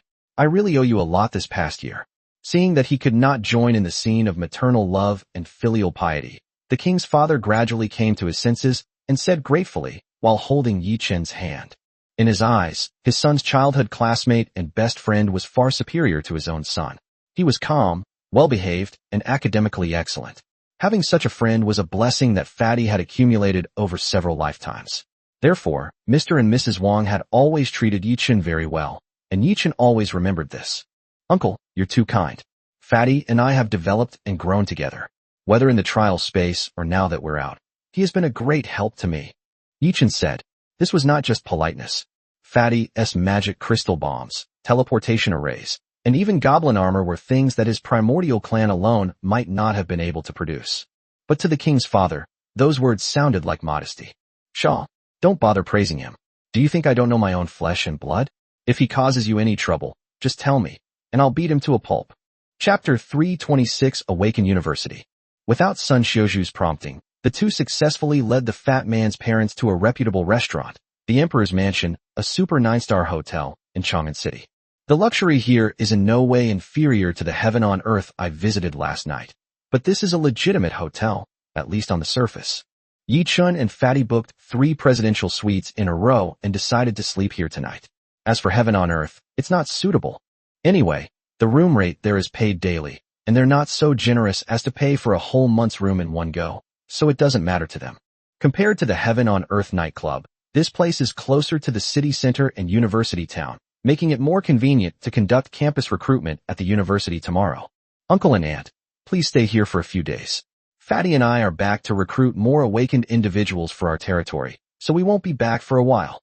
Yi Chun said after settling the two elders in. No problem, no problem. Go ahead and do what you need to do. If you need any help, just let us know. We don't have anything to do right now. Do you need any help with hiring? Your uncle manages the company and has hired a lot of people. He's very good at judging people. Mr. Wong asked the two of them, feeling a bit awkward having them suddenly idle for a month. That's perfect. We'll have to trouble you to take a look later, uncle. Yi Chun agreed with a smile, not letting the fat man refuse. No problem, no problem. Uncle will definitely pick out a few good ones for you. Mr. Wong said excitedly. As an ordinary person, having the opportunity to be an interviewer for the Awakened was indeed something to be excited about. All right, let's go eat first. You two don't need to be stingy. Let me tell you, the Alliance coins on Blue Star are just numbers to us lords. They're not money at all, the fat man said helplessly. After tidying up in the afternoon, it was almost dinner time, so he immediately pulled everyone out to eat. We didn't go too far and ate at the Imperial Palace Hotel. As a world-renowned chain hotel, the food at the Imperial Palace Hotel was quite good, and the two elders were quite satisfied with their meal. However, they couldn't help but feel heartbroken when it came time to pay the bill. Yi Chun and the fat man spent a lot of time explaining before they finally calmed the two down and sent them back to their rooms to rest. They slept soundly that night, and the next day, they didn't wait until the sun was high in the sky. Around 8 a.m., they got up and took a taxi with Wang's father, heading towards the nearest Awakener University. Universities in Chang'an City, but only two are the most famous. One is the famous Chang'an Awakened University, which is well known but only within the Huaxia region. The other is the world-renowned Huaxia Awakener University, which is a university that can be ranked among the top 10 or even the top 3 in the world. Regardless of what kind of power awakens, the awakeners who graduate from here must have at least the strength of the second tier to be allowed to graduate. Compared with the first-tier graduation standards of other universities, it can only be described as harsh. It's important to know that on Earth, the large-scale use of spiritual plants is not allowed. Ordinary awakened individuals can only consume spiritual plants that can enhance their strength 3 times at most before graduating from university, and the grade cannot exceed level 1. To reach the second tier of strength under these circumstances, one can only break through the limits of the body through continuous hard work. Those who succeed are all a combination of talent and effort. Brother Chun, shall we go straight to the China Awakened University? Fatty asked Yi Chun beside him. Father Wong nodded in agreement. I think it's a good idea. Most of the outstanding awakened are at the China Awakened University. Going there directly will save us a lot of trouble. However, upon hearing their words, Yi Chun shook his head. But let's go to the South China Awakened University first. Huazhong Awakened University? Fatty and Wong's father were both taken aback. If Chang'an Awakened University was named after a city, then Huazhong was named after a region. Huazhong University of Science and Technology should seem to be bigger and better than Chang'an Awakener University, but in reality, this is not the case. Chang'an City is not short of wealthy and powerful figures, so the Chang'an Awakened University, which was established in the early days, grew up based on this. In addition, the Huaxia Awakened University is also located here, which has led to the fact that the Huazhong Awakened University has never been able to recruit high-quality awakened students. Over time, it has gradually declined, and it is no exaggeration to say that it is now a third-rate university in Chang'an City. You forgot? Yi Chun is over there. Yi Chun nodded, saying a name he hadn't heard in a long time. Oh, I understand, Sister Chun. Master, let's go to the Central China Awakened University. Upon hearing the name, the fat man immediately shouted. Yi Chun, the child who came out of the orphanage with Yi Chun, took care of him like an older sister for several years. The two had the same name, but different characters, and they had always depended on each other for survival until 2 years ago when Yi Chun awakened his awakener talent, which forced him to leave. Because of their extremely poor circumstances, they couldn't even afford a communicator back then, let alone the cost of train tickets to and from the airport every year. Yi Chun even had to work part-time and save money to cover his tuition at the awakened school.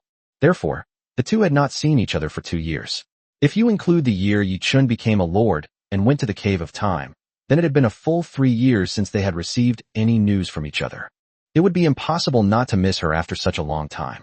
Therefore, the first place Yi Chun went to after arriving in Chang'an City was Huazhong Awakened University, to bring back his sister who had lived with him for many years.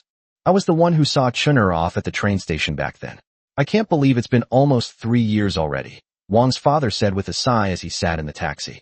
Whether it's Yi Chun or Yi Chun, he watched them grow up, humble as dust, yet full of hope, like the morning sun. Now, their hardships have finally come to an end. Yeah, but I hope Sister Chen won't hit me the moment we meet. She's a lord after all, the fat man said with a hint of fear. Yi Chen's innate bloodline suppression made him unable to resist this older sister in the slightest. You deserve to be hit. You almost got me into trouble. You're so young, and you wanted me to help you with my sister? And she overheard you. Don't you think you deserve to be beaten up all these years? Yi Chen said irritably. He owns a house, renting counts, has a younger sister, an older sister would also do, and is an orphan, both parents are deceased. Isn't this the perfect protagonist template? You think you can steal my future wife? I'm being lenient by not killing you. Chapter 327 Yi Chen. Hearing the conversation between the two, the father laughed heartily. But to be honest, if his son could really marry Yi Chen, it would be a blessing. The taxi slowly drove towards Huazhong Awakening University. Due to the long distance, it took almost 2 hours to arrive at the entrance of the university, around 10 a.m. It must be admitted that even though it is just an awakened university that is about to fall into the third tier, Huazhong still has a foundation that other universities can hardly match. Just look at its magnificent school gate, which is something that ordinary awakened universities cannot possess. Not to mention the vast school grounds, the well-equipped classrooms and training rooms, and the stringent admission requirements. To get into Huazhong Awakened University, you need to be in the top 30% at the very least. Yi Chen even got in with the highest score in the whole school. If it weren't for the tuition reduction here, she could have even gone to Chang'an Awakened University or Huaxia Awakened University. Wow, this is amazing. Is this what university life is like? It's a pity I, Fatty, will never have the chance to experience it. Looking at the grand gate in front of him and the scantily clad female university students passing by, he felt a surge of excitement. Experience my foot. You're always thinking about nonsense. I know what you're thinking. Get inside and find out where the admissions and employment office is. Father Wong slapped him angrily. Although they were both men, they knew what was going on, but as a son, he still had to be hit. Okay. The fat man ran toward the security office, his head spinning. He didn't know whether it was right or wrong to bring his parents to the territory. The security guards here were quite experienced. Every year around this time, some lords would come to inquire about recruitment, so they weren't too surprised. Instead, they habitually pointed the fat man in the right direction and told him to go find it himself. The entire autumn recruitment process was officially coordinated, and the lords who were recruited were all those who had no hope of recruiting good students in the autumn recruitment and whose future prospects were limited. They were not worth his currying favor with. Powerful lords were not people that a gatekeeper like him could curry favor with. Over time, he got used to it. He's just a lord, basically a student from Earth. Don't act like you've never seen him before. Fortunately, it was the first time Fatty and the others had returned to Blue Star, so they didn't pay attention to these things. After receiving directions, they followed the forest path on campus toward the admissions and employment office. It was right around class time, and there weren't many people on the road, so Yi Chen and the others didn't see anything strange. They arrived smoothly at a teaching building and found the admissions and employment office that was mentioned outside the door. Hello, we are the new lords of this year's recruitment, and we'd like to recruit some students from your office. After knocking on the door, Yi Chen and the others walked in one after another, and said to the teachers in the admissions and employment office, New Lord? Hello, please have a seat. Upon hearing Yi Chen's words, the teachers in the office immediately became enthusiastic, and they all got up to move chairs for Yi Chen and the others, or pour water for them. Their job is to find new students. Given the reputation of North China University, they usually have to go to great lengths to recruit people from lords. Now that someone has taken the initiative to come to them, how could they not give them a warm welcome? Hello? I'm Zhang Qingyan, the director of the Admissions and Employment Office. You can just call me Xiao Zhang. May I ask how you all should be addressed? A tall, slender beauty sat down in front of them and asked with a smile. Several other colleagues from the Admissions and Employment Office were also with them, all of them young beauties or handsome men. These days, it's not so easy to find someone who isn't good looking. My name is Yi Chen, and I'm here to find someone. Her name is also Yi Chen. She should be a junior student who's about to graduate from your university. Yi Chen said, without rushing to introduce the fat man and Wang's father. Yi Chen, a junior? From Xinjiang City? She's the president of our student council, a prominent figure on campus. I wonder what brings you here. Director Zhang asked with surprise, though he already had a guess in mind from the two names. She is my sister. Now that I have become a formal lord, I want to take her back to my territory. Yi Chen said truthfully. This kind of thing is very common not only in schools, but also in all walks of life. Congratulations. Upon hearing Yi Chen's words, Director Zhang immediately offered his congratulations, a hint of barely perceptible envy flashing in his eyes. I'll arrange for someone to call her over right away. Also, I wonder how Lord Yi Chen did in the newcomer trials? Are you interested in recruiting a few more people from our school? Don't worry, I will definitely recommend the best students from the school to you, ensuring your trip is worthwhile. Director Zhang said to Yi Chun and the others, clearly hoping that Yi Chun and his group could recruit more students here so that they could achieve their employment rate goals. Let's talk about this when my sister arrives, Yi Chun said after thinking for a moment.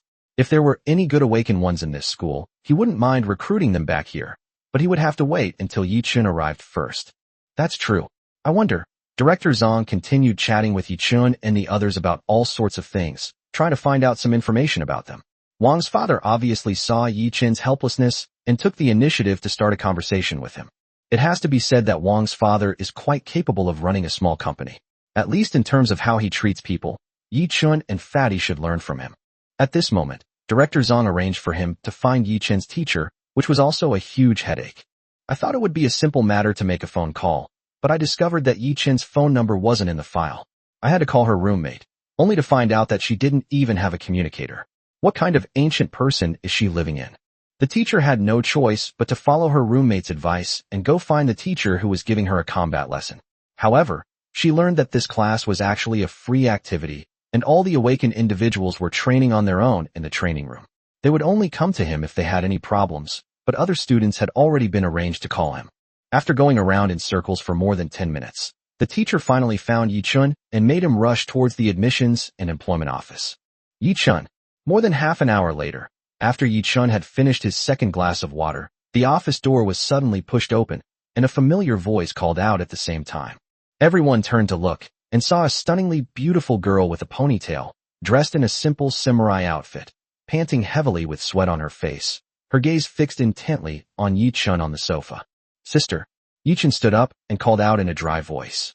However, the next moment, the girl's eyes suddenly reddened, and she rushed towards him. Chapter 328, The Difficult Recruitment. She pulled him into her arms with such force that she knocked Yi Chun down onto the sofa. However, Yi Chun didn't care about the stares of others and held him tightly for a while before finally letting go. Why are you here? Although I already had a guess in my mind, I couldn't help but ask. Of course I'm here to take you away. I'm a lord now, Yi Chun said with a hint of pride. The bond between him and his sister, with whom he had lived for over a decade, was much stronger than that between Jian Mingyi and Yi Chun. It's a success? Yi Chun's face lit up with joy. A year ago, when Yi Chun awakened the seed of hope, he sent her a message. Naturally, he would inform his family about such an important event. Of course, not only me, Fatty succeeded too, Yi Chun said with a smile.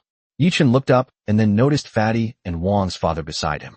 Not bad, you'll be the fat lord from now on, Yi Chun joked, while waving his fist, making the fat man shrink back slightly. He then greeted Wang's father. Hello, Uncle Wang. Good girl Chun. Father Wang nodded. He only knew Yi Chun and her family situation, but he was not as familiar with her as Yi Chun was. Hey, Yi Chun, you see, your younger brother, as a new lord, definitely needs a lot of awakened ones to supplement his strength. Why don't you introduce him to some classmates at school? Using their skills to supplement his strength is also a way for classmates to help each other out, Director Zhang said to Yi Chun. Upon hearing this, Yi Chun immediately composed himself and sat up straight on the sofa. The recruitment of awakened ones is up to my brother. After all, he is the lord, and the development of the territory should be the priority. If he needs it, I will recommend some people to him, Yi Chun said seriously. When it comes to the development of Yi Chun's territory, she will not be ambiguous. This. Director Zhang immediately looked troubled, glancing expectantly at Yi Chun, hoping that the other party could recruit more people to return. Here's what we'll do. In my territory and Fatty's territory, we need some awakened ones who are good at city building. If you have any talents in this area or top combat geniuses, you can call them over to take a look. Of course, character and loyalty must be the top priority, Yi Chun said after thinking for a moment. Judging from Yi Chun's situation, he seems to be doing alright here. At least there aren't any of those bullying phenomena seen online, so he wouldn't mind giving the students of this school a chance. Talent in urban construction? Okay, please wait a moment. I'll arrange it right away. Upon hearing Yi Chun's words, Director Zhang's face lit up with joy. It doesn't matter what kind of people they recruit. As long as they can solve the school's employment problem, it's fine. As long as they can be placed, that's good enough. After saying that, Director Zhang and the teachers from the admissions office got busy, collecting student information, searching for the talents that Yi Chun and Fatty needed, and then notifying them one by one to come for interviews. A meeting room had even been arranged for Yi Chun and the fat man, and some students who had received the news earlier had already arrived and were waiting outside. Awakened beings have no trouble finding employment on Earth, but having already mastered extraordinary powers, who would want to live an ordinary life on Earth. Entering the darkness is inevitable. Therefore, finding a lord with potential and a reliable force becomes especially important. However, after interviewing several people, Yichun was not very satisfied with any of them. It seemed that many of the awakened individuals at the North China Awakened University did not truly focus on learning and improving their talents, but instead blindly pursued improving their own strength. An awakened one with a talent for farming enhancement, instead of properly studying how to farm, has ended up with peak Tier 1 combat power. Do you think I need a Tier 1 awakened one like you? What I need are people who can build. Of course, this is also because Yi Chen's side is not lacking in combat power. In the case of other low-level lords' territories, the awakened powerhouses that can be quickly acquired after becoming formal lords are what they really need. What's the situation in your territory? Those few were already among the top combatants in our school. Seeing Yi Chun and Fatty eliminate this peak Tier 1 awakener, Yi Chun couldn't help but ask. It's important to know that at the Awakener Academy, most students can graduate at the peak of Tier 1. Those who are stronger are often snatched up by other lords before they even graduate. The high-ranking lords are not subject to the autumn recruitment restrictions for new lords. They can recruit any talented person they want directly. Once these new awakened individuals arrive in the lord's territory and have access to the resources, they can quickly grow into the lord's top combat force. Yichun had been worried that others might look down on a new lord like himself, but unexpectedly, it was Yi Chun who rejected them. Our territory is a bit complicated. Fatty's territory is mainly inhabited by goblins and dwarves. There's no need to worry about their reproduction or scientific research capabilities. What's needed is people to manage and maintain the ecological environment. As for my territory, I have no shortage of high-end combat power, and I have recently taken in a group of ordinary residents from another world. Therefore, I also need a group of people to build cities for them and guide their management. Yi Chan said that their territory was quite different from other new lords. Others either developed their territory's resources or needed high-end combat power, but he was in a different situation. What he lacked was management talent, which was something that even awakened ones might not need. However, there are regulations on Earth that make it difficult for non-direct relatives to leave Earth and go to the Lord's territory in order to ensure the continuation of the human bloodline. Therefore, Yichun has no way to recruit management talents from ordinary universities and can only look for them in these awakened universities. Hearing Yichun's words, Yichun understood a little and his expression was full of surprise. Then he frowned slightly and began to think hard. There were not many people in Huazhong Awakener University who could meet the needs of Yichun and others.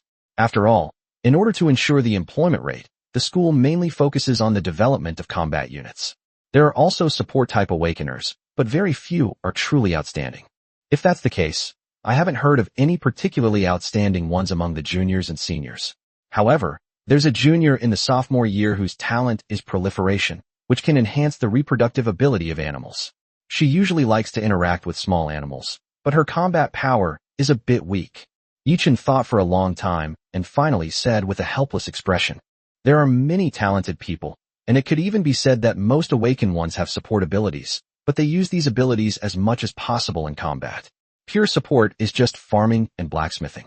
If you really want this kind of awakened one, you might as well buy a few familiars. They are more loyal than this kind of awakened one." Chapter 329 Permanent Agreement. After a whole day of commotion at the North China Awakeners University, Yi Chun and the others finally declined Director Zhang's invitation to have dinner together and left the school. After an entire afternoon and half a morning, they only managed to recruit one person, who is now standing gracefully among the crowd, her eyes filled with both excitement and nervousness. "Senior, you've been so good to me. I can't repay your kindness enough, so I'll offer myself to you." The tall, mature woman hugged Yi Chun tightly, her equally tall and voluptuous figure almost matching his. "Ding Xin, let go of me," Yi Chun said through gritted teeth, pulling the beautiful woman clinging to him off. She was a sophomore, whose figure and looks were in no way inferior to his own, a junior. There was no one like her. No, senior, you're so kind. Don't you want me to repay you with my body? How about I become your sister-in-law? Ding Xian said with a smile, linking arms with Yi Chun, making Yi Chun and the others nearby exclaim that they couldn't stand it. Upon hearing the other person's words, Yi Chun immediately revealed a dangerous look. I treated you like a junior, and you actually want to be my sister-in-law? Hee hee, just kidding, just kidding. Feeling the other party's cold gaze, Ding Xian immediately explained with an awkward laugh. Yi Chun led everyone to a restaurant near the school, and then continued his conversation with Ding Xian. During the day, he had only given a general overview of the situation, and now he was going to discuss the affairs within the territory and the other party's salary and benefits in detail. Of course, for Ding Xian, it was already a stroke of luck that a lord was willing to take in a weakling like her, so she didn't mention it at all in the afternoon. She only came over eagerly after hearing Yi Chun say that a lord wanted her. That's roughly the situation with the territory. As for the benefits, it depends on how long you plan to sign the agreement with the territory. There are century-long agreements and perpetual agreements. The former will give you 100,000 gold coins every year, while the latter will make you a member of the territory, with permanent residency and corresponding rights and status within the territory. Yi Chun said to Ding Xian as he introduced his own territory. Her talent lies in beast taming, so giving her to the fat man wouldn't be of much use. She can only be placed in his territory to breed animals and improve the ecosystem. The Silver Moon Elf clan can also do this kind of thing, especially Eve and others who have extremely high talent in planting and animal affinity. However, this talent is different from that of the awakened ones. There is also a certain gap in thinking between the families and the humans of Blue Star. Recruiting Ding Xian can help improve the animal ecology in his territory. Centennial agreements and perpetual agreements are also two types of agreements that lords and ordinary awakened individuals often sign. The development of a territory requires a very long time, and the former is equivalent to an employment relationship, where awakened individuals serve the lord for a certain number of years and then take the money and leave. The latter are completely bound to the lord, becoming subjects of the territory, and may even be able to obtain a small piece of territory for self-governance, becoming a local overlord. 100-year agreement. That means I can get a total of 10 million gold coins, but I suppose that amount of money is nothing in the dark, right? But the latter is tantamount to selling oneself to you. From then on you can manipulate and control them at will, with no chance of ever turning the tables. Ding Xian propped her head up and said with a troubled expression, even raising her right hand and pinching it in the air as if she had really molded herself into a lump. Speak properly, or I'll consider you on a permanent contract, and one with no benefits whatsoever. You'll be the lowest of slaves. Yi Chun said coldly. No way. Senior, you've gone too far. How could you treat me like this? Wah. Ding Xian exclaimed in shock and immediately buried her face in her arms on the table and burst into tears. Yi Chun and the others were dumbfounded, finding it hard to believe that such a mature and sophisticated woman could be such a whiny person. Give her a permanent contract. Sign it like a slave contract. Yi Chun said. Ding Xian immediately sat up straight, stopped crying, and looked at Yi Chun calmly. For a permanent agreement, I want a small piece of land to govern myself, about a few hundred acres. I also want to bring my parents over, and they will also have permanent residency rights. Finally, I need a 1-year trial period, during which I have the right to back out and choose to leave. Ding Xian's sudden change to seriousness surprised Yi Chun and the others, who exclaimed that women are truly fickle. However, after hearing the other party's request, Yi Chun agreed after a moment's thought. These terms were normal in a permanent agreement, and there was nothing out of the ordinary. In fact, they could be considered relatively cheap. All right, I agree to your conditions. You can choose the location of the territory yourself, and I promise to do my best to improve your strength and lifespan. Yi Chun said. Ding Xian nodded with satisfaction, but the next moment she reverted to her previous frivolous self. My dear lord, does this count as me being kept by you? Boss, why isn't the food here yet? Yi Chun shouted loudly towards the door, completely ignoring Ding Xian's resentful gaze. After dinner, Yi Chun and Ding Xian went back to school to pack their belongings. With a lord willing to recruit them, they would officially graduate. Ding Xian, in particular, graduated with only a sophomore year grade, which was enough to be called an outstanding graduate. She went from being at the bottom of the class to becoming a celebrity envied by everyone in the school. However, none of this mattered to Yi Chun anymore. His next task was to prepare for the recruitment trips to Huaxia Awakener University and Chang'an Awakener University. After visiting these two universities, he didn't plan to waste any more time on Blue Star. The key was to return to his territory as soon as possible and develop it in the Cave of Time. Both Huaxiao and Chang'an are prestigious universities for awakened ones, and their students probably won't easily accept our recruitment. Sitting in the room, Wang's father said with a frown. Because of its own limitations, it is difficult for awakened individuals in Huazhong to find employment, so they try to curry favor with Yichun and send more students out. However, Huaxia and Chang'an are different. The students in these two universities have a natural arrogance and look down on ordinary lords. It's all right. Lao Sun has already spoken to the presidents of the two universities. They'll promote our territory on campus. Yichun shrugged and said, even if Sun Xiuzhu had spoken to him, whether or not he could recruit people wouldn't have a big impact on him. That's good. So, should we go to Chang'an Awaken University or Huaxia Awaken University tomorrow? Father Wang nodded and continued to ask. Hee. Okay, let's save that for last. Let's head to Chang'an Awaken University first, the fat man chuckled. This time, his suggestion finally received the approval of Wang's father and Yichun, and they decided to first go to the Awaken University in Chang'an. Chapter 330 Financial Talents. The next day, the group headed towards the Awaken University in Chang'an again, only to encounter an unexpected person at the school gate. Yichun. Jian Mingyi stood prettily at the school gate. Upon seeing Yichun and the others appear, she immediately ran over. Mingyi, what are you doing here? Everyone exclaimed in surprise. Yichun pulled her into his arms, but it still felt like a dream. Yeah, aren't you with your family? Why did you suddenly come to Chang'an? And why are you waiting for us here? The fat man asked, equally puzzled. Hee. I'm also going to participate in the fall recruitment. Uncle Sun has already spoken to my parents. Although I'm not allowed to fight against the darkness with you yet, he hasn't restricted my movements too much. So I can go to the fall recruitment with you this time. Jian Mingyi said happily. Upon hearing her words, Yichun and the others immediately understood. It seemed that cooperating with the authorities had indeed given them a lot of points. At least in the eyes of Jian Mingyi's family, they were no longer helpless drifters without any backing, and they had a foundation to contend with Wanwu Tower. However, they clearly did not want to take sides at this time, so they did not allow Jian Mingyi to continue to follow them. If Yichun could really bring down Wanwu, then it would be a different story. That's perfect. Let's go recruit a group of awakened ones for our territory. Yichun's words, though unexpected and delighted, were also quite reasonable. The group walked together into the school. Compared to Huazhong Awakened University, the gate of Chang'an University was much wider and more imposing. Many students were coming and going, and their spirits were much better than those of Huazhong University. Moreover, unlike central China, Chang'an has not been neglected. With new lords constantly emerging from the trial world, lords have been coming here to recruit people. This year's trial challenge, due to Yichun and others leaving the trial space too early, can be said to have accelerated the trial time for everyone in this year's session. From the moment Fatty and the others left the trial space until Yichun emerged, many lords began to get anxious and accelerated their efforts to complete the newcomer trials.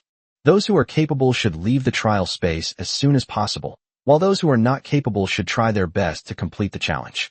Therefore, there are quite a few lords who have returned to Earth to recruit awakened ones. Just take Chang'an Awaken One University as an example.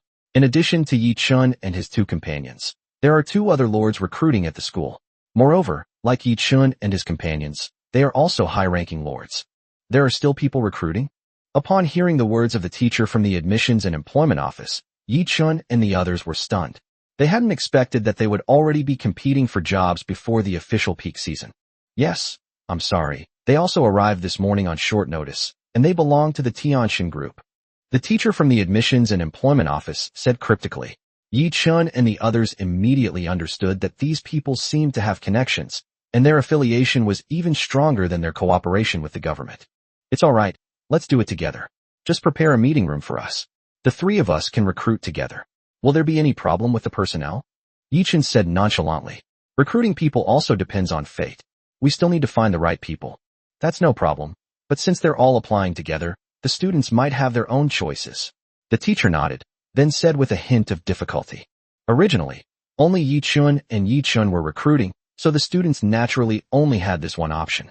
Although it might not actually be finalized, at least the probability of recruiting someone would be much higher. But now that there are more lords coming to recruit, the students naturally have more choices, making it more difficult for Yi Chun and his team to find suitable candidates. It's all right. Just take us to the conference room. Yi Chun nodded in understanding and didn't say anything more, simply asking someone to lead them to the conference room. Okay.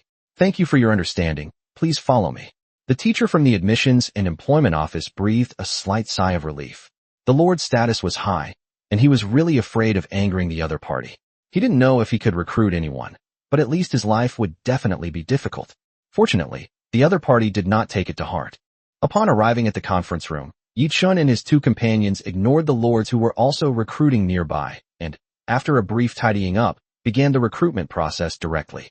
Compared to Huazhong Awakener University, Chang'an Awakener University has more aristocratic children, so this university is not short of money. In fact, in terms of financial resources, it is not much weaker than Huazhong Awakener University. Therefore, the teaching staff in this school is very complete, and the development direction is not limited to combat. Support, development, and even finance and accounting majors in ordinary universities can be found here. Therefore, after interviewing only a few people, Yi Chun and others were pleasantly surprised because there were quite a few talents who met their requirements. The group immediately became interested. You said you minored in finance? Do you have any good suggestions for building the financial system in the newcomer's territory?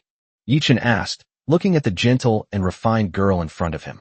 I personally think that building a financial system in the new territories is relatively easy, because the number of people is controllable and the families are absolutely loyal to the Lord. All you need to do is unify the currency and then distribute it according to certain rules. However, I do not recommend directly granting them this way. Instead, they should be given to the people as rewards or incentives, and then gradually circulated as the population of the territory increases and trade becomes more frequent. However, there is a problem here, which is how to get the clans to use this currency as the main circulating currency for transactions. I have a few suggestions for this.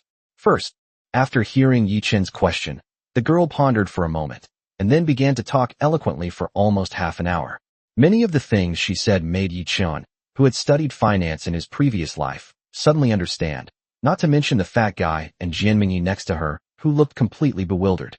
Only Wang's father, who had run a company, could exchange a few words with the other party, but it was just a brief chat. Wang's father's financial knowledge was geared towards business operations, which was quite different from the other party's approach to building a financial system.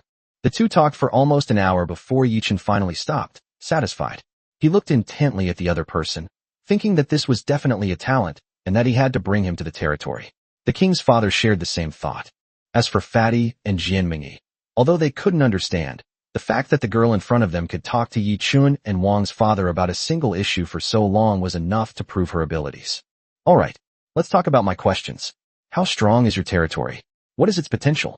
What kind of development prospects can you offer me? What can I gain from it? After proving her strength, the girl pushed up her large-framed glasses and asked. Chapter 331, Turning Stone into Gold. Upon hearing this question, the fat man and the others were stunned.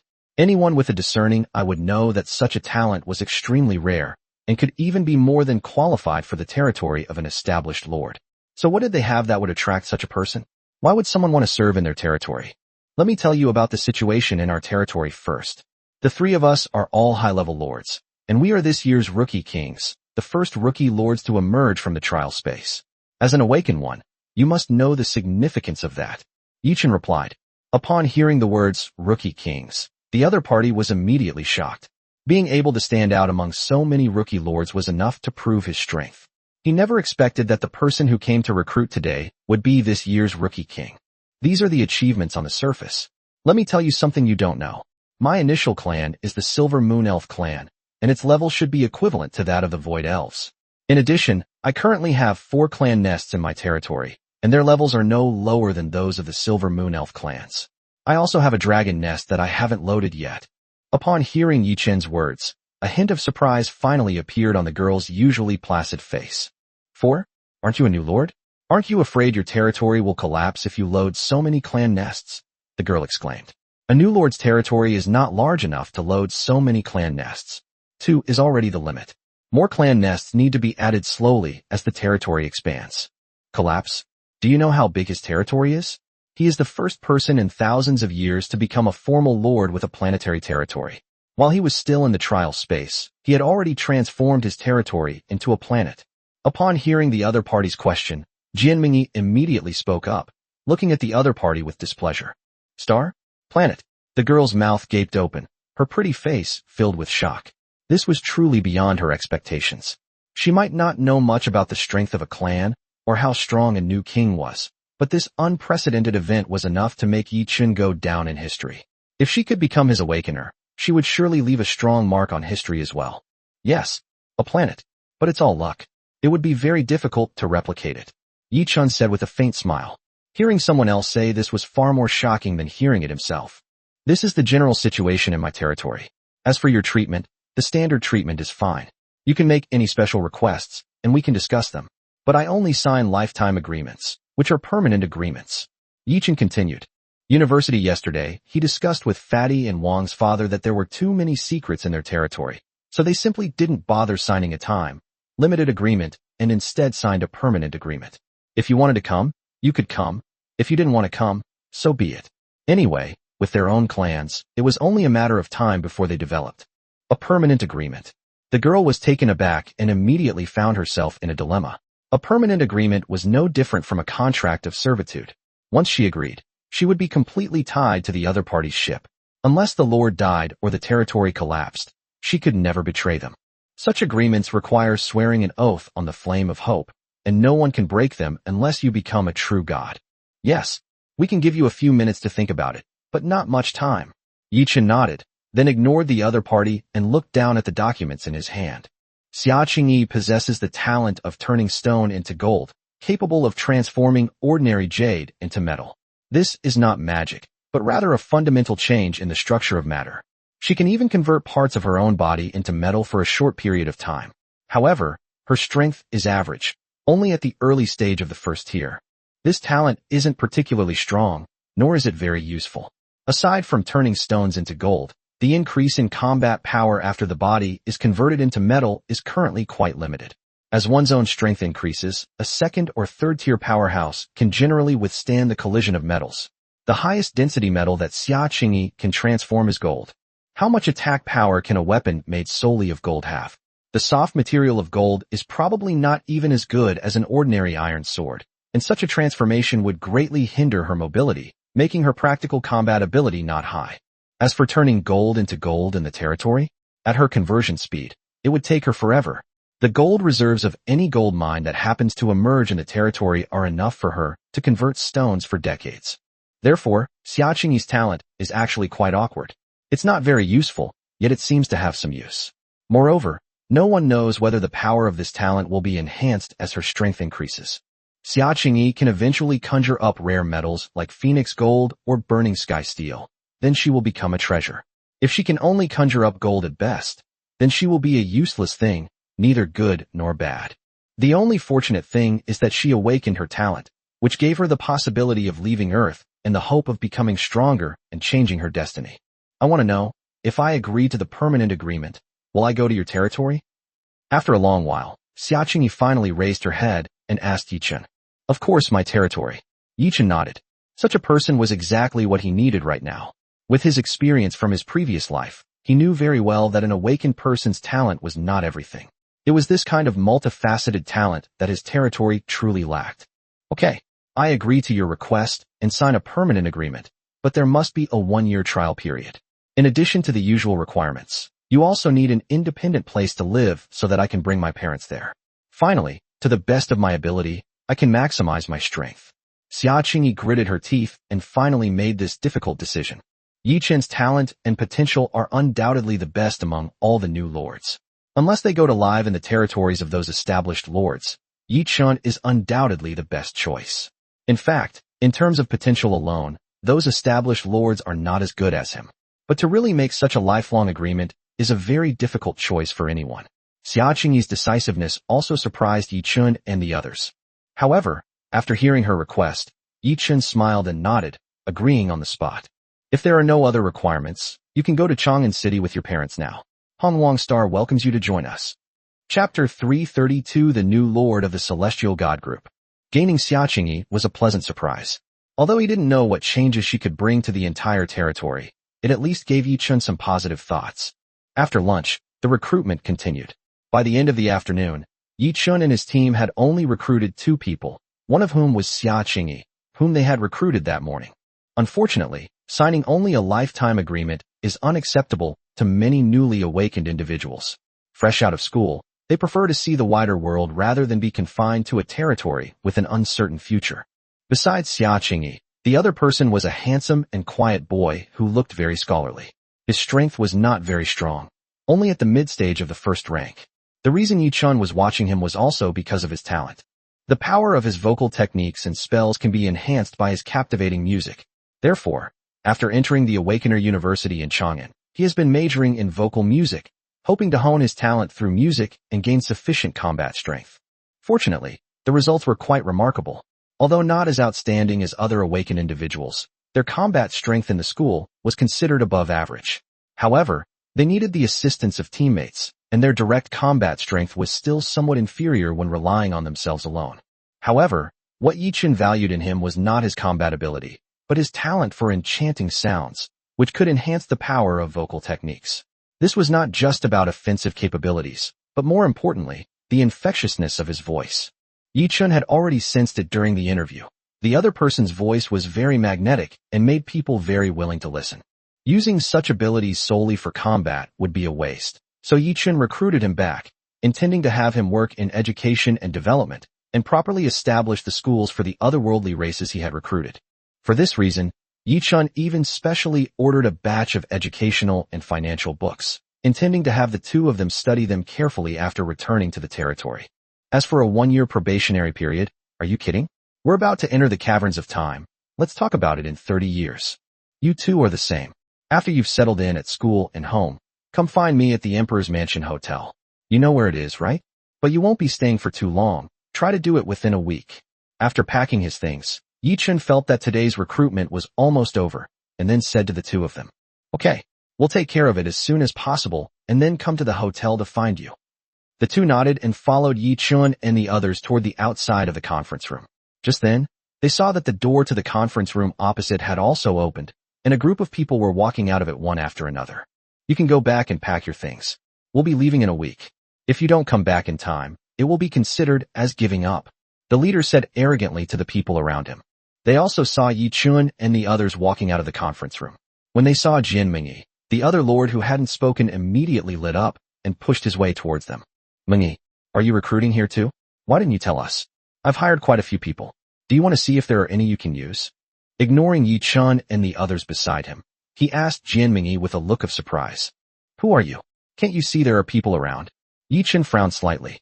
The fat man had already shouted, "Openly flirting with my buddy's girlfriend? Are you looking for death?" Upon hearing the fat man's words, the newcomer frowned slightly, a hint of displeasure and disgust flashing across his face. "Mingyi, is this your newly recruited awakener? Her manners are terrible. She dares to yell at the Lord. You should just tell her to quit." Before he could finish speaking, a hand with distinct knuckles grabbed his neck and pulled him in front of Yi Chun. "You dare call her Mingyi? She's taken, understand?" Yi Chun said, his voice cold and deliberate, as he spoke close to the other's terrified face. "Who are you? Do you know his identity? Why don't you put him down right now?" Before the other party could reply, another lord in the distance shouted and walked over, ordering Yi Chun to put the person down. Many newly recruited awakened individuals followed behind him, making a great show of force. What kind of status could they have? They're just a bunch of new lords. What are you afraid of? The fat man shouted sternly. He might be afraid of other people, but he had never been afraid of any of the new lords. "How dare you? We are from the Celestial God Group. Who are you? How dare you make a move on Blue Star?" The other party was not intimidated by the fat man at all, and instead roared angrily. "Make a move? Do you believe I'll crush him right here?" Yi Chun said coldly. At this moment, Jian Mingyi, who was standing next to him, also came to her senses and walked to Yi Chun's side, taking his arm. The Du brothers, Du Yulong and Du Yuhu, are both heavenly pride lords. Their initial clans were both top-tier holy tigers of light. After coming out of the trial space, they joined the heavenly god group. Their elders and my father's family have some connections, but that's all. Jian Mingyi whispered to Yi Chun, saying that she had some connections, but she was also telling Yi Chun that it was just a little and that he didn't need to worry about it affecting her. Tianshan group? Huh, a bunch of trash, get lost. Hearing Jian Mingyi's words, Yi Chun sneered and threw the person he was holding with one hand directly at the other party. You, bang. Before he could finish speaking, the person in his hand was already smashed over like a human cannonball. The terrifying force caused many awakened individuals to scatter, while Du Yulong was directly hit by his own brother and crashed into the wall behind him. Boom! The entire wall collapsed under the impact of this force, revealing the astonished expressions of passers-by outside. Du Yuhu, who had been held captive, immediately lost consciousness, while Du Yulong, covered in blood and with a dazed look in his eyes, raised his right hand and pointed at Yi Chun. You're not a newcomer. Before he could finish speaking, he collapsed and fell into a coma. Humph! Yi Chun snorted coldly, glanced indifferently at the teachers from the admissions and employment office who had just arrived, and then turned and left with Jian Mingyi and the others.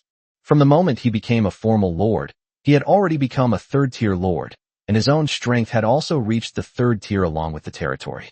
Now that we've returned to Earth, although we can't use many supernatural methods, our sheer physical strength is enough to crush these new lords who are only at the first level.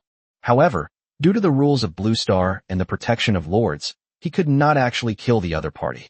But no one could say anything about teaching them a lesson like this, since they were asking for death by harassing someone else's girlfriend.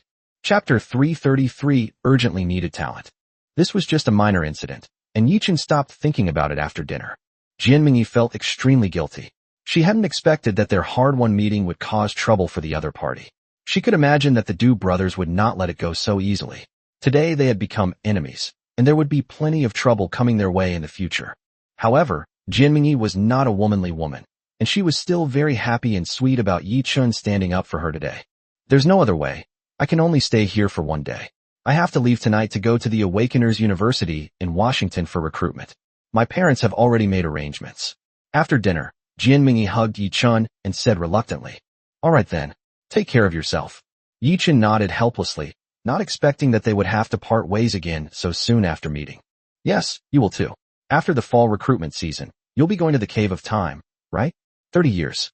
You won't have forgotten me by the time you come out, will you?" Jian Mingyi asked with a hint of worry. They were both not even 30 years old yet, and they were going to be separated for 30 years. "No, I'll definitely remember you." Yi Chun comforted her, but Jian Mingyi became more and more frightened the more she thought about it.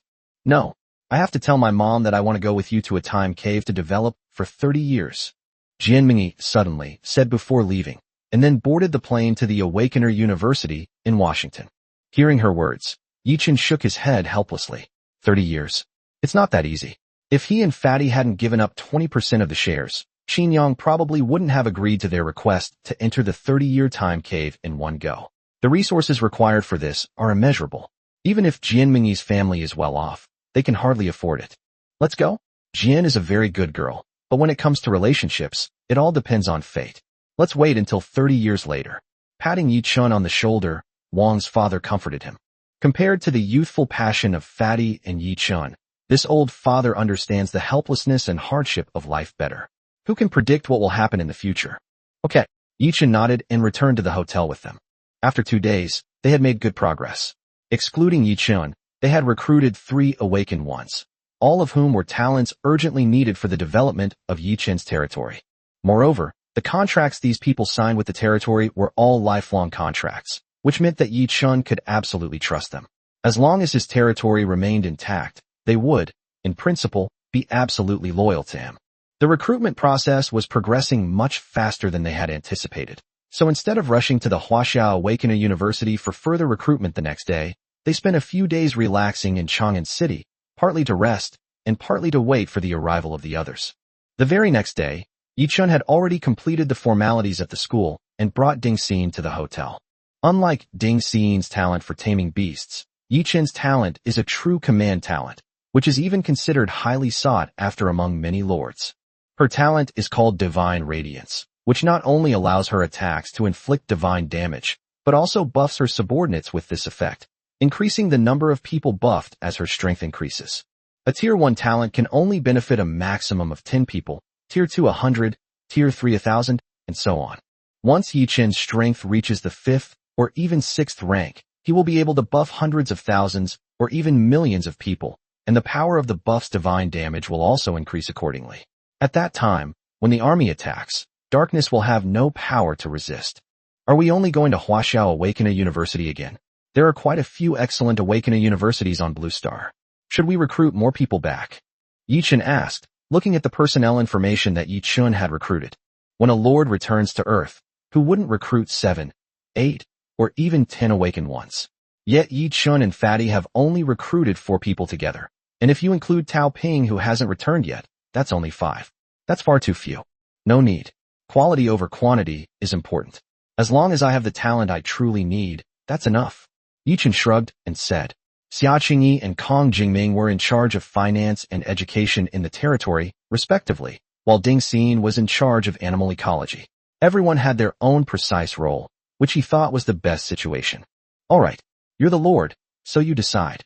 Yi-Chun nodded, not arguing about the matter. Then the talents you need to find now are people specializing in internal affairs, ecology, meteorology, and other fields, especially those in internal affairs, right?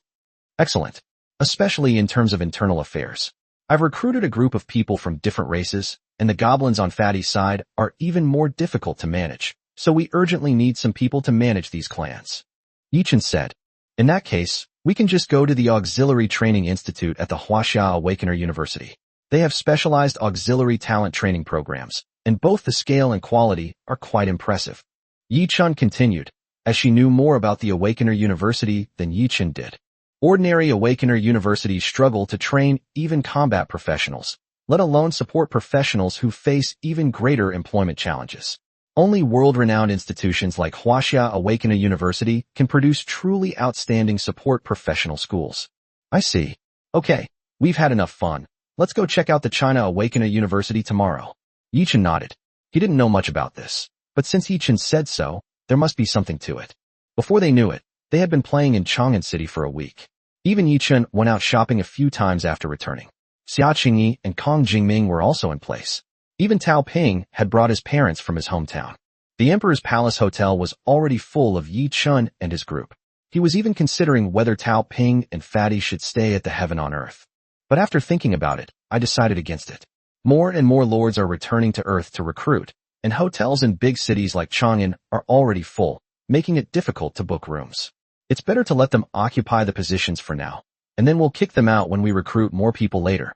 When Yi-Chun and his group finally rested enough and arrived at the Huaxia Awaken University for recruitment, they couldn't help but feel the meaning of the saying, enemies meet on a narrow road.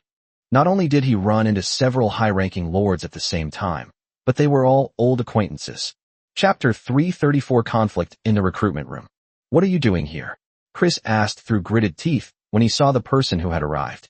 The group that collided with Yi-Chun was none other than Chris and his companions, who had just come out of the trial space. Not only him, but Lin Hu and his group were also here. They were all old rivals who had fought each other in the trial space. Yi-Chun, long time no see. Unlike Chris's hostility, Lin Hu greeted him with a smile. He and Yi-Chun did not have any deep-seated hatred, and he believed that their relationship had been repaired. Long time no see. I never expected to run into you here. Yi-Chun said with a faint smile, ignoring Chris. You'd better be glad you didn't run into me in the underworld. Chris said with murderous intent, but was rebuked by Lin Hu. Chris, this is the China region. You need to know what you should and shouldn't say. Lin Hu shouted sternly. Although Blue Star had been unified, the people in some regions were still very united. Upon hearing Lin Hu's words, Chris let out a cold snort, said nothing more, and turned to enter the conference room. Seeing the other person's appearance, Yi-Chun couldn't help but feel a little curious. What exactly happened between them in the trial space? Why was Chris so obedient to Lin Hu? This wasn't like him at all. Brother Yi-Chun, as the saying goes, it's better to resolve a feud than to let it fester. We've all become official lords now, so why don't we just let bygones be bygones, like we did? Of course, I'll also talk to Chris and make sure he doesn't cause you any more trouble. After Chris left, Lin Hu shook his head helplessly and said to Yi-Chun. Hearing Lin Hu's words, Yi-Chun and the others were extremely surprised. They were not sure if the other party was just talking. Since the other party dared to say that, he must have the confidence to make Chris let go of his hatred. So what was the basis for that? Despite his thoughts, Yi-Chun remained expressionless, instead offering a calm smile. Of course, I don't want to make such a powerful lord my enemy. Upon hearing this, Lin Hu immediately smiled, assuming that Yi-Chun had already agreed. Brother Yi-Chun is truly generous. I thank you on behalf of Chris. You must be here today to recruit awakeners, right? Then I won't bother you any longer. Let's have dinner together tonight to celebrate brother Yi-chun becoming a formal lord, and also this year's rookie king. Lin Hu laughed loudly. Hearing his words, many people around him showed strange expressions. They didn't expect that the young lord whom the young master of the Lin family had won over was actually this year's rookie king. What rookie king? Young Master Lin, you're giving me too much credit. I just became a formal lord a little earlier. Look at the others, they didn't come much later than me. Yi-chun shrugged and laughed. Then we won't disturb young Master Lin's recruitment any longer. Let's go find the teachers at the admissions and employment office first. Haha, what are you saying? The admissions and employment office is upstairs. You'll see it as soon as you turn the corner. Thank you. After saying goodbye, Lin Hu turned and walked into the meeting room that had been arranged for him, while Yi-chun and the others came up and continued walking towards the admissions and employment office. I thought it would be a surprise to see Lin Hu this year, but when I walked into the admissions and employment office, I ran into a group of familiar faces, or rather, 5 silly guys, who were Zhou Wenbin and others whom I hadn't seen for many days.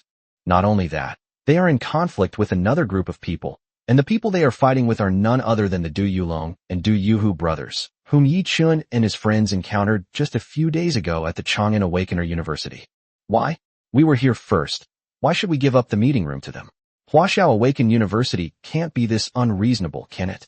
Zhou Wenxuan shouted angrily, her pretty face full of rage. Don't let her gentle and weak demeanor in front of Yi-chun fool you. In the 5-person team, she is the one who speaks for the whole group. Compared to the stuttering Zhou Wenbin and the problematic Li Xinghai and others, she can at least communicate normally with people.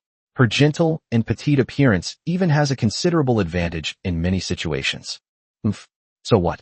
A bunch of low to mid-level lords. Do they even deserve to recruit from a globally renowned university like the China Awakeners University? Who would want to go there? Instead of wasting the students' time, we should just give up the space and give everyone more opportunities.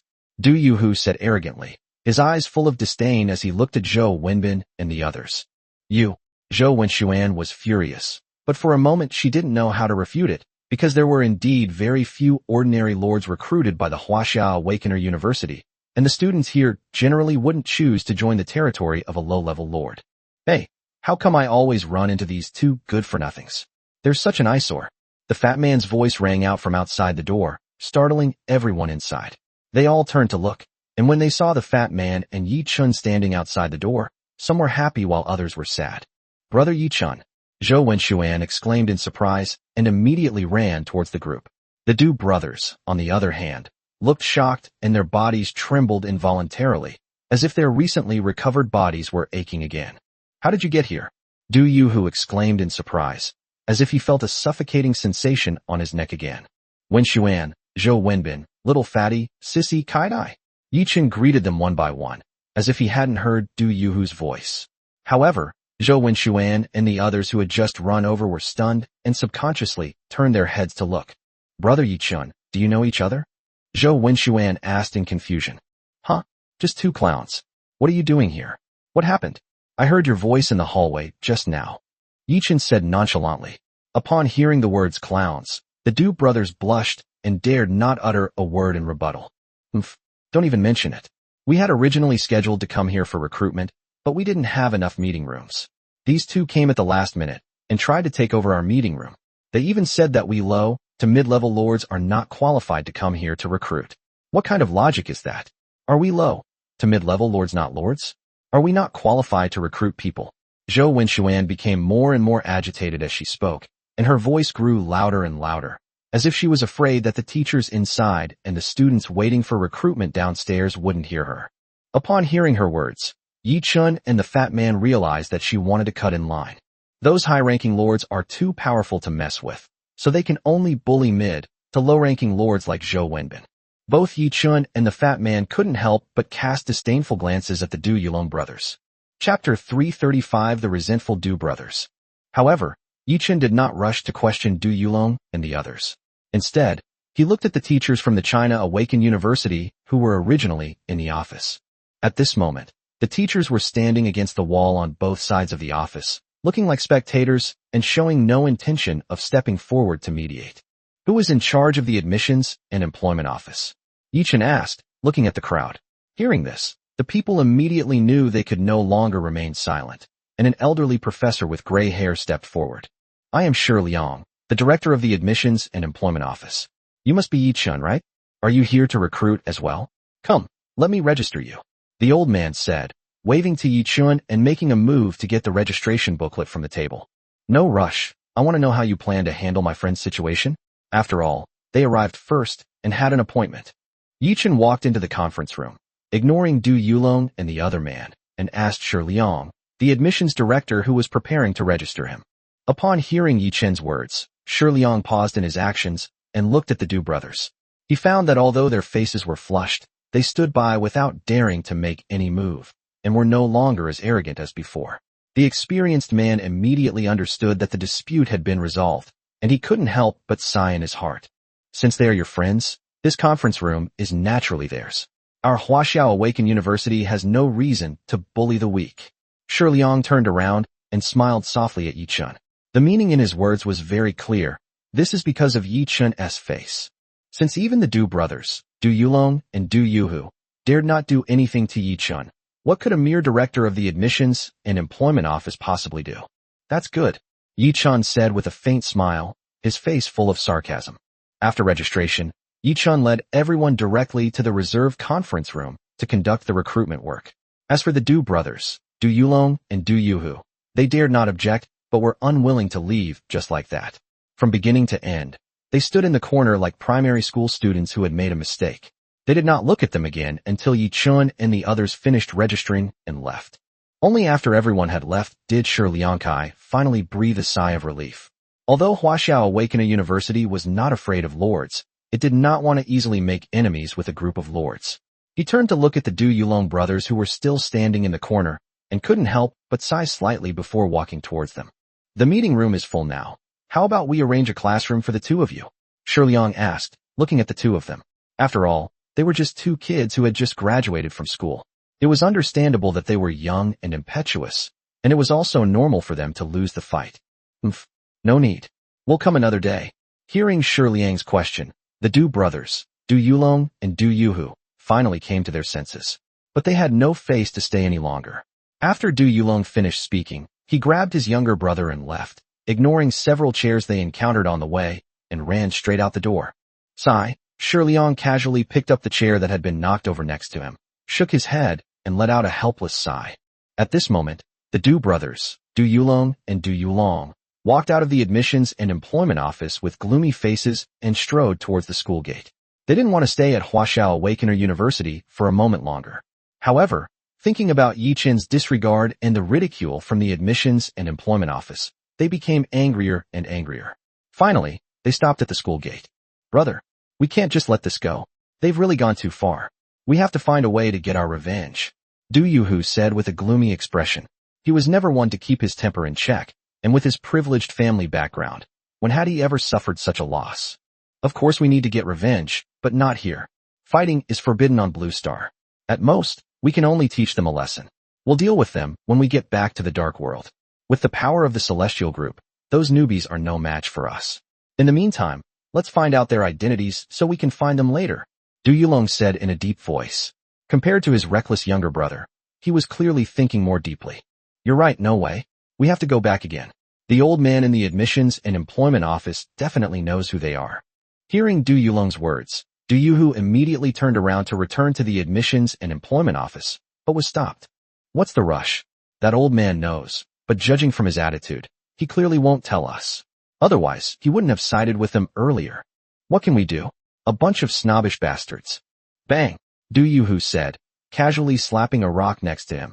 A large amount of gravel fell down, and the huge object attracted the attention of many people. Du Yulong quickly pulled him away. Don't forget, they went to the Awaken University in Chang'an before. They must have their information there. Where do we look?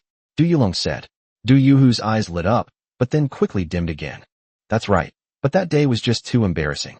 I'm too ashamed to go, Du Yuhu said with a dark face, as the unbearable memories of his time at the Awakener University in Chang'an resurfaced before his eyes once again.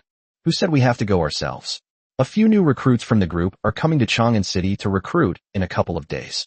We can just have them ask around for us. Why do we need to go ourselves? Du Yulong said. The Heavenly God Group has been recruiting people and has been sending people back to Blue Star to recruit Awaken ones. As lords within the same group, they would be willing to help with this small favor. That makes sense. Let's go back and contact them right away. Du Yuhu clapped his hands and said excitedly, then immediately pulled Du Yulong back. Meanwhile, Yi Chun and his colleagues, who had just left the office, were led by staff to the meeting room prepared for them to begin their recruitment work for the day. Brother Yi Chun, thank you so much for today. Don't rush off after the recruitment event. Let's go have a meal together. Zhou Wenxuan said to Yi Chun, and Zhou Wenbin and the others next to her echoed her sentiments. Yeah, Brother Chun, let's have dinner together later. Let's have a good chat. If it weren't for you today, they would have definitely taken over this conference room. Lu Xinghai said excitedly. Yes. Thank you so much. Thank you. Zhou Wenbin exclaimed excitedly, almost dying of anxiety. Brother Chun, see you tonight. Gao Kaidai and Lu Xiang struck a seductive pose and said with flirtatious glances, giving the students queuing for interviews a chill down their spines. They left a deep impression on the group of lords who came to recruit them. Okay, see you later. Yi Chun nodded with a wry smile, and they each went into their own meeting rooms. Chapter 336 Yuhongxia. The Huaxiao Awakened University has many talented people, and they are also very proud. Most of them have their own ideas and life plans. Therefore, when they heard that Yi Chun and others only signed a lifetime contract, everyone immediately lost interest. At first, quite a few people entered Yi Chun and his partner's meeting room with a tried-out attitude, but after the news spread that only lifetime contracts were signed here, the number of applicants gradually decreased. By the latter half of the afternoon, no one had come in for an interview for quite some time. After a whole day, Yi Chun and Fatty realized they hadn't made any progress. They hadn't recruited a single person. This is too difficult. Doesn't the Huaxiao Awakening University have any students willing to sign a lifelong contract? The fat man sighed with a bitter face. He didn't expect that by the afternoon, there wouldn't even be any applicants. If you don't want it, you don't want to. It's not like you absolutely have to hire someone. These things should be based on mutual consent. Yi Chun shrugged indifferently and started packing his things to leave. Will you come again tomorrow? The fat man stood up helplessly and asked Yi Chun. Recruitment usually doesn't last just one day, but rather several days in a row. After all, students might be delayed by other things and miss the opportunity, and it would be a huge loss to miss out on talent because of that. However, upon hearing the fat man's words, Yi Chun shook his head and said, No, let's leave it all to fate. We'll only recruit for one day. If we're destined to meet, we'll meet even if we're 1,000 miles apart. If we're not, we won't meet even if we're face to face. Since we've already arrived in a world full of magic and fantasy, let's just go all out with the metaphysics. Whether we can develop our territories together depends on fate. Alright, you're the boss, so you decide. Whether we can recruit people or not doesn't really matter to us. If all else fails, we can just train from those Oni people. I think that Prince and that Mike are pretty good. The fat man shrugged indifferently and started clearing the table with Yi Chun. If nothing unexpected happened, no one would be coming today. But surprises always happen unexpectedly. Just as the fat man finished speaking, a boy stood outside the door and knocked. Hello? Are you still recruiting awakened ones? The boy asked softly, sounding somewhat introverted. Hearing this, Yi Chun and the others were all stunned. They looked up at the door and saw a boy wearing a white baseball cap and carrying a backpack standing timidly at the door. Under everyone's gaze, he kept fidgeting with the sides of his pants pockets, seemingly very uncomfortable. Yes. Come in. Yi Chun snapped out of his daze, put down what he was holding, and waved to the other person. In any case, since someone had come for an interview, he should take a good look at them. As the recruiter, he should have the proper attitude. Okay. The boy nodded in response, walked nervously to the chair in the middle, bowed deeply, and then sat down uneasily. Don't be nervous. Do you know our contract rules here? Once you start, you must sign a lifetime contract. We don't sign time-limited contracts. Yi Chun smiled at the other party, his gentle smile slightly easing his tension. Yes, I know. I can sign a lifetime contract, the boy nodded and said. That's fine then. Can you introduce yourself first? Knowing that it's a lifetime contract, at least you won't find out at the end that you've wasted your time. Okay, my name is Yuhongxia. I'm a senior in college this year. My current strength is at the mid-stage of the first tier, but I'm not very good at combat. My actual combat ability is probably not even as good as the early stage of the first tier. Yuhongxia introduced himself with a slight nervousness, but as he continued to talk, his nervousness gradually subsided. My talent is airflow control, which allows me to manipulate the direction of airflow within a certain range. However, at present, I can only create a slight breeze. Moreover, I am rather timid and do not dare to fight with others, so my actual combat ability is not very good. However, I minored in 9 other subjects, including finance, management, cultivation, accounting, fire protection, and architecture, and obtained graduation certificates in all of them. In addition, I have a strong language learning ability. During my university years, I have taught myself 8 common languages of different races, including Elvish, Dwarven, Gnome, and Goblin. Listening to Yu Hongjia's self-introduction, Fatty and Yi Chun were both stunned. If this guy were on Earth, he would definitely be a genius. Even on the current Blue Star, with the support of various enhancements, his achievements would be among the top tier of ordinary people. A genius like you? How did you come to interview with us 2 new lords? Yi Chun swallowed hard and asked, looking at the other party. This level can only be described as worthy of being a genius from the China Awakener University. Not to mention him and Fatty, who have never been to university. Even geniuses from other universities like Yi Chun and Xiaqingyi can only be described as being far behind. Huh? That? No. My talent is too poor, so the other lords don't want me, and I've never been able to go to the Dark World. But I don't want to stay on Blue Star. Even if I have Tier 2 strength, I'll only live for a little over 100 years at most. I don't want to die, so I want to go to the Dark World, and I want to take my parents with me. It wasn't easy for them to raise me, and I can't let them suffer on Earth. Yu Hongjia said, his emotions becoming increasingly agitated as he spoke. Upon hearing his words, Yi Chun and the others realized that this man was indeed a very filial son. Moreover, the reason why he had never been hired by any territory was due to his talent and personality, which were simply not acceptable to the lords. Now that he's already in the mid-stage of Tier 1, he still can't beat an Awakened One in the early stage of Tier 1. His talent is almost like a juggling trick. Should we just recruit such a lord to be a decoration? As for the subjects he studied, such as finance, management, and even languages, there are plenty of alternatives available in the lord's territory. For example, the 8 languages can be replaced by the Aeneas mastery of magic. As for subjects like finance and management, the Lord has plenty of time to cultivate talent in these areas within his territory. Therefore, Yu Hongjia became a useless figure to the Lord. He lacked both combat power and support abilities, and his other professional skills were not very useful in the Lord's territory. As a result, Yu Hongjia had not been recruited by the Lord and had remained there until now. This is the Huaxiao Awakened University. The awakened who can enroll here are all world-class talents. If they didn't have some flaws, why would they need to wait until their senior year to be recruited by the Lord? Chapter 337 The Idea of Building a Force. Being afraid of death isn't a bad thing. Besides, filial piety is the most important virtue, so your thinking is correct. Yi Chun comforted the other person after hearing their words. Yu Hongjia was slightly taken aback, but before he could come to his senses, Yi Chun continued speaking. We understand your situation. Now let's talk about our compensation package. To be honest, I'm not sure how much benefit you can bring me in the future.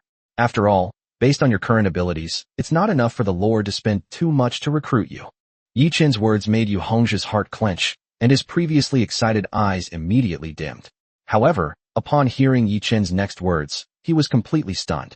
So if you really want to come here, I can only give you permanent residency in the territory and priority in improving your strength. The rest will be made up for later based on your performance. What do you think?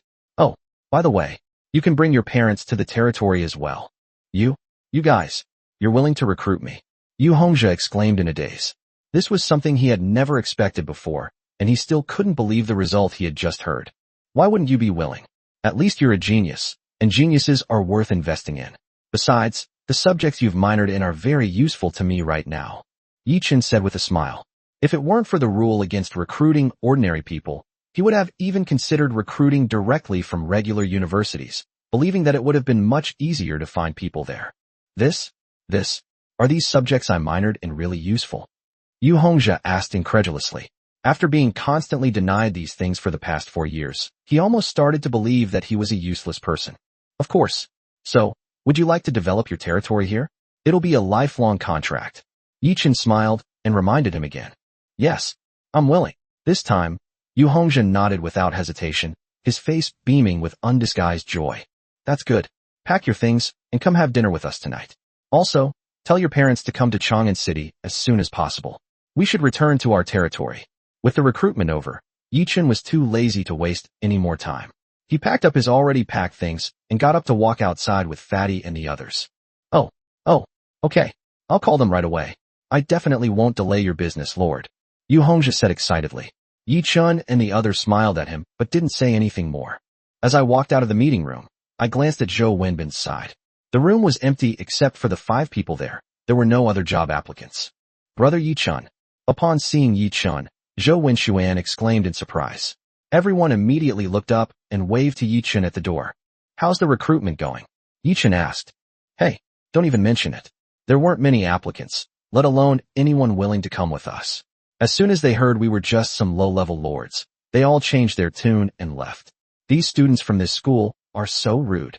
Zhou Wenxuan pouted and said unhappily as she ran up to the group. With their relatively low strength, only Zhou Wenbin held the status of a mid-level lord. It was indeed easy for someone of such a low level to be underestimated when recruiting at the China Awakened University, making it even more difficult to recruit anyone. No rush. Take your time. It's only the first day. Shall we go out for dinner? Yi Chun said with a smile, and the others nodded in agreement when they heard that there was food to eat. Let's eat. Let's stop recruiting. Anyway, no one's coming. Let's talk about it again in a few days. If that doesn't work, there's always the regular national unified recruitment. We can try our luck then. Upon hearing that it was time to eat, Lu Xinghai immediately grabbed the documents on the table and came out. Staying here for a day had been torture for him. Not only him, but the suggestion was also agreed upon by others, who all got up and left, ending today's recruitment. The group didn't go far. They found a well-known restaurant near the Huaxia Awakeners University, booked a private room, and happily began their meal. During their conversation, they learned that Yi Chun and the others were preparing to return to their territory. Zhou Wenbin and the others expressed their regret, as they had only been back on Blue Star for a short time and still needed to recruit people here for a while, so they could not leave yet. Not only that, Zhou Wenbin and others also expressed their desire to follow Yi Chun. Although they hadn't been in the shadows for long, they had deeply felt the hardships that ordinary lords faced in the dark, and thus had the idea of finding a force to join. However, given their combined strength, as mentioned before, it would be difficult to find a force that could accept them. Either they would be deemed to have low potential, or they would be unable to take in so many low-level lords at once. Therefore, they were in a very awkward situation at this moment. Building a force is necessary, but we can't take you with us to the place Fatty and I are going to for the time being. So why don't you stay in Chang'an City and continue with the autumn recruitment? We'll come out in a month and meet up in the underworld. We'll see what to do then, Yi Chun said, frowning as he thought for a moment. He has no intention of aligning himself with any power and maintains a cooperative relationship with the government, but he doesn't really consider himself part of it. If he had to define it, he thinks that Duobao Trading Network could become something like a government-owned enterprise, maintaining its independence while enjoying the protection of the government. Of course, this is just his wishful thinking at the moment. Everything still depends on how they develop over the next 30 years. A month? No problem. We'll be recruiting for over a month on Blue Star too. We'll go to the underworld to find brother Yi Chun and cling to him tightly. Zhou Wenxuan said happily. Yi Chun's willingness to build a force and accept them undoubtedly reassured everyone, and everyone was overjoyed. No, don't say one month. One year. We'll wait for you. Zhou Wenbin stammered, and everyone burst into laughter. It's a deal then, so don't let any of you run away, Yi Chun said with a smile. Everyone enjoyed the meal, and even the reserved Yu Hongzhi gradually relaxed. He suddenly realized that these mysterious and powerful lords in their eyes were just ordinary people like him, seemingly no different from each other except for their great strength. They need to eat and sleep just like everyone else. They cry, laugh, and joke. Yu Hongzhi suddenly felt a glimmer of hope for the future. It seemed he had followed a fairly decent lord. Chapter 338: The Crisis of the Aeneas. The time spent on Earth was much shorter than Yi Chun had expected. The recruitment process, which was originally planned to take a month, only took a little over a week, even after spending almost a week playing in between. Of course, this is also related to Yi Chun's recruitment needs. He does not need to recruit a large number of awakened individuals to consolidate the high-end combat power and ruling talents in his territory. He only needs to find relevant professional talents. He does not need to travel to various awakened individual colleges like other lords. For him, developing his own clan is the most reliable thing. It's hard to gain absolute trust from other awakened beings, and it takes a long time to get to know them. The newly recruited awakened ones seem to be quite nice, but to be absolutely trustworthy, we'll have to wait until they emerge from the time rift, and it will take at least 30 years to build up a basic level of trust. When they returned to Blue Star, there were only 2 of them, and 3 including Tao Ping. Now, when they went to the territory again, it was a large group of people. Including Yi Chun and the other 5 awakened ones, as well as their parents, there were nearly 20 people in total, and they headed to the embassy in a grand procession. However, it turned out that their number was relatively small. There were queues of several hundred people, which meant that the Lord had recruited at least several hundred awakened ones. Ding Xian and her parents were both very excited and nervous. Although they had long expected this day to come, they did not expect it to come so soon. They were also filled with anticipation and trepidation about life in the territory in the future. While Yi Chun was processing the entry and exit procedures, the development of the territory was also proceeding vigorously under the command of Yi Shi and others. Within a week, with the help of many mountain gods and dwarves, the city of the Ani people had begun to take shape. Although there are no tall city walls yet, simple sheds have been erected, and all the people have a place to live.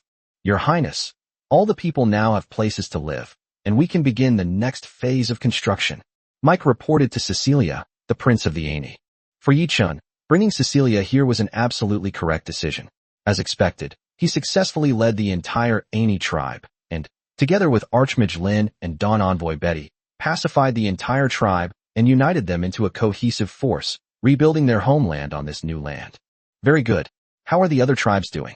Cecilia, a prince, was also carrying bricks on the construction site, wearing a helmet and looking like a foreman, without any princely dignity. Except for the Ruga tribe who live along the coast, the other tribes have basically completed their construction. Mike said, there were 8 races that migrated to the primordial star with the Ani. In addition to the largest group, the Ani, there were humans, minotaurs, fox people, orcs, vampires, werewolves, dwarves, and the Ruga. The former all lived on the ground, either in the jungle or in the deep mountains, but the Ruga were the only ones. This is a coastal race, characterized by their tall and brave physique, straightforward and trustworthy nature, and strong sense of loyalty and righteousness. However, their numbers are small. The Luga race that initially stayed in Allen City was not large, consisting of only a caravan of about a dozen people. Later, they happened to encounter Yi Shi and his group, and returned to the primordial star with them. Now, however, how to ensure the survival of this race's population has become a major problem. They spent a considerable amount of time traveling to the coastal areas to build their tribes, and have only just arrived at the coastal region and found a suitable place to establish their tribes. Therefore, their settlements have not yet been truly established. Yes, I'll report the situation of the Luga tribe to Lord Yiling later. As for our side, there's no rush to build the city wall. After all, according to Lord Yiling, there won't be any war here in the short term. We should focus on improving the living conditions of the people as soon as possible, and then establish a guard team to maintain order in the city. As a member of the royal family, Cecilia was very clear about matters of national administration. Unlike other tribes, the Ani are few in number. With tens of thousands of Ani here, chaos is inevitable. If a guard force is not formed and order is not established as soon as possible, the Ani will soon fall into internal strife. Okay. Upon hearing the other person's words, Mike's eyes flickered slightly, he nodded in agreement, and then turned and left. Mike is untrustworthy. It's better not to entrust everything to him. Lin appeared beside Cecilia at some point and said, looking at Mike's back, I know. Thank you for reminding me, Senior Lin. I will be careful. Cecilia turned around and smiled at Lin. During this evacuation from the primordial star, Mike was arguably the one who contributed the most. He originally thought that he would become the ruler of the entire Ani people after arriving on the primordial star, but unexpectedly, another prince, Cecilia, came along. It was inevitable that he would feel resentful and dissatisfied. Intimidate people in the Ani's empire back then, but now that she has arrived on the primordial star, everyone is starting from the same point, and everyone is thinking about a major reshuffle so that they can become the king of the Ani. Naturally, many people will be dissatisfied, and Cecilia has encountered more than 1 or 2 assassination attempts in this week. If it weren't for the presence of 1,000 royal guards and the support of Archmage Lin, he would probably be out of power by now, or have to seek Yiling's protection. Fortunately, Yi Chun had already issued orders on the first day of their arrival. Competition was allowed, but infighting was prohibited, and no one was allowed to die. Therefore, no one dared to openly rebel over this matter and could only tentatively seek out assassins to carry out the assassination. However, Cecilia knew that this situation would not last long. As the time for Yi Qin's return to his territory drew closer, some impatient people would inevitably make their move sooner or later. As a prince who had not yet ascended the throne, he also needed such an internal strife to establish his authority and truly and completely control the entire Ani tribe. There weren't many humans on the primordial star, and his territory hadn't moved too far. It was right next to the Ani, within easy reach. Therefore, after the construction arrangements on the human side were completed, Lin would occasionally go to other races to discuss the subsequent development plans with their leaders. After all, he was the strongest in the other world, and his existence not only helped the human race develop, but was also the faith of all the alien races who came to the primordial star from the other world. Chapter 339 Mike's Rebellion. Besides the various tribes, Yiling also led the Silver Osmanthus Moon Elves to build their own city on the eastern edge of Shinyohajo. Compared to the slow-moving Ani people, the Silver Moon Elves are building much faster. With the help of mountain gods and land deities like Lu Ban and the abundance of powerful individuals in their territory, wooden houses have been built deep in the forest within a week. Moreover, surrounding a giant silver laurel tree, a huge complex of buildings is under construction. These buildings are not made of wood, but of marble, a type of stone that is hard to find on the current primordial planet, which is still in its development stage and lacks basic resources. Your Majesty, the basic living facilities for each tribe have been built. Should we let them start farming and developing now? Bella walked over carrying a pile of documents and asked Yiling. The infrastructure is all built? Then the first step is complete. Let's start farming and animal husbandry. We can't keep feeding tens of thousands of people. We need to teach them to be self-sufficient. Yiling nodded and said, Go and ask Eve how the food seeds are being prepared. If they're ready, send them over. Eve is skilled in nature magic, and she has been in charge of cultivating food seeds, so the task of distributing the seeds also fell to her. Okay, but those Ani people seem pretty chaotic. It looks like their prince has been targeted by assassins several times these past few days. Should we go and stop them? Bella asked, frowning, clearly disliking the Ani people. They have followed Yi Qin since birth, and everyone works together to develop their territory and race. Internal strife is absolutely impossible, let alone assassinating their own comrades. Don't worry about it, let them be. As long as they don't cause too much trouble, we don't need to interfere. The survival of their race depends on themselves. No one can help them. Besides, with so many of them, they need a true king to lead them forward. Yiling thought for a moment and said, giving up the idea of intervening. Yi Qin had told her about this before he left. The development of their race can only depend on themselves in the end. If they cannot adapt to this era, extinction is only a matter of time. All right then. Bella shrugged, chatted for a while longer, and then left, leaving Yiling alone in the chair, lost in thought. Yi Qin put her in charge of the entire Shinyohajo, but with the entry of many races, she found herself encountering more and more problems that the current Silver Moon Elf race would not face, which made her feel very confused and worried. She didn't know if she could handle these problems. She was afraid that she would disappoint Yi Qin, and she was also worried that similar situations would occur in her race. If the Silver Moon Elf clan, or Yi Qin's other clans also encountered such problems, how should she deal with them? She had an urge to ask Yi Shi or even Yi Qin, but she suddenly remembered that she was the queen of all the Silver Moon Elves, and these were responsibilities that she should bear as queen. If she had to ask for help every time, how could she as queen grow? Thinking of this, she, who was about to get up and leave, sat down abruptly and continued to think about the next steps.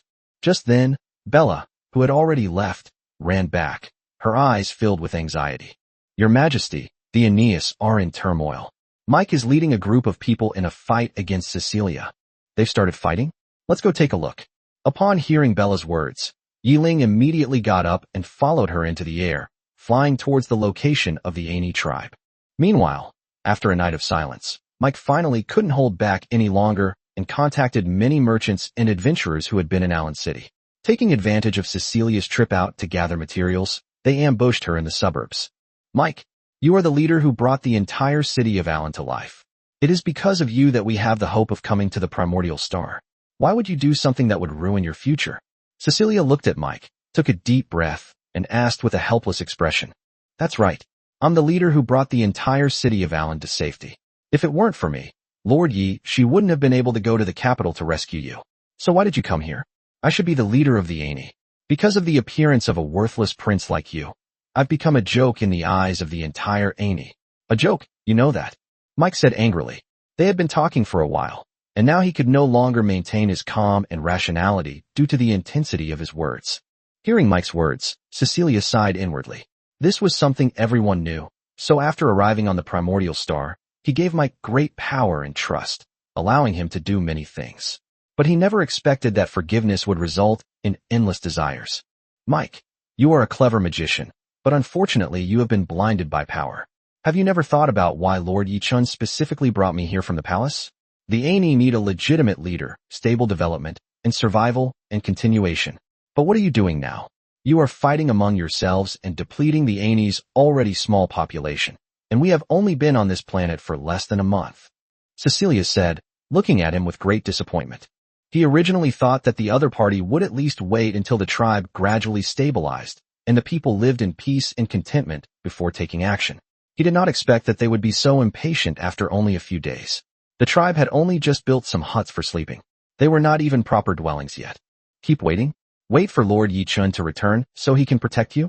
Don't think I don't know what you're thinking. The Lord only cares about the continuation of the entire Aini race. He doesn't care who the ruler is, and he certainly doesn't care about the contributions I made in Alan's city. Mike's expression was slightly crazy. If Yi Shi or Yi Jin saw this, it would be hard to imagine that this was the calm and wise mage they had met in Alan City. Cecilia, only when you die will the Ani people completely lose their rule. Without the damn royal family, I, who once brought them to the primordial star, am the true savior. They will know that only I can lead them to higher peaks. So Cecilia, die in peace. Chapter 340 Cecilia's plea for help. Cecilia didn't bring too many people with her on this trip to collect supplies, since the Aini tribe also needed a guard team to coordinate and manage. But to his utter surprise, his actions gave the other side an opportunity. Mike gathered members of his family, and then joined forces with the forces that originally lived in Alan City, intending to take this opportunity to kill Cecilia. After all, Yichun is not in the territory right now. If he waits until he returns, and then tries to stop them, they will have no chance at all. Unlike now, even if Yi Ling and the others receive the news and come over, they will not be able to stop Yichun because he does not have the ability to teleport freely within the territory. Mike, you're courting death. Do you really think you can kill me today? Cecilia shouted angrily, showing no concern for being in dire straits. What? Are you waiting for that old man Lin to come and rescue you? You don't think I came here unprepared, do you? Mike sneered, but his gaze suddenly sharpened as a familiar figure stepped out from Cecilia's group. Brother, stop. The Ani people can't afford any more losses. Wouldn't it be better if we could rebuild our homes properly? Mel cried out, her face streaked with tears. Her gaze swept over Mike's family members, each of whom looked on with a mixture of lust for power and surprise at seeing her. MCLE. Mike was taken aback. Even after escaping from the other world, he hadn't forgotten to ask Yi Jun to send someone to find his sister, which showed how deep their feelings were. However, he did not expect that Prince Cecilia had already kidnapped his sister, making her a stumbling block to his ascension to the throne. Brother, there are less than 20,000 Aini people on the primordial star now.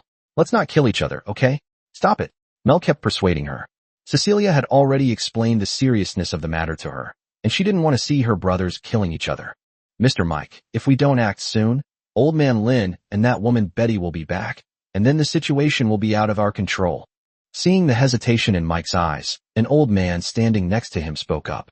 This is the leader of a mercenary group who originally lived in Alan City. Now he has come to a new world and hopes to rise above everyone else through the reorganization of power, so that he no longer has to struggle for survival like before. That's right, Mike. Don't be so sentimental. Since Mello has gone down the wrong path, we need to correct it. Don't forget that once Lin and Betty come back, they won't stop and leave us alone. We have no way out, said another old man. He was a member of the City Lord's mansion in Alan City and was also Mike and Mello's elder. If anyone wanted to seize power the most, it would undoubtedly be the City Lord's mansion. Everyone, get ready, let's go. Hearing the crowd's words, Mel took a deep breath, then waved his right hand, and the people who came with him immediately swarmed forward, rushing towards Cecilia. Brother, when she saw Mike act without hesitation, Mello's eyes were filled with disbelief. She couldn't believe that her brother, who had loved her all these years, would actually turn against her. Come back. Power can blind people. He's not the Mike he used to be. A pretty girl standing next to her advised, pulling Mel back into the guard's protective circle. She was one of the two princesses who came to the primordial planet with Cecilia, and also Mel's classmate at the Royal Academy. She couldn't bear to see the once carefree Mel become like this. At the same time, Cecilia also looked solemn. He did not expect that the other party would not care about his sister at all and would choose to make a move directly, which made it impossible for him to use many of his prepared backup plans. "We swear to protect His Highness the Crown Prince to the death," shouted the head guard who had followed. All the guards responded and rushed forward to hold off the surrounding enemies. The royal guards are very strong, generally at least at the second rank, and the captain is even at the third rank. They are considered very powerful among the Innis. Under normal circumstances, Mike and the others would not dare to make a move, but today is different. When Cecilia went out to collect supplies, she only brought 100 people with her. Most of the others were just ordinary civilians. Facing Mike's hundreds of men, they could only put up a hard fight, but casualties continued to occur. Cecilia was heartbroken as she looked at the guards lying in pools of blood. Every one of them was the hope of the Aini people, and they had sacrificed themselves in the civil war. How could she not feel sorry for them? However, there was nothing they could do about the current situation. They could only hope that the elves would act quickly so that fewer Ani people would be sacrificed, whether on their side or Mike's side. In fact, he had already figured out Mike and the others' movements before they even left the house. After all, it was a large group of hundreds of people moving together, which would naturally attract a lot of attention among the Ani people, who now numbered only a little over 10,000, even though they were also using the excuse of collecting supplies. So as soon as Mike and the others appeared, Cecilia had already arranged for people to go find the Silver Moon Elves residing in the Aini tribe. After all, Yichin planned to establish an academy for alien races here, and many local tribes were assisting in its construction. Once Yiling's people arrive, even if Mike is going crazy, he won't dare to continue making moves under these circumstances. "Mike, I've already notified the Silver Moon Elves stationed in New Aini City. They're on their way.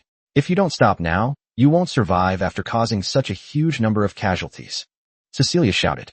Hearing her words, a hint of panic flashed in Mike's eyes, but he still had no intention of stopping.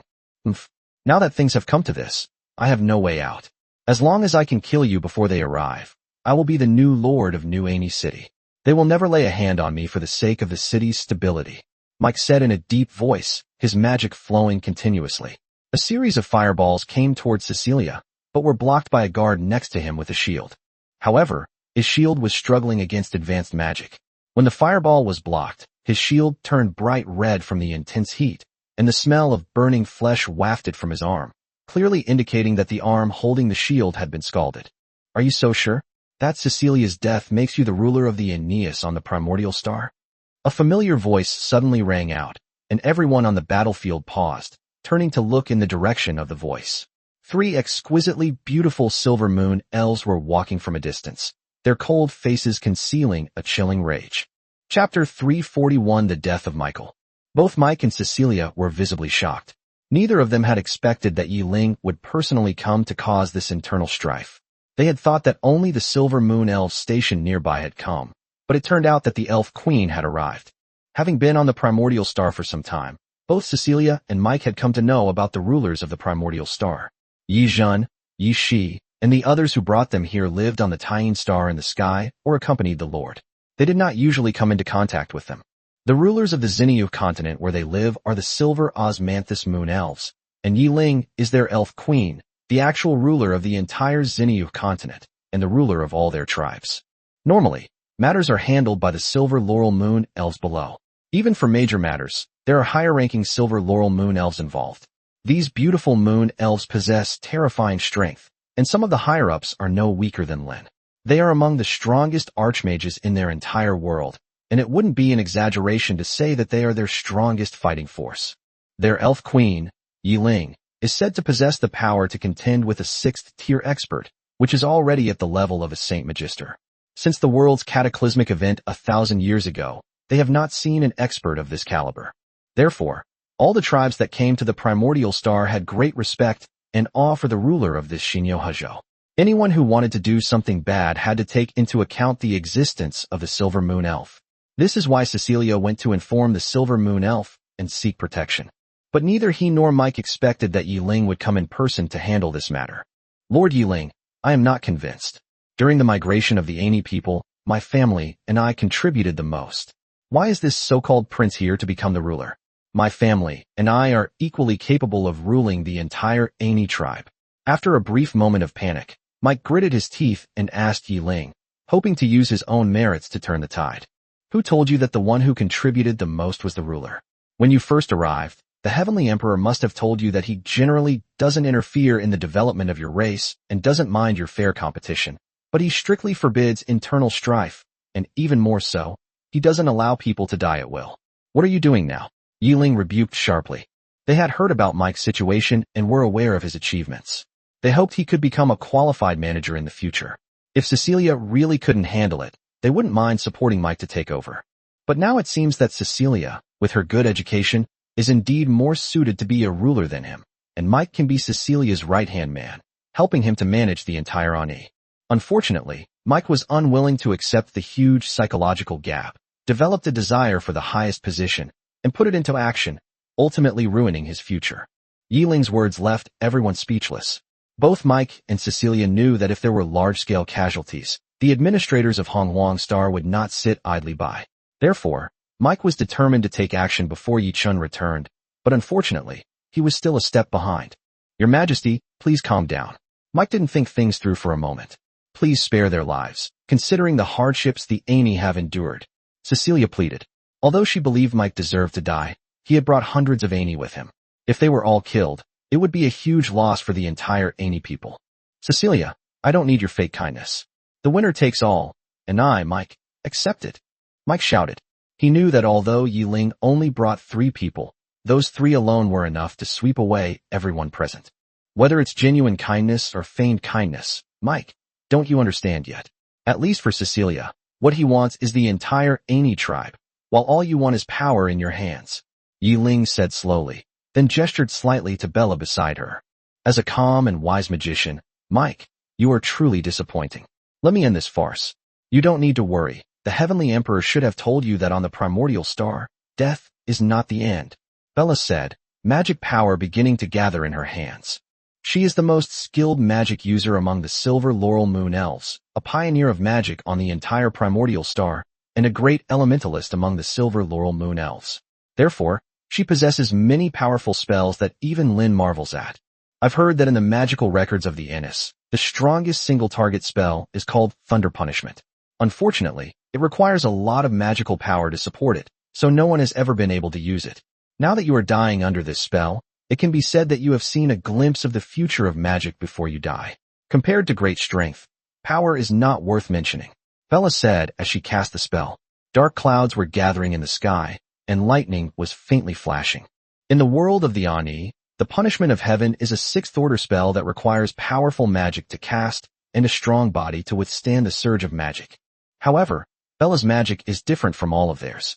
She relies entirely on her enormous spiritual power to mobilize magic, and coupled with the affinity of the primordial star itself to her, she can barely use this magic in her territory, but it requires a lot of casting time. However, Mike stood still, facing the stares of Yi Ling and the others, with no possibility of resistance. My lord, please spare those ignorant people. They know they were wrong and will repent. Cecilia pleaded, worried that Bella would kill everyone in a fit of rage. However, Yi Ling waved his hand. Don't worry, Bella knows what she's doing.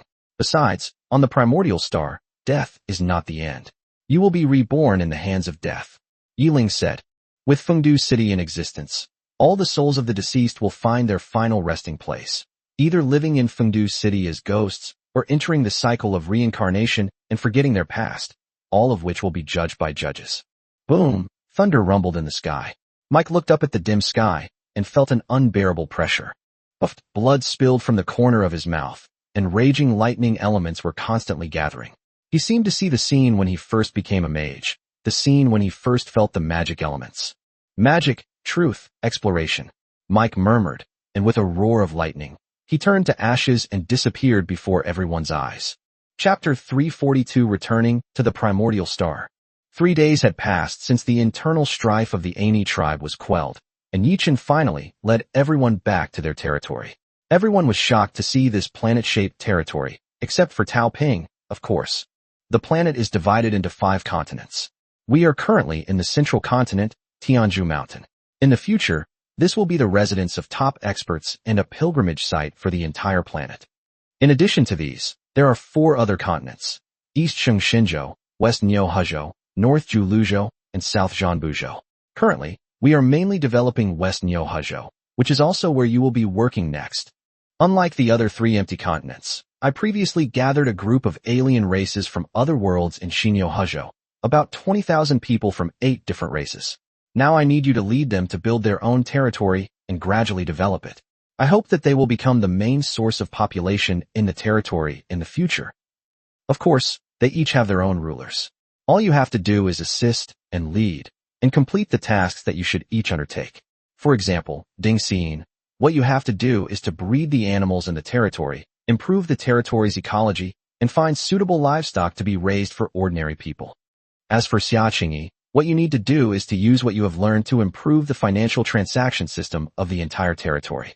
You can go to Yishi to learn about the territory's gold reserves and existing financial infrastructure. She is my head steward. Wensheng, you go to Ani City first to carry out basic education work. At the very least, you need to make these aliens able to recognize the writing system on our blue star. On the primordial star, there is only one language, and that is Chinese. Yu Hongjia's task is similar to Ding Xian's, mainly responsible for regulating airflow on blue star and improving the planet's atmosphere.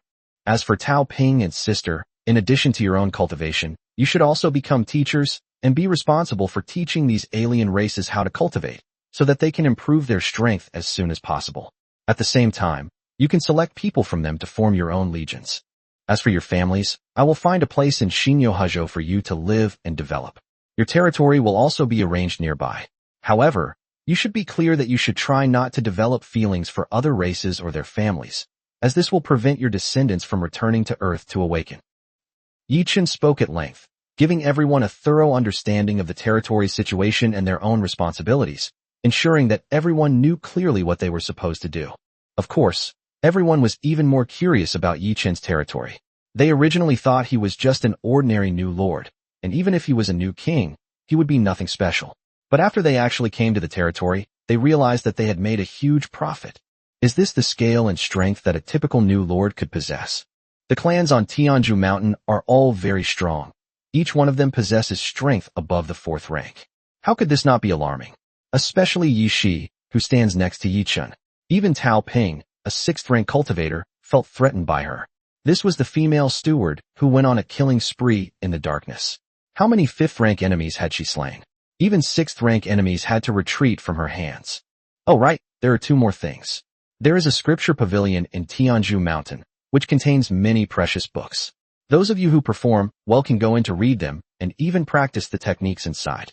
If you can really practice them, the techniques inside are enough to support you in advancing to the 6th level of strength. Furthermore, you don't need to worry about death on the primordial star. The primordial star has a death realm, where your souls can find a place to rest after death, and you may even be able to reincarnate in the future, so keep going. 2 more perks were released, and this time, not only were the newcomers shocked, but even the experienced Tao Ping was taken aback. Holy crap, are you really a new lord? How did you manage to get your hands on something like this? Tao Ping exclaimed in surprise. He was powerful and not afraid of Yi Chen, but the other newcomers were stunned. Insolence! Yi Shi shouted. How dare you yell like that in front of your lord? No. Cultivation techniques. Immortality. You really have such things. Ignoring Yi Shi's rebuke, Tao Ping asked with slight excitement. He had been in the territory for so long, but he still hadn't been able to get these 2 things out of him. Of course. Is it that difficult? Yi Chen smiled and said casually, but it caused a huge uproar in everyone's hearts. Everyone knew they had struck gold this time. Not only were the newcomers incredibly strong, but they also possessed cultivation techniques and immortality, things that even established lords didn't have. Just for those 2 things, they wouldn't leave even if they were forced to quit, let alone have a 1-year trial period. Cultivation techniques are one thing, but veteran lords can get them if they want to. To achieve immortality, you need to establish a death realm in your territory. That's too outrageous. As far as I know, only 8th tier lords can create one. Even 7th tier lords don't have many. You're just a new lord, Tao Ping murmured, his gaze towards Yi Chen filled with shock. Upon hearing his words, the other newcomers realized even more clearly how outrageous this was. Yu Hongjia, the most timid of them all, even began to tremble, feeling as if it were a dream, so unreal. He, who had no lord to lead him, had actually been recruited by such a promising lord. Alright, stop making a fuss. It's not even certain whether you can cultivate. I'll send you to Shinyo Hujo first, and then someone will arrange jobs for you. I'll also take care of your families. I'll tell you their exact locations later. Yi Chun said, then waved his hand, and everyone disappeared into Tianju Mountain. When visibility returned, they had arrived outside New Ani City. Is this what they call alien races? Upon seeing the humans with deer-like legs in the distance, the newcomers exclaimed in surprise. This was their first real encounter with alien races. These are the Ani. Except for their feet, they are no different from humans. They are also the largest group of alien races, numbering nearly 20,000. They are currently building a city. Yi Chun introduced, leading the group to look at the city from a distance without going in. Don't be surprised. There will be plenty of opportunities to see other races in the future. There are quite a few of them in this territory alone. Tao Ping said with a sneer, but his face was full of envy. Don't underestimate the Innis just because they're not very strong right now. That's because they're limited by the rules of this other world. Now that they've come to Yi Chen's territory, their growth potential is in no way inferior to races like elves and dwarves. They are the backbone of all the clans and will surely become a powerful force in Yi Chen's hands in the future. Chapter 343 The Teaching Building is completed. After settling the many awakened ones in, Yi Chun returned to the Lord's mansion on Tianju Mountain. Qin Yang has already arranged for people to deliver a lot of ecological resources, all of which he needs to sort and allocate. At the same time, he set off from his territory, found Sun Xiuju, and entered the time cave in the Blue Star Plain, beginning a long development that will last for 30 years. Moreover, he brought back a large number of cultural books with him on his return to Earth, intending to brush up on his knowledge. Territory management is not an easy task. Only after becoming a lord do you realize that you still have a lot to learn. There are many things that you may not need to handle, but you should at least have a certain understanding of them. One is never too old to learn. Yi Chun thought to himself, burying himself in endless affairs and studies while residing in the Lord's mansion. My lords, the main teaching building of the school has been completed. Would you like to go and inspect it? 3 days later, an Ani came to Wen Cheng and the others' residence to report. This was a makeshift thatched hut where Xia Qingyi and the others had spent 3 days together. Except for Ding Xiyin, who had been transferred to take care of the small animals, all the newly recruited awakened ones were here, including Tao Ping and Yi Chun. Although Yi Chun had already said that Yi Chun could go to the library to read the books at any time, Yi Chun never went. Instead, he stayed in the city of the Ani people to help build the city and maintain order. Yi Chun didn't insist on this. In any case, he would be staying in the time cave for 30 years, so he had plenty of time to cultivate slowly. It's already built. Let's go? Let's go take a look. Yi Chun stood up and led everyone towards the teaching building. Since Yi Chun had said that this was an academy where all races could learn together, it wasn't actually built in the city of the Ani people. Instead, a large piece of land was designated outside for future expansion. The site covers a considerable area, so currently only one teaching building has been built to allow for basic educational work to begin in advance. Greetings, esteemed guests. Cecilia and the others had been waiting there for some time, and greeted Yi Chun and his group upon their arrival. Your Highness, Principal Lin En. Yi Chun and the others nodded in greeting. Yi Chun had already decided that Lin En would serve as the principal of the academy, while Wen Cheng would be the vice principal, and the others would serve as teachers in the school. The so-called academy and teaching buildings were not as grand as one might imagine, and were incomparable to the universities Yi Chun and his friends attended on Blue Star. They were merely stone houses built of earth and stones. However, under the control of the earth gods, these stone houses were exceptionally sturdy and posed no risk of collapse. Moreover, this stone house is not very tall. It is only a one-story building, but it occupies a large area and is divided into 4 large classrooms, each of which can accommodate about 100 people. Very good. As long as we set up the tables and chairs, we can start the class. Yi Chun nodded in satisfaction after looking at the classroom environment. The conditions in the territory are naturally incomparable to those on Earth. Although Yi Chun brought back cement recipes and many books on construction, it will still take time to put them into practice. The most urgent task is to ensure everyone's survival. Then I'll go tell the carpenters to bring the tables and chairs over. As long as we have enough manpower, we can set it up tonight and start classes tomorrow, Cecilia said excitedly. This is the first school on the Primordial Star, and it's a school led by Yi Chun with 5th Order Lin as its principal. If it can be developed well, The new Ani city built on the basis of this school will reap unimaginable huge benefits, and may even take advantage of this opportunity to become the hegemon of the entire Xinyu continent. Don't worry, the money will be enough. Just find someone and pay them at the normal rate. Finance Minister Xia Qingyi said generously. In addition, I will give you a detailed list of rewards in the next day or two. Starting today, we will encourage childbirth, and all families with multiple children will receive a monetary reward. Yi Chun had been racking his brains trying to figure out how to properly distribute the gold coins that Fatty had created. Now that Xia Qingyi had arrived, she had come up with several solutions for him. Isn't the territory short of people? Then let them have children. I'll give them money for each child they have, and the more children they have, the more I'll give. Wouldn't that solve both the funding allocation and the population problem at the same time? Okay, once you've sorted it out, I'll distribute it as soon as possible. Everyone will definitely be happy to hear this news, Cecilia said with a hint of excitement. Although the money wasn't very useful right now, he knew it was always good to save more, as currency would surely come in handy. By the way, there are quite a few of you Ani people, so you and your guards are basically their managers. I will give you all the funds that the Lord allocates, and you can then distribute them according to the various categories. Remember, you should be rewarded for your work, and you are absolutely not allowed to get something for nothing, Xia Qingyi said, and Cecilia nodded repeatedly. As the news spread, a large number of movers brought over tables, and the 4 classrooms were quickly filled. A rough count showed that they could accommodate about 500 students, which was quite considerable. Moreover, more classrooms were still under construction. Cecilia, go and inform all the races that all underage children need to be sent here to study. Currently, all races are in the process of development and construction, and they don't have time to take care of those children. Why not just set up a nursery next to the school and send them all here for unified care? With the desks and chairs completely arranged, the classroom was considered to be truly completed. Yi Chun thought for a moment and said to Cecilia, more than 20,000 people fled to the primordial star, but the number of children was actually not many, less than 1,000. At Yi Chun's request, most of those gathered were talents from all walks of life. However, there were also some people without qualifications or background who took the risk and risked their lives to grab a spot and then send their children over.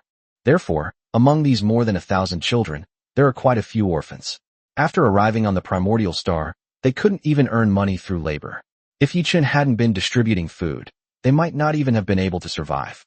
If they can be gathered together and cared for in a unified manner, it will be of great benefit to their growth. Great. I'll arrange it right away. I've already compiled a roster of all the personnel. I was just worried about how to take care of these orphans. It's wonderful that you're willing to take care of them all, Cecilia said excitedly, while gesturing to the guards beside her. The matter was quickly put into action. The biggest advantage of centralized management is that instructions can be executed quickly, but this can only be used when there are not many people. As the population grows and life becomes more comfortable, all sorts of people with ulterior motives will emerge. Chapter 344, Let's Learn Chinese Together. The next day, the school, which Yi Chun named Hope Academy, finally officially started classes. Apart from children under 5 years old, the remaining 700+ children will all attend school in batches, and those with excellent grades will receive substantial rewards. In addition, a total of 500 adults from various tribes were selected to come to the school every night to learn Chinese with Wen Cheng and others, and then teach it to their own tribesmen. Come on, everyone, repeat after me. Yes, this is Pinyin, and it will be the basis for your future learning of Chinese character pronunciation. As the sun rises, all the children officially begin their day's lessons. Lin and the others can't teach basic language subjects yet, so they can only sit in the back of the classroom like students and listen to the lessons while trying to catch up on their own learning. Magicians as skilled as Lin even cast spells on themselves, language fluency. While this spell doesn't allow them to actually learn magic, it helps them understand the meaning of each Chinese character, improving their learning efficiency. Not only him, but all the adults who came to study at night were also given the language-enhancing spell. Compared to children who could learn step by step, these adults had to master Chinese as soon as possible. They couldn't always rely on the language-enhancing spell to communicate, could they?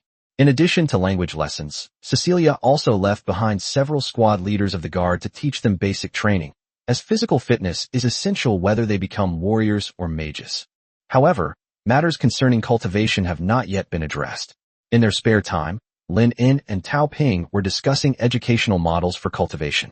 Yi Ling and the others had never been exposed to this kind of thing before, and there were too many professions on the primordial star that did not exist in their original world.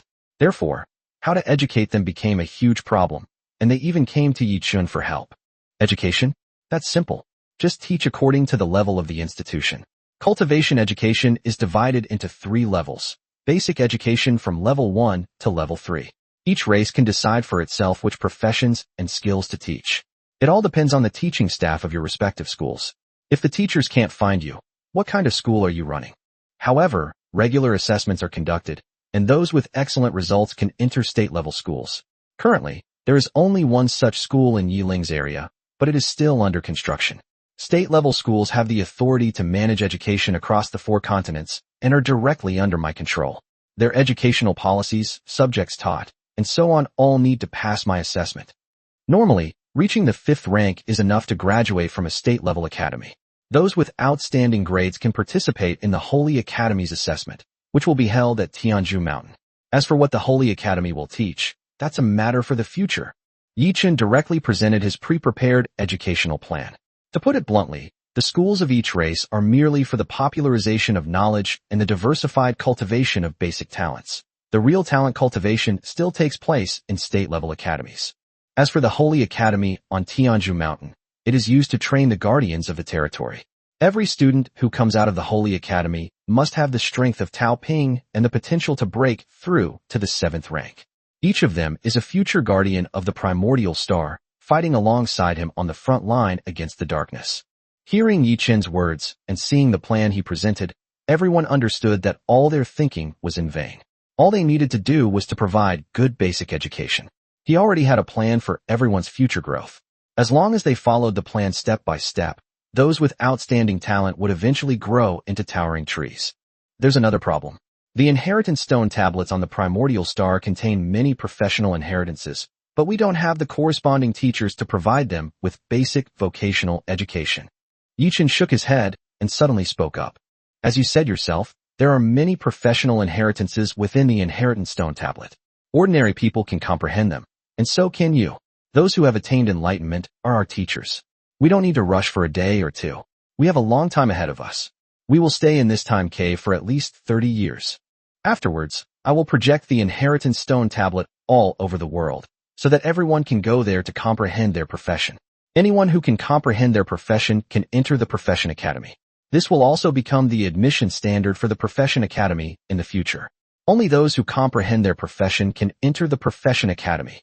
Yi Chun continued. His professional academy is meant to cultivate true warriors, not a bunch of slackers. Those who lack talent or don't work hard enough in their cultivation should go to the Cultural Academy. The path to transcendence has nothing to do with you. The education model on Blue Star separates professionals from ordinary people. I understand. Yi Chun nodded. For people like them on Blue Star, this education model was the easiest to understand. It was just that primary, secondary, and high school were replaced with local states and holy academies. That's how it is. I'll place the projection of the inheritance stone in some fixed locations. During a certain period each year, it will become the time for children to comprehend the inheritance stone. Anyone who successfully comprehends it can participate in the examinations of various universities and enter the universities. Let's also create an awakening day. How ceremonial would that be? Yi Chun said with a smile. If it could really be done like this, then the time when children comprehend the inheritance stone would truly become the enrollment time for various universities, which is similar to the Lord Awakening on Blue Star. Okay, I understand. I'll go back and make the arrangements right away. Yi Chun nodded, and without further ado, he led everyone back to Hope Academy to begin making the arrangements. It's impossible to arrange all the professions on Earth at once, but the courses that the any people already have can be arranged, such as warriors, mages, and other combat professions, as well as blacksmithing, alchemy, and other support professions. These tasks are done every day. It's just that the blacksmiths from the blacksmith shops are brought to the academy to forge the metal, while a group of apprentices are trained to speed up the city's construction. Then, ordinary people and extraordinary individuals will be separated. Apart from the primary language subjects, they will be taught separately. Ordinary people will learn cultural knowledge and assist Cecilia in managing the entire city, while extraordinary individuals will develop in the direction of becoming strong and become guardians of the territory. In less than 3 days, Lin In and Wensheng worked together to come up with a complete education plan. At the same time, the second teaching building of Hope Academy was finally completed. Chapter 345: The Vampires Lacking Food. A month later, the construction of Hope Academy was basically completed. Although it looked simple, at least all the facilities were complete, and the first batch of adults had basically completed their Chinese language learning and were ready to graduate. These people will then return to their respective tribes to pass on the Chinese language, or another group of people will come to continue learning the Chinese language. As the education at Hope College gradually stabilized, Xia Qingyi gradually withdrew from it and refocused her work on the construction of the financial system. How's the first batch of crops going? Xia Qingyi asked Cecilia. As rulers of their respective races, the two will have numerous opportunities to interact and coordinate a great deal of work. It's really amazing. So many crops have ripened in just 1 month thanks to the magic, Cecilia said excitedly. In her world, although it wasn't possible to have 1 or 2 harvests a year, it was possible to have 4 harvests a year. There was no shortage of food in the extraordinary world. But to her surprise, after arriving on the primordial planet, she witnessed something even more miraculous. The crops she planted ripened in just 1 month. Looking at the farmers working hard to harvest in the fields, Cecilia could only marvel at the wonder of the Creator, or rather, the greatness of the Lord. It's good that it's ripe. I won't be distributing any more grain to you. All grain will have to be obtained by the common people through trading with others using gold coins. Xia Qingyi nodded and said, which surprised Cecilia. But not all people grow food, Cecilia asked, frowning. But the grain we've grown is enough to feed the Ani people, and even enough for all races. Xia Qingyi said, over the past month, we've distributed a considerable amount of gold coins, and now it's time to get these coins circulating. Cecilia, you must teach your people to be self-sufficient, instead of waiting for the royal family to allocate resources. Only when they have desires, demands, and the wealth gap brought about by money will they work hard to develop the city. Otherwise, what's the use of having so many gold coins in their pockets if they don't use them? Xia Qingyi's words made Celicia fall into deep thought. Indeed, as she said, the development of a city cannot be separated from consumption. This was knowledge he had learned when he was a prince. But was it really a good idea to force people to consume now? Don't forget, this is an era of new beginnings. Whether you are a prince or a commoner, now that you have come to the primordial star, everyone is on the same starting line. Whether you continue to be a poor commoner or strive to become a superior person, it depends on yourselves. And what does it matter if we don't have money? The jobs we provide never stop. As long as you're willing to work, there are plenty of ways to earn gold coins. Ding Xiyin told me this morning that she hopes we can hire some people to help her raise the animals. She's a bit too busy on her own. After listening to Xia Qingyi's words, Cecilia finally felt relieved. Indeed, as she said, the work provided by the Lord had never stopped, and the funds allocated to him were not small. As long as he was willing to work, he really didn't have to worry about starving to death. All right, we'll do as you say. We won't requisition this harvest of grain. Let them put it in the market and let people trade it freely. Well, it's not enough for you alone. I also need to inform the other tribes that my funds will only be allocated to the leaders of each tribe. But if they can't get these funds circulating, I'll make trouble for them. Xia Qingyi said, I know, but speaking of the food issue, there really is a problem that needs to be solved. Cecilia nodded, then frowned as she continued, seemingly remembering something. It was that group of vampires whose new patriarch, Burns, found me. Their food mainly consists of human blood or the blood of other intelligent beings. Now that they have come to the primordial star, they have not really eaten for a long time and have been consuming the blood of ordinary animals to cope with the situation. But in the long run, they will gradually lose their strength and fall into a deep sleep. Their new patriarch, Burns, found me and said that many young vampires have already fainted. Hearing this question, Xia Qingyi was also taken aback. She had forgotten that among the many races that came to the primordial star this time, there was actually a vampire. These vampires neither eat meat nor vegetables. They have to drink human blood. Xia Qingyi pinched her brow, feeling a headache coming on. This matter could be easily resolved, or it could be difficult. You have to send these vampires to New Ani to build a blood bank, allowing them to buy and sell blood, but it must be voluntary, and no coercion is allowed. A considerable amount of funds has been allocated to their vampire clan city construction, so it's a good opportunity for them to put this money to good use. Xia Qingyi gritted her teeth and said, for now, this is a decent solution, but if it continues, it will easily lead to various problems. The most obvious one is those unscrupulous merchants who secretly capture blood slaves and sell them to vampires to make huge profits. All right.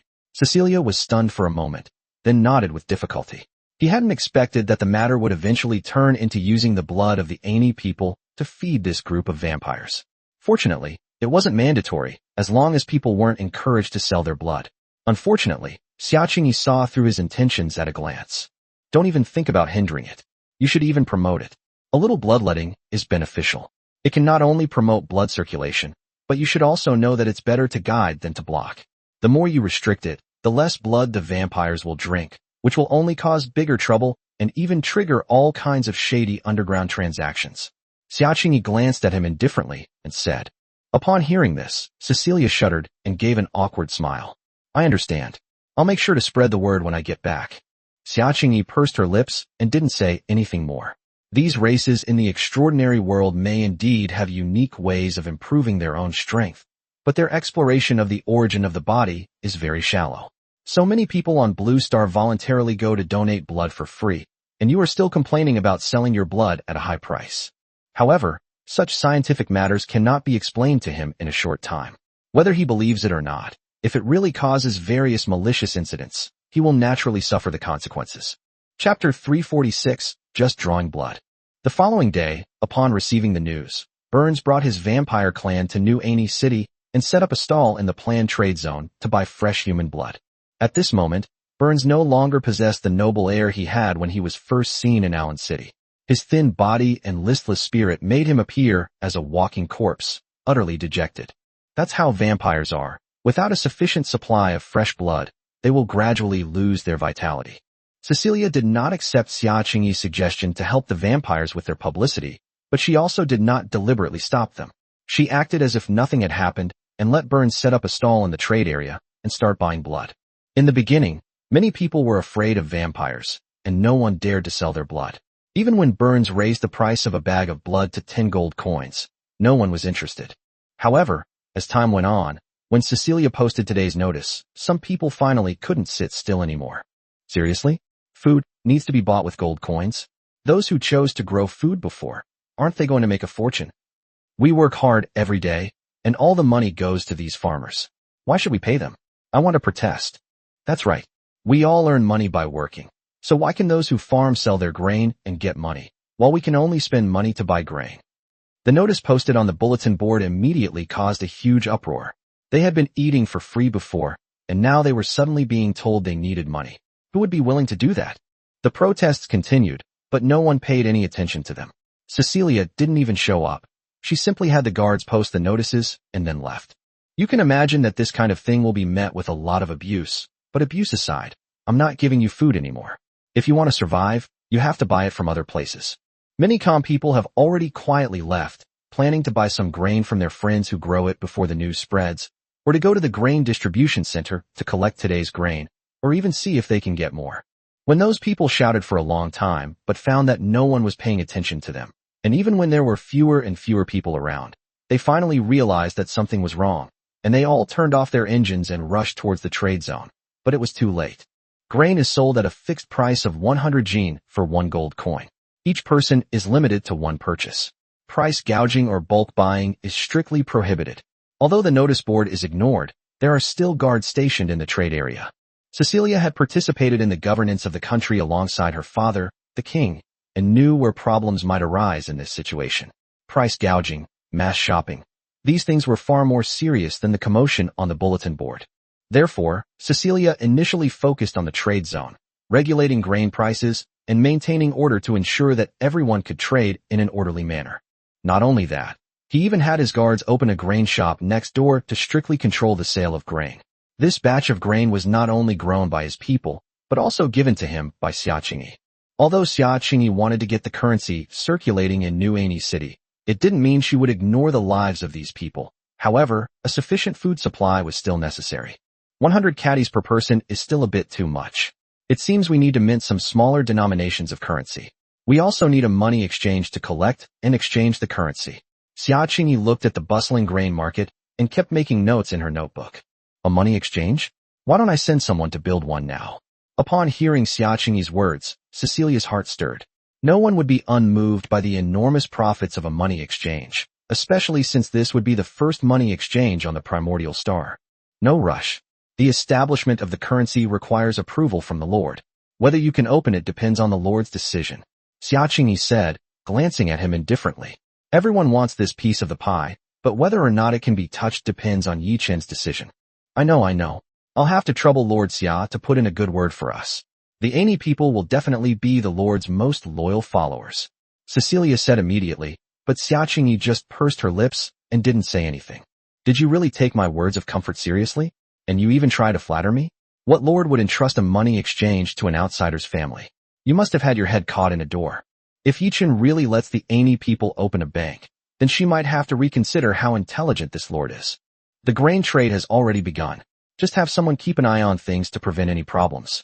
People from other races may also come here to sell and buy grain later, and currency will officially begin circulating.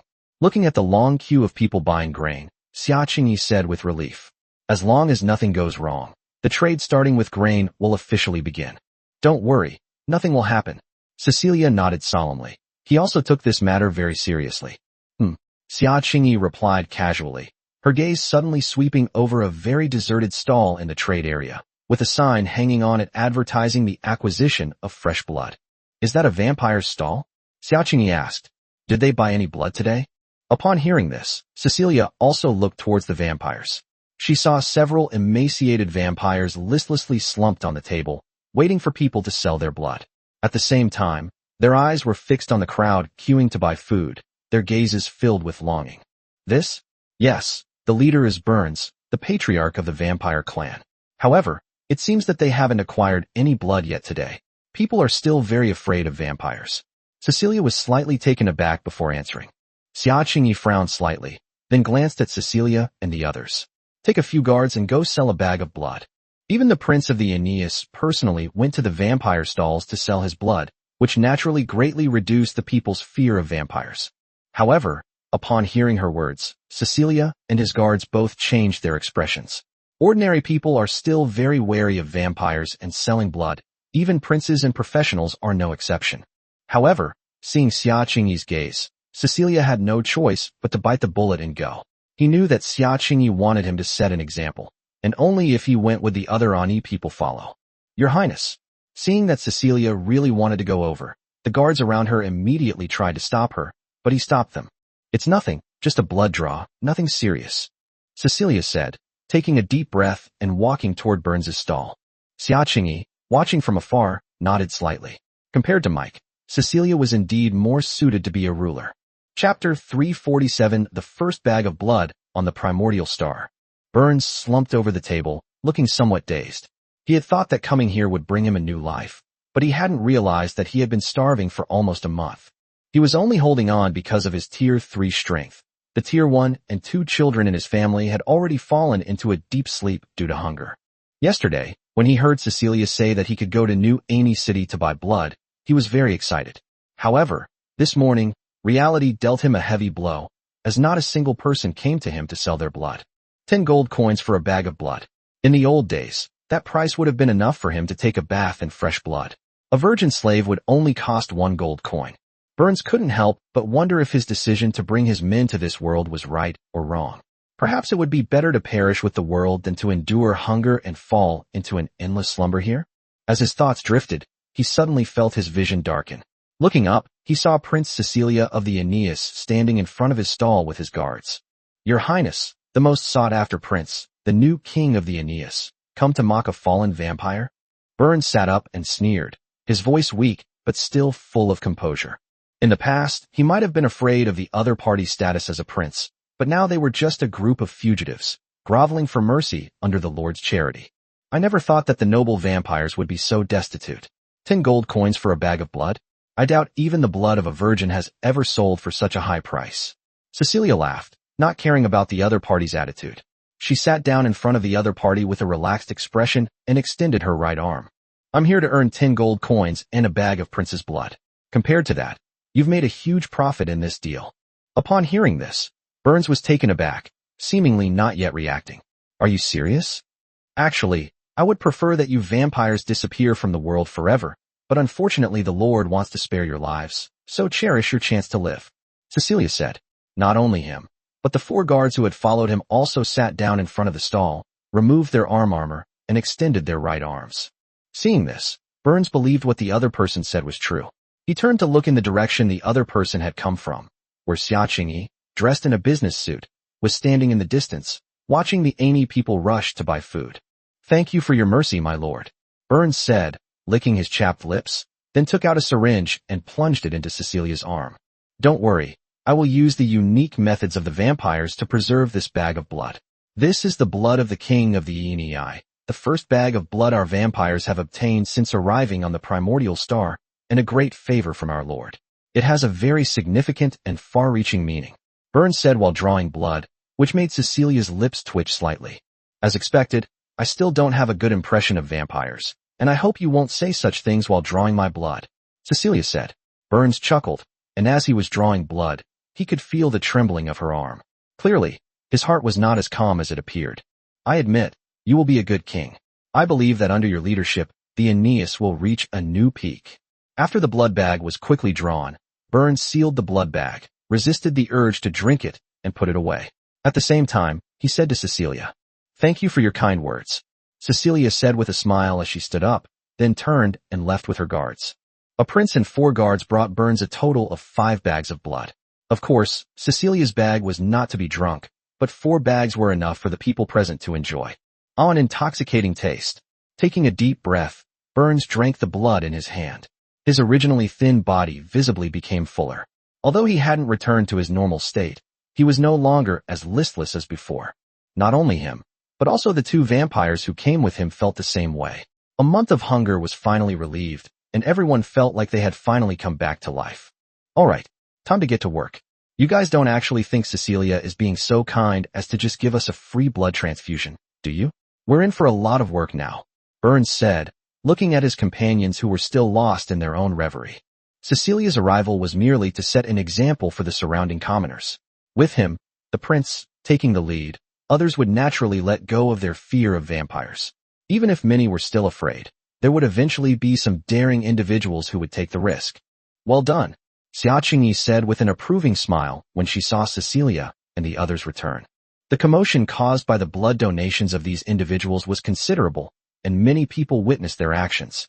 The identity of this prince is now almost universally known in New Ani City. Given the current political climate, Cecilia's ascension to the throne is only a matter of time.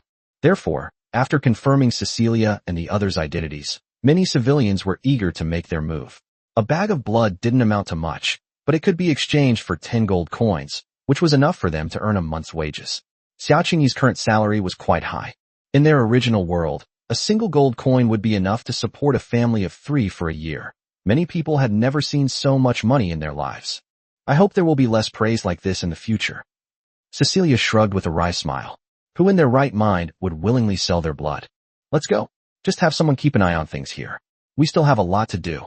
Xia Qingyi smiled and didn't say anything more before leading her people away from the trade zone. In less than an hour, quite a few daring people began to get restless and started walking toward Burns' stall to sell their blood. Burns had already stated that 10 gold coins for a bag of blood was only for today. Starting tomorrow, it would be 5 gold coins, and the day after tomorrow, it would be 3 gold coins. Even wealthy vampires couldn't afford 10 gold coins. Burns had brought over 100 people with him, and at this price, he would have to pay hundreds of gold coins a day for food, which was far too expensive compared to the food of other races. However, he was powerless to do anything about it. The racial defects of the vampires meant that they had to obtain power from blood. Although they did not need blood as their main food, it was still an indispensable part of their diet. Burns looked at the Ani people who came one after another to sell their blood, a hint of comfort and helplessness flashing in his eyes. Chapter 348. The beginning is always the hardest. The sale of grain in the trade zone gradually stabilized, but a host of issues were presented to Yi Chun that required his consideration. Looking at the pile of memorials that had just been delivered to his table, he couldn't help but feel like an emperor, overwhelmed by the sheer volume of state affairs. Thinking of this, Yi Chun couldn't help but shudder. No, I'm the kind of person who wants to retire. How can I die from overwork? I need to train a few capable ministers to help me. He made up his mind, but he still had to see what he needed to see. Fortunately, The population in the territory was not large at the moment, and most things were just reported to him.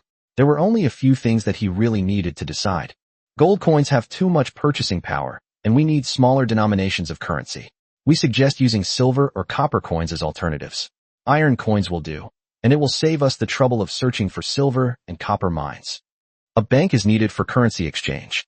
It is recommended that the Lord control it himself, build the bank on the primordial star in the Lord's name, and arrange a trusted member of the clan to manage it. This is easy to handle. Fatty's goblins are stingy, so it's best to let them manage the bank.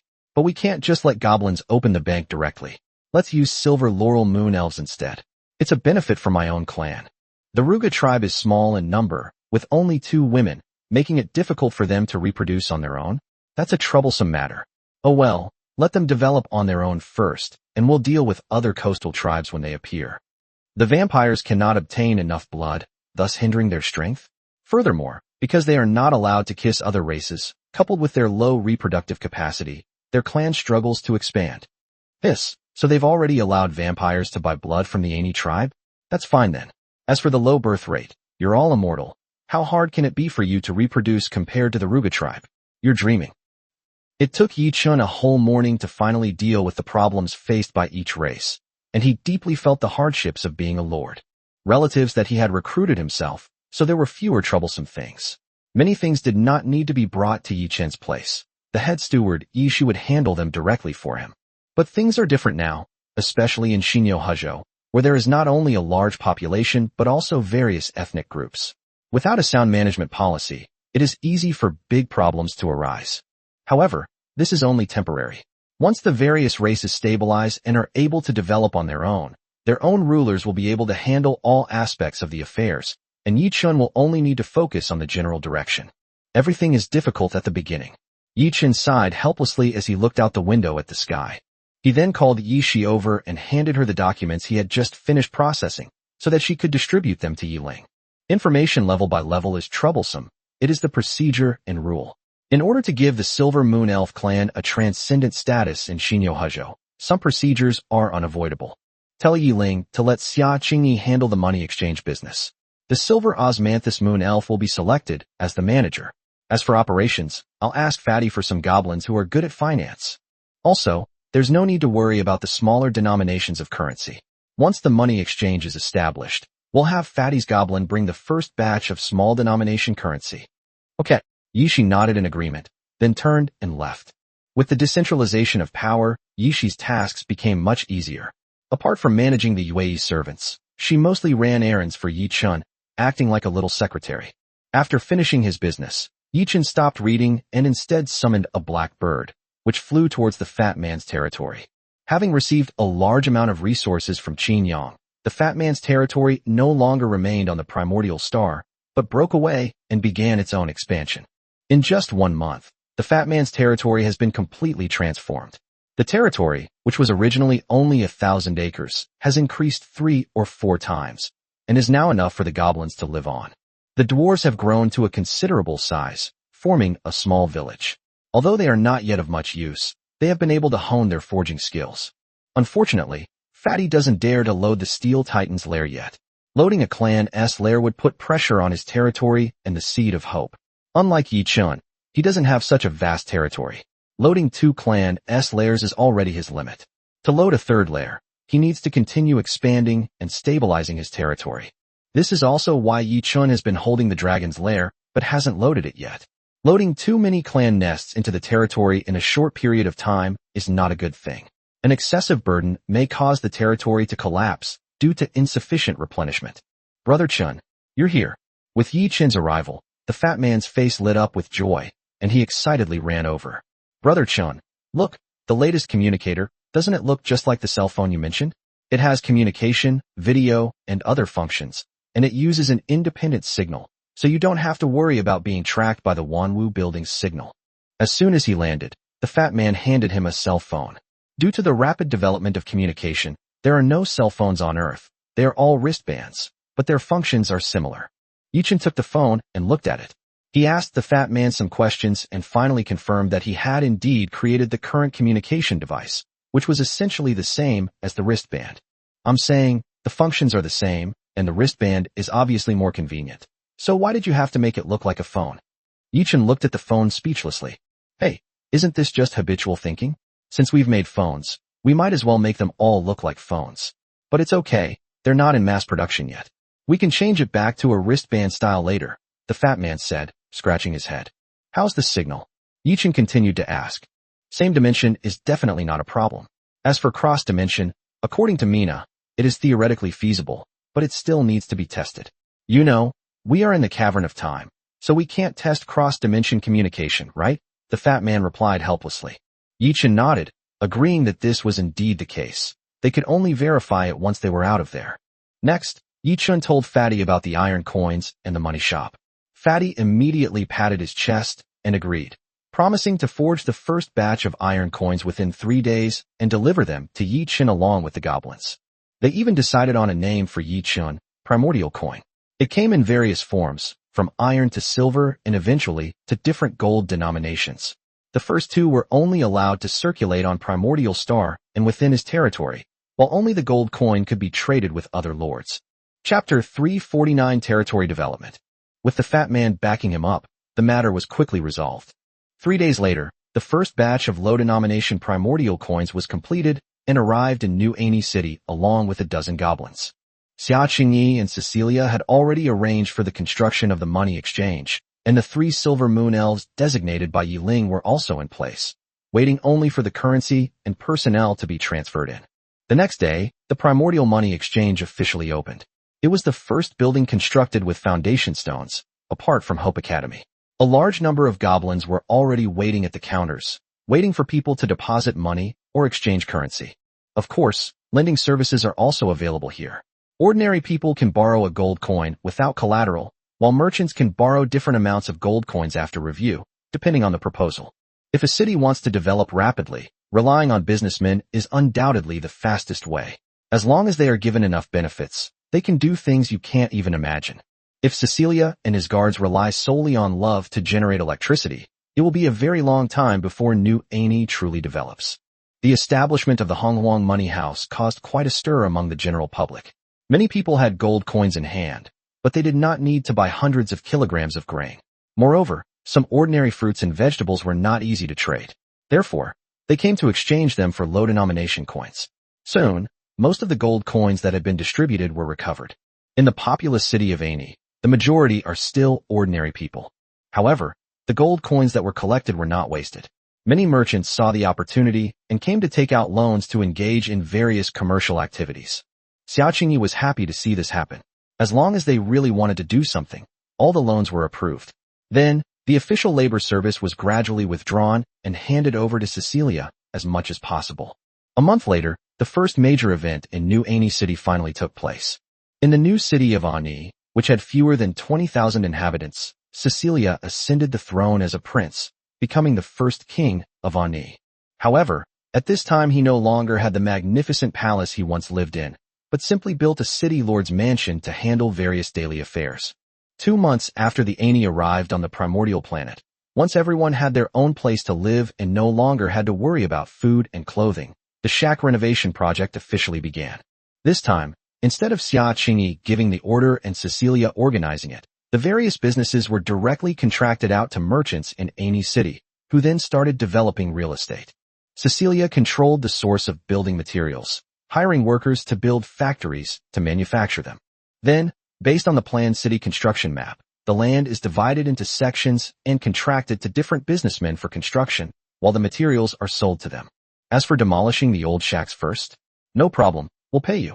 This is the demolition compensation and resettlement allowance. You can build another shack somewhere else to live in. Soon, new houses will be built here, proper cement houses. The people who received the money were not unhappy at all. It was just a matter of rebuilding a shed, which could be done in a day or 2. They all moved away happily. That self-built houses were prohibited in the city, so they could only move to the suburbs. There was nothing they could do but hope that they could buy the new houses back after they were built. A complete transaction chain was born, and the entire New Ani City once again entered a period of rapid development.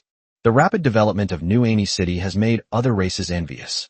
Unfortunately, their populations are too small to do what the Ani people have done, and they can only develop slowly in the form of tribes or families. The Ruga tribe, in particular, which has the smallest population, even considered integrating directly into Ani City.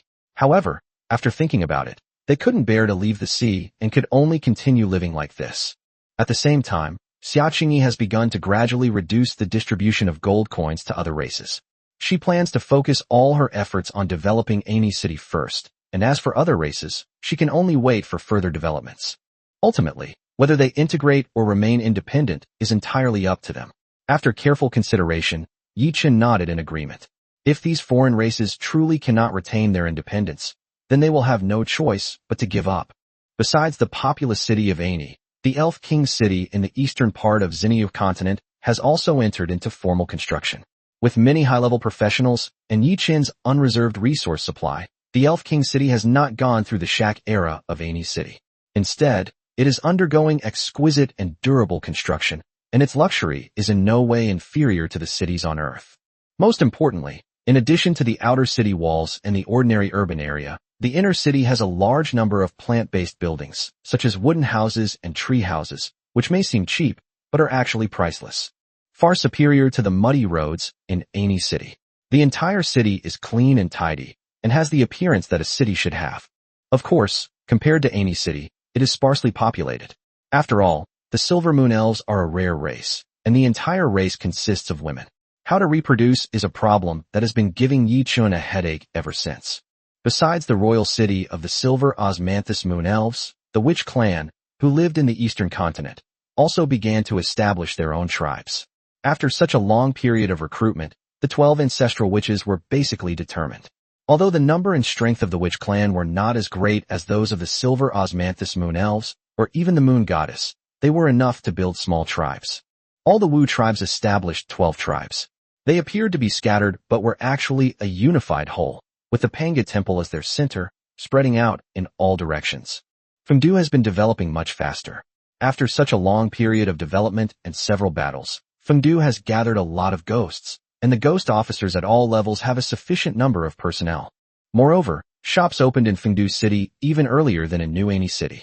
Some souls living in Fengdu City opened shops with Oris's permission to earn ghost coins used in the underworld. These ghost coins were forged by Oris after consulting with Yi Chen and discussing with Xiaqingyi, using the special ghost energy spreading from Fengdu City. Therefore, they are not only for currency transactions, but can also be used by ghosts for cultivation. Fengdu City even surpassed that of New Ani City. Of course, apart from Yi Chen and some of his clansmen, no one knew about this. After all, the living are not allowed to enter Fengdu, and no living person would want to know about such prosperity. Chapter 350 The Fifth Nest, Dragon Palace. After a year of bumpy development, the entire city of Ani has been completely transformed. Although it's not as large as it was in the other world, it's already quite impressive. Moreover, other tribes in the surrounding area gradually abandoned building cities and instead made Ani City their main city in the vicinity, living in tribes around Ani City. A year has passed, and the former prince has matured considerably. Sitting in the Lord's mansion handling the affairs of the city, he has acquired the dignity that comes with a high position. Your Majesty, news has come from the Moon Elves that the world may experience some turmoil in the near future. We are to reassure the people. A governor walked in and said to Cecilia. These were people he had promoted within the past year. He couldn't manage a city on his own. He needed a group of loyal ministers. I understand. Lady Xiaqingyi has already mentioned this to me. We just need to proceed with the planned reassurance of the people, Cecilia said, putting down her pen. Understood. Also, here is the population change situation in Ani City this year. Not counting other tribes in the surrounding area, the Ani people originally totaled 19,782, and this year there are nearly 100 new people. In addition, there are more than 200 pregnant women registered at the hospital. The governor continued to report. Upon hearing this data, Cecilia nodded slightly. While a little over 100 new additions might not seem like much, it's important to remember that this is only the first year. The total population base is not high, and with the turmoil of global changes, maintaining growth is already quite impressive. Yes, the policy of encouraging childbirth must be promoted well. His Majesty the Heavenly Emperor attaches great importance to our population growth. Cecilia nodded in satisfaction. Yi Chen was well aware of the importance of population, so he paid close attention to the population issues of the various tribes, especially the Ani people, who had the largest population. On average, Xiaoqingyi had to report a set of data to them every month. It's normal for the population to only have this number in the first year after 10 months of pregnancy. However, as the birth rate stabilizes and the next generation grows up, the population of the Ani will experience explosive growth. This is why Yichun will stay in the cave of time for 30 years. Only the development of nearly 2 generations can allow this group of alien races that have migrated here to have a significant increase. Yes, in addition to the vampires and the Ruga, the population growth rate of other races is also quite fast, especially the humans who migrated here with us. They only numbered about 1,000 at the time, but this year there have already been dozens of new additions, the governor said. Humans have a strong reproductive capacity, and those who came to the primordial star are mostly young and middle-aged people living in Allen City. It's not surprising that they have such a high birth rate. However, their population is not large, and this growth rate will basically reach its peak in the short term. So we still need to step up our efforts in propaganda. In their ancient language, it's not because the opponent is too strong, but because we are too weak. Cecilia's insightful summary left the consul ashamed, and after repeatedly apologizing, he went on to continue his preaching. Clan Nest and the spark of civilization of the Dragon Clan after a year of rest.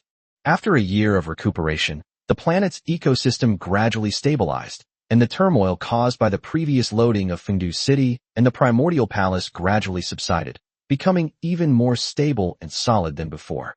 Therefore, Yichun finally had the idea of loading the 5th clan nest. This is a spark of civilization that Yi Shi brought from the world of the Ani people. It is said to have been left behind by the dragon god of their world, so its grade must be quite high. What kind of race will be created after it is fused with the primordial bloodline? Yichun couldn't help but feel a sense of anticipation.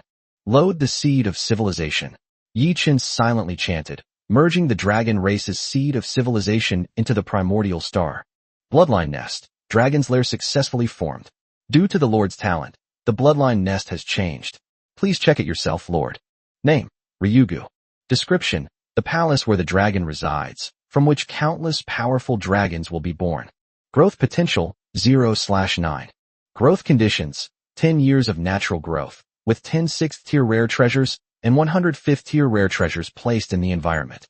Race conceived, Dragon Clan of the 4 Seas. Number of offspring conceived per pregnancy, 1. Energy cost, 100 points. Current energy value, 100 points. Generation rate, 1 point/day. Racial talents, leader of all scales, soaring through the clouds, controlling rain and clouds, dragon soul, dragon body, dragon might. Nest effect 1.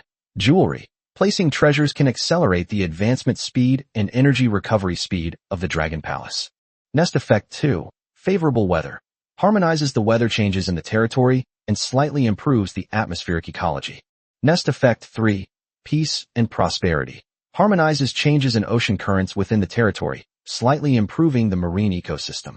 Boom! A magnificent and luxurious palace was born before Yichun's eyes. Although it was called a palace, its size was comparable to that of Ani City, and its level of luxury was unmatched even by the current Elf King City or Tianju Mountain.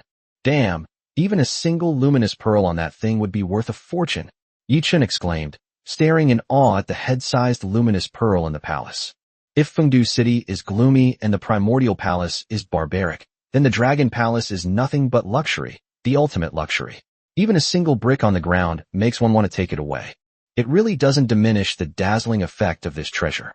Forget about putting rare treasures inside. If I keep looking at it, I'm afraid I'll be tempted to dismantle this Dragon Palace and sell it for money. Yichun sighed helplessly and placed it directly in the sea outside Tianju Mountain. If he looked any longer, he was afraid he wouldn't be able to resist the temptation, but at the same time he was reluctant to let it go far away. What if someone stole it? So let's just place it on the seabed outside Tianju Mountain. It'll be perfect for the dragons born in the Dragon Palace to manage the ocean on the primordial planet. Right now, the ocean is just formed and it's a mess. He's short of people who can go into the sea.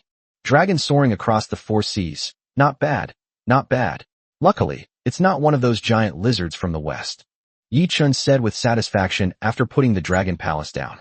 Although no recruitment was conducted, he could already imagine that those recruited from the Dragon Palace would not be the Western dragons, but the true Eastern dragons, one of the legendary overlords of the primordial world. However, when Yichun used the Dragon Palace for the first recruitment, Golden light shone brightly in the Lord's mansion, and at the same time, bursts of dragon roars rang out, accompanied by intense energy fluctuations. Seeing the thing slowly flying out of the Lord's mansion, Yichen couldn't help but exclaim, "Holy crap! I forgot about this dragon egg."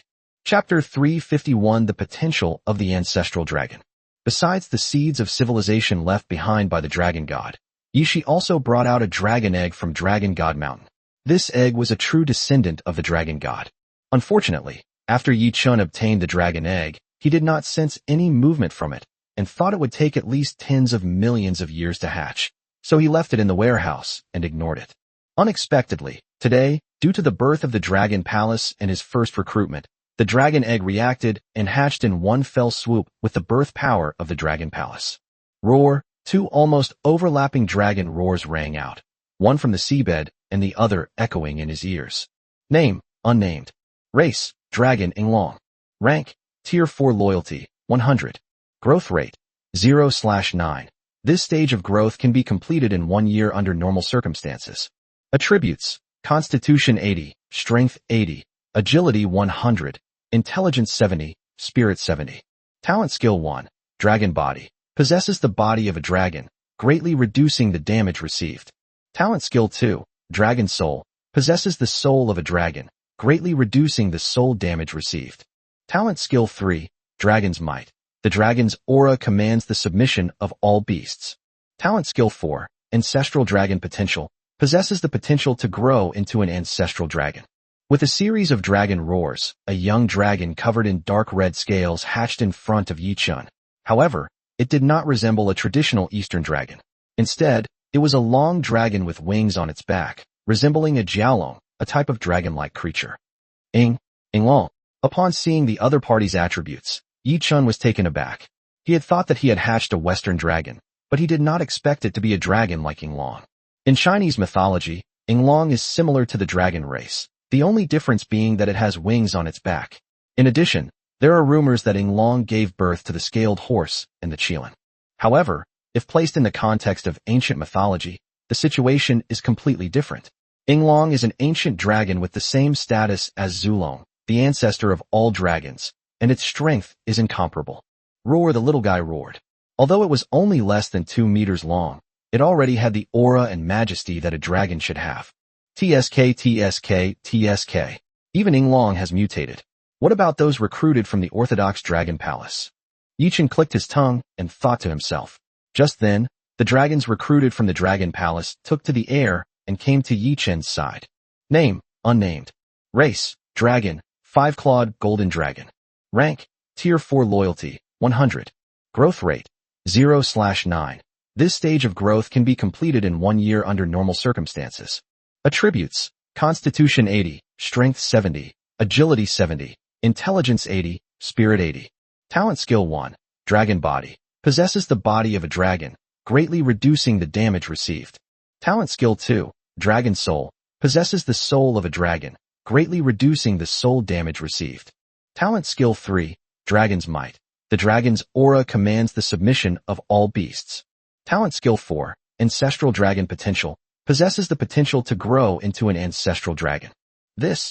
Upon seeing the glittering golden young dragon, Yi Chun was first stunned, and then realized that this was actually the 5-clawed golden dragon, the highest-ranking dragon in the dragon race, and a symbol of emperors. 5 claws growing from its belly, it truly is a 5-clawed golden dragon. Its talent is almost on par with Inglong. It seems that it has directly summoned 2 of the dragon clan's ancestors. Yi Chun thought excitedly. The 2 dragons were born with the strength of the 4th tier and have 9 growth cycles, so their future potential can only be described as limitless. Unfortunately, the growth cycle of dragons is really long. This is only the first stage of growth, which already requires a year. Compared to the week or month growth cycle that Yi Shi and the others had back then, it is much longer. However, the birth of the dragon race and the Dragon Palace also brought about earth-shattering changes to the entire primordial planet. Cecilia and the others, who lived far away in Xinyu continent, clearly felt the whole world tremble. The sky changed instantly, and even the dark universe in the depths dimmed a bit, as if white clouds were drifting by. This is something Yu Hongxia has been working on for a year without success. He can do his best to adjust the atmospheric environment on the primordial planet, but it will take at least another year or two before there is any sign of it being able to cover the starry sky with the atmosphere. Now, thanks to the placement of the Dragon Palace, the atmosphere on the entire planet has been significantly improved, and even Hongzhi himself has benefited greatly from it. Moreover, the Luga people, who live in the coastal area, clearly felt the vitality and cheers of the sea at this moment, as if the entire sea suddenly came to life from this moment on. What is this? A new clan has been born. Yi Chun, who was giving a lecture at Hope Academy, looked up at the sky and couldn't help but smile.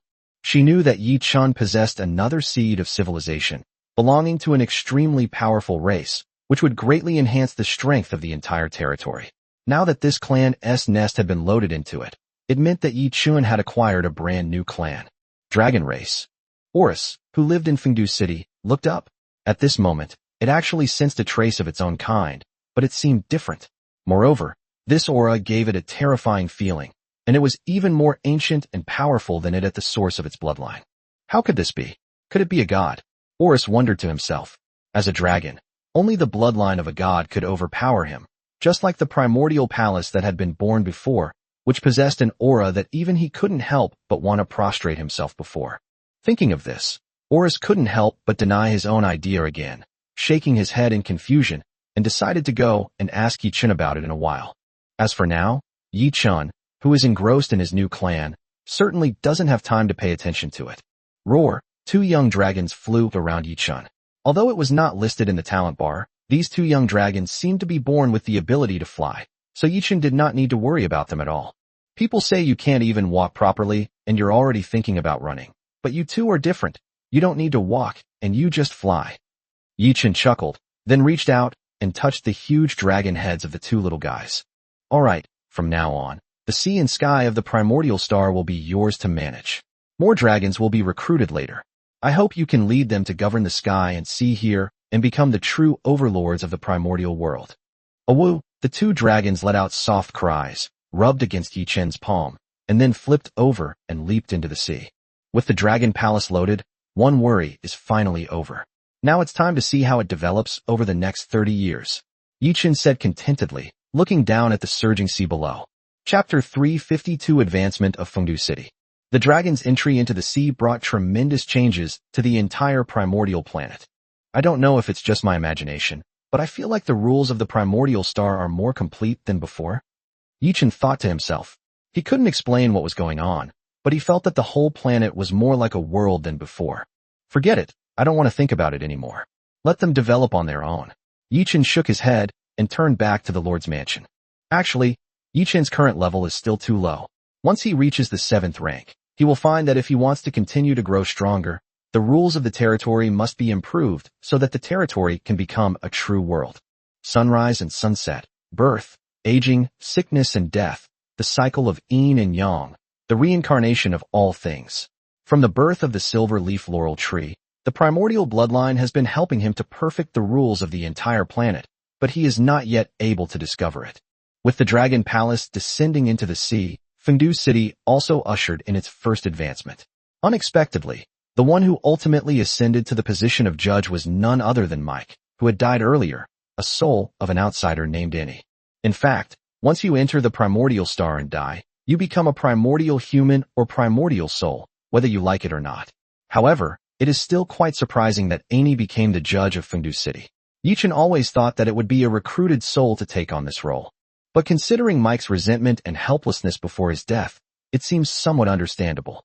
Perhaps being judged would be the best ending for him? Fengdu City has brought about tremendous changes. Although the Yama Palace has not been fully repaired and does not yet have the function of reincarnation, a long river with blood-yellow water has already flowed through Fengdu City.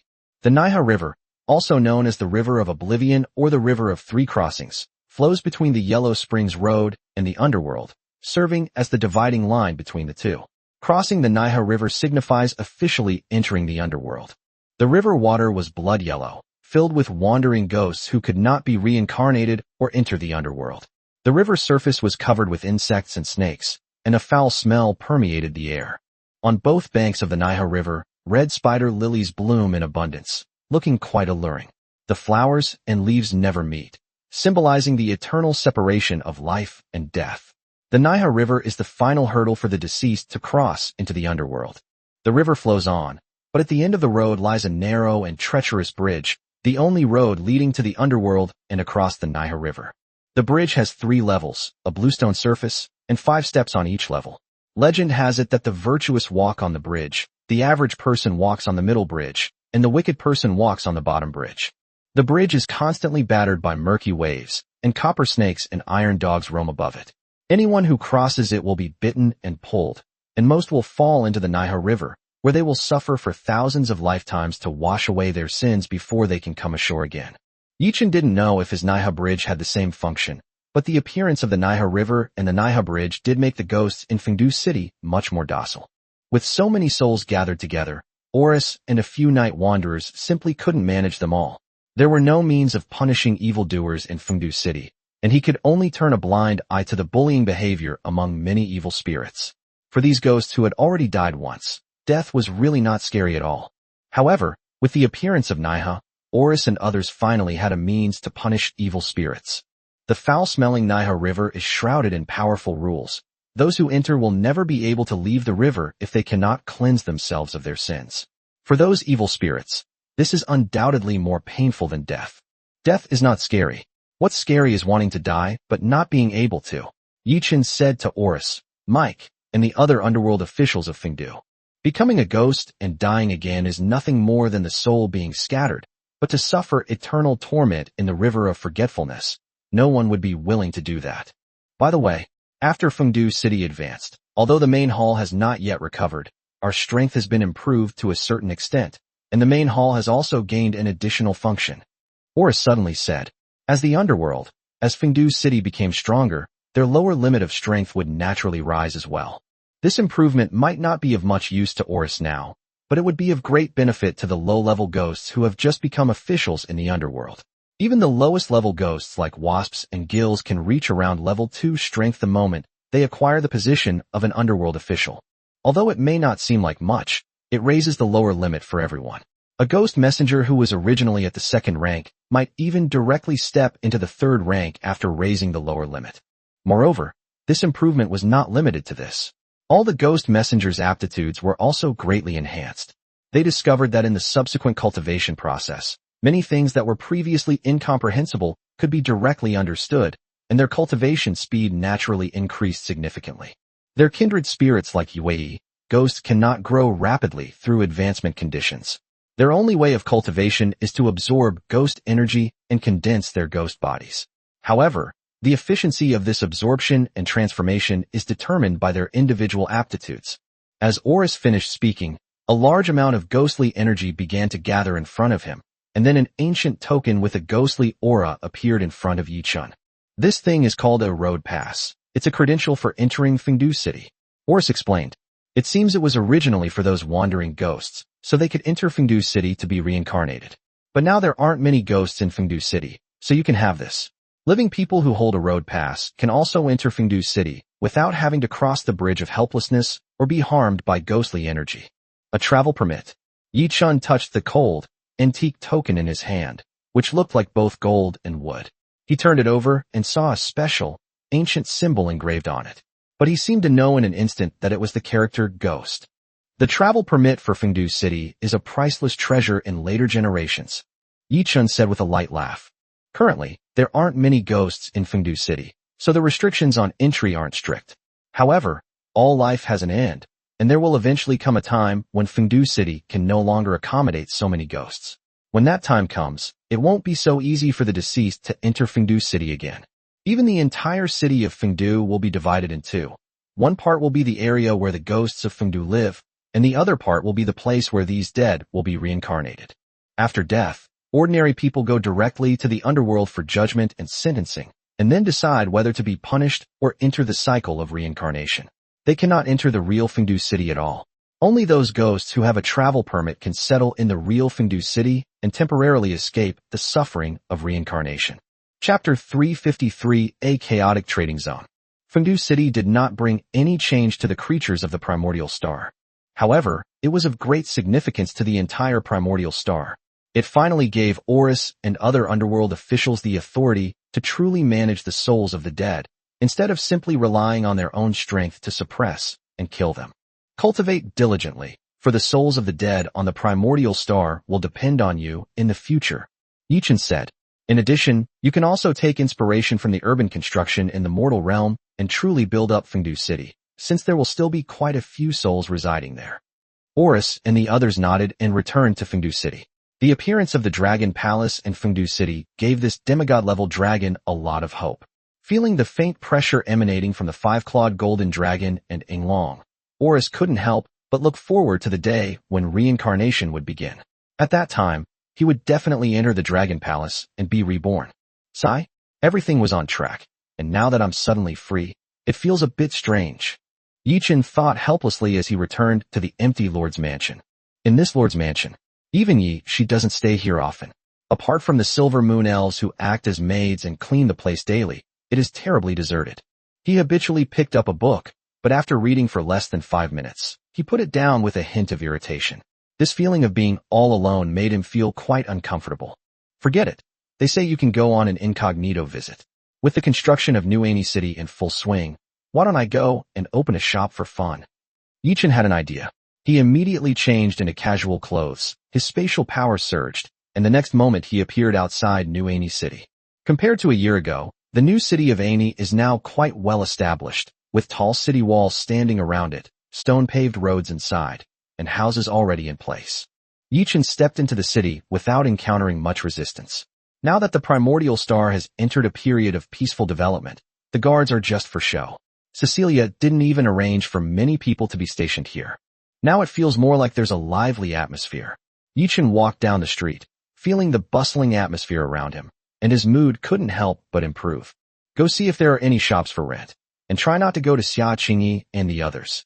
Yichin thought to himself, asked someone for directions, and quickly headed towards the trade area.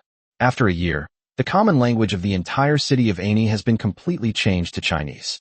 Many older people may not be able to pronounce words very clearly, but they can already express the general meaning of the words. This was all thanks to Lin's linguistic and magical abilities, which allowed all the magicians to cast spells on everyone, thus accelerating their learning of Chinese. Soon, Yichin arrived at the trade area, but found that it was somewhat different from what he had imagined. It was indeed bustling, with shouts all around, but it was more like a wholesale market on Earth than a clean and tidy large commercial street. There were even very few real shops. Most people just set up a stall and started selling their wares. TSK, this place seems a bit chaotic, and the business environment isn't very standardized. Yichin scratched his head helplessly.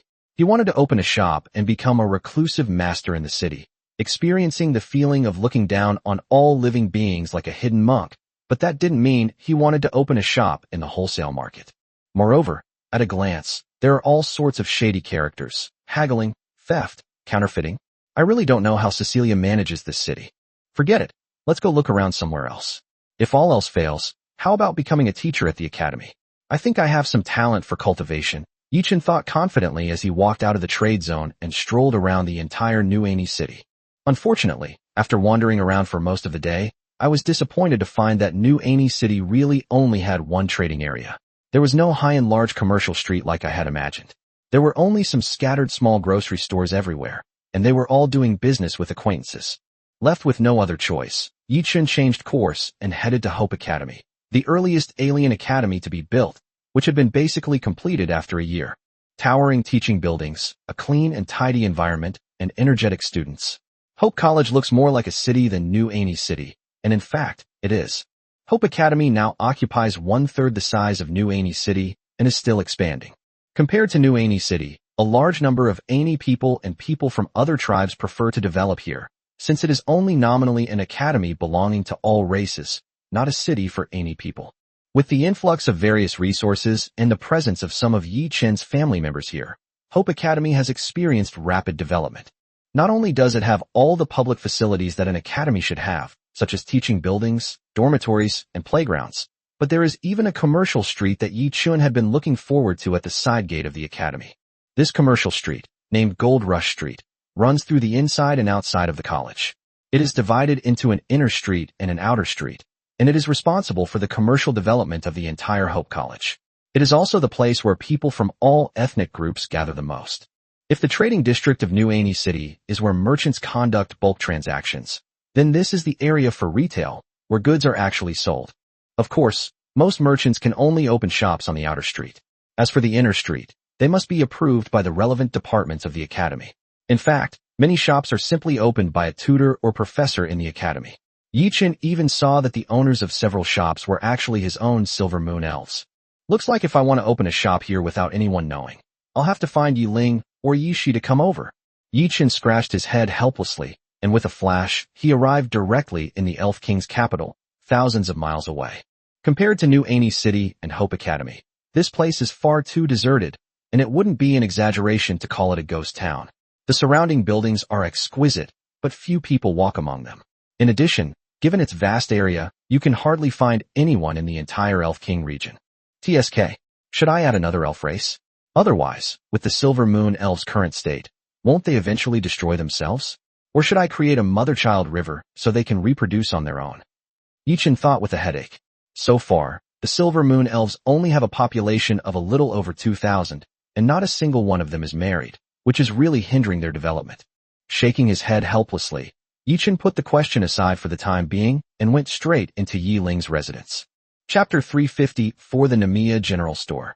Upon hearing that Yi-Chin wanted to open a shop near Hope Academy and become a teacher while doing so, and that he didn't want to reveal his identity, Yi Ling immediately took action. With the identity of the Moon Elf, opening a shop would be quite easy.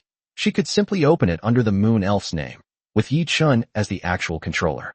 But getting into a school to become a teacher isn't so easy. At least you have to figure out your identity, right? After discussing it with Yi-Chin, they finally decided to send him to work as a librarian at Hope Academy. He would only have to work 2 days a week in the library. Although the pay wasn't much, it was easy and comfortable, and he could freely browse the books in the library, which was a very enviable privilege. It's important to know that it's very difficult for ordinary students to borrow books from the library, especially books related to cultivation, which often require special authorization. Paying for knowledge is a recognized rule in the cultivation world, and Yi-Chin didn't intend to change it. Time has proven that this method has its merits, so he let it continue. Nowadays, access to many cultivation-related books in the library has become a reward for learning. Only those who have obtained the corresponding privileges or made certain contributions can use credits to access them. A librarian?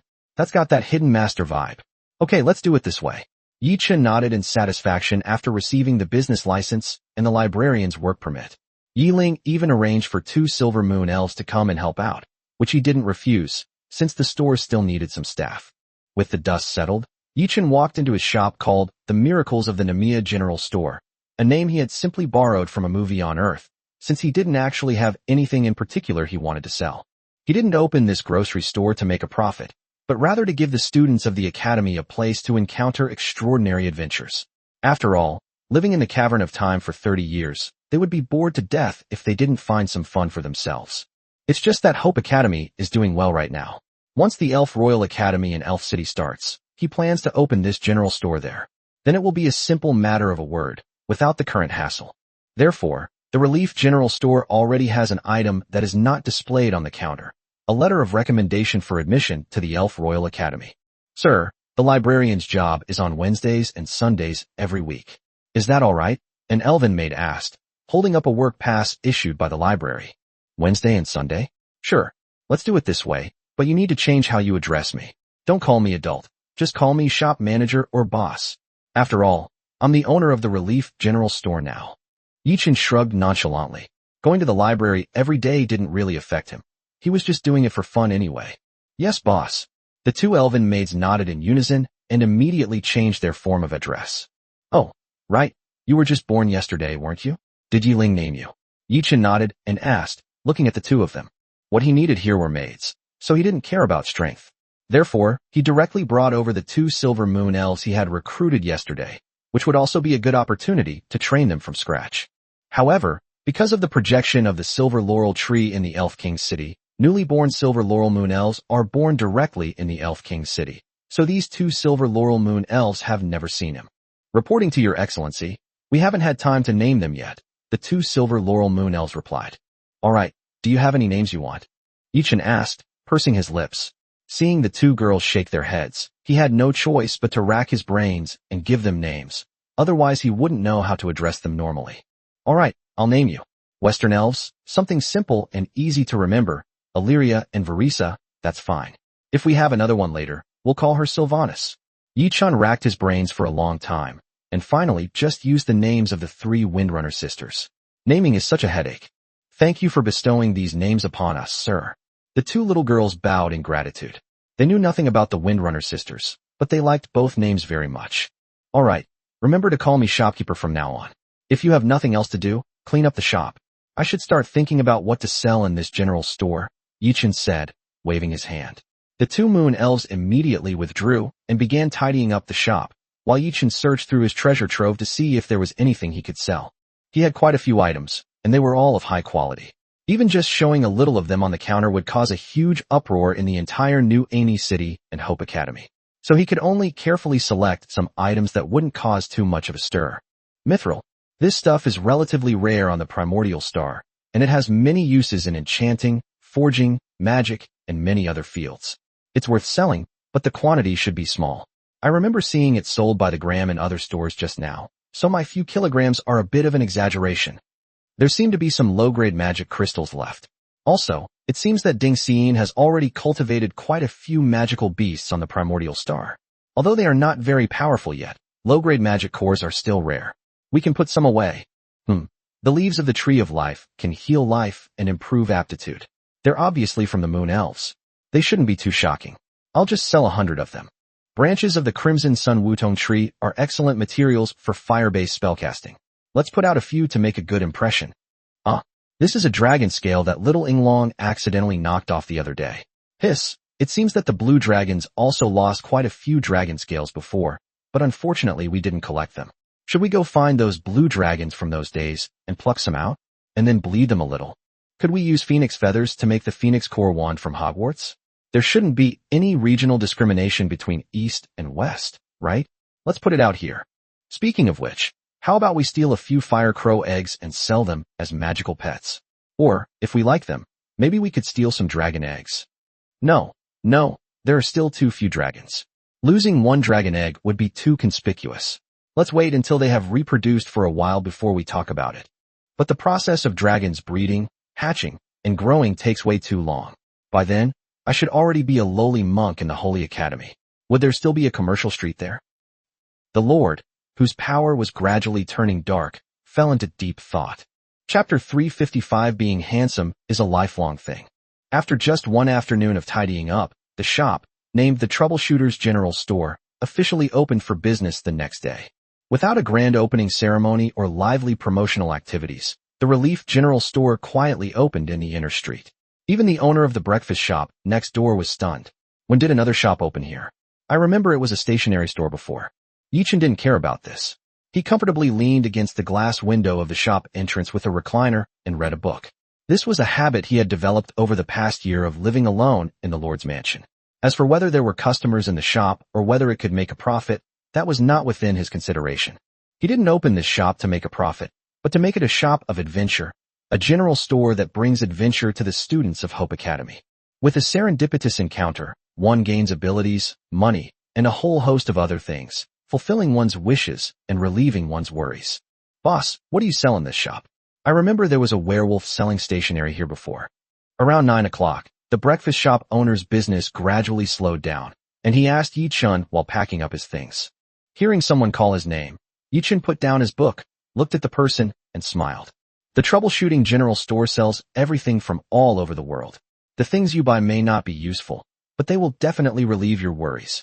Wow, that's quite a boast. The breakfast shop owner laughed, feeling that Yi-chun was just bragging. Yi-chun smiled and didn't say much. Instead, he looked at the other person's stall and said, "You're selling steamed buns, right? Your business looks pretty good this morning. I haven't had breakfast yet. So how about I have a couple of steamed buns to try?" Alright, is today your first day of business? Here, have these 2 steamed buns as a celebration. But these are all vegetarian buns, no meat. The owner laughed heartily, generously wrapping 2 buns for Yi-chun and handing them over, while curiously glancing into the shop. Unfortunately, the shop was dimly lit, so he couldn't see anything clearly. He could only see some mithril, branches, and other items on the counter through the glass next to Yi-chun, and immediately guessed that it was a shop selling magical items. These kinds of shops are very common in Gold Rush Street. After all, Hope Academy has many magic apprentices and various professionals. Their studies consume a lot of magical items, so these kinds of shops are often very profitable. Thanks then, vegetarian is just right. Good for your health. Yichen didn't stand on ceremony, took the buns handed to him, and started eating. To be honest, the vegetarian food made by the Minotaurs tasted really good. The breakfast shop owner is a Minotaur. Despite his fierce appearance, Minotaurs are actually quite gentle and rarely kill. Their food is mainly vegetarian. On this inner street, most of the shop owners are from other races, which is a testament to the Academy's care for these races. The benefits shouldn't all go to the Ani people. Since the Academy is located next to New Ani City, the businesses here should offer some discounts to others. Young man, you've got some connections. You're selling magical items, aren't you? The Minotaur shopkeeper stared at Yi Chun with his copper bell-like eyes and asked. I suppose so. Some low-class stuff. As for connections, how can you open a shop in this back alley without connections? Yi Chun said with a faint smile, while the Minotaur nodded in deep agreement. You're right. You can't open a shop in the inner street without connections. It's a pity that all I can do is sell breakfast and food. The Minotaur said with a hint of melancholy. He felt that Yi Chun was like him, and he had to rely on his clan's connections to open a shop here. Unfortunately, the Minotaurs didn't have many good things to sell. As for their specialty, the herbal medicine shop, they had already opened one in the inner street. Food is the most important thing for people. Breakfast and grains are necessities of life, right? I think your skills are pretty good, boss. Yi Chun gestured to the steamed bun in his hand.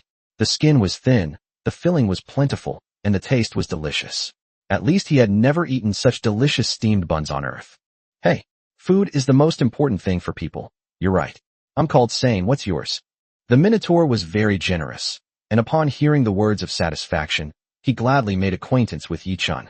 Human Yi Fan, it's a pleasure to meet such a generous Minotaur like you.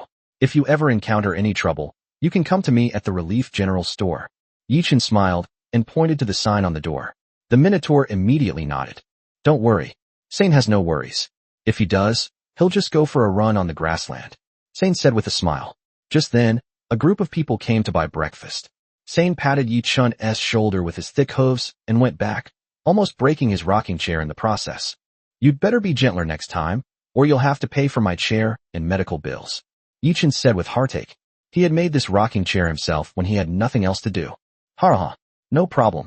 I'll send you a sturdy one in a couple of days, the Minotaur laughed. Yi Chun lay back in the chair, marveling at the beauty of the world. In the Lord's mansion, apart from the cold, impersonal walls, when would he have the chance to chat with his neighbors like this? Boss, is this a newly opened shop? What do you sell? A gentle voice sounded beside Yi Chun, startling him awake. He grabbed the book that had been covering his face, and was immediately startled by the blinding light. Hiss! This June is too bright. Yi Chun gasped, unable to help but complain in his heart. It took him a while to adjust to the brightness around him. When he looked up, he saw two girls in red school uniforms standing outside his shop, carrying backpacks and textbooks, curiously looking at the goods inside. Boss. Seeing that Yi Chun hadn't responded for a long time, a girl asked again. Hiss. I took a day off in the afternoon and a busy day in the morning. It's already noon when I open my eyes. Yi Chun shook his head helplessly and turned his attention back to the two girls. What a coincidence. The first guests are students from the Magic Academy. What level are they? Yi Chun glanced at the books in their arms and immediately understood, then looked at the two of them and asked with a smile. The two girls were about the same height, but one of them was slightly chubby. They were both 14 or 15 years old. At this age, they were obviously not in a regular class, but in the Academy's special class, where they would learn the knowledge of various professions.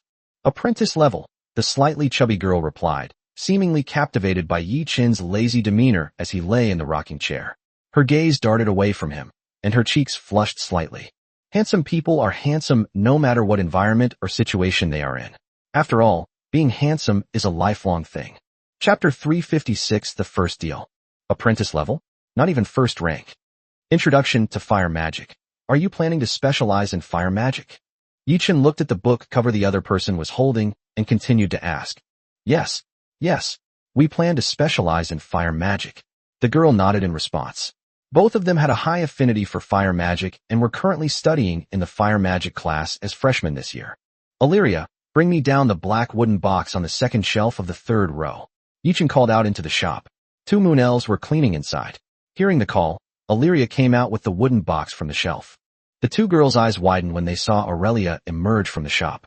Silver Moon elves belong to the absolute upper class in any city.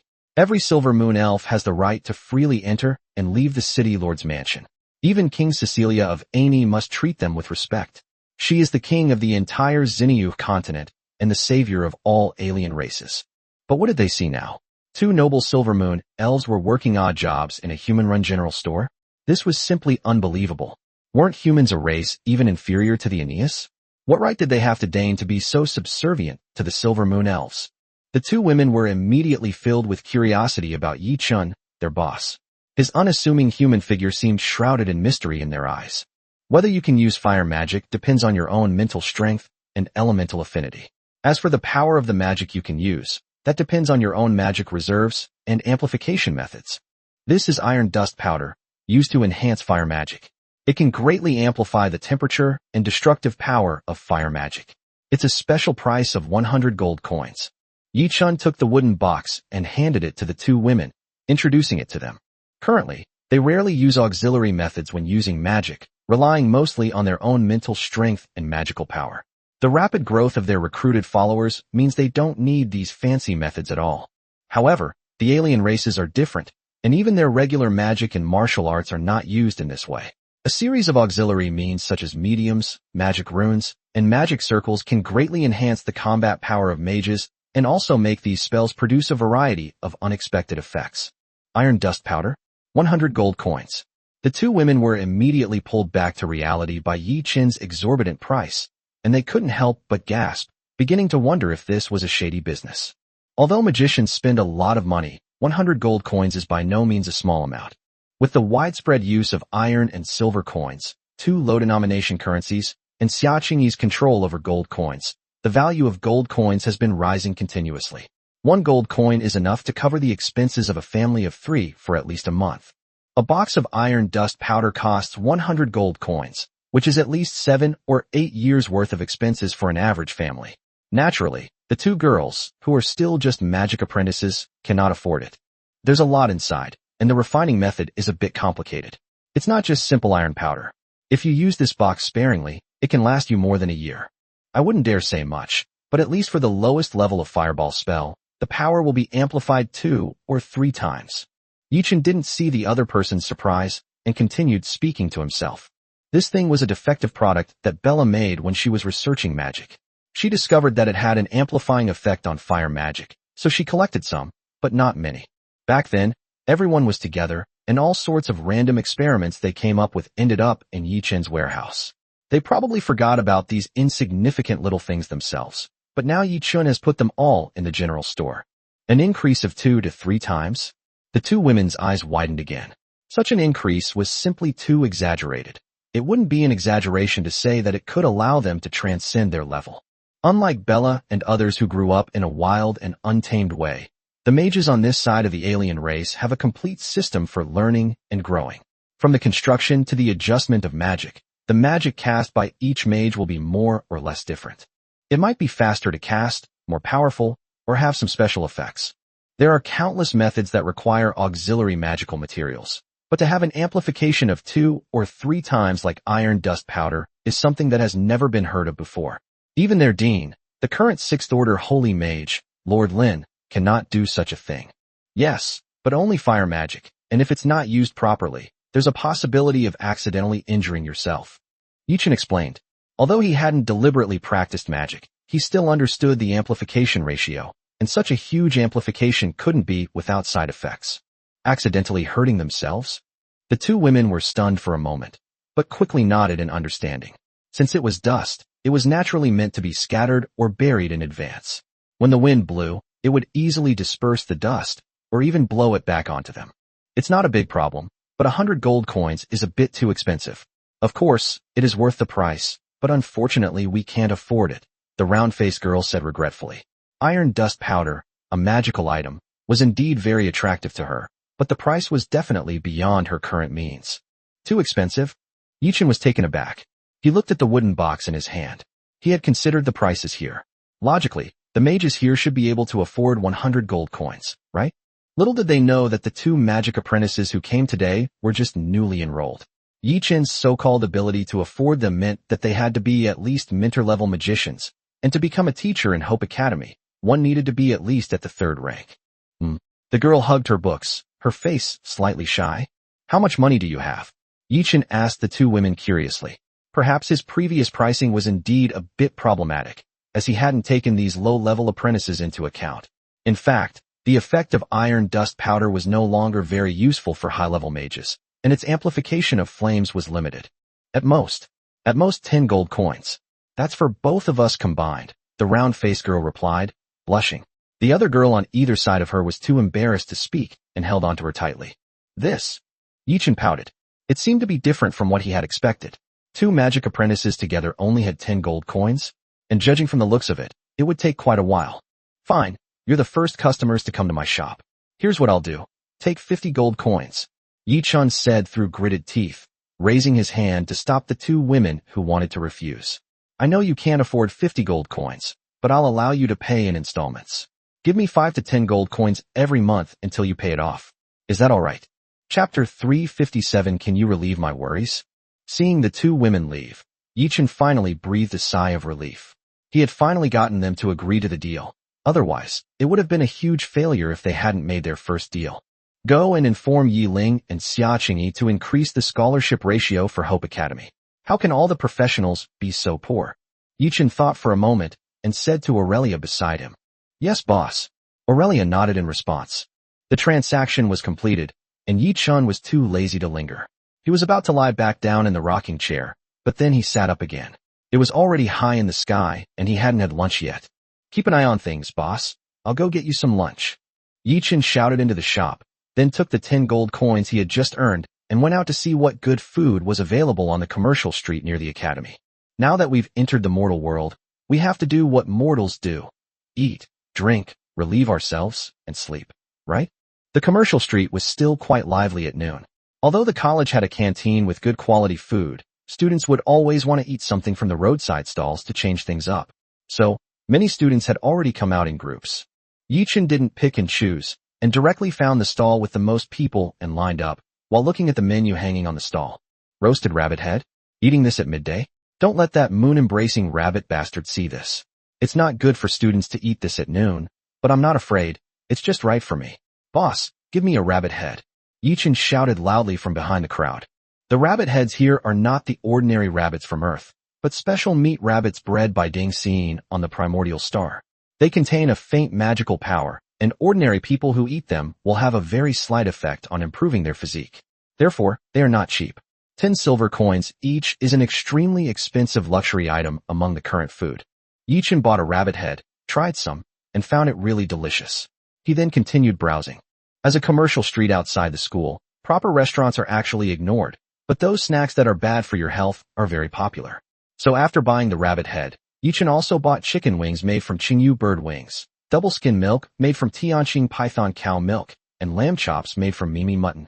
When Yi Chen returned to the shop with a pile of things, the 2 silver moon elves couldn't help but swallow their saliva, clearly unable to resist the temptation of the food. After a brief moment of restraint, they quickly joined Yi Chen in eating. They were all newly born elves. Although their species nests endowed them with adult intelligence and thinking, they were still full of curiosity and longing for food, something they had never experienced before. The 3 of them ate their fill. After they were full, Yi Chen continued to lie outside in the sun. He was ready to sleep. He could manage the shop with the help of waiters. He was the boss. Did he need to do everything himself to make money? After the midday rush, the commercial street was still relatively quiet during the day. In addition, Hope Academy had only been open for 2 terms, and the number of teachers and students was not large. Therefore, it quickly became deserted again, and no one even came to disturb Yi Chen's afternoon nap. It wasn't until the sun set in the west that Yi Chen finally stretched and woke up. This day went by too fast. Is Yi Jun trying to slack off and go home? Yi Chen muttered with a yawn, folding up the rocking chair and walking back into the shop. How was the afternoon? Did anyone come to buy anything? Yi Chen asked, looking at the 2 bored moon elves. No, boss. It seems a bit deserted here. When Lisa replied, there was no business in the shop, and the 2 of them were quite bored. It's all right. You 2 go out and have some fun, but bring me back some food. Yi Chen took out a few gold coins and gave them to the 2 of them. After all, he was a lord, so he wouldn't be short of gold coins. But what about the shop? The two women looked at the shop, their faces showing difficulty. Everything's fine at the shop. I'm still here, aren't I? We can close up shop around the time you guys get back. We don't do business tonight. We should enjoy life. Yichin waved and said. Upon hearing this, Aurelia and Verisa nodded and walked hand in hand towards the store exit. Yichin sat down at the counter and casually picked up the ledger. Aurelia had only recorded one transaction on it. Iron dust powder sold today. The shop actually has many more magical materials like these, but most of them are remnants from Bella and the others' experiments, and Lin wouldn't know what use they would have. He just sold them off as they came along. Whether the goods are good or not is not important. What's important is how to sell them. If you sell iron dust powder to a water major mage, he would probably think it's too much even for a single gold coin. Yichin chuckled, closing the ledger. Just then, someone walked in from outside. Hello? Is this a newly opened store? A childish and hoarse voice rang out. Yichin looked up and saw a well-built boy, no more than 13 or 14 years old, who was in the age of voice change. Yes. What do you need? The troubleshooter's general store will ease all your worries. Yichin said with a smile. Although he was planning to close, it wasn't closed yet, was it? Cure all your worries? Boss, you're really something else. Like you can make anyone's wish. The boy said dismissively, pursing his lips. More or less. Whether it will work out is hard to say. Let's just consider it an ideal. Yichin laughed. Tell me, is there anything you want? It's the first day of opening today. Maybe I can even give you a discount. Discount? Can you give me a full discount? I don't think I can afford it at these prices. The young man said bluntly, asking for a full discount right away. This isn't a discount, it's practically free. But didn't you say you could relieve my worries? My worries are that your things are too expensive. Being able to look, but not buy is what makes me worried, isn't it? Are all werewolf children as naughty as you? I've always thought of myself as a fairly well-behaved person. The word mischievous shouldn't have anything to do with me, right? Blind self-confidence is a disease, and it needs to be cured. Do you have medicine? The two chatted casually, and the werewolf boy kept looking at the goods on the shelves. Many of the things he saw made him gasp in surprise. I really suspect that everything you sell here is fake, the werewolf boy said, picking up a pair of boxing gloves with great reluctance. Whether it's true or not is up to me to decide. Yichin shrugged. You have a good eye? Those are gauntlets made from the claws of a 5th-tier, howling moon demon wolf. Opening special offer, 10,000 gold coins. The werewolf boy's lips twitched slightly as he looked up at Yichin. Want some help with your troubles? Chapter 358. I have money to buy, so you can make money. This is the Relief General Store, not a money-giving spree. Yichin silently rolled his eyes. How about a level 4 claw? It's cheap, only 500 gold coins. The howling moon demon wolf in the trial space, but most of them were just piled up in the warehouse. I didn't use them to make finished products. I just took out a few to play with. The boy in front of him was just a student at the Hope Academy, with a strength of only 1 or 2 tiers.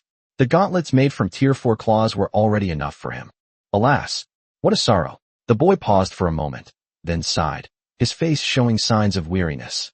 Seeing their appearance, Yichin was also very troubled. How could professional students from Hope Academy be so poor? Don't they ever try to make money? Kid, let me give you a piece of advice. All the troubles in the world can be solved with money. If you want to solve your troubles, you need to have money. Yichin said calmly. Did they really think he was doing charity? Giving things away for free? You're not my kin. You're just residents of my territory. Among the Lord's subjects, there are still differences between the dependents and ordinary subjects, which involve various aspects such as loyalty and faith. Outsiders may become true members of a Lord's kin, or they may find an opportunity to leave on their own. Only kin recruited from kin's lair are those that Lords can absolutely trust. While Yichin is willing to invest a lot of resources to help the development of alien races like the Aini, this is because he wants to integrate the entire race into his territory. However, this does not mean that he has absolute trust in the individuals within the race. So the worry of not having money is unsolvable, right? The boy shrugged helplessly and put the boxing gloves back on the counter. If you don't have money, go make money. As long as you're willing to work hard, you'll always be able to earn it, and then your worries will be gone. That makes sense. Looks like I should go find a way to earn some money back. His gaze swept past the boxing gloves, and the boy looked at the other items in the shop. Although the astonishing prices shocked him, he could sense the powerful force contained within these items. Are you a native of the Primordial Star? Or someone from the legendary Blue Star? The boy suddenly asked. Yes. Yichin smiled, without giving a direct answer. I guess you're from Earth, right? The natives probably don't have time to come here and open a shop, the boy continued, ignoring the merchandise and chatting with Yi-chun at the counter. I guess so. Is there nothing you like? Yi-chun asked with a shrug. I've got my eye on them all, but I can't afford them all, so it's better not to look at them at all, the boy said, showing no discomfort despite his predicament. By the way, since you run a trouble-solving general store, why don't you think of a way to solve my troubles? I told you, the troubles of not having money can't be solved. Yi-chun said irritably, turning back to his book and ignoring him. Sure. For example, ways to make money. The boy leaned forward, and Yi-chun immediately smiled upon hearing this. A way to make money? Yes, but why should I tell you? Because if I make money, I can buy things from you, and that way you can make money too.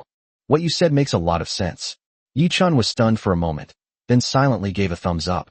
He never expected that these words would come from a teenager.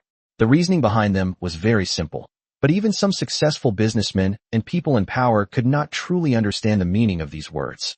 So what do you say? Teach me a way to make money, so that I can afford the things in your store in a short period of time, the boy asked with a smile. Hee. No. Yi-chun's expression changed, but he continued to sit down. I don't know how to make money from this, but based on what you just said, I can give you a 50% discount. The 4th tier gauntlets are 250 gold coins. If you don't take them, I won't be able to solve your problem, Yi-chun said. 4th tier materials is considered a very low price at 500 gold in trade among lords. If trading with other lords, the price would be at least 4 or 5 times higher. It is only cheaper when sold within their own territory, since the alien races have only just begun to develop.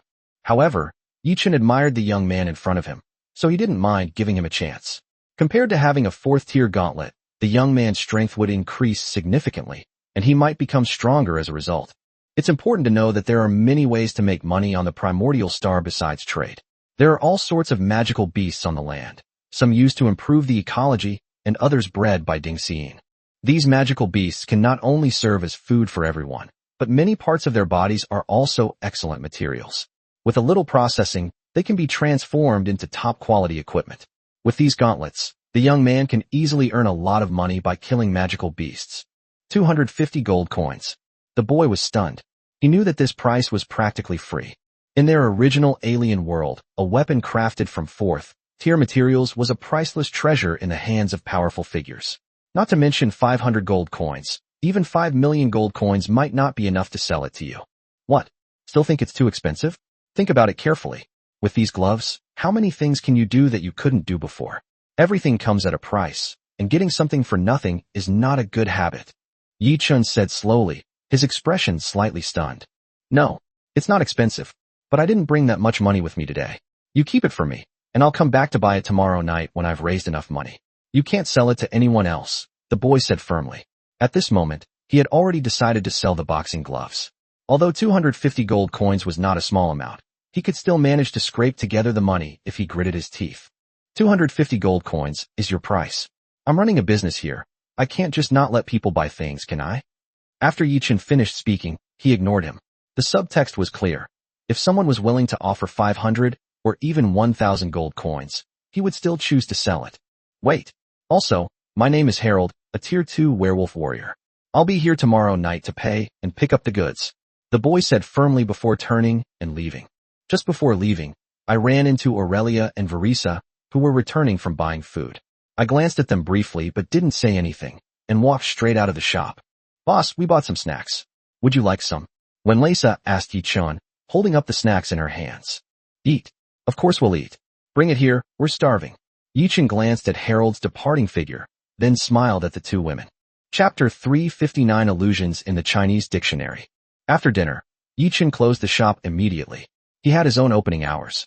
Although Taojin Street was more lively at night, it had nothing to do with him. If you wanted to buy something, please come during the day. The next day, instead of staying in the shop, he went to the library of Hope College to report for duty. It was Wednesday, his first day on the job, to begin his glorious and great work as a librarian. The person handing over the work with him was a female Ani named Lily. She wasn't a teacher at the academy, and she had gone to great lengths to secure a stable job there.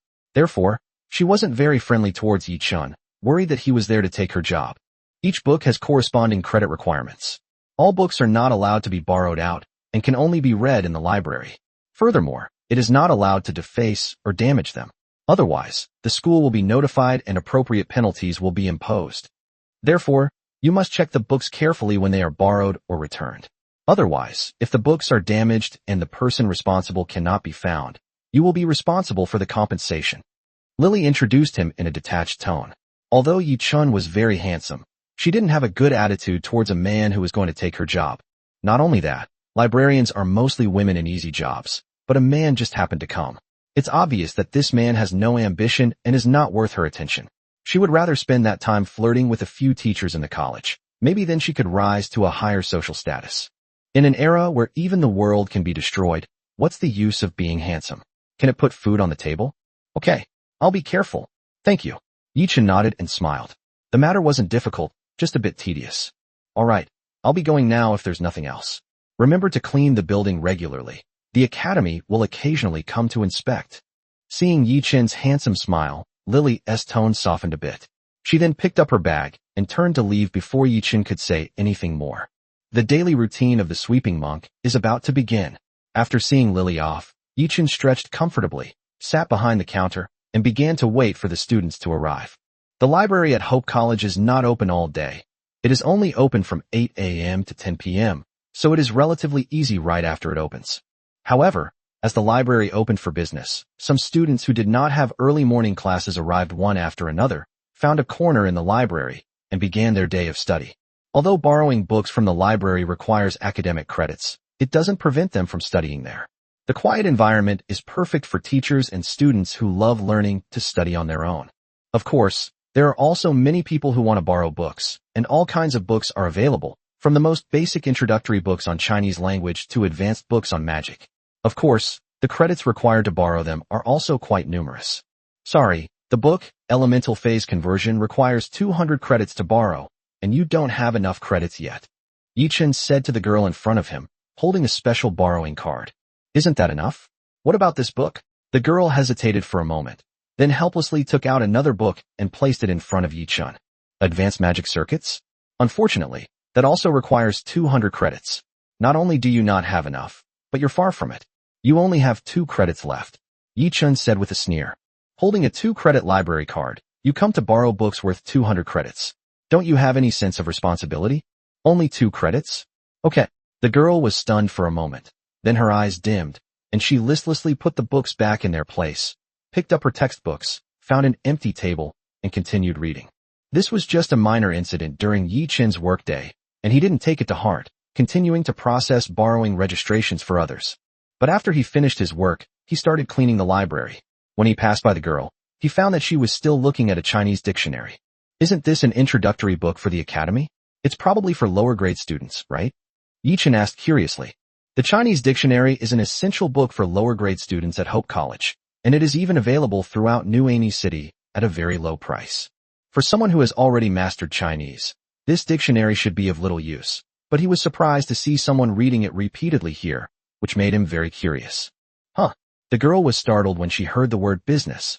She looked up and saw Yi Chun's face, and then breathed a slight sigh of relief.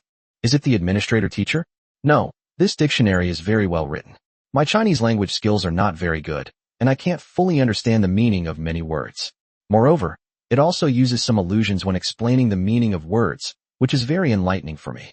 The girl spoke slowly, her gentle voice giving listeners a feeling of being bathed in a spring breeze, which was very comfortable. Allusions from the dictionary? Yi Chun was slightly taken aback, then realized that these were the sources of words that were marked when explaining words, such as the 36 stratagems and calling a deer a horse. You really like stories about China? Yi Chun asked curiously. Some of the stories are quite interesting, and it seems that China has a system completely different from magic. It seems that some people in it can even fly over walls without any assistance. This seems a bit different from the warriors of today. The girl frowned and nodded, seemingly having many questions in her mind. Hee, what's your name? What's your major? Yi Chun smiled and asked, looking at the other person. The fact that she could glean so much from just a Chinese dictionary shows that the girl is very interested in Chinese history and also enjoys martial arts stories involving leaping and bounding across rooftops. My name is Sarah, and I'm a level 1 mage, but my majors are inscription and archaeology, the girl answered truthfully. Inscription is a type of support profession in the magic class, requiring extensive professional knowledge and a calm mindset. The girl's previous desire to borrow the book, Advanced Magic Circuits, was related to inscription. As for archaeology, it is not considered a formal auxiliary profession, but the Academy still offers this subject because the interpretation of various ancient texts and artifacts requires knowledge of archaeology, and it is even related to magic. Inscriptions and archaeology, that's really good. It seems you're planning to go to China for archaeology now. Yi-chun nodded and teased, but there was a hint of appreciation on his face. The girl's personality was indeed very suitable for these two professions. No, I just happen to be dabbling in it. It's all right. Come to the library on Sunday, and if you happen to run into me again, I'll give you something nice. Yi-chun finished speaking with a smile, then ignored the astonished girl and continued his cleaning work. Chapter 360, you must have some connections, right? Although the work at the library was easy, none of the interesting things I had imagined happened. Students who come here to borrow or read books would never have a conflict in such a place, let alone damage the library's facilities and books. Such an act would be a very serious crime, not only in Hope Academy, but also in New Annie City, and could even lead to execution. Many of these books are rare copies brought from other worlds. Due to the special nature of magical books, very few people are able to copy them. If they are lost or damaged, they may be lost forever. Therefore, the act of destroying books is absolutely forbidden, and in many cases, it is even more important than human life. It sounds cruel, but that's the truth, and it's the rule in most extraordinary worlds. Often, knowledge is priceless. Dinner was delivered by the cafeteria staff. Currently, there are not many staff members in the college, and many positions are understaffed, yet they cannot be left unattended. Therefore, for these special positions, the cafeteria is notified to arrange for someone to deliver the food.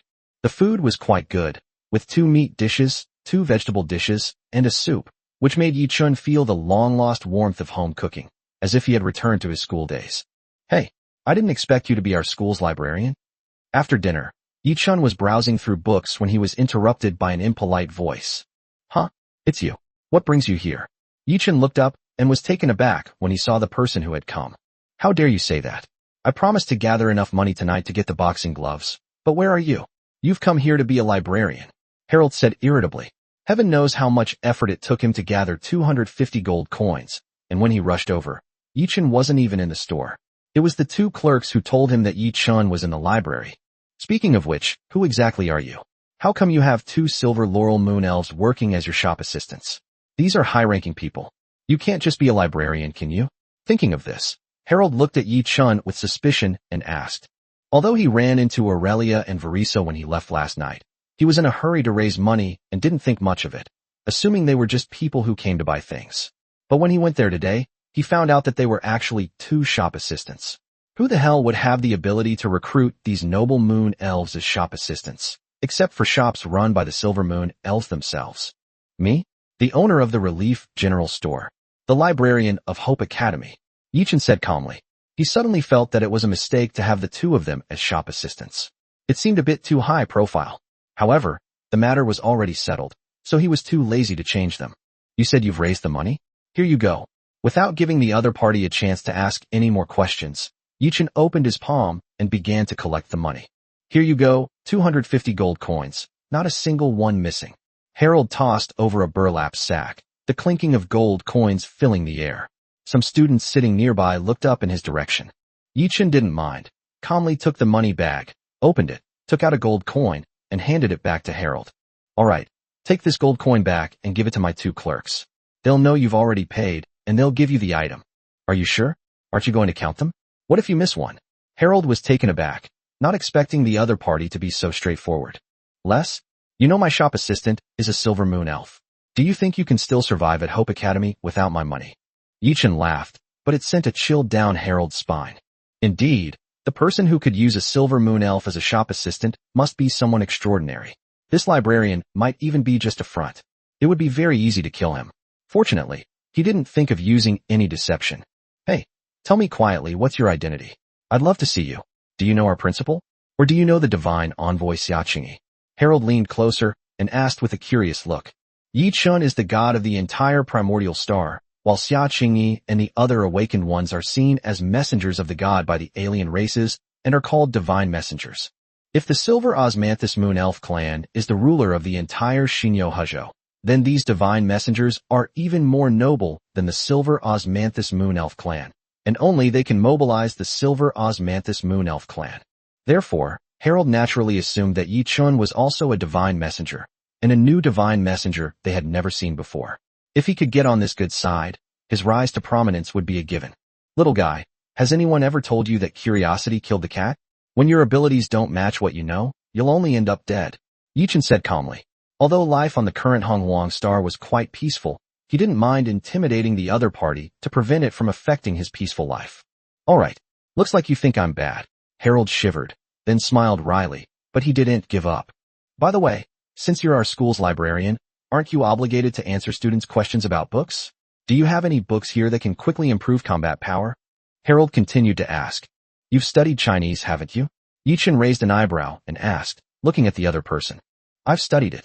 Then you should know what pulling up seedlings to help them grow means, right? You should also be clear about the consequences of taking shortcuts, right? Young people should be down to earth and take things one step at a time, Yi Chun said with a serious expression. He had a pretty good impression of Harold.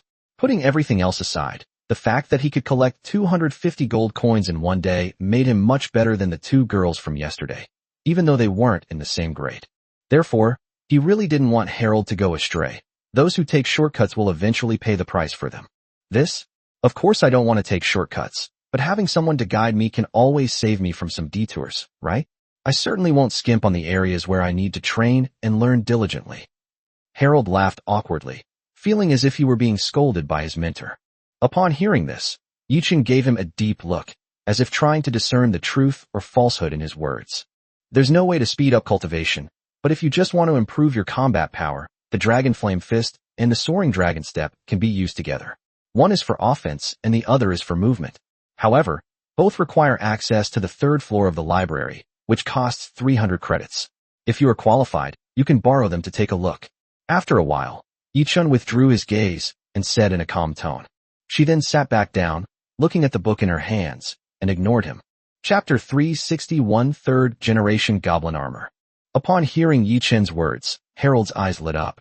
He had heard of both martial arts techniques, but they required a high level of physical fitness, and most importantly, the library access and credit requirements were not low, so he had never been willing to take the plunge.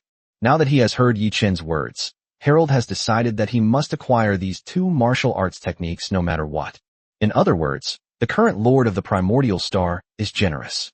If he were in the former Ani Empire, even if he were studying at the Royal Academy, he probably wouldn't be qualified to even glance at these two martial arts manuals, let alone learn them. Thanks, boss. I'll come find you as soon as I've earned enough credits. I'm going to your shop to get my boxing gloves now, Harold said excitedly, turning and leaving the library, running towards Gold Rush Street. Yi Chun looked up and shook his head helplessly. I'm not old at all, so why do I feel less energetic than these young people? Could it be that my mental age is too old? It's not impossible. Nothing unexpected happened for the rest of the evening. Yi Chun waited peacefully until 10 p.m. before leisurely returning to his general store. Two beautiful silver moon sprites had even prepared a midnight snack and hot water for him to wash up, just waiting for him to come back and enjoy it. For the next few days, Yi Chun stayed quietly in the shop. During his year at the Lord's mansion, he had gotten used to sitting quietly and reading. When he got tired, he would simply lie down on the recliner and sleep. If someone comes, Aurelia and Verisa will naturally greet them, but they look around more than they buy. After Harold's incident, Yi Chun sealed all the goods in the store. Ordinary people could not sense the enormous energy contained within them and thought they were just ordinary imitations. Yet they were priced at unimaginable exorbitant prices, and everyone cursed Yi Chun as a profiteer. Yi Chun didn't care about this. Buy it or don't, I don't need your money. At the same time, Yishi also came to the shop. This head steward of the Primordial Star rarely showed herself in front of aliens, so no one recognized her. They just thought she was a beautiful human girl. The sensation she caused was not even as great as that of Aurelia and Verisa. My lord, this is a report from many awakened individuals and clan leaders over the past 2 days. Please take a look, Yishi said, handing over a stack of documents as the shop had already put up a closed, do not disturb sign.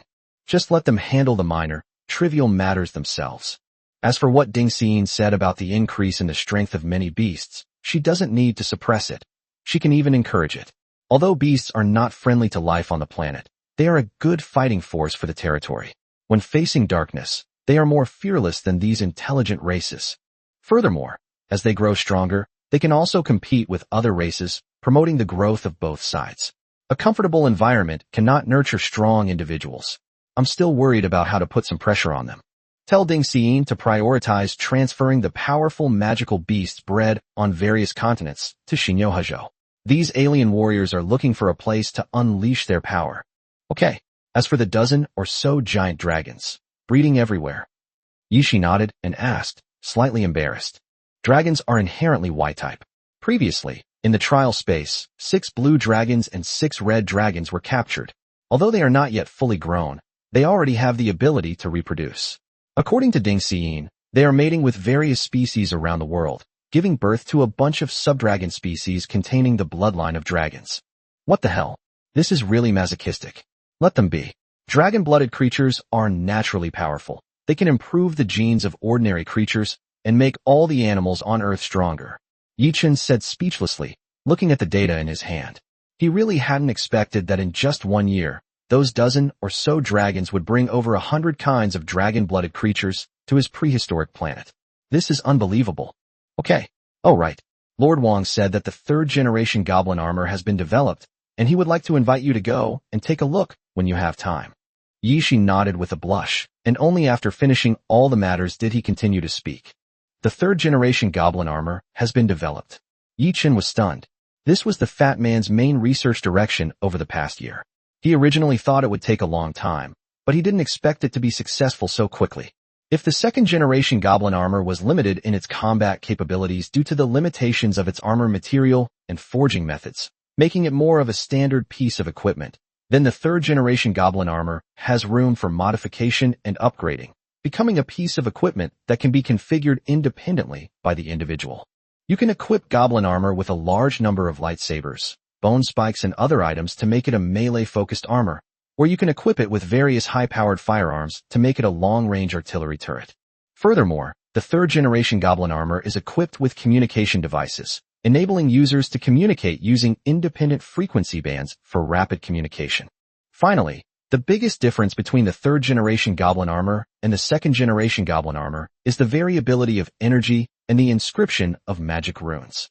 The choice of materials for this generation of goblin armor was very particular.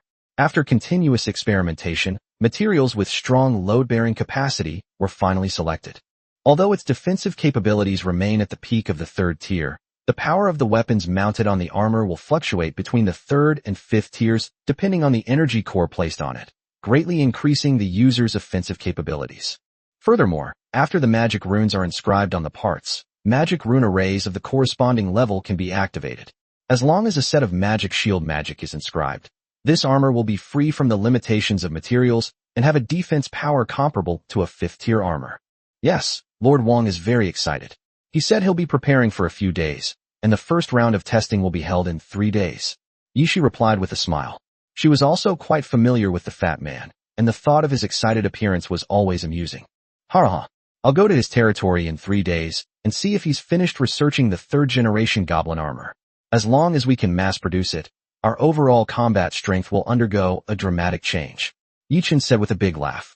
This thing is extremely useful not only to Fatty, but also to him.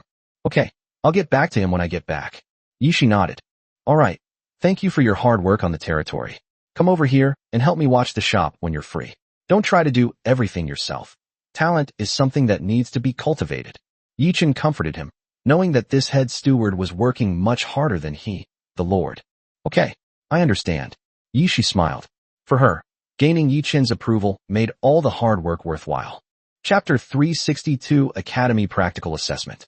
With Yichen's approval, Yishi indeed began to frequently visit the general store in the following days, treating it as his second home. Not only did she manage the entire grocery store perfectly, but she also took care of Yichen's daily life. After all, she was Yichen's first head housekeeper, and there were many things that Aurelia and Verisa, 2 newcomers, could not handle. Moreover, Yishi's arrival gave the 2 of them a pillar of support. Sometimes when Yichen was not around, they didn't dare to set a price when someone came to bargain. Now they could directly ask Yishi. After spending another day in the shop, the students of Hope College finally welcomed the weekend, and it was time for Yichen to go back to work at the library. He handed the shop over to Yishi and resumed his work as a librarian. However, not long after he sat down this morning, a familiar figure placed a secret manual in front of Yi-chun. How about it? 3 levels of access, 200 credits. Help me with the borrowing procedures for this Dragon Flame Fist. Harold stood in front of Yi-chun, smiling smugly. Wow, you've got some connections. You've accumulated 200 credits in just a few days, and even got level 3 borrowing privileges. Yi-chun looked at him with slight surprise. 200 credits were easy to come by, and with a bit of luck, one could manage to get them, but level 3 privileges weren't something you could just upgrade to overnight.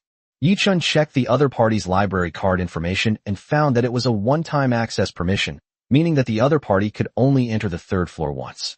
Even so, it's already quite an achievement. You have to understand that the 3rd floor doesn't contain ordinary cultural books or theoretical knowledge, but all kinds of real cultivation manuals. They are not easily open to students. Except for a few instructors or students with exceptional talent, everyone else is basically granted access and can borrow books on a per-use basis. Hehe. As the #1 handsome guy in Hope Academy, I do have some skills. Harold raised his head with a smug look on his face. Heaven knows how much effort he had put in these past few days. But being able to borrow Dragon Flame Fist made it all worthwhile. Alright, but are you sure you want to borrow Dragon Flame Fist? You only get one chance. If it's for the upcoming practical assessment, I actually recommend you practice Dragon Soaring Step. After all, with level 4 gauntlets, you're not lacking in offensive capabilities. Yi-chun reminded him. The practical assessment is a midterm evaluation conducted by the Academy for all combat-related professionals. Those who rank highly will receive substantial rewards from the Academy, including some valuable training resources. Therefore, although the practical assessment is only a midterm exam, it is more important than the final exam for combat-oriented students. After all, if you don't do well on the final exam, you can make up for it with credits. But if you don't do well in the practical assessment, then real resources are slipping through your fingers. I know what you mean. You're worried that my offense is too strong and my defense is too weak, but I have my own way. I'll borrow the Dragon Flame Fist. Let me take violence to the extreme. Harold chuckled. He understood Yi-chun's meaning, but borrowing the Dragon Flame Fist was also a decision he had made after careful consideration. It's good that you understand. However, it's best to use dragon blood to temper the Dragon Flame Fist. It might be difficult for you to obtain. The Relief General Store sells them. If you have the money, you can go and take a look. 1 drop costs 100 gold coins, no bargaining. Yi-chun nodded and smiled as he processed the formalities for the other party.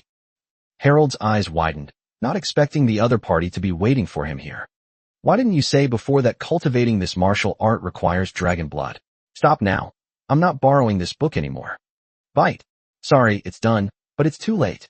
Yi-chun said with a gloating expression, handing the books that had already been borrowed back to the other party, which made Harold grit his teeth. Were you waiting for me here from the very beginning? Harold leaned forward and grabbed Yi-chun's collar, demanding an answer. I advise you to behave yourself. This is a library, and I am the librarian. Yi-chun's face turned cold as he stared at the other party and said in a cold voice. The aura of a lord poured out, which made Harold shiver involuntarily. He took 2 steps back and loosened his grip on Yi-chun's collar. Humph. Yi-chun snorted coldly, straightened his clothes, and sat back down in his chair. Just because of your behavior just now, the price of dragon blood will rise to 200 gold coins per drop. Although the Dragon Flame Fist requires tempering with dragon blood, its power is still very strong. In addition to close combat, it can also provide you with a certain ranged attack capability. You know, you get what you pay for, and there are advantages to its higher price. Yi-chun's cold words made Harold's heart skip a beat, and he realized that he had misunderstood the other party, so he immediately lowered his head.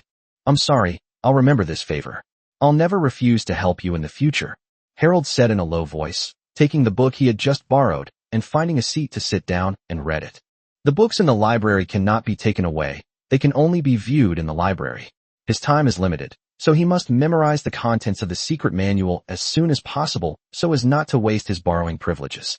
1 credit can be used to browse this book an unlimited number of times within a month. However, the special borrowing privileges on the 3rd floor limit the borrowing time for everyone.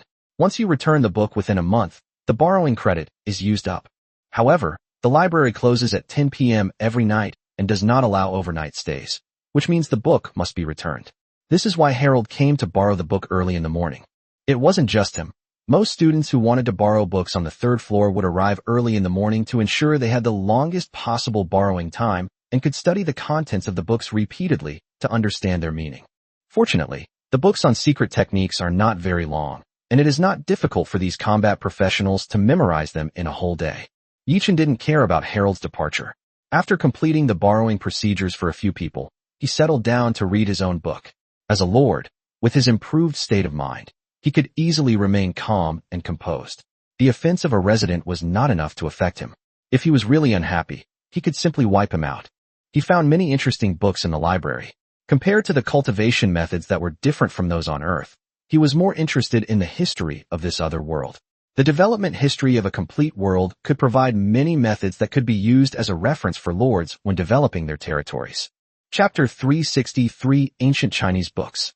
The leisurely morning passed quickly, and it wasn't until the afternoon that Sarah, dressed in a magic robe, came running in, panting. She glanced at Yi Chun, who was reading at the front desk, then picked up her textbooks and went into the library, finding a quiet spot to continue reading. Unlike Harold, who had many ways to accumulate credits, she had very limited credits, which she had already used up by constantly borrowing books. Yi Chun had sensed the commotion the moment she stepped into the library. Although he wasn't particularly skilled in combat, he still possessed the necessary perception and acuity, despite having third-tier attributes. However, seeing that Sarah hadn't come to find him, he wasn't in a hurry to see her. At the moment, he was drawn to the book, The Annals of Aenii, in his hand, which fully recorded the magnificent history of the Aenii people from their humble beginnings to their rise to become an empire. So the Innis aren't native to the planet Korich? They arrived here countless years ago through a portal in time and space. Yichen thought to himself, closing the book with a puzzled expression. If the Aeneas are not native to the planet Korich, then where was their original planet? And who were the original inhabitants of that planet? Thinking further ahead, could the Aeneas be from the Moor plane? Are they interdimensional travelers? Or are they traveling between different planes? Not only the Ani, but also the Fox, the Ruga, and the vampires are not part of the population of planet Korlich. The only known native inhabitants of this planet seem to be the Minus, yet the peace-loving Minus haven't become the dominant species on the planet. Yi Chun thought with amusement, suddenly feeling that the native races of planet Korlich were somewhat useless. The three great empires only had humans as their natives. It seems that the strength of the human race is not without reason. I wonder if that small human tribe can develop into something great. When the various alien races were taken over, a small number of humans who lived in the Imperial City and Allen City came along with them. However, their numbers were small, only about 100 people, and now they have formed a village of moderate size. Yichen glanced at them and realized that, unlike the Chinese people he was familiar with, these were all white-skinned Westerners, which suited them well to live in Zenizu. However, it would probably take countless years of recuperation for a tribe, or even an empire to develop with only 100 people. Let nature take its course. Anyway, the witch clan still exists in Dongsheng Divine Continent. Yichen shook his head indifferently. To him, this was the race he truly trusted. Looking out the window, Yichen realized that night had fallen. He closed the book he hadn't finished reading, prepared to rest, and then clean up the library before going home. He hadn't been sweeping for long when he suddenly saw Sarah sitting by the window reading a book. He immediately remembered the promise he had made on Wednesday, smiled, and walked towards her. Still reading this Chinese dictionary? Yichen asked with a smile as he approached the other person, glancing at it. Yes. Yichen's sudden appearance startled her. After recognizing him, she replied softly, I don't have any credits, so I can't afford to borrow other books. I can only rely on this Chinese dictionary. Not enough credits? I see you're a magic major, right? Last time you said you were also studying inscription and archaeology? Earning credits shouldn't be that hard, right? Yichen asked curiously. Credits were in short supply, but they shouldn't be that rare. Borrowing some books should be enough, right? I accidentally damaged a tier 3 scroll before, and the inscription instructor deducted all my credits, and I even owe him a lot. The girl replied somewhat awkwardly, and Yichen was also taken aback when he heard this. Although this kind of situation is common in auxiliary professions, it is really unbelievable that someone with only a first-tier status could destroy a magic scroll of a third tier. This is really not good news. Yichen said regretfully, then smiled at the other person. Do you remember what I said last time? If I ran into you in the library on Sunday, I would give you a gift. No. I can't accept your gift without doing anything in return. Sarah waved her hand in refusal, but Yichen ignored her and took out a copy of Records of the Grand Historian that he had brought from Earth and placed it in front of her. Oh, Not bad. You can even use proverbs now. Do you know where this proverb comes from? Yi-chun said with a faint smile, but he saw Sarah was stunned. She had only heard her mentor mention it, but did not know the origin of the proverb. There were many countries and many different languages on Earth before. Chinese is a treasure left behind by one of the ancient countries with a 5,000-year-old civilization. The Chinese language has undergone a long process of evolution, with different regions even having their own dialects. Idioms, proverbs, and sayings have emerged in endless succession. It's not easy to truly master it. This book is the Records of the Grand Historian, which records 5,000 years of Chinese civilization. Consider it a gift from me to you. It's a personal treasure. You won't find it in any library. Yi-chun laughed, and Sarah was stunned when she heard this. How rare must an ancient book that records the history of China on Blue Star be? It's probably no less valuable than the Annals of Ane. However, the Annals of Ane had been copied countless times, but the Records of the Grand Historian was the first copy. She was even certain that the entire library did not have this book. This was truly the other party's private collection. No, this is too valuable. I can't accept it. Sarah immediately grabbed Yi-chun and refused as she saw him turn to leave. Don't you want to really learn about the history of China? Yi-chun turned around, looked at the other person, and smiled, his tone full of temptation. Me? Sarah was taken aback. Her minor in archaeology showed her great interest in history, but the value of the Records of the Grand Historian was also far beyond her imagination. She even worried that if the book were damaged, she would not be able to afford to pay for it. Yi-chun smiled teasingly and continued to press for answers. I want to. But. Sarah looked conflicted, wanting to see it but unable to bring herself to accept it. If you want to see it, there's no but. The ocean of knowledge has no boundaries. Mastering more knowledge, not just archaeology and inscription, will also help you on your path to becoming a mage. Keep up the good work. I believe in you. Yi-chun clenched his fist and gave a thumbs up, then turned and left again before the other party could refuse. Sarah instinctively wanted to stop her, but she couldn't resist the temptation of the Records of the Grand Historian and finally gritted her teeth. Don't worry. I'll return it to you after I've looked at it, and I promise it won't be damaged. Chapter 364 Half-Finished Mecha. With the Records of the Grand Historian in hand, Sarah immediately began reading it. This book, which recorded the history of an ancient country, was of great help to her. It not only contributes to the accumulation of knowledge in archaeology, but also greatly promotes the accumulation of knowledge in the field of magic. Why are powerful mages often erudite individuals? It's because magic itself requires a vast amount of seemingly useless knowledge to accumulate, which rapidly enhances one's intelligence attribute. This directly impacts the power of magic and the advancement of one's profession. After finishing his work as a librarian, Yi-chun returned to the shop and continued working for 2 more days, finally arriving at the day he had agreed to meet with Fatty. He handed the shop over to 2 Silver Moon Elves, and then went with Yi Shi to the Fat Man's territory. After some time, Fatty's territory had grown larger and larger. However, compared to the vibrant life in Yi-chun's territory, his territory was more technologically advanced, surrounded by various cyberpunk-style buildings, with chimneys spewing exhaust fumes everywhere. However, these exhaust gases were not allowed to drift in the air. Various purification devices were placed near the chimneys to ensure that the air in Fatty's territory was not polluted. The stale exhaust gas was trapped at the top of the chimney, like black fog balloons, seemingly under some kind of magic, preventing it from leaving. Indeed, every chimney's exhaust vent was engraved with binding magic runes to prevent the unpurified exhaust fumes from spreading. In the world of magic, many things that Yi-chun could not have imagined before can always be done. You're here? Come over here. Let me tell you, besides the 3rd generation goblin armor, there are quite a few other good things here. The fat man waved excitedly when he saw Yi-chun arrive. What good stuff? Better than the 3rd generation goblin armor? Don't tell me you've already built a mech, huh? Yi-chun said with a smile, patted the other person on the shoulder, and then walked towards the training ground together. This place was built after the dwarves appeared. As the dwarves' forging technology improved, more and more mechanical structures needed to be demonstrated. Several such training grounds have been built, each with a different purpose. Today, Fatty took him to the largest training ground in the territory, where important military machinery, such as goblin armor, are usually used for exercises. The good stuff you're talking about, it can't be that, right? You actually managed to build the mecha. As soon as Yi-chun arrived at the training ground, his eyes were drawn to the huge machine at the edge of the field. With its modular mechanical body, humanoid form, and terrifying firepower, its design is very close to the mecha Yi Chun had in mind. Hehe, I was going to hide this for a while, but this thing is too big.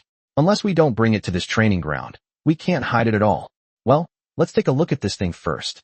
The fat man said with a regretful look, pulling Yi Chun directly towards that direction. You guessed right, this thing is the mecha we were talking about before, but it's only a design at the moment. It's still a semi-finished product, but it already has a certain combat capability. It has a control panel inside, which can be used to control this mecha just like other large machines, similar to the spaceships and starships on the market today. That's why I say it's only a semi-finished product. The artificial intelligence you mentioned earlier is still in its infancy, and there's no way to give it life. Right now, it's just a large-scale strategic weapon. However, its offensive and defensive capabilities are much stronger than goblin armor. It has a large energy reserve, and its attack power can easily reach the 5th tier. If the weapons it is equipped with are up to par, it can even reach the 6th or 7th tier of attack power. Unfortunately, the flaws are also obvious. The operability is too poor. Everything needs to be operated by the operator in the main control room. Not to mention the information transmission speed. The operator's reaction speed may not be able to keep up, let alone the 6th level. If it really comes to an enemy, I'm afraid a 4th level martial artist can kill it, or even some extreme agile assassins. As the fat man showed Yi Chun the mecha, he explained its advantages and disadvantages. He even took Yi Chun into the control room, where the dense wiring and control panel were enough to make one's scalp tingle. You're exaggerating. With so many control buttons, it's just a lump of metal. It's only really useful as a fixed turret, but that would make your costs very high, wouldn't it? Yi Chun said, frowning. It would be better to build a starship instead of this. The cost effectiveness is too low. That's the idea, but it's too difficult to achieve our previous vision. Let alone giving it life. We can't even do artificial intelligence right now, the fat man said with a bitter face. Creating life is something that his goblins can't do. It would require the power of a god. Okay, so this thing is just a model for now. Yi Chun shrugged regretfully. Actually, goblins are capable of creating life, but the fat man's goblin development time is still too short, and it involves the authority of the gods. For a weak life form like a goblin, it is not allowed. That would be blasphemy. This is also why goblins were despised by the gods in the past. If we can't develop artificial intelligence, what about using thought sensing? Yi Chun suddenly asked. They had previously focused on artificial intelligence, but the appearance of Fengdu City gave him a different kind of inspiration. Thought sensing access. The fat man was taken aback, clearly not fully understanding the meaning behind the words. Thought sensing access. Humans have magnetic fields. Thinking, speaking, acting, everything can cause changes in one's own magnetic field. If we can design a device to capture this magnetic field, then wouldn't it be possible to directly control this mech through the magnetic field? At that time, the body of this mecha will be an extension of the pilot's body, and the mecha's gaze will be the pilot's gaze. Whatever the pilot thinks, the mecha will do accordingly. Wouldn't that achieve the same effect as when we wanted to create artificial intelligence and even life? Yi Chun said excitedly, but the fat man looked at him blankly, clearly not understanding what the other party was saying at all. Soul, possession, switching to a different mecha body, understand. Chapter 365, give me a few sets. After a long explanation, the fat man finally understood. Fengdu City in Yi Chun's territory, the concept of the soul also entered the minds of Fatty and the others. So Yi Chun talked for a long time about the connection of thoughts, but he still didn't understand. However, when it came to the soul possession, he suddenly understood. In essence, it's about protecting the operator's body and allowing them to enter the mecha in soul form, giving them a new steel body. Since it's already your own body, there's naturally no longer any issue of inconvenience in operation. Of course, this is different from soul possession. Soul possession involves actually taking the soul out and putting it into another container. But what Yi Chun needs to do now is to create a device to capture the messages and instructions sent by the soul. This method wasn't actually Yi Chun's idea. In the science fiction works he remembered, there already existed such mechs that didn't require the assistance of artificial intelligence. All they needed was for their own physical strength to be strong enough. This kind of mecha has even appeared in many fantasy novels. To control a powerful mecha, one needs a lot of mental strength, because the mental connection will put a great burden on one's mind. And in China, the spirit is a kind of essence, energy and spirit, which refers to the human soul. Brother Chen, I told you you're a genius. Anyone who dares to deny it will face my wrath. The fat man looked at Yi Chun with admiration. No one else could come up with such a method. Putting everything else aside, how can a new lord even come into contact with something like a soul? Even demigod-level lords might not be able to figure it out, okay? Alright. I'm not some genius, just a history translator.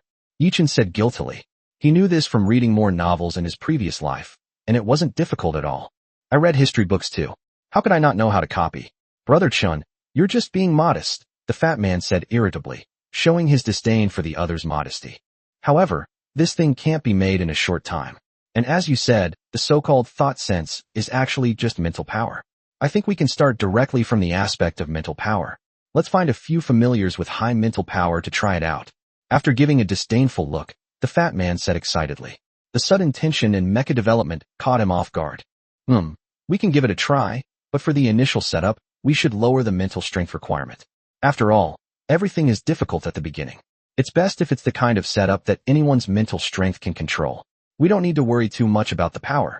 Yi Chun suggested. Okay, I understand. Only mechs that most people can use can become widespread. Yes, but high-end mechs definitely require some training. Those without any combat experience, even if you give them world-destroying power, are just kids wielding a hammer and will only end up shooting themselves in the foot.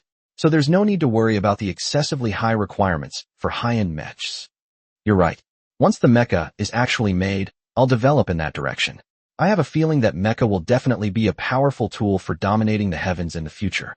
That's a must. This is a power independent of magic, battle aura, and other power systems, and the entry requirements are even lower than those power systems. The two chatted excitedly around the mecha for most of the day, while the goblins and dwarves around them grew impatient. Finally, the two reluctantly got off the mecha and headed towards the third-generation goblin armor.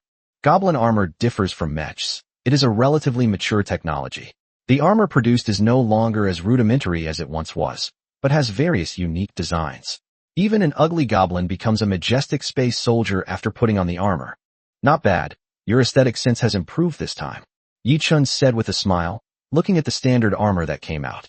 The goblin armor of the previous two generations could only be described as appalling, but this new armor actually looks quite imposing.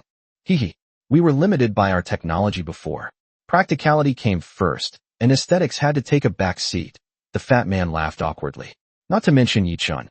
Even he himself was disgusted with it. What materials were used this time? Without dwelling on the question too much, Yi Chun asked the fat man.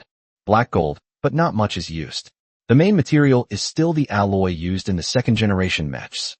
However, after adding black gold, we found that the sturdiness has been greatly improved. In addition, some mithril was also added, which is a key material to improve magic conductivity and is consumed in large quantities, the fat man replied. He already knew this information by heart. The large consumption of mithril was the culprit that had kept him up at night recently. Black gold. It's fine if you don't use much, but this stuff is more valuable than mithril. It's almost as valuable as obsidian. That's true, but this set of goblin armor costs less than a tenth the value of black gold compared to mithril. My territory is almost completely depleted of mithril, the fat man said with a bitter face. Mithril wasn't a high-yield mineral resource to begin with, and with recent high consumption, his territory was practically empty. I'll have someone send you some later. Also, although this spatial cave isn't as vast as the trial space, there are still quite a few lords there, and they're always having feasts. You could try exchanging for some, Yi Chun said after thinking for a moment. Mithril is indeed a scarce resource for all lords. Even on his planetary territory, the production is not high, and it is definitely not enough to supply the fat man's needs.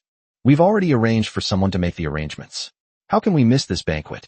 The fat man nodded, then pointed to the area in the middle of the room and said, Never mind that. They're about to start using offensive weapons over there. Following the direction the fat man pointed, the goblins who had appeared earlier had drawn the laser swords mounted on their armor and were slashing at a huge iron shield not far away. This was the shield the fat man used to test its power. It was forged from a special alloy and required an attack of at least level 4 to break through. Just as the laser sword was about to strike the iron shield, a violent jet of air suddenly erupted from the armor's arm, followed by a loud bang, and the iron shield shattered. Wow, that's powerful. Yi Chun's heart skipped a beat. Then he said with amazement. Don't rush, keep watching, the fat man laughed smugly. The goblin in the arena had put away his laser sword, and a ring of dark cannon barrels extended from his arm. Then came a deafening roar as a large amount of firepower poured out, blasting towards another iron shield. Boom! The ground beneath his feet trembled slightly. Without even seeing the result, Yichen knew that this attack had reached the standard expected of a fourth-tier attacker. Sure enough, when the smoke cleared, the iron shield was shattered into pieces. Give me a few of these mechs. I need them in the next few days, Yichen said immediately. Chapter 366 Practical Exercises. Yichen took 5 sets of goblin armor from the fat man, who looked pained. Through his practical combat training, it was clear that the goblin armor was extremely practical and could indeed allow the user to unleash combat power at the 4th or even 5th tier or higher. However, Yichen also noticed the flaw. The hardware met the requirements, but the user's software couldn't keep up. Those who use these goblin armors are all 1st or 2nd tier goblins. Giving them such armor can indeed give them combat power as high as 4th or 5th tier, but that does not mean they can fight against 4th or 5th tier enemies. Reaction speed, combat awareness, combat experience, and so on are all key to winning in battle, which are things that these 1st and 2nd tier goblins cannot do. Yi Shi even brought in a peak tier 3 silver moon elf to help, and they easily defeated a fully equipped tier 4 goblin armor. Just like your half-finished mech, once it reaches a certain level, it starts to place certain demands on the user. Yichen said with a frown as he watched the unconscious goblin being carried out of the armor. In fantasy worlds, this is a very common problem. Even the nuclear weapons and similar weapons from Earth can only threaten the high-level powerhouses in this world. If it really comes down to a fight, they probably won't even have a chance to make a move. There is a difference between relying on one's own strength and borrowing external forces. Borrowed strength ultimately does not belong to oneself. No matter how well it is adapted, it will not be as easy to use, and one will easily become a sitting duck. There's nothing we can do about it. If your level isn't high enough, your physical fitness and reaction speed won't be up to par. But this armor does give them the possibility of fighting beyond their level. You should know that as long as their attack power is high enough, they can take down even the King of Heaven if they find an opportunity, the fat man said helplessly. Whether it's goblin armor or unfinished mechs, their flaws are obvious. But that doesn't negate the fact that their powerful firepower gives all users the possibility of fighting against opponents of higher levels. Do you have goblin armor in human form? Yichen thought for a moment, and then asked. I have a set. Do you want to try it? The fat man nodded and asked curiously. Send a tier 3 silver moon elf to try it out, and then give him a tier 4 opponent. Yichen said to Yi Shi beside him. The two territories were not far apart, and calling for help was just a matter of a word. Soon, Yi Shi returned with a group of silver moon elves. It wasn't just the 2 of them, but 5 3rd and 4th tier powerhouses each. The silver moon elf side was short-handed, so she even went to the witch to bring back a few burly men so that Yichen could test the combat power that different individuals could unleash. Go and have a tier 3 silver moon elf put on armor, and then Zhu Rong, arrange for a tier 4 early stage witch to go up and try it out. Yichen said to the group. Alright. Upon hearing his name called, Zhu Rong waved to a shaman beside him. He had nothing to do in the tribe, and when he heard that Yi Shi wanted to find someone to test the new weapon, he volunteered to come over. On the other side, at Yi Shi's signal, a sharp-type silver moon elf specializing in archery stepped forward, donned the goblin armor provided by the fat man, and was completely enveloped in it, instantly transforming into a majestic knight. I must say, your design is quite impressive. I wonder how effective it is in actual combat. Yichen praised the armor design. Unlike the goblins, the silver moon elf, with her tall figure, really looked like a futuristic warrior in this armor. Why don't you give it a try and see? The fat man chuckled. I'm afraid that if I try, I'll die. As they spoke, both sides had taken their positions in the training field. With the referee's command, the 4th tier witch warriors roared and charged toward their opponents. Still a considerable gap between the 3rd and 4th tiers. Just in terms of aura alone, the silver moon elf wearing goblin armor felt a jolt in her heart, her whole body trembled, and her movements became noticeably stiff. However, it was only for a short while. At this stage, the silver moon elf who has reached the 3rd tier has seen a bit of the world and is not intimidated by the opponent's aura. This silver moon elf has obviously experienced a lot of battles and quickly responded after a brief moment of stunned silence. His body instinctively tilted to the side, trying to dodge the attack, but he suddenly felt a huge force pushing him from the side, which actually moved him several meters to the side, and the witch warrior's attack naturally missed. The witch warrior and the moon elf were both stunned. The The former did not expect that the other party would be able to dodge her attack after being stunned for so long, even though it was about to hit her. The latter was curious about the strange propulsion force.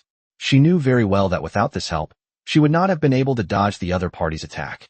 The momentary daze was fleeting. The two quickly realized that the goblin armor was working.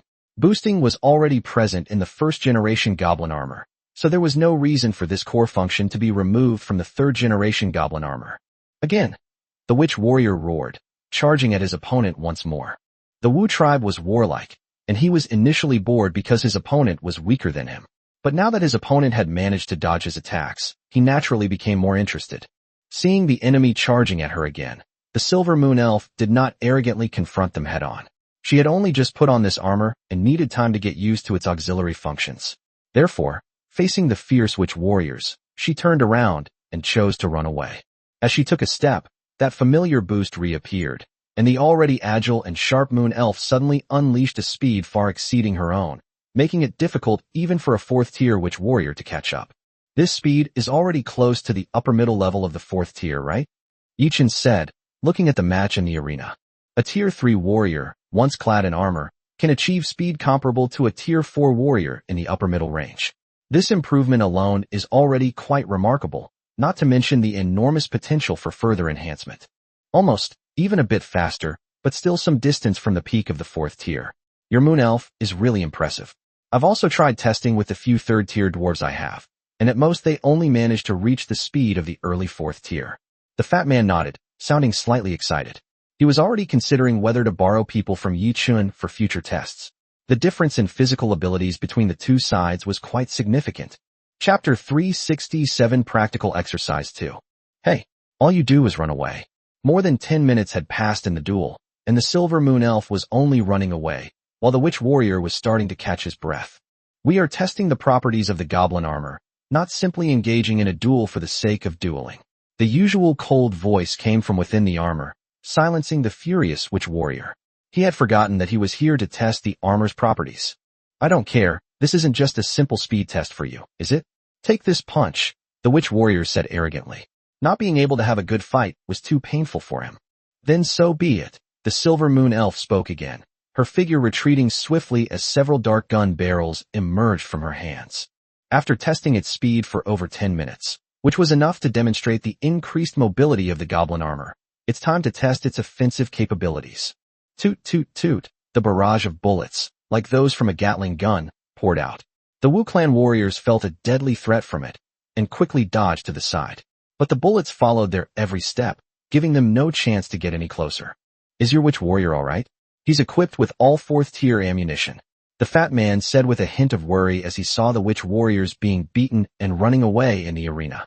It's alright, they're thick-skinned, and the Moon Elf knows what's good for them. Yichin replied, his eyes fixed on the arena. To avoid accidental casualties, some high-powered weapons were not equipped. Instead, the choice was made based on similar firing speeds. As long as the ammunition could hit the Witch Warriors or create a restraining effect, that was enough. The rest was simply an equal upgrade in firepower. The overwhelming firepower indeed caused considerable trouble for the Wu tribe warriors, who were repeatedly hit by the barrage of bullets. Fortunately, they were tough enough and had worn bulletproof vests beforehand, so they did not suffer too much actual damage. There shouldn't be too much of a problem with firepower. It's just a battle against a higher-level enemy, so it shouldn't be a big issue. Seeing the miserable state of the Witch Warrior, Yi Chun nodded in satisfaction. He wasn't satisfied with the fact that the warrior had been beaten so badly that he had to run away with his head in his hands, but rather with the firepower of the goblin armor and the agility of the Silver Moon Elf.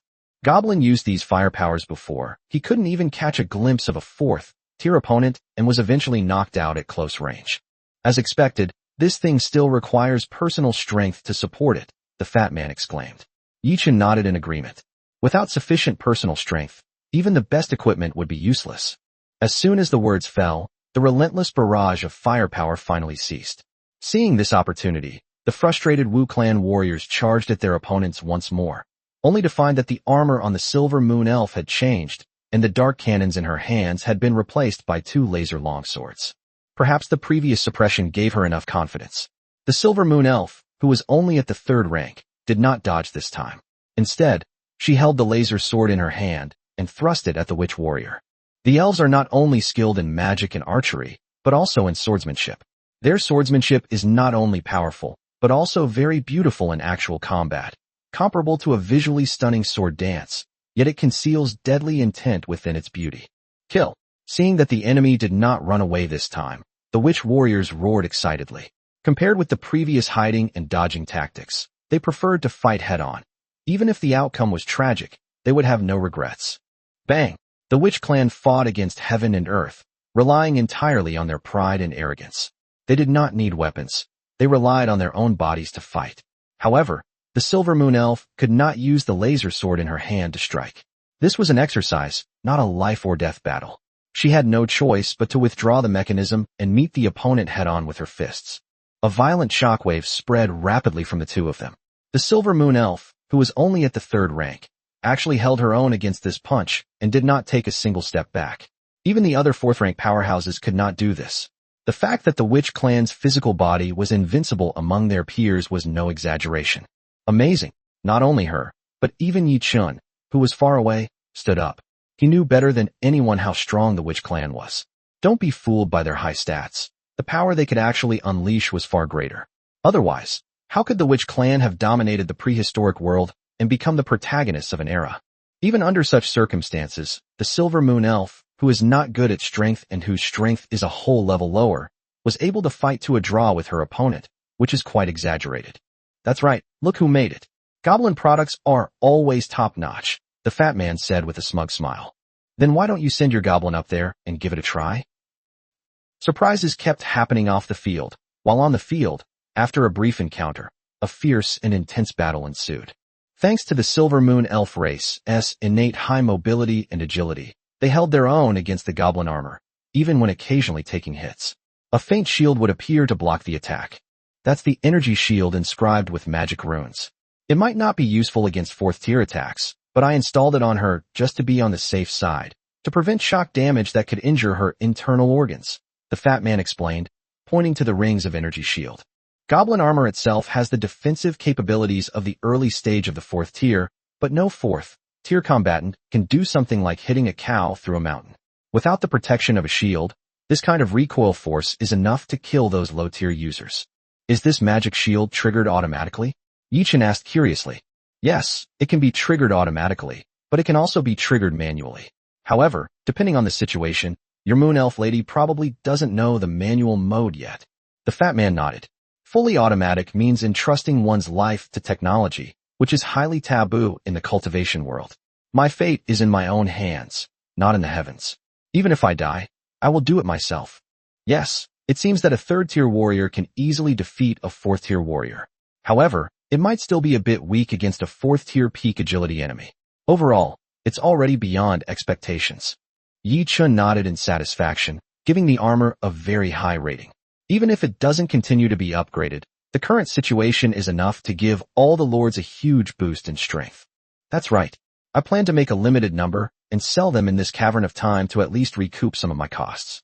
Otherwise, I really can't handle the consumption of mithril, the fat man said smugly, but then his face fell. We can sell some and hold an auction every year. Anyway, those lords only come for a day, and we can also promote the reputation of our Duobao trading network. Chapter 367 Reclusive Powerhouses in Gold Rush Street. Yichin only stayed in the fat man's territory for a day before returning to Hope Academy, bringing back 5 sets of improved goblin armor, suitable for human body types. 1 set was given to the Witch Clan. 1 set was kept for the Silver Osmanthus Moon Elf. Yichin kept 2 sets for himself to sell in the general store, and the last set was given to Hope Academy as the final reward for this year's practical assessment. He also wanted to see how much combat power this goblin armor could unleash after years of practice on a real warrior. However, the goblin armor had not yet caused a great stir at Hope Academy, partly because no one had ever seen it, and partly because the academy did not publicize it extensively, intending to let students acquire it by chance. Harold, on the other hand, was immediately taken aback when he arrived at the Relief General Store and saw the goblin armor hanging on the wall by Yi Chun, as he was startled by the long string of numbers. 1 million gold coins? You're not kidding, are you? Harold asked Yi Chun in shock. The combined savings of everyone in the entire New Amy City might not even amount to that much. Are you kidding me? How bored do you think I am? Yi Chun rolled his eyes, too lazy to pay him any attention. A set of goblin armor does not cost 1,000,000 gold coins, but it would still cost 4 or 500,000. Otherwise, the fat man would not have emptied his savings. The prices of mithril and black gold have always been high. If it were auctioned on the market, the price of such a set of goblin armor would definitely be more than 1,000,000. Speaking of which, is this the same thing as the goblin armor that the Academy rewarded us with? Harold gasped and leaned closer to Yi-chan to ask. Don't ask about things you shouldn't. You're so young. Why are you so curious? Damn, anyone would be curious, right? The Academy went all out this time. Did you provide that goblin armor too? What's your background? Are you actually a native? Go away. Go play somewhere else. Don't disturb my nap. Haven't you heard the saying, the more you know, the faster you die? Harold left, full of confusion, while Yi-chan looked up at the goblin armor hanging on the wall, wondering if he should take it down. Hanging it like that did seem a bit too conspicuous. Should we take it down? Yi-shi asked Yi-chan with a smile. She naturally understood what Yi-chan meant. Hanging it up at this time was indeed too conspicuous. Forget it, it's already dead. Besides, it was Yi-ling's silver osmanthus moon elf who sent the armor over. Why don't you send her another set later? She's had a tough time. We only have one set, and I doubt anyone can afford to buy another one. Yi-chan thought for a moment, then shook his head and said, the armor was delivered by the silver moon elf, who also possesses the largest number of armors. If anyone were to suspect anything, they would at most guess that he obtained them from the silver moon elf. The items in the Relief General Store were all protected by a spell, making it difficult for students to distinguish between real and fake. However, the goblin armor was impossible to fake. After the armor was displayed, the Relief General Store's reputation spread throughout the Academy. Not only students, but many teachers also came to visit. These teachers were not like the students who had never seen the world. They easily recognized the rarity of the goods in the store. These were all genuine products, and of course, they were not cheap. Therefore, even though these teachers wanted to buy them, they could never afford any of them. New Annie City had only been built for a short time, and no one had any money in their pockets. It was undoubtedly a pipe dream to buy these rare materials. On the contrary, the students could occasionally find some cheap scraps in the store, such as Harold's wolf claw gloves and the iron dust powder from those two girls. Over time, the teachers gradually came to accept that this was a general store specifically set up for students, with the purpose of cultivating and selecting talent. For example, the two female students who bought the iron dust powder were far ahead of the rest of the fire magicians. The fire magic they cast was incredibly powerful. They even went on to research other auxiliary materials so that they wouldn't fall from grace after the iron dust powder ran out. Through their research, they created a completely new path in magic. In addition, Yi-chan's identity as a librarian was completely exposed after less than a month. The reason was that the copy of Records of the Grand Historian that he gave to Sarah was accidentally seen by his mentor while she was reading it. The mentor was immediately amazed and said he wanted to get to know this librarian. Sarah tried to refuse, but in the end she couldn't resist her mentor and had to bring her mentor to see Yi-chan. Unfortunately, her mentor had been to the Namiya General Store, which made Yi-chan's reputation as a hidden master impossible to hide. He almost got Yi-chan to teach at the academy. In the end, Yi-ling had to step in to calm things down. However, Yi-chan's identity as a mysterious big shot had become widely known throughout the academy. Every day, countless students and teachers would pretend to try to chat him up at the general store. Yi-chan had no choice but to close the store for a while before things gradually calmed down.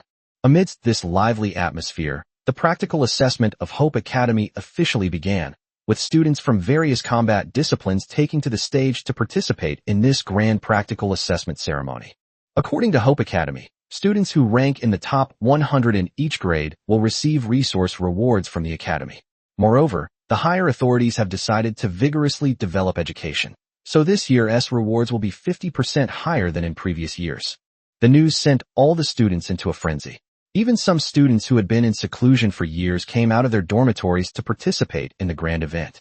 The college's rewards were already substantial, and with an additional 50% increase, it was hard not to be tempted. People like Harold, who were well prepared, were already eager to get a good ranking in the practical assessment. Of course, he was also cursing. The increase in rewards would inevitably attract many hidden strong players, which would make his chances of winning the championship much lower, and he might even fall behind in the rankings. Harold was so anxious he was jumping up and down.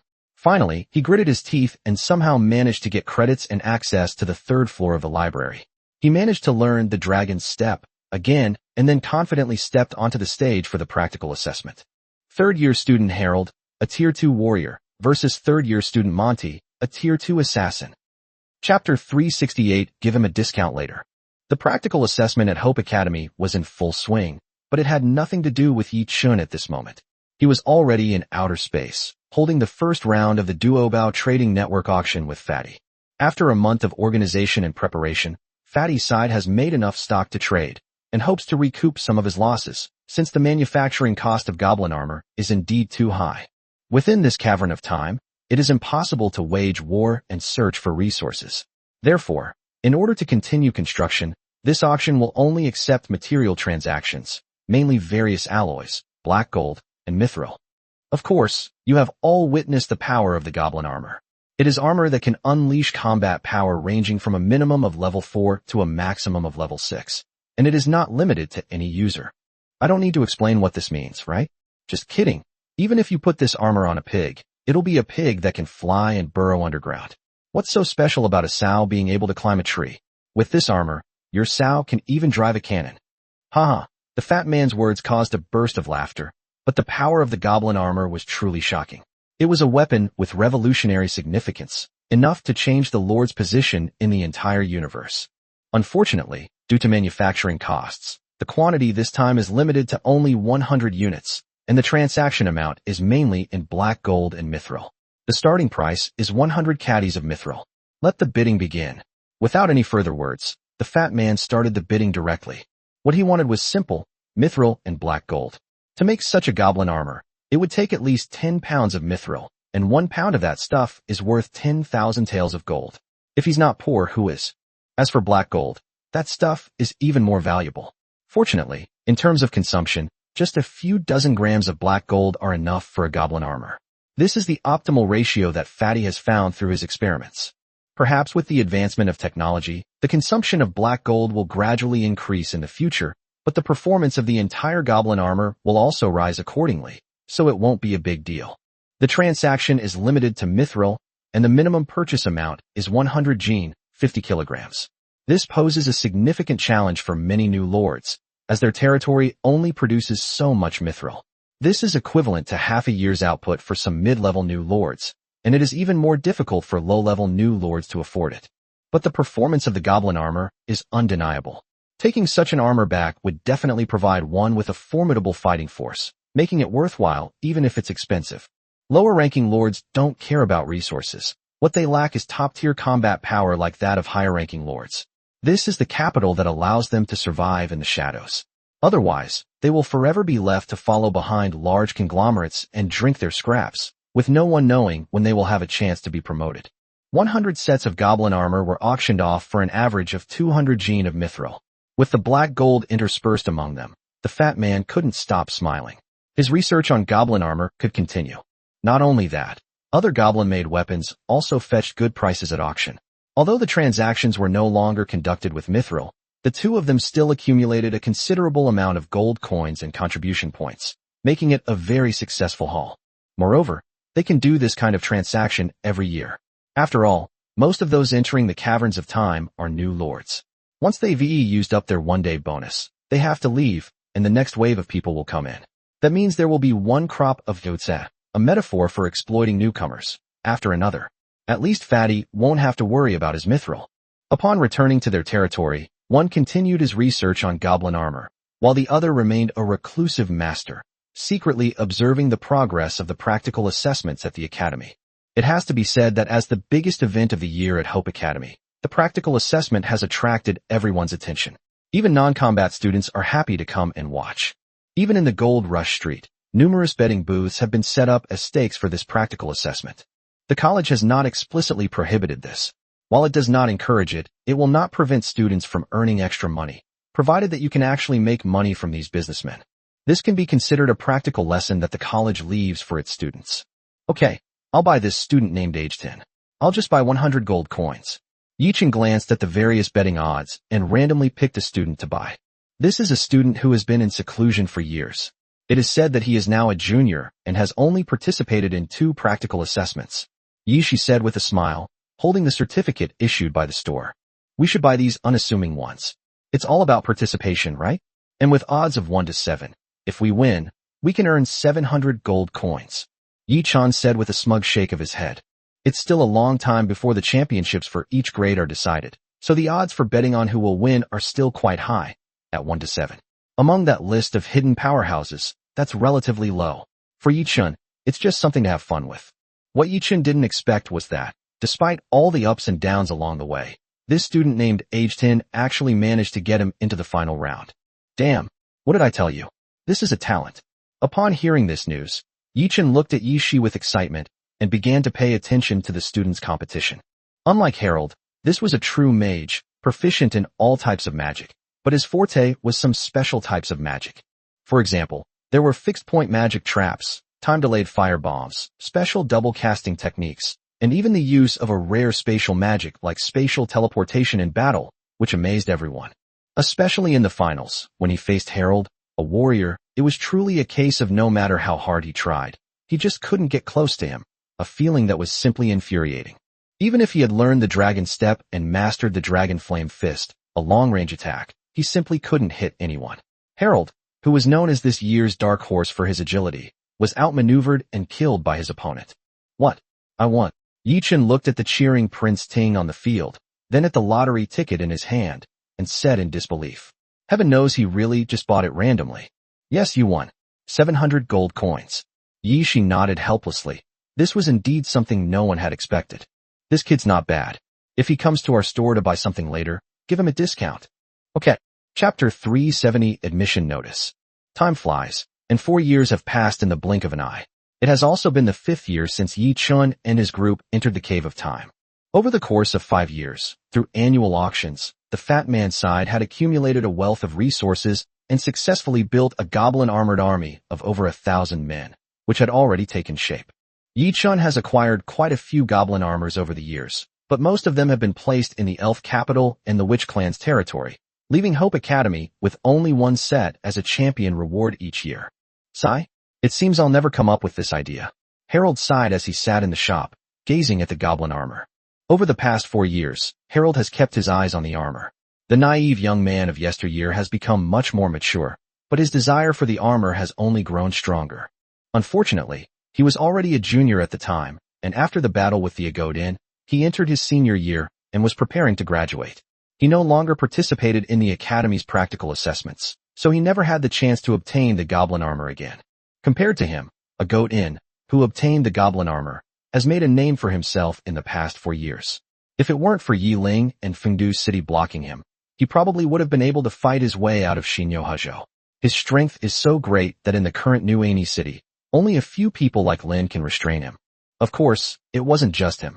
Anyone who obtained the goblin armor displayed exceptionally strong combat power, and fighting against opponents of higher levels became commonplace. The power of the goblin armor continued to be mythologized in everyone's minds. Don't even think about it if you can't figure it out. You have to be strong yourself first. External forces are just supplementary. Yi-chan said irritably. What did he think I was doing, coming to check every now and then? A museum? At least museums charge admission. But this isn't just a little bit of support. If I had this armor, I'd dare to challenge our principal Lin. Harold said unwillingly. Heh, arm wrestling? Do you really think the princes haven't considered this? Do you think they dare to go? Having the power of a 6th-tier weapon and being able to use it in actual combat are 2 different things. Even if you were to wear this armor and go to Lin, you would still be defeated in one move and rubbed into the ground. Yi-chan said with a look of disdain. Forget about Lin at tier 6. Harold's skills are so weak that he might not even be able to handle a peak tier 4 opponent, let alone challenge the limits of tier 6. He really doesn't know his own limitations. They want to see Principal Lin? Tell me about it. What happened? Harold asked excitedly as he approached Yi-chan. Get out. Get out. They know they're dead or alive. That's why they didn't look for them. All right. By the way, are you really planning to move? Where to? Harold pursed his lips, not pressing the matter further, but instead looked at the moon elf packing up inside and asked. The Elf King's city. Where? The Elf King's city. Harold's face was filled with disbelief, and he looked at Yi-chan with a hurt expression. I was wrong. I thought you were struggling to stay afloat and looking for a place with lower rent. Turns out you made a fortune and got promoted? Tell me honestly, how much money did your shady shop actually make? Not much, maybe a few million gold coins. That's enough to buy several sets of these goblin armors. Yi-chan laughed, flashing a set of white teeth. Harold indicated that the conversation had run its course, but he was still very curious about the Elf King's city. Speaking of which, what is the elf capital like? I've never heard of anyone having been there before. The elf capital? It's better than New Annie City, but it's too deserted. It needs you students to liven things up. Yichin chuckled. After 5 years of continuous recruitment, the elf capital only had a little over 7,000 people. Such a small population is far too few for a city, which resulted in the elf capital being completely empty, with hardly anyone in sight, like a ghost town. Therefore, Yichin was right. The Elf King needed students like these to boost the city's popularity and bring some new vitality to the entire city. Unlike the Silver Moon Elves, who are unable to reproduce, tens of thousands of newborns have been born in the entire New Annie City over the past 5 years, with an average of 2 to 3 children per household. There's no concept of family planning like on Earth here. This primordial planet is big enough that as long as the population can multiply rapidly, Yichin has nothing to fear. Moreover, after 30 years, once they emerge from the cavern of time, they will face a dark war, which will result in many deaths. It is uncertain whether the population can still grow by then. Many lords found themselves with no one left to command after fighting for so long. Wait a minute, students. The Elf Royal Academy is about to start recruiting? Harold immediately grasped the key point in Yichin's words and looked at him intently as he asked. Yes, it's been 5 years. It's time for the Elf Royal Academy to start recruiting. Without deliberately hiding anything, Yichin nodded in acknowledgement, knowing that the news would soon spread throughout the entire Shinyohajo. Great. I heard that the Elf Royal Academy has a training method to break through to the 4th rank. I must go in. Harold clapped his hands and said excitedly. Although the Academy of Hope has mentors at the 4th level or above, the cultivation methods are limited to the peak of the 3rd level. Breaking through to the 4th level is not impossible, but extremely difficult, and only the true prodigies can achieve it. However, the Elf Royal Academy is different. Students there start at the 3rd rank and eventually reach the 4th or even 5th rank upon graduation, making it a sacred place in the hearts of many. Want the acceptance letter? It's not expensive, just 100,000 gold coins. I know you have enough money. While Harold was still excited, Yichin had already taken out a gold-embossed acceptance letter and placed it in front of him, asking sincerely. This move completely baffled Harold. I haven't even received any news about admissions yet, and you've already sent me an acceptance letter? Is this how you do business? The Elf Royal Academy will only be recruiting 1,000 students this time, under the age of 22. If I remember correctly, you should be older than 22, right? It's all because of the Academy's irregular recruitment practices in the past few years that they recruited such an old student as you. Yichin said with a hint of regret, but the other party had already snatched the admission notice from his hand and threw down a heavy bag of gold coins. Money and goods settled, this notice is mine. If this thing is fake, I'll go to the Elf King's capital and tear your shop down. Harold said viciously, then turned around and left arrogantly without even glancing at his gold coins.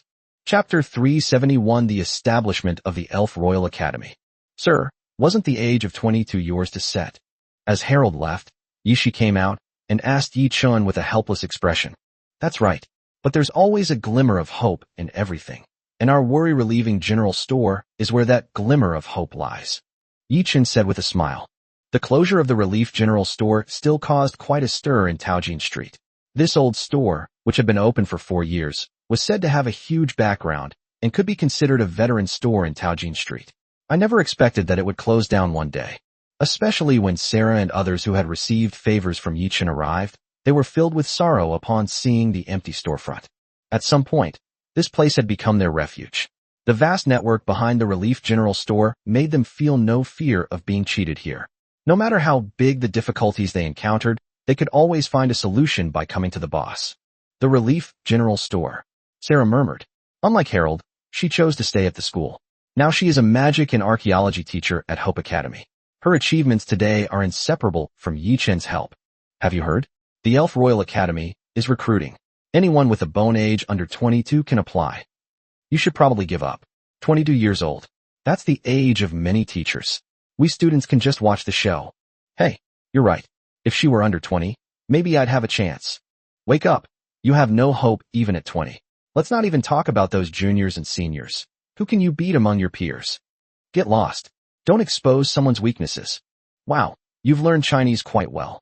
You can even use proverbs now. That is Sarah turned her head and saw two students in school uniforms walking by, discussing the currently hottest topic, the recruitment of students for the Elf Royal Academy.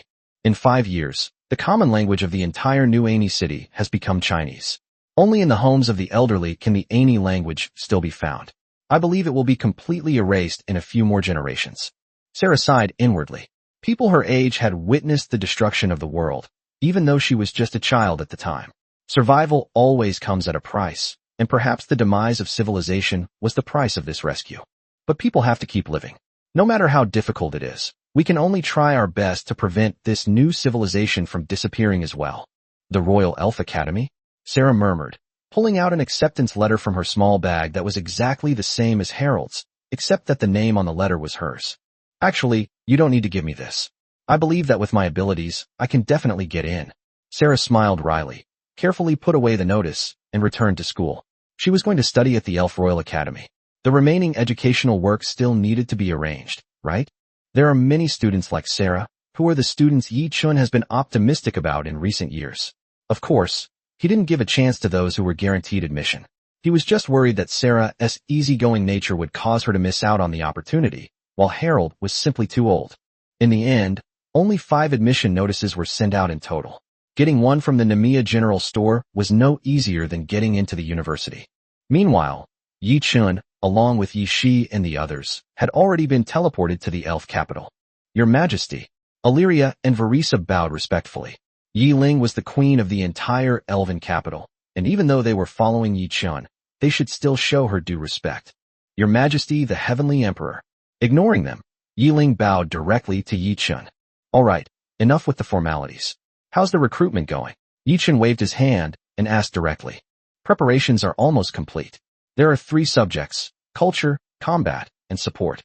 The instructors for the culture subjects will mainly be awakened individuals like Xia Qingyi, while the instructors for the combat and support subjects will be our silver osmanthus moon elves. Of course, if any other companions are interested in serving as instructors, we would be more than happy to welcome them. In addition, the detailed professional tables for each subject have been compiled and will be brought to you for review later. Yi Ling nodded and quickly reported. Yes, you must be careful. You are different from Hope Academy. They are all outsiders, but you are my true family. You must not be looked down upon. Yi Chun nodded and said in a deep voice. I understand. We will never let anyone look down on the Elf Royal Academy. Yi Ling nodded solemnly. For her clan, the honor of their lord was something that could not be tarnished.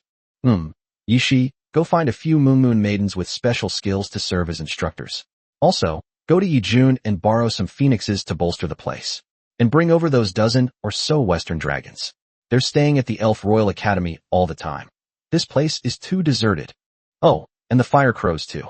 Let's bring over 1,000 of them. They can act as the supervisors of the entire academy. If there's any conflict, these fire crows will be the first to decide. Okay, I'll go arrange it right away. Yi Shi nodded, his figure disappearing from everyone's sight. 5 years have passed. Not to mention her, even Yi Ling and the others have improved their strength a lot. Among all the silver osmanthus moon elves, the 3rd rank is already the starting point, and half of them have reached the 4th rank. As for the elf queen like Yi Ling, and the moon elves like Bella and Eve who have special powers, they have reached the 5th rank and above.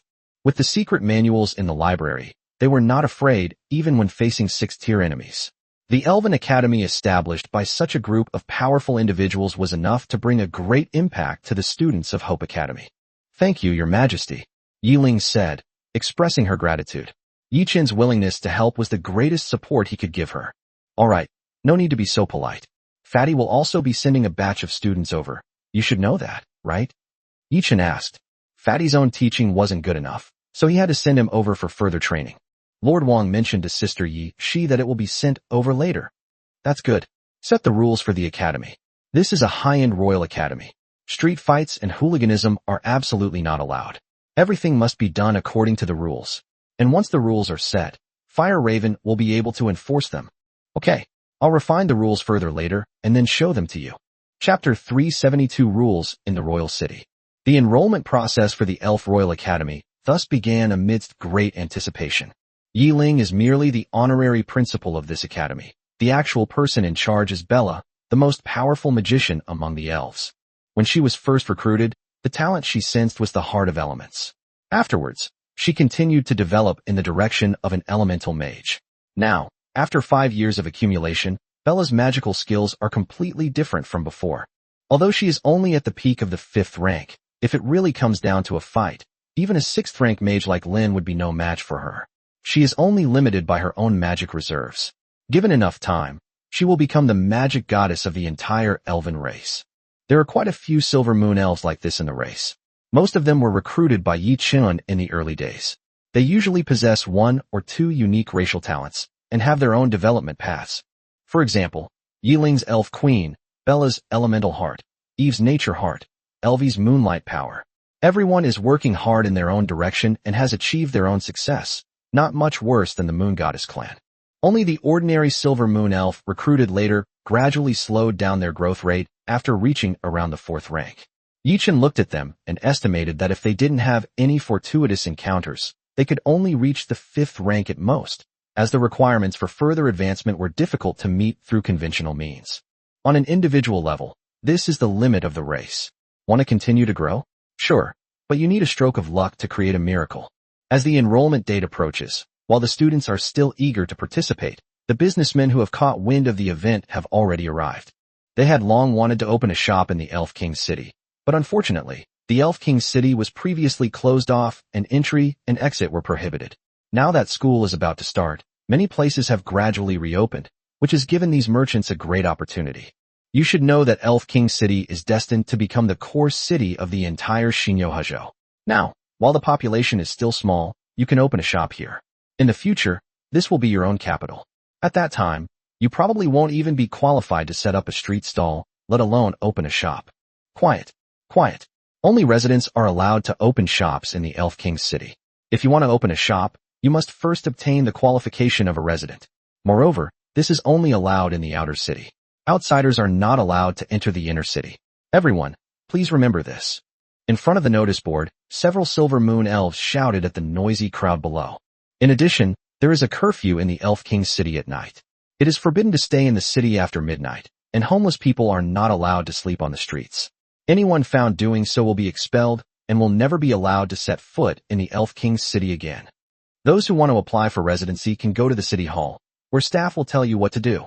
The harsh city rules made these merchants complain endlessly, but they dared not refute anything at this moment.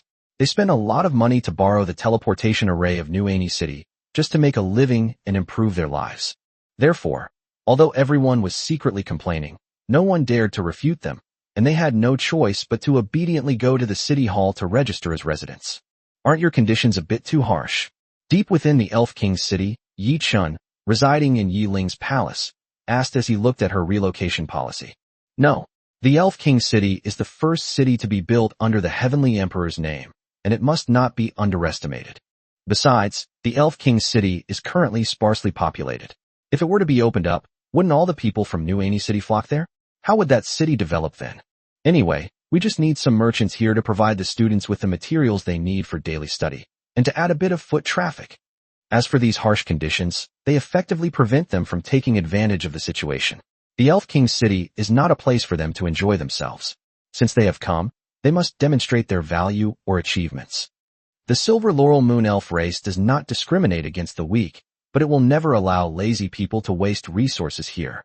Yiling said firmly, and Yichen thought it made some sense. Xiaoqingyi next to him also nodded. He didn't ask any further questions. He could interfere in the management of the race's city for a while, but he couldn't interfere forever. In the end, it still depended on the king of his own race. The arrogance of the elves is innate. It is both a gift and a flaw. Regardless of the branch of the elves, their arrogance is always associated with kindness, friendliness, and longevity. It is absolutely unacceptable to make them live with a group of races they despise. Moreover, for the time being, this is a solution that will not affect the development of New Ani City. Just as she said, if things are completely opened up and a large number of people flood into the Elf King City, will New Ani City still be able to develop? After Yiling left, Xiaoqingyi looked at Yichun and explained that different races have different ways of developing, and the human race's way is obviously not suitable for the elves. So that's why I didn't say anything, right? Let them do what they want. Anyway, you'll be there to back them up, won't you? Yichun chuckled. I feel like I've been cheated. There's nothing in your territory, and you went straight into the caverns of time. You promised a 1-year trial period, but it turns out you can't even get out of the caverns of time. Xiaoqingyi said to Yichen irritably. Not just her, all the awakened ones discovered this huge pit after arriving at the primordial star. But jokes aside, no one complained about leaving.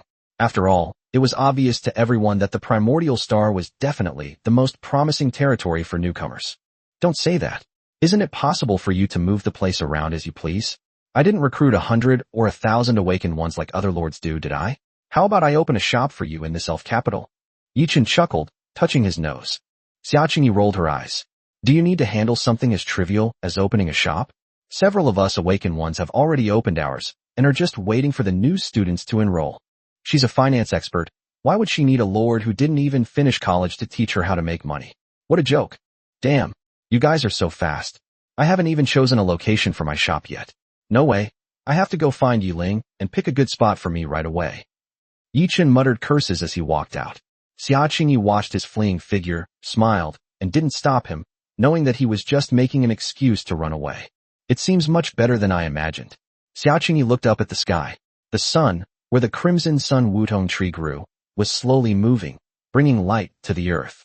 The azure sky and the blue planet seemed to be becoming more and more like each other. Chapter 373 Opening Ceremony. Although it was to hide from people, Yichen still seriously chose a storefront after coming out. It was right next to the storefronts of the others. Currently, apart from Yin Guiwei Elf, there were only a few of them running shops, so Yiling simply put them all together. Yichun and his group didn't need to handle the admissions work.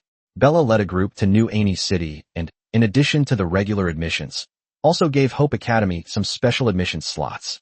Of course, the total number was still limited to 1,000. Those who were selected wept with joy, while those who were not selected shed tears. The entire city of New Ani and Hope Academy were soon filled with cries. Of course, none of this concerned Bella and her friends. After completing the recruitment work and notifying them that they would all be heading to the Elf King's city in 3 days, they left directly with the Silver Moon elves around them.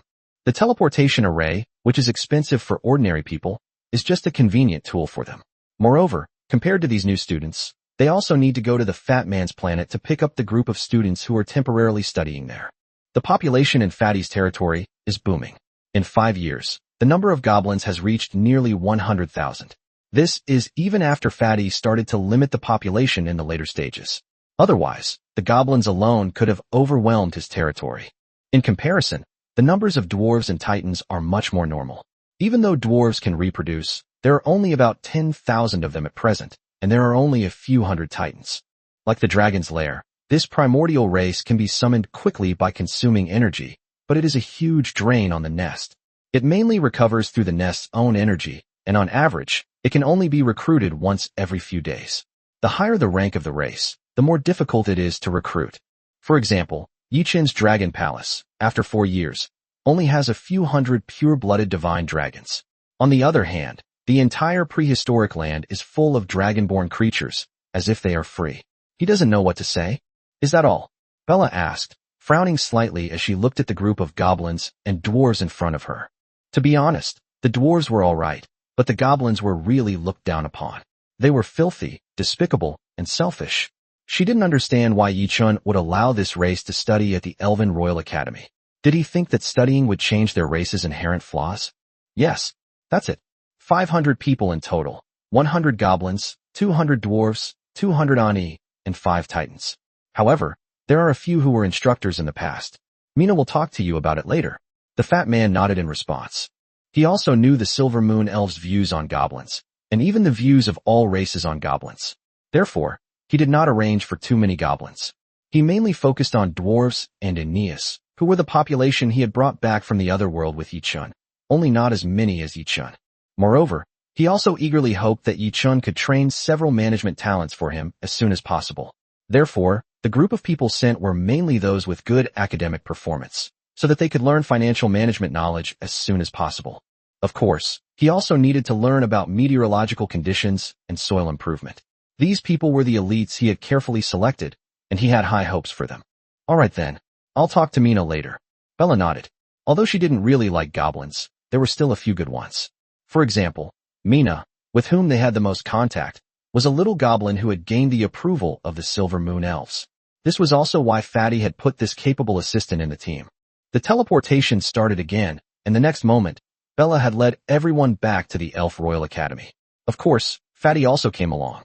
Given his relationship with Yi-chan, it was a piece of cake for him to visit Yi-chan's territory. What? Are you afraid I'll eat all your precious darlings? You actually made this trip in person? Yi-chan teased as he saw the fat man. Of course. I'm counting on these guys to go back and keep those goblins in check. The fat man said helplessly, showing how difficult it was to manage his territory. Look at you. I asked you to lend me Xia Qingyi for a few days, but you couldn't bear to part with her. We agreed that we would develop together and share talent, right? The fat man complained bitterly to Yi-chan. Hey, I didn't stop her. She's right here. Do you think she'd like to go? Yi-chan waved his hand and pointed to the person next to him, Xia Qingyi, who was sitting behind a pile of documents processing her affairs. No interest. I've already told you about your place before. You can't even manage population control and land control. Why are you coming to me? Or you should quickly advance to the 4th rank and become a planetary lord. Maybe there's still hope. Xia Qingyi raised an eyebrow at him and said in a cold tone. The other awakened individuals knew about Yi-chan's friend, and Yi-chan had informed them that he would help as much as possible, since the fat man would definitely give them a lot of money. Unfortunately, the goblins in the fat man's territory, just like the Silver Moon elves on Yi-chan's side who couldn't reproduce, were an unsolvable headache, and sending them over wouldn't help. Advancing to the 4th rank? It's not that easy. It'll be more like it once we get out, the fat man muttered, but didn't reply. Despite being lords, he and Yi-chan didn't act like lords at all. You're here just in time. Stay a few days and go back after the opening ceremony. You can see our new semester and new atmosphere. Yi-chan patted his shoulder and laughed. Hee, that's exactly what I was thinking. 3 days passed in the blink of an eye. As the huge teleportation array on the playground of the Elf Royal Academy lit up, thousands of students were instantly teleported there.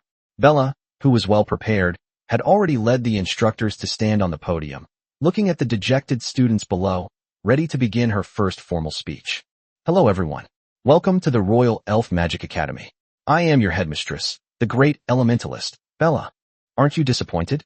Your Dean Lin has the strength of a 6th-tier mage, but I, the Dean of the Elven Royal Magic Academy, am only a 5th-tier mage. Bella looked at the crowd and chuckled. Hearing this, many students who hadn't paid much attention to her strength began to whisper among themselves. Her strength was quite different from what they had originally thought. I look forward to seeing you all take Dean Lin as your target, and even more so, to fight him at a higher level. If any of you can defeat Dean Lin at the 5th level, I will award him a graduation certificate ahead of schedule and grant him the title of Honorary Citizen of the Elf King City. Whoa, these words immediately caused an uproar in the audience. Chapter 374. All people with the surname Lin are protagonists. That girl Bella is putting Old Man Lin on the hot seat. Across the distant fence, Yi-chun and Yi-shi, disguised as a group of ordinary merchants, watched the opening ceremony on the school playground with great interest. But what she said is also true. Senior Lin couldn't even last 10 moves against her. Yi-shi said with a smile, finding endless amusement in watching others get tricked. That's true. With elves, magic, and the advantages of a newly formed race, Bella's talent far surpasses Lin's current abilities. If he were a few hundred years younger, he would be a match. Yi-chan laughed. By the way, I remember he was also human, right? But he migrated here with the Aeneas? Yes, Master Lin is a human. Yi-shi nodded. A Westerner living on a continent surrounded by alien races, and yet he has such a distinctly Eastern name. He must be a truly remarkable talent. When the rare fruits that prolong life ripen, send him plenty to make up for his lost lifespan. This guy surnamed Lin is always a protagonist. Maybe he can even lead our primordial planet to new heights. Okay. Yi-shi responded to Yi-chan's mutterings. She didn't understand many of the terms, but she just needed to hear what she was supposed to do. Make up for some of the lifespan that Lin had lost. This would be extremely difficult to do in any world, but in the era of lords, while it's not an easy task, it's not that difficult either. Regarding your studies at the Elf Royal Academy, just like at Hope Academy, it is divided into 4 grades, from 1st-year students to 4th-year students. However, promotion is not based on annual advancement, but on your own credits, knowledge, and assessments. In other words, you might study for 10 years and still be a freshman, but someone else might have to call you a senior after just 1 year. Of course, this is an extreme case, because normally no one can stay in a grade for 10 years. Those who stay for 3 consecutive years will be advised to withdraw, and your student career will be over. At the same time, as students who graduate early, the Elf King City will revoke their second-class resident status, while students who successfully graduate will be granted first-class resident status. If you don't know what first-class and second-class residents are, you can go to the City Hall to find out. This is closely related to your life in the Elf King City. At the Presidium, Bella was still giving a long and detailed account of the Elf Royal Academy's rules. There were many rules, but she only picked out a few of the main ones to talk about. The rest was up to the students to see if they would understand how to learn the rules, and even how to use them. This is also why Yi Chun, though surprised, did not stop Yi Ling from setting these rules. The differences between different cities are what allow the primordial star to maintain sufficient diversity and have more possibilities in the darkness. Unlike the openness of Hope Academy and New Amy City, the Elf Capital and the Elf Royal Academy are like a closed and proud kingdom. Of course, its power is undeniable, but many rules restrict most people in the city. For example, the division of residents into 4 classes. Third-class residents could only live in the outer city, could buy houses, but were not allowed to open shops. Second-class residents can still only live in the outer city, but they can open shops, join the management team, and have most of the privileges. Only first-class residents can become the true administrators of the outer city, possessing almost all imaginable privileges, including the right to enter the inner city once a month. Therefore, only the inner city is the true core area of the Elf King's city. It is a paradise where only the Silver Moon elves live, a pure land far away from strife. To truly live in the inner city like the Silver Moon elf, one needs the highest resident privilege in the Elf King's city, honorary resident. The scope of a resident's privileges varies greatly, ranging from those like Yi Chun, who can directly control the entire elf capital, to those as limited as only being able to reside in the inner city. The rules and regulations of the Elf King City seem to restrict his development, but both Yi Chun and Xia Qingyi felt that they were very suitable for the current Elf King City and the current environment. The large number of alien races in Shinyo Hujo need to be controlled, and the Elf King City must possess absolute authority and majesty. The best way to declare and maintain this majesty is to establish rules. When all races on the continent are required to follow the rules they set, they naturally fall under the control of those rules. Therefore, when the people on the playground heard about the various harsh school rules set by Bella, although they were indignant, no one dared to refute them. If you are not as strong as others, you can only follow the rules. Actually, rules are just a kind of habit. They are used to regulate your habits. Once you develop the habit of following the rules, even the strictest rules are no big deal. Yi Chun said with a faint smile. Here, he was the ruler. Anyone who wanted to break the rules had to break through his rule first. Alright, that's enough time. That covers the main points. Go back and review the Academy Handbook. It's all been distributed to your terminals. Oh right, the terminal. Bella suddenly remembered something, picked up her staff, and a mysterious spell was gradually drawn out, eventually flying towards the notification letters in the hands of all the students. As the magic touched them, the acceptance letters held by the students suddenly transformed into tablets made of a special metal material. A profile picture frame was displayed on the large screen in front of each tablet, allowing students to scan their faces for verification. This is the terminal for our Elf Royal Academy. The gold-plated leaves and crown on the back are the school emblem of our Elf Royal Academy. Don't forget it. After you complete the verification, you can find relevant information about the college on it. Of course, the verification requires the person to be verified. If this notice is not yours, or if it was obtained through some illegal means, then unfortunately, you will probably have to face the investigation team's verification. Fire Ravens, the campus patrol team that our beloved queen specially brought from the Sun Star. They will be stationed in every corner of the academy, constantly observing whether you are violating any school rules. Of course, if you have any controversial topics or encounter any difficulties, you can also seek their help to negotiate a solution. But don't forget to give them a small tip for their hard work. As Bella finished speaking, the sky turned crimson, and a wave of intense heat washed over everyone as the entire flock of fire crows danced in the air above the playground, sending chills down everyone's spines. Chapter 375, The New Namiya General Store. Only seen fire crows when they were fleeing in another world. At that time, they thought they were just pets kept by many powerful people. They never expected that there would be such a large number of them, and that they were even used to guard an elf academy. Even after Bella left and the fire crows dispersed, everyone looked at the remaining scattered fire crows around them, their hearts still unable to calm down for a long time. These are a group of third-tier creatures. and some of the powerful fire crows even have fourth-tier abilities. It's laughable that these elite students are not even as good as a flock of birds.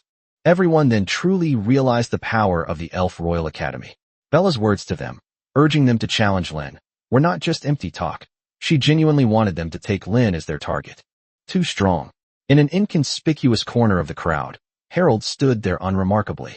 Among a group of children under 22, his age was obviously considered relatively old, but his thick werewolf fur made him not easily noticeable. At this moment, he was not only marveling at the power of the Elf Royal Academy, but also at the power of the shopkeeper of the Relief General Store, because as he used Bella's magic, he discovered that the admission notice in his hand was actually real, and he had just completed the student certification.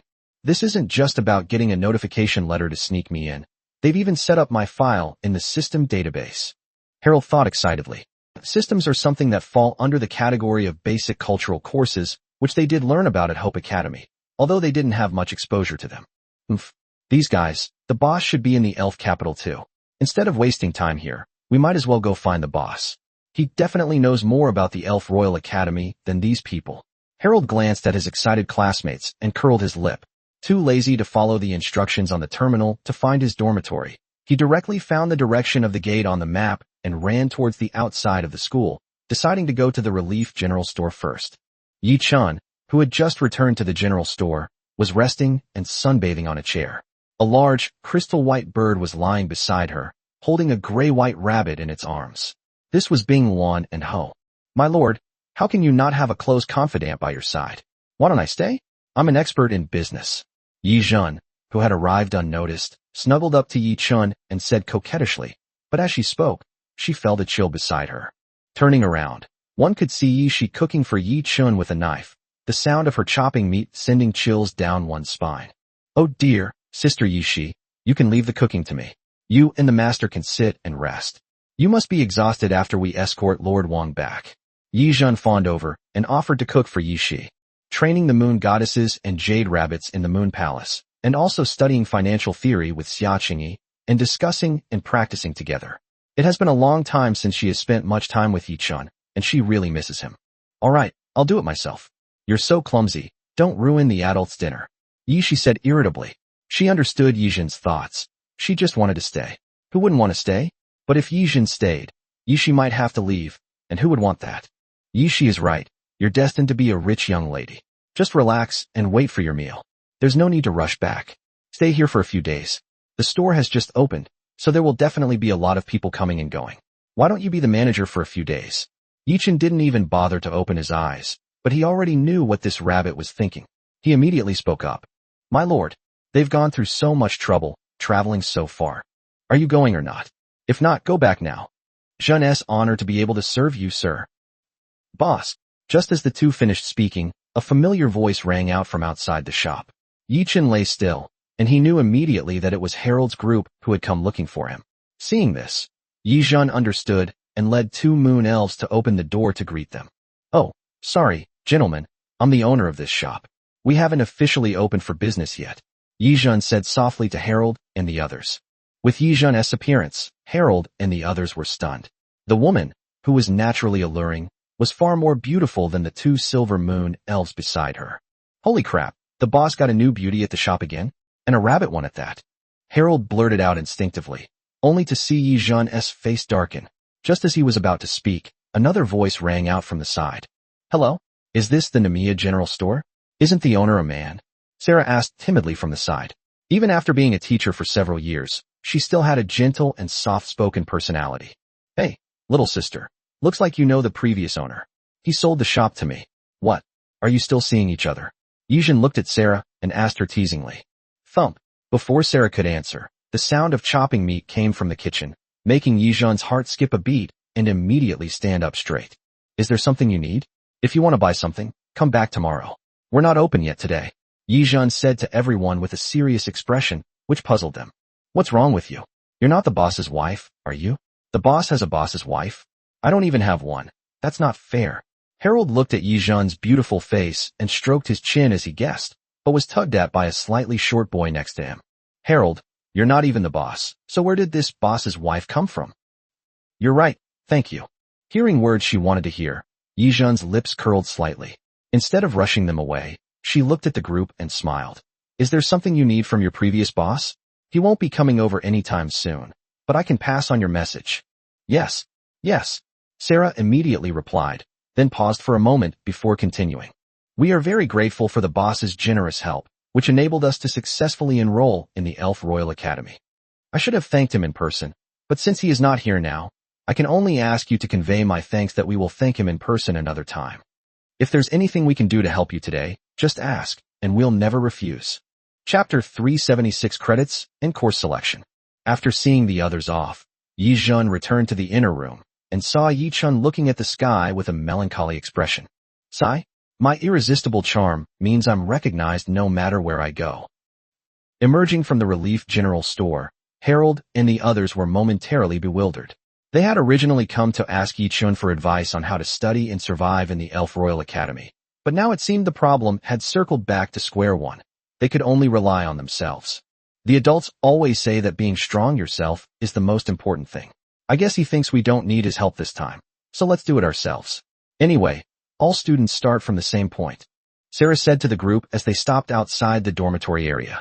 Everyone agreed with this, so after exchanging contact information, they each headed towards their respective dormitory buildings.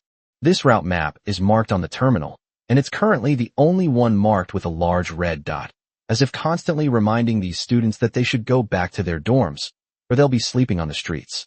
This thing is pretty convenient, Harold said, standing in front of his dormitory and looking at the tablet in his hand. The elf capital is sparsely populated, and the Elf Royal Academy occupies a considerable area. Therefore, the dormitories for teachers and students in the academy are mostly single-story houses with one room per person. Although they are large, they are still extremely luxurious compared to the dormitories with several people per room at Hope Academy. Most importantly, this is a single-story house with its own entrance, and the exterior is also decorated with exquisite flowers, which is incomparable to the multi-story communal housing of Hope College.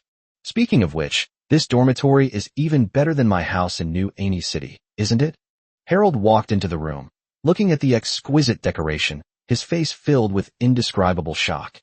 Suddenly, I realized that, putting everything else aside, the renovation alone was worth the tuition fees he had paid. Holy crap, tuition fees. My heart aches. Thinking of the tuition fees, Harold suddenly clutched his chest and cried out in pain. 1,000 gold coins per academic year, and an additional 500 every year.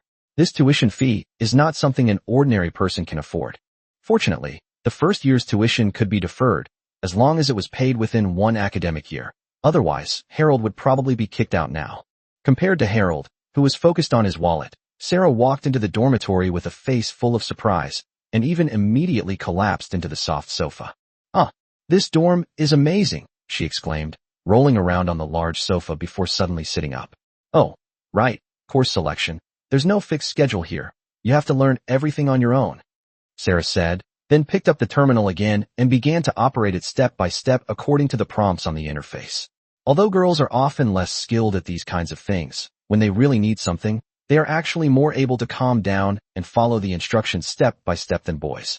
As the terminal guided everyone back to their dormitories, what followed was a series of introductions about the dormitories and the corresponding residential management regulations.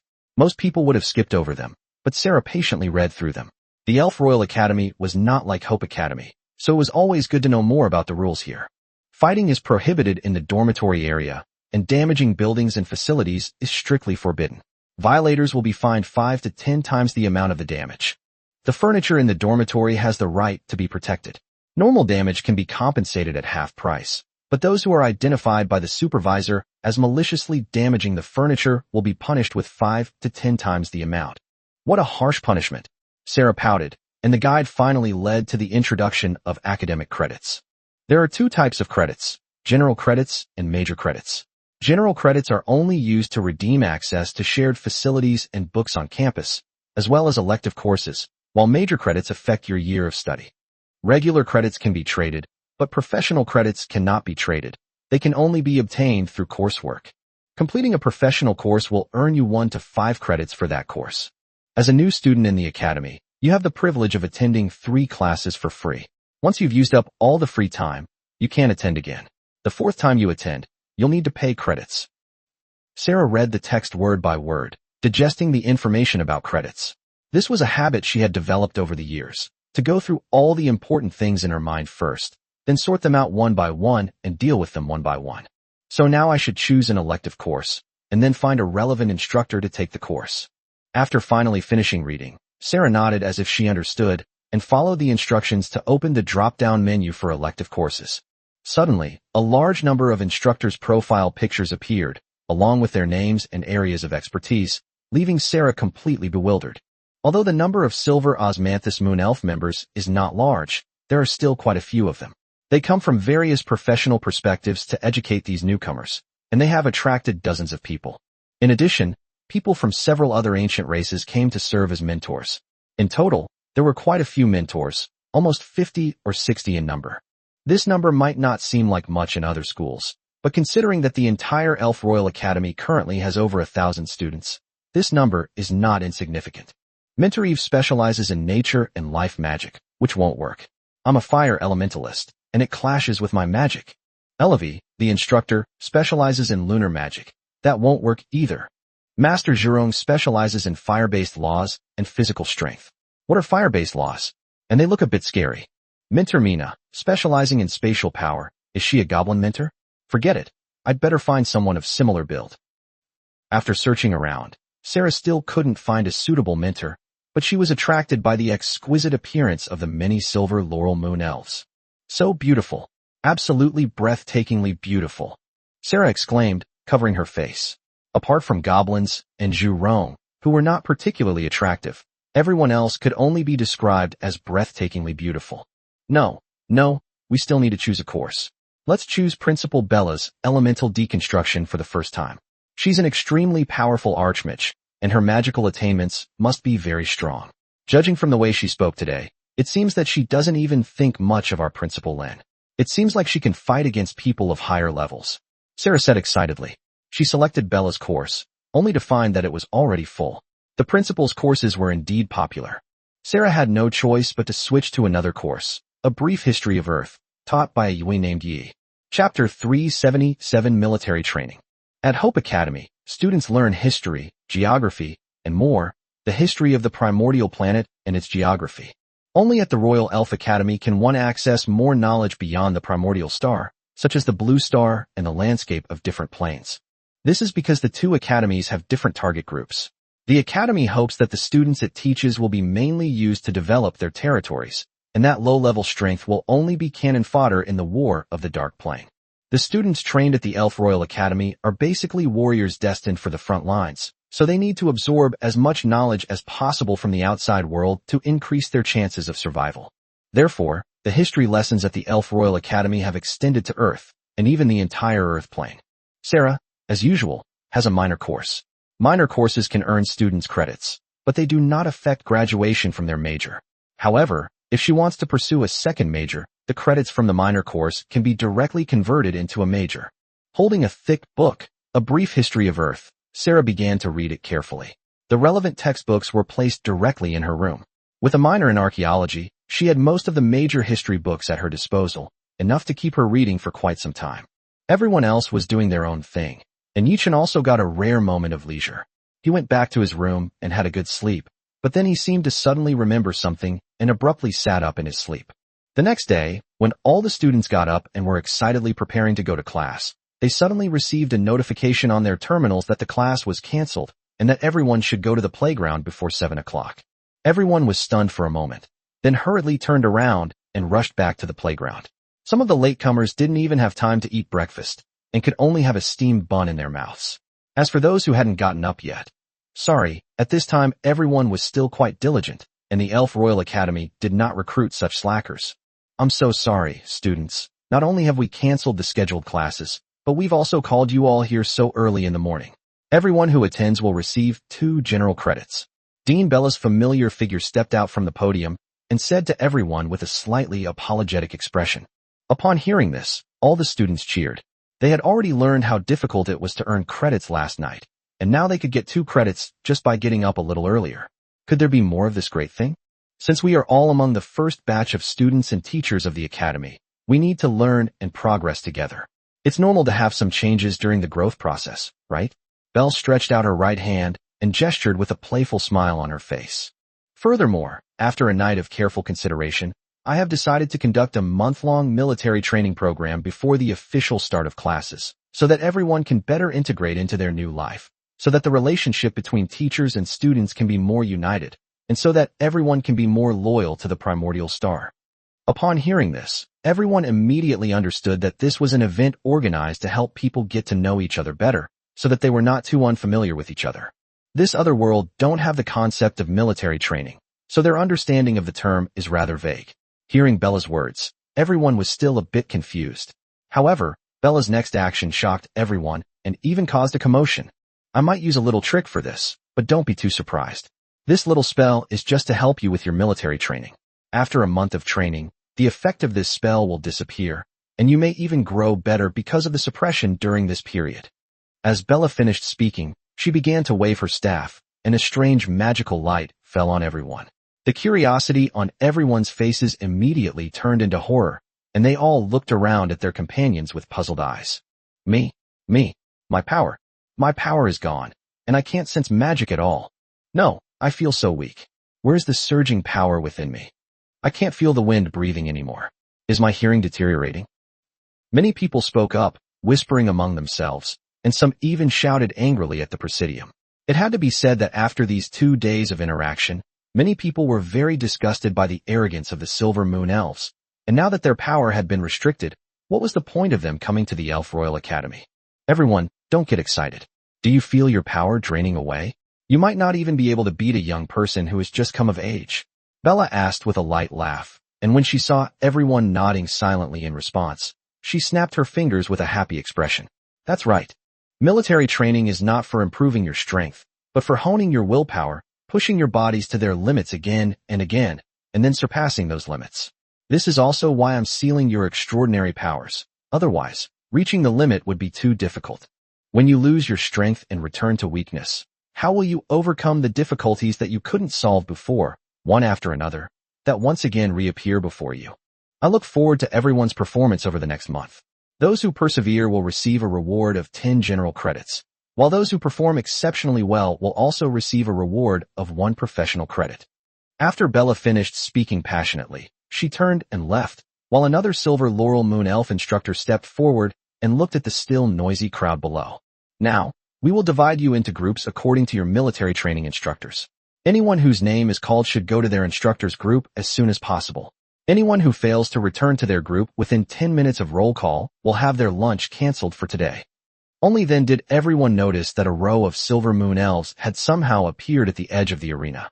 These Silver Moon Elves possessed a powerful aura, all clad in silver-white armor that accentuated their graceful figures. Their beautiful faces were hidden beneath the armor, carrying a hint of murderous intent. These are all the earliest Silver Moon Elves who followed Yi Chun through thick and thin. Although they look ordinary and are not as powerful as Bella, they are among the top Silver Moon Elves. After entering the Cave of Time, they have always served as elf captains and even elf instructors, responsible for the growth of the new generation of elves. Therefore, using these Silver Moon Elves for their military training is absolutely perfect. Chapter 378 Struggle with the Witch Clan. After a few years of comfortable life on the primordial planet, these young people, who were originally still children, forgot much of the hardships of their childhood. When they discovered that arriving late would really mean going hungry for a whole day, many of them could only watch others eat and keep swallowing their saliva. It wasn't that no one had considered forcing their way in to grab some food, but the burly men in charge of serving the food were simply too massive. Even a werewolf in its transformed state might not be able to match them, and their strength was indeed ridiculously high. Several rank 3 professionals who had gone out to cause trouble were still hanging on the wall, impossible to pry off.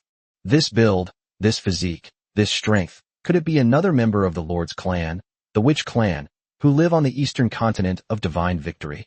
Sarah said excitedly as she sat at the dining table, looking at the Witch Clan warriors who were serving food to everyone.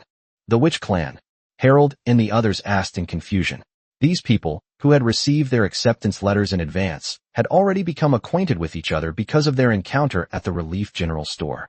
It's not easy to get into the Elf Royal Academy. Many of their previous friends weren't qualified to come, so they need a new group of classmates and new social connections. Of the group, Harold was undoubtedly the strongest in combat. while Sarah was the most knowledgeable, especially in terms of ancient history. Yes, I've heard people say before that the most valued people on the primordial star are the Lord's own clans, such as the Silver Moon Elves that we often see. Sarah nodded and began to introduce. However, among the Lord's many clans, it is said that the Silver Laurel Moon Elves are not particularly strong. There is a giant humanoid race that is born with the ability to control various laws of power. Oh, we have a fire-type law teacher who is from the Witch clan. We can go and take a look later. However, it is said that the greatest strength of the Witch clan is not their control over the power of rules, but their own robust physique and inexhaustible power. Sarah said, pointing again to the muscular man getting his food, and silently swallowed. The power of rules. What kind of power is that? Is it a completely new power system? Harold asked in confusion. I don't know. After all, the classes haven't even started yet. And here we are, military training? Sarah shrugged helplessly. No matter what, we should just focus on our studies. This Elf Royal Academy is much stronger than we imagined. At least it couldn't compare to the old Annie Royal Academy, said a well-dressed girl next to her. Her identity is quite impressive. She is one of the two princesses Cecilia brought from another world, his younger sister, Princess Catherine. As luck would have it, she accidentally walked into the Namiya General Store and bumped into Harold, who was haggling with Yichun. She waved her hand and said with great pride that she would buy Harold's item to save him from the annoying argument. However, she found that the two of them were looking at her strangely. In the end, she realized that even if she were a princess and went bankrupt, she could not afford this thing. She was immediately ashamed. However, it was precisely because of this, coupled with her easy-to-remember name, that Catherine officially caught Yichun's eye. Although she didn't get her acceptance letter from Yichun, she became familiar with Harold and Sarah, and thus formed a small circle with them. Just curious, don't you want to know what the characteristics of these witches are? Harold asked, clenching his fist with slight excitement. You want to give it a try? Sarah was taken aback, looking at Harold's determined face. She had barely finished speaking when she stood up. Harold, don't be impulsive. Several people stood up and tried to stop him, but he had already walked quickly to the window. Hey, big brother, you seem pretty strong. Shall we have a contest? By this time, everyone had finished getting their food, and the windows were gradually becoming empty. Harold walked directly to an empty window and asked. Whoa! Harold's commotion immediately attracted the attention of everyone in the restaurant. The deep human-shaped holes on the wall were still there. I didn't expect that someone would go up there to die so soon. The Wu tribe warriors serving food were stunned for a moment, but they didn't feel offended. Instead, they burst out laughing. Ha ha! Good heavens! You're the first one to challenge me. Okay, wait for me, I'll come out. The witch warrior laughed loudly, took the scarf, and walked outside. The other witch warriors at the windows stopped getting their food and shouted in this direction. Go for it. Take this kid down. You're the first one to be challenged. Anyone want to challenge me? I'll give you an extra chicken leg. Ha ha! You'd better wait until the bow competition is over first. The surrounding witch warriors laughed heartily, each one eager to try, which frightened several students who hadn't finished getting their meals, making them tremble and hesitate to step forward. The Wu tribe are a group of warlike people. They are very interested in all kinds of physical activities, such as wrestling, arm wrestling, archery, and hunting. Now that they see someone challenging them, everyone gets excited. What are you yelling about? What are you yelling about? Have you forgotten why we're here? A burly man, over 2 meters tall with fiery red hair, stepped out and shouted at the group of witch warriors. With his appearance, everyone even felt a surge of heat around them. One by one, get your food. If you're not interested, go ahead and watch. But remember, no wasting food. Otherwise, I'll beat you up. Zhu Rong roared at the group. The group laughed and weren't afraid, but they quieted down a lot. Those who were supposed to do their work continued to do so, but they kept craning their necks to watch, making the students behind them unsure whether to hit them or not, so they could only watch helplessly. This scene completely baffled Harold. He had only wanted to test his strength against a member of the witch clan, so why had it attracted the attention of all the teachers and students? Even the Silver Moon Elf instructors and teachers in the distance were looking over. Fortunately, they didn't say anything, or he would have been ready to run away. In the minds of many students, the Silver Moon Elves still hold a very high position of dominance, while the Witch Clan is merely a foreign race in comparison. We're helpless against this group of tyrannical witch warriors. Not to mention that they were both Yi Chen's clansmen. The growth potential of the other race was far superior to their own. Not to mention the tribal chiefs, even ordinary clansmen had grown significantly in the past 5 years, with many 4th and 5th tier experts. In terms of combat power, they were already far stronger than them. Sorcerer warrior known as the Bao found an empty table, sat down, and gestured to Harold. Chapter 379 The Power of Different Bloodlines. Harold's lips twitched slightly. Under the gazes of everyone around him, he forced himself to sit down opposite the Bao. He took a deep breath to regain his composure, stared intently at his opponent, and placed his hand on hers. Just by holding her hand, he could feel the intense heat and powerful energy emanating from her. Good lad, you've got guts. For that, I'll give you a 3-count advantage later. Gong laughed loudly. Another member of the Witch clan had come to act as their referee. I'm counting down, 3, 2, 1. Go. Harold's face turned red almost as soon as he finished speaking. Don't misunderstand. The Bao hasn't exerted its full strength yet. It's just holding steady and hasn't won yet. It's letting Harold exert his strength. The witches are true to their word. If they say they'll give you 3 numbers, they definitely won't give you less.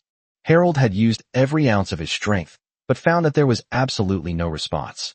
I'm here. Bao finished counting the 3 in his mind, then grinned at Harold. Harold immediately felt a tremendous force in his hand, and his arm slowly and firmly bent towards him. Bao was clearly still in control.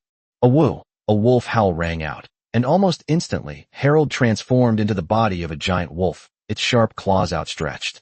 Fortunately, it did not attack the Bao, but continued to wrestle with its opponent. Harold was now barely able to control its werewolf bloodline. A mixed wolf-cub bloodline. Bao sniffed and said with a look of disgust. Then, without any more politeness, he used force to bend Harold's arm and win the battle. Who? A chorus of boos erupted in the arena. No one had expected Harold to lose so quickly. He was utterly powerless to fight back. Who? The werewolf's transformation effect gradually returned. Harold's face was flushed, and he kept panting. Recalling the vast power he had just felt in his hand, he was truly powerless to resist even the transformation. But the opponent only seemed to be at the 3rd level of strength. Zhu Rong didn't bring any powerful warriors with him. These cooks were mostly young people from the tribe with weaker constitutions. They were brought out to broaden their horizons and learn cultural knowledge at the Elf Royal Academy. Compared to physical strength, this was a weak point for the Wu tribe. Therefore, these Wu tribe members were not very strong and were no match for the powerful warriors in the tribe. Although I don't quite understand either, your bloodline is too mixed. How can a perfectly normal person have wolf blood? Don't end up looking like a dog or a human. Seeing that the other person was gradually returning to normal, Gong sniffled and advised, then got up and followed his companion back into the shop window to continue serving food to the other newlyweds. Harold stood there stunned for a moment, then watched the other person's departing figure before silently returning to his own group. Are you alright? Sarah asked, looking at the other person with concern. It's nothing. Harold shook his head, buried his head in his rice, and didn't say anything more. If you're upset, just say so. We can't beat him up for you, but at least we can listen to what's going on. What's with this dejected look on your face? Catherine said with displeasure. Yeah, Brother Harold, are you really alright? Hey, losing is losing, it's normal. I often lose arm wrestling too. 2 boys, one older and one younger, nearby also offered words of comfort, worried that Harold might suffer some psychological trauma from this. I'm really fine, but I'm a little confused by what he said at the end. It seemed like he was very, very, very disdainful of my werewolf bloodline. Harold picked at the rice in his bowl, looked up at everyone, and said with a puzzled expression. Sitting directly opposite the other person, he could have clearly felt the disdain that the other person was conveying. This? Werewolf blood. You're rejecting this too, Sarah said in disbelief. In another world, special racial bloodlines often meant power. What's wrong with werewolves? I still think our Ani bloodline is the best. As a princess, Catherine immediately praised the Ani. But I still think the fox-human bloodline is pretty good, the short boy next to me argued. Alright. It's not what you think. It's just, how should I put it? It's a very strange feeling. He probably has a kind of bloodline he particularly admires, right? Maybe he doesn't think much of bloodlines other than this one. Harold waved his hand and explained, but this kind of thing was not his forte. Alright, this group of witches has their own revered bloodline and looks down on the bloodlines of other races. Sarah laughed at him, then waved her hand. But their own bloodline looks quite similar to that of humans. Humans? That race? Even weaker than the Ani? The big guy next to him said. He was a member of the Ruga tribe and one of the few young men in the tribe, which is why he was sent to Hope Academy. Yi Chun had given this near-extinct race some preferential treatment and privileges. At the same time, Humans do have a bad reputation in the Aini Empire. For example, their physical strength is much weaker than that of the Aini, their talents are not as strong, and there are quite a few who are cunning, deceitful, and swindling. The only thing worth praising is their terrifying reproductive ability and adaptability. Their ability to survive and reproduce rapidly in any environment has allowed this human village, which had only a few hundred people when it first arrived on the primordial planet, to have a population of over 1,000. It doesn't seem like it, although they look similar. Harold shrugged. Many races look similar to humans, and given humans' adaptability, it's difficult to determine whether someone is human based on their appearance. Okay, I hope not. I've been ripped off by human merchants before, so I don't have a good impression of them. Of course, the boss is an exception. I remember he mentioned that he was human, right? Sarah shrugged and said with a helpless expression, "Yes, the boss is human, and you'd better watch your words in the future. The lords of the prehistoric world are said to be human as well." Catherine reminded Sarah, immediately silencing her. After all, it was a bit inappropriate to mock someone's race while making a living on their territory. For a moment, everyone felt somewhat disheartened. After a quick meal, they returned to the playground in groups, waiting for the afternoon's military training to begin. In the morning, they only took attendance and lined up. There was no real training.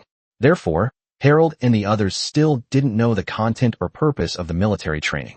But since they were here, they had to abide by the rules. Nobody wanted to be the one kicked out of the Elf Royal Academy. Chapter 380 Academy Military Training. However, after an afternoon of meaningless activities such as marching and standing at attention, many people couldn't sit still anymore. Especially the mages, whose physiques were already weaker than those of the warriors, had their physical strength further weakened after their magic was sealed. After a hard afternoon of physical training, they couldn't sit still any longer and said they didn't want the credits and wanted to go back. Bella and Yi-chun were prepared for this situation and announced that the military training was the entrance ceremony for the Elf Royal Academy. Only students who officially passed the military training could be considered as formal students of the academy. Any student who chose to give up could leave on their own, and the academy would not stop them, but they would lose their formal admission qualification. Upon hearing this news, everyone fell silent. Even if they were unwilling, no one dared to object, since no one wanted to actually leave. Fortunately, as time went by, everyone gradually adapted and got used to the high-intensity physical training of military training. It was only a month in total. In this magical world, the girls didn't even have to worry about getting tanned. Apart from being a little tired, there was nothing they couldn't accept. The idea of military training came to Yi-chun on a whim one night. In the subsequent training, he continued to improve the content of the military training, not just sticking to marching and forming ranks, but moving towards the real military training in military academies. He even added some modified elements to match this magical world. A month is enough to make these powerless students feel like they're dying and coming back to life, experiencing both ecstasy and agony. Indeed, this was the case. Countless students wanted to give up countless times during this month, and some did choose to give up. However, they suddenly discovered that the academy refused to provide free return teleportation arrays for these students who chose to give up. If they wanted to go back, they had to pay for their own travel expenses. No one could afford the expensive teleportation fee on their own. They tried to pool their money together, but found that they didn't have enough. They could only think of living in the Elf King city for a while to save up some money for the journey back. However, they found that after losing their status as second-level residents, they faced immense difficulties in the Elf King's city. Forget about making money. Even finding a place to live became a problem. You have to understand that without residency status, you can only stay in hotels. And now that businessmen can open hotels and inns, wouldn't they raise prices sharply and make a killing? You know, they've spent a lot of money on obtaining residency status and renovations, so they need to recoup their investment as quickly as possible. In the end, these students were so unfortunate that they had to live outside the city. But nowadays, the area outside the city in Shinyo-hajo is not safe. All kinds of strange beasts roam freely. Although they dare not attack the silver osmanthus moon elves, they are not polite to ordinary citizens like them. Caravans travel by teleportation array or in groups. These students were so frightened that they wanted to go back to school that night. But giving up is easy, turning back is hard. The school has completely erased their student status and will no longer recruit them. The miserable state of these students was seen by others, and some students who wanted to leave immediately stopped in their tracks. Why leave?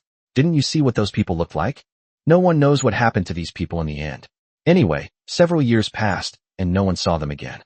Perhaps they had died outside the city? Oh my god, why are there ghostly figures like that?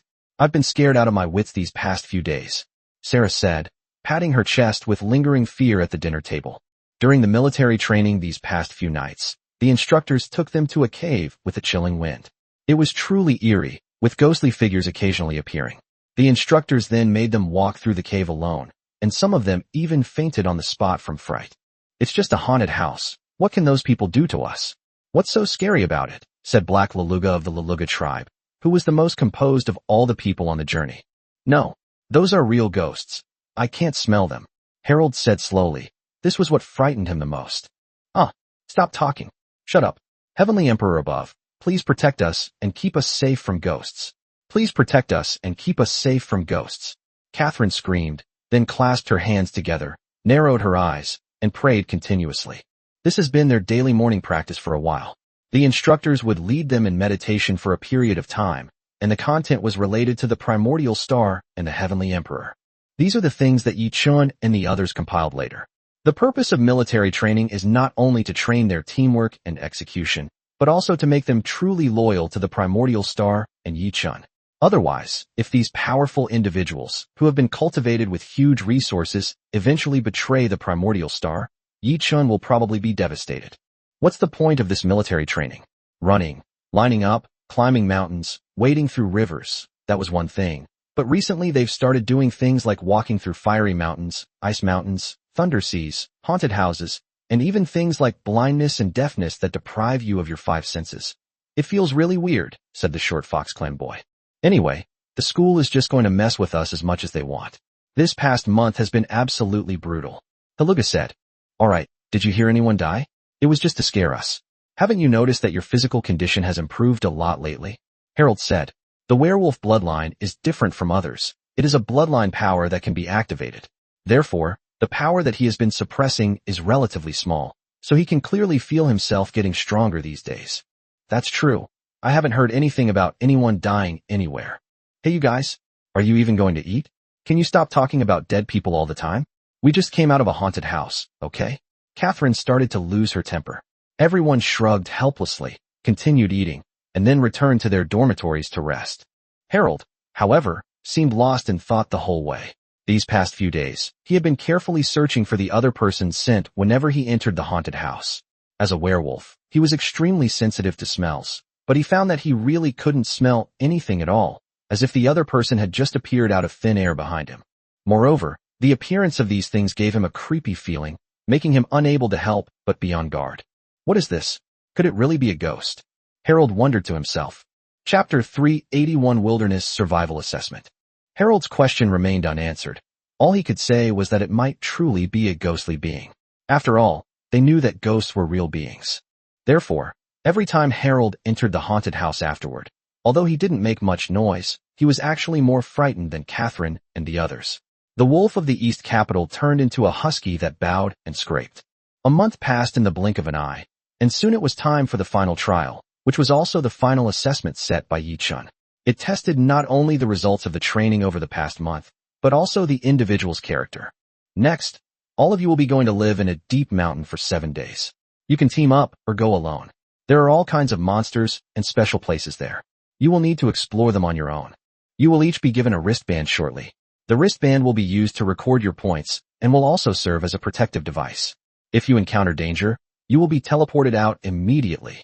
As for how to earn points, you can choose to kill monsters, complete corresponding ruin quests, or even rob others.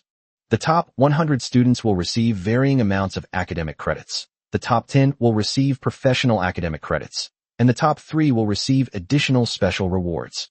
So let's all keep going. After the instructor finished speaking, he didn't give everyone time to ask questions. He then led everyone onto the goblin airship that Yi Chun had borrowed from Fatty, and sent them all to a mountain range that had been planned in advance. Yi Chun released a number of magical beasts into this mountain range. Although they were not very strong, it should be noted that all the students in front of him had their abilities sealed and could only rely on their wisdom to deal with these magical beasts. Often, strength is not everything. Wisdom is also a key to victory. Of course, Yi Chun didn't completely deny them a chance. As the military training came to an end, Bella's magic seal effect began to weaken. These students, whose general strength was at level 2 to 3, had gradually recovered to level 1 abilities. These low-level magical beasts wouldn't really drive them to the brink of despair. Moreover, they had the special wristbands developed by Fatty, so they could escape back immediately if anything happened.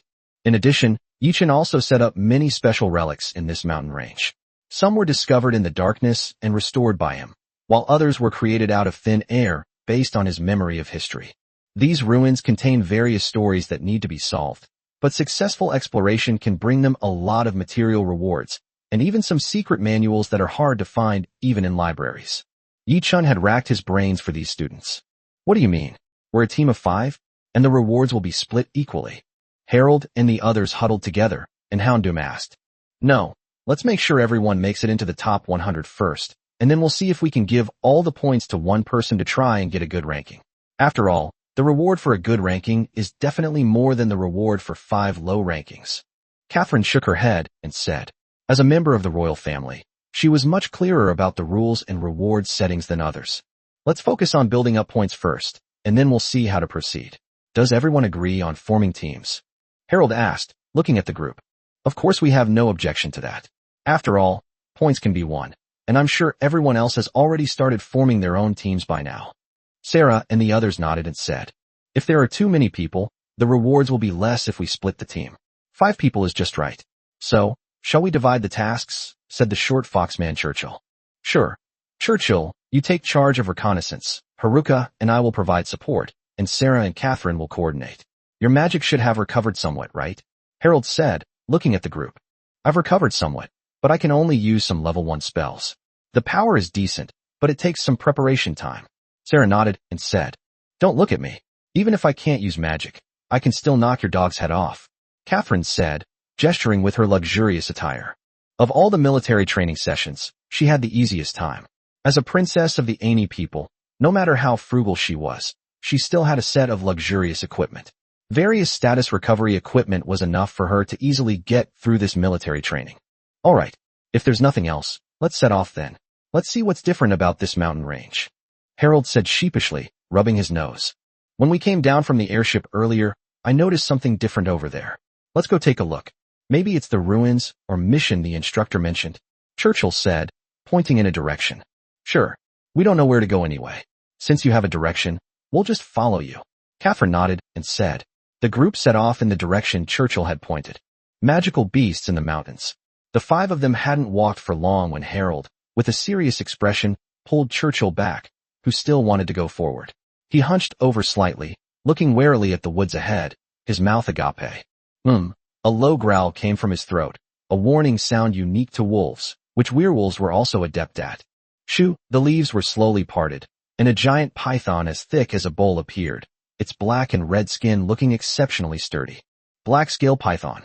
It has very high defense and can attach flames to its teeth to launch attacks. Judging by its thickness, it should already be at the 2nd tier of strength. Sarah quickly assessed the opponent's strength. A tier 2 magical beast right off the bat. Our luck is really not good. Black Lugia patted the broad-handled battle axe in his hand. It was a good thing he got from the relief general store. It was enough to kill a tier 2 magical beast.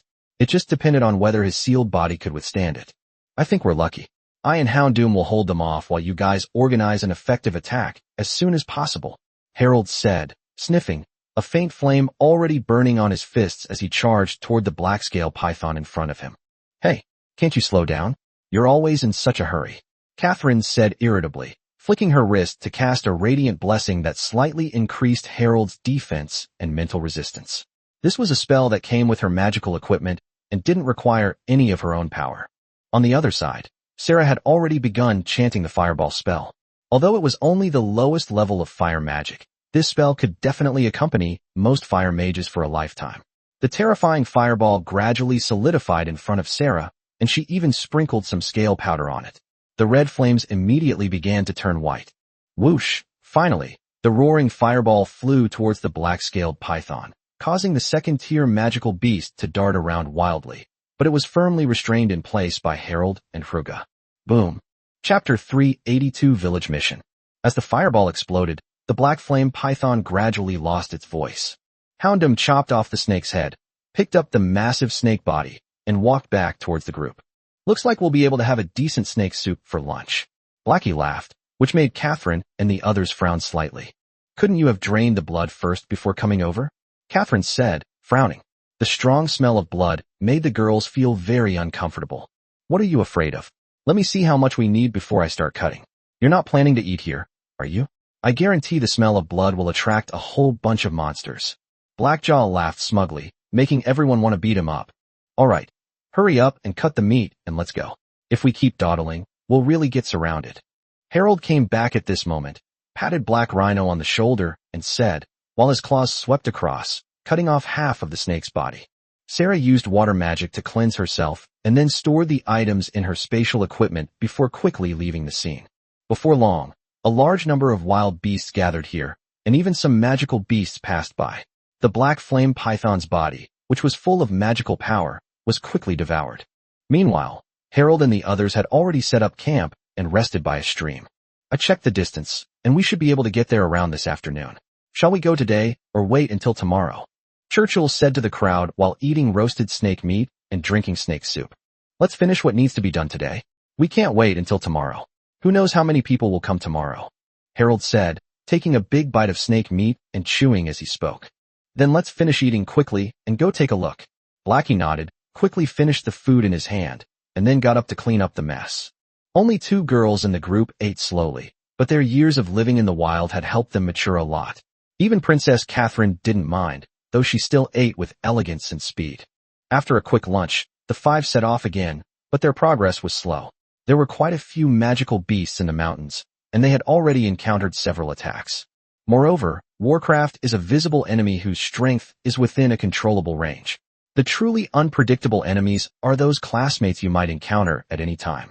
Harold's leather armor had a scorch mark on it, caused by a sneak attack from a classmate. The classmate was carrying a magical item that could instantly cast fireballs and almost killed Harold in one fell swoop. Of course, in the end, he also became Harold and his friend's points. As night gradually falls, only a sliver of light remains on the horizon, illuminating a tranquil little village. However, the village was clearly not peaceful at this time, as many students in school uniforms were already walking around, obviously those who had arrived earlier. What do we do? Churchill asked Harold, the seasoned hunter, now the leader of the squad. Let's go take a look first. There are quite a few people lingering here. It seems this mission isn't so simple, Harold said after looking at the village. The appearance of the group immediately attracted everyone's attention. It was easy to tell how many people lived in this small village, and the 5 people who suddenly appeared were a considerable force. However, no one chose to make a move at this moment. They glanced at them silently, and then went about their own business. As the 5 entered the village, everyone received a message on their wristbands. Investigate the true cause of the village's destruction and receive a reward of 100 points. The points reward is quite generous. They had only earned a dozen or so points after a whole day of running around as a team. 100 points is enough to equal several days' worth of earnings. Let's check the area for any clues. Everyone, be careful, Harold said, sniffing the air with his sensitive nose as he walked towards an abandoned house. The village is not large, with only a few dozen households, and you can see the end of the village at a glance. The village was now just ruins, with charred remains all around, clearly indicating that a great fire had taken place. Don't bother looking anymore. We've searched all the houses here, but there are no useful clues. Everything has been burned down, leaving only ashes. Unwilling to give up, she wanted to go to the next house, but then she heard her classmates remind her. Not everyone is malicious. They are just trying to protect themselves in this competitive environment. They don't mind helping their classmates if they can, since none of us can complete this task anyway. Thank you. Harold paused slightly, nodded to the other person, and decided not to insist on entering the room. He turned around and went to rejoin his companions. There are no clues at all. All we know is that it was burned down, but why it was burned down is a mystery. I even searched several houses, but there wasn't a single item that could indicate the owner's information. Sarah said helplessly. It's not that it didn't exist. It's possible that someone else took it. That would make this mission a dead end. Catherine said. In such public missions, there must be quite a few people who would do that. Never mind. Let's rest here for the night. Although this place has been burned down, it's still much safer than the wilderness. We'll see if we want to continue this mission tomorrow, Harold said after thinking for a moment. Here, he could only smell a burning smell, along with the sense of various people walking by. Clearly, Many people had been here before, which had significantly interfered with his sense of smell. He needed time to sort through these smells. The group found a relatively intact house to stay in. No one minded the environment of sleeping under the open sky. After a simple dinner, they began to sort out the day's gains and the information they had gathered in the village. It is said that someone landed in this village right after landing from the airship, but that student has already enjoyed a free return trip to the city. No one knows what quest-related items are actually in the village. At least, that's what everyone still in the village says. No, wait a minute. You said it was already like this when it landed in the village this morning. Harold suddenly asked. Yes. Sarah nodded subconsciously, and after thinking about it carefully, she realized that they had indeed said that. So this village was burned down last night, Harold said, picking up a branch from the ground and poking at the still burning fire next to him. A few embers were stirred up with the branch, which, although not serious, indicated that the fire had not been going on for very long. Chapter 383 The Village That Was Suddenly Repaired. So, the fire that started yesterday, or at most the day before yesterday, left no trace, not even a skeleton? Sarah asked Harold, puzzled. Judging from the current situation, it seems that's indeed the case. Could it be that this village was a mission set up by the dean, and therefore there was no one in the village to begin with? Churchill speculated. He majored in reconnaissance, and he had not seen any life in this small village, except for his group of students. Impossible. Even if the dean sets up a mission site, it wouldn't be something so illogical. Something must have happened here before. There may not be anyone in the village now, but there must have been people living here before. Harold shook his head and said. He smelled many odors here, many of which were masked by the smell of burning, but undeniably, these odors did not come from students who had come to the village. They were lingering in the village from before. Unfortunately, there are no clues at the moment. We don't know if it was taken out by the previous students. If that's the case, this mission has become a dead end, Catherine said with a crying face. The group had traveled for a whole day to get here, thinking they could earn some points, but they found it was a dead end. They were extremely frustrated. Let's take it one step at a time, rest first, and talk about it tomorrow, Harold said, deciding to put the matter aside for now. After everyone had dinner and set up magical guards, they took turns keeping watch and then rested. Harold, being a werewolf, was more energetic at night, so he chose the latter half of the night, while Houndoom and the Foxman Churchill were responsible for the first half. Unfortunately, Harold's night watch didn't come. As the night deepened, darkness gradually enveloped the surroundings, and even the moonlight became much weaker. When Churchill arrived in the middle of the night, he suddenly felt the darkness around him grow even deeper. Even the fire they had lit could only illuminate a small area in front of them, and there was not a single star in sight. Only the faint light from the window spoke of the tranquility of the night. Wait, the window. Churchill suddenly sat up, his abrupt movement immediately waking the highly vigilant Harold. What's wrong? The surrounding environment has changed. Churchill answered instinctively, his gaze sweeping around, and the two men immediately felt a chill run down their spines. They originally lived in a pile of ruins, without windows or even a roof. Now, we are in a closed room, with some furniture such as tables and chairs. The faint moonlight is shining in from the window, illuminating the ground outside with a patch of white. Wake them up, Harold said in a deep voice, already pressed himself against the window, looking outside. The familiar village scenery appeared before his eyes again, but this time the village was undamaged, with simple houses standing there, quiet and peaceful. What's going on? What happened? Sarah, Catherine, and Hugo woke up and looked at Churchill with puzzled expressions. But when they learned that the surrounding environment had been repaired, they all shuddered and instantly woke up from their drowsiness. Churchill, Haruka, do you see if there are any useful clues in the room? As for you, think about what methods you might have to recreate a scene, Harold instructed without turning around. Restore a scene? A healing spell? Or a space-time spell? But these kinds of spells have been lost for a long time, and very few people can master them. The erudite Sarah answered subconsciously, but then paused at the end. It's been lost for a long time, but that was in our world. This is a primordial planet. Who knows if it's really lost? Don't forget, the library does have a small number of books on space-related topics, and that little goblin teacher mainly teaches about space-time, Catherine added. I'll give it a try. Catherine's words surprised everyone.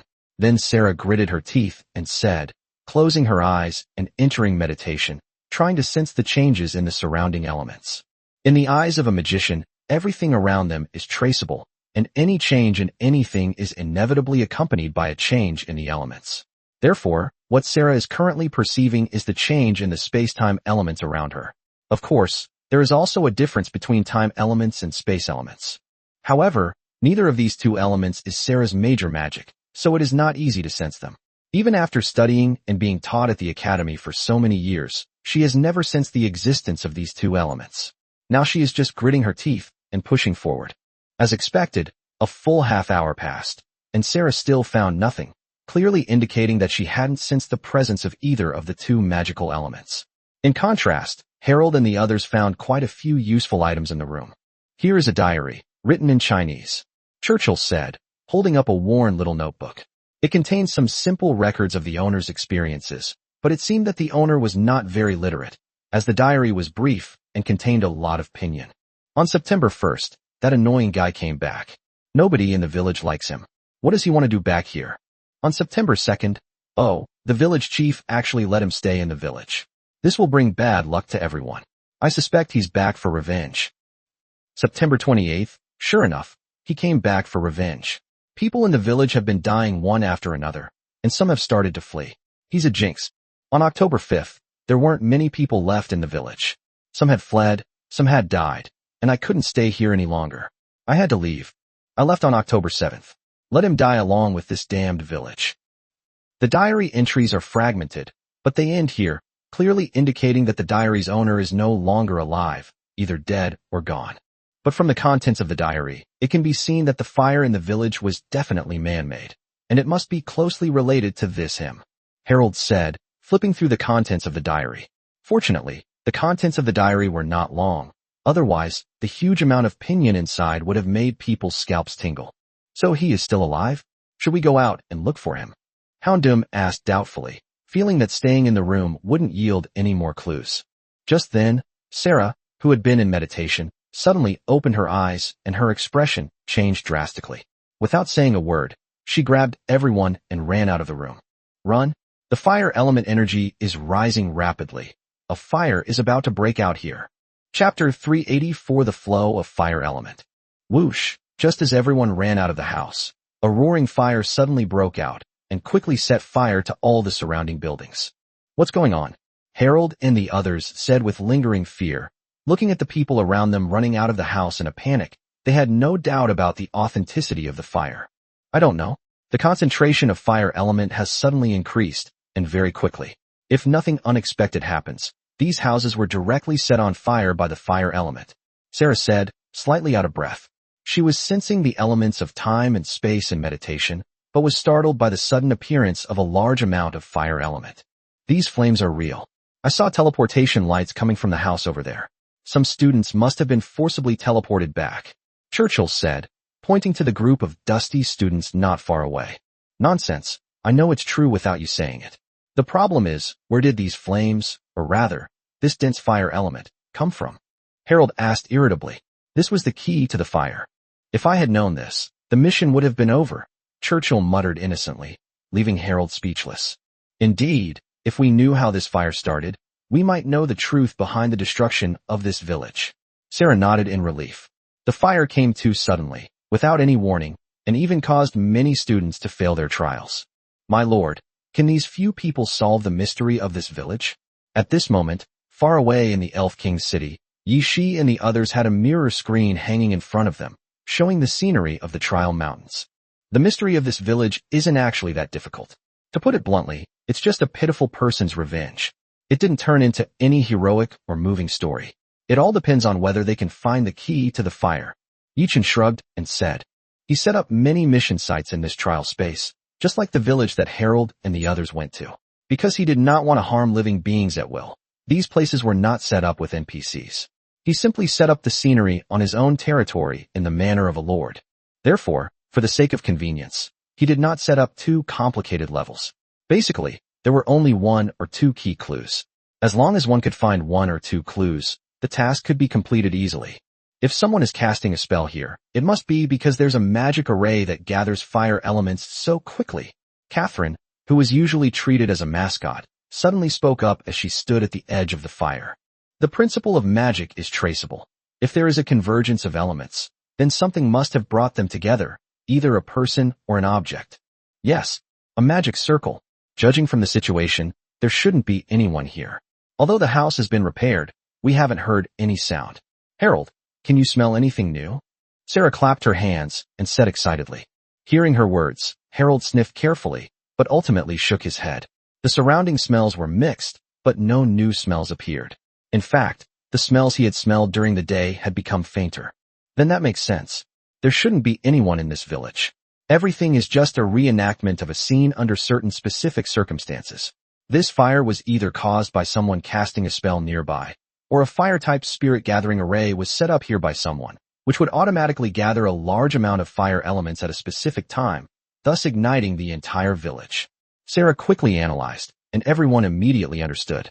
So we need to find the existence of this magic circle now. Houndoom asked in confusion. You could say that whether it's a magic array or something man-made, there must be a point where the fire element is most concentrated. Once we find that point, many problems can be solved directly. Sarah nodded and said, closing her eyes again, but this time to sense the concentration of the fire element around her. Not only her, but Catherine also closed her eyes. She also majored in fire magic and was not much weaker than Sarah in her perception of fire elements. In this situation, Harold and the others, being warriors, could only look at each other and stand aside quietly waiting. They couldn't use magic at all. This was already beyond their comprehension. Time passed slowly, and the new students who had escaped from the houses gradually calmed down.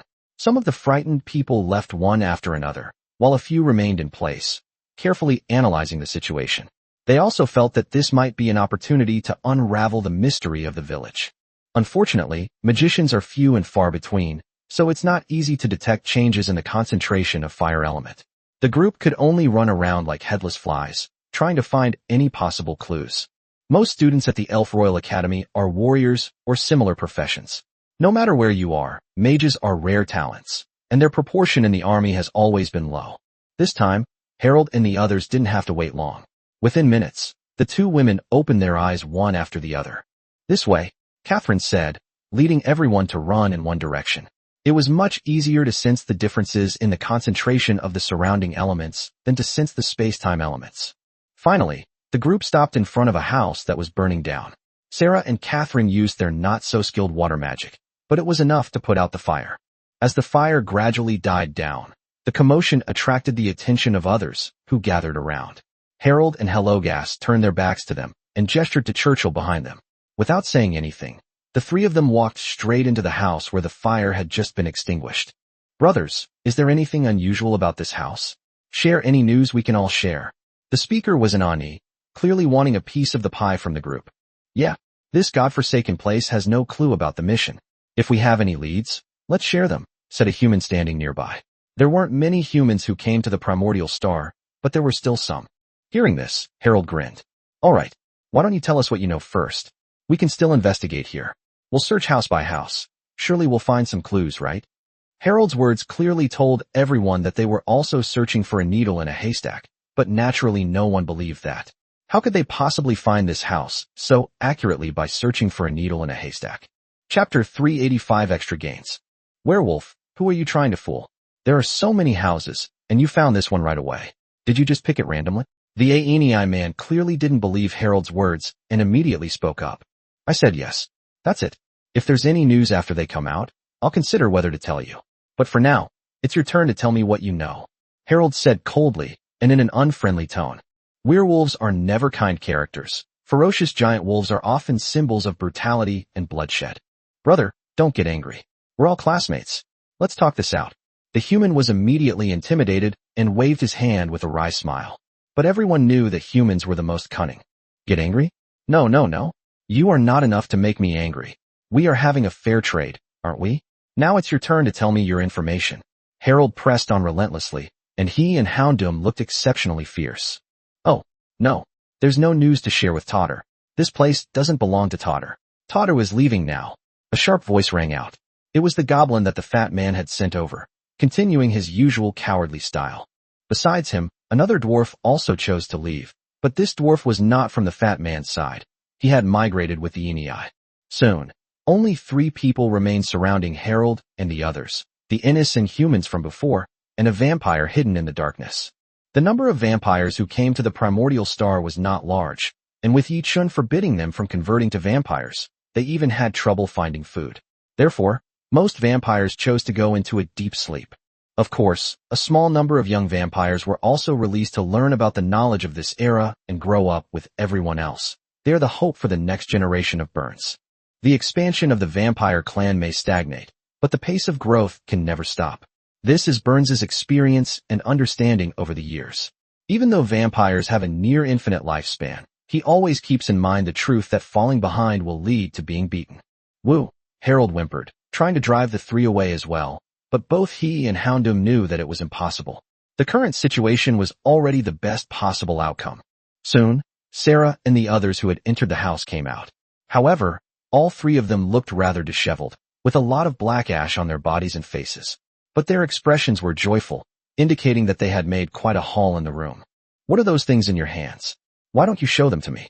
The Aeni was taken aback when he saw Catherine, but his gaze was then drawn to a fist-sized red gem in her hand. Insolence! Catherine shouted. She never expected that it would be her own people who wanted to reap the benefits without sowing. Hee, Your Highness, this isn't New Aeni City. We're just students at the Elven Royal Academy. It's not unreasonable for us to seek a better future for ourselves, is it? The Aeni man's expression changed slightly, but he quickly chuckled. On the primordial star, the Aeni royal family's power has greatly diminished, especially in the eyes of these teenagers. Having experienced the escape from another world and witnessed the power of the primordial star, their sense of belonging to the royal family is extremely low. If given the chance, these fearless young people would probably dare to rise up and declare themselves kings. Catherine was speechless with anger, but she knew that this was the problem her brother was currently facing, and she didn't know how to argue. What? Do you think you two alone can snatch something from the five of us? Or are you hoping that Stinky Bat hiding in the shadows can do something? Harold questioned forcefully, directly pointing out the vampire as well. You wretched wolf cub. A handsome figure emerged from the shadows, looking at Harold with displeasure. Vampires and werewolves are sworn enemies. That deep-seated animosity can be clearly felt even across different worlds. You Stinky Bat, if we weren't on this desolate planet, I would have torn your wings to shreds. Harold said with a look of disgust, unaware that the other party felt the same way. What a coincidence. You should be grateful that the Lord spared your clan's lives. Otherwise, I would have definitely drained your stinking wolf blood clean, the vampire opposite said in return. I said, what's the point of all this arguing? Are you going to fight or not? If not, get out of here. Blackhide shouted angrily. Although the number of Luga people was not large, their tall stature made them very reliable. Now that Blackhide was angry, even the vampires and the Ani had to give way. Hey, we're all classmates. What's there to argue about? We're here to exchange information, aren't we? Unfortunately, I don't have any reliable information, so it seems we have to give up on this mission. Good luck, everyone. Seeing that things were hopeless, the human youth immediately chose to give up. Indeed, as Harold said, with the three of them fighting individually, it was almost impossible for them to snatch the mission item from the opposing five-man squad. They had no chance left. With the human boy gone, the rest was a foregone conclusion. Without a word, the vampire transformed into a swarm of bats and departed, leaving only the Aeni with a gloomy expression. He glanced at Harold and the others before turning and leaving as well. After the group left, Harold and his companions breathed a slight sigh of relief. Although there were only three of them, if a fight broke out, those people hiding in the shadows would definitely try to take advantage of the chaos. Whether they could get any clues was uncertain, but at least Harold and his group would have no chance of completing their mission. How did it go? With the matter resolved, Harold turned around and asked Catherine. It's nothing. Catherine laughed, waving the red gem in her hand. Whether we complete the mission or not, whether we get the points or not, this stone alone is a huge bonus. A mid-grade fire spirit stone should be considered an extra reward from this mission. Not only that, we also brought out 2 books that hadn't been burned yet. They contain some rough theories of spatial magic. Even in the library of the Elf Royal Academy, you rarely see books like these, Sarah said with a smile, taking out 2 books with burn marks as well. The intermediate level fire-type spirit stone, and these 2 magic books alone are enough for their gains from this military training trial, not to mention the additional points and ranking rewards later on. So, how are these things helpful to our mission? Harold asked blankly. Chapter 356, Eliminating the Evil Dragon. It's of no use to the mission, but it's our gain. With this gain, even if the mission isn't completed, We've already made a profit. Churchill explained. Hearing this, Harold curled his lips in boredom. Although he had made a profit, he wasn't really happy. Perhaps it was because the secret of this village hadn't been truly unlocked? No. With these things, we can actually solve the mystery of this village. Sarah suddenly said, and everyone looked at her. There were traces of a magic circle in that house. This magic circle was the key to causing the fire that set the entire village on fire. If I'm not mistaken, it should have been drawn by the person in the diary. At the same time, the fire-type spirit stone in Catherine's hand is the best evidence.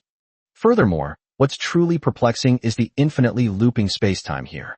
The two books I've obtained precisely illustrate that this constantly repeating space-time phenomenon does indeed exist here. But how do we solve this problem? I have no clue at the moment. However, one thing is certain. The power of space-time is not something that someone created. He probably just happened to use the environment here to create an infinitely looping space-time. As for who this person is, I don't think we need to continue to investigate. After all, this is just a mission setup, and it's hard to say whether there is really someone here. The Dean certainly wouldn't harm living beings indiscriminately. Most importantly, our mission was accomplished the moment Catherine took the fire-type spirit stone. Sarah said, raising the wristband in her hand, which already contained 100 points. Catherine did not take the points directly. All the points were collected by Sarah and would be distributed when they were about to leave, to see if they would be given to one person to win the grand prize or distributed among everyone to receive smaller rewards. Completed? Harold and the others were stunned. They opened their wristbands and, sure enough, the mission to uncover the truth behind the village's destruction was complete, which made Harold and the others feel somewhat unreal. Okay, it's really done. So where do we go now? The next mission location? Houndoom scratched his head. Anyway, it's always a good thing that the mission is completed. No, we might have to stay here a little longer. Although the mission is complete, since a time loop has occurred here, there should be some related items. If we can find them, it will definitely be a generous reward. Sarah said excitedly. Magic books about time and space have always been rare items, and ordinary magicians don't even have the qualifications to come into contact with them. Fine. So I hate magic. Harold shrugged helplessly. This mission not only lacked any exhilarating feeling, but also left him with almost nothing to show for it. Killing a few magical beasts would have been much more satisfying. Hee. I'll get you more warrior-related manuals next time. Catherine chuckled, and together with Sarah, they continued searching for other related items. As the fire elemental spirit stone was taken away, the fire in the entire village gradually went out, seemingly due to the fire elemental magic circle. However, no matter how much Sarah and the others searched the entire village, they couldn't find any more items related to time and space. They did find some broken fire elemental items, but they were all useless, just some basic materials. It seems that the person could only set up a simple magic circle, one that even Sarah could understand and set up. It just happened to coincide with the conditions of time and space reincarnation, which is why it seemed a bit mysterious. Should we wait another night? See if the time reversal happens again. Harold couldn't help but ask, seeing the disappointed expressions on the two women's faces. No need. The environment here is completely different from yesterday. The surrounding elements are dissipating, so there shouldn't be any more time travel phenomena. Sarah shook her head and said. Although they didn't know why, Sarah and Catherine could still sense the differences in the surrounding elements. If nothing unexpected happened, the phenomenon of time reversal would not reappear once the mission ended. Alright, shall we move on to the next location? Harold asked. I think it's a good idea, but we need to be careful. After a day, most of the mission points should have been cleared out. If we still want to quickly gain points, then defeating our classmates is undoubtedly the fastest way. So, this mountain range should fall into chaos soon. Sarah said after thinking for a moment. It's alright, you're here just in time. I was worried about where to get points. Simply killing monsters is too slow, Harold said, waving his fist. Having made up their minds, the five of them did not stay in the village any longer. After having breakfast, they chose to leave immediately, searching for magical beasts in the mountains while looking for any unfinished quest points. Of course, they also took care of the unruly classmates they encountered along the way, turning them into their own points. After wandering around for 2 days, the five of them had accumulated more than 200 points, which was definitely high among all the students, but it was still far from enough to win first place. On the 4th day, the five of them arrived at the bottom of a waterfall, and the wristband moved again. No one expected that there was still an unfinished task here. Clear the evil dragon? Reward for 100 points. Upon seeing the mission notification, The 5 people couldn't help but gasp. The village mission they had completed took them a whole day, and they had only earned 100 points.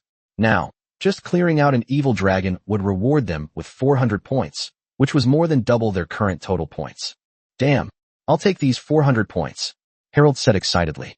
If they could get these 400 points, they would definitely be able to get a good ranking in this trial. And they could even try to get first place. Don't be impulsive. Everyone wants a mission worth 400 points, but this mission hasn't been completed yet. You can imagine how strong that evil dragon is. Black Luga shook his head and said rationally, "You're right. Let's find out what's going on here first. We probably aren't the first people to arrive." Sarah nodded and said. Instead of leaving immediately, the group wandered around the area, searching for any lone classmates. While collecting points, they also investigated the situation. Once they understood the situation, everyone's expression immediately darkened. Chapter 387 Try it, and you'll die. A 4th-tier dragon? Dean, you really have a grand gesture, Harold said through gritted teeth. The Jiaolong, is a creature that has only appeared on the primordial star in recent years. It is not simply a hybrid of the Dragon Palace Dragon Clan and other creatures. With the emergence of the Four Seas Dragon Palace, some creatures, after accidentally obtaining dragon blood, already possess the opportunity to evolve into dragons. However, such creatures are relatively rare in Xinyu continent, and the Four Seas Dragon Clan is generally not allowed to appear in Xinyu continent, so they are mainly concentrated in the other 3 continents. The leap from the 3rd to the 4th tier is a qualitative change, and it's very difficult to make up for the gap with numbers alone. No wonder this dragon has remained untouched here. Those 400 points are indeed not easy to obtain. Catherine sighed, already prepared to give up. It's not entirely impossible. At least Harold should be able to break through its defenses, right? Besides, it said that someone had already tried to take advantage of this dragon before, and although they didn't succeed, they did manage to injure it. Churchill thought for a moment and said, 400 points. No one would want to give up a chance if they had one. Let's go and see. Houndoom is a Ruga tribe that lives in the sea, so we're not afraid of a water fight, Harold said immediately. He had finally encountered a strong opponent, and even if it wasn't for the points, he didn't want to give up so easily. Let's go and see. Sarah and Catherine had no choice but to respond to these warmongers.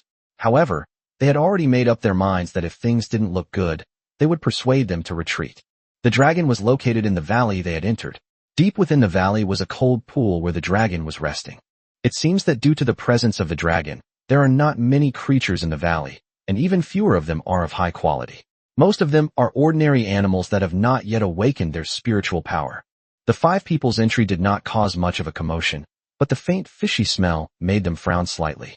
How long has this dragon not brushed its teeth? Or has it not taken a bath in a long time? Catherine said, pinching her nose. The smell here was really unpleasant. They're in the water all the time, and you're saying they don't shower or brush their teeth. Blackie chuckled. He was a sea creature, so he could tolerate the fishy smell. Quiet down. Haven't you noticed how oppressive the atmosphere is here? Harold said, frowning. Churchill didn't venture too far to scout ahead, but simply walked a little ahead of the others, checking for potential traps along the way. However, from the moment he entered the valley, his innate vigilance kept him from relaxing for even a moment. Harold, on the other hand, relies solely on the werewolf's racial innate ability to instinctively sense and be alert to danger when entering dangerous areas. A deafening roar suddenly rang out, causing everyone's legs to buckle and their eyes to turn in horror toward the distant icy pool. A giant python emerged from the icy pool, its massive head adorned with long, dragon-like whiskers. Moreover, at the tip of its head was a small protrusion, resembling a horn that was about to grow but had not yet. So powerful, Sarah said, her voice trembling slightly. The dragon's enormous body and ferocious appearance had already terrified the 2 girls. This is a dragon. Unlike the 2 girls, Harold and Houndoom were filled with excitement. The dragon was a creature that did not exist in their original world, and it was rare even on the primordial planet. They had only heard of it before, but they never expected to actually see it today. Let's go quickly. This dragon looks so powerful. I feel like I can't control my magic, Catherine said in a trembling voice. Besides her legs being weak, from the moment the dragon appeared, they felt the surrounding elements surging, especially the water element which was surging wildly, making it difficult for their fire magic to exert its due power. No, it's injured, and although its aura is powerful, it's much weaker than I expected. You know, I've seen real 4th-tier creatures before. Harold shook his head and said, a hint of excitement in his eyes. Perhaps this really is an opportunity to kill a fourth-tier creature. He had spent many years roaming the jungle and had actually witnessed fourth-order creatures. Their terrifying aura remained unforgettable to this day. Although this dragon is very powerful and imposing, a closer look reveals that it relies more on the suppression of bloodline. The true suppression of strength is not as terrifying as one might imagine. You're right, I think we can give it a try, Black Lugus said, licking his lips as well, his eyes filled with excitement as he looked at the dragon. The Luga tribe is one of the sea tribes, and these aquatic creatures are their natural prey. You guys are really crazy, Sarah said in disbelief. She hadn't expected that these two would still want to fight each other under such circumstances. Roar, before Harold could answer. The dragon in the cold pool lost its patience and soared into the air, pouncing towards the group. It had suffered numerous injuries and needed some meat to speed up its recovery. For a monster like it, nothing was more helpful than blood food containing energy. Try and die? Hopefully, the protective mechanism in the wristband will allow me to survive the jaws of a fourth-order creature. Seeing that escape was impossible, Churchill had no choice but to charge forward. In such a battle, the only role he could play was to hold the enemy back. Don't worry. Trust the Dean. You'll be fine too.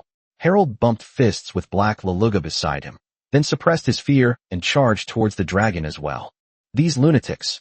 We can't just stand here, or they'll die, Catherine said angrily, pulling Sarah to her feet and starting to look for a relatively safe spot to cast a spell.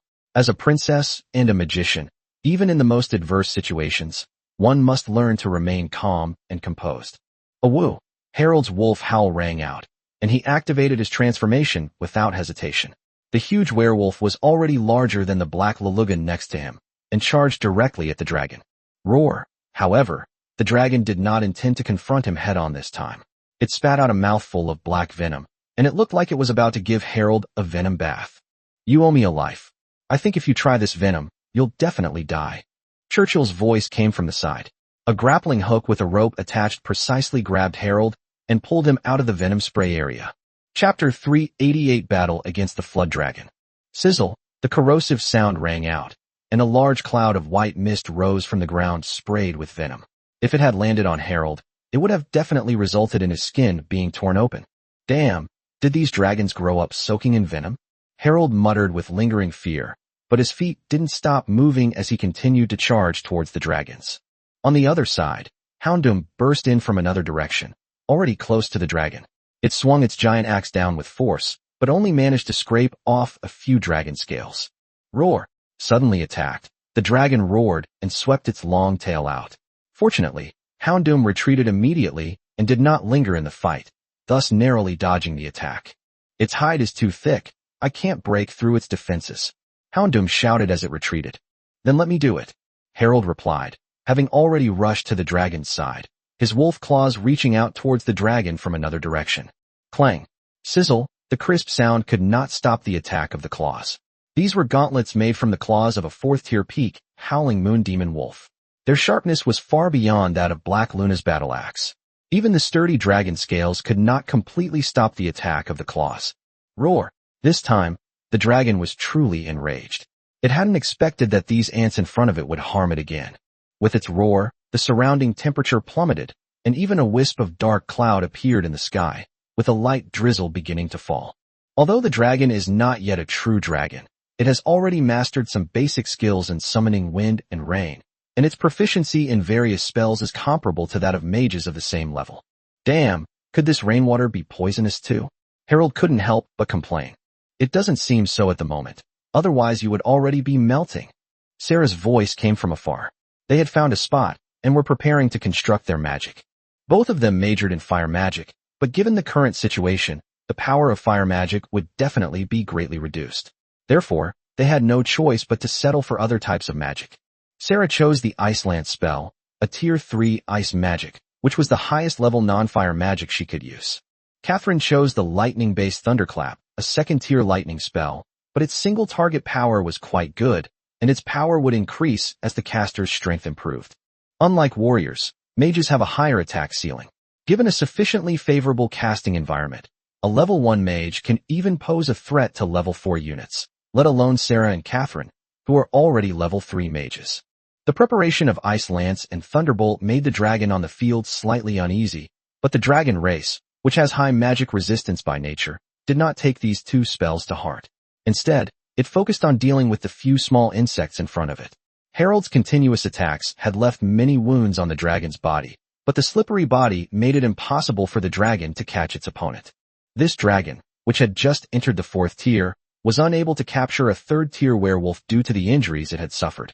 It was even repeatedly restrained by Haruka and Churchill, which infuriated it. Unfortunately, anger did not allow him to quickly defeat his opponent. Instead, it allowed Harold to further control the rhythm of the battle. The primordial planet had been too peaceful in recent years, especially for a creature like the dragon, which was at the top of the food chain. No one dared to provoke it, so although it lived in the wild, it had never experienced a real battle, and its combat awareness was too weak. Of course, if it weren't for this, Yichin wouldn't have captured it to give these freshmen practice. This is not only an opportunity for the freshmen, but also an opportunity for this dragon to hone its combat awareness. It all depends on who survives in the end. Whoosh sizzle. The sound of ice spears flying through the air rang out, accompanied by bursts of thunder. Sarah's ice spear spell and Catherine's thunderbolt were coming. After a long casting process, the two spells were finally ready, and they seized an opening to attack. Roar! The ice spear pierced the dragon's body, but only penetrated halfway into the flesh. The expected scenario of it going through did not occur. Even so, it was still considerable damage, causing more damage than Harold's previous attacks combined. In contrast, the thunderclap bomb used by Catherine on the other side was much weaker. It only flashed a bolt of lightning on the dragon's body, blasted off a few scales, and then disappeared into nothingness. This doesn't mean that the thunderclap shot is far weaker than the Ice Lance shot. In fact, with enough magic power, a Tier 2 thunderclap shot is stronger than a Tier 3 Ice Lance shot. However, the dragon itself is a creature that can summon wind and rain and wield lightning, so lightning spells can only do very limited damage to it. Damn, that's all the power of thunderclap? Are you kidding me? Catherine was dumbfounded when she saw her results. This was her strongest single-target spell outside of fire magic, and it didn't even make a ripple. Not bad. At least you're much better than Churchill. Harold joked, leaping onto the dragon's body and grabbing the huge ice spear, swinging it around like a weapon. It should be noted that the other end of the ice spear was still inserted into the dragon's body. This swing immediately caused the dragon's entire body to lose its balance, and it fell to one side with Harold's force. Fortunately, the dragon was strong enough to quickly stabilize itself. With a flick of its long tail, it intended to sweep Harold and the ice spear down together. Houndoom, come help. This ice spear is much better than your axe. Harold shouted to Houndoom on the other side. Actually, he didn't need to shout. Houndoom had already rushed over, grabbed the ice spear from the other side, and together with Harold, they stirred the dragon's body. Roar, a painful roar rang in their ears. The dragon's tail swept across, but due to its unsteady stance, it failed to hit Harold and the others. Instead, it caused the ice spear to deflect and penetrate even deeper into their flesh.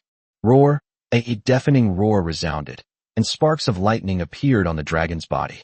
Harold and Houndoom, who were holding ice spears, felt a numbness in their hands and had to release their grip on the ice spears, falling off the dragon's body. The departure of the two finally caused the ice spear to break under the strain. After being struck by the dragon's tail again, it broke in half, leaving a section of the spearhead stuck inside the dragon's body, unable to move in or out. Chapter 389, It's terrifying to be uncultured. Holy crap, this ice is pretty good, Harold and Houndoom exclaimed in surprise. Even after so long, the ice element could still maintain the shape of the ice spear, which showed that Sarah's skill in this area was quite high. Hurry, another one's here, take it out this time. Catherine's shout came from behind, and Sarah summoned an ice spear, which went straight for the dragon. Roar! The ice spear still failed to pierce the dragon's body, but it successfully interrupted the dragon's lightning spell. One for each of us, you play with the big one. Seeing the lightning dissipate, Harold ran towards the dragon without saying a word, shouting to the black rhino not far away. Without wasting any words, Houndoom charged straight at the dragon. Once again, the dragon was knocked to the ground and tried to get up, only to find itself thrown into a large net that had trapped it firmly on the ground. Moreover, the net was so tough that it was impossible for the dragon to break free in a short time. This is a fishing net that Churchill threw out. It is made of special vines, and can even trap fourth-order creatures for a short time. It is a good item bought from the Relief General Store. Its only drawback is that it is afraid of fire. After all, it is made of vines and its resistance to fire is relatively low. However, it is perfect for trapping the dragon at the moment. Churchill had actually wanted to make a move long ago, but the dragon was flying in the air and he wasn't confident he could truly trap it. So he didn't make a move until the dragon was hit by the ice spear and fell to the ground, at which point he seized the opportunity. Well done, Churchill. Hilugia laughed, grabbing the ice spear that had fallen to the side and thrusting it at the dragon again. Harold, on the other hand, gripped the broken section of the spear tip and continued to stir it, as if the broken section was about to pierce through the dragon. Now, with the strength of a fourth-tier early-stage Jiaolong, it is difficult for it to turn the tide against Harold and the others. Trapped in Churchill's fishing net, and after Hiluga stabbed several bloody holes in it, Jiaolong was barely breathing. Ultimately, thanks to its strong vitality, it held on for a full hour before finally losing all life. Phew, this thing's vitality is too tenacious. Harold sat down on the ground, looking at the dragon covered in blood holes and soaked in blood plasma, and said helplessly. Sarah even added 2 more ice spear spells before finally killing the dragon. Alright, stop sitting there. Dragon blood is a valuable resource. You don't want to waste it like this, do you? Sarah and Catherine ran over and shouted at the group. Compared to Catherine, Sarah was also somewhat exhausted. For consecutive level 3 ice spear spells were quite a burden for her. However, thinking of the preciousness of dragon blood, she couldn't bear to give up so easily, so she quickly pulled Catherine over to collect it. To magicians, even a single scale from this dragon's body would be an excellent magical material, potentially yielding 1 or 2 rare magical items in exchange. At the very least, these dragon scales and hides would be enough to make a set of tier 4 armor for Harold and the others, which would definitely be a significant boost to their combat power. You guys go ahead and do your work. I'm really too exhausted, Harold said, waving his hand, and lay down directly in a pool of blood and mud, not wanting to move at all. No strength? Do you know what you're lying on? Dragon blood. Drinking it directly will greatly boost your bloodline power, okay? At least it will speed up your recovery, Sarah said with a look of exasperation. Seeing them lying there like this was heartbreaking. Every single second, dragon blood was being lost. Enhance bloodline power? Accelerate physical recovery? Damn, why didn't you say so earlier? Upon hearing this, Harold and the others immediately got up, found a small pond that had been soaked in dragon blood, and gulped down the water. Uncultured. How terrible. Sarah shook her head helplessly and continued to deal with the dragon's corpse with Catherine. After drinking several mouthfuls of dragon blood, Harold and the others found that it actually worked. As the dragon blood entered their stomachs, a warm feeling rose in their abdomens, and their aching bodies began to recover under the influence of this heat. Moreover, Harold, who is both human and wolf blood, actually felt a slight change in his bloodline power. Although it was very weak, it showed that the dragon blood really did have a positive effect on his bloodline power. Kept drinking the dragon's blood from the dragon beneath them, almost to the point of eating the mud along with it. Meanwhile, Sarah and Catherine encountered trouble. The dragon's body was incredibly tough. Previously, the ice spear technique could still harm the dragon, but now, when it came to dissecting the corpse, they found that ordinary daggers were no longer effective at dissecting it. Harold, bring me your claw gloves, Sarah said immediately, as only Harold's 4th-tier claw gloves could dissect the dragon's corpse at that moment. Before Harold could reply, a large number of footsteps suddenly came from the valley. The group's expressions changed slightly, and they all turned around. They saw more than a dozen students from the Royal Elf Academy filing into the valley. They were all stunned when they saw the huge dragon corpse and Harold and the others. You killed the dragon? The leader of the Aini asked with a frown. Harold and the others remembered him.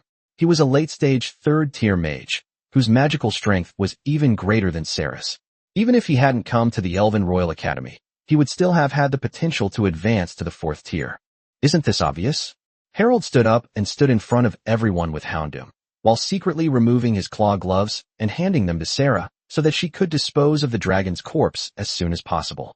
Boss, Sarah and Catherine's actions were naturally noticed by the others, and one of the underlings immediately pointed in their direction and reminded them.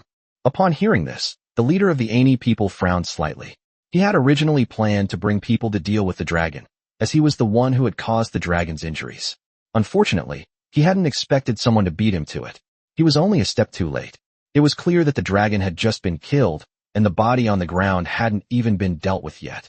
You can take the points, but the dragon will stay, the other party said to Harold and the others after thinking for a moment. It's still unknown what kind of reward the Academy will offer, but a level 4 dragon corpse is absolutely priceless right now, and could even be enough for his magic research for a long time to come. However, upon hearing his words, Harold and the others let out a cold laugh. What if I say no? Chapter 390 Evacuation. With just one sentence, the situation on the field immediately reached a stalemate. The opposing side did not expect that Harold and his group, who had just gone through a major battle, would choose to fight head-on against the 9 of them. You'd better think this through. This dragon was already injured by me. You just got lucky. Now that you've just gone through a major battle, are you sure you still have the strength to deal with us? The leader said. Björner, you can't even handle a mere dragon, and you have the nerve to brag here? If you really want to make a move, you can try. Let's see if the few of us have the strength to deal with you. Harold mocked. The circle of top experts is very small, and the same is true for students with excellent grades in the academy. You? Humph. I'd like to see if you, this werewolf bastard, can even leave this valley alive. Björner's face turned ashen. He immediately waved his hand, and the archers beside him fired first, shooting an arrow at Harold. Bastards. You dare call us werewolves bastards? A woo, Harold roared. In many people's eyes, werewolves are indeed a kind of diseased human, belonging to the lowly race. But that doesn't mean that werewolves don't possess great power. They themselves do not acknowledge this statement. Harold roared and charged toward Björner. The term bastard enraged him, and all Harold wanted to do was tear him apart. Seeing Harold charging towards him recklessly, Björner's lips curled into a slight smile. He unleashed a wind blade and swiftly charged towards Harold. Bang! A huge battle axe swept across, shattering the wind blade summoned by Björner. Wind magic possesses unparalleled cutting power, but it is extremely unstable. Spells like wind blades are very easy to break apart. You guys. Seeing Houndoom follow closely behind and attack, Björner's expression changed slightly. This was somewhat different from what he had expected. It would be one thing to provoke Harold, but for the usually composed Houndoom to also make a move could only mean that they really still had the ability to fight. What? Curious how we still have the energy to fight? Then try taking a punch from me. Harold chuckled, raising his hand to deliver a punch to the other's face. Björner's expression changed drastically. A pale green magic shield was instantly deployed, and the flowing wind power pushed Harold away, preventing his punch from hitting. Although mages are relatively weak in melee combat, it doesn't mean they are afraid of close combat. When close combat does occur, mages have a lot of ways to deal with it. Not to mention their magical equipment. Even the most basic magic shield is not an easy thing to break. Kill. However, Harold's attack was just for show. As Harold was deflected, Houndoom's battle axe followed. The two had worked together for many years and were very coordinated. However, Houndoom's attack was still unsuccessful. Bang! Another greatsword came and knocked Houndoom's battle axe away.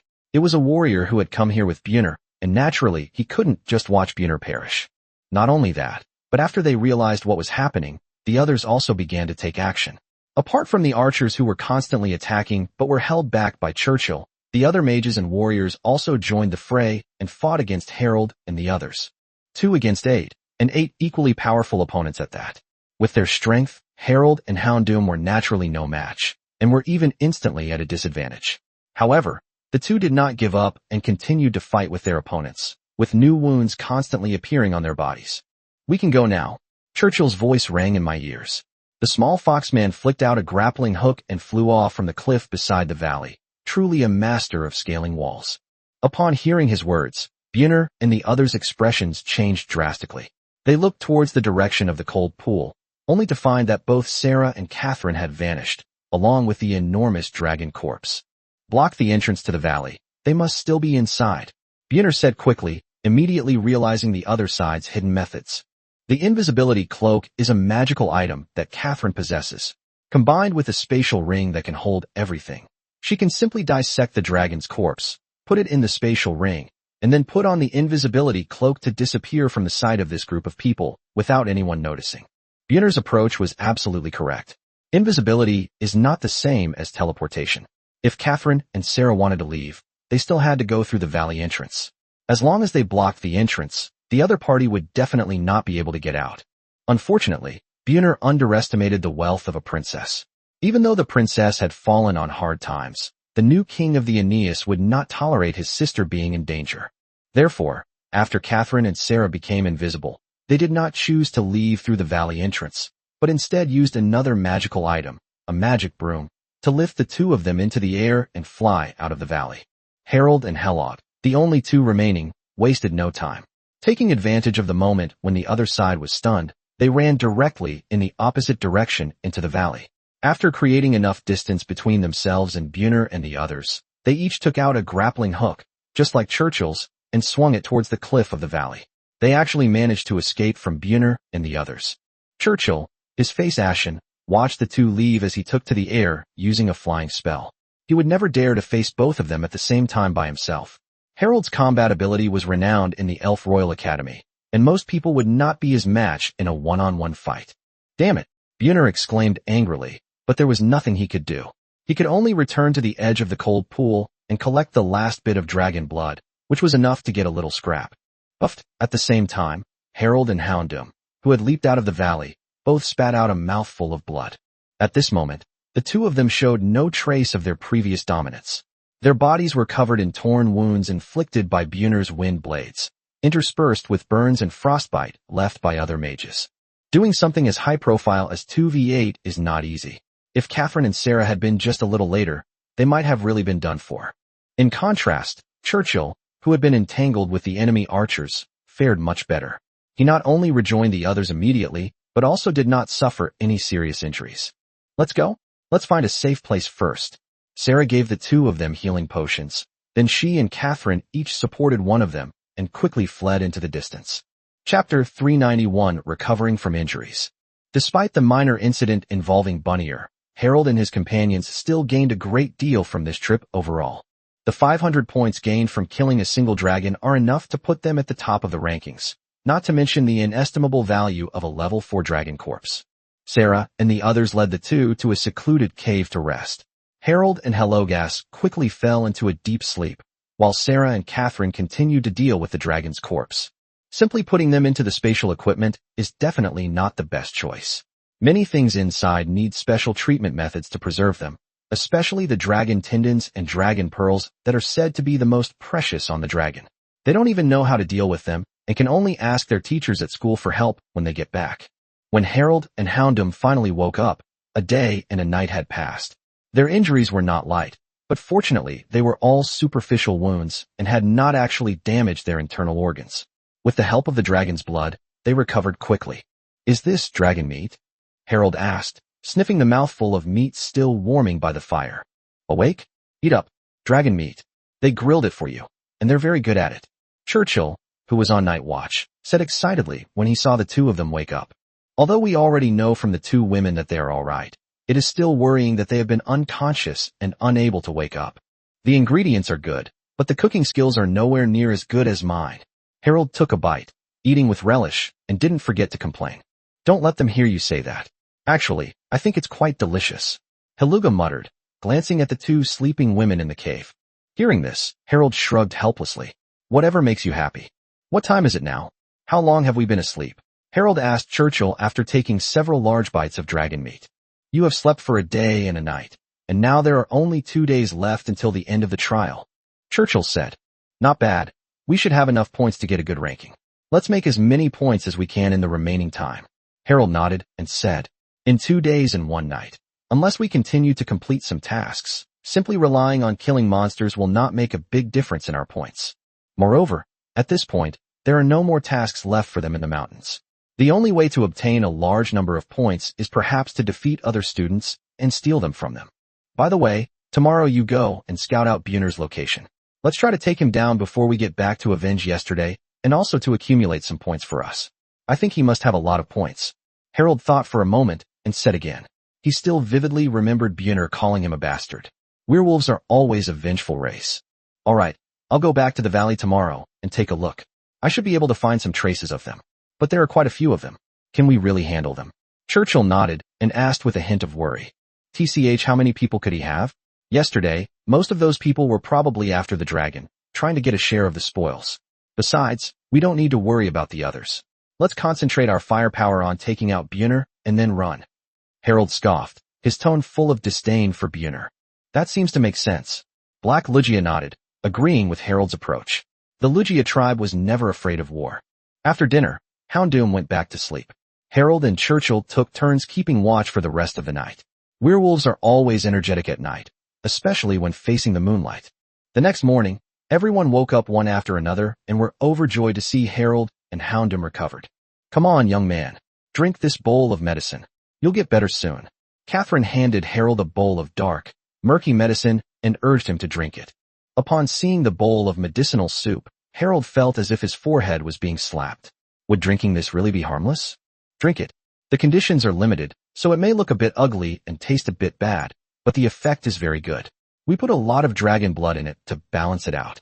Seeing the two's predicament, Sarah, who was also holding a bowl of medicine, handed it to Black Laluga and said with a light laugh, "Not counting the dragon blood, the rare ingredients in this bowl of medicine alone are worth more than a dozen gold coins." Sarah and Catherine have really gone to great lengths to help the two of them recover. Upon hearing Sarah's words, Harold and Hruga no longer hesitated, picked up their bowls of medicine and gulped it down without even flinching. They didn't flinch before drinking the medicine, but after finishing it, they both shivered. An indescribable taste filled their mouths, truly beyond words. Let's rest here for a day. Churchill has already gone out to find Bunnier's location. Tomorrow we'll take him out and get some more points for us. Let's try to improve our ranking. After drinking 2 bowls of water, Harold felt better and spoke up. Well done. They actually tried to take our dragon yesterday. This princess will definitely teach them a lesson, Catherine said, clenching her fist. Speaking of which, what should we do with our points? Should we split them equally or give them all to one person? Sarah suddenly asked, looking at everyone. All the points were currently in her hands. Including the dragon they killed yesterday, they now had more than 700 points. With that many points, securing a good ranking would definitely not be a problem. Unfortunately, there were 5 of them, and they couldn't let the others all have 0 points, could they? No rush. Let's take down Bunner tomorrow. Then we'll each take 100 points and go out. We'll leave the rest with you, Sarah, to help us improve our ranking. We can transfer our points to you later if necessary, Harold said after thinking for a moment. That makes sense. Given Bunner's personality, he must have secretly accumulated a lot of points. Once we take care of him and his gang, we can easily break through 1,000 points. Then we can focus our efforts on one person and definitely get a good ranking. Haruka nodded and said, already considering Bunner's points as his own. You two really are something. Sarah shook her head with a wry smile, ignoring the two of them. As a result, the bowls from which the two drank their medicine were washed, while Catherine was still chatting with them enthusiastically, almost as if she wanted to bring Bunner to everyone and give him a good scolding. In the evening, Churchill finally returned, travel-worn and bearing some injuries from a fight with other students along the way. However, he had finally received news of Bunnier and could set off early the next morning. Chapter 392, The Hardship of Bunner. Bunner and his men are on a mountain peak to the east. They managed to snag a small, unfinished mission there, so they're definitely still here today working on it.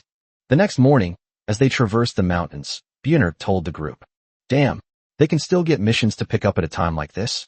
Their luck is too good," Harold said indignantly. They had worked themselves to the bone and had only completed 2 missions so far, one of which was against a 4th-tier dragon. Who can predict luck? Churchill shrugged helplessly. Not getting any missions was just bad luck, wasn't it? Whose fault was it? Actually, we were pretty lucky. They helped us finish the task, and then we got the points. Wasn't that easier? In the end, we were just lucky, Catherine said, putting herself in their shoes. The others were stunned. Well, that makes a lot of sense. Suddenly I feel like we're pretty lucky, Harold said with a self-satisfied air, as if he had truly become the chosen one. What the girl says makes sense, Catherine said, tilting her head back with a confident air. Bunner's location wasn't far, but it was quite well hidden. If Churchill hadn't been skilled at tracking, it wouldn't have been so easy to find him. It was precisely this kind of place that allowed Bunner to find a mission location that hadn't been discovered yet. The task wasn't too difficult, just a bit tedious, requiring a lot of running around, but it offered a reward of 150 points, which was higher than the reward Harold and his friends received for completing the task on the first day. Therefore, when he accidentally discovered this mission, Bunner immediately perked up. He had been held back by the frozen pool dragon, which had resulted in a low score. Now that he finally had a mission, even if he didn't get a top ranking, at least his score wouldn't be too bad. Who was diligently carrying out his mission, his old rival had already led his men up the mountain, waiting for him to complete the task so they could wipe him out in one fell swoop. There aren't many people. It seems like there are only about 3 people coming and going. Harold led his men, hiding on another hilltop, watching the situation from a distance of not far from Taiyuan. Churchill also discovered this hilltop, which offers a general view of the opposite mountain peak, but there's nothing else there, not even a single monster. Isn't it perfect that there are fewer people? It'll be easier to take them down, Catherine said with a hint of excitement. That's true, but what exactly is their mission, running up and down this mountain? It seems a bit of a hassle, Harold asked, looking at the opposite mountain peak with a puzzled expression. I don't know. It seems to be a delivery task. Didn't some other classmates mention it before? He encountered a delivery task, and although the points were okay, he ran back and forth for 2 days and almost died of exhaustion, Sarah said after thinking for a moment. That's really tough on him. Harold swallowed hard.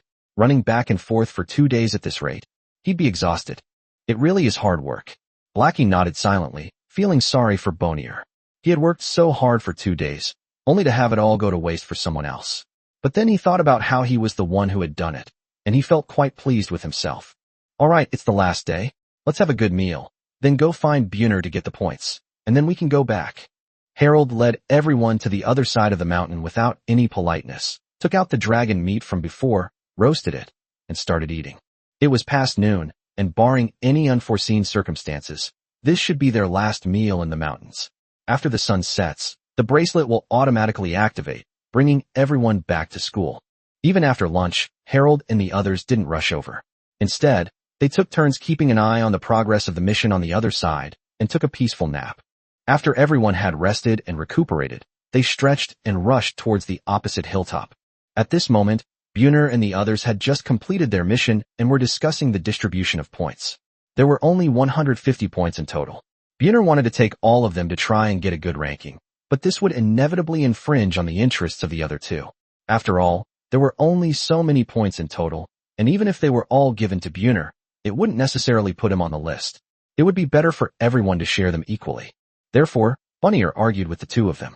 He wanted to keep all the points for himself and dreamed of climbing the rankings, but the other two were unwilling to go back with 0 points. Speaking of which, if we wait a little longer, won't they start fighting amongst themselves? Hidden behind a rock, Houndoom asked Harold and the others with a puzzled look.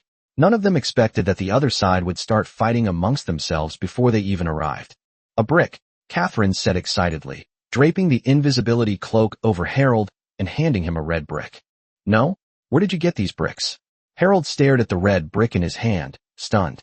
Judging from its condition, it must have been just made. Who am I? I'm the princess of the Annie people, the sister of the lord of New Annie City. I have to keep an eye on some city construction, you know? Bricks are the main building material of the city, so what's wrong with me taking a few to check them? Enough nonsense, hurry up and go, Catherine said matter-of-factly, not giving Harold a chance to ask any more questions, and pushed him out directly. Harold had no choice but to don his invisibility cloak and carefully approach the other party, clutching a brick.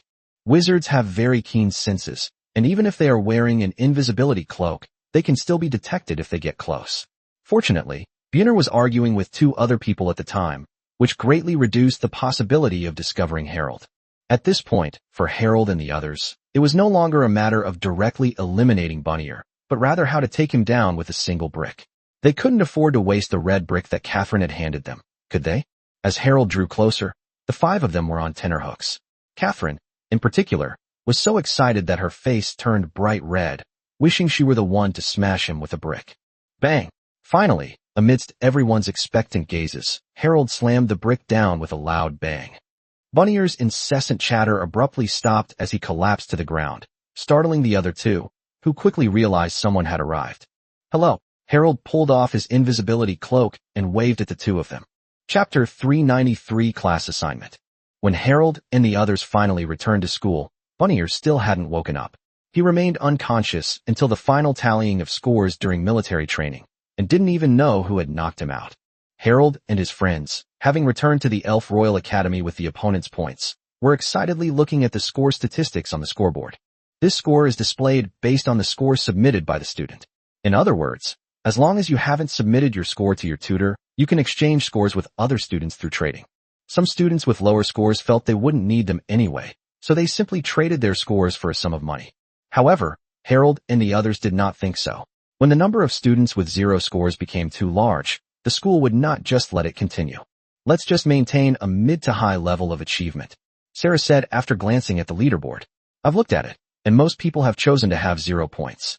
Only a few people have chosen to keep their points, but there aren't many of them. Maybe we can go and buy some back.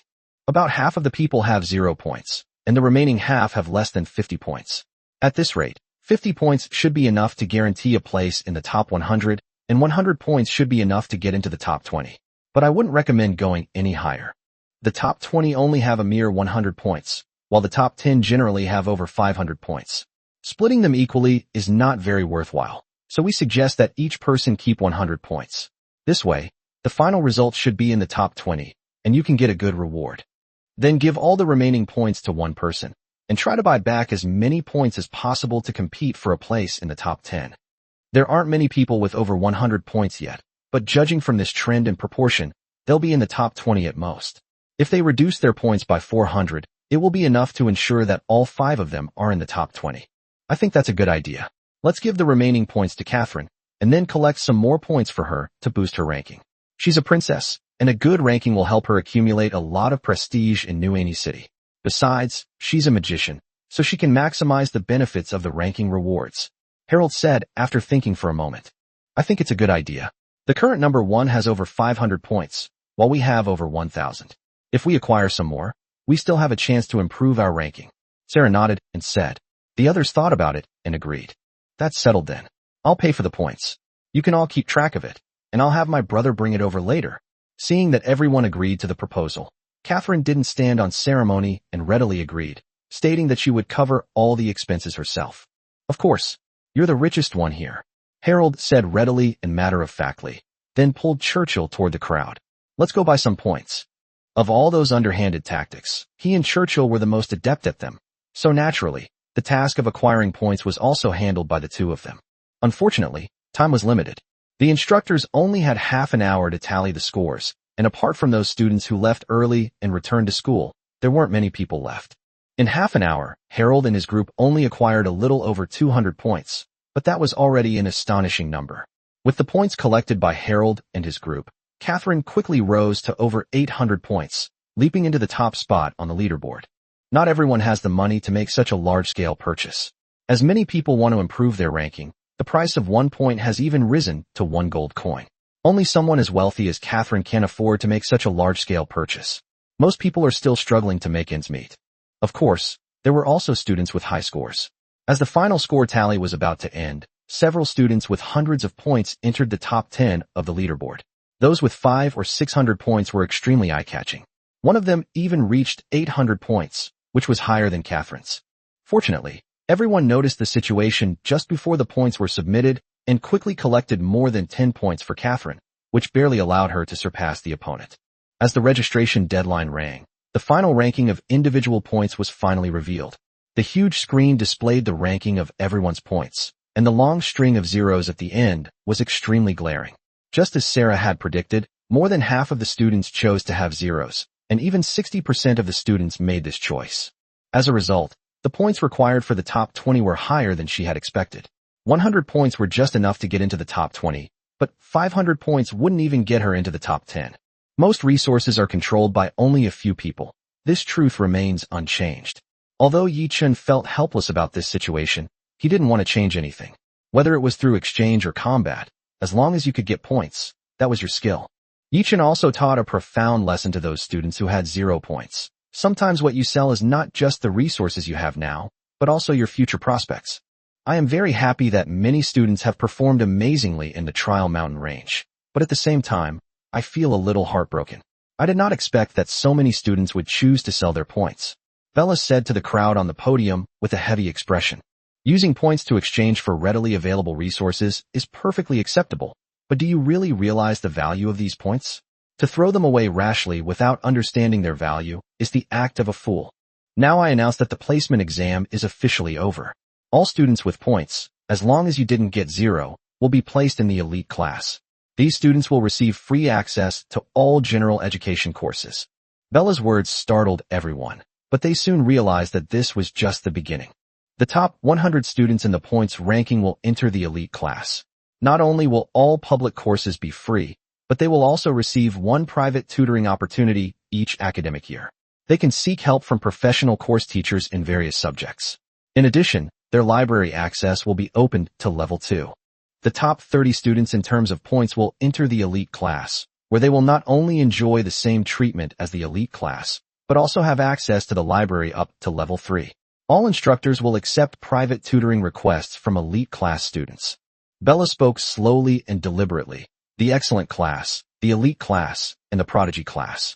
Although classes had not officially started yet, the difference in treatment between the different classes was already obvious. Those students with 0 points felt a pang in their hearts and had a bad feeling. Chapter 394 Military Training Rewards. As for the remaining students who didn't get any points, Bella paused, causing everyone's hearts to race. I'm sorry, if it's due to a lack of strength, then please work hard to improve yourselves. If you've traded your points away, then you'll have to bear the consequences of losing those points. All students with 0 points will be placed in the regular class. Students in the regular class will only have access to the library on the first floor. In addition, they will need to exchange credits for general education courses, and the way to obtain credits is through various labor activities within the college. Someone once told me, in the path of cultivation, one must defy fate. Today, I would like to share this sentiment with you all. When you make any decision, I hope you can think it through and consider whether you can bear the consequences. There is no going back in this world. Even the magic of turning back time cannot change the established facts. So please cherish every moment. Bella spoke in a heavy tone. Many students wanted to object, but they didn't know where to begin. After all, they were the ones who sold the points themselves. Could they really say they didn't know what the points were for? The principal had already made it very clear. If you sold them without knowing their purpose, then you should bear the consequences of losing the points. Fortunately, Bella didn't give them much time to think or argue. She ignored all the students who argued, and after the class division was completed, she announced the distribution of ranking rewards, which was a moment that excited everyone. Regarding the ranking rewards for this military training, as previously stated, all students who return alive will receive a reward of 10 credits, while the top 100 students will receive an additional 20 credits. The top 10 students will receive an additional 20 credits. In addition, the top 10 students will receive an extra 2 professional credits, which can be used for any professional course, but only for graduation assessment, and a maximum of 2 professional credits can be used for each course. As for the top 3 students, they will all receive 1 to 3 borrowing privileges from the top floor library scripture pavilion and a custom-made tier 4 weapon. Upon hearing the final reward, all the students cheered. Except for those who were eliminated early, most of them received the basic reward of 10 credits, while the huge rewards for the top 3 made the students who bought the credits feel that it was worth it. Putting everything else aside, the borrowing privileges of the library pavilion are enough for this return ticket. It's the same as the 3rd floor of the Hope Academy Library, a place in the Elf Royal Academy that stores all kinds of cultivation manuals. Being able to go in and borrow books at will is undoubtedly adding another layer of leverage to oneself. Well done. 3 borrowing privileges. Catherine, you're going to be rich. Harold shouted excitedly at Catherine from the crowd. She was ranked first on the leaderboard this time, and 3 borrowing privileges meant that she could obtain 3 secret manuals, which would undoubtedly be a huge boost to her strength. I'll check later to see if we can grant them the borrowing privileges. If so, we can consider 1 magic-related manual, 1 warrior-related manual, and 1 reconnaissance-related manual. Catherine said excitedly. This is the library of the Elven Royal Academy, completely different from the library of their Hope Academy. Most of the books there were brought from the world of the Aenei, but the books in this Elven Royal Academy's library were collected by Yi Chun from all the worlds. Of course, this is what the people of these lords say. In fact, these basic books are available for sale outside, and it would be enough to build a library in bulk. However, most of these books are general-purpose manuals. The truly rare and special manuals are the secret skills that each lord keeps hidden away and will not easily take them out. Just like the secret manuals that Yi Chun exchanged with primordial points, they are now placed in the scripture pavilion of Tianju Mountain, which is where the strongest secret manuals on Primordial Star are stored. Not only that, but places with primordial heritage, such as the Hall of Heroes, are also located in Tianju Mountain, which is Yi Chun's true base camp. By the way, let's forge a battle axe for Houndoom, a 4th tier weapon. His 2nd tier axe is really not enough. It seems to be dulled after this military training. Catherine said to Houndoom. She had the authority to forge a 4th tier weapon once, but she and Sarah were both mages and did not rely heavily on weapons. Rather than making a high-tier magic staff, it would be better to make a battle axe for Houndoom. Houndoom's offensive capabilities have always been a major weakness. His defensive and support abilities are extremely strong, and his physical strength is even greater than Harold's after his transformation. Unfortunately, his lack of offensive power has always been a sore point, and he has never been able to find a good axe. Now that he can have a 4th-tier weapon custom-made, his weakness will be directly made up for. Hee. Thanks a lot then. Seeing everyone else nodding in agreement, Houndoom chuckled. Nothing makes a warrior happier than getting a handy weapon. As Bella distributed the rewards to everyone, the data in everyone's bracelets changed. Since Harold and the others were all in the top 20, they all entered the elite class, and their subsequent studies would be smooth sailing. Those students who didn't accumulate points and only entered the regular classes will now have to work hard to earn their place in the school, earning the right to attend general courses through various school-related tasks, while also trying to win over their tutors to secure a private tutoring opportunity. In magic academies, private tutoring and general courses are quite different. General courses teach common knowledge that can be found in library books. Tutors are there to help you summarize and organize the information for better learning and mastery. However, private tutoring offers the opportunity to learn the tutor's unique skills, such as martial arts, magic, alchemy, enchanting, and other specialties. As you progress in your training, you can no longer just blindly rush forward. You need to have a research direction. Only by walking on the right path can you truly grow. Harold and the others returned to their dormitory with great enthusiasm. After wandering in the wilderness for a week, they could finally get some rest. Next, they would begin formal courses and embark on the path to becoming true strongmen through learning. Chapter 395 9 Lives Bell. After careful questioning, it was confirmed that the rights to forge weapons and borrow the library's library privileges could indeed be traded. However, the school did not recommend doing so, just like trading military training points. You should think carefully about the consequences before making a trade. Whether it's weapons and equipment or the right to borrow books from the library, these are all things that can improve one's own strength. If you don't keep them for yourself, but give them to others, it will affect your own development in the future, and you won't have time to regret it. Of course, it didn't matter to Catherine and the others. They had obtained these rewards as a team, so it was normal for them to distribute them to those who needed them, which was also a way to maximize their benefits. Although they have obtained the right to forge 4th-tier weapons and can entrust the Academy's instructors to assist in the forging, they must provide the materials needed for forging themselves. Therefore, Houndoom's weapon will have to wait for the time being. Fortunately, they had no shortage of forging materials. The dragon's corpse contained excellent weapon materials, but the dragon bone was not suitable for forging a battle axe. It was more suitable for forging a spear, but Black Lugia was not good at using such weapons. How about we check out the Namiya General Store? The owner might have some good stuff. We could trade with him for something, Harold suggested. That makes sense. Speaking of which, the last time we went there, the shop wasn't open yet, and then there was military training. We haven't even met the owner yet. It's a good opportunity to go and take a look. Haluga nodded and said, That's right. We've come all the way to the Elf King's city, and all we know is that the owner opened a shop, but we haven't actually seen it yet. Let's go chat with the owner. Catherine nodded excitedly. They had all guessed that Yi Chen's identity was definitely not simple.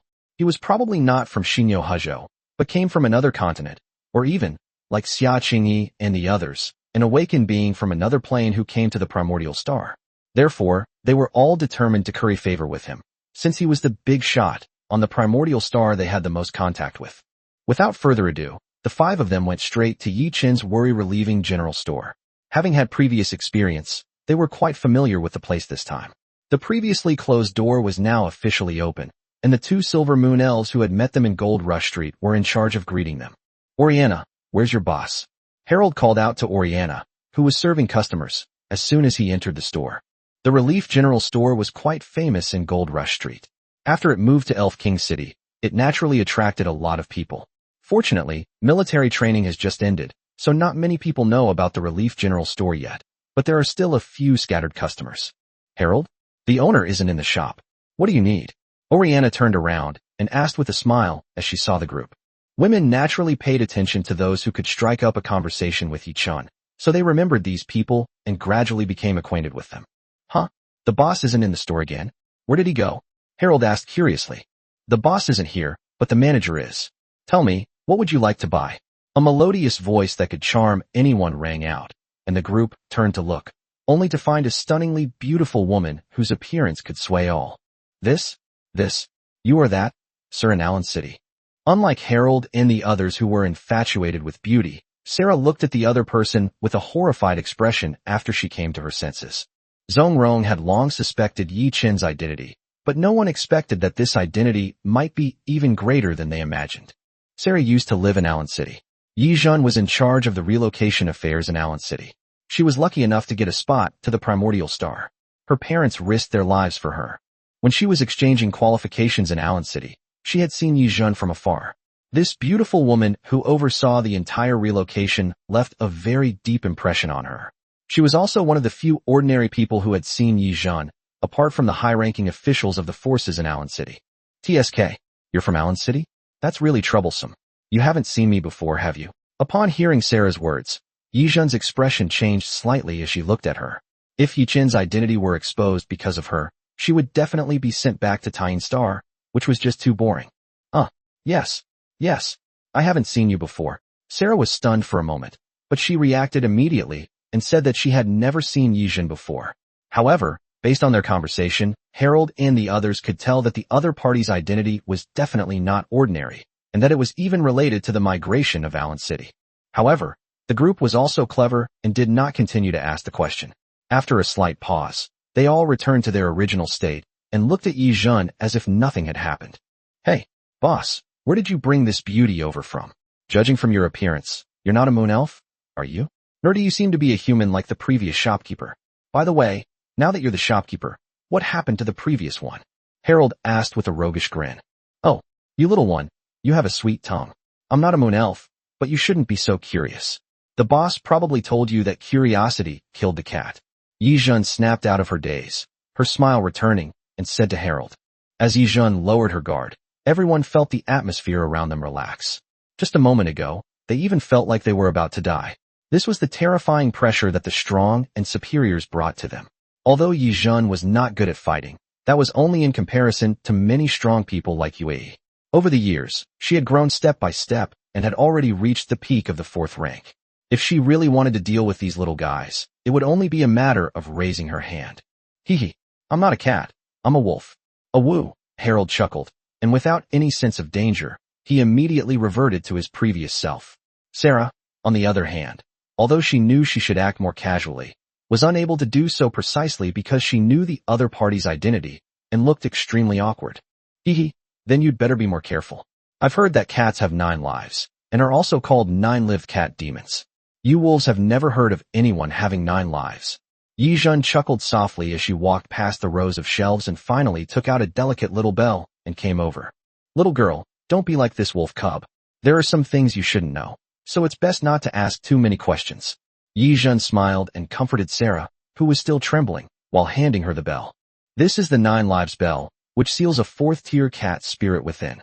It can withstand 9 fatal blows for you. Of course, if you suffer an extremely powerful attack, 1 life won't be enough. After all, a cat's life is quite fragile. Chapter 396, Trading Dragon Tendons and Dragon Bones. This is too precious. I can't accept it. Upon hearing the introduction of the 9 lives bell, Sarah immediately waved her hand to refuse. The value of the 9 lives bell even exceeded that of ordinary 4th-tier equipment. This kind of life-saving item is the most difficult to refine. Take it. Of course, it's not free. I heard you got 1st place in military training, so I'll use your 4th-level forging permission to offset it. Yi Zhen said with a light laugh. The others were shocked.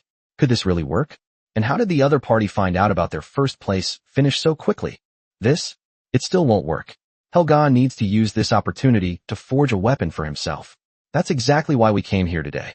We have a 4th-tier dragon bone that we'd like to exchange for some materials to forge a 4th-tier battle axe, Sarah said, gritting her teeth and shaking her head. In fact, the value of an ordinary tier 4 battle axe is far less than that of the 9 lives bell, since it is something that can truly save lives. However, this weapon forging opportunity belongs to everyone, and it has been agreed to be given to Houndoom, and he really needs a battle axe. A 4th-tier dragon bone? Take it out and let me see. Upon hearing Sarah's words, Yi Zhen was stunned for a moment, and then spoke up. The development of Hongwang Star is still relatively recent, and there are not many 4th-order dragons. Moreover, most of them are located in Dongxing Shenzhou, and they cannot be seen in Xinyo. It seems that the Lord brought them over. Yi Zhen's mind in an instant, and she immediately decided that since the Lord had brought it to them, she should lend a hand. Okay, But this place is a bit small. Do you have a more spacious area? Sarah nodded in response. Of course, come with me. Yijin nodded and led the group to the backyard. Although the front of Yichin's general store wasn't very big, the backyard was incredibly spacious, all arranged by Yiling. Wow, what a big backyard. Why don't you expand the storefront a bit? That way you could put more merchandise in there, right? Harold asked in amazement. Although I've been in military training these days, I've gained some understanding of the prices in the Elf King city. Merchants who come from afar naturally wouldn't do business at a loss, so prices are extremely high. The difficulty in obtaining residency status in the Elf King city has also indirectly increased the difficulty of obtaining residency rights. It's not easy for ordinary people to open a small shop, let alone a small courtyard as big as Yichin's. Don't flaunt your wealth. For someone who really wants to buy something, a store this size is enough. It's useless to give someone a bigger store than they have money, right? Yijin chuckled. All right, take out your dragon bones and let me see them. Oh, okay. Sarah nodded and took the dragon bone out of her spatial ring in the open space of the yard. The huge dragon bone immediately occupied nearly half of the yard area. If it weren't for Catherine's wealth, they wouldn't have been able to get such a large spatial ring. TSK, a fourth-order early-stage dragon bone. It should have just begun to transform into a dragon, and it still has a long way to go before it becomes a true dragon. Yijun looked at the dragon bone and immediately recognized its strength in life. Hee. How about that? We're just a bunch of students who've barely reached the 3rd rank, and we managed to take down a 4th-rank dragon. Pretty impressive, huh? Harold said with a smug look on his face, his expression practically screaming. Come on, praise me. It's alright. The dragon bones are fairly intact, but this thing is really hard to forge into a battle axe. It would be a good material for a spear or a whip. Yijin nodded and said, completely ignoring Harold's intentions. In her opinion, the strength of this dragon was just SOSO. It was just a newly transformed dragon beast. It was nothing to brag about that it took a team of 5 to take it down. Maybe a few jade rabbits on Tynestar could do it. At not receiving Yijun's praise, but this did not affect their trade in the dragon bone. How about it? Can we exchange it for some materials to forge a tier 4 battle axe? Houndoom asked cautiously, his heart pounding with excitement at the prospect of obtaining a battle axe that he truly desired. Of course you can, but I don't recommend you do that. You should have gotten the dragon tendon when you killed the dragon, right? Give me the dragon tendon too, and I'll give you a level 4 battle axe. Yijun said with a smile. What is the most valuable thing about a dragon's body? It's not the dragon scales or the dragon bones, but the dragon pearl that contains the essence of its life's cultivation and the dragon tendons that support the entire dragon's body. These 2 items alone account for 80% of the value of a dragon's corpse. In comparison, everything else is just extras. This? Yes, but dragon tendons, while tough, don't seem to be of much use, right? How about I give you the dragon pearl or dragon scales? Catherine asked shyly. This was also due to the influence of Western dragons. The tendons of Western dragons are generally mediocre. Their true strength lies in their dragon blood and scales, especially the single reverse scale, which is the most solid part of the dragon's body and an excellent forging material. Of course, the Eastern Divine Dragon also has this reverse scale, which is also incredibly sturdy. However, this is just a flood dragon, and the sturdiness of its reverse scale is limited, so its value is naturally not very high. You don't need the Dragon Ball. Keep it for yourselves. It's similar to the magic core of a magical beast, but it has many more uses. You can even sense some of the dragon's talents from it, so cherish it. Yijun said with a smile, indicating that she didn't need the Dragon Ball. She really didn't care about a single Dragon Ball. She could only take a look at the dragon tendon. Comprehend the dragon's talent? Magic? Harold asked excitedly, only to be met with a roll of his eyes from Yijun. Dragons don't belong to the category of magical beasts, so they don't know magic. If you really want to talk about it, this should be a kind of cultivation method that is independent of your existing cultivation system. Yijun said irritably. However, this kind of thing is not easy to explain, so no matter how Harold and the others pressed her for an answer, she didn't say anything more, as if the topic had come to an end. Sarah and the others had no choice but to hand over the dragon tendon to Yijun. To them, the dragon tendon wasn't very useful. At most, it could be used to forge a high-level bow. However, none of them were skilled in using bows, and to forge a 4th-level bow, a single dragon tendon wasn't enough. It was only the material for the bowstring. They also needed to find the material for the bow itself. Very good. Illyria, bring them that battle axe from the warehouse. After taking the dragon tendons and bones, Yizhen called out to Illyria in the front hall. Chapter 397 Golden Sparrow Mountain Splitting Axe. Upon hearing Yizhen's call, Aurelia entered the warehouse and came out carrying a giant axe as tall as a person. The axe blade was as big as a door panel, and it was so powerful that you could kill someone by simply smashing it with the axe blade like a brick without even chopping it. The Golden Sparrow Mountain Splitting Axe is forged from special diamond meteorite iron. It is a peak 4th tier battle axe. When used at full power, its strength alone is enough to split a mountain peak 1,000 meters high. When combined with martial arts techniques, it has infinite power. In addition, this mountain splitting axe has a light and agile magic array engraved in it, which makes it less cumbersome to use than an ordinary battle axe. This is also the origin of the name Golden Sparrow. Using it makes one as agile as a golden sparrow. Finally, this machete is not yet enchanted. You can find an enchanter to enchant it again to unleash its full power. Upon hearing Yizhen's introduction, Houndoom's eyes lit up. It carefully took the battle axe from Illyria's hand and stroked it affectionately. Stop touching it, try it out, Harold urged. Who wants to watch a muscular man tenderly stroking his battle axe? This scene is too much to bear. Hee, I think this is it, the perfect battle axe in my mind, Houndoom said with a hint of excitement, but still walked to the center of the yard with the battle axe in his hand. Even before it began to swing, Houndoom wielding its battle axe already exuded a sense of heaviness and overwhelming pressure. This heaviness was not something that ordinary mages or warriors could bring. Only a shield bearer of such extreme weight and immense security could evoke such a feeling, even though Houndoom wasn't actually holding a shield. This is a 4th tier battle axe, which can increase strength by 100% to 300%, but the cost is slow attack speed and high usage requirements. However, the agility effect of this battle axe can increase its attack frequency, which can make up for this shortcoming. The rest depends on the enchantments you choose later.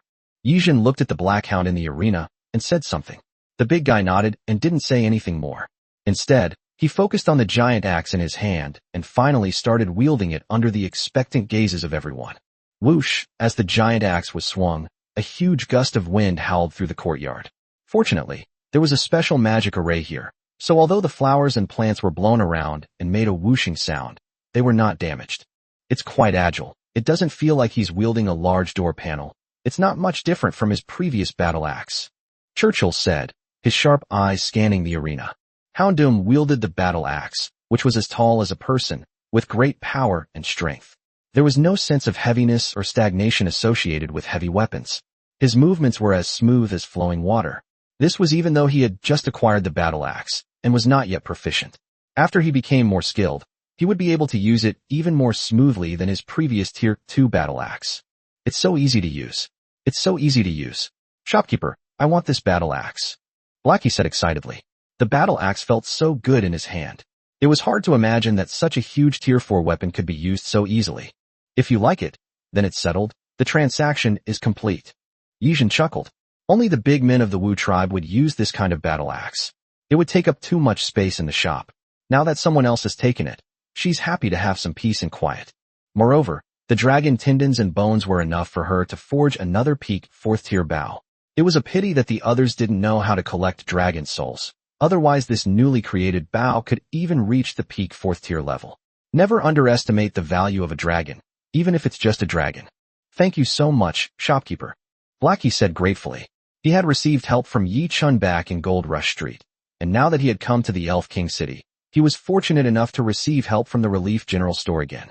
No need to be polite. It's a normal transaction. Each of us gets what we need, Yi Zhan said with a smile, then turned her gaze to Sarah. So, do you still want to trade? Upon hearing this, Sarah was taken aback, then nodded. If that's all right, thank you very much, manager. A forging right in exchange for a 4th tier life-saving item. There's no better deal than this. It's even clear that Yi Zhan is intentionally supporting them. Of course, it could also be a hush money payment for Sarah to prevent her identity from being revealed. With this in mind, Sarah made a firm decision. She must keep the store manager's identity and her speculations about the boss a secret, and it would be best if she could completely forget about it and pretend that she had never met the other party in Allen City. Of course, the 9 Lives Bell is already in your hands, isn't it? Yi Zhen chuckled, then took the Academy's 4th tier weapon forging certificate from the other party, thus concluding the transaction. Hee, beautiful shopkeeper, is there anything I can use? Harold asked shamelessly, without the slightest bit of embarrassment.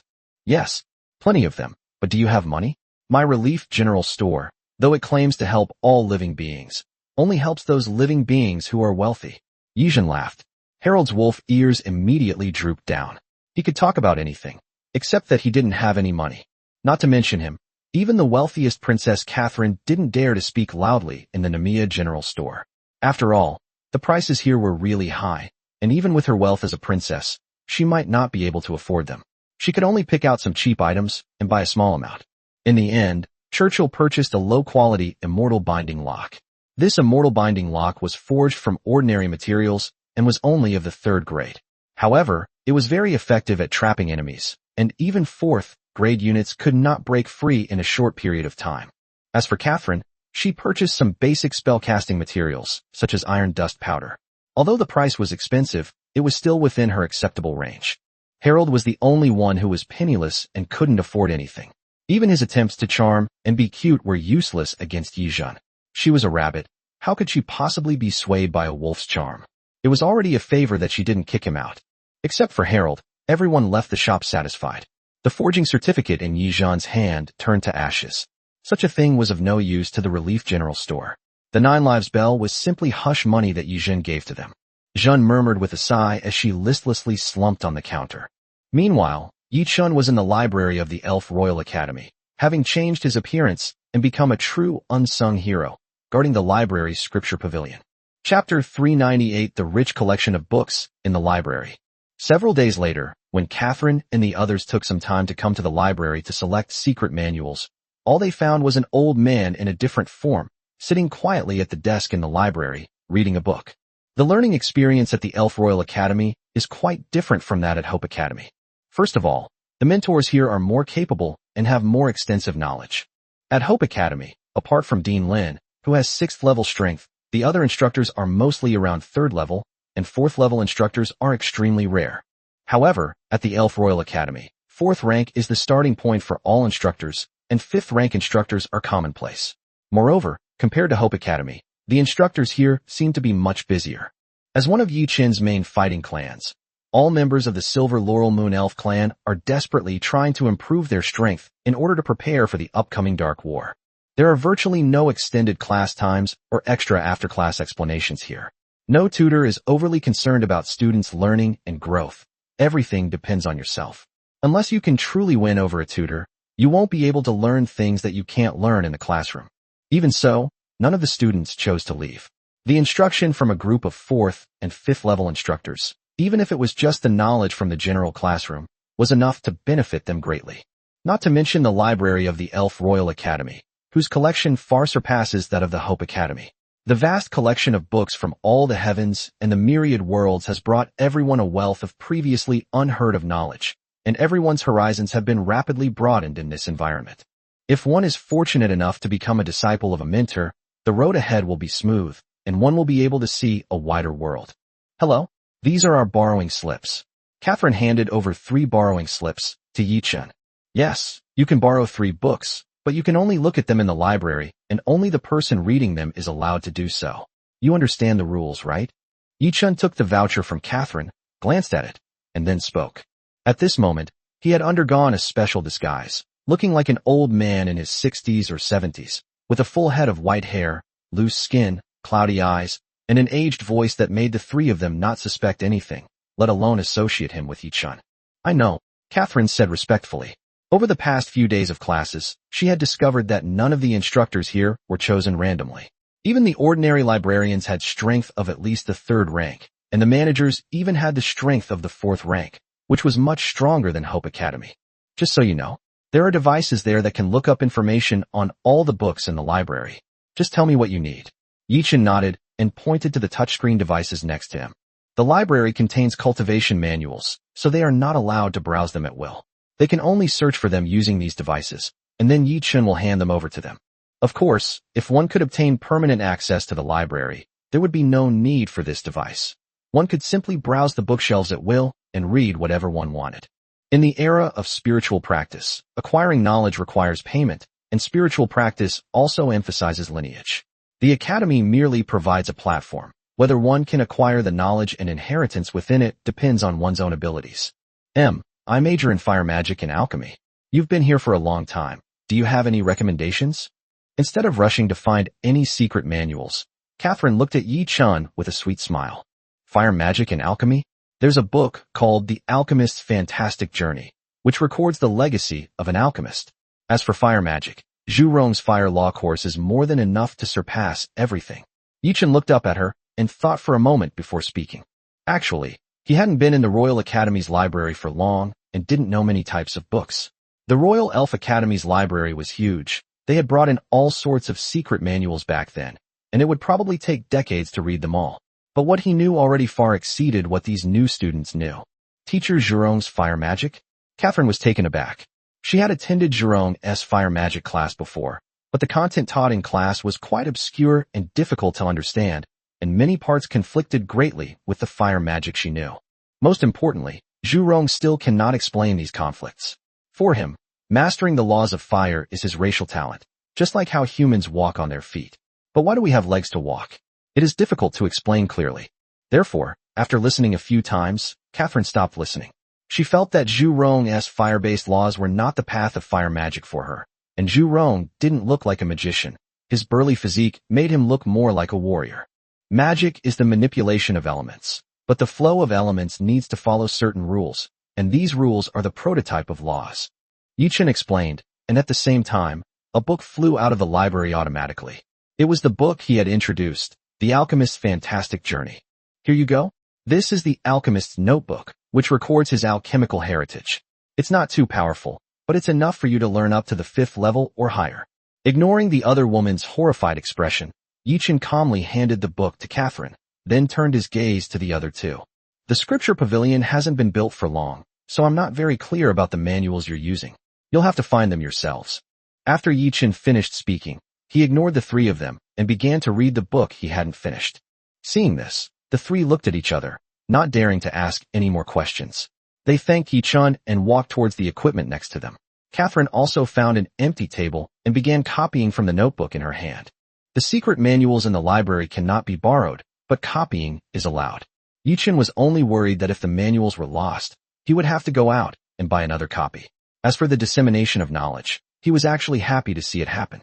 Setting up the threshold was just to make these people understand the value of knowledge. Heluga and Churchill browsed through the equipment continuously. The rich collection of books in the library amazed them. Even just searching for the types of books they needed took them a whole morning to finish. They didn't even have time to look at many of the special books. The secret manual gift pack from Wanwalu really brought Yi Chun a pleasant surprise, and he decided to put it on his Duobao trading network in the future. Ultimately, Houndum chose a book on the use of internal energy to improve his control over power. Churchill, on the other hand, chose a secret manual called The Art of Vision to enhance his eyesight. The two arrived at Yi Chun's place, obtained the books they wanted, and began copying them together with Catherine. Chapter 399, The Propagation Stone. After completing the formalities for the group, Yi Chun ignored them. As a lord, he needs to control the affairs of the entire primordial planet. It is impossible for him to focus all his attention on a few subjects. For him, the relief general store or the librarian are just a little spice in his boring life. Churchill received a small manual, which only described a skill, and he quickly finished copying it. However, it would take Catherine and Houndum a lot of time, especially Catherine, who would probably spend more than a week copying that thick stack of alchemy notes. With the end of military training, the teaching at the Elf Royal Academy gradually returned to normal. Many teachers carried out their teaching in an orderly manner, and the trade center of the entire Shinyo-Hajo began to gradually shift towards the Elf Royal City. The previously deserted Elf Royal City began to gradually become lively. The population of the entire primordial star is still small. Even the most populous continent, Shinyo-Hajo, only has tens of thousands of people, including a large number of newborns. At this time, it is not difficult to settle in the Elf King's city. However, once the population really increases, it will be much more difficult to enter. Brother Chun, I've got something great in the trade, you'll definitely love it. That evening, Fatty sent a message, showing his obese body waving a crystal in front of Yi Chun in the projection. What is it? Yi Chun asked curiously. Hee, a fertility stone. A good thing, right? The fat man chuckled as he looked at Yi Chun. Upon hearing the other person's words, Yi Chun immediately sat up in surprise, looking at the figure in the projection with delight. Are you kidding me? You can actually trade for something like this. Yichen exclaimed in amazement. Divine stones are extremely rare items, and there are many different types. They can directly imbue a territory with certain rules, and different divine stones can imbue different rules. For example, the fertility stone that the fat man traded can add an extra fertility-related rule to the territory to increase the population growth within the territory. Of course, it does not directly increase the population, but rather enhances the fertility ability of the population within the territory. Normally, a child is born one at a time, but with the blessing of the rules of the reproduction stone, it may become a birth of two, or races like angels and moon goddesses, which are only of one sex, may also obtain special ways of reproduction. For example, males can reproduce with other species, and females can conceive naturally, etc. In short, different divine stones have different effects, and even among the same type of fertility divine stone, their effects may vary. Hehe, don't you even know who I am? How about it? Interested? The fat man said with a smug smile. Awesome. How much did you pay for it? What are its attributes?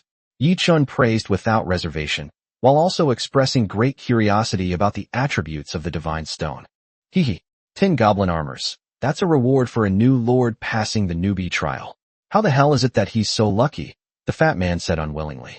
As the first group to pass the newcomer trial, all they received were normal ranking rewards. But those who came after them were able to get things like divine stones. It's really frustrating to think about. Alright, you're a high-level lord, and you even get an extra nest loading slot as a reward. What more could you want? This stuff is much harder to get than divine stones. Although divine stones are precious, they're not too hard to obtain. Their value is even less than that of life essence. It's just that the trial grounds are a bit harder to get. Yichen said irritably. This guy really is ungrateful. That's true. I'm just not willing to accept it. Alright. Send someone to my place to take the divine stone.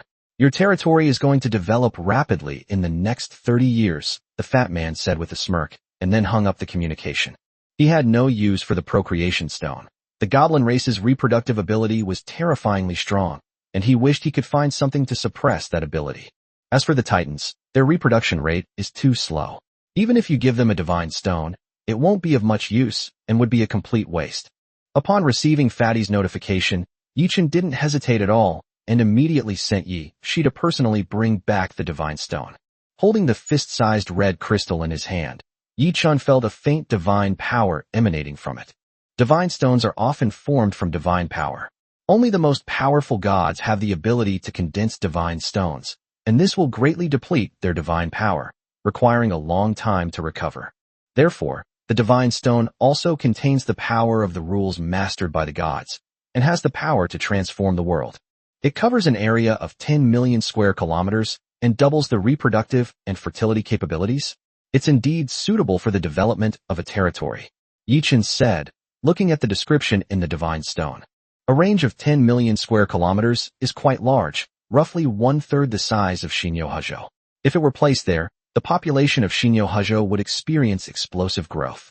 However, Yichen hesitated for a moment, wondering whether to use this divine stone on the alien races of Shinyo-Hajo or on the witch race of Dongxing Shenzhou. The alien races here are merely subjects. If their population were to grow, it would be difficult to control them in Shinyo-Hajo. The Wu race, on the other hand, also has the ability to reproduce and is their own nest and dependent race, so there are naturally differences in kinship among them. Forget it, it's only 30 years. No matter how much the population of these alien races grows, it won't become uncontrollable. This will allow their population to grow, and they can be used as cannon fodder when they go back to the dark world. Otherwise, if the witch race really suffers a lot of sacrifices, I'm afraid I'll be heartbroken. In the end, Yichun decided to place the divine stone within the area of New Annie City. Moon and Silver Osmanthus Moon spirits cannot reproduce, so he can only rely on the Jade Rabbit and Fire Crow clans at present. The development of the Witch clan also requires a lot of time. Therefore, when they leave the Time Cave and enter the darkness 30 years later, they will still need these alien races to act as the main force to fight their way into the darkness, so as to preserve the strength of their own clans as much as possible. This practice is cruel, but it is common among lords. The most loyal followers are the lord's most faithful subjects and family. There is a distinction between close and distant relatives, and these subjects will always be the first to rush into danger. After making the decision, Yichen did not hesitate and placed the divine stone directly under the land near New Ani City. For the next 100 years, all living beings on this land will have a 100% increase in conception and birth rates. 25 years later, when the new generation of young people grows up, the entire Shinyo Hajo will surely be full of unprecedented vitality. Chapter 400 Establishing the Mercenary Guild.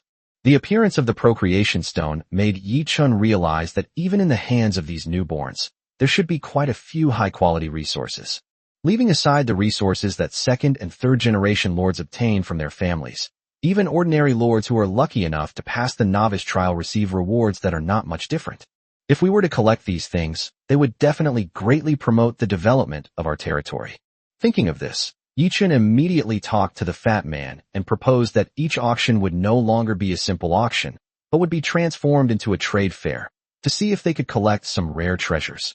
The fat man immediately clapped his hands in agreement with the suggestion. He had even had this idea himself, but hadn't had time to sort it out yet. The two talked about it for a whole day, and even invited Xia Qingyi and Tao Ping to come along. Finally, they finalized a general plan, and were just waiting for Fatty to plan and execute it. Xia Qingyi, being a capable and hard-working individual, was temporarily seconded to Fatty's territory. On one hand, she was following up on this matter, and on the other hand, she was also helping Fatty adjust some aspects of the territory's financial system. With this major matter settled, Yi-chun resumed his studies. To be honest, what these new lords lacked most was basic knowledge. The month-long lord training after awakening only taught them how to survive in the trial space and how to become a formal lord. What should they do after becoming official lords? They'll have to figure that out on their own. Even some lord training courses are too expensive for them to afford right now. Therefore, Yi-chun could only seek answers in books and follow the paths taken by his predecessors to find his own way out. At least next time I won't have to rack my brains trying to figure out what things are useful to the lord, what things I should look for at what stage, and what journey I should go through. Take the procreation stone for example. If Fatty hadn't happened to receive it, he wouldn't have remembered it at all. There are just too many things in the myriad worlds. Different planes even have different names for the same thing. If you're not particularly familiar with it, it's really difficult to remember. Time flies, and 6 years have passed in the blink of an eye. Yi-chun and his group have been in the Cave of Time for 10 years. The students of the Elf Royal Academy have graduated one after another, and several more classes have been enrolled since then. Harold and the others graduated from the Elven Royal Academy at a young age, and each of them had their own unique experiences. Sarah chose to stay at the school and become a tutor at the Elf Royal Academy. Her strength had already reached the 4th tier. If she were in her original world, she would definitely be a world-class powerhouse. Catherine returned to New Ani City to assist her brother in building the New Ani Empire. She also served as the vice principal of Hope Academy, passing on the knowledge she had learned from the Elf Royal Academy to more people. As for Harold and his 2 companions, they were not content with being idle. While still students, they formed a mercenary guild together, allowing them to continue exploring the entire Xinyu continent and completing various commissions in the form of a mercenary group. Of course, Yi-chun guided the formation of the mercenary group. Over the years, he found that the population of this group of people had grown rapidly, but they were scattered and disorganized. How could such a group of people be united into a force and made to fight for the primordial star? Whether relying on the strong policies of the territory or the overall planning of New Ani City, it is extremely difficult. After all, when an individual's strength reaches a certain level, it becomes very difficult for the country to restrict them. They can even choose to leave the primordial star directly, form an interstellar team, and develop on their own. Yi-chun thought about it for a long time, and discussed it with Fatty, Xia Qingyi, Yi-chun, and others. Finally, he decided to launch the mercenary group to unite the strength of these scattered soldiers. However, they wanted to keep the mercenary group firmly under their control. Therefore, the mercenary guild leaders had to be people they trusted, as well as newcomers recognized by the people. Only in this way could they gain a strong sense of belonging. Therefore, Yi-chun could not use his own clan to form a mercenary guild, so Harold and others who were familiar with him and had high hopes for him came into being. With guidance step by step, Harold and others eventually created the prototype of the mercenary guild. Subsequently, with the intentional help of many mentors in the academy, it eventually developed into New Ani City, and the city lord Cecilia also provided strong support through her relationship with Catherine. The mercenary guild developed rapidly in this environment and soon became the largest guild organization in the entire Xinyu continent. Moreover, since the form of guilds has emerged, it is naturally impossible for the Mercenary Guild to be the only guild. Various other organizations, such as the Mage Association and the Knights Hall, have been established to gather relevant talents. However, unlike the Mercenary Guild, these professional organizations are all under Yi Qin's control. As official organizations of the Primordial Star, they allow people of different professions to find their place. Different organizational structures require different management models. There are significant differences between professional organizations and mercenary guilds. Finally, it's starting to look like a Western fantasy world. With the establishment of the Mercenary Guild and various organizations, Yi Qin couldn't help but exclaim, Shinyo Hujo was finally starting to resemble a Western fantasy world. This can be considered as following his predetermined route. In the primordial mythology, Shinyo Hujo was destroyed by the demon ancestor and the Tao ancestor, but on his primordial planet, everything is intact. So let Shinyo Hujo develop into a Western fantasy world, while Dongxing Shinjo will be a place of pilgrimage in the East. Over the past decade, in addition to the establishment of major guilds, the population of the entire Primordial Star has also experienced a boom. The population of New Ani City has exceeded 50,000, with an average of about 5 children per household. Once this group of people grows up, the next step will be explosive growth. 30 years have not yet passed halfway, and Yi Qin still has plenty of time to wait for them to develop. Not only in New Ani City, but the population of the Witch Clan has also grown rapidly.